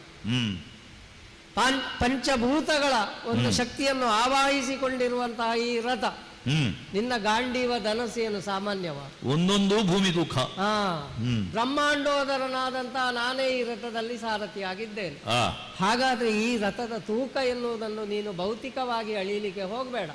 ಇದರ ಮಹತ್ವ ಎಷ್ಟು ಎನ್ನುವುದನ್ನು ತಿಳಿದ್ರೆ ಈ ರಥಕ್ಕೂ ಅವನ ರಥ, ಪ್ರತಿಯೊಂದವು ಭೂಮಿ ತೂಕ ಅಂತ ಹೇಳಿದ್ರೆ ಭೂಮಿಯಲ್ಲಿ ಹೇಗೆ ನಿಂತಿದ್ದು ಅಂತ ಆಗ್ತದೆ. ಅವನ ರಥಕ್ಕೆ ಏನು ಒಂದು ಬಂಡಿ ಅಂತಲೂ ಬೇಕಾದ್ರೆ ಹೇಳಬಹುದು, ಬರೇ ಒಂದು ಬಂಡಿ ಅದು ರಥ.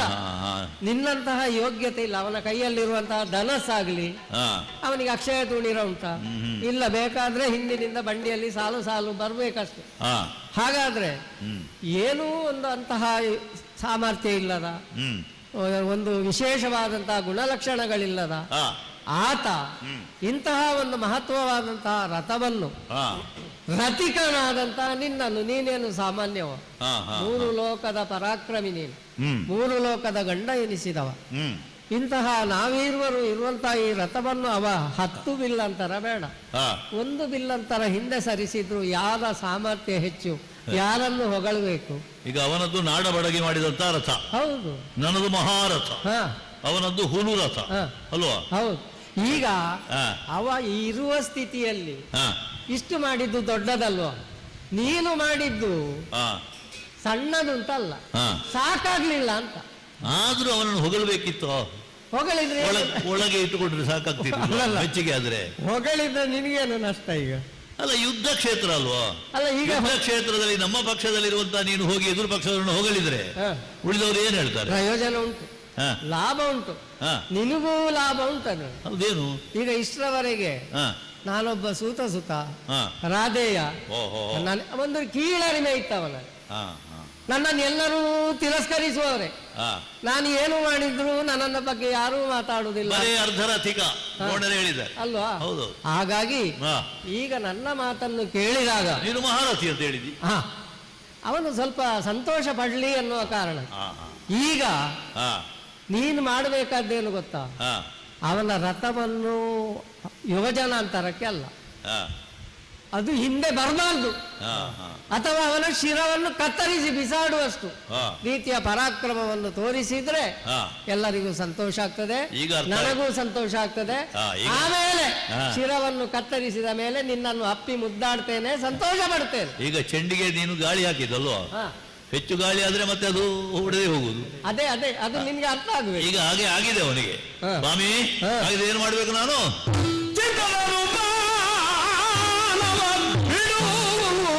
ಬಿಡು ಮತ್ತೆ ಮಾಡಿದ ತರಣಾಗ್ರದಿ ರಿಪುವಿನ ಕತ್ತರಿದನೆ ಕಲಿಪ ತವಗಳಿಗನು ಅದನು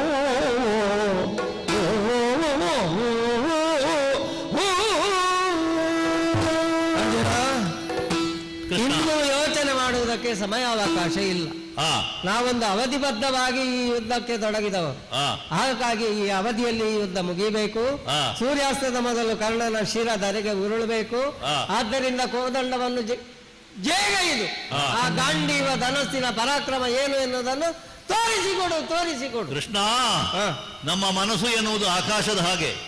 ಶುಭ್ರವಾದ ಆಕಾಶದಲ್ಲಿ ಕ್ಷಣಕಾಲಕ್ಕೆ ಮೋಡ ಆವರಿಸಿ ಬಂದ್ರೆ ಚಂದ್ರಮ ಹೇಗೆ ಮರೆಯಾಗುತ್ತಾನೋ ಅದೇ ರೀತಿಯಲ್ಲಿ ಮೋಹವೋ ಕ್ಲೈಬ್ಯವೋ ಚಿಂತವೋ ಯಾವುದೋ ಒಂದು ಬಂದು ಅಶಾಂತಿಯಿಂದ ಮನಸ್ಸು ಕ್ಷೋಭೆಗೆ ಒಳಗಾಯಿತು. ಈಗ ಭಗವಂತನಾದಂತಹ ನೀನು ಸಕಾರಣವಾಗಿ ನಿನ್ನದಾದಂತಹ ಉದ್ಯಮ ಯಾಕೆ ಹೀಗಾಯಿತು ಎನ್ನುವುದನ್ನು ನನ್ನ ಎದುರು ಸ್ಪಷ್ಟಪಡಿಸಿದಂತಾಗುವಾಗ ನನಗೆ ಬಂದಿರತಕ್ಕಂಥ ದುಮ್ಮಾನ ಅದು ತೊಲಗಿ ಹೋಯಿತು. ಮಾಡಬೇಕಾದದ್ದು ಯುದ್ಧದ ಕೆಲಸ ಅಲ್ವಾ? ಅಣಿಯಾಗುತ್ತೇನೆ ನೋಡೋಣ.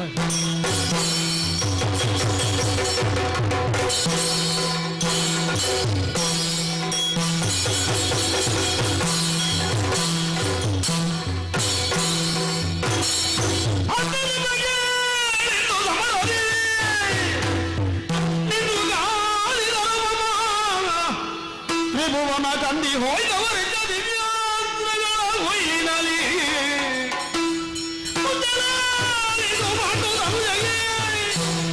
ಮಂದ ಹರಿದವ ಏನುವುದಿರುವೆ ಅಂದು ಮುಜಗಾತ್ರವರು ಕೈಗೊಂಡುಳಿದ ರಾಕರ್ಣ.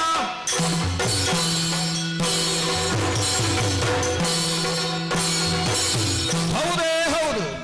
ಕೇಳಿ ನಿಟ್ಟುಸರನ್ನು ಬಿಡಬೇಕಾದದ್ದು ಯಾರು ಅಂತ ಕೇಳಿದರೆ ರಣವೃತ್ತಾಂತವನ್ನು ಕೇಳುತ್ತಿರುವ ಅಂಧಂಡ್ರಪ್ಪ. ಅವನ ಮುಖದಲ್ಲಿ ಒಂದು ಮಂದಹಾಸವೆನ್ನುವುದು ಮೂಡಬೇಕು ಎನ್ನುವುದಕ್ಕಾಗಿ ಅತ್ಯುತ್ಸಾಹದಿಂದ ಇವತ್ತು ಹೋರಾಟವನ್ನು ಮಾಡ್ತಾ ಇದ್ದೇನೆ. ಸಾಮಾನ್ಯವಾದ ಶಸ್ತ್ರಗಳನ್ನು ಅಸ್ತ್ರಗಳನ್ನು ಪ್ರಯೋಗಿಸಿ ಇದೀಗ ಮಂತ್ರಾಸ್ತ್ರಗಳನ್ನು ಪ್ರಯೋಗಿಸುವಂತಹ ಈ ಹಂತಕ್ಕೆ ಬಂದು ನೀನೋ ನಾನು ಎನ್ನುವ ಹಾಗೆ ಕರ್ಣಪಾರ್ಥರಾದಂತಹ ನಾವು ಸೆಣಸಾಡುತ್ತಿರುವಂತಹ ಈ ಹೊತ್ತು ಇನ್ನೇನು ನನ್ನದ್ದಾದಂತಹ ಮೂಡಿಗೆಯಲ್ಲಿ ಅಸ್ತ್ರಗಳೆಲ್ಲ ಬರಿದಾಗಿ ಹೋಯಿತು ಎನ್ನುವಂತಹ ಒಂದು ಭ್ರಮೆಗೆ ಒಳಗಾದಂತಹ ಹೊತ್ತು ನನ್ನ ಕೈಗೆ ಮೂಡಿಗೆಗೆ ಕೈ ಹಾಕಿದಾಗ ದೊರಕಿದಂತಹ ಈ ದಿವ್ಯಾಸ್ತ್ರವನ್ನು ಗಮನಿಸ್ತಾ ಇದ್ದೇನೆ. ಸರ್ಪಮುಖಿಯಾದಂತಹ ಶರ, ನನ್ನ ಬದುಕಿನ ಭದ್ರತೆಗೆ ಆಸರೆಯಾಗಬಹುದಾದಂತಹ ಶರ, ಇದನ್ನು ಧನುಸ್ಸಿನ ಸಿಂಜಿನಿಗೆ ಜೋಡಿಸಿದ್ದೇ ತಡ ಏನು ಉತ್ಪಾದ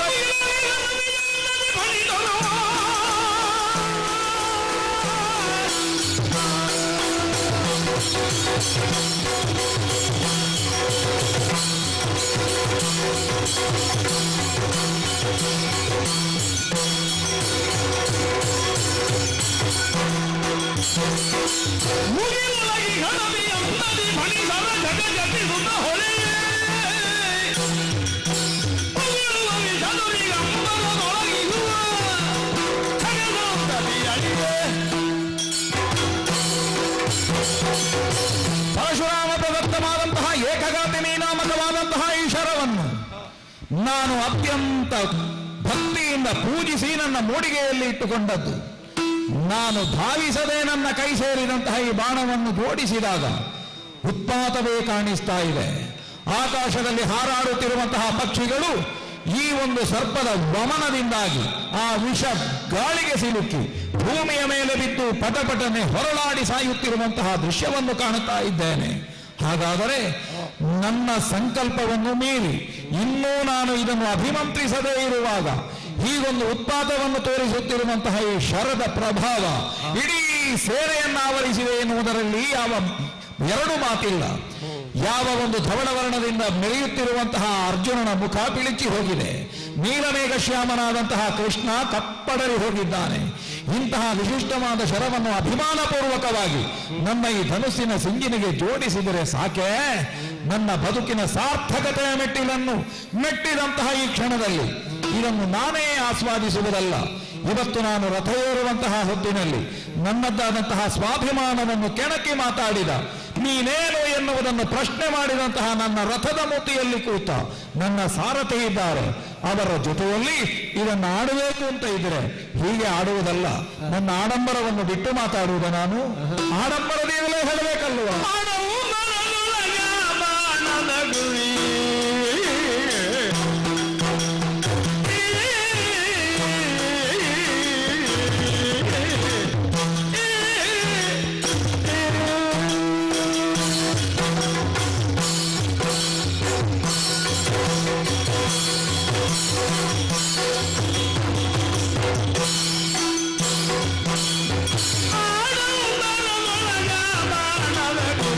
ನೋಡಿ ನನ್ನ ಮಗಳಿಗೆ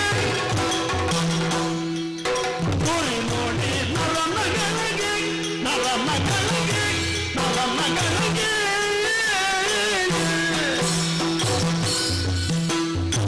ಕೂಡುತ್ತ ಶಲ್ಯನ ಕಂಡ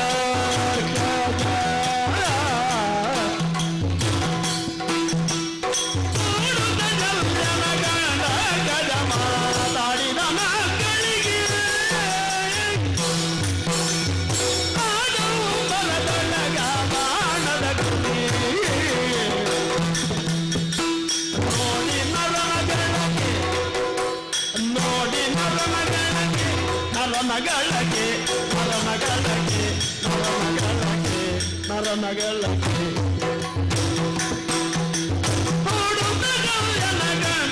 ಗಜ ಮಾತಾಡಿದ ಅಕ್ಕಳಿಗೆ ಮಾತಾಡಿದ ಮಕ್ಕಳಿಗೆ ಆಡವು ಮರದೊಳಗ ಬಾಣದ ಕುರಿ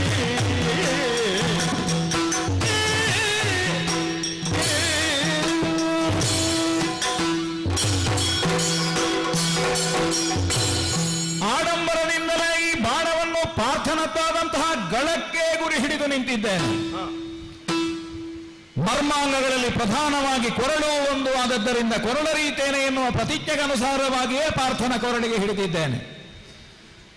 ಆಡಂಬರದಿಂದಲೇ ಈ ವಿಷಯವನ್ನು ನಮ್ಮ ಸಾರಥಿಗಳಲ್ಲಿ ನಾನು ನಿವೇದಿಸಿಕೊಳ್ಳಬೇಕು ಅಂತ ಹೇಳುವುದಕ್ಕೂ ಬಲವಾದ ಕಾರಣ ಒಬ್ಬ ಸಾರ್ಥಕನಾದಂತಹ ರಥಿಕನಿಗೆ ನಾನು ಸಾರಥ್ಯ ಮಾಡ್ತೇನೆ ಎನ್ನುವಂತಹ ಧನ್ಯತೆ ಅವರಿಗೂ ಬರಬೇಕು. ಆ ಉದ್ದೇಶವೂ ಉಂಟು. ಆ ಶಂಕೆಯನ್ನು ಅವರಲ್ಲಿ ನಿವಾರಿಸುವುದಕ್ಕೆ ಬೇಕಾಗಿ, ಅಥವಾ ಇನ್ನೂ ಆ ಶಂಕೆ ಅವರಲ್ಲಿ ಉಳಿದಿದೆಯೇ, ಉಳಿದದ್ದಿದ್ದರೆ ಅದನ್ನು ನಿವಾರಿಸುವಂತಹ ಹೊಣೆ ಉಂಟು ಎನ್ನುವುದನ್ನು ಅರಿತೆ ಅವರನ್ನೇ ಸಂಬೋಧಿಸಿ ಮಾತಾಡಬೇಕು ಅಂತ ಮನ ಮಾಡಿದ್ದೇನೆ. ಆದ್ದರಿಂದ ಅವರನ್ನೇ ಕುರಿತಾಗಿ ಆಡ್ತೇನೆ. ಭೂಪತಿಗಳೇ, ಸಾರಥಿ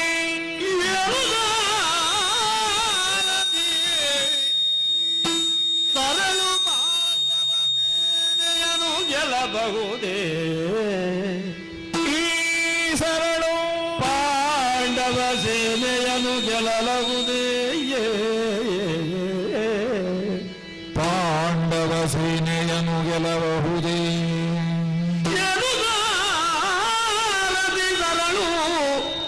ಪಾಂಡವ ಸೇನೆಯನ್ನು ಗೆಲ್ಲಬಹುದೇ ಪಾರ್ಥನ ಮಾನಿನಿಗೆ ವೈದವ್ಯ ದೀಕ್ಷಾ ವಿಧಿಯ ಕೊಡಬಹುದೇ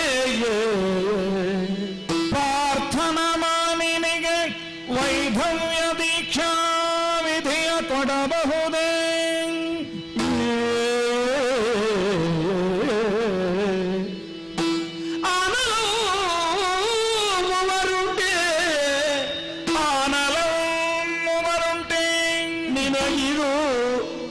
ಸಾನುರಾಗವೇ ಹೇಳು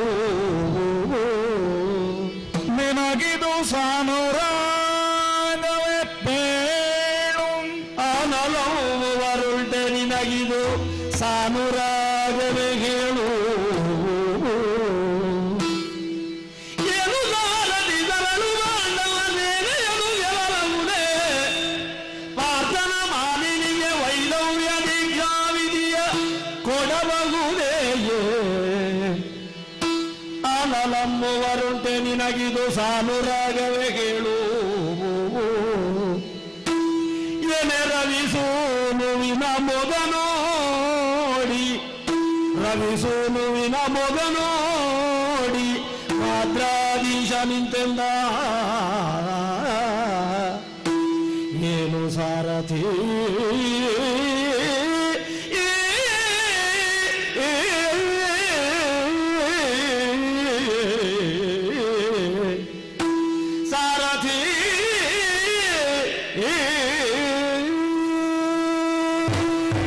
ಸಮಧ್ವ ಭೂಪತಿಗಳೇ, ಸೇನಾಪತಿ, ನನ್ನ ರಥದಲ್ಲಿ ಕೂತು ಇವತ್ತು ಸಾರಥ್ಯವನ್ನು ಮಾಡುತ್ತೀರಿ ಎನ್ನುವ ಕಾರಣಕ್ಕಾಗಿ ನಿಮ್ಮ ಭೂಪತಿತ್ವಕ್ಕೆ ಅದು ಕೊರತೆ ಅಂತ ಆಗುವುದಿಲ್ಲ. ಸಾರಥಿಗಳಲ್ಲಿ ಭೂಪತಿ, ಭೂಪತಿಗಳಲ್ಲಿ ಸಾರಥಿ ನಾನು.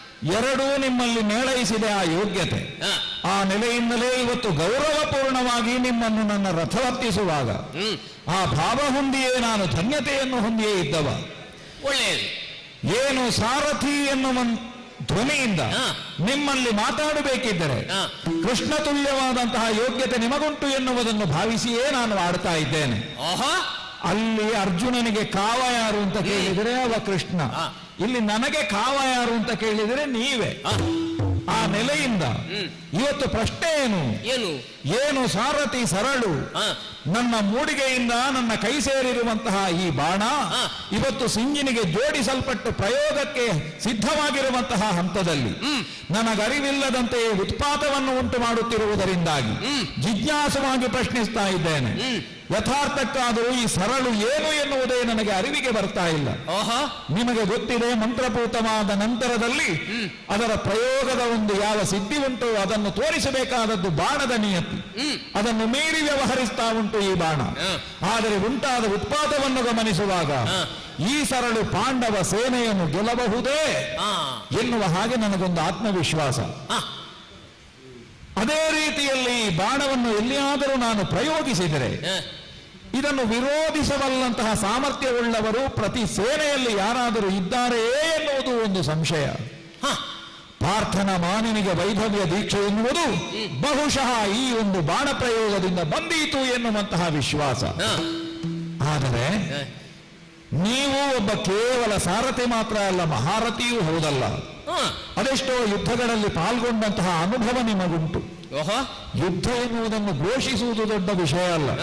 ಯುದ್ಧದಲ್ಲಿ ಪಾಲ್ಗೊಂಡ ಅನುಭವ ಇದ್ದವರಿಗೆ ಮಾತ್ರ ಶತ್ರುವನ್ನು ಹೇಗೆ ಮಣಿಸಬೇಕು ಅಂತ ಗೊತ್ತಾಗುವುದು. ಇಲ್ಲದಿದ್ರೆ ಯುದ್ಧ ತೊಡಗುವುದು, ಆಮೇಲೆ ಶತ್ರುಪಕ್ಷದವನಲ್ಲಿ ಈಗ ಮುಗಿಯುತ್ತದೆ ಆಗ ಮುಗಿಯುತ್ತದೆ ಅಂತ ಕಾದು ಕೂತದ್ದೇ ಬರ್ತದೆ. ಅವನ ಸಂಗ್ರಹದಲ್ಲಿ ಏನುಂಟು ಅಂತ ಯಾರಿಗೂ ಗೊತ್ತಾಗುವುದಿಲ್ಲ. ಯಾಕೆ ನೆನಪಾಯಿತು? ನನ್ನ ಸಂಗ್ರಹದಲ್ಲಿರುವಂತಹ ಈ ವಿಶಿಷ್ಟವಾದ ಬಾಣ ಇದನ್ನು ಪ್ರಯೋಗಿಸುವುದರ ದ್ವಾರ ಯಾವ ಲಕ್ಷ್ಯಭೇದನವನ್ನು ನಾನು ಮಾಡುವುದಕ್ಕೆ ಇಚ್ಛಿಸ್ತಾ ಇದ್ದೇನೆ. ಇದು ನಿಜವಾಗಿಯೂ ಸಾರ್ಥಕತೆಯನ್ನು ಹೊಂದೀತು ಎನ್ನುವ ಹಾಗೆ ನಿಮಗೆ ಇದು ಸಾನುರಾಗವೇ? ಈ ಪ್ರಯೋಗದಿಂದ ನಮ್ಮ ಯಥಾರ್ಥವಾದ ಇಷ್ಟಾರ್ಥ ಸಿದ್ಧಿಸಬಹುದೇ? ಜಿಜ್ಞಾಸವಾಗಿ ಪ್ರಶ್ನಿಸಿದ್ದೇನೆ, ಉತ್ತರಿಸುವ ಕೃಪೆ ಮಾಡಬೇಕು ಅಂತ ಕೇಳಿಕೊಳ್ತಾ ಇದ್ದೇನೆ. ನಿನ್ನ ಪ್ರಶ್ನೆ ಹೇಗುಂಟು ಗೊತ್ತುಂಟ? ಹೇಗೆ? ಒಳ್ಳೆ ಸುರುಟಿದ ಹೊಗೆ ಸೊಪ್ಪಿನ ದಂಟಿನಾಗಿ ಉಂಟದು. ಹೌದಾ? ಹೌದಾ? ಯಾಕೆ ಗೊತ್ತಾ? ಯಾಕೆ? ಈ ಒಂದು ಹೊಗೆ ಸೊಪ್ಪು ಒಂದೇ, ಅದನ್ನು ಸುರುಟಿ ಎಣೆಯುವಾಗ ಅದು ಮೂರಾಗಿ ಕಾಣುವುದು. ಅದು ಅಷ್ಟು ಸುಲಭದ ಕೆಲಸ ಅಲ್ಲ, ಅದನ್ನು ಮಾಡಿ ಅನುಭವ ಇದ್ದವರೇ ಮಾಡಬೇಕು. ಅದಕ್ಕೆ ಪರಿಣತರು ಬೇಕು. ಹೌದು. ಯಾಕೆ ಇದನ್ನು ಹೇಳಿದ್ದೇನೆ ಗೊತ್ತುಂಟ? ಯಾಕೆ? ಒಂದೇ ವಿಷಯ, ಆ ವಿಷಯವನ್ನು ನೀನು ವಿಭಾಗಿಸಿದ ಬಗೆ. ಹೌದು. ಅದಕ್ಕಾಗಿ ನಾನು ನಿನ್ನಲ್ಲಿ ಕೇಳಿದ್ದು.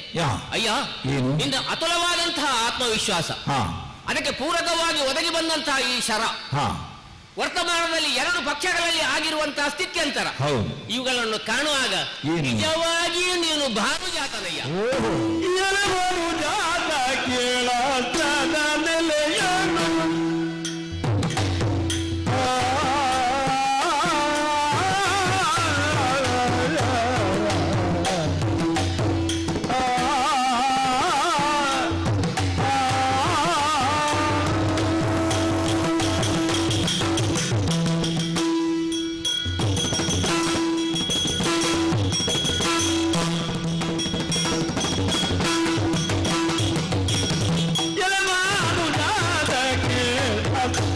ನೆಲೆಯನ್ನು ತಿಳಿಯದೆ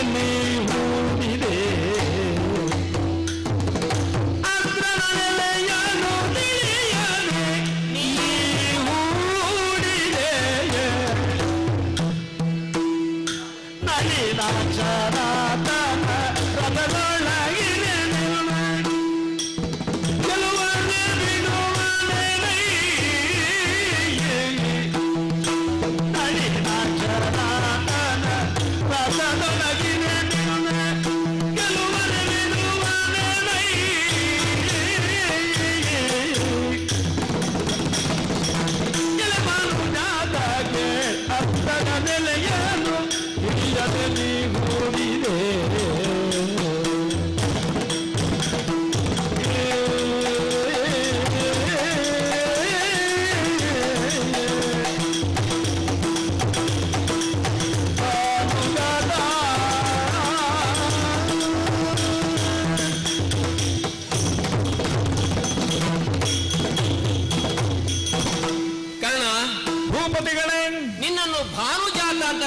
ಬೋಧಿಸಿದ್ದೇನೆ.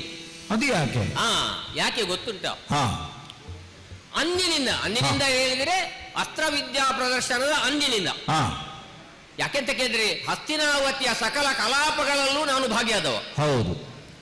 ಅಂದಿನಿಂದ ಇಂದಿನವರೆಗೆ ನಿನ್ನನ್ನು ಅವಲೋಕಿಸುವಾಗ ಲೋಕ ಏನೇ ನಿನ್ನನ್ನು ಕಂಡುಕೊಳ್ಳಿ, ನೀನು ತೋರಿಸಿದಂತಹ ಕ್ಷಾತ್ರ, ಸೋಲೋ ಗೆಲುವು ಅದು ಬೇರೆ ವಿಷಯ, ನಿನ್ನದ್ದಾದಂತಹ ವರ್ಚಸ್ಸು, ನಿನ್ನದ್ದಾದಂತಹ ಸಾಹಸ, ನಿನ್ನದ್ದಾದಂತಹ ಸಂಭ್ರಮ, ಇವುಗಳನ್ನೆಲ್ಲ ಅವಲೋಕನ ಮಾಡಿದಾಗ ಒಂದು ವಿಷಯ ಅಂತೂ ಸ್ಪಷ್ಟವಾಗಿ ಹೋಗ್ತದೆ. ಏನು? ಏನೋ ಸಾಮಾನ್ಯ ಜನ ನೀನು ಅಲ್ವೇ ಅಲ್ಲ ಅಂತ. ಹೌದೌದು, ಅದು ಅಸಾಮಾನ್ಯರಾದ ನೀವು ಹೇಳಿದರೆ ಅದಕ್ಕೆ ಮಾನ್ಯತೆ ಉಂಟು. ಹೌದು. ಯಾಕೆ ಹೇಳಲಿಕ್ಕೆ ಕೌರವನಲ್ಲಿ ನಿನ್ನೆ ರಾತ್ರಿ ನಾನು ಹೇಳಿದ್ದೇನೆ ಅವ ಹಾಗೆ ಹೀಗೆ ಅಂತ, ಆದರೆ ಅಂತರಂಗದಲ್ಲಿ ಈಗ ನಿನ್ನ ಸಮ್ಮುಖದಲ್ಲಿ ನಾನು ಹೇಳುವಂತ ಏನೋ ಒಂದು ಉಂಟು ಅಂತ. ಉಂಟು ಅಂತ ಹೇಳಿದ್ರೆ ಏನು ಅಂತ ಅಂದ್ರೆ ನೀನು ಶೋಧಿಸಲಿಲ್ಲ, ಲೋಕವು ಶೋಧಿಸಲಿಲ್ಲ. ಇರ್ಲಿ ಹಾಗೆಂದುಕೊಂಡು ಶೋಧಿಸದೇ ಇರುವಂತಹ ನಿನ್ನನ್ನು ಒಂದು ನಿಜವಾದಂತಹ ಈ ರೀತಿಯಾಗಿ ನಾನು ಸಂಬೋಧನೆ ಮಾಡಲಿಕ್ಕೆ ಸಕಲ ಕರ್ಮಕ್ಕೂ ಸಾಕ್ಷೀಭೂತನೆನಿಸಿಕೊಂಡಂತಹ ಸೂರ್ಯನಾರಾಯಣ ಇದ್ದಾನೆ. ಅವನಿಗೆ ಎಲ್ಲವೂ ಗೊತ್ತುಂಟು.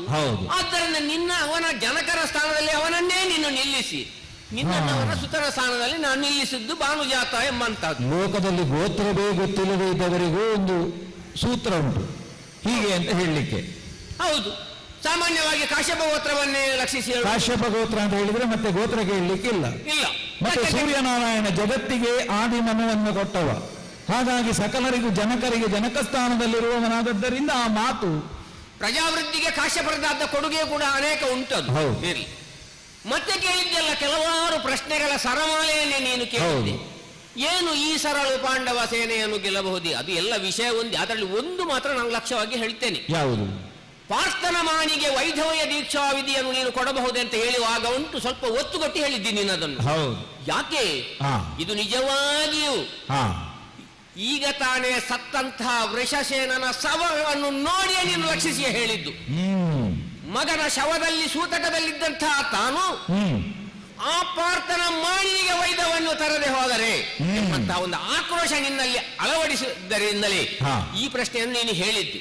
ಈಗ ಸರಳಿನ ಬಗ್ಗೆ ಹೇಳುವುದಿದ್ದರೆ ನಿಜವಾಗಿ ನೋಡಿದ್ರೆ ಈ ಸರಳಿನ ಬಗ್ಗೆ ಏನು ಅಂತ ಒಂದು ಇದಮಿತ್ತಮ್ ಹೇಳಲಿಕ್ಕೆ ನನಗೂ ಆಗುವುದಿಲ್ಲ. ಹೌದು, ಯಾಕೆ ಗೊತ್ತುಂಟಾ?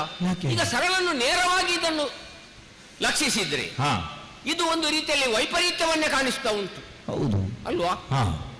ಸಂಧಾನ ಮಾತ್ರ ಮಾಡಿದ್ದೆ ನೀನು, ಮೋಚನ ಆಗಲಿಲ್ಲ. ಆದರೆ ಆಗಲೇ ವಿಷವನ್ನು ಕಾರುತ್ತಾ ಉಂಟು. ಹೌದು, ವಿಷವನ್ನು ಕಾರಿದ್ದು ಮಾತ್ರ ಅಲ್ಲ, ಅದಕ್ಕೆ ಸ್ವಪಕ್ಷೆಯನ್ನು ಪ್ರತಿಪಕ್ಷ ಎಂಬಂತ ಪರಿಜ್ಞಾನ ಖಂಡಿತವಾಗಿ ಉಂಟು. ಅದು ಕಾಣುತ್ತದೆ. ಅಲ್ಲದೇ ಇದ್ರೆ ನಿಮ್ಮ ತಲೆಗೆ ಒಂದು 4 ಬಿಟ್ಟಾದರೂ ವಿಷ ಬೀಳ್ಬೇಕಿತ್ತು. ಮತ್ತೆ ಎದುರು ನೀವು ಕೂತಿದ್ದೀರಿ, ನಿಮ್ಮ ತಲೆಗೆ ಬೀಳಲಿಲ್ಲ, ಎದುರಿಗೆ ಬೀಳ್ತಾ ಉಂಟು. ಅಲ್ವಾ? ಆಚೆಗಡೆ ಬೀಳ್ತಾ ಉಂಟು. ಮತ್ತೆ ಪ್ರಕೃತಿಗೆ ವೈರುಧ್ಯವೆನಿಸಿಕೊಂಡಂತಹ ಸಾಮಾನ್ಯವಾಗಿ ಸರ್ಪಸಂಕುಲವನ್ನು ಕಂಡಾಗ ಗರುಡನ ಪ್ರತಿನಿಧಿಸಿಕೊಂಡಂತಹ ಖಗಸಂತತಿಗೆ ಸರ್ಪಸಂಕುಲ ಒಳಗೆ ಹೋಗುದು. ಇದು ಹಾಗಲ್ಲ, ಅದುವೇ ಉರಿದು ಬೀಳುವುದು. ಹೌದು ಅಲ್ವಾ? ಇಂಥದ್ದೆಲ್ಲ ವೈಪರೀತ್ಯವನ್ನು ಕಂಡಾಗ ಈ ಸರಳಿನಲ್ಲಿ ಏನೋ ಉಂಟು, ಮತ್ತೊಂದುಂಟು. ನಾನು ನೀನು ಸಂಧಾನ ಮಾಡಿದಂತಹ ಶರನ್ನು ನೋಡುತ್ತಾ ಇದ್ದೆ, ನಿನಗಿದ್ದ ರೋಷ ಅದಕ್ಕೆ ಹೆಚ್ಚುಂಟು. ನಾನು ರುದ್ರ ಮಂತ್ರವನ್ನು ಆವಾಹಿಸಿ ಹಿಡಿದದು, ಇಲ್ಲದಿದ್ರೆ ಅದು ಹೋಗ್ತದೆ. ಅದು ಒಬ್ಬನಲ್ಲಿ ಹೇಳ್ತಾ ಇತ್ತಂತೆ, ಕೋದಂಡ ಕೋದಂಡ. ಈಗ ನಿನ್ನಲ್ಲಿ ಬಹುಶಃ ಹೇಳ್ತಾ ಅಂತ ನನಗೆ ಗೊತ್ತಿಲ್ಲ. ಅದು ಅಷ್ಟು ದೊಡ್ಡ ವ್ಯಕ್ತಿತ್ವ ಯೋಗ್ಯತೆ ನಿನ್ನದ್ದಲ್ಲ. ಆದರೆ ಅವನ ಬದುಕು ಆದರ್ಶ ಅಂತ ಇಷ್ಟರ ಮಟ್ಟಿಗೆ ಪಾಲಿಸಿದ್ದೇನೆ ಅಂತ ಅಲ್ಲ, ಆ ಮಟ್ಟಕ್ಕೆ ಏರುವಂತಹ ಸಾಮರ್ಥ್ಯ ಖಂಡಿತ ನನ್ನಲ್ಲಿ ಇಲ್ಲ, ಅದನ್ನು ಒಪ್ಪುತ್ತೇನೆ. ಇರ್ಲಿ, ಹಾಗೆಂದುಕೊಂಡು ಯಾವುದೇ ಒಂದು ಅಮೋಘವಾದಂತಹ ಈ ಶರವನ್ನು ವಿನಿಯೋಗಿಸುವಲ್ಲಿ ನಿನ್ನದ್ದಾದಂತಹ ಸಾಫಲ್ಯತವನ್ನು ನೀನು ಕಂಡುಕೊಳ್ಳಬಹುದಿದೆ. ಒಂದದು. ಮತ್ತೊಂದು, ಗೆಲ್ಲಬಹುದೇ?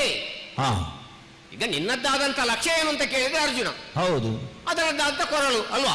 ಕೊರಳು ಮತ್ತೆ ಅದನ್ನು ಕತ್ತರಿಸುವುದು. ಆದರೆ ನಲಿನಾಕ್ಷನಾಥನ ರಥದೊಳಿರುವಡಿ ಕೃಷ್ಣ ಇದ್ದಾನೆ. ಕೃಷ್ಣ ಇದ್ದಾನೆ. ಹೌದು, ಕೃಷ್ಣ ಮಹಿಮಾತಿಶಯ ಉಳ್ಳಂತಹ ದೇವನಾಗಿ ನಾನು ಮಾತಾಡುವುದಲ್ಲ. ಓರ್ವ ಸಾರಥಿಯ ನೆಲೆಯಲ್ಲಿ ಏನೆಲ್ಲ ಮಾಡಬಹುದು ಅದನ್ನೆಲ್ಲ ಮಾಡಬಹುದು. ಯಾಕೆ ಗೊತ್ತುಂಟಾ?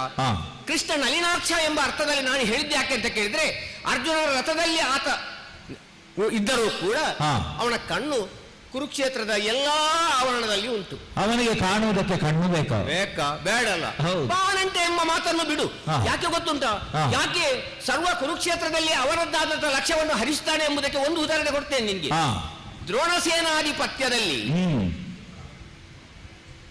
ಸಾತ್ಯಕಿ ಮತ್ತು ಭೂರಿಶ್ರವಸ್ತರು ಪರಸ್ಪರ ಯುದ್ಧ ಮಾಡುತ್ತಾ ಸಾತ್ಯಕ್ಕೆ ಒಂದು ರೀತಿಯಲ್ಲಿ ಸೋಲುವಂತ ಹಂತದಲ್ಲಿರುವಾಗ ಕೃಷ್ಣ ಹೇಳಿದ್ದೇನು? ನೋಡು, ನಿನ್ನ ಶಿಷ್ಯನ ತಲೆಗಡಿತಾ ಇದ್ದಾನೆ. ಕೃಷ್ಣ ಅದನ್ನು ನೋಡ್ತಾ ಇದ್ದ. ತನ್ನ ವ್ಯಾಪ್ತಿಗೆ ಬರುವವರನ್ನು ರಕ್ಷಿಸುವಂತಹ ಹೊಣೆ ಅರ್ಜುನನಿಗೆ ಇದ್ದದರಿಂದ ಆ ಕ್ಷಣದಲ್ಲಿ ಬಾಣ ಪ್ರಯೋಗ ಮಾಡಿ ಅಲ್ವಾ ಅವನನ್ನು ಮಡುಹಿದ್ದಾನೆ. ಕೈಯನ್ನೇ ಕತ್ತರಿಸಿದ್ದಾನೆ.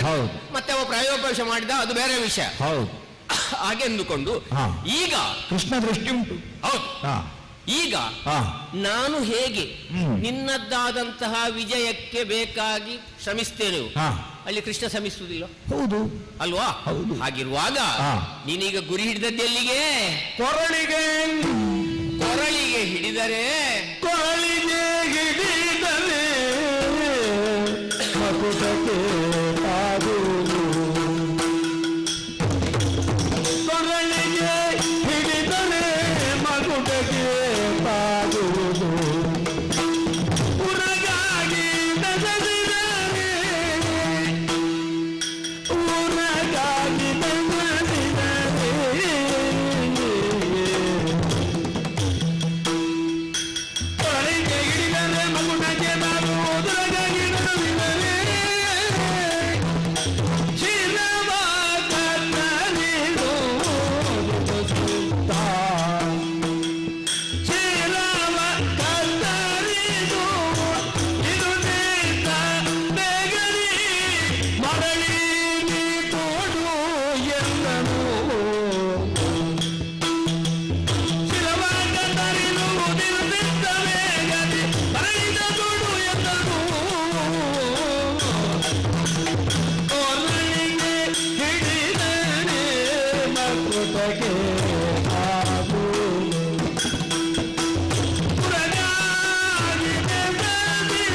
ನಗದಿದರೆ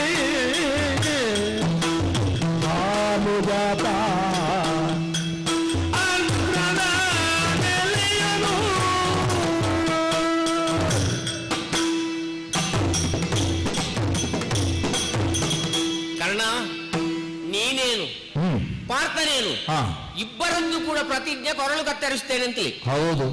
ನೀನು ಸಂಧಾನ ಮಾಡುವಾಗ ಈಗ ಅವನಿಗೆ ಗುರಿ ಹಿಡಿದದ್ದು ಅವನ ಕೊರಳಿಗೆ. ಹೌದು. ಆದರೆ ಸಂಧಾನ ಮಾಡಿ ಮೋಚನ ಆಗುವ ಲಕ್ಷ್ಯ ಸಿದ್ಧಿ ಆಗುವಾಗ ಕೊರಳು ಅಲ್ಲಿರುವುದಿಲ್ಲ. ಅಂದ್ರೆ ಇದು ಸಾರಥ್ಯದಲ್ಲಿ ಒಂದಿರುವಂತಹ ಒಂದು ಕ್ರಮ. ಸಾರಥ್ಯದಲ್ಲಿ ನೇರ ಯುದ್ಧದಲ್ಲಿಯೇ ಬೇಕಾದ್ರೆ ಇದನ್ನು ವಿಫಲಗೊಳಿಸಬಹುದು. ನಿನ್ನ ಈ ಶರವಣ. ಹೀಗೆ ಅಶ್ವಹೃದಯ ರಥಕಲ್ಪ ಅಂತ ಉಂಟು. ಅಶ್ವಹೃದಯ ಅಂತ ಹೇಳಿದ್ರೆ ಅಶ್ವಗಳ ಹೃದಯದ ಅಂಗಿತವನ್ನು ಅರಿಯುವುದು. ಸಾಮಾನ್ಯವಾಗಿ ನಾವು ನಮ್ಮ ಮನೆಯ ಆಕಳನ್ನು ಕೂಡ ಮೈಸವರಿದ್ರೆ ಅದು ನಮಗೆ ಬೇಕಾದಂತ ಹೇಳುವುದಿಲ್ಲ. ಗೌಳಿಗರಿಗೆ ಗೋವಿನ ಮನಸ್ಥಿತಿ ಏನು ಅಂತ ಅದಕ್ಕೆ ಪ್ರತ್ಯೇಕ ಪಾಠ ಬೇಡ, ಅನುಭವದಲ್ಲಿ ಬರ್ತದೆ ಅಲ್ವಾ? ಹಾಗಿರುವಾಗ ಈಗ ನೀನು ಅಲ್ಲಿ ಮಾಡಿದ್ರೆ ಇದೊಂದು ವಿದ್ಯೆಯೂ ಹೌದು, ಒಂದು ಮಂತ್ರವೂ ಹೌದು. ಯಾಕೆ? ಅವುಗಳದ್ದಾದಂತಹ ಅಶ್ವಹೃದಯವನ್ನು ಕೈವಶ ಮಾಡುವುದರ ಮೂಲಕ ಇದಕ್ಕೆ ಎರಡು ವಿಧಾನ ಉಂಟಂತೆ. ಈಗ ನೀನು ಬಿಟ್ಟಂತಹ ಈ ಬಾಣ ಉಂಟಲ್ಲ, ನೀನು ಅಲ್ಲಿ ಹೋಗುವಾಗ ಅಲ್ಲಿ ರಥ ತಗ್ಗುತ್ತದೆ. ಅಶ್ವಹೃದಯವನ್ನು ರಥಕಲ್ಪವನ್ನು ಬಲ್ಲಂತಹ ಸಾರಥಿಯೊಬ್ಬ ಮಾಡಬಹುದಾದ ಚಾಕಚಕ್ಯತೆ. ಚತುರ ಸಾರಥಿ ಇದನ್ನು ಮಾಡಬಹುದು. ಅದು ರಥ ತಗ್ಗುತ್ತದೆ ಅಲ್ವಾ? ಅದು ಹೇಗೆ ತಗ್ಗುವುದು? ಅದನ್ನು ಎರಡು ವಿಧಾನದಿಂದ ಕೂಡ ತಗ್ಗಿಸಲಿಕ್ಕೆ ಆಗ್ತದೆ. ಕೀಲಿಗೆ ಬಲವಾಗಿ ಗುದ್ದಿದ್ರೆ ಕೂಡ ರಥ ಮುಗ್ಗರಿಸ್ತದೆ. ಮತ್ತೊಂದು ಅದರ ಧರ್ಮಸ್ಥಾನಕ್ಕೆ ಒಂದು ಬಡಿದ್ರೆ ಕೂಡ ಅದೊಂದು ಮುಗ್ಗರಿಸ್ತದೆ. ಆವಾಗ ಬಾಗಿದಾಗ ಈ ನಿನ್ನ ಸರಳು ಆತನ ಮುಕುಟಕ್ಕೆ ತಾಗ್ತದೆ. ಕೊರಳಿಗೆ ಹಿಡಿದರೆ ಮಕುಟಕ್ಕೆ ತಾಗುತ್ತದೆ. ಹೌದು. ಅದಕ್ಕಾಗಿ ನೀನು ಸಣ್ಣ ಕೆಲಸ ಮಾಡಬೇಕು. ಏನದು?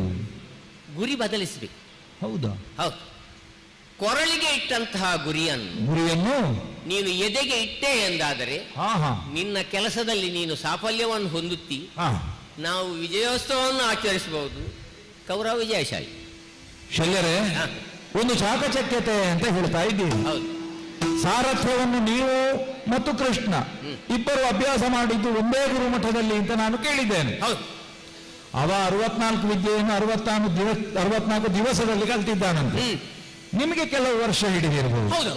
ಈ ಬೇಗ ಕಲ್ತವರೆಲ್ಲ ಮರೆಯುವುದು ಬೇಗ. ನಿಮ್ಮಲ್ಲಿ ಅದು ಮರೆಯಲಿಕ್ಕಿಲ್ಲ, ಗಟ್ಟಿ ಇರ್ತದೆ ಅಂತ ನಾವು ಭಾವಿಸ್ತೇವೆ. ನಾವು ನಿಧಾನವಾಗಿ ಕಲಿತವರು. ಆದರೆ ಒಂದು, ಈಗ ಅಲ್ಲಿ ಹಾಗೆ ಮಾಡುವಾಗ ನಿಮಗೆ ಇಲ್ಲಿ ಏನಾದ್ರೂ ಮಾಡ್ಲಿಕ್ಕೆ ಆಗುವುದಿಲ್ವಾ? ಇಲ್ಲಿಂದ ಈಗ ನೀನು ಪ್ರಯೋಗಿಸಿದಂತ ಈ ಬಾಣ ಇಲ್ಲಿಂದ ಅಲ್ಲಿ ಹೋಗುದಲ್ವಾ? ಅಲ್ಲ, ಅವ ತಗ್ಗುವಾಗ ಒಂದು ಅಂಗುಲ ಪ್ರಮಾಣ ಎಲ್ಲ ಉಂಟಲ್ಲ. ಇಲ್ಲಿಂದಲ್ಲ, ಅದು ಆ ಸಾರಥಿ ಅದ್ದ ಅಂತ ತನ್ನ ಒಬ್ಬ ಸಾರಥಿಗೆ ನೋಡು, ಸಾರಥಿ ಏನು ಮಾಡ್ತಾನೆ ಗೊತ್ತುಂಟ? ಅವನಿಗೆ ಕೆಲವೆಲ್ಲ ಮಂತ್ರ, ಔಷಧಿ ಇತ್ಯಾದಿ ಇತ್ಯಾದಿ ಕೆಲವೆಲ್ಲ ವಿಷಯ ಉಂಟು. ಅವಾಗ ಆತ ಏನು ಮಾಡ್ತಾನೆ ಗೊತ್ತುಂಟ? ತನ್ನದ್ದಾದಂತಹ ರತಿಗನ ಸಂರಕ್ಷಣೆಯ ಹೊಣೆಯನ್ನು ಆತ ಹೊರುತ್ತಾನೆ. ಆಪತ್ಕಾಲದಲ್ಲಿ ಏನು ಮಾಡಬೇಕು ಅದು ಅವನದ್ದಾದ ಹೊಣೆ. ಅಲ್ಲಿಂದ ಆಪತ್ತು ಬಂದರೆ ಇಲ್ಲಿ ಏನು ಮಾಡಬೇಕು ಅದು ನಾನು ಮಾಡ್ತೇನೆ.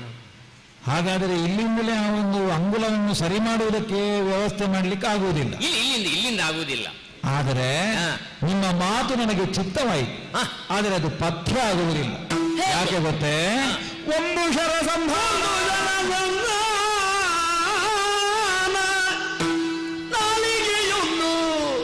ನಾಲಿಗೆಯೊಂದು ನಮ್ಮಲ್ಲಿ ಕುಟಿಲ ವಿದ್ಯೆಯೋ ಎಂದು ಕಂಡ ಈಶನ್ಯ, ನಮ್ಮಲ್ಲಿ ಕುಟಿಲ ವಿದ್ಯೆಯನೆಂತು ಕಂಡ ಈಶನ್ಯ, ನಾವಡಿ ಇಡುವ ಧರ್ಮದಲ್ಲಿ ನಾವು ಅಡಿ ಇಡೆವು ಅಧರ್ಮದಲ್ಲಿ, ಎದ್ದು ಕಂಡ ಈಶನ್ಯ ಕುಟಿಲ ವಿದ್ಯೆಯ ಹೌದಾವಡಿ ಇಡುವ ಧರ್ಮದಲ್ಲಿ.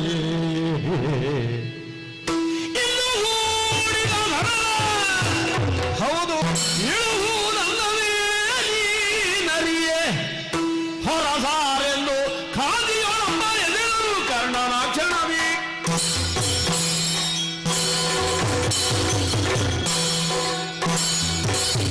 ಶಲ್ಯಭೂಪತಿಗಳೇ, ಕರ್ಣ, ನೀವು ಹೇಳಿದಂತಹ ಸಲಹೆ ಯಥೋಚಿತವಾದದ್ದೇ. ನನಗೆ ಯಥಾರ್ಥಕ್ಕಾದರೂ ಹೀಗೊಂದು ಉಂಟು ಅಂತಲೇ ಗೊತ್ತಿರಲಿಲ್ಲ. ಆದರೆ ವರ್ತಮಾನದಲ್ಲಿ ನೀವು ಹೇಳಿದಂತಹ ಈ ಒಂದು ಪ್ರಯೋಗ ವಿಧಾನವನ್ನು ನಾನು ಅನುಸರಿಸಲೇ ಎನ್ನುವ ಹಾಗೆ ಆಲೋಚಿಸಿದರೆ ಅದು ಸಾಧ್ಯವಾಗದೇ ಹೋಯಿತಲ್ಲ. ಕಾರಣ ಏನು? ಬದುಕಿನಲ್ಲಿ ಶರಸಂಧಾನವನ್ನು ಮಾಡುವುದಕ್ಕೆ ತಾವೇ ಆಡಿದ ಹಾಗೆ ದಶಾಂಗಗಳನ್ನು ಬಲ್ಲಂತಹ ಒಬ್ಬ ಧನುರ್ಧಾರಿ ಯಾವತ್ತು ಆ ವಿಧಾನದಲ್ಲಿ ಮೋಸವನ್ನು ಮಾಡಬಾರದು. ಆಧಾನ, ಸಂಧಾನ, ಮೋಕ್ಷಣ, ವಿನಿವರ್ತನ, ಪ್ರಯೋಗ, ಪ್ರಾಯಶ್ಚಿತ್ತ, ಮಂಡಲ, ರಹಸ್ಯ, ಈ ವಿಧವಾದಂತಹ ಒಂದು ಯಾವ ದಶ ಅಂಗಗಳಿದ್ದಾವೆಯೋ ಅದರಲ್ಲಿ ಯಾವ ಕಾರಣಕ್ಕೂ ತಾವು ವ್ಯತ್ಯಾಸವನ್ನು ಮಾಡಬಾರದು ಎನ್ನುವ ಹಾಗೆ ಗುರುಪದೇಶ ನನಗೆ. ಹಾಗಾಗಿ ಇಟ್ಟ ಗುರಿ ಏನುಂಟು ಅದು ಸಂಧಾನ. ಅದನ್ನು ಯಾವ ಕಾರಣಕ್ಕೂ ಮತ್ತೆ ಬದಲಿಸುವುದಕ್ಕಿಲ್ಲ. ಹಾಗಾಗಿ ಹೀಗಾಗುತ್ತದೆ ಅಂತಾದರೆ ಅದರ ಬಗ್ಗೆ ನಾವು ಪಶ್ಚಾತ್ತಾಪವನ್ನು ಪಡೆಯುವುದಕ್ಕೂ ಇಲ್ಲ. ಹಾಗಾಗಿ ನಿಮ್ಮಲ್ಲಿ ವಿಜ್ಞಾಪಿಸುವುದಿಷ್ಟೇ, ಯೋಗ್ಯವಾದಂತಹ ಸಲಹೆಯನ್ನೇ ಕೊಟ್ಟಿದ್ದೇವೆ, ಆದರೆ ವಿನಯಪೂರ್ವಕವಾಗಿ ನಾನದನ್ನು ತಿರಸ್ಕರಿಸ್ತಾ ಇದ್ದೇನೆ. ಬೇರೆ ಯಾವ ವಿಷಯದಿಂದಲೂ ಅಲ್ಲ, ಈ ಒಂದು ವಿಷಯದಲ್ಲಿ ನೀವು ಹೊರ ಸಾರಬೇಕು ಅಂತ ಹೇಳಿ ವಿನಂತಿಸ್ತೇನೆ. ಪ್ರಯೋಗ ಮಾಡದೆ ಬೇರೆ ದಾರಿ ಇಲ್ಲ, ಇದೇ ಗುರಿಯನ್ನಿಟ್ಟು ಪ್ರಯೋಗಿಸಬೇಕು. ಪ್ರಯೋಗ ಮಾಡುವುದೇ ಅಲ್ವಾ? ಬೇರೆ ಮಾತಿಲ್ಲ. ಗುರಿ ಇರಿಸಿದ್ದು ಕೊರಳಿಗೆ ಪ್ರಯೋಗಿಸ್ತೇನೆ. ಪ್ರಾರ್ಥನಶೀಲವದು ತಪ್ಪಲುಗಳು ನಿರರ್ಥಕವಾಯ್ತೆನು ದಾಸರಮೋ, ನಿರರ್ಥಕವಾಯ್ತೆನು ದಾಸರಮೋ. ಪ್ರಾರ್ಥನೆ ಹೋಗಿಯೇ ಗಣ್ಣನೊಳೆದುದು, ಪ್ರಾರ್ಥನೆ ಹೋಗಿಯೇ ಗಣ್ಣನೊಳೆದುದು, ಒಂದು ವಿಚಾರದ ಮನದರಿವು. ಆಯ್ತಲ್ಲ, ಸಿಕ್ಕಿದ್ದೇ ಒಂದು ಅವಕಾಶ, ಅದೂ ಹೋಯ್ತಲ್ಲ. ಈ ಕಿರೀಟ ಮುಟ್ಟಿಕೊಂಡು ನನಗೇನಾಗ್ಲಿಕ್ಕುಂಟು? ನನ್ನ ಉದ್ದೇಶ ಇದ್ದದ್ದೇ ಬೇರೆ ಅಲ್ವಾ? ಅಲ್ಲ, ಅವನು ನಾನಲ್ಲ, ನಾನು ಅವನಲ್ಲ.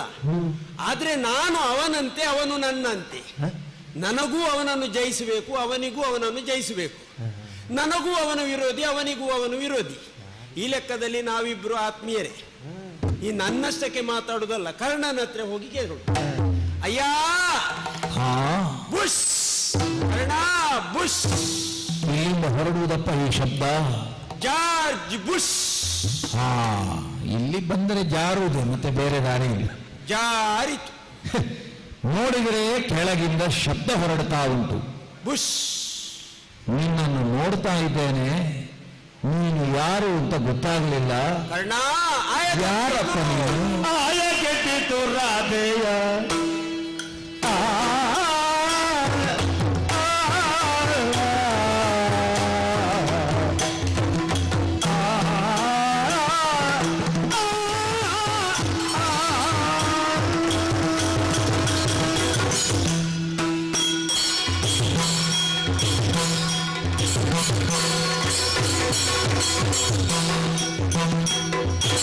ಆಯ ಕೆಟ್ಟಿತು ರಾಧೆಯ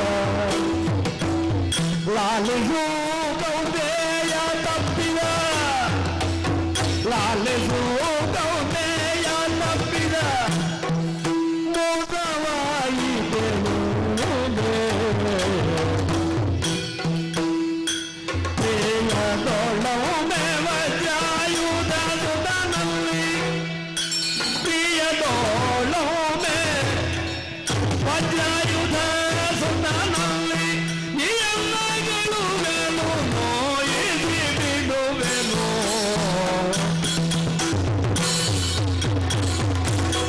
ಆಯ ಕೆಟ್ಟಿತು ರಾಧೆಯ ಲಾಲಿಸು ಕೌದೆಯ ತಪ್ಪಿದ ಮೋದವಾಯಿತೆನು.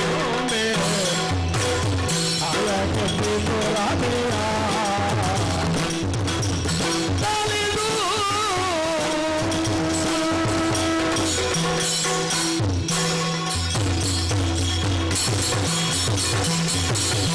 ಕರ್ಣ.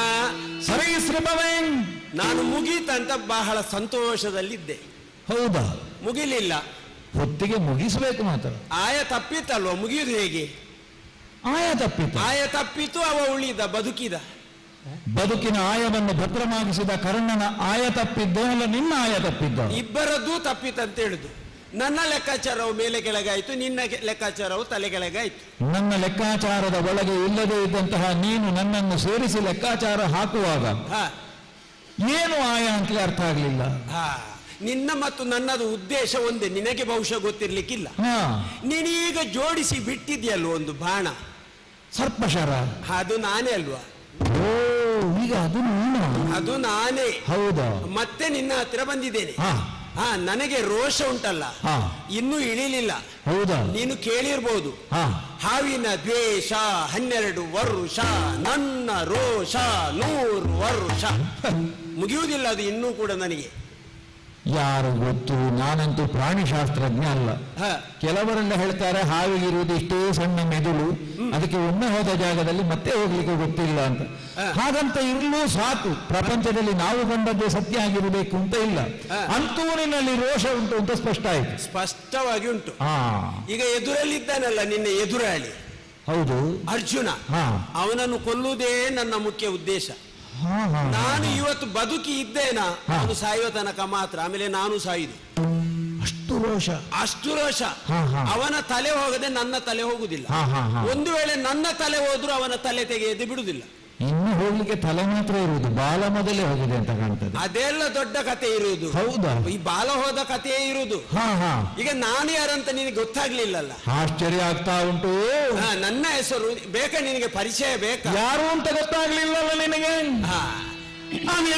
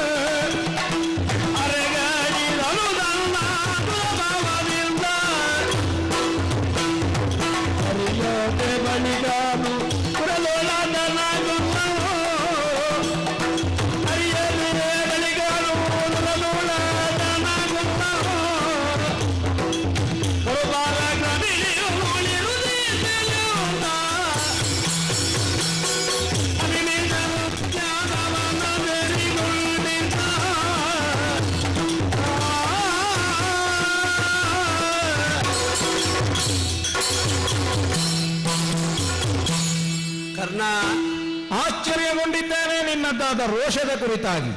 ಆದ್ರೆ ಇಷ್ಟು ಹೇಳಬೇಕಿದ್ರೆ ಹಿನ್ನೆಲೆ ಏನು ಎನ್ನುವುದರಿಂದಲೇ ಜಿಜ್ಞಾಸವಾಗಿ ಪ್ರಶ್ನಿಸಿದ್ದು ಯಾರು ನೀನು? ಹಿನ್ನೆಲೆ ದೊಡ್ಡದಿದೆ, ಅನ್ನಿಗೆ ನಾನು ಚುಟುಕಾಗಿ ಹೇಳ್ತೇನೆ. ಆದೀತಪ್ಪ. ನನ್ನ ಹೆಸರು ಅಶ್ವಸೇನ ಅಂತ. ಓಹೋ, ಹೌದು. ನಮಗೆಲ್ಲ ಒಂದು ಮೂಲ ಸ್ಥಾನ ಅಂತ ಇದೆ. ಆದಿ ಅಂತ ಹೇಳುವುದು ಅದಕ್ಕೆ. ನಾವೆಲ್ಲ ಹೆಚ್ಚಿನವರು ನಾಗನನ್ನು ಹುಡುಕಿಕೊಂಡು ನಮ್ಮ ಮೂಲ ಸ್ಥಾನ ಅಂತ ನಾಗನನ್ನೇ ಆರಾಧಿಸುವುದು. ನಿಮಗೂ ಒಂದು ಮೂಲ ಸ್ಥಾನ ಉಂಟು. ನೀವು ಸರಿಯಾಗಬೇಕಿದ್ರೆ ನಮ್ಮ ಆದಿಗೆ ಬರಬೇಕು. ನೀನು ನಿನ್ನ ಪರಿಸರದಲ್ಲಿ ಎಷ್ಟು ಮಾಡು, ಮತ್ತೆ ಕೊನೆಗೆ ನಿನಗೆ ಸೂಚನೆ ಬರುವುದು ಆದಿಗೆ ಹೋಗಿ ಒಮ್ಮೆ ಮುಗಿಸುವನ್ನೇ ಅಂತ. ಇಲ್ಲಿಯೂ ಕೂಡ ಕತೆ ಇನ್ನೂ ಉಂಟು. ಏನು?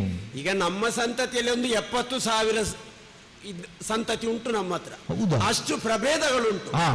ಮತ್ತೆ ನಮಗೂ ನಿಮಗೂ ಸಾಮ್ಯತೆ ಕೂಡ ಉಂಟು. ಹಾಗಾಗಿ ನೀವು ಯಾವ ಕಾಲಕ್ಕೂ ನಮ್ಮನ್ನೇ ಆರಿಸುತ್ತಾ ಬರುದು. ಈಗ ನಿಮ್ಮ ನರಮಂಡಲಲ್ಲೆಲ್ವಾ ಅದನ್ನು ಹುಡುಕಿದ್ರು ಒಂದು 70,000 ಸಂತತಿಯಲ್ಲಿ ನಮ್ಮದು ಉಂಟು.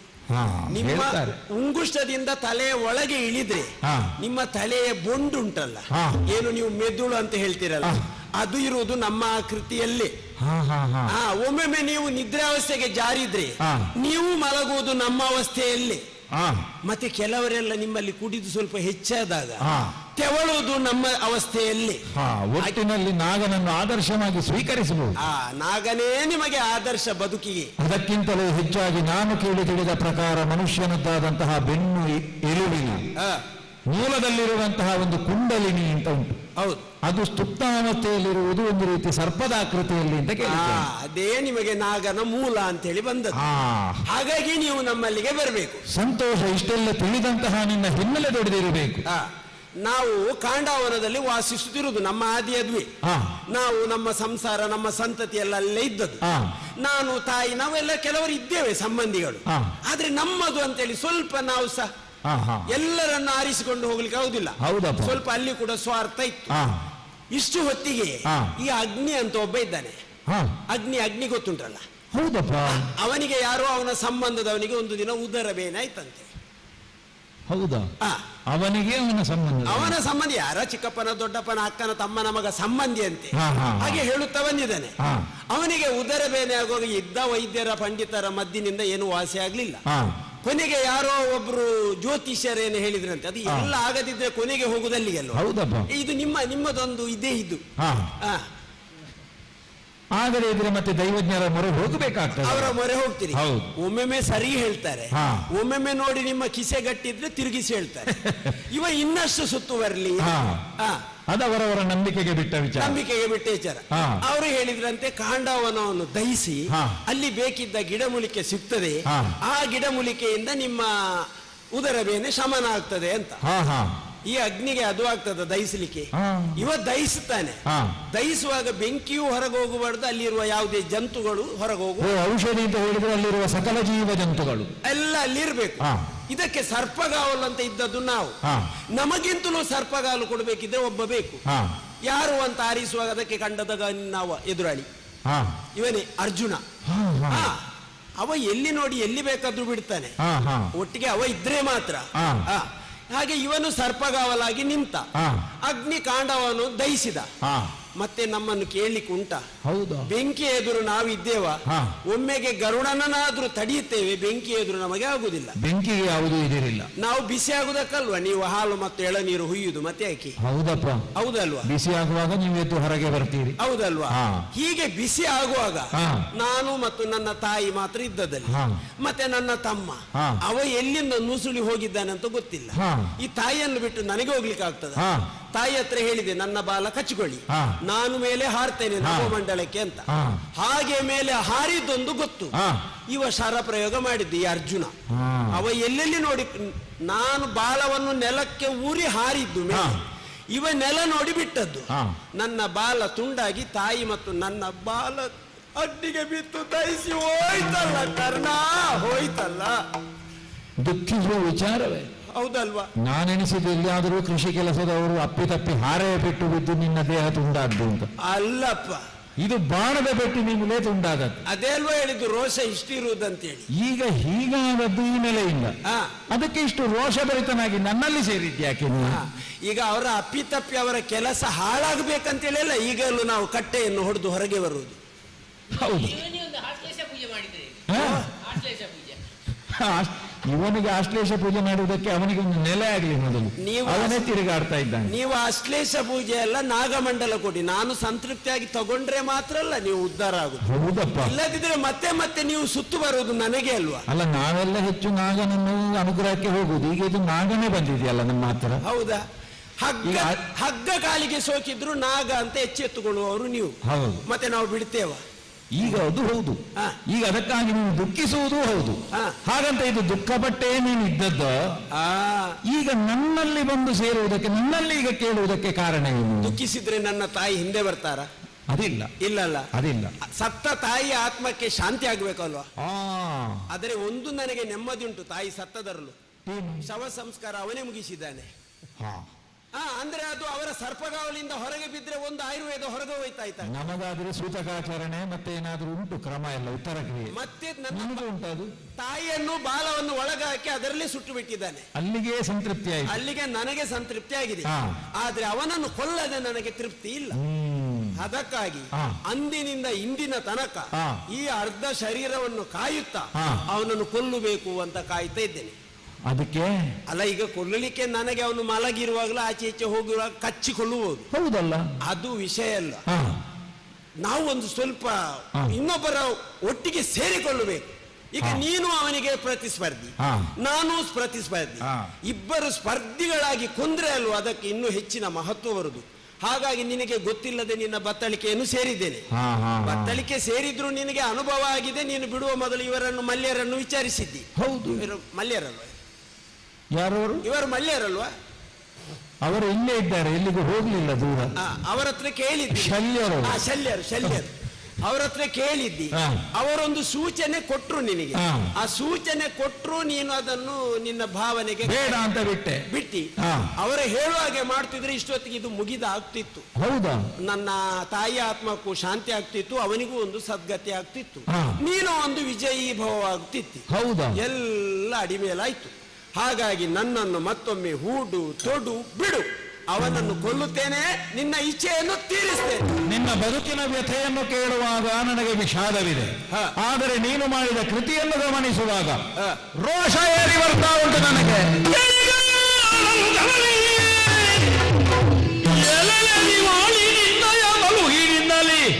ಕಾಳಗದೊಳರಿ ವ್ಯಥೆಯ ನೆಸಲುವನಲ್ಲ ಹೋಗೆಲ್ಲ.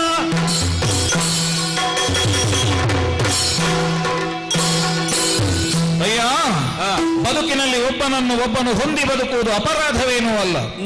ಆದರೆ ಕರ್ಣನ ಬದುಕಿನಲ್ಲಿ ಯಾವತ್ತೂ ಕೂಡ ಸ್ವಾಭಿಮಾನಕ್ಕೆ ಕೊರತೆಯಾಗುವ ಹಾಗೆ ನಾನು ವ್ಯವಹರಿಸಿದ್ದೇ ಇಲ್ಲ. ನಾನು ನಿನ್ನನ್ನು ಅಂಗೀಕರಿಸ್ತಿದ್ನೋ ಇಲ್ಲವೋ ಅದು ಬೇರೆ ವಿಚಾರ.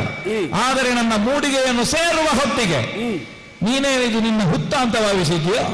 ಹಾವುಗಳಿಗೆ ಹುತ್ತಕ್ಕೆ ಹೋಗಿ ಸೇರುವುದಕ್ಕೆ ಯಾರ ಅಪ್ಪಣೆಯೂ ಬೇಡ. ಆದರೆ ನನ್ನ ಮೂಡಿಗೆಯನ್ನು ನನ್ನ ಅಪ್ಪಣೆ ಇಲ್ಲದೆ ನೀನು ಸೇರಿ ಈ ಕಾಲಕ್ಕಾಗುವಾಗ ಬಂದು ನನಗೆ ಆಪತ್ಬಾಂಧವನಾಗಿ ಬದುಕುತ್ತೇನೆ, ಮತ್ತೊಮ್ಮೆ ಹೂಡು ಅಂತ ನೀ ಹೇಳಿದರೆ ಯಾವ ಕಾರಣಕ್ಕೂ ಆ ಕೃತ್ಯಕ್ಕೆ ನಾ ಮುಂದಾಗುವುದಿಲ್ಲ. ಯಾಕೆ ಗೊತ್ತಾ? ಶಿವ ದೊಡ್ಡವ ಅಂತ ಈಗ ಶಿವದೇವರಿಗೆ ಕೈ ಮುಗಿಯುವುದು. ಒಂದು ವೇಳೆ ನೀನು ಅವನನ್ನು ಕೊಲ್ಲುತ್ತಾ ಇದ್ರೆ ನನ್ನ ಪ್ರತಿಜ್ಞೆಗೆ ಅರ್ಥ ಇರಲಿಲ್ಲ. ಆದದ್ದರಿಂದಲೇ ನಿನ್ನನ್ನು ನಿವಾಳಿ ಎನ್ನುವ ಹಾಗೆ ನಾನು ದೂಷಿಸ್ತಾ ಇದ್ದೇನೆ. ಅರಿವಧೆಯನ್ನು ಮಾಡುವುದಕ್ಕೆ ನಿನ್ನಂಥವನ ಯಾವ ಸಹಕಾರವೂ ನನಗೆ ಬೇಡ. ತ್ಯಜಿಸಿದ್ದೇನೆ ನಿನ್ನನ್ನು, ಹೋಗು. ನಿನ್ನ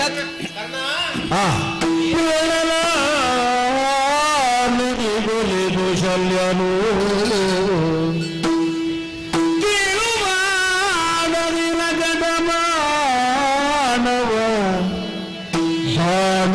ಕೇಳು ಮಾಡದಿರು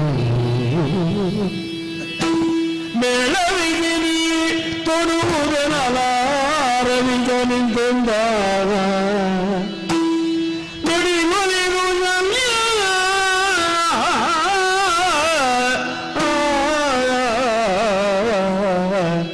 ನೀ ತೊಡು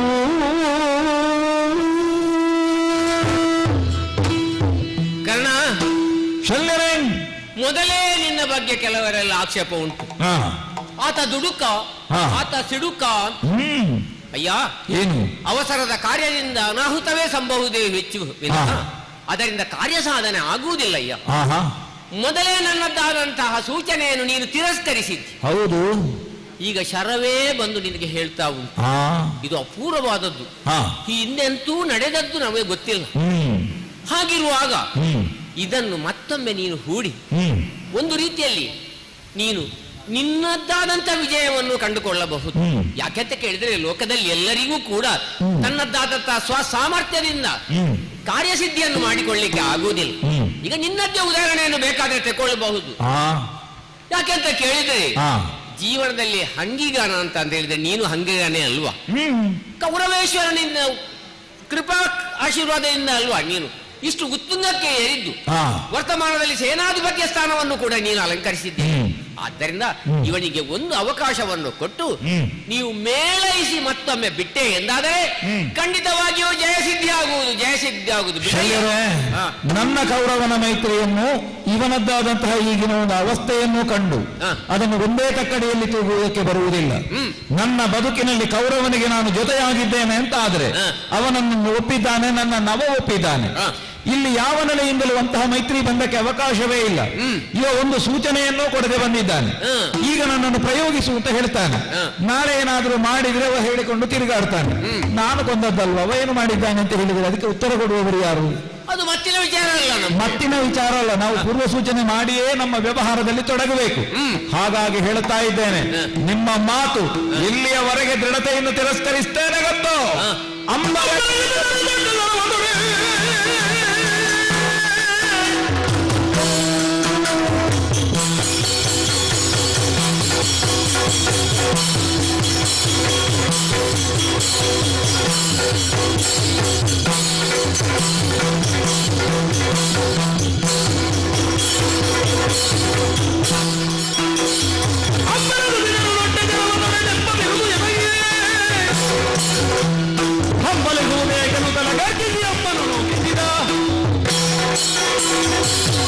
ಯಾವ ಕಾರಣಕ್ಕೂ ನನ್ನ ಬದುಕಿನ ದೃಢತೆಯನ್ನು ಬಿಟ್ಟುಕೊಡುವವ ನಾನಲ್ಲ. ತೊಟ್ಟಂಬ ತೊಡೆನೆಂಬ ನುಡಿ ಅದು ನನ್ನ ಬದುಕಿನಲ್ಲಿ ನಾನು ಮಾಡಿಕೊಂಡಂತಹ ಒಂದು ವಿಧಿ. ಅದನ್ನು ಬಿಟ್ಟು ಬಿಡುವುದಕ್ಕಾಗುವುದಿಲ್ಲ. ರಾಮನ ಕಾಲದಲ್ಲಿ ಒಮ್ಮೆ ಬಿಟ್ಟಂತಹ ಶರ ಮತ್ತೆ ಬರ್ತದೆ ಅಂತ ಆದ್ರೆ ಅದು ಆ ಶರದ ಯೋಗ್ಯತೆ ಹಾಗಿತ್ತು. ನನ್ನಲ್ಲಿ ಅಂತಹ ಯೋಗ್ಯತೆ ಎನ್ನುವುದು ಏನೂ ಇಲ್ಲ. ಇದು ಈ ಶರದ ನಿಯತಿಗೆ ವಿರುದ್ಧವಾಗಿ ಈ ಹೊತ್ತಿನಲ್ಲಿ ಏನನ್ನು ಮಾಡ್ತಾ ಇತ್ತೋ ಮಾಡಿದೆಯೋ ಅದನ್ನು ನಾನು ಸ್ವೀಕರಿಸುವುದಕ್ಕೆ ಕಾರಣವಾಗುವುದಿಲ್ಲ. ಅಂಬರವೇ ಕುಸಿದು ಭೂಮಿಗೆ ಬಂದರು, ಭೂಮಿ ಏರಿ ಆಕಾಶದ ಜಾಗವನ್ನೇ ಆಕ್ರಮಿಸಿದರು. ಯಾವ ಕಾರಣಕ್ಕೂ ಒಮ್ಮೆ ಬಿಟ್ಟಂತಹ ಬಾಣವನ್ನು ಮರಳಿ ತೊಡುವುದಿಲ್ಲ. ಈ ಅಂಬನ್ನು ನೂಕುವುದೇ ಸಿದ್ಧ.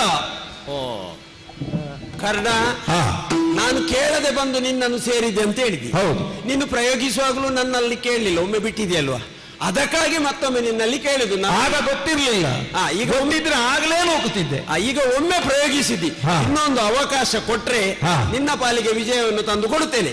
ನಿನಗೆ ಆಗುವುದೇ ಇಲ್ಲ, ಒಂದೇ ಮಾತು ಒಂದೇ ಶರ ಅಂತೇಳಿ ಆದ್ರೆ ನಾನೇ ಹೋಗಿ ನೇರ ಕೊಲ್ಲುತ್ತೇನೆ. ನೋಡು, ನೀನು ನಿನ್ನ ಪ್ರಯತ್ನ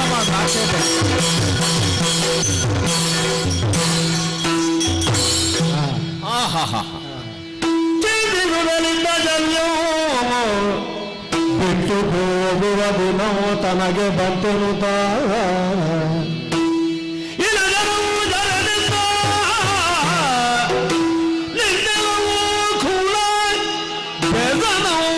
ಬೇಡಿದ ಅಸ್ತ್ರವೂ ಕಳೆದೆ ಪಾತಕಿ, ಬೇಡಿದ ಸಮಸ್ತ್ರವೂ ಕಳೆದೆ ಪಾತಕಿ ಎನ್ನುವುದ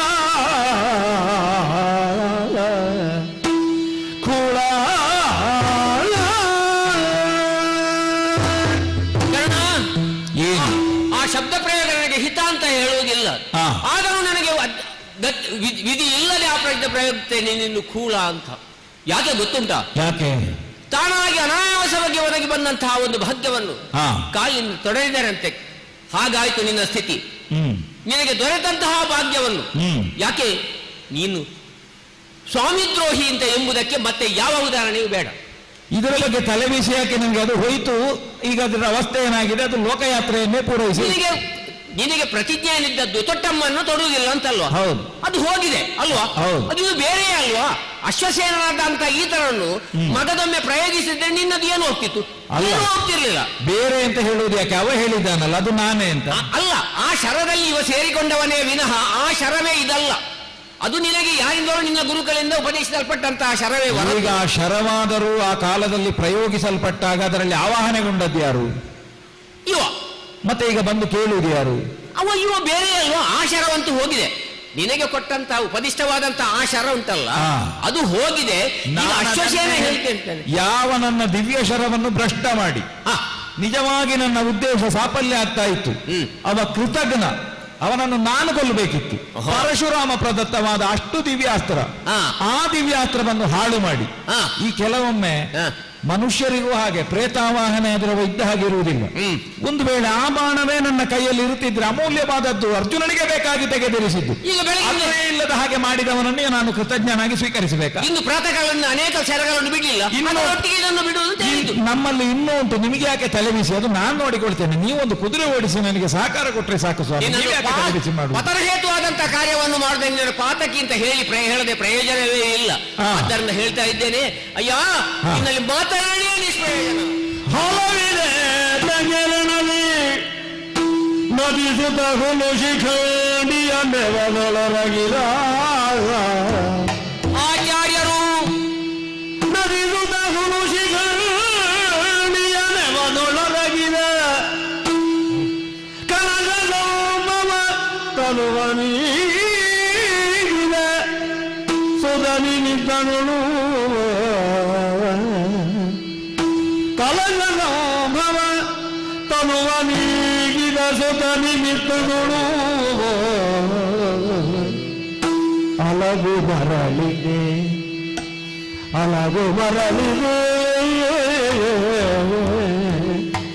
ಹೂಡನಮ್ಮ ಛಲಗಣ ನಿನಗೆ ಅಲಗು ಮರಳಿದೆ ಹೂಡನೆಂಬ ಛಲಗಣ ನಿನಗೆ ಊತು ಕೌರವ ತಿಲಕಮೂ ಮರನವಮಿ ಕೆಟ್ಟ ಕೆಟ್ಟ ಕೌರವ ಕೆಟ್ಟ ಕೆಟ್ಟ ಮೂವರನೊಮ್ಮಿ ಕೆಟ್ಟ ಎನ್ನುವುದಾಗದಿರಲಿಲ್ಲ.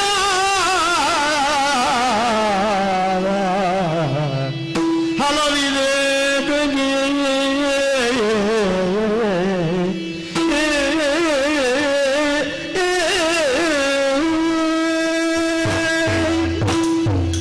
ಯಾರ್ಯಾರನ್ನು ದೂರಿ ಏನು ಪ್ರಯೋಜನ? ಪ್ರಾರಬ್ಧ ಕರ್ಮ ಅಂತ ನಾವು ಹೇಳಬೇಕೇ ವಿನಃ ಮತ್ತೆ ಇದಕ್ಕೆ ವ್ಯಾಖ್ಯಾನಿಸುವ ಹಾಗೆಯೇ ಇಲ್ಲ. ಮೊದಲಾಗಿ ಸೇನಾಧಿಪತ್ಯತ್ವವನ್ನು ವಹಿಸಿಕೊಂಡವರು ಭೀಷ್ಮಾಚಾರ್ಯರು. ಹಸ್ತಿನಾವತಿಯ ರತ್ನಸಿಂಹಾಸನದ ನಾನು ಸಂರಕ್ಷಕ ಅಂತ ಹೇಳಿಸಿಕೊಂಡಂತಹ ಅವರು ಒಂದು ರೀತಿಯಲ್ಲಿ ಕೌರವರದ್ದಾದಂತಹ ರಾಜತಾಂತ್ರಿಕ ಜಯವೇ ಹೌದು. ಯಾಕೆಂತ ಕೇಳಿದರೆ ಉಭಯ ಕುಲಕ್ಕೂ ಪಿತೃಮಹಾಶಯರ ಅಥವಾ ಪಿತರ ಸಮಾನದಲ್ಲಿದ್ದಂಥ ಅಜ್ಜನ ಸ್ಥಾನದಲ್ಲಿದ್ದಂಥ ಅವರನ್ನು ಒಡಂಬಡಿಸಿದ್ದೇ ಇವನದೊಂದು ದೊಡ್ಡ ಹೆಗ್ಗಳಿಕೆ. ಆದರೆ ಏನು ಮಾಡೋಣ? ಅವರು ಮಾಡಿದ್ದಾದರೂ ಏನು? 10 ದಿನಗಳ ಸುದೀರ್ಘವಾದಂಥ ಯುದ್ಧವನ್ನು ಕೈಕೊಂಡರೂ ಕೂಡ ಕೌರವನಿಗೇನು ಜಯ ಬಂತು? ಏನು ಬರಲಿಲ್ಲ. ಕೊನೆಗೆ ಆ ಶಿಖಂಡಿಯ ನೆವದಲ್ಲಿಯೇ ಸರಳ ಮಂಚವನ್ನು ಸೇರಿದರು. ಮತ್ತೊಬ್ಬರಾದಂತಹ ಆಚಾರ್ಯ ದ್ರೋಣರು ಎಂತಹ ವ್ಯಕ್ತಿತ್ವ ಅವರು. ಆದರೆ ಮೊದಲಾಗಿ ಮಗನಿಗಿಂತ ಶಿಷ್ಯನೇ ಮೇಲೆಂದು ಆಗಾಗ ಹೇಳುತ್ತಾ ಪಾರ್ಥಯೋವ ಧನುರ್ಧರ ಅವನನ್ನು ಪ್ರಪಂಚದ ಅತ್ಯುತ್ತಮ ಧನುರ್ಧರನಾಗಿ ಮಾಡಿಸ್ತೇನೆಂಬಂತಹ ಹೇಳಿಸಿಕೊಂಡಂತಹ ಅವರು ಕೂಡ ಕೊನೆಗಾಲಕ್ಕೆ ಆಗುವಾಗ ಮಗನೇ ಮೇಲು ಅಂತ ಹೇಳಿದ್ದಲ್ವ, ಅಲ್ಲಿ ಹೋದರು. ಇವನಿಗೊಬ್ಬನಿಗೆ ಇಂತಹ ಒಂದು ಹಠ. ಸ್ವಾಮಿ ಆ ಕೌರವನಿಗೆ ಬೇಕಾಗಿ ಕೌರವನ ಹಂಗನ್ನೂ ಕೂಡ ಮರೆತು, ಇಲ್ಲದ್ರೆ ಇವನ ಬದುಕು ಅತಿರಥ ಸೂರ್ಯುವಿನ ಅಂಗಳದಲ್ಲಿ ಮುಗಿದು ಹೋಗ್ತಿತ್ತು. ಅಂಥವನನ್ನು ಮೇಲೆತ್ತಿ ತಂದು ಇಷ್ಟು ಸುದೀರ್ಘವಾದಂತಹ ಒಡನಾಟವನ್ನು ಹೊಂದಿ ಸೇನಾಧಿಪತ್ಯವನ್ನು ಮಾಡಿ ಅಂಗಾಭಿಷೇಕವನ್ನು ಮಾಡಿ ಒಂದೋ ಎರಡೋ ಇಂತಹ ಮಾಡಿ ಇಷ್ಟೂ ಕೂಡ ಇವನ ಅಭಿವೃದ್ಧಿಯ ಪಥಕ್ಕೆ ಒಂದು ರೀತಿಯಲ್ಲಿ ಕಾರಣೀಭೂತರಾದಂತಹ ಕೌರವೇಶ್ವರನ ಬಗ್ಗೆ ಈತನಿಗೆ ಒಂದು ರೀತಿಯಲ್ಲಿ ಇದೇ ಇಲ್ಲ, ಕರುಣೇ ಇಲ್ಲ. ಆತನ ಬಗ್ಗೆ ತನ್ನ ಸ್ವಪ್ರತಿಷ್ಠೆಗೆ ಬೇಕಾಗಿ ಏನೂ ಮಾಡಿಯಾನು ಈತ. ಸ್ವಾಮಿ ದ್ರೋಹಿ, ಪಾತಕಿ ಎಲ್ಲವೂ ಹೌದು. ಕರ್ಣ, ನಾನು ಎಂದು ಹೇಳ್ತಾ ಇದ್ದೇನೆ ಸ್ವಾಮಿ, ನಿಮ್ಮಷ್ಟಕ್ಕೆ ಮಾತಾಡುವುದು ಯಾಕೆ? ನೀವು ಇನ್ನು ಮುಂದುವರಿಸಿ, ನಾವು ಸಂಜೆಯ ಒಳಗೆ ಅದನ್ನು ಮುಗಿಸುವ. ಆಯ್ತು ಅಯ್ಯ, ನಾನು ಹೇಳ್ತಾ ಇದ್ದೇನೆ ಕೌರವನ ಬಗ್ಗೆ ನಿನಗೆ ಚಿಂತೆ ಇಲ್ಲ. ಯಾಕೆ ಗೊತ್ತುಂಟಾ? ಕೌರವನ ಬಗ್ಗೆ ನಿನಗೆ ಚಿಂತೆ ಇದ್ರೆ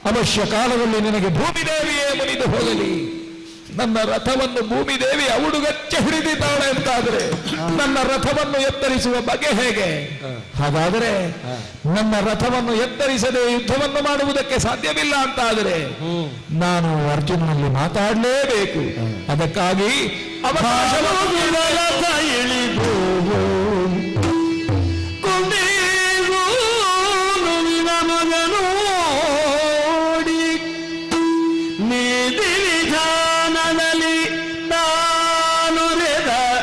ಸರ್ವರು ಮೆಚ್ಚುವಂದದಲ್ಲಿ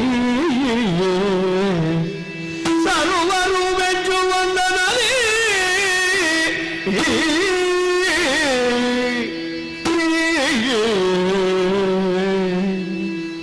ಓ ಪಾರ್ಥ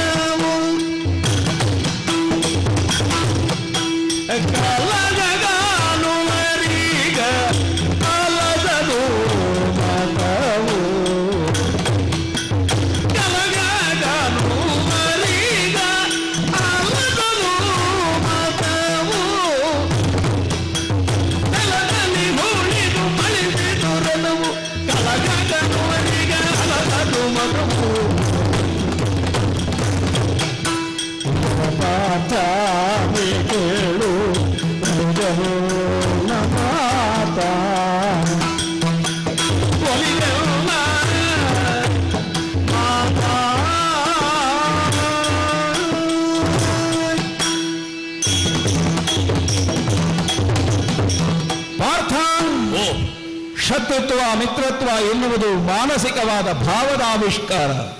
ನೀನು ಅದನ್ನು ಬಲ್ಲೆ. ನಿನಗೆ ಶತ್ರುಸ್ಥಾನದಲ್ಲಿಯೇ ನಾನು ನಿಂತಿದ್ದೇನೆ ಎನ್ನುವುದು ಸತ್ಯ. ಆದರೆ ಯುದ್ಧ ನೀತಿ ಎನ್ನುವುದೇನುಂಟು, ಇದನ್ನು ನೀತಿ ವಿಶಾರದನಾದಂತಹ ನೀನು ಮರೆಯುವುದಕ್ಕಿಲ್ಲ ಎನ್ನುವ ಕಾರಣದಿಂದಾಗಿ ನಿನ್ನಲ್ಲಿ ನಾನು ಕೇಳಿಕೊಳ್ಳುತ್ತಾ ಇದ್ದೇನೆ. ಏನು ಕೇಳಿಕೆ? ಪ್ರತಿಭಟನಾದಂತಹ ನನ್ನ ಅವಸ್ಥೆಯನ್ನೊಮ್ಮೆ ನೀನು ನೋಡು. ಸರಿ. ಚಲಿಸುತ್ತಿರುವಂತಹ ನನ್ನ ರಥದ ಗಾಲಿಗಳು ಈಗ ಭೂಮಿಯಲ್ಲಿ ಹೂತು ಹೋದಂತಹ ಸ್ಥಿತಿಯಲ್ಲಿದ್ದಾವೆ. ಈ ಪರಿಸ್ಥಿತಿಯಲ್ಲಿ ನಾನು ಯುದ್ಧ ಮಾಡುವುದಕ್ಕೆ ಸಾಧ್ಯವಾಗದೇ ಇರುವುದರಿಂದ ನಿನ್ನಲ್ಲಿ ಒಂದು ಅವಕಾಶವನ್ನು ಕೇಳಿಕೊಳ್ಳುತ್ತಾ ಇದ್ದೇನೆ. ನಾನು ಭೂಮಿಗೆ ಇಳಿದು ನನ್ನ ರಥವನ್ನು ಎತ್ತರಿಸಿ ಆ ನಂತರದಲ್ಲಿ ನಿನ್ನಲ್ಲಿ ಹೋರಾಟಕ್ಕೆ ನಾನು ಬರ್ತೇನೆ.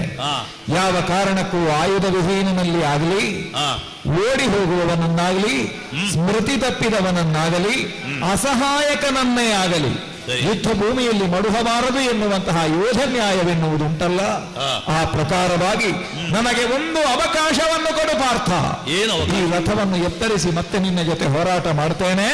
ಕ್ಷಣಕಾಲದ ಬಿಡುವು ಬೇಕಾಗಿದೆ. ಕೊಡ್ತೀಯಾ? ಕರ್ಣ, ಕಾಳಗದ ಕಣದಲ್ಲಿ ಕಾಲರುದ್ರನ ಹಾಗೆ ರಂಗೇರ್ತಾ ಇದ್ದವ ನೀನು ಒಂದೊಮ್ಮೆಗೆ ಕುಸಿದು ಹೋಗಿದ್ದಿ. ನಾನು ಗಮನಿಸ್ತೇನೆ. ಇದು ರಣಕ್ಷೇತ್ರ ಆಗಿದ್ರೂ ಕೂಡ ಧರ್ಮಕ್ಷೇತ್ರವಾದಂತಹ ಕುರುಕ್ಷೇತ್ರ. ನಾನಾದರೂ ಧರ್ಮರಾಜನ ತಮ್ಮ. ಮಾನವೀಯತೆ ಧರ್ಮ ಎನ್ನುವುದನ್ನು ಬಿಟ್ಟು ಪಾಂಡವರು ಯಾವತ್ತೂ ಇಲ್ಲ. ನಿನ್ನ ಈ ವಿಪನ್ನ ಸ್ಥಿತಿಯಲ್ಲಿ ನಿನ್ನ ಮೇಲೆ ಶರಪ್ರಯೋಗ ಮಾಡುವಷ್ಟು ದೊಡ್ಡ ಕಟುಕ ನಾನಲ್ಲ. ಆ ಕಾರಣದಿಂದ ರಥವನ್ನು ಎತ್ತುವುದಕ್ಕೆ ಎಷ್ಟು ಸಮಯ ಬೇಕು ಧಾರಾಳವಾಗಿ ತಗೋ. ಇದೇ ರಥದಿಂದ ಇಳಿದಿದ್ದೆ. ಒಳ್ಳೆಯದು. ಓ ಧರ್ಮರಾಯನ ತಮ್ಮನೇ ಸ್ವಾಮಿ.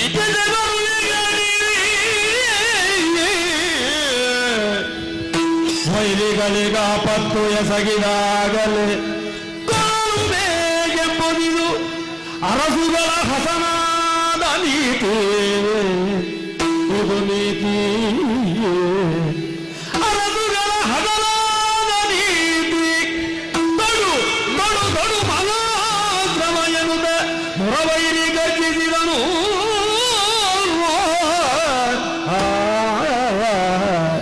ಮಾರುಳೆ ಗಾಂಡಿವಿ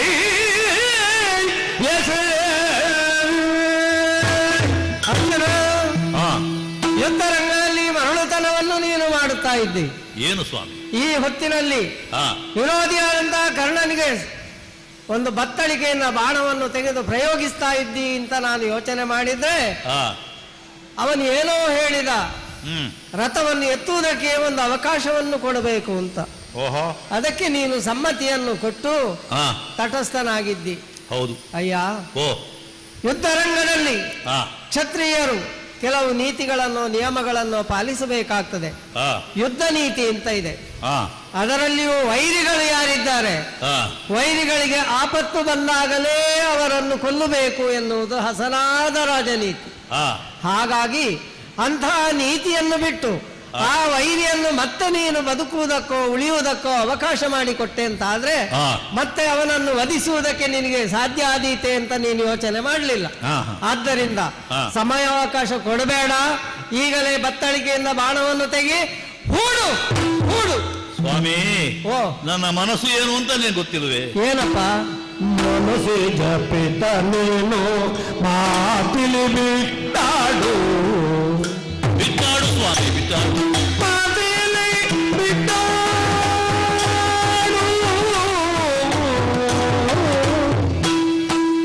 ಕರ್ಣಯಾರೈ.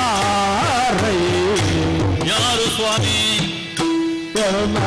ಮನದಲ್ಲಿ ಹಲವು ಹವಮಲಿ ಗೊತ್ತಲಿರುವುದು, ಮನದಲ್ಲಿ ಹಲವು ಹಂಬಲಿ ಗೊತ್ತಲಿರುವುದು. ಕರ್ಣಯಾರೈ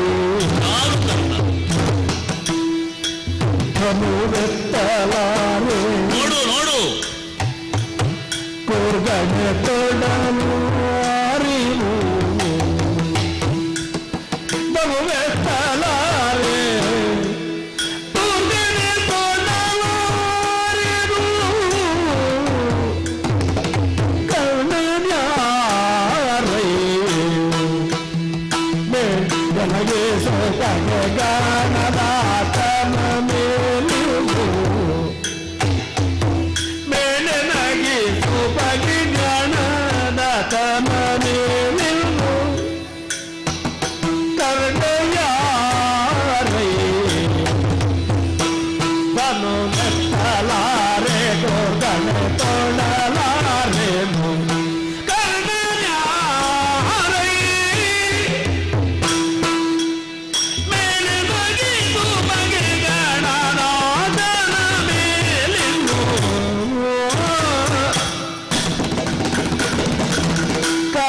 ಕರ್ಣನ್ಯಾರೈ ಸಿಗಬೇಕ ನೀನು ಮಾತಿಲಿ ಬಿಟ್ಟಾಡು. ಕರ್ಣಯಾರೈ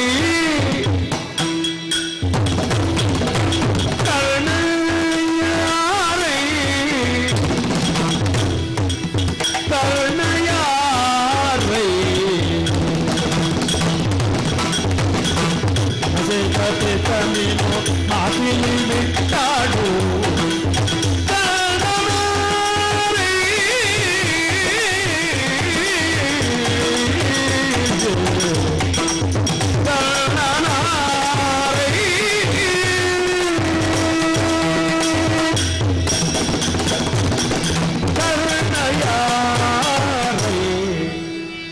ಕೃಷ್ಣ, ಅರ್ಜುನ, ಮಾನವನ ಮನಸ್ಸು ಎನ್ನುವಂಥದ್ದು ವಿಕ್ಷಿಪ್ತವಾದ ಅಲೆಗಳಿಂದ ಕೂಡಿದಂತಹ ಸಾಗರದ ಹಾಗೆ.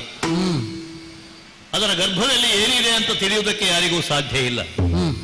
ಆದರೆ ಸಮರ್ಥನಾದಂತಹ ನಿಧೀಶ್ ಹೋದಾಗ ಅದನ್ನು ಕಂಡ ರಸವಲ್ಲನು. ನೀನಾದರೂ ಮನಸ್ಸಿಜ ಪಿತ, ಮನ್ಮಥನಿಗೆ ತಂದೆ ಅಂತ ನಿನ್ನನ್ನು ಲೋಕ ಕೊಂಡಾಡುತ್ತಾ ಇದೆ.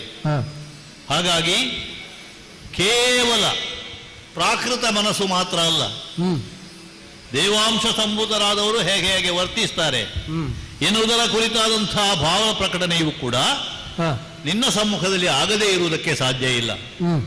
ಆ ಕಾರಣದಿಂದ ಕೃಷ್ಣ ನಿನ್ನಲ್ಲಿ ನಾನು ಕೇಳ್ತಾ ಇದ್ದೇನೆ, ಏನು ಇದು ಯುದ್ಧ ಭೂಮಿ. ನಾವು ಆರಂಭದಲ್ಲಿಯೇ ಧರ್ಮಕ್ಷೇತ್ರವಾದ ಕುರುಕ್ಷೇತ್ರದಲ್ಲಿ ಯುದ್ಧವನ್ನು ಆಚರಿಸುವುದು. ಧರ್ಮ ಮಾರ್ಗಾವಲಂಬಿಗಳಾಗಿಯೇ ವರ್ತಿಸಿದಂತಹ ಪಾಂಡವರು ಕನಸಿನಲ್ಲಿಯೂ ಕೂಡ ಅದಕ್ಕೆ ಚ್ಯುತಿಯನ್ನು ತಂದೊಡ್ಡಬಾರದು ಎನ್ನುವ ಎಚ್ಚರಿಕೆಯಿಂದಲೇ ನಾವು ಅಡಿಯನ್ನು ಇಟ್ಟವರು.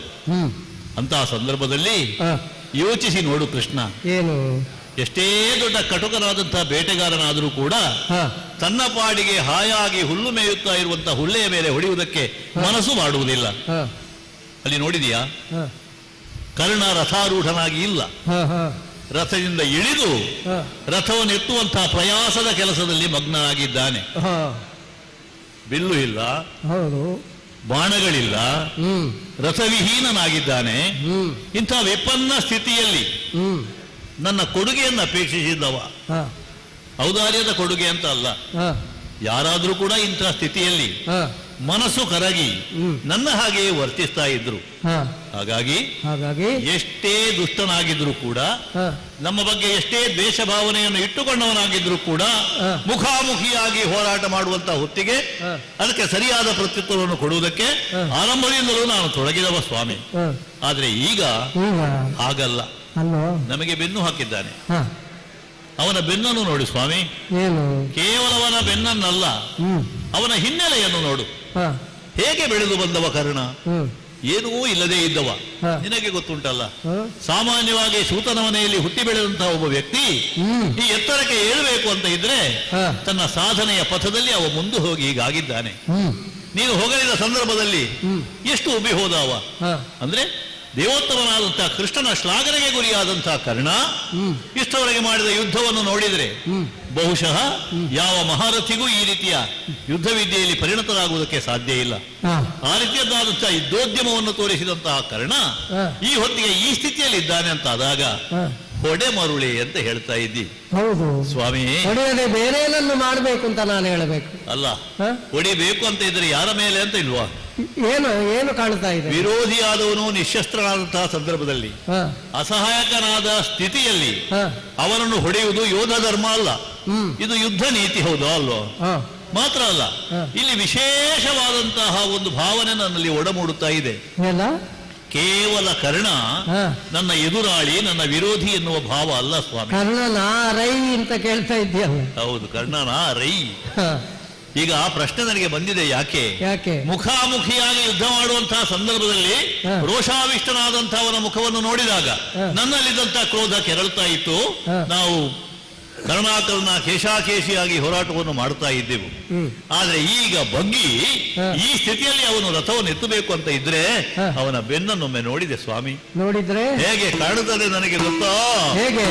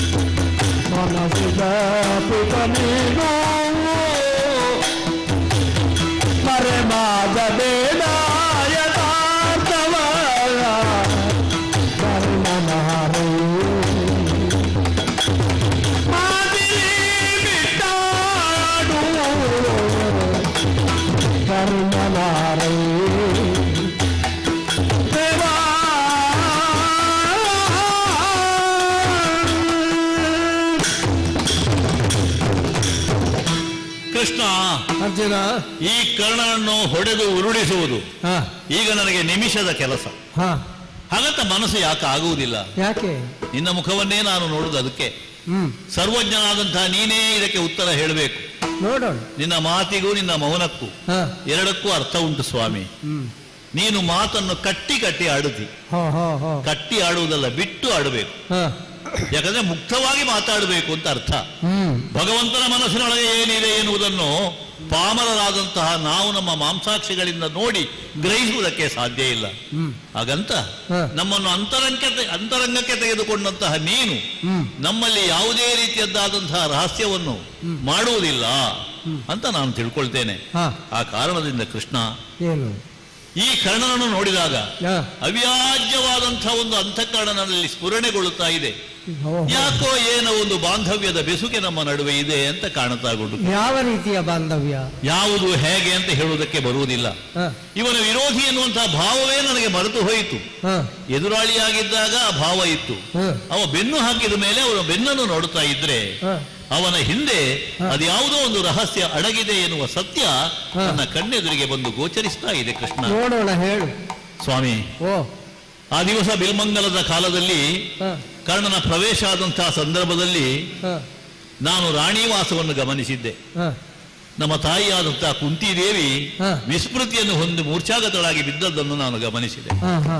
ಅದಕ್ಕೆ ಮುಂದೆ ಅದಕ್ಕೆ ಹಿಂದೆ ಆ ಘಟನೆ ಅವಳಿಗೆ ಆದದ್ದಿಲ್ಲ. ಹಾಗೆ ಯಾಕಾಯಿತು ಎನ್ನುವುದು ನಮ್ಗೆ ಅರ್ಥ ಆಗುವುದಿಲ್ಲ.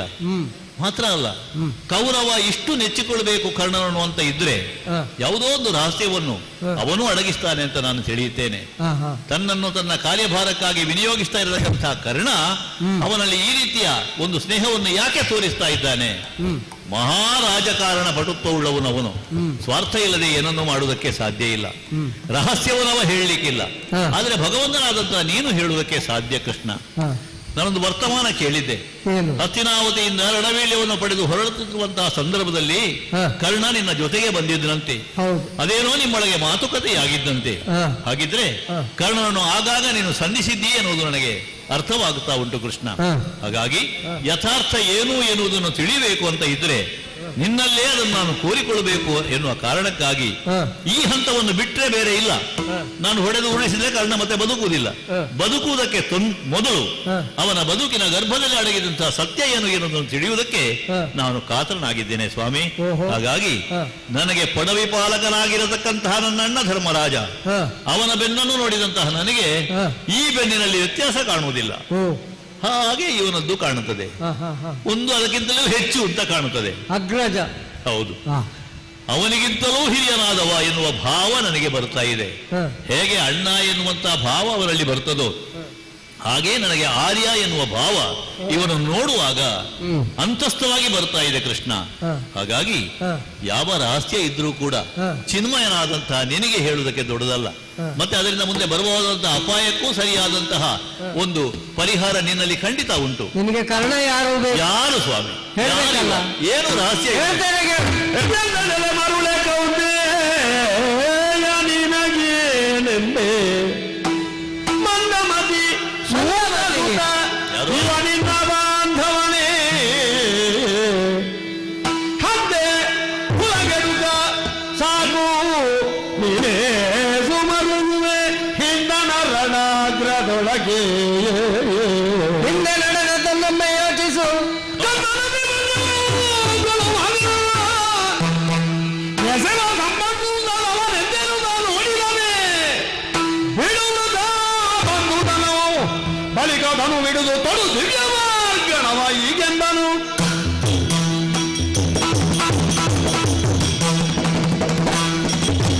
ಅರ್ಜುನ, ಕೃಷ್ಣ, ಕರ್ಣನ ಬೆನ್ನನ್ನು ನೋಡುವಾಗ ಯಾವುದೋ ಬಾಂಧವ್ಯದ ಸೆಲೆ ನಿನ್ನನ್ನು ಬಂಧಿಸ್ತಾ ಇದೆ. ಹಾಗಾಗಿ ಕರ್ಣ ಯಾರು ಎನ್ನುವುದನ್ನು ಸ್ಪಷ್ಟವಾಗಿ ಹೇಳು ಅಂತ ಹೇಳ್ತಾ ಇದೆಯಲ್ಲ. ಅವ್ಯಕ್ತವಾದ ಸಂಬಂಧ ಏನೋ ಉಂಟು ಅಂತ. ಅಯ್ಯ, ಯಾವುದೇ ಸಂಬಂಧ ಇದ್ದರೂ ಕೂಡ ಯುದ್ಧರಂಗದಲ್ಲಿ ನಾವು ಅದನ್ನು ಪರಿಗಣಿಸುವ ಹಾಗೆ ಇಲ್ಲ. ಯಾಕೆ? ಭೀಷ್ಮಾಚಾರ್ಯರು ಮಹಾಭಾಗವತೋತ್ತಮರು ಕೌರವನ ಪಕ್ಷ ಸೇರಿದ್ದರು ಎನ್ನುವ ಕಾರಣಕ್ಕಾಗಿ ಅವರನ್ನೂ ನಾನು ಬಿಟ್ಟವನಲ್ಲ.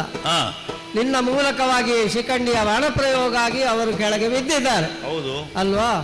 ಹಾಗಾದ್ರೆ ಭೀಷ್ಮಾಚಾರ್ಯರಂತ ಮಹಾನುಭಾವರನ್ನೇ ನಾವು ಈ ಯುದ್ಧರಂಗದಲ್ಲಿ ನಿಪಾತಗೊಳಿಸಿದ್ದೇವೆ ಅಂತ ಆದ್ರೆ ಧೂರ್ತನಾದಂತಹ ಕರ್ಣ ಅವನಲ್ಲಿ ನಾವು ಬಂಧುತನವನ್ನು ಎಣಿಸಿದ್ರೆ, ಆ ರೀತಿಯ ಅಪಾತ್ರದಲ್ಲಿ ನಾವು ಕರುಣೆಯನ್ನು ತೋರಿಸಿದ್ರೆ, ಈ ರೀತಿಯ ಶೋಕರಸವ ಕರುಣಾರಸದ ಮೂಲಕ ನನ್ನನ್ನೂ ಕರಗಿಸುವುದಕ್ಕೆ ನೀನು ಯೋಚನೆ ಮಾಡಿದ್ರೆ, ನನ್ನ ಈ ಭಾವನೆಗೆ ಕಾರಣ ಏನು ಅಂತ ಹೇಳಿದ್ರೆ ಸಾಕು, ಮತ್ತೆ ನಾನು ಬೇಕಾದಾಗೆ ಮಾಡ್ತೇನೆ. ಅಯ್ಯ, ಓ ಇವನಲ್ಲಿ ಬಂಧುತ್ವ ನಿನ್ಗೆ ಕಾಣ್ತದಲ್ವಾ? ಇವ ಮಾಡಿದ ಕೆಲಸ ಬೇರೆ ಹೇಳುವುದಿಲ್ಲ, ಒಂದನ್ನು ನೆನಪಿಸ್ತೇನೆ. ಯಾವುದದು? ಕೆಲವು ದಿನಗಳ ಹಿಂದೆ ದ್ರೋಣರ ಸೇನಾಧಿಪತ್ಯದಲ್ಲಿ ನಡೆದಂತಹ ಯುದ್ಧ, ನೀವೆಲ್ಲಿಯೋ ಹೊರಗಿದ್ದೀರಿ. ಆ ಸಂದರ್ಭದಲ್ಲಿ ದ್ರೋಣಾಚಾರ್ಯರು ರಚಿಸಿದಂತಹ ಚಕ್ರವ್ಯೂಹವನ್ನು ಪ್ರವೇಶ ಮಾಡುವುದಕ್ಕೆ ಯಾರೂ ಇಲ್ಲ ಅಂತ ಬುದ್ಧಿತಾ ಇರುವಂತಹ ಸಂದರ್ಭದಲ್ಲಿ ನಿನ್ನ ಮಗನಾದಂತಹ ಅಭಿಮನ್ಯು ಏಕಾಂಗಿಯಾಗಿ ಆ ಯುದ್ಧರಂಗವನ್ನು ಪ್ರವೇಶ ಮಾಡಿದ. ಚಕ್ರವ್ಯೂಹವನ್ನು ಮುರಿದು ಎಲ್ಲರನ್ನೂ ಸದಬಡಿಯುತ್ತಿರುವಂತಹ ಸಂದರ್ಭದಲ್ಲಿ ಈ ಕಾರಣ ಮಾಡಿದ್ದೇನು ಗೊತ್ತಾ? ಷಟ್ರಥರು ಸೇರಿ ಆ ಮಗುವನ್ನು ಬಾಲಕನನ್ನು ಚಿತ್ರಹಿಂಸೆ ಮಾಡಿಕೊಟ್ರು. ಅವನ ಕೈಯಲ್ಲಿದ್ದಂತಹ ಕಾರ್ಮುಕವನ್ನು ಕತ್ತರಿಸಿದ ದುಷ್ಟೈವ ಬಿಡುಗಡೆ ಇವನನ್ನು.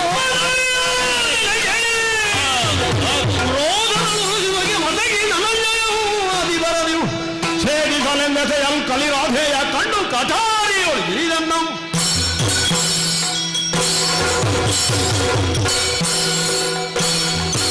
ಸಾಕು ಕೃಷ್ಣ, ಸಾಕು. ಇನ್ನೊಂದು ಅಕ್ಷರವನ್ನು ನೀನು ಉಚ್ಚರಿಸುವ ಅಗತ್ಯ ಇಲ್ಲ. ಅಭಿಮನ್ಯುವನ್ನು ನೆನಪಿಸುವಂತಹ ಈ ಹೊತ್ತಿಗೆ ನನ್ನ ಭಾವದಲ್ಲಿ ಅಡಗಿದಂಥ ಎಲ್ಲ ತುಮಲಗಳು ಮಾಯವಾಗಿ ಹೋದವು. ಪುತ್ರ ಶೋಕ ನಿರಂತರ ಅಂತ ಹೇಳ್ತಾರೆ. ಯಾವತ್ತೂ ಕೂಡ ಎಳೆವರೆಯದ ಆ ಮಗುವನ್ನು ದುಷ್ಟಕೂಟಗಳು ಸೇರಿ ಹೇಗೆ ಕೊಂದವು ಎನ್ನುವುದನ್ನು ನೆನೆಸುವಾಗ ಯಾವ ಬಾಂಧವ್ಯವೂ ನನಗೆ ಅಡ್ಡ ಬರುವುದಕ್ಕೆ ಸಾಧ್ಯ ಇಲ್ಲ. ಅಭಿಮನ್ಯುವಿನ ವಧೆಗೆ ಕಾರಣನಾದ ಅವನ ಕರದ ಕಾರ್ಮಿಕವನ್ನು ಮುರಿದಂತಹ ಧೂರ್ತೈಕರಣ ಅಂತಾದ್ರೆ ಅವ ಯಾವುದೇ ಸ್ಥಿತಿಯಲ್ಲಿ ಅವನು ಕೊಂದು ಕೆಡವುತ್ತೇನೆ.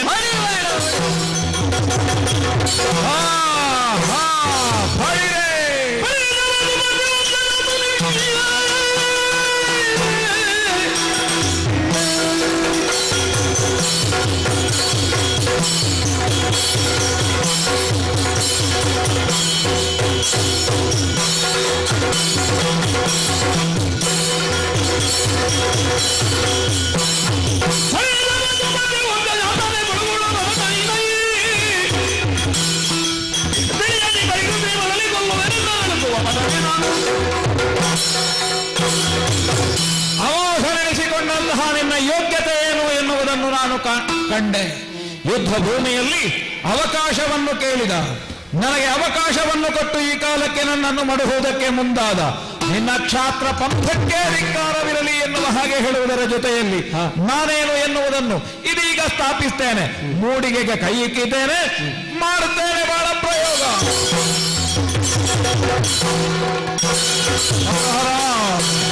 ಅಯ್ಯೋ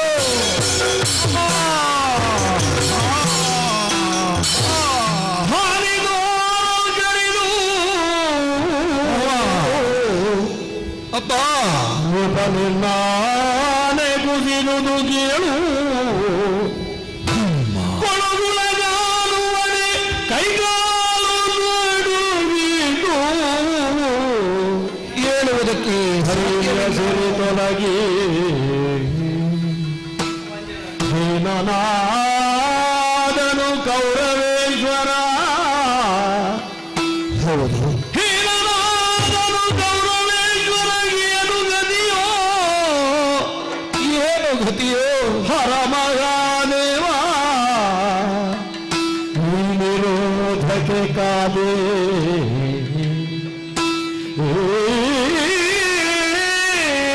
ನಿರೋಧಕ್ಕೆ ಕಾದೆ ಎಂದೆನುದ ಅಳಲಿದನು ಕರ್ಣ, ಅಳಲಿದನು ಕರ್ಣ.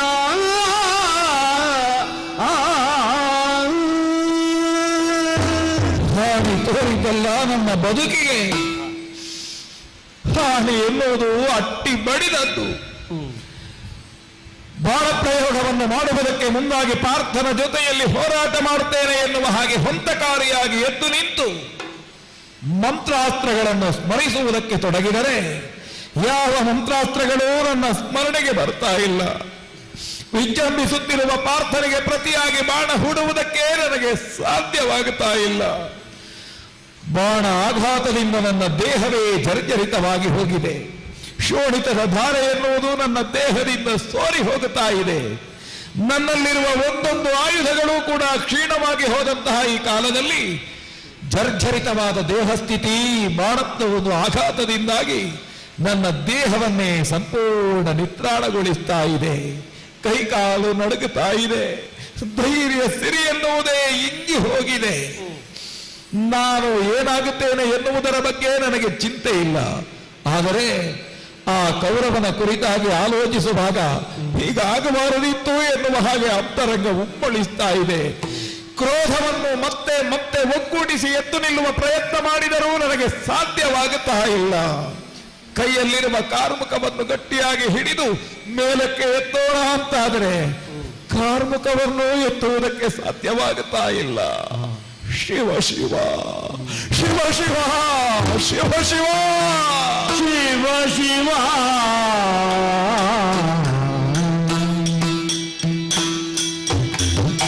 ಶಿವ ಶಿವ ಶಿವ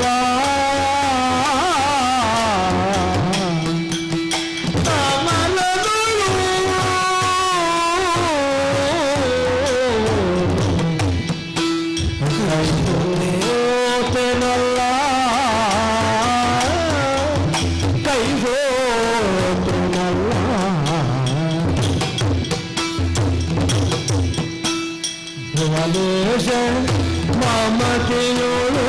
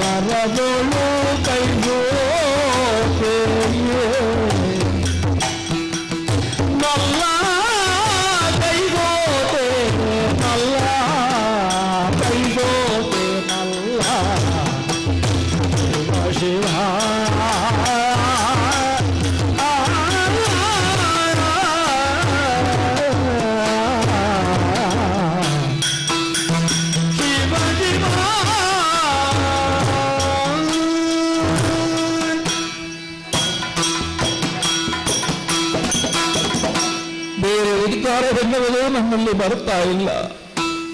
ಹಂತಕಾರಿಯಾಗಿ ಹೋರಾಟವನ್ನು ಮಾಡುವುದಕ್ಕೆ ಸಾಧ್ಯವಾಗದೇ ಇದ್ದ ಈ ಸ್ಥಿತಿಯಲ್ಲಿ ಶಿವ ಶಿವ ಈ ಸಮರದಲ್ಲಿ ಕೈ ಸೋಲಬೇಕಾದಂತಹ ಸ್ಥಿತಿ ಬಂತಲ್ಲ ಎನ್ನುವ ಹಾಗೆ ಮಮ್ಮಲ ಮರುಗುವುದನ್ನು ಬಿಟ್ಟರೆ ನನಗೆ ಇನ್ನೇನು ಉಳಿದಿದೆ?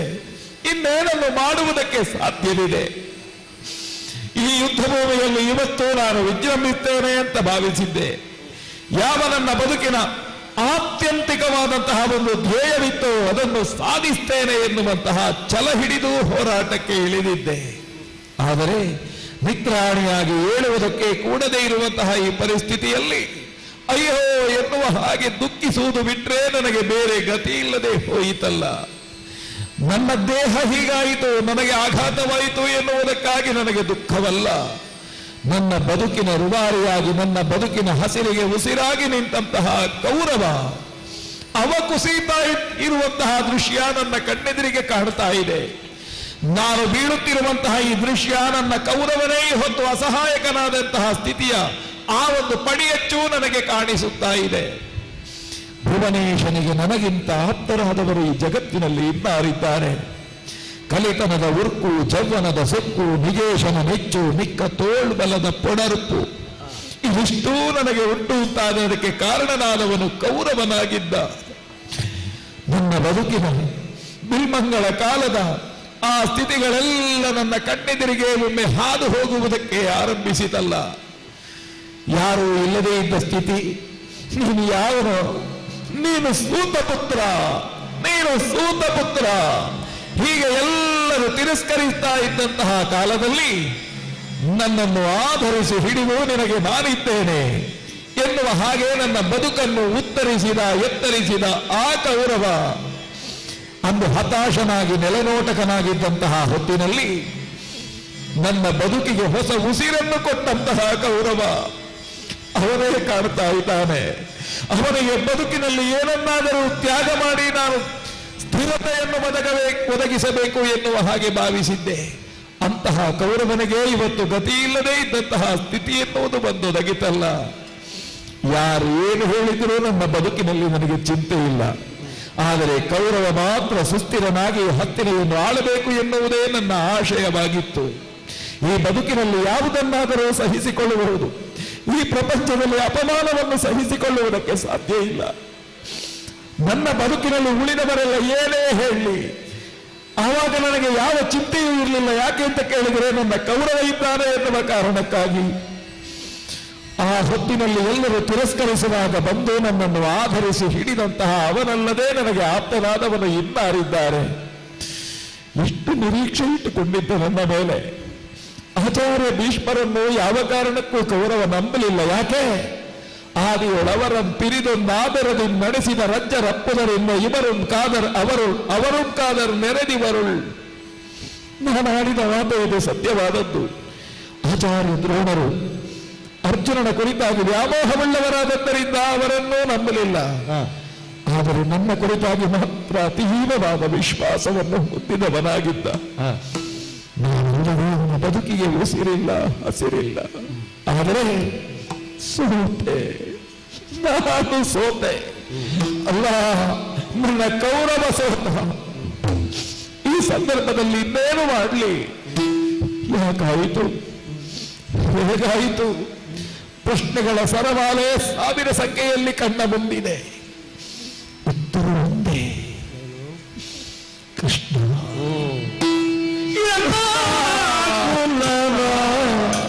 ಕೃಷ್ಣನು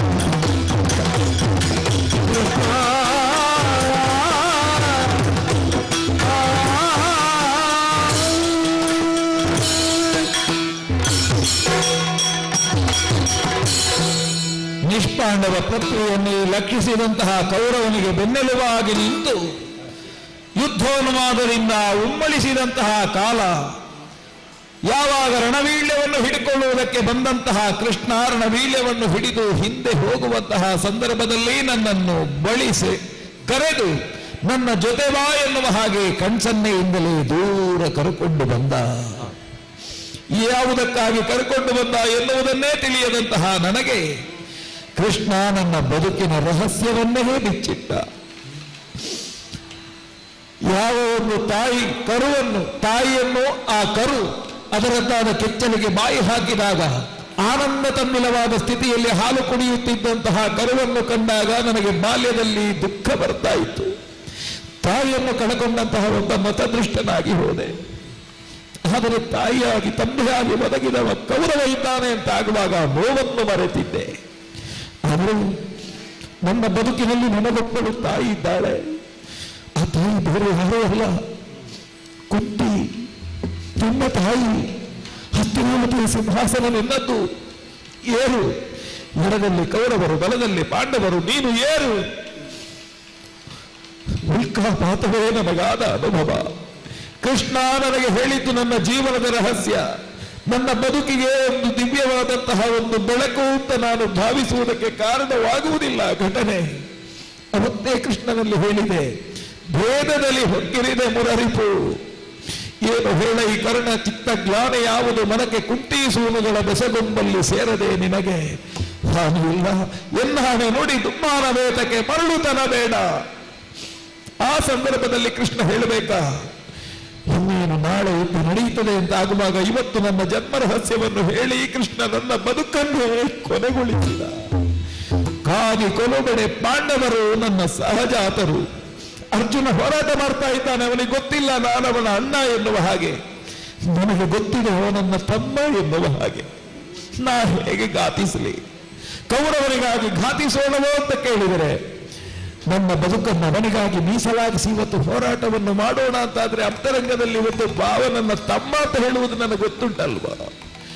ಆದರೂ ಅದನ್ನು ಮರೆತು ಹೋರಾಟ ಮಾಡೋಣ ಅಂತ ಕೇಳಿದರೆ ಭೂಮಿದೇವಿ ಮುನಿಗಿದ್ದಾಳೆ. ಗುರು ಶಾಪ ನನಗೆ ಹೊತ್ತು ಸಿಕ್ಕಿದೆ. ಯಾವಾಗ ಶಲ್ಯರು ಬಿಟ್ಟು ಹೋದೋ ಆ ಕ್ಷಣದಲ್ಲಿ ನನಗೆ ಮಂತ್ರಾಸ್ತ್ರಗಳು ಒಂದೂ ನೆನಪಿಗೆ ಬಾರದೇ ಇದ್ದಂತಹ ಸ್ಥಿತಿ. ನನ್ನ ಅಸಹಾಯಕವಾದ ಈ ಸ್ಥಿತಿಗೆ ಕೃಷ್ಣ ಕಾರಣನಾಗಿ ಆ ಕೌರವನನ್ನು ನಡುನೀರಿನಲ್ಲಿ ನಾನು ಕೈ ಬಿಟ್ಟ ಪಾಪಕ್ಕೆ ನನ್ನನ್ನು ನೂಕಿಬಿಟ್ಟನಲ್ಲ. ಏನು ಮಾಡಲಿ? ನನ್ನ ಬದುಕಿನ ಕತ್ತಲು ಆವರಿಸಿದೆ. ನನ್ನ ಬದುಕು ಎನ್ನುವುದು ಅಂತ್ಯಕಾಲವನ್ನು ಕಾಣುತ್ತಿರುವುದಕ್ಕೆ ಹಪಹಪಿಸುತ್ತಿರುವಂತಹ ಹೊತ್ತಿದು. ಒಮ್ಮೆ ನಿಟ್ಟಿಸಿ ನೋಡಿದೆ ಅಂತಾದರೆ ಕಾಣುತ್ತಿರುವಂತಹ ರಥ ಕೇವಲ ಕೃಷ್ಣಾರ್ಜುನರು ಕಾಣುವುದಲ್ಲ, ಬದರಿಕಾಶ್ರಮ ಕಾಣಿಸ್ತಾ ಇದೆ. ನರನಾರಾಯಣ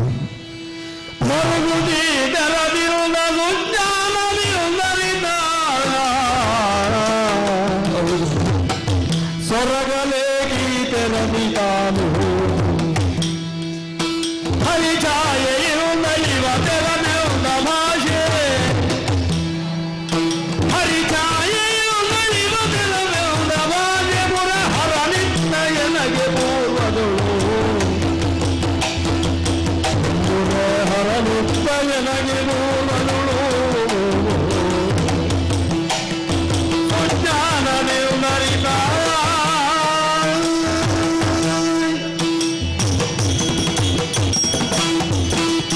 ಹುಟ್ಟು ಸಾವಿರದ ಸ್ಥಿತಿಯನ್ನು ತಲುಪುವ ಸಾವಿರದಲ್ಲಿ ಒಬ್ಬನಾಗಬೇಕೆನ್ನುವ ಮಹಾಭಾಗ್ಯವನ್ನು ಪ್ರಪಂಚದಲ್ಲಿರುವ ಸರ್ವರೂ ಅಪೇಕ್ಷಿಸುತ್ತಾರೆ.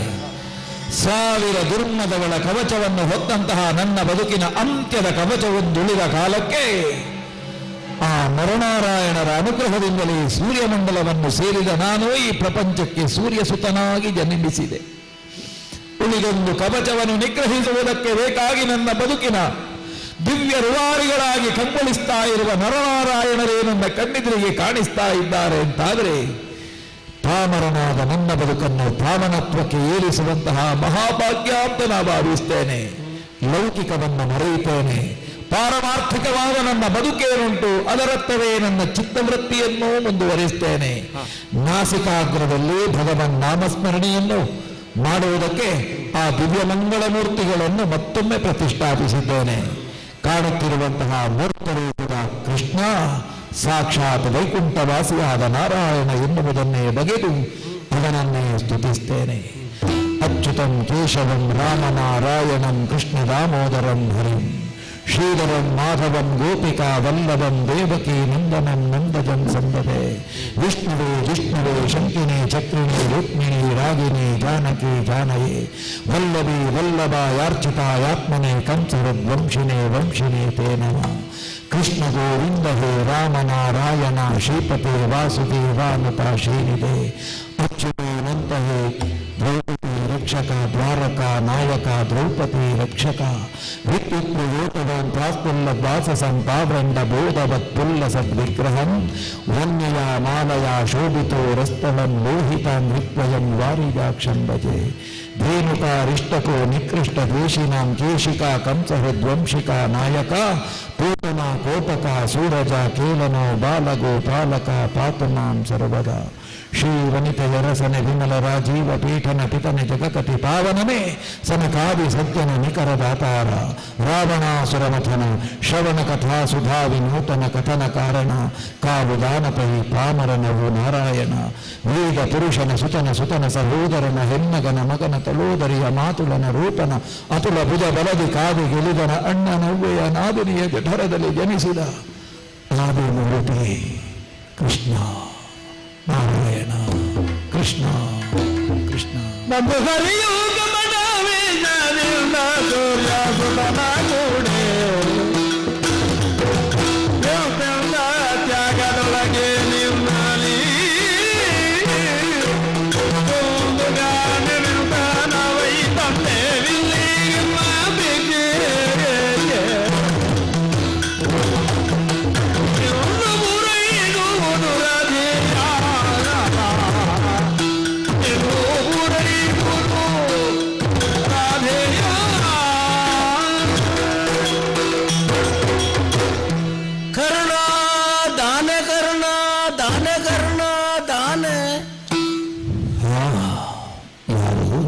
ದಾನ ಕರ್ಣ ದಾನ. ಅರ್ಥ ಆಗಲಿಲ್ಲ ಸ್ವಾಮಿ. ವಯೋವೃದ್ಧರಾದಂತಹ ಬ್ರಾಹ್ಮಣರು ನನ್ನ ಹತ್ತಿರ ಬರ್ತಾ ಇದ್ದೀರಿ ಸ್ವಾಮಿ. ದಾನ ದಾನ ದಾನ ಅಲ್ಲಿ ಹೋದೆ ಇಲ್ಲಿ ಹೋದೆ ಅಲ್ಲಿ ಹೋದ್ರು ಕೂಡ ದಾನ ಕೊಡುವವರಿಲ್ಲ, ನೀನು ದಾನ ಕೊಡುವವ ಅಂತ ಗೊತ್ತಾಯ್ತು. ಇಲ್ಲಿ ನೀನು ಇದ್ದಿ ಅಂತ ಗೊತ್ತ. ದಾನ ಕರ್ಣ ಸ್ವಾಮಿ. ದಾನವನ್ನು ಯಾಚಿಸುವವರು ನೀವು ಹೌದು, ನಾ ದಾನ ಕೊಟ್ಟವನೂ ಹೌದು. ಆದರೆ ಈ ರಣಧಾರಣೆಯಲ್ಲಿ ದಾನವನ್ನು ಬೇಡುತ್ತಿರುವ ನಿಮಗೆ ನಾನೇನನ್ನು ದಾನ ಮಾಡಲು ಎನ್ನುವುದೇ ನನಗೆ ತಿಳಿಯದು. ನಿನಗೆ ಮನಸ್ಸುಂಟಾ ಕೊಡ್ಲಿಕ್ಕೆ? ಮನಸ್ಸಿದ್ದರೆ ಮಾರ್ಗ ಉಂಟು ಸ್ವಾಮಿ. ಮಾರ್ಗ ಉಂಟು. ಹೇಗೆ? ಯಾವುದಿದೆ? ನನ್ನಲ್ಲಿರುವಂತಹ ಈ ಆಯುಧ ಬೇಕೋ? ನನಗೆ ಎತ್ತುವುದಕ್ಕೆ ಸಾಧ್ಯವಿಲ್ಲ. ನನ್ನಲ್ಲಿರುವಂತಹ ಈ ಸಾಯಕಗಳಿದ್ದಾವೆ, ಅದನ್ನು ಬೇಕಿದ್ರೆ ಕೊಡಬಹುದು, ಬೇರೇನಿಲ್ಲ ಸ್ವಾಮಿ. ಮನಸ್ಸಿದ್ರೆ ಮಾರ್ಗ ಉಂಟು ಅಂತ ಹೇಳಿದೆ ಅಲ್ಲ, ಆದ್ರೆ ನಿನ್ನ ಕಿವಿಯಲ್ಲಿ ಕುಂಟಲ ಹಣ್ಣು ಉಂಟಲ್ಲ ಸ್ವಾಮಿ. ನನ್ನ ಕಿವಿಯಲ್ಲಿ ಕುಂಡಲ ಕಾಣಿಸಿದೆ. ನೀವು ವಿಪ್ರವೇ ಸ್ವಾಮಿ ಎಂದು ತಿಳಿದು ವಿಪ್ರನಲ್ಲಿ ಸಾಕ್ಷಾತ್ ಸ್ವಪ್ರಸನ್ನ ಎಂದು ತಿಳಿದು ಕ್ಷಿಪ್ರದಿಂದ ಕುಂಡಲಗಳ ಸುಪ್ರತಾಪನು ಕೊಡಲು ದಾರೆಯ ಪ್ರವಾಹಿಸಲಿದ್ದರದು ಅಪ್ರಯೋಜಕವಪ್ಪುದೆಂಬಲು ವಿಪ್ರನಲ್ಲಿ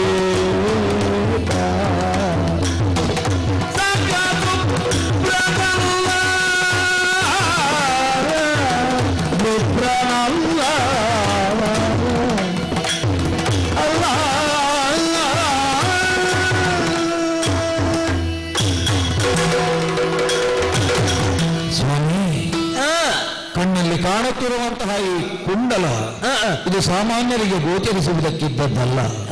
ನನ್ನ ಕಿವಿಯಲ್ಲಿರುವಂತಹ ಕುಂಡಲವೆನ್ನುವುದು ನಿಮಗೆ ಕಾಣಿಸಿತು ಅಂತಾದರೆ ಬಗೆಗಣ್ಣಿನಿಂದ ಕಾಣುವ ಯೋಗ್ಯತೆ ಇರುವವರು ನೀವಲ್ಲ, ಅಂತರಂಗದಿಂದ ಕಾಣಬಲ್ಲ ಯೋಗ್ಯತೆ ಇರುವವರು ಎನ್ನುವುದನ್ನು ನಾ ಬಲ್ಲೆ. ಯಾರು ಕಣ್ಣಿಗೆ ಕಣ್ಣೋ, ಕಿವಿಗೆ ಕಿವಿಯೋ, ಮೂಗಿಗೆ ಮೂಗೋ, ನಾಲಿಗೆಗೆ ನಾಲಿಗೆಯೋ, ಮನಸ್ಸಿಗೆ ಮನಸ್ಸೋ, ಆ ದಿವ್ಯವಾದಂತಹ ವ್ಯಕ್ತಿತ್ವವೇ ನೀವೆನ್ನುವುದನ್ನು ಅರಿತದ್ದರಿಂದಲೇ ನಿಮಗಲ್ಲದೆ ಇರುವುದು ನನ್ನಲ್ಲಿರುವುದು ಯಾವ ಸಾರ್ಥಕತೆಗೆ ಎಂಬ ಭಾವಕ್ಕೆ ಬಂದಿದ್ದೇನೆ. ಹೇಳುವುದಕ್ಕೆ ಕೂಡದೇ ಇದ್ರೂ ಕೂಡ ಬಲವಾಗಿ ಎದ್ದು ನಿಂತು ಕೈಯಲ್ಲಿರುವಂತಹ ಹರಿತವಾದಂತಹ ಈ ಕೂರಸಿಯಿಂದ ನನ್ನದ್ದಾದಂತಹ ಕುಂಡಲವನ್ನು ಕೆತ್ತಿ ತೆಗೆದಿದ್ದೇನೆ. ಸ್ವಾಮಿ ನಿಮಗೆ ದಾನವಾಗಿ ಕೊಡ್ತಾ ಇದ್ದೇನೆ. ದಾನ ಬೇಡ, ಬೇಕು ಅಂತ ಕೇಳಿದವರು ನೀವಲ್ಲೋ ಸ್ವಾಮಿ. ದಾನ ಬೇಡುವಾಗ ನೀನು ದಾನ ಕೊಡುವಾಗ ಒತ್ತೆ ಇಟ್ಟಾಗೆ ಕೊಡ್ತೀಯಲ್ಲ ಮಹಾರಾಯ. ನಿಮ್ಮ ಮಾತಿನ ಅರ್ಥ ಏನು ಸ್ವಾಮಿ? ದಾನ ಕೊಡೋದು ಒತ್ತೆ ಇಡುವುದ? ಅಲ್ಲ. ಹಾಗಾದ್ರೆ ಏನಾದ್ರು ದಾರ ಎರೆದು ಕೊಡಬೇಡುವ, ಆಗ ನಿನ್ನದು ನನಗೆ ಆಗುತ್ತದೆ. ಧಾರಾದತ್ತವಾಗಿ ದಾನ ಕೊಡಬೇಕಾದದ್ದು ಲಕ್ಷ್ಯ, ಅದು ನಿಜವಾದಂತಹ ಕ್ರಮ. ಆದರೆ ಧಾರೆ ಎರೆಯುವುದಕ್ಕೆ ಇಲ್ಲಿ ವಾರ ಇಲ್ಲವಲ್ಲ ಸ್ವಾಮಿ. ಮನಸ್ಸುಂಟ ಕೇಳು ನೀನಿಲ್ಲವೆನನು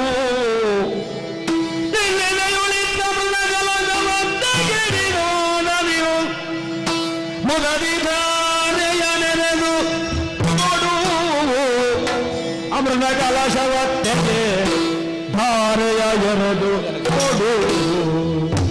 ಎಲೆಗಳಾಗ್ರದಿಂದ ಲಕ್ಷ ಸ್ಥಳವನು ಬುಧನೆಂದು ನಾವು ಕೇಳು ನೀನಿಲ್ಲ. ಕರುಣ, ನೀನು ಮಹಾರಾಜಿ ಕರುಣನಾಗಿದ್ದೆ. ಈಗ ದಾನ ಕೊಟ್ರೆ ದಾನ ಶೂರ ಕರ್ಣನೂ ಆಗುತ್ತಿ. ದಾರ ಎರೆದು ಕೊಡಬೇಕು ಅಂತ ಇದ್ರೆ ನಿನಗೆ ಮನಸ್ಸಿದ್ರೆ ಮಾರ್ಗ ಉಂಟಯ್ಯ. ರಕ್ತಧಾರೆಯಷ್ಟೇ ರಣಧಾರಣೆಯಲ್ಲಿ ಹರಿಯುತ್ತಿರುವುದಲ್ಲದೆ ಸಲಿಲ ಧಾರೆಯನ್ನು ನಾನು ಎಂತು ತರಲಿ ಸ್ವಾಮಿ? ಗಂಗಾ ಜಲ ಇಲ್ಲ, ಕೇವಲ ಯಾವುದೇ ಕಲ್ಯಾಣಿಲಿದ್ದಂತ ಜಲ ಇಲ್ಲ ಅಂತ ಗ್ರಹಿಸಿಕೊಳ್ಳಬೇಡ. ಒಮ್ಮೆ ನಿನ್ನ ಎದೆ ಕಡೆಗೆ ಗಮನಿಸಿದರೆ ಆ ಸೂರ್ಯ ಚಕ್ರದ ಎಡೆಯಲ್ಲಿ ನಿನ್ನಲ್ಲಿ ಉಂಟಲ್ಲ ಅಮೃತ ಕಲಶ, ಅದರಿಂದ ದಾನ ಎರೆದು ಕೊಡು ಕರ್ಣ. ದಾನ ಕರ್ಣ, ದಾನ ಕರ್ಣ. ಧನ್ಯವಾದ ಸ್ವಾಮಿ. ಕರ್ಣನ ಬದುಕಿನಲ್ಲಿ ಎಲ್ಲರೂ ಹೇಳ್ತಾ ಇದ್ದದ್ದು ಒಂದೇ, ಕರ್ಣನ ಎದೆಯಲ್ಲಿ ವಿಷ ಉಂಟು ಬಿಟ್ರೆ ಅಮೃತ ಇಲ್ಲ. ಆದರೆ ನೀವು ಗುರುತಿಸಿ ಹೇಳಿದಿರಲ್ವೋ, ಕರ್ಣ ನಿನ್ನ ಹೃದಯದಲ್ಲಿ ಅಮೃತ ಇದೆ. ಸ್ವಾಮಿ, ಹುಟ್ಟು ಸಾವಿರದಂತಹ ಯೋಗ್ಯತೆಯನ್ನು ನೀಡಬಲ್ಲಂತಹ ಚ್ಯುತಿಯಿಲ್ಲದ ಅಚ್ಯುತನ ವಾಣಿ ಅಂತ ಇದನ್ನು ಭಾವಿಸ್ತೇನೆ. ನನ್ನ ಅಂತರಂಗದಲ್ಲಿರುವ ನನ್ನ ಭಾವವನ್ನು ಸಂಪೂರ್ಣವಾಗಿ ಪ್ರಪತ್ತಿ ಭಾವಕ್ಕೆ ತಂದುಕೊಂಡು ನನ್ನ ಎದೆಯ ಮಧ್ಯದಲ್ಲಿರುವಂತಹ ಈ ಅಮೃತದ ಕಲಶವೆನ್ನುವುದೇನುಂಟು ಅದನ್ನು ಧಾರೆಯಾಗಿಸುವುದಕ್ಕಾಗಿ ಕೈಯಲ್ಲಿರುವಂತಹ ಹರಿತವಾದ ಕೂರಸೆಯನ್ನು ಮತ್ತೊಮ್ಮೆ ನನ್ನ ಎದೆಗೆ ಒದಗಿಸಿದ್ದೇನೆ. ಹಿಡಿದಂತಹ ಈ ಕುಂಭ ಎನ್ನುವುದು ಅಮೃತ ತುಂಬಿದ ಭಾಂಡ ಸ್ವಾಮಿ. ನಿಮಗಲ್ಲದೆ ಇರುವುದು ಇನ್ಯಾರಿಗೆ? ಕಾಯಿನ ವಾಚ ಮನಸೇಂದ್ರಿಯರ್ವ ಭುತ್ಯತ್ಮನಾಮ ಪ್ರಕೃತೆ ಸ್ವಭಾವಾತ್ ಕರೋಮಿ ಯದ್ಯತ್ ಸಕಲಂ ಪರಸ್ಮೈ ನಾರಾಯಣೀತಿ ಸಮರ್ಪಯಾಮಿ. ಧಾರೆಯರೆದು ಕೊಟ್ಟಿದ್ದೇನೆ ಸ್ವಾಮಿ. ನಿನ್ನ ದಾನವನ್ನು ಸ್ವೀಕರಿಸಿದ್ದೇನೆ. ಆದ್ರೆ ನಾನು ಯಾರು ಅಂತೇಳಿ ಪ್ರಾರ್ಥನಾ ರಂಗದಲ್ಲಿ ನೋಡು. ಜಯ ಜಯ ಜಯ ಜಯ. ಕಂಡನು ವಿಶ್ವರೂಪವ ಕರ್ಣನು ವಿಶ್ವರೂಪವ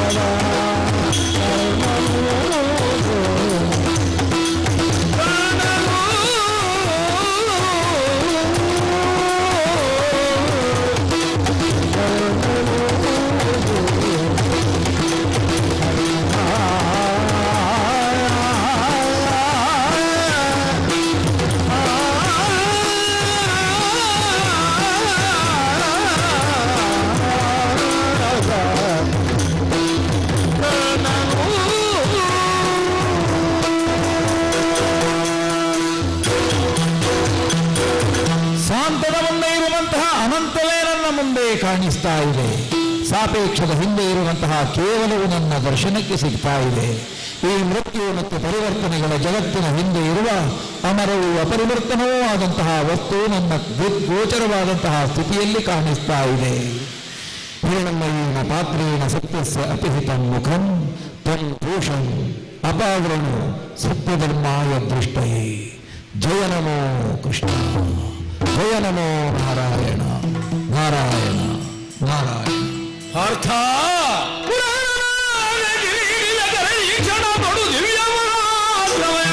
ಅಂದು ಗಿರಿಗೆ ಕೊಟ್ಟ ಫಲಮಾತ್ರ ದಿವಲುವಲಿಗಂ ಗಿರಿಯು ಕೊಟ್ಟ ಅಂಜನ ಮಾನವ ತೆಗೆದೆಚ್ಚಂ.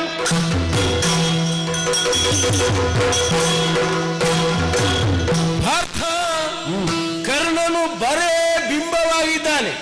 ಈ ಡಿಂಬ ಬಿಂಬ ಎಂಬ ಭೇದಗಳು ಬೇರೆಯಾಗಿ ಬರೇ ಶರೀರ ಮಾತ್ರ ಉಳಿದಿದೆ. ಅಂದು ಆ ಪಾರ್ವತಿ ದೇವಿ ಕೊಟ್ಟ ಅಂಜನಾಸ್ತ್ರವನ್ನು ಬಿಟ್ಟು ಕರ್ಣನಿಗೆ ಈ ಶಾಸ್ತ್ರ ಕವಚನಿಗೆ ಮೋಕ್ಷವನ್ನು ಕರುಣಿಸುವ ಮೋಕ್ಷ. ಕೃಷ್ಣ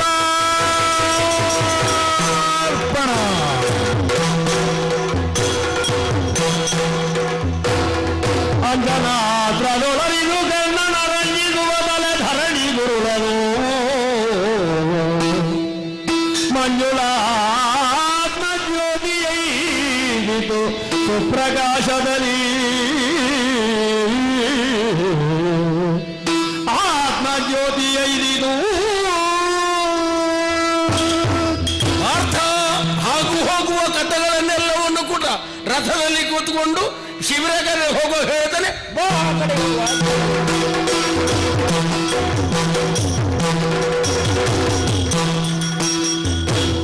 ಆತ್ಮೀಯ ಕಲಾಭಿಮಾನಿ ಬಂಧುಗಳೇ, ಬೆಳಿಗ್ಗೆ 9 ಗಂಟೆಯಿಂದ ತೊಡಗಿ ಈಗ ಸಂಜೆ 7 ಗಂಟೆಯ ತನಕ ಸುದೀರ್ಘವಾಗಿ ಹಗಲು ಯಕ್ಷಗಾನ ಎನ್ನುವ ತಾಳಮದ್ದಳೆ ಈ ದೇವಿಯ ದಿವ್ಯ ಸನ್ನಿಧಿಯಲ್ಲಿ ಯಕ್ಷಧ್ರುವ ಪಟ್ಲ ಫೌಂಡೇಶನ್ ಹವ್ಯಾಸ ಘಟಕದ ಎಲ್ಲ ಒಂದು ಕಲಾವಿದರ ಸಹಕಾರದಿಂದ ಬಹಳ ಚೆನ್ನಾಗಿ ಸುಸಂಪನ್ನವಾಯಿತು. ಈ ಒಂದು ಪುಣ್ಯ ಕಾರ್ಯ ಶ್ರೀದೇವಿಯ ಜ್ಞಾನ ಯಜ್ಞದ ಒಂದು ಭಾಗ ಎನ್ನುವ ಹಾಗೆ ಭಾವಿಸುತ್ತಾ ಈ ಒಂದು ಧರ್ಮ ಶಿಕ್ಷಣದ ಭಾಗವಾಗಿ ಈ ಕಾರ್ಯಕ್ರಮವನ್ನು ಇಲ್ಲಿ ನಡೆಸುವುದಕ್ಕೆ ಅವಕಾಶವನ್ನು ಮಾಡಿಕೊಟ್ಟಂತಹ ಕ್ಷೇತ್ರದ ಆಡಳಿತಾಧಿಕಾರಿಗಳು, ಅದೇ ರೀತಿಯಲ್ಲಿ ಕ್ಷೇತ್ರದ ಪ್ರಧಾನ ಅರ್ಚಕರು, ಸಿಬ್ಬಂದಿ ವರ್ಗ ಎಲ್ರಿಗೂ ಕೂಡ ಈ ಸಂದರ್ಭದಲ್ಲಿ ನಾವು ಹೃತ್ಪೂರ್ವಕವಾದಂತಹ ಕೃತಜ್ಞತೆಯನ್ನು ಸಲ್ಲಿಸ್ತಾ ಇದ್ದೇವೆ. ಅದೇ ರೀತಿಯಲ್ಲಿ ಬಂದು ಸೇರಿದಂತಹ ದೂರದ ಎಲ್ಲ ಕಲಾವಿದರು ಯಾರೂ ಕೂಡ ಯಾವುದೇ ಅಪೇಕ್ಷೆಯನ್ನು ಹೊಂದಿ ಬಂದದ್ದಲ್ಲ. ದೇವರ ಮೇಲಿನ ಒಂದು ಭಕ್ತಿ ಮತ್ತು ಕಲೆಯ ಮೇಲಿರುವಂತಹ ಪ್ರೀತಿ, ಈ ಒಂದು ಘಟಕ ಇದರ ಮೇಲೆ ಆ ಸಂಘಟನೆಯ ಮೇಲೆ ಒಂದು ಪ್ರೀತಿ ಇಟ್ಟು ಬಂದಂತಹ ಎಲ್ಲ ಕಲಾವಿದರಿಗೂ ಕೂಡ ಒಂದೇ ಮಾತಿನಲ್ಲಿ ಕೃತಜ್ಞತೆಗಳನ್ನು ಸಲ್ಲಿಸ್ತಾ ಇದ್ದೇನೆ. ಬಂಧುಗಳೇ, ಇಲ್ಲಿಯವರೆಗೆ ಸಂಪನ್ನವಾದಂತಹ ಕಾರ್ಯಕ್ರಮ ಶ್ರೀದೇವಿಯ ಚರಣಾರವಿಂದಕ್ಕೆ ಕುಸುಮಾಂಜಲಿಯಾಗಿ ಅದು ಬೀಳಿ ನಮಗೆ ಆ ಅನುಗ್ರಹ ಪ್ರಸಾದ ದೇವರದ್ದು ದೊರಕಲಿ ಎನ್ನುವ ಹಾಗೆ ಮತ್ತೊಮ್ಮೆ ಬೇಡಿಕೊಳ್ಳುತ್ತಾ ಪ್ರತ್ಯಕ್ಷವಾಗಿ ಪರೋಕ್ಷವಾಗಿ ಸಹಕರಿಸಿದವರು ನಮ್ಮ ಹೊಸಕೊರಲ್ ಚಾನೆಲ್ನ ವಿದ್ಯಾಧರಣ್ಣ ಬೆಳಕಿನಿಂದ ತೊಡಗಿ ಇಲ್ಲಿಯವರೆಗೆ ಇವರ ನೇರ ಪ್ರಸಾರದ ಒಂದು ಕಾರ್ಯಕ್ರಮದ ವ್ಯವಸ್ಥೆಯನ್ನು ಮಾಡಿದ್ದಾರೆ. ಹೊಸಕೊರಲ್ ಬಳಗಕ್ಕೂ ನಮ್ಮ ಕೃತಜ್ಞತೆಗಳು. ಅದೇ ರೀತಿಯಲ್ಲಿ ನಮ್ಮ ಲೈಟಿಂಗ್ ಮತ್ತು ನಮ್ಮ ಧ್ವನಿವರ್ಧಕದ ವ್ಯವಸ್ಥೆಯನ್ನು ನಮ್ಮ ಶ್ರೀದೇವಿ ಎಲೆಕ್ಟ್ರಿಕಲ್ನ ಮಾಲಕರಾದಂತಹ ಕೃಷ್ಣಣ್ಣನವರು ಬಹಳ ಚೆನ್ನಾಗಿ ಮಾಡಿಕೊಟ್ಟಿದ್ದಾರೆ. ಅವರಿಗೆ ಕೂಡ ಹೃತ್ಪೂರ್ವಕವಾದಂತಹ ಧನ್ಯವಾದ. ಅದೇ ರೀತಿಯಲ್ಲಿ ನಮ್ಮ ಒಂದು ಊಟೋಪಚಾರದ ವ್ಯವಸ್ಥೆಯಲ್ಲಿ ನಮಗೆ ಸಹಕರಿಸಿದಂತಹ ವಿಶೇಷವಾದ ಈ ಕ್ಷೇತ್ರದ ಒಂದು ಪಾಕಶಾಲೆಯ ಉಸ್ತುವಾರಿಯನ್ನು ವಹಿಸಿಕೊಳ್ಳುವಂತಹ ನಮ್ಮ ಮಹಿಳೆಯರಿಗೂ ಕೂಡ ಪ್ರೀತಿಪೂರ್ವಕವಾಗಿ ನಾನು ಅಭಿನಂದನೆಯನ್ನು ಸಲ್ಲಿಸ್ತಾ, ಎಲ್ಲರಿಗೂ ಕೂಡ ಪ್ರತ್ಯಕ್ಷ ಪರೋಕ್ಷ ಸಹಕರಿಸಿದ ಸರ್ವರಿಗೂ ಕೂಡ ಒಂದೇ ಮಾತಿನಲ್ಲಿ ಅಭಿನಂದನೆಯನ್ನು ಸಲ್ಲಿಸ್ತಾ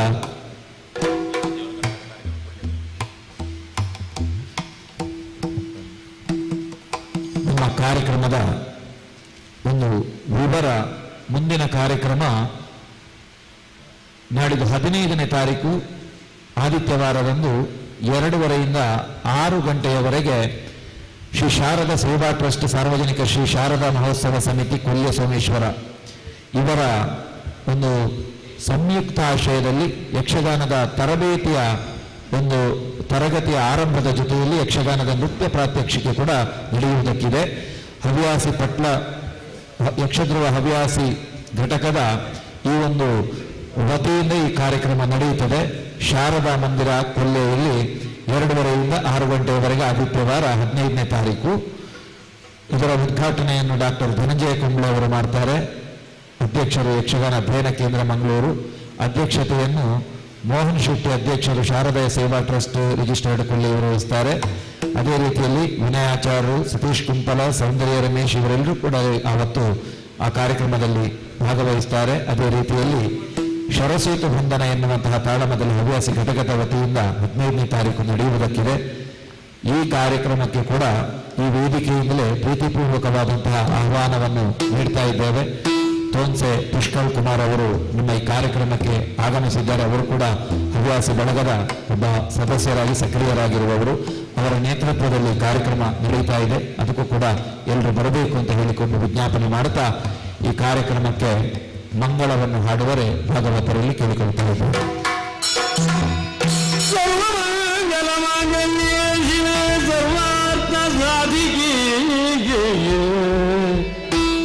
ಶರಣ್ಯೇ ತ್ರಯಂಬಕೆ ದೇವಿ ನಾರಾಯಣಿ ನಮೋಸ್ತುತೇ ನಾರಾಯಣಿ ನಮೋಸ್ತುತೇ ಜಯ ಜಯ ಜಯ ಜಯ ಜಯ ತು ನಮೋ ಜಯ ಜಯ ತು ನಮೋ ಜಯ ಭೂಮಿಯ ದಾನವ ಬೇಡಿನಗೆ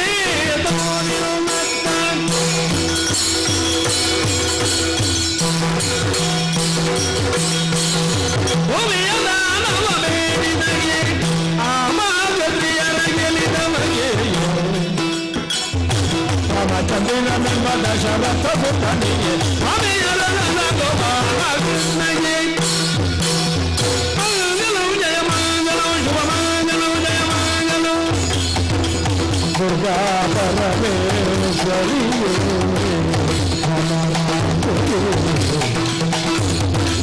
ಗೋಪಾಲ ಕೃಷ್ಣಗೆ ಶಂಕರ ನಾರಾಯಣಗೆ ಮಂಗಲೋ ಜಯ ಮಂಗಲೋ ಶುಭ ಮಂಗಲೋ ಜಯ ಮಂಗಲೋ ಮಂಗಲೋ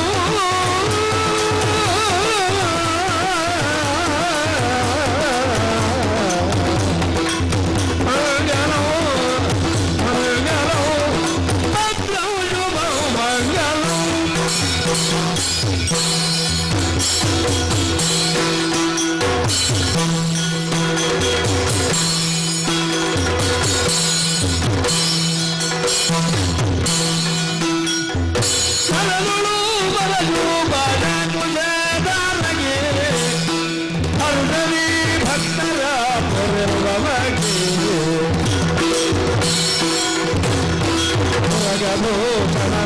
ಕುಮಾರ ಮೆದವದನ ಮಾರ ಚರಣಗಮಲ ಕಾರದಿ ಎತ್ತಿನೆ ಭಾರತಿ ಬೆಳಗಿನೆ ಗಜಮುಖ ನಮಗೆ ಗಣಪತಿ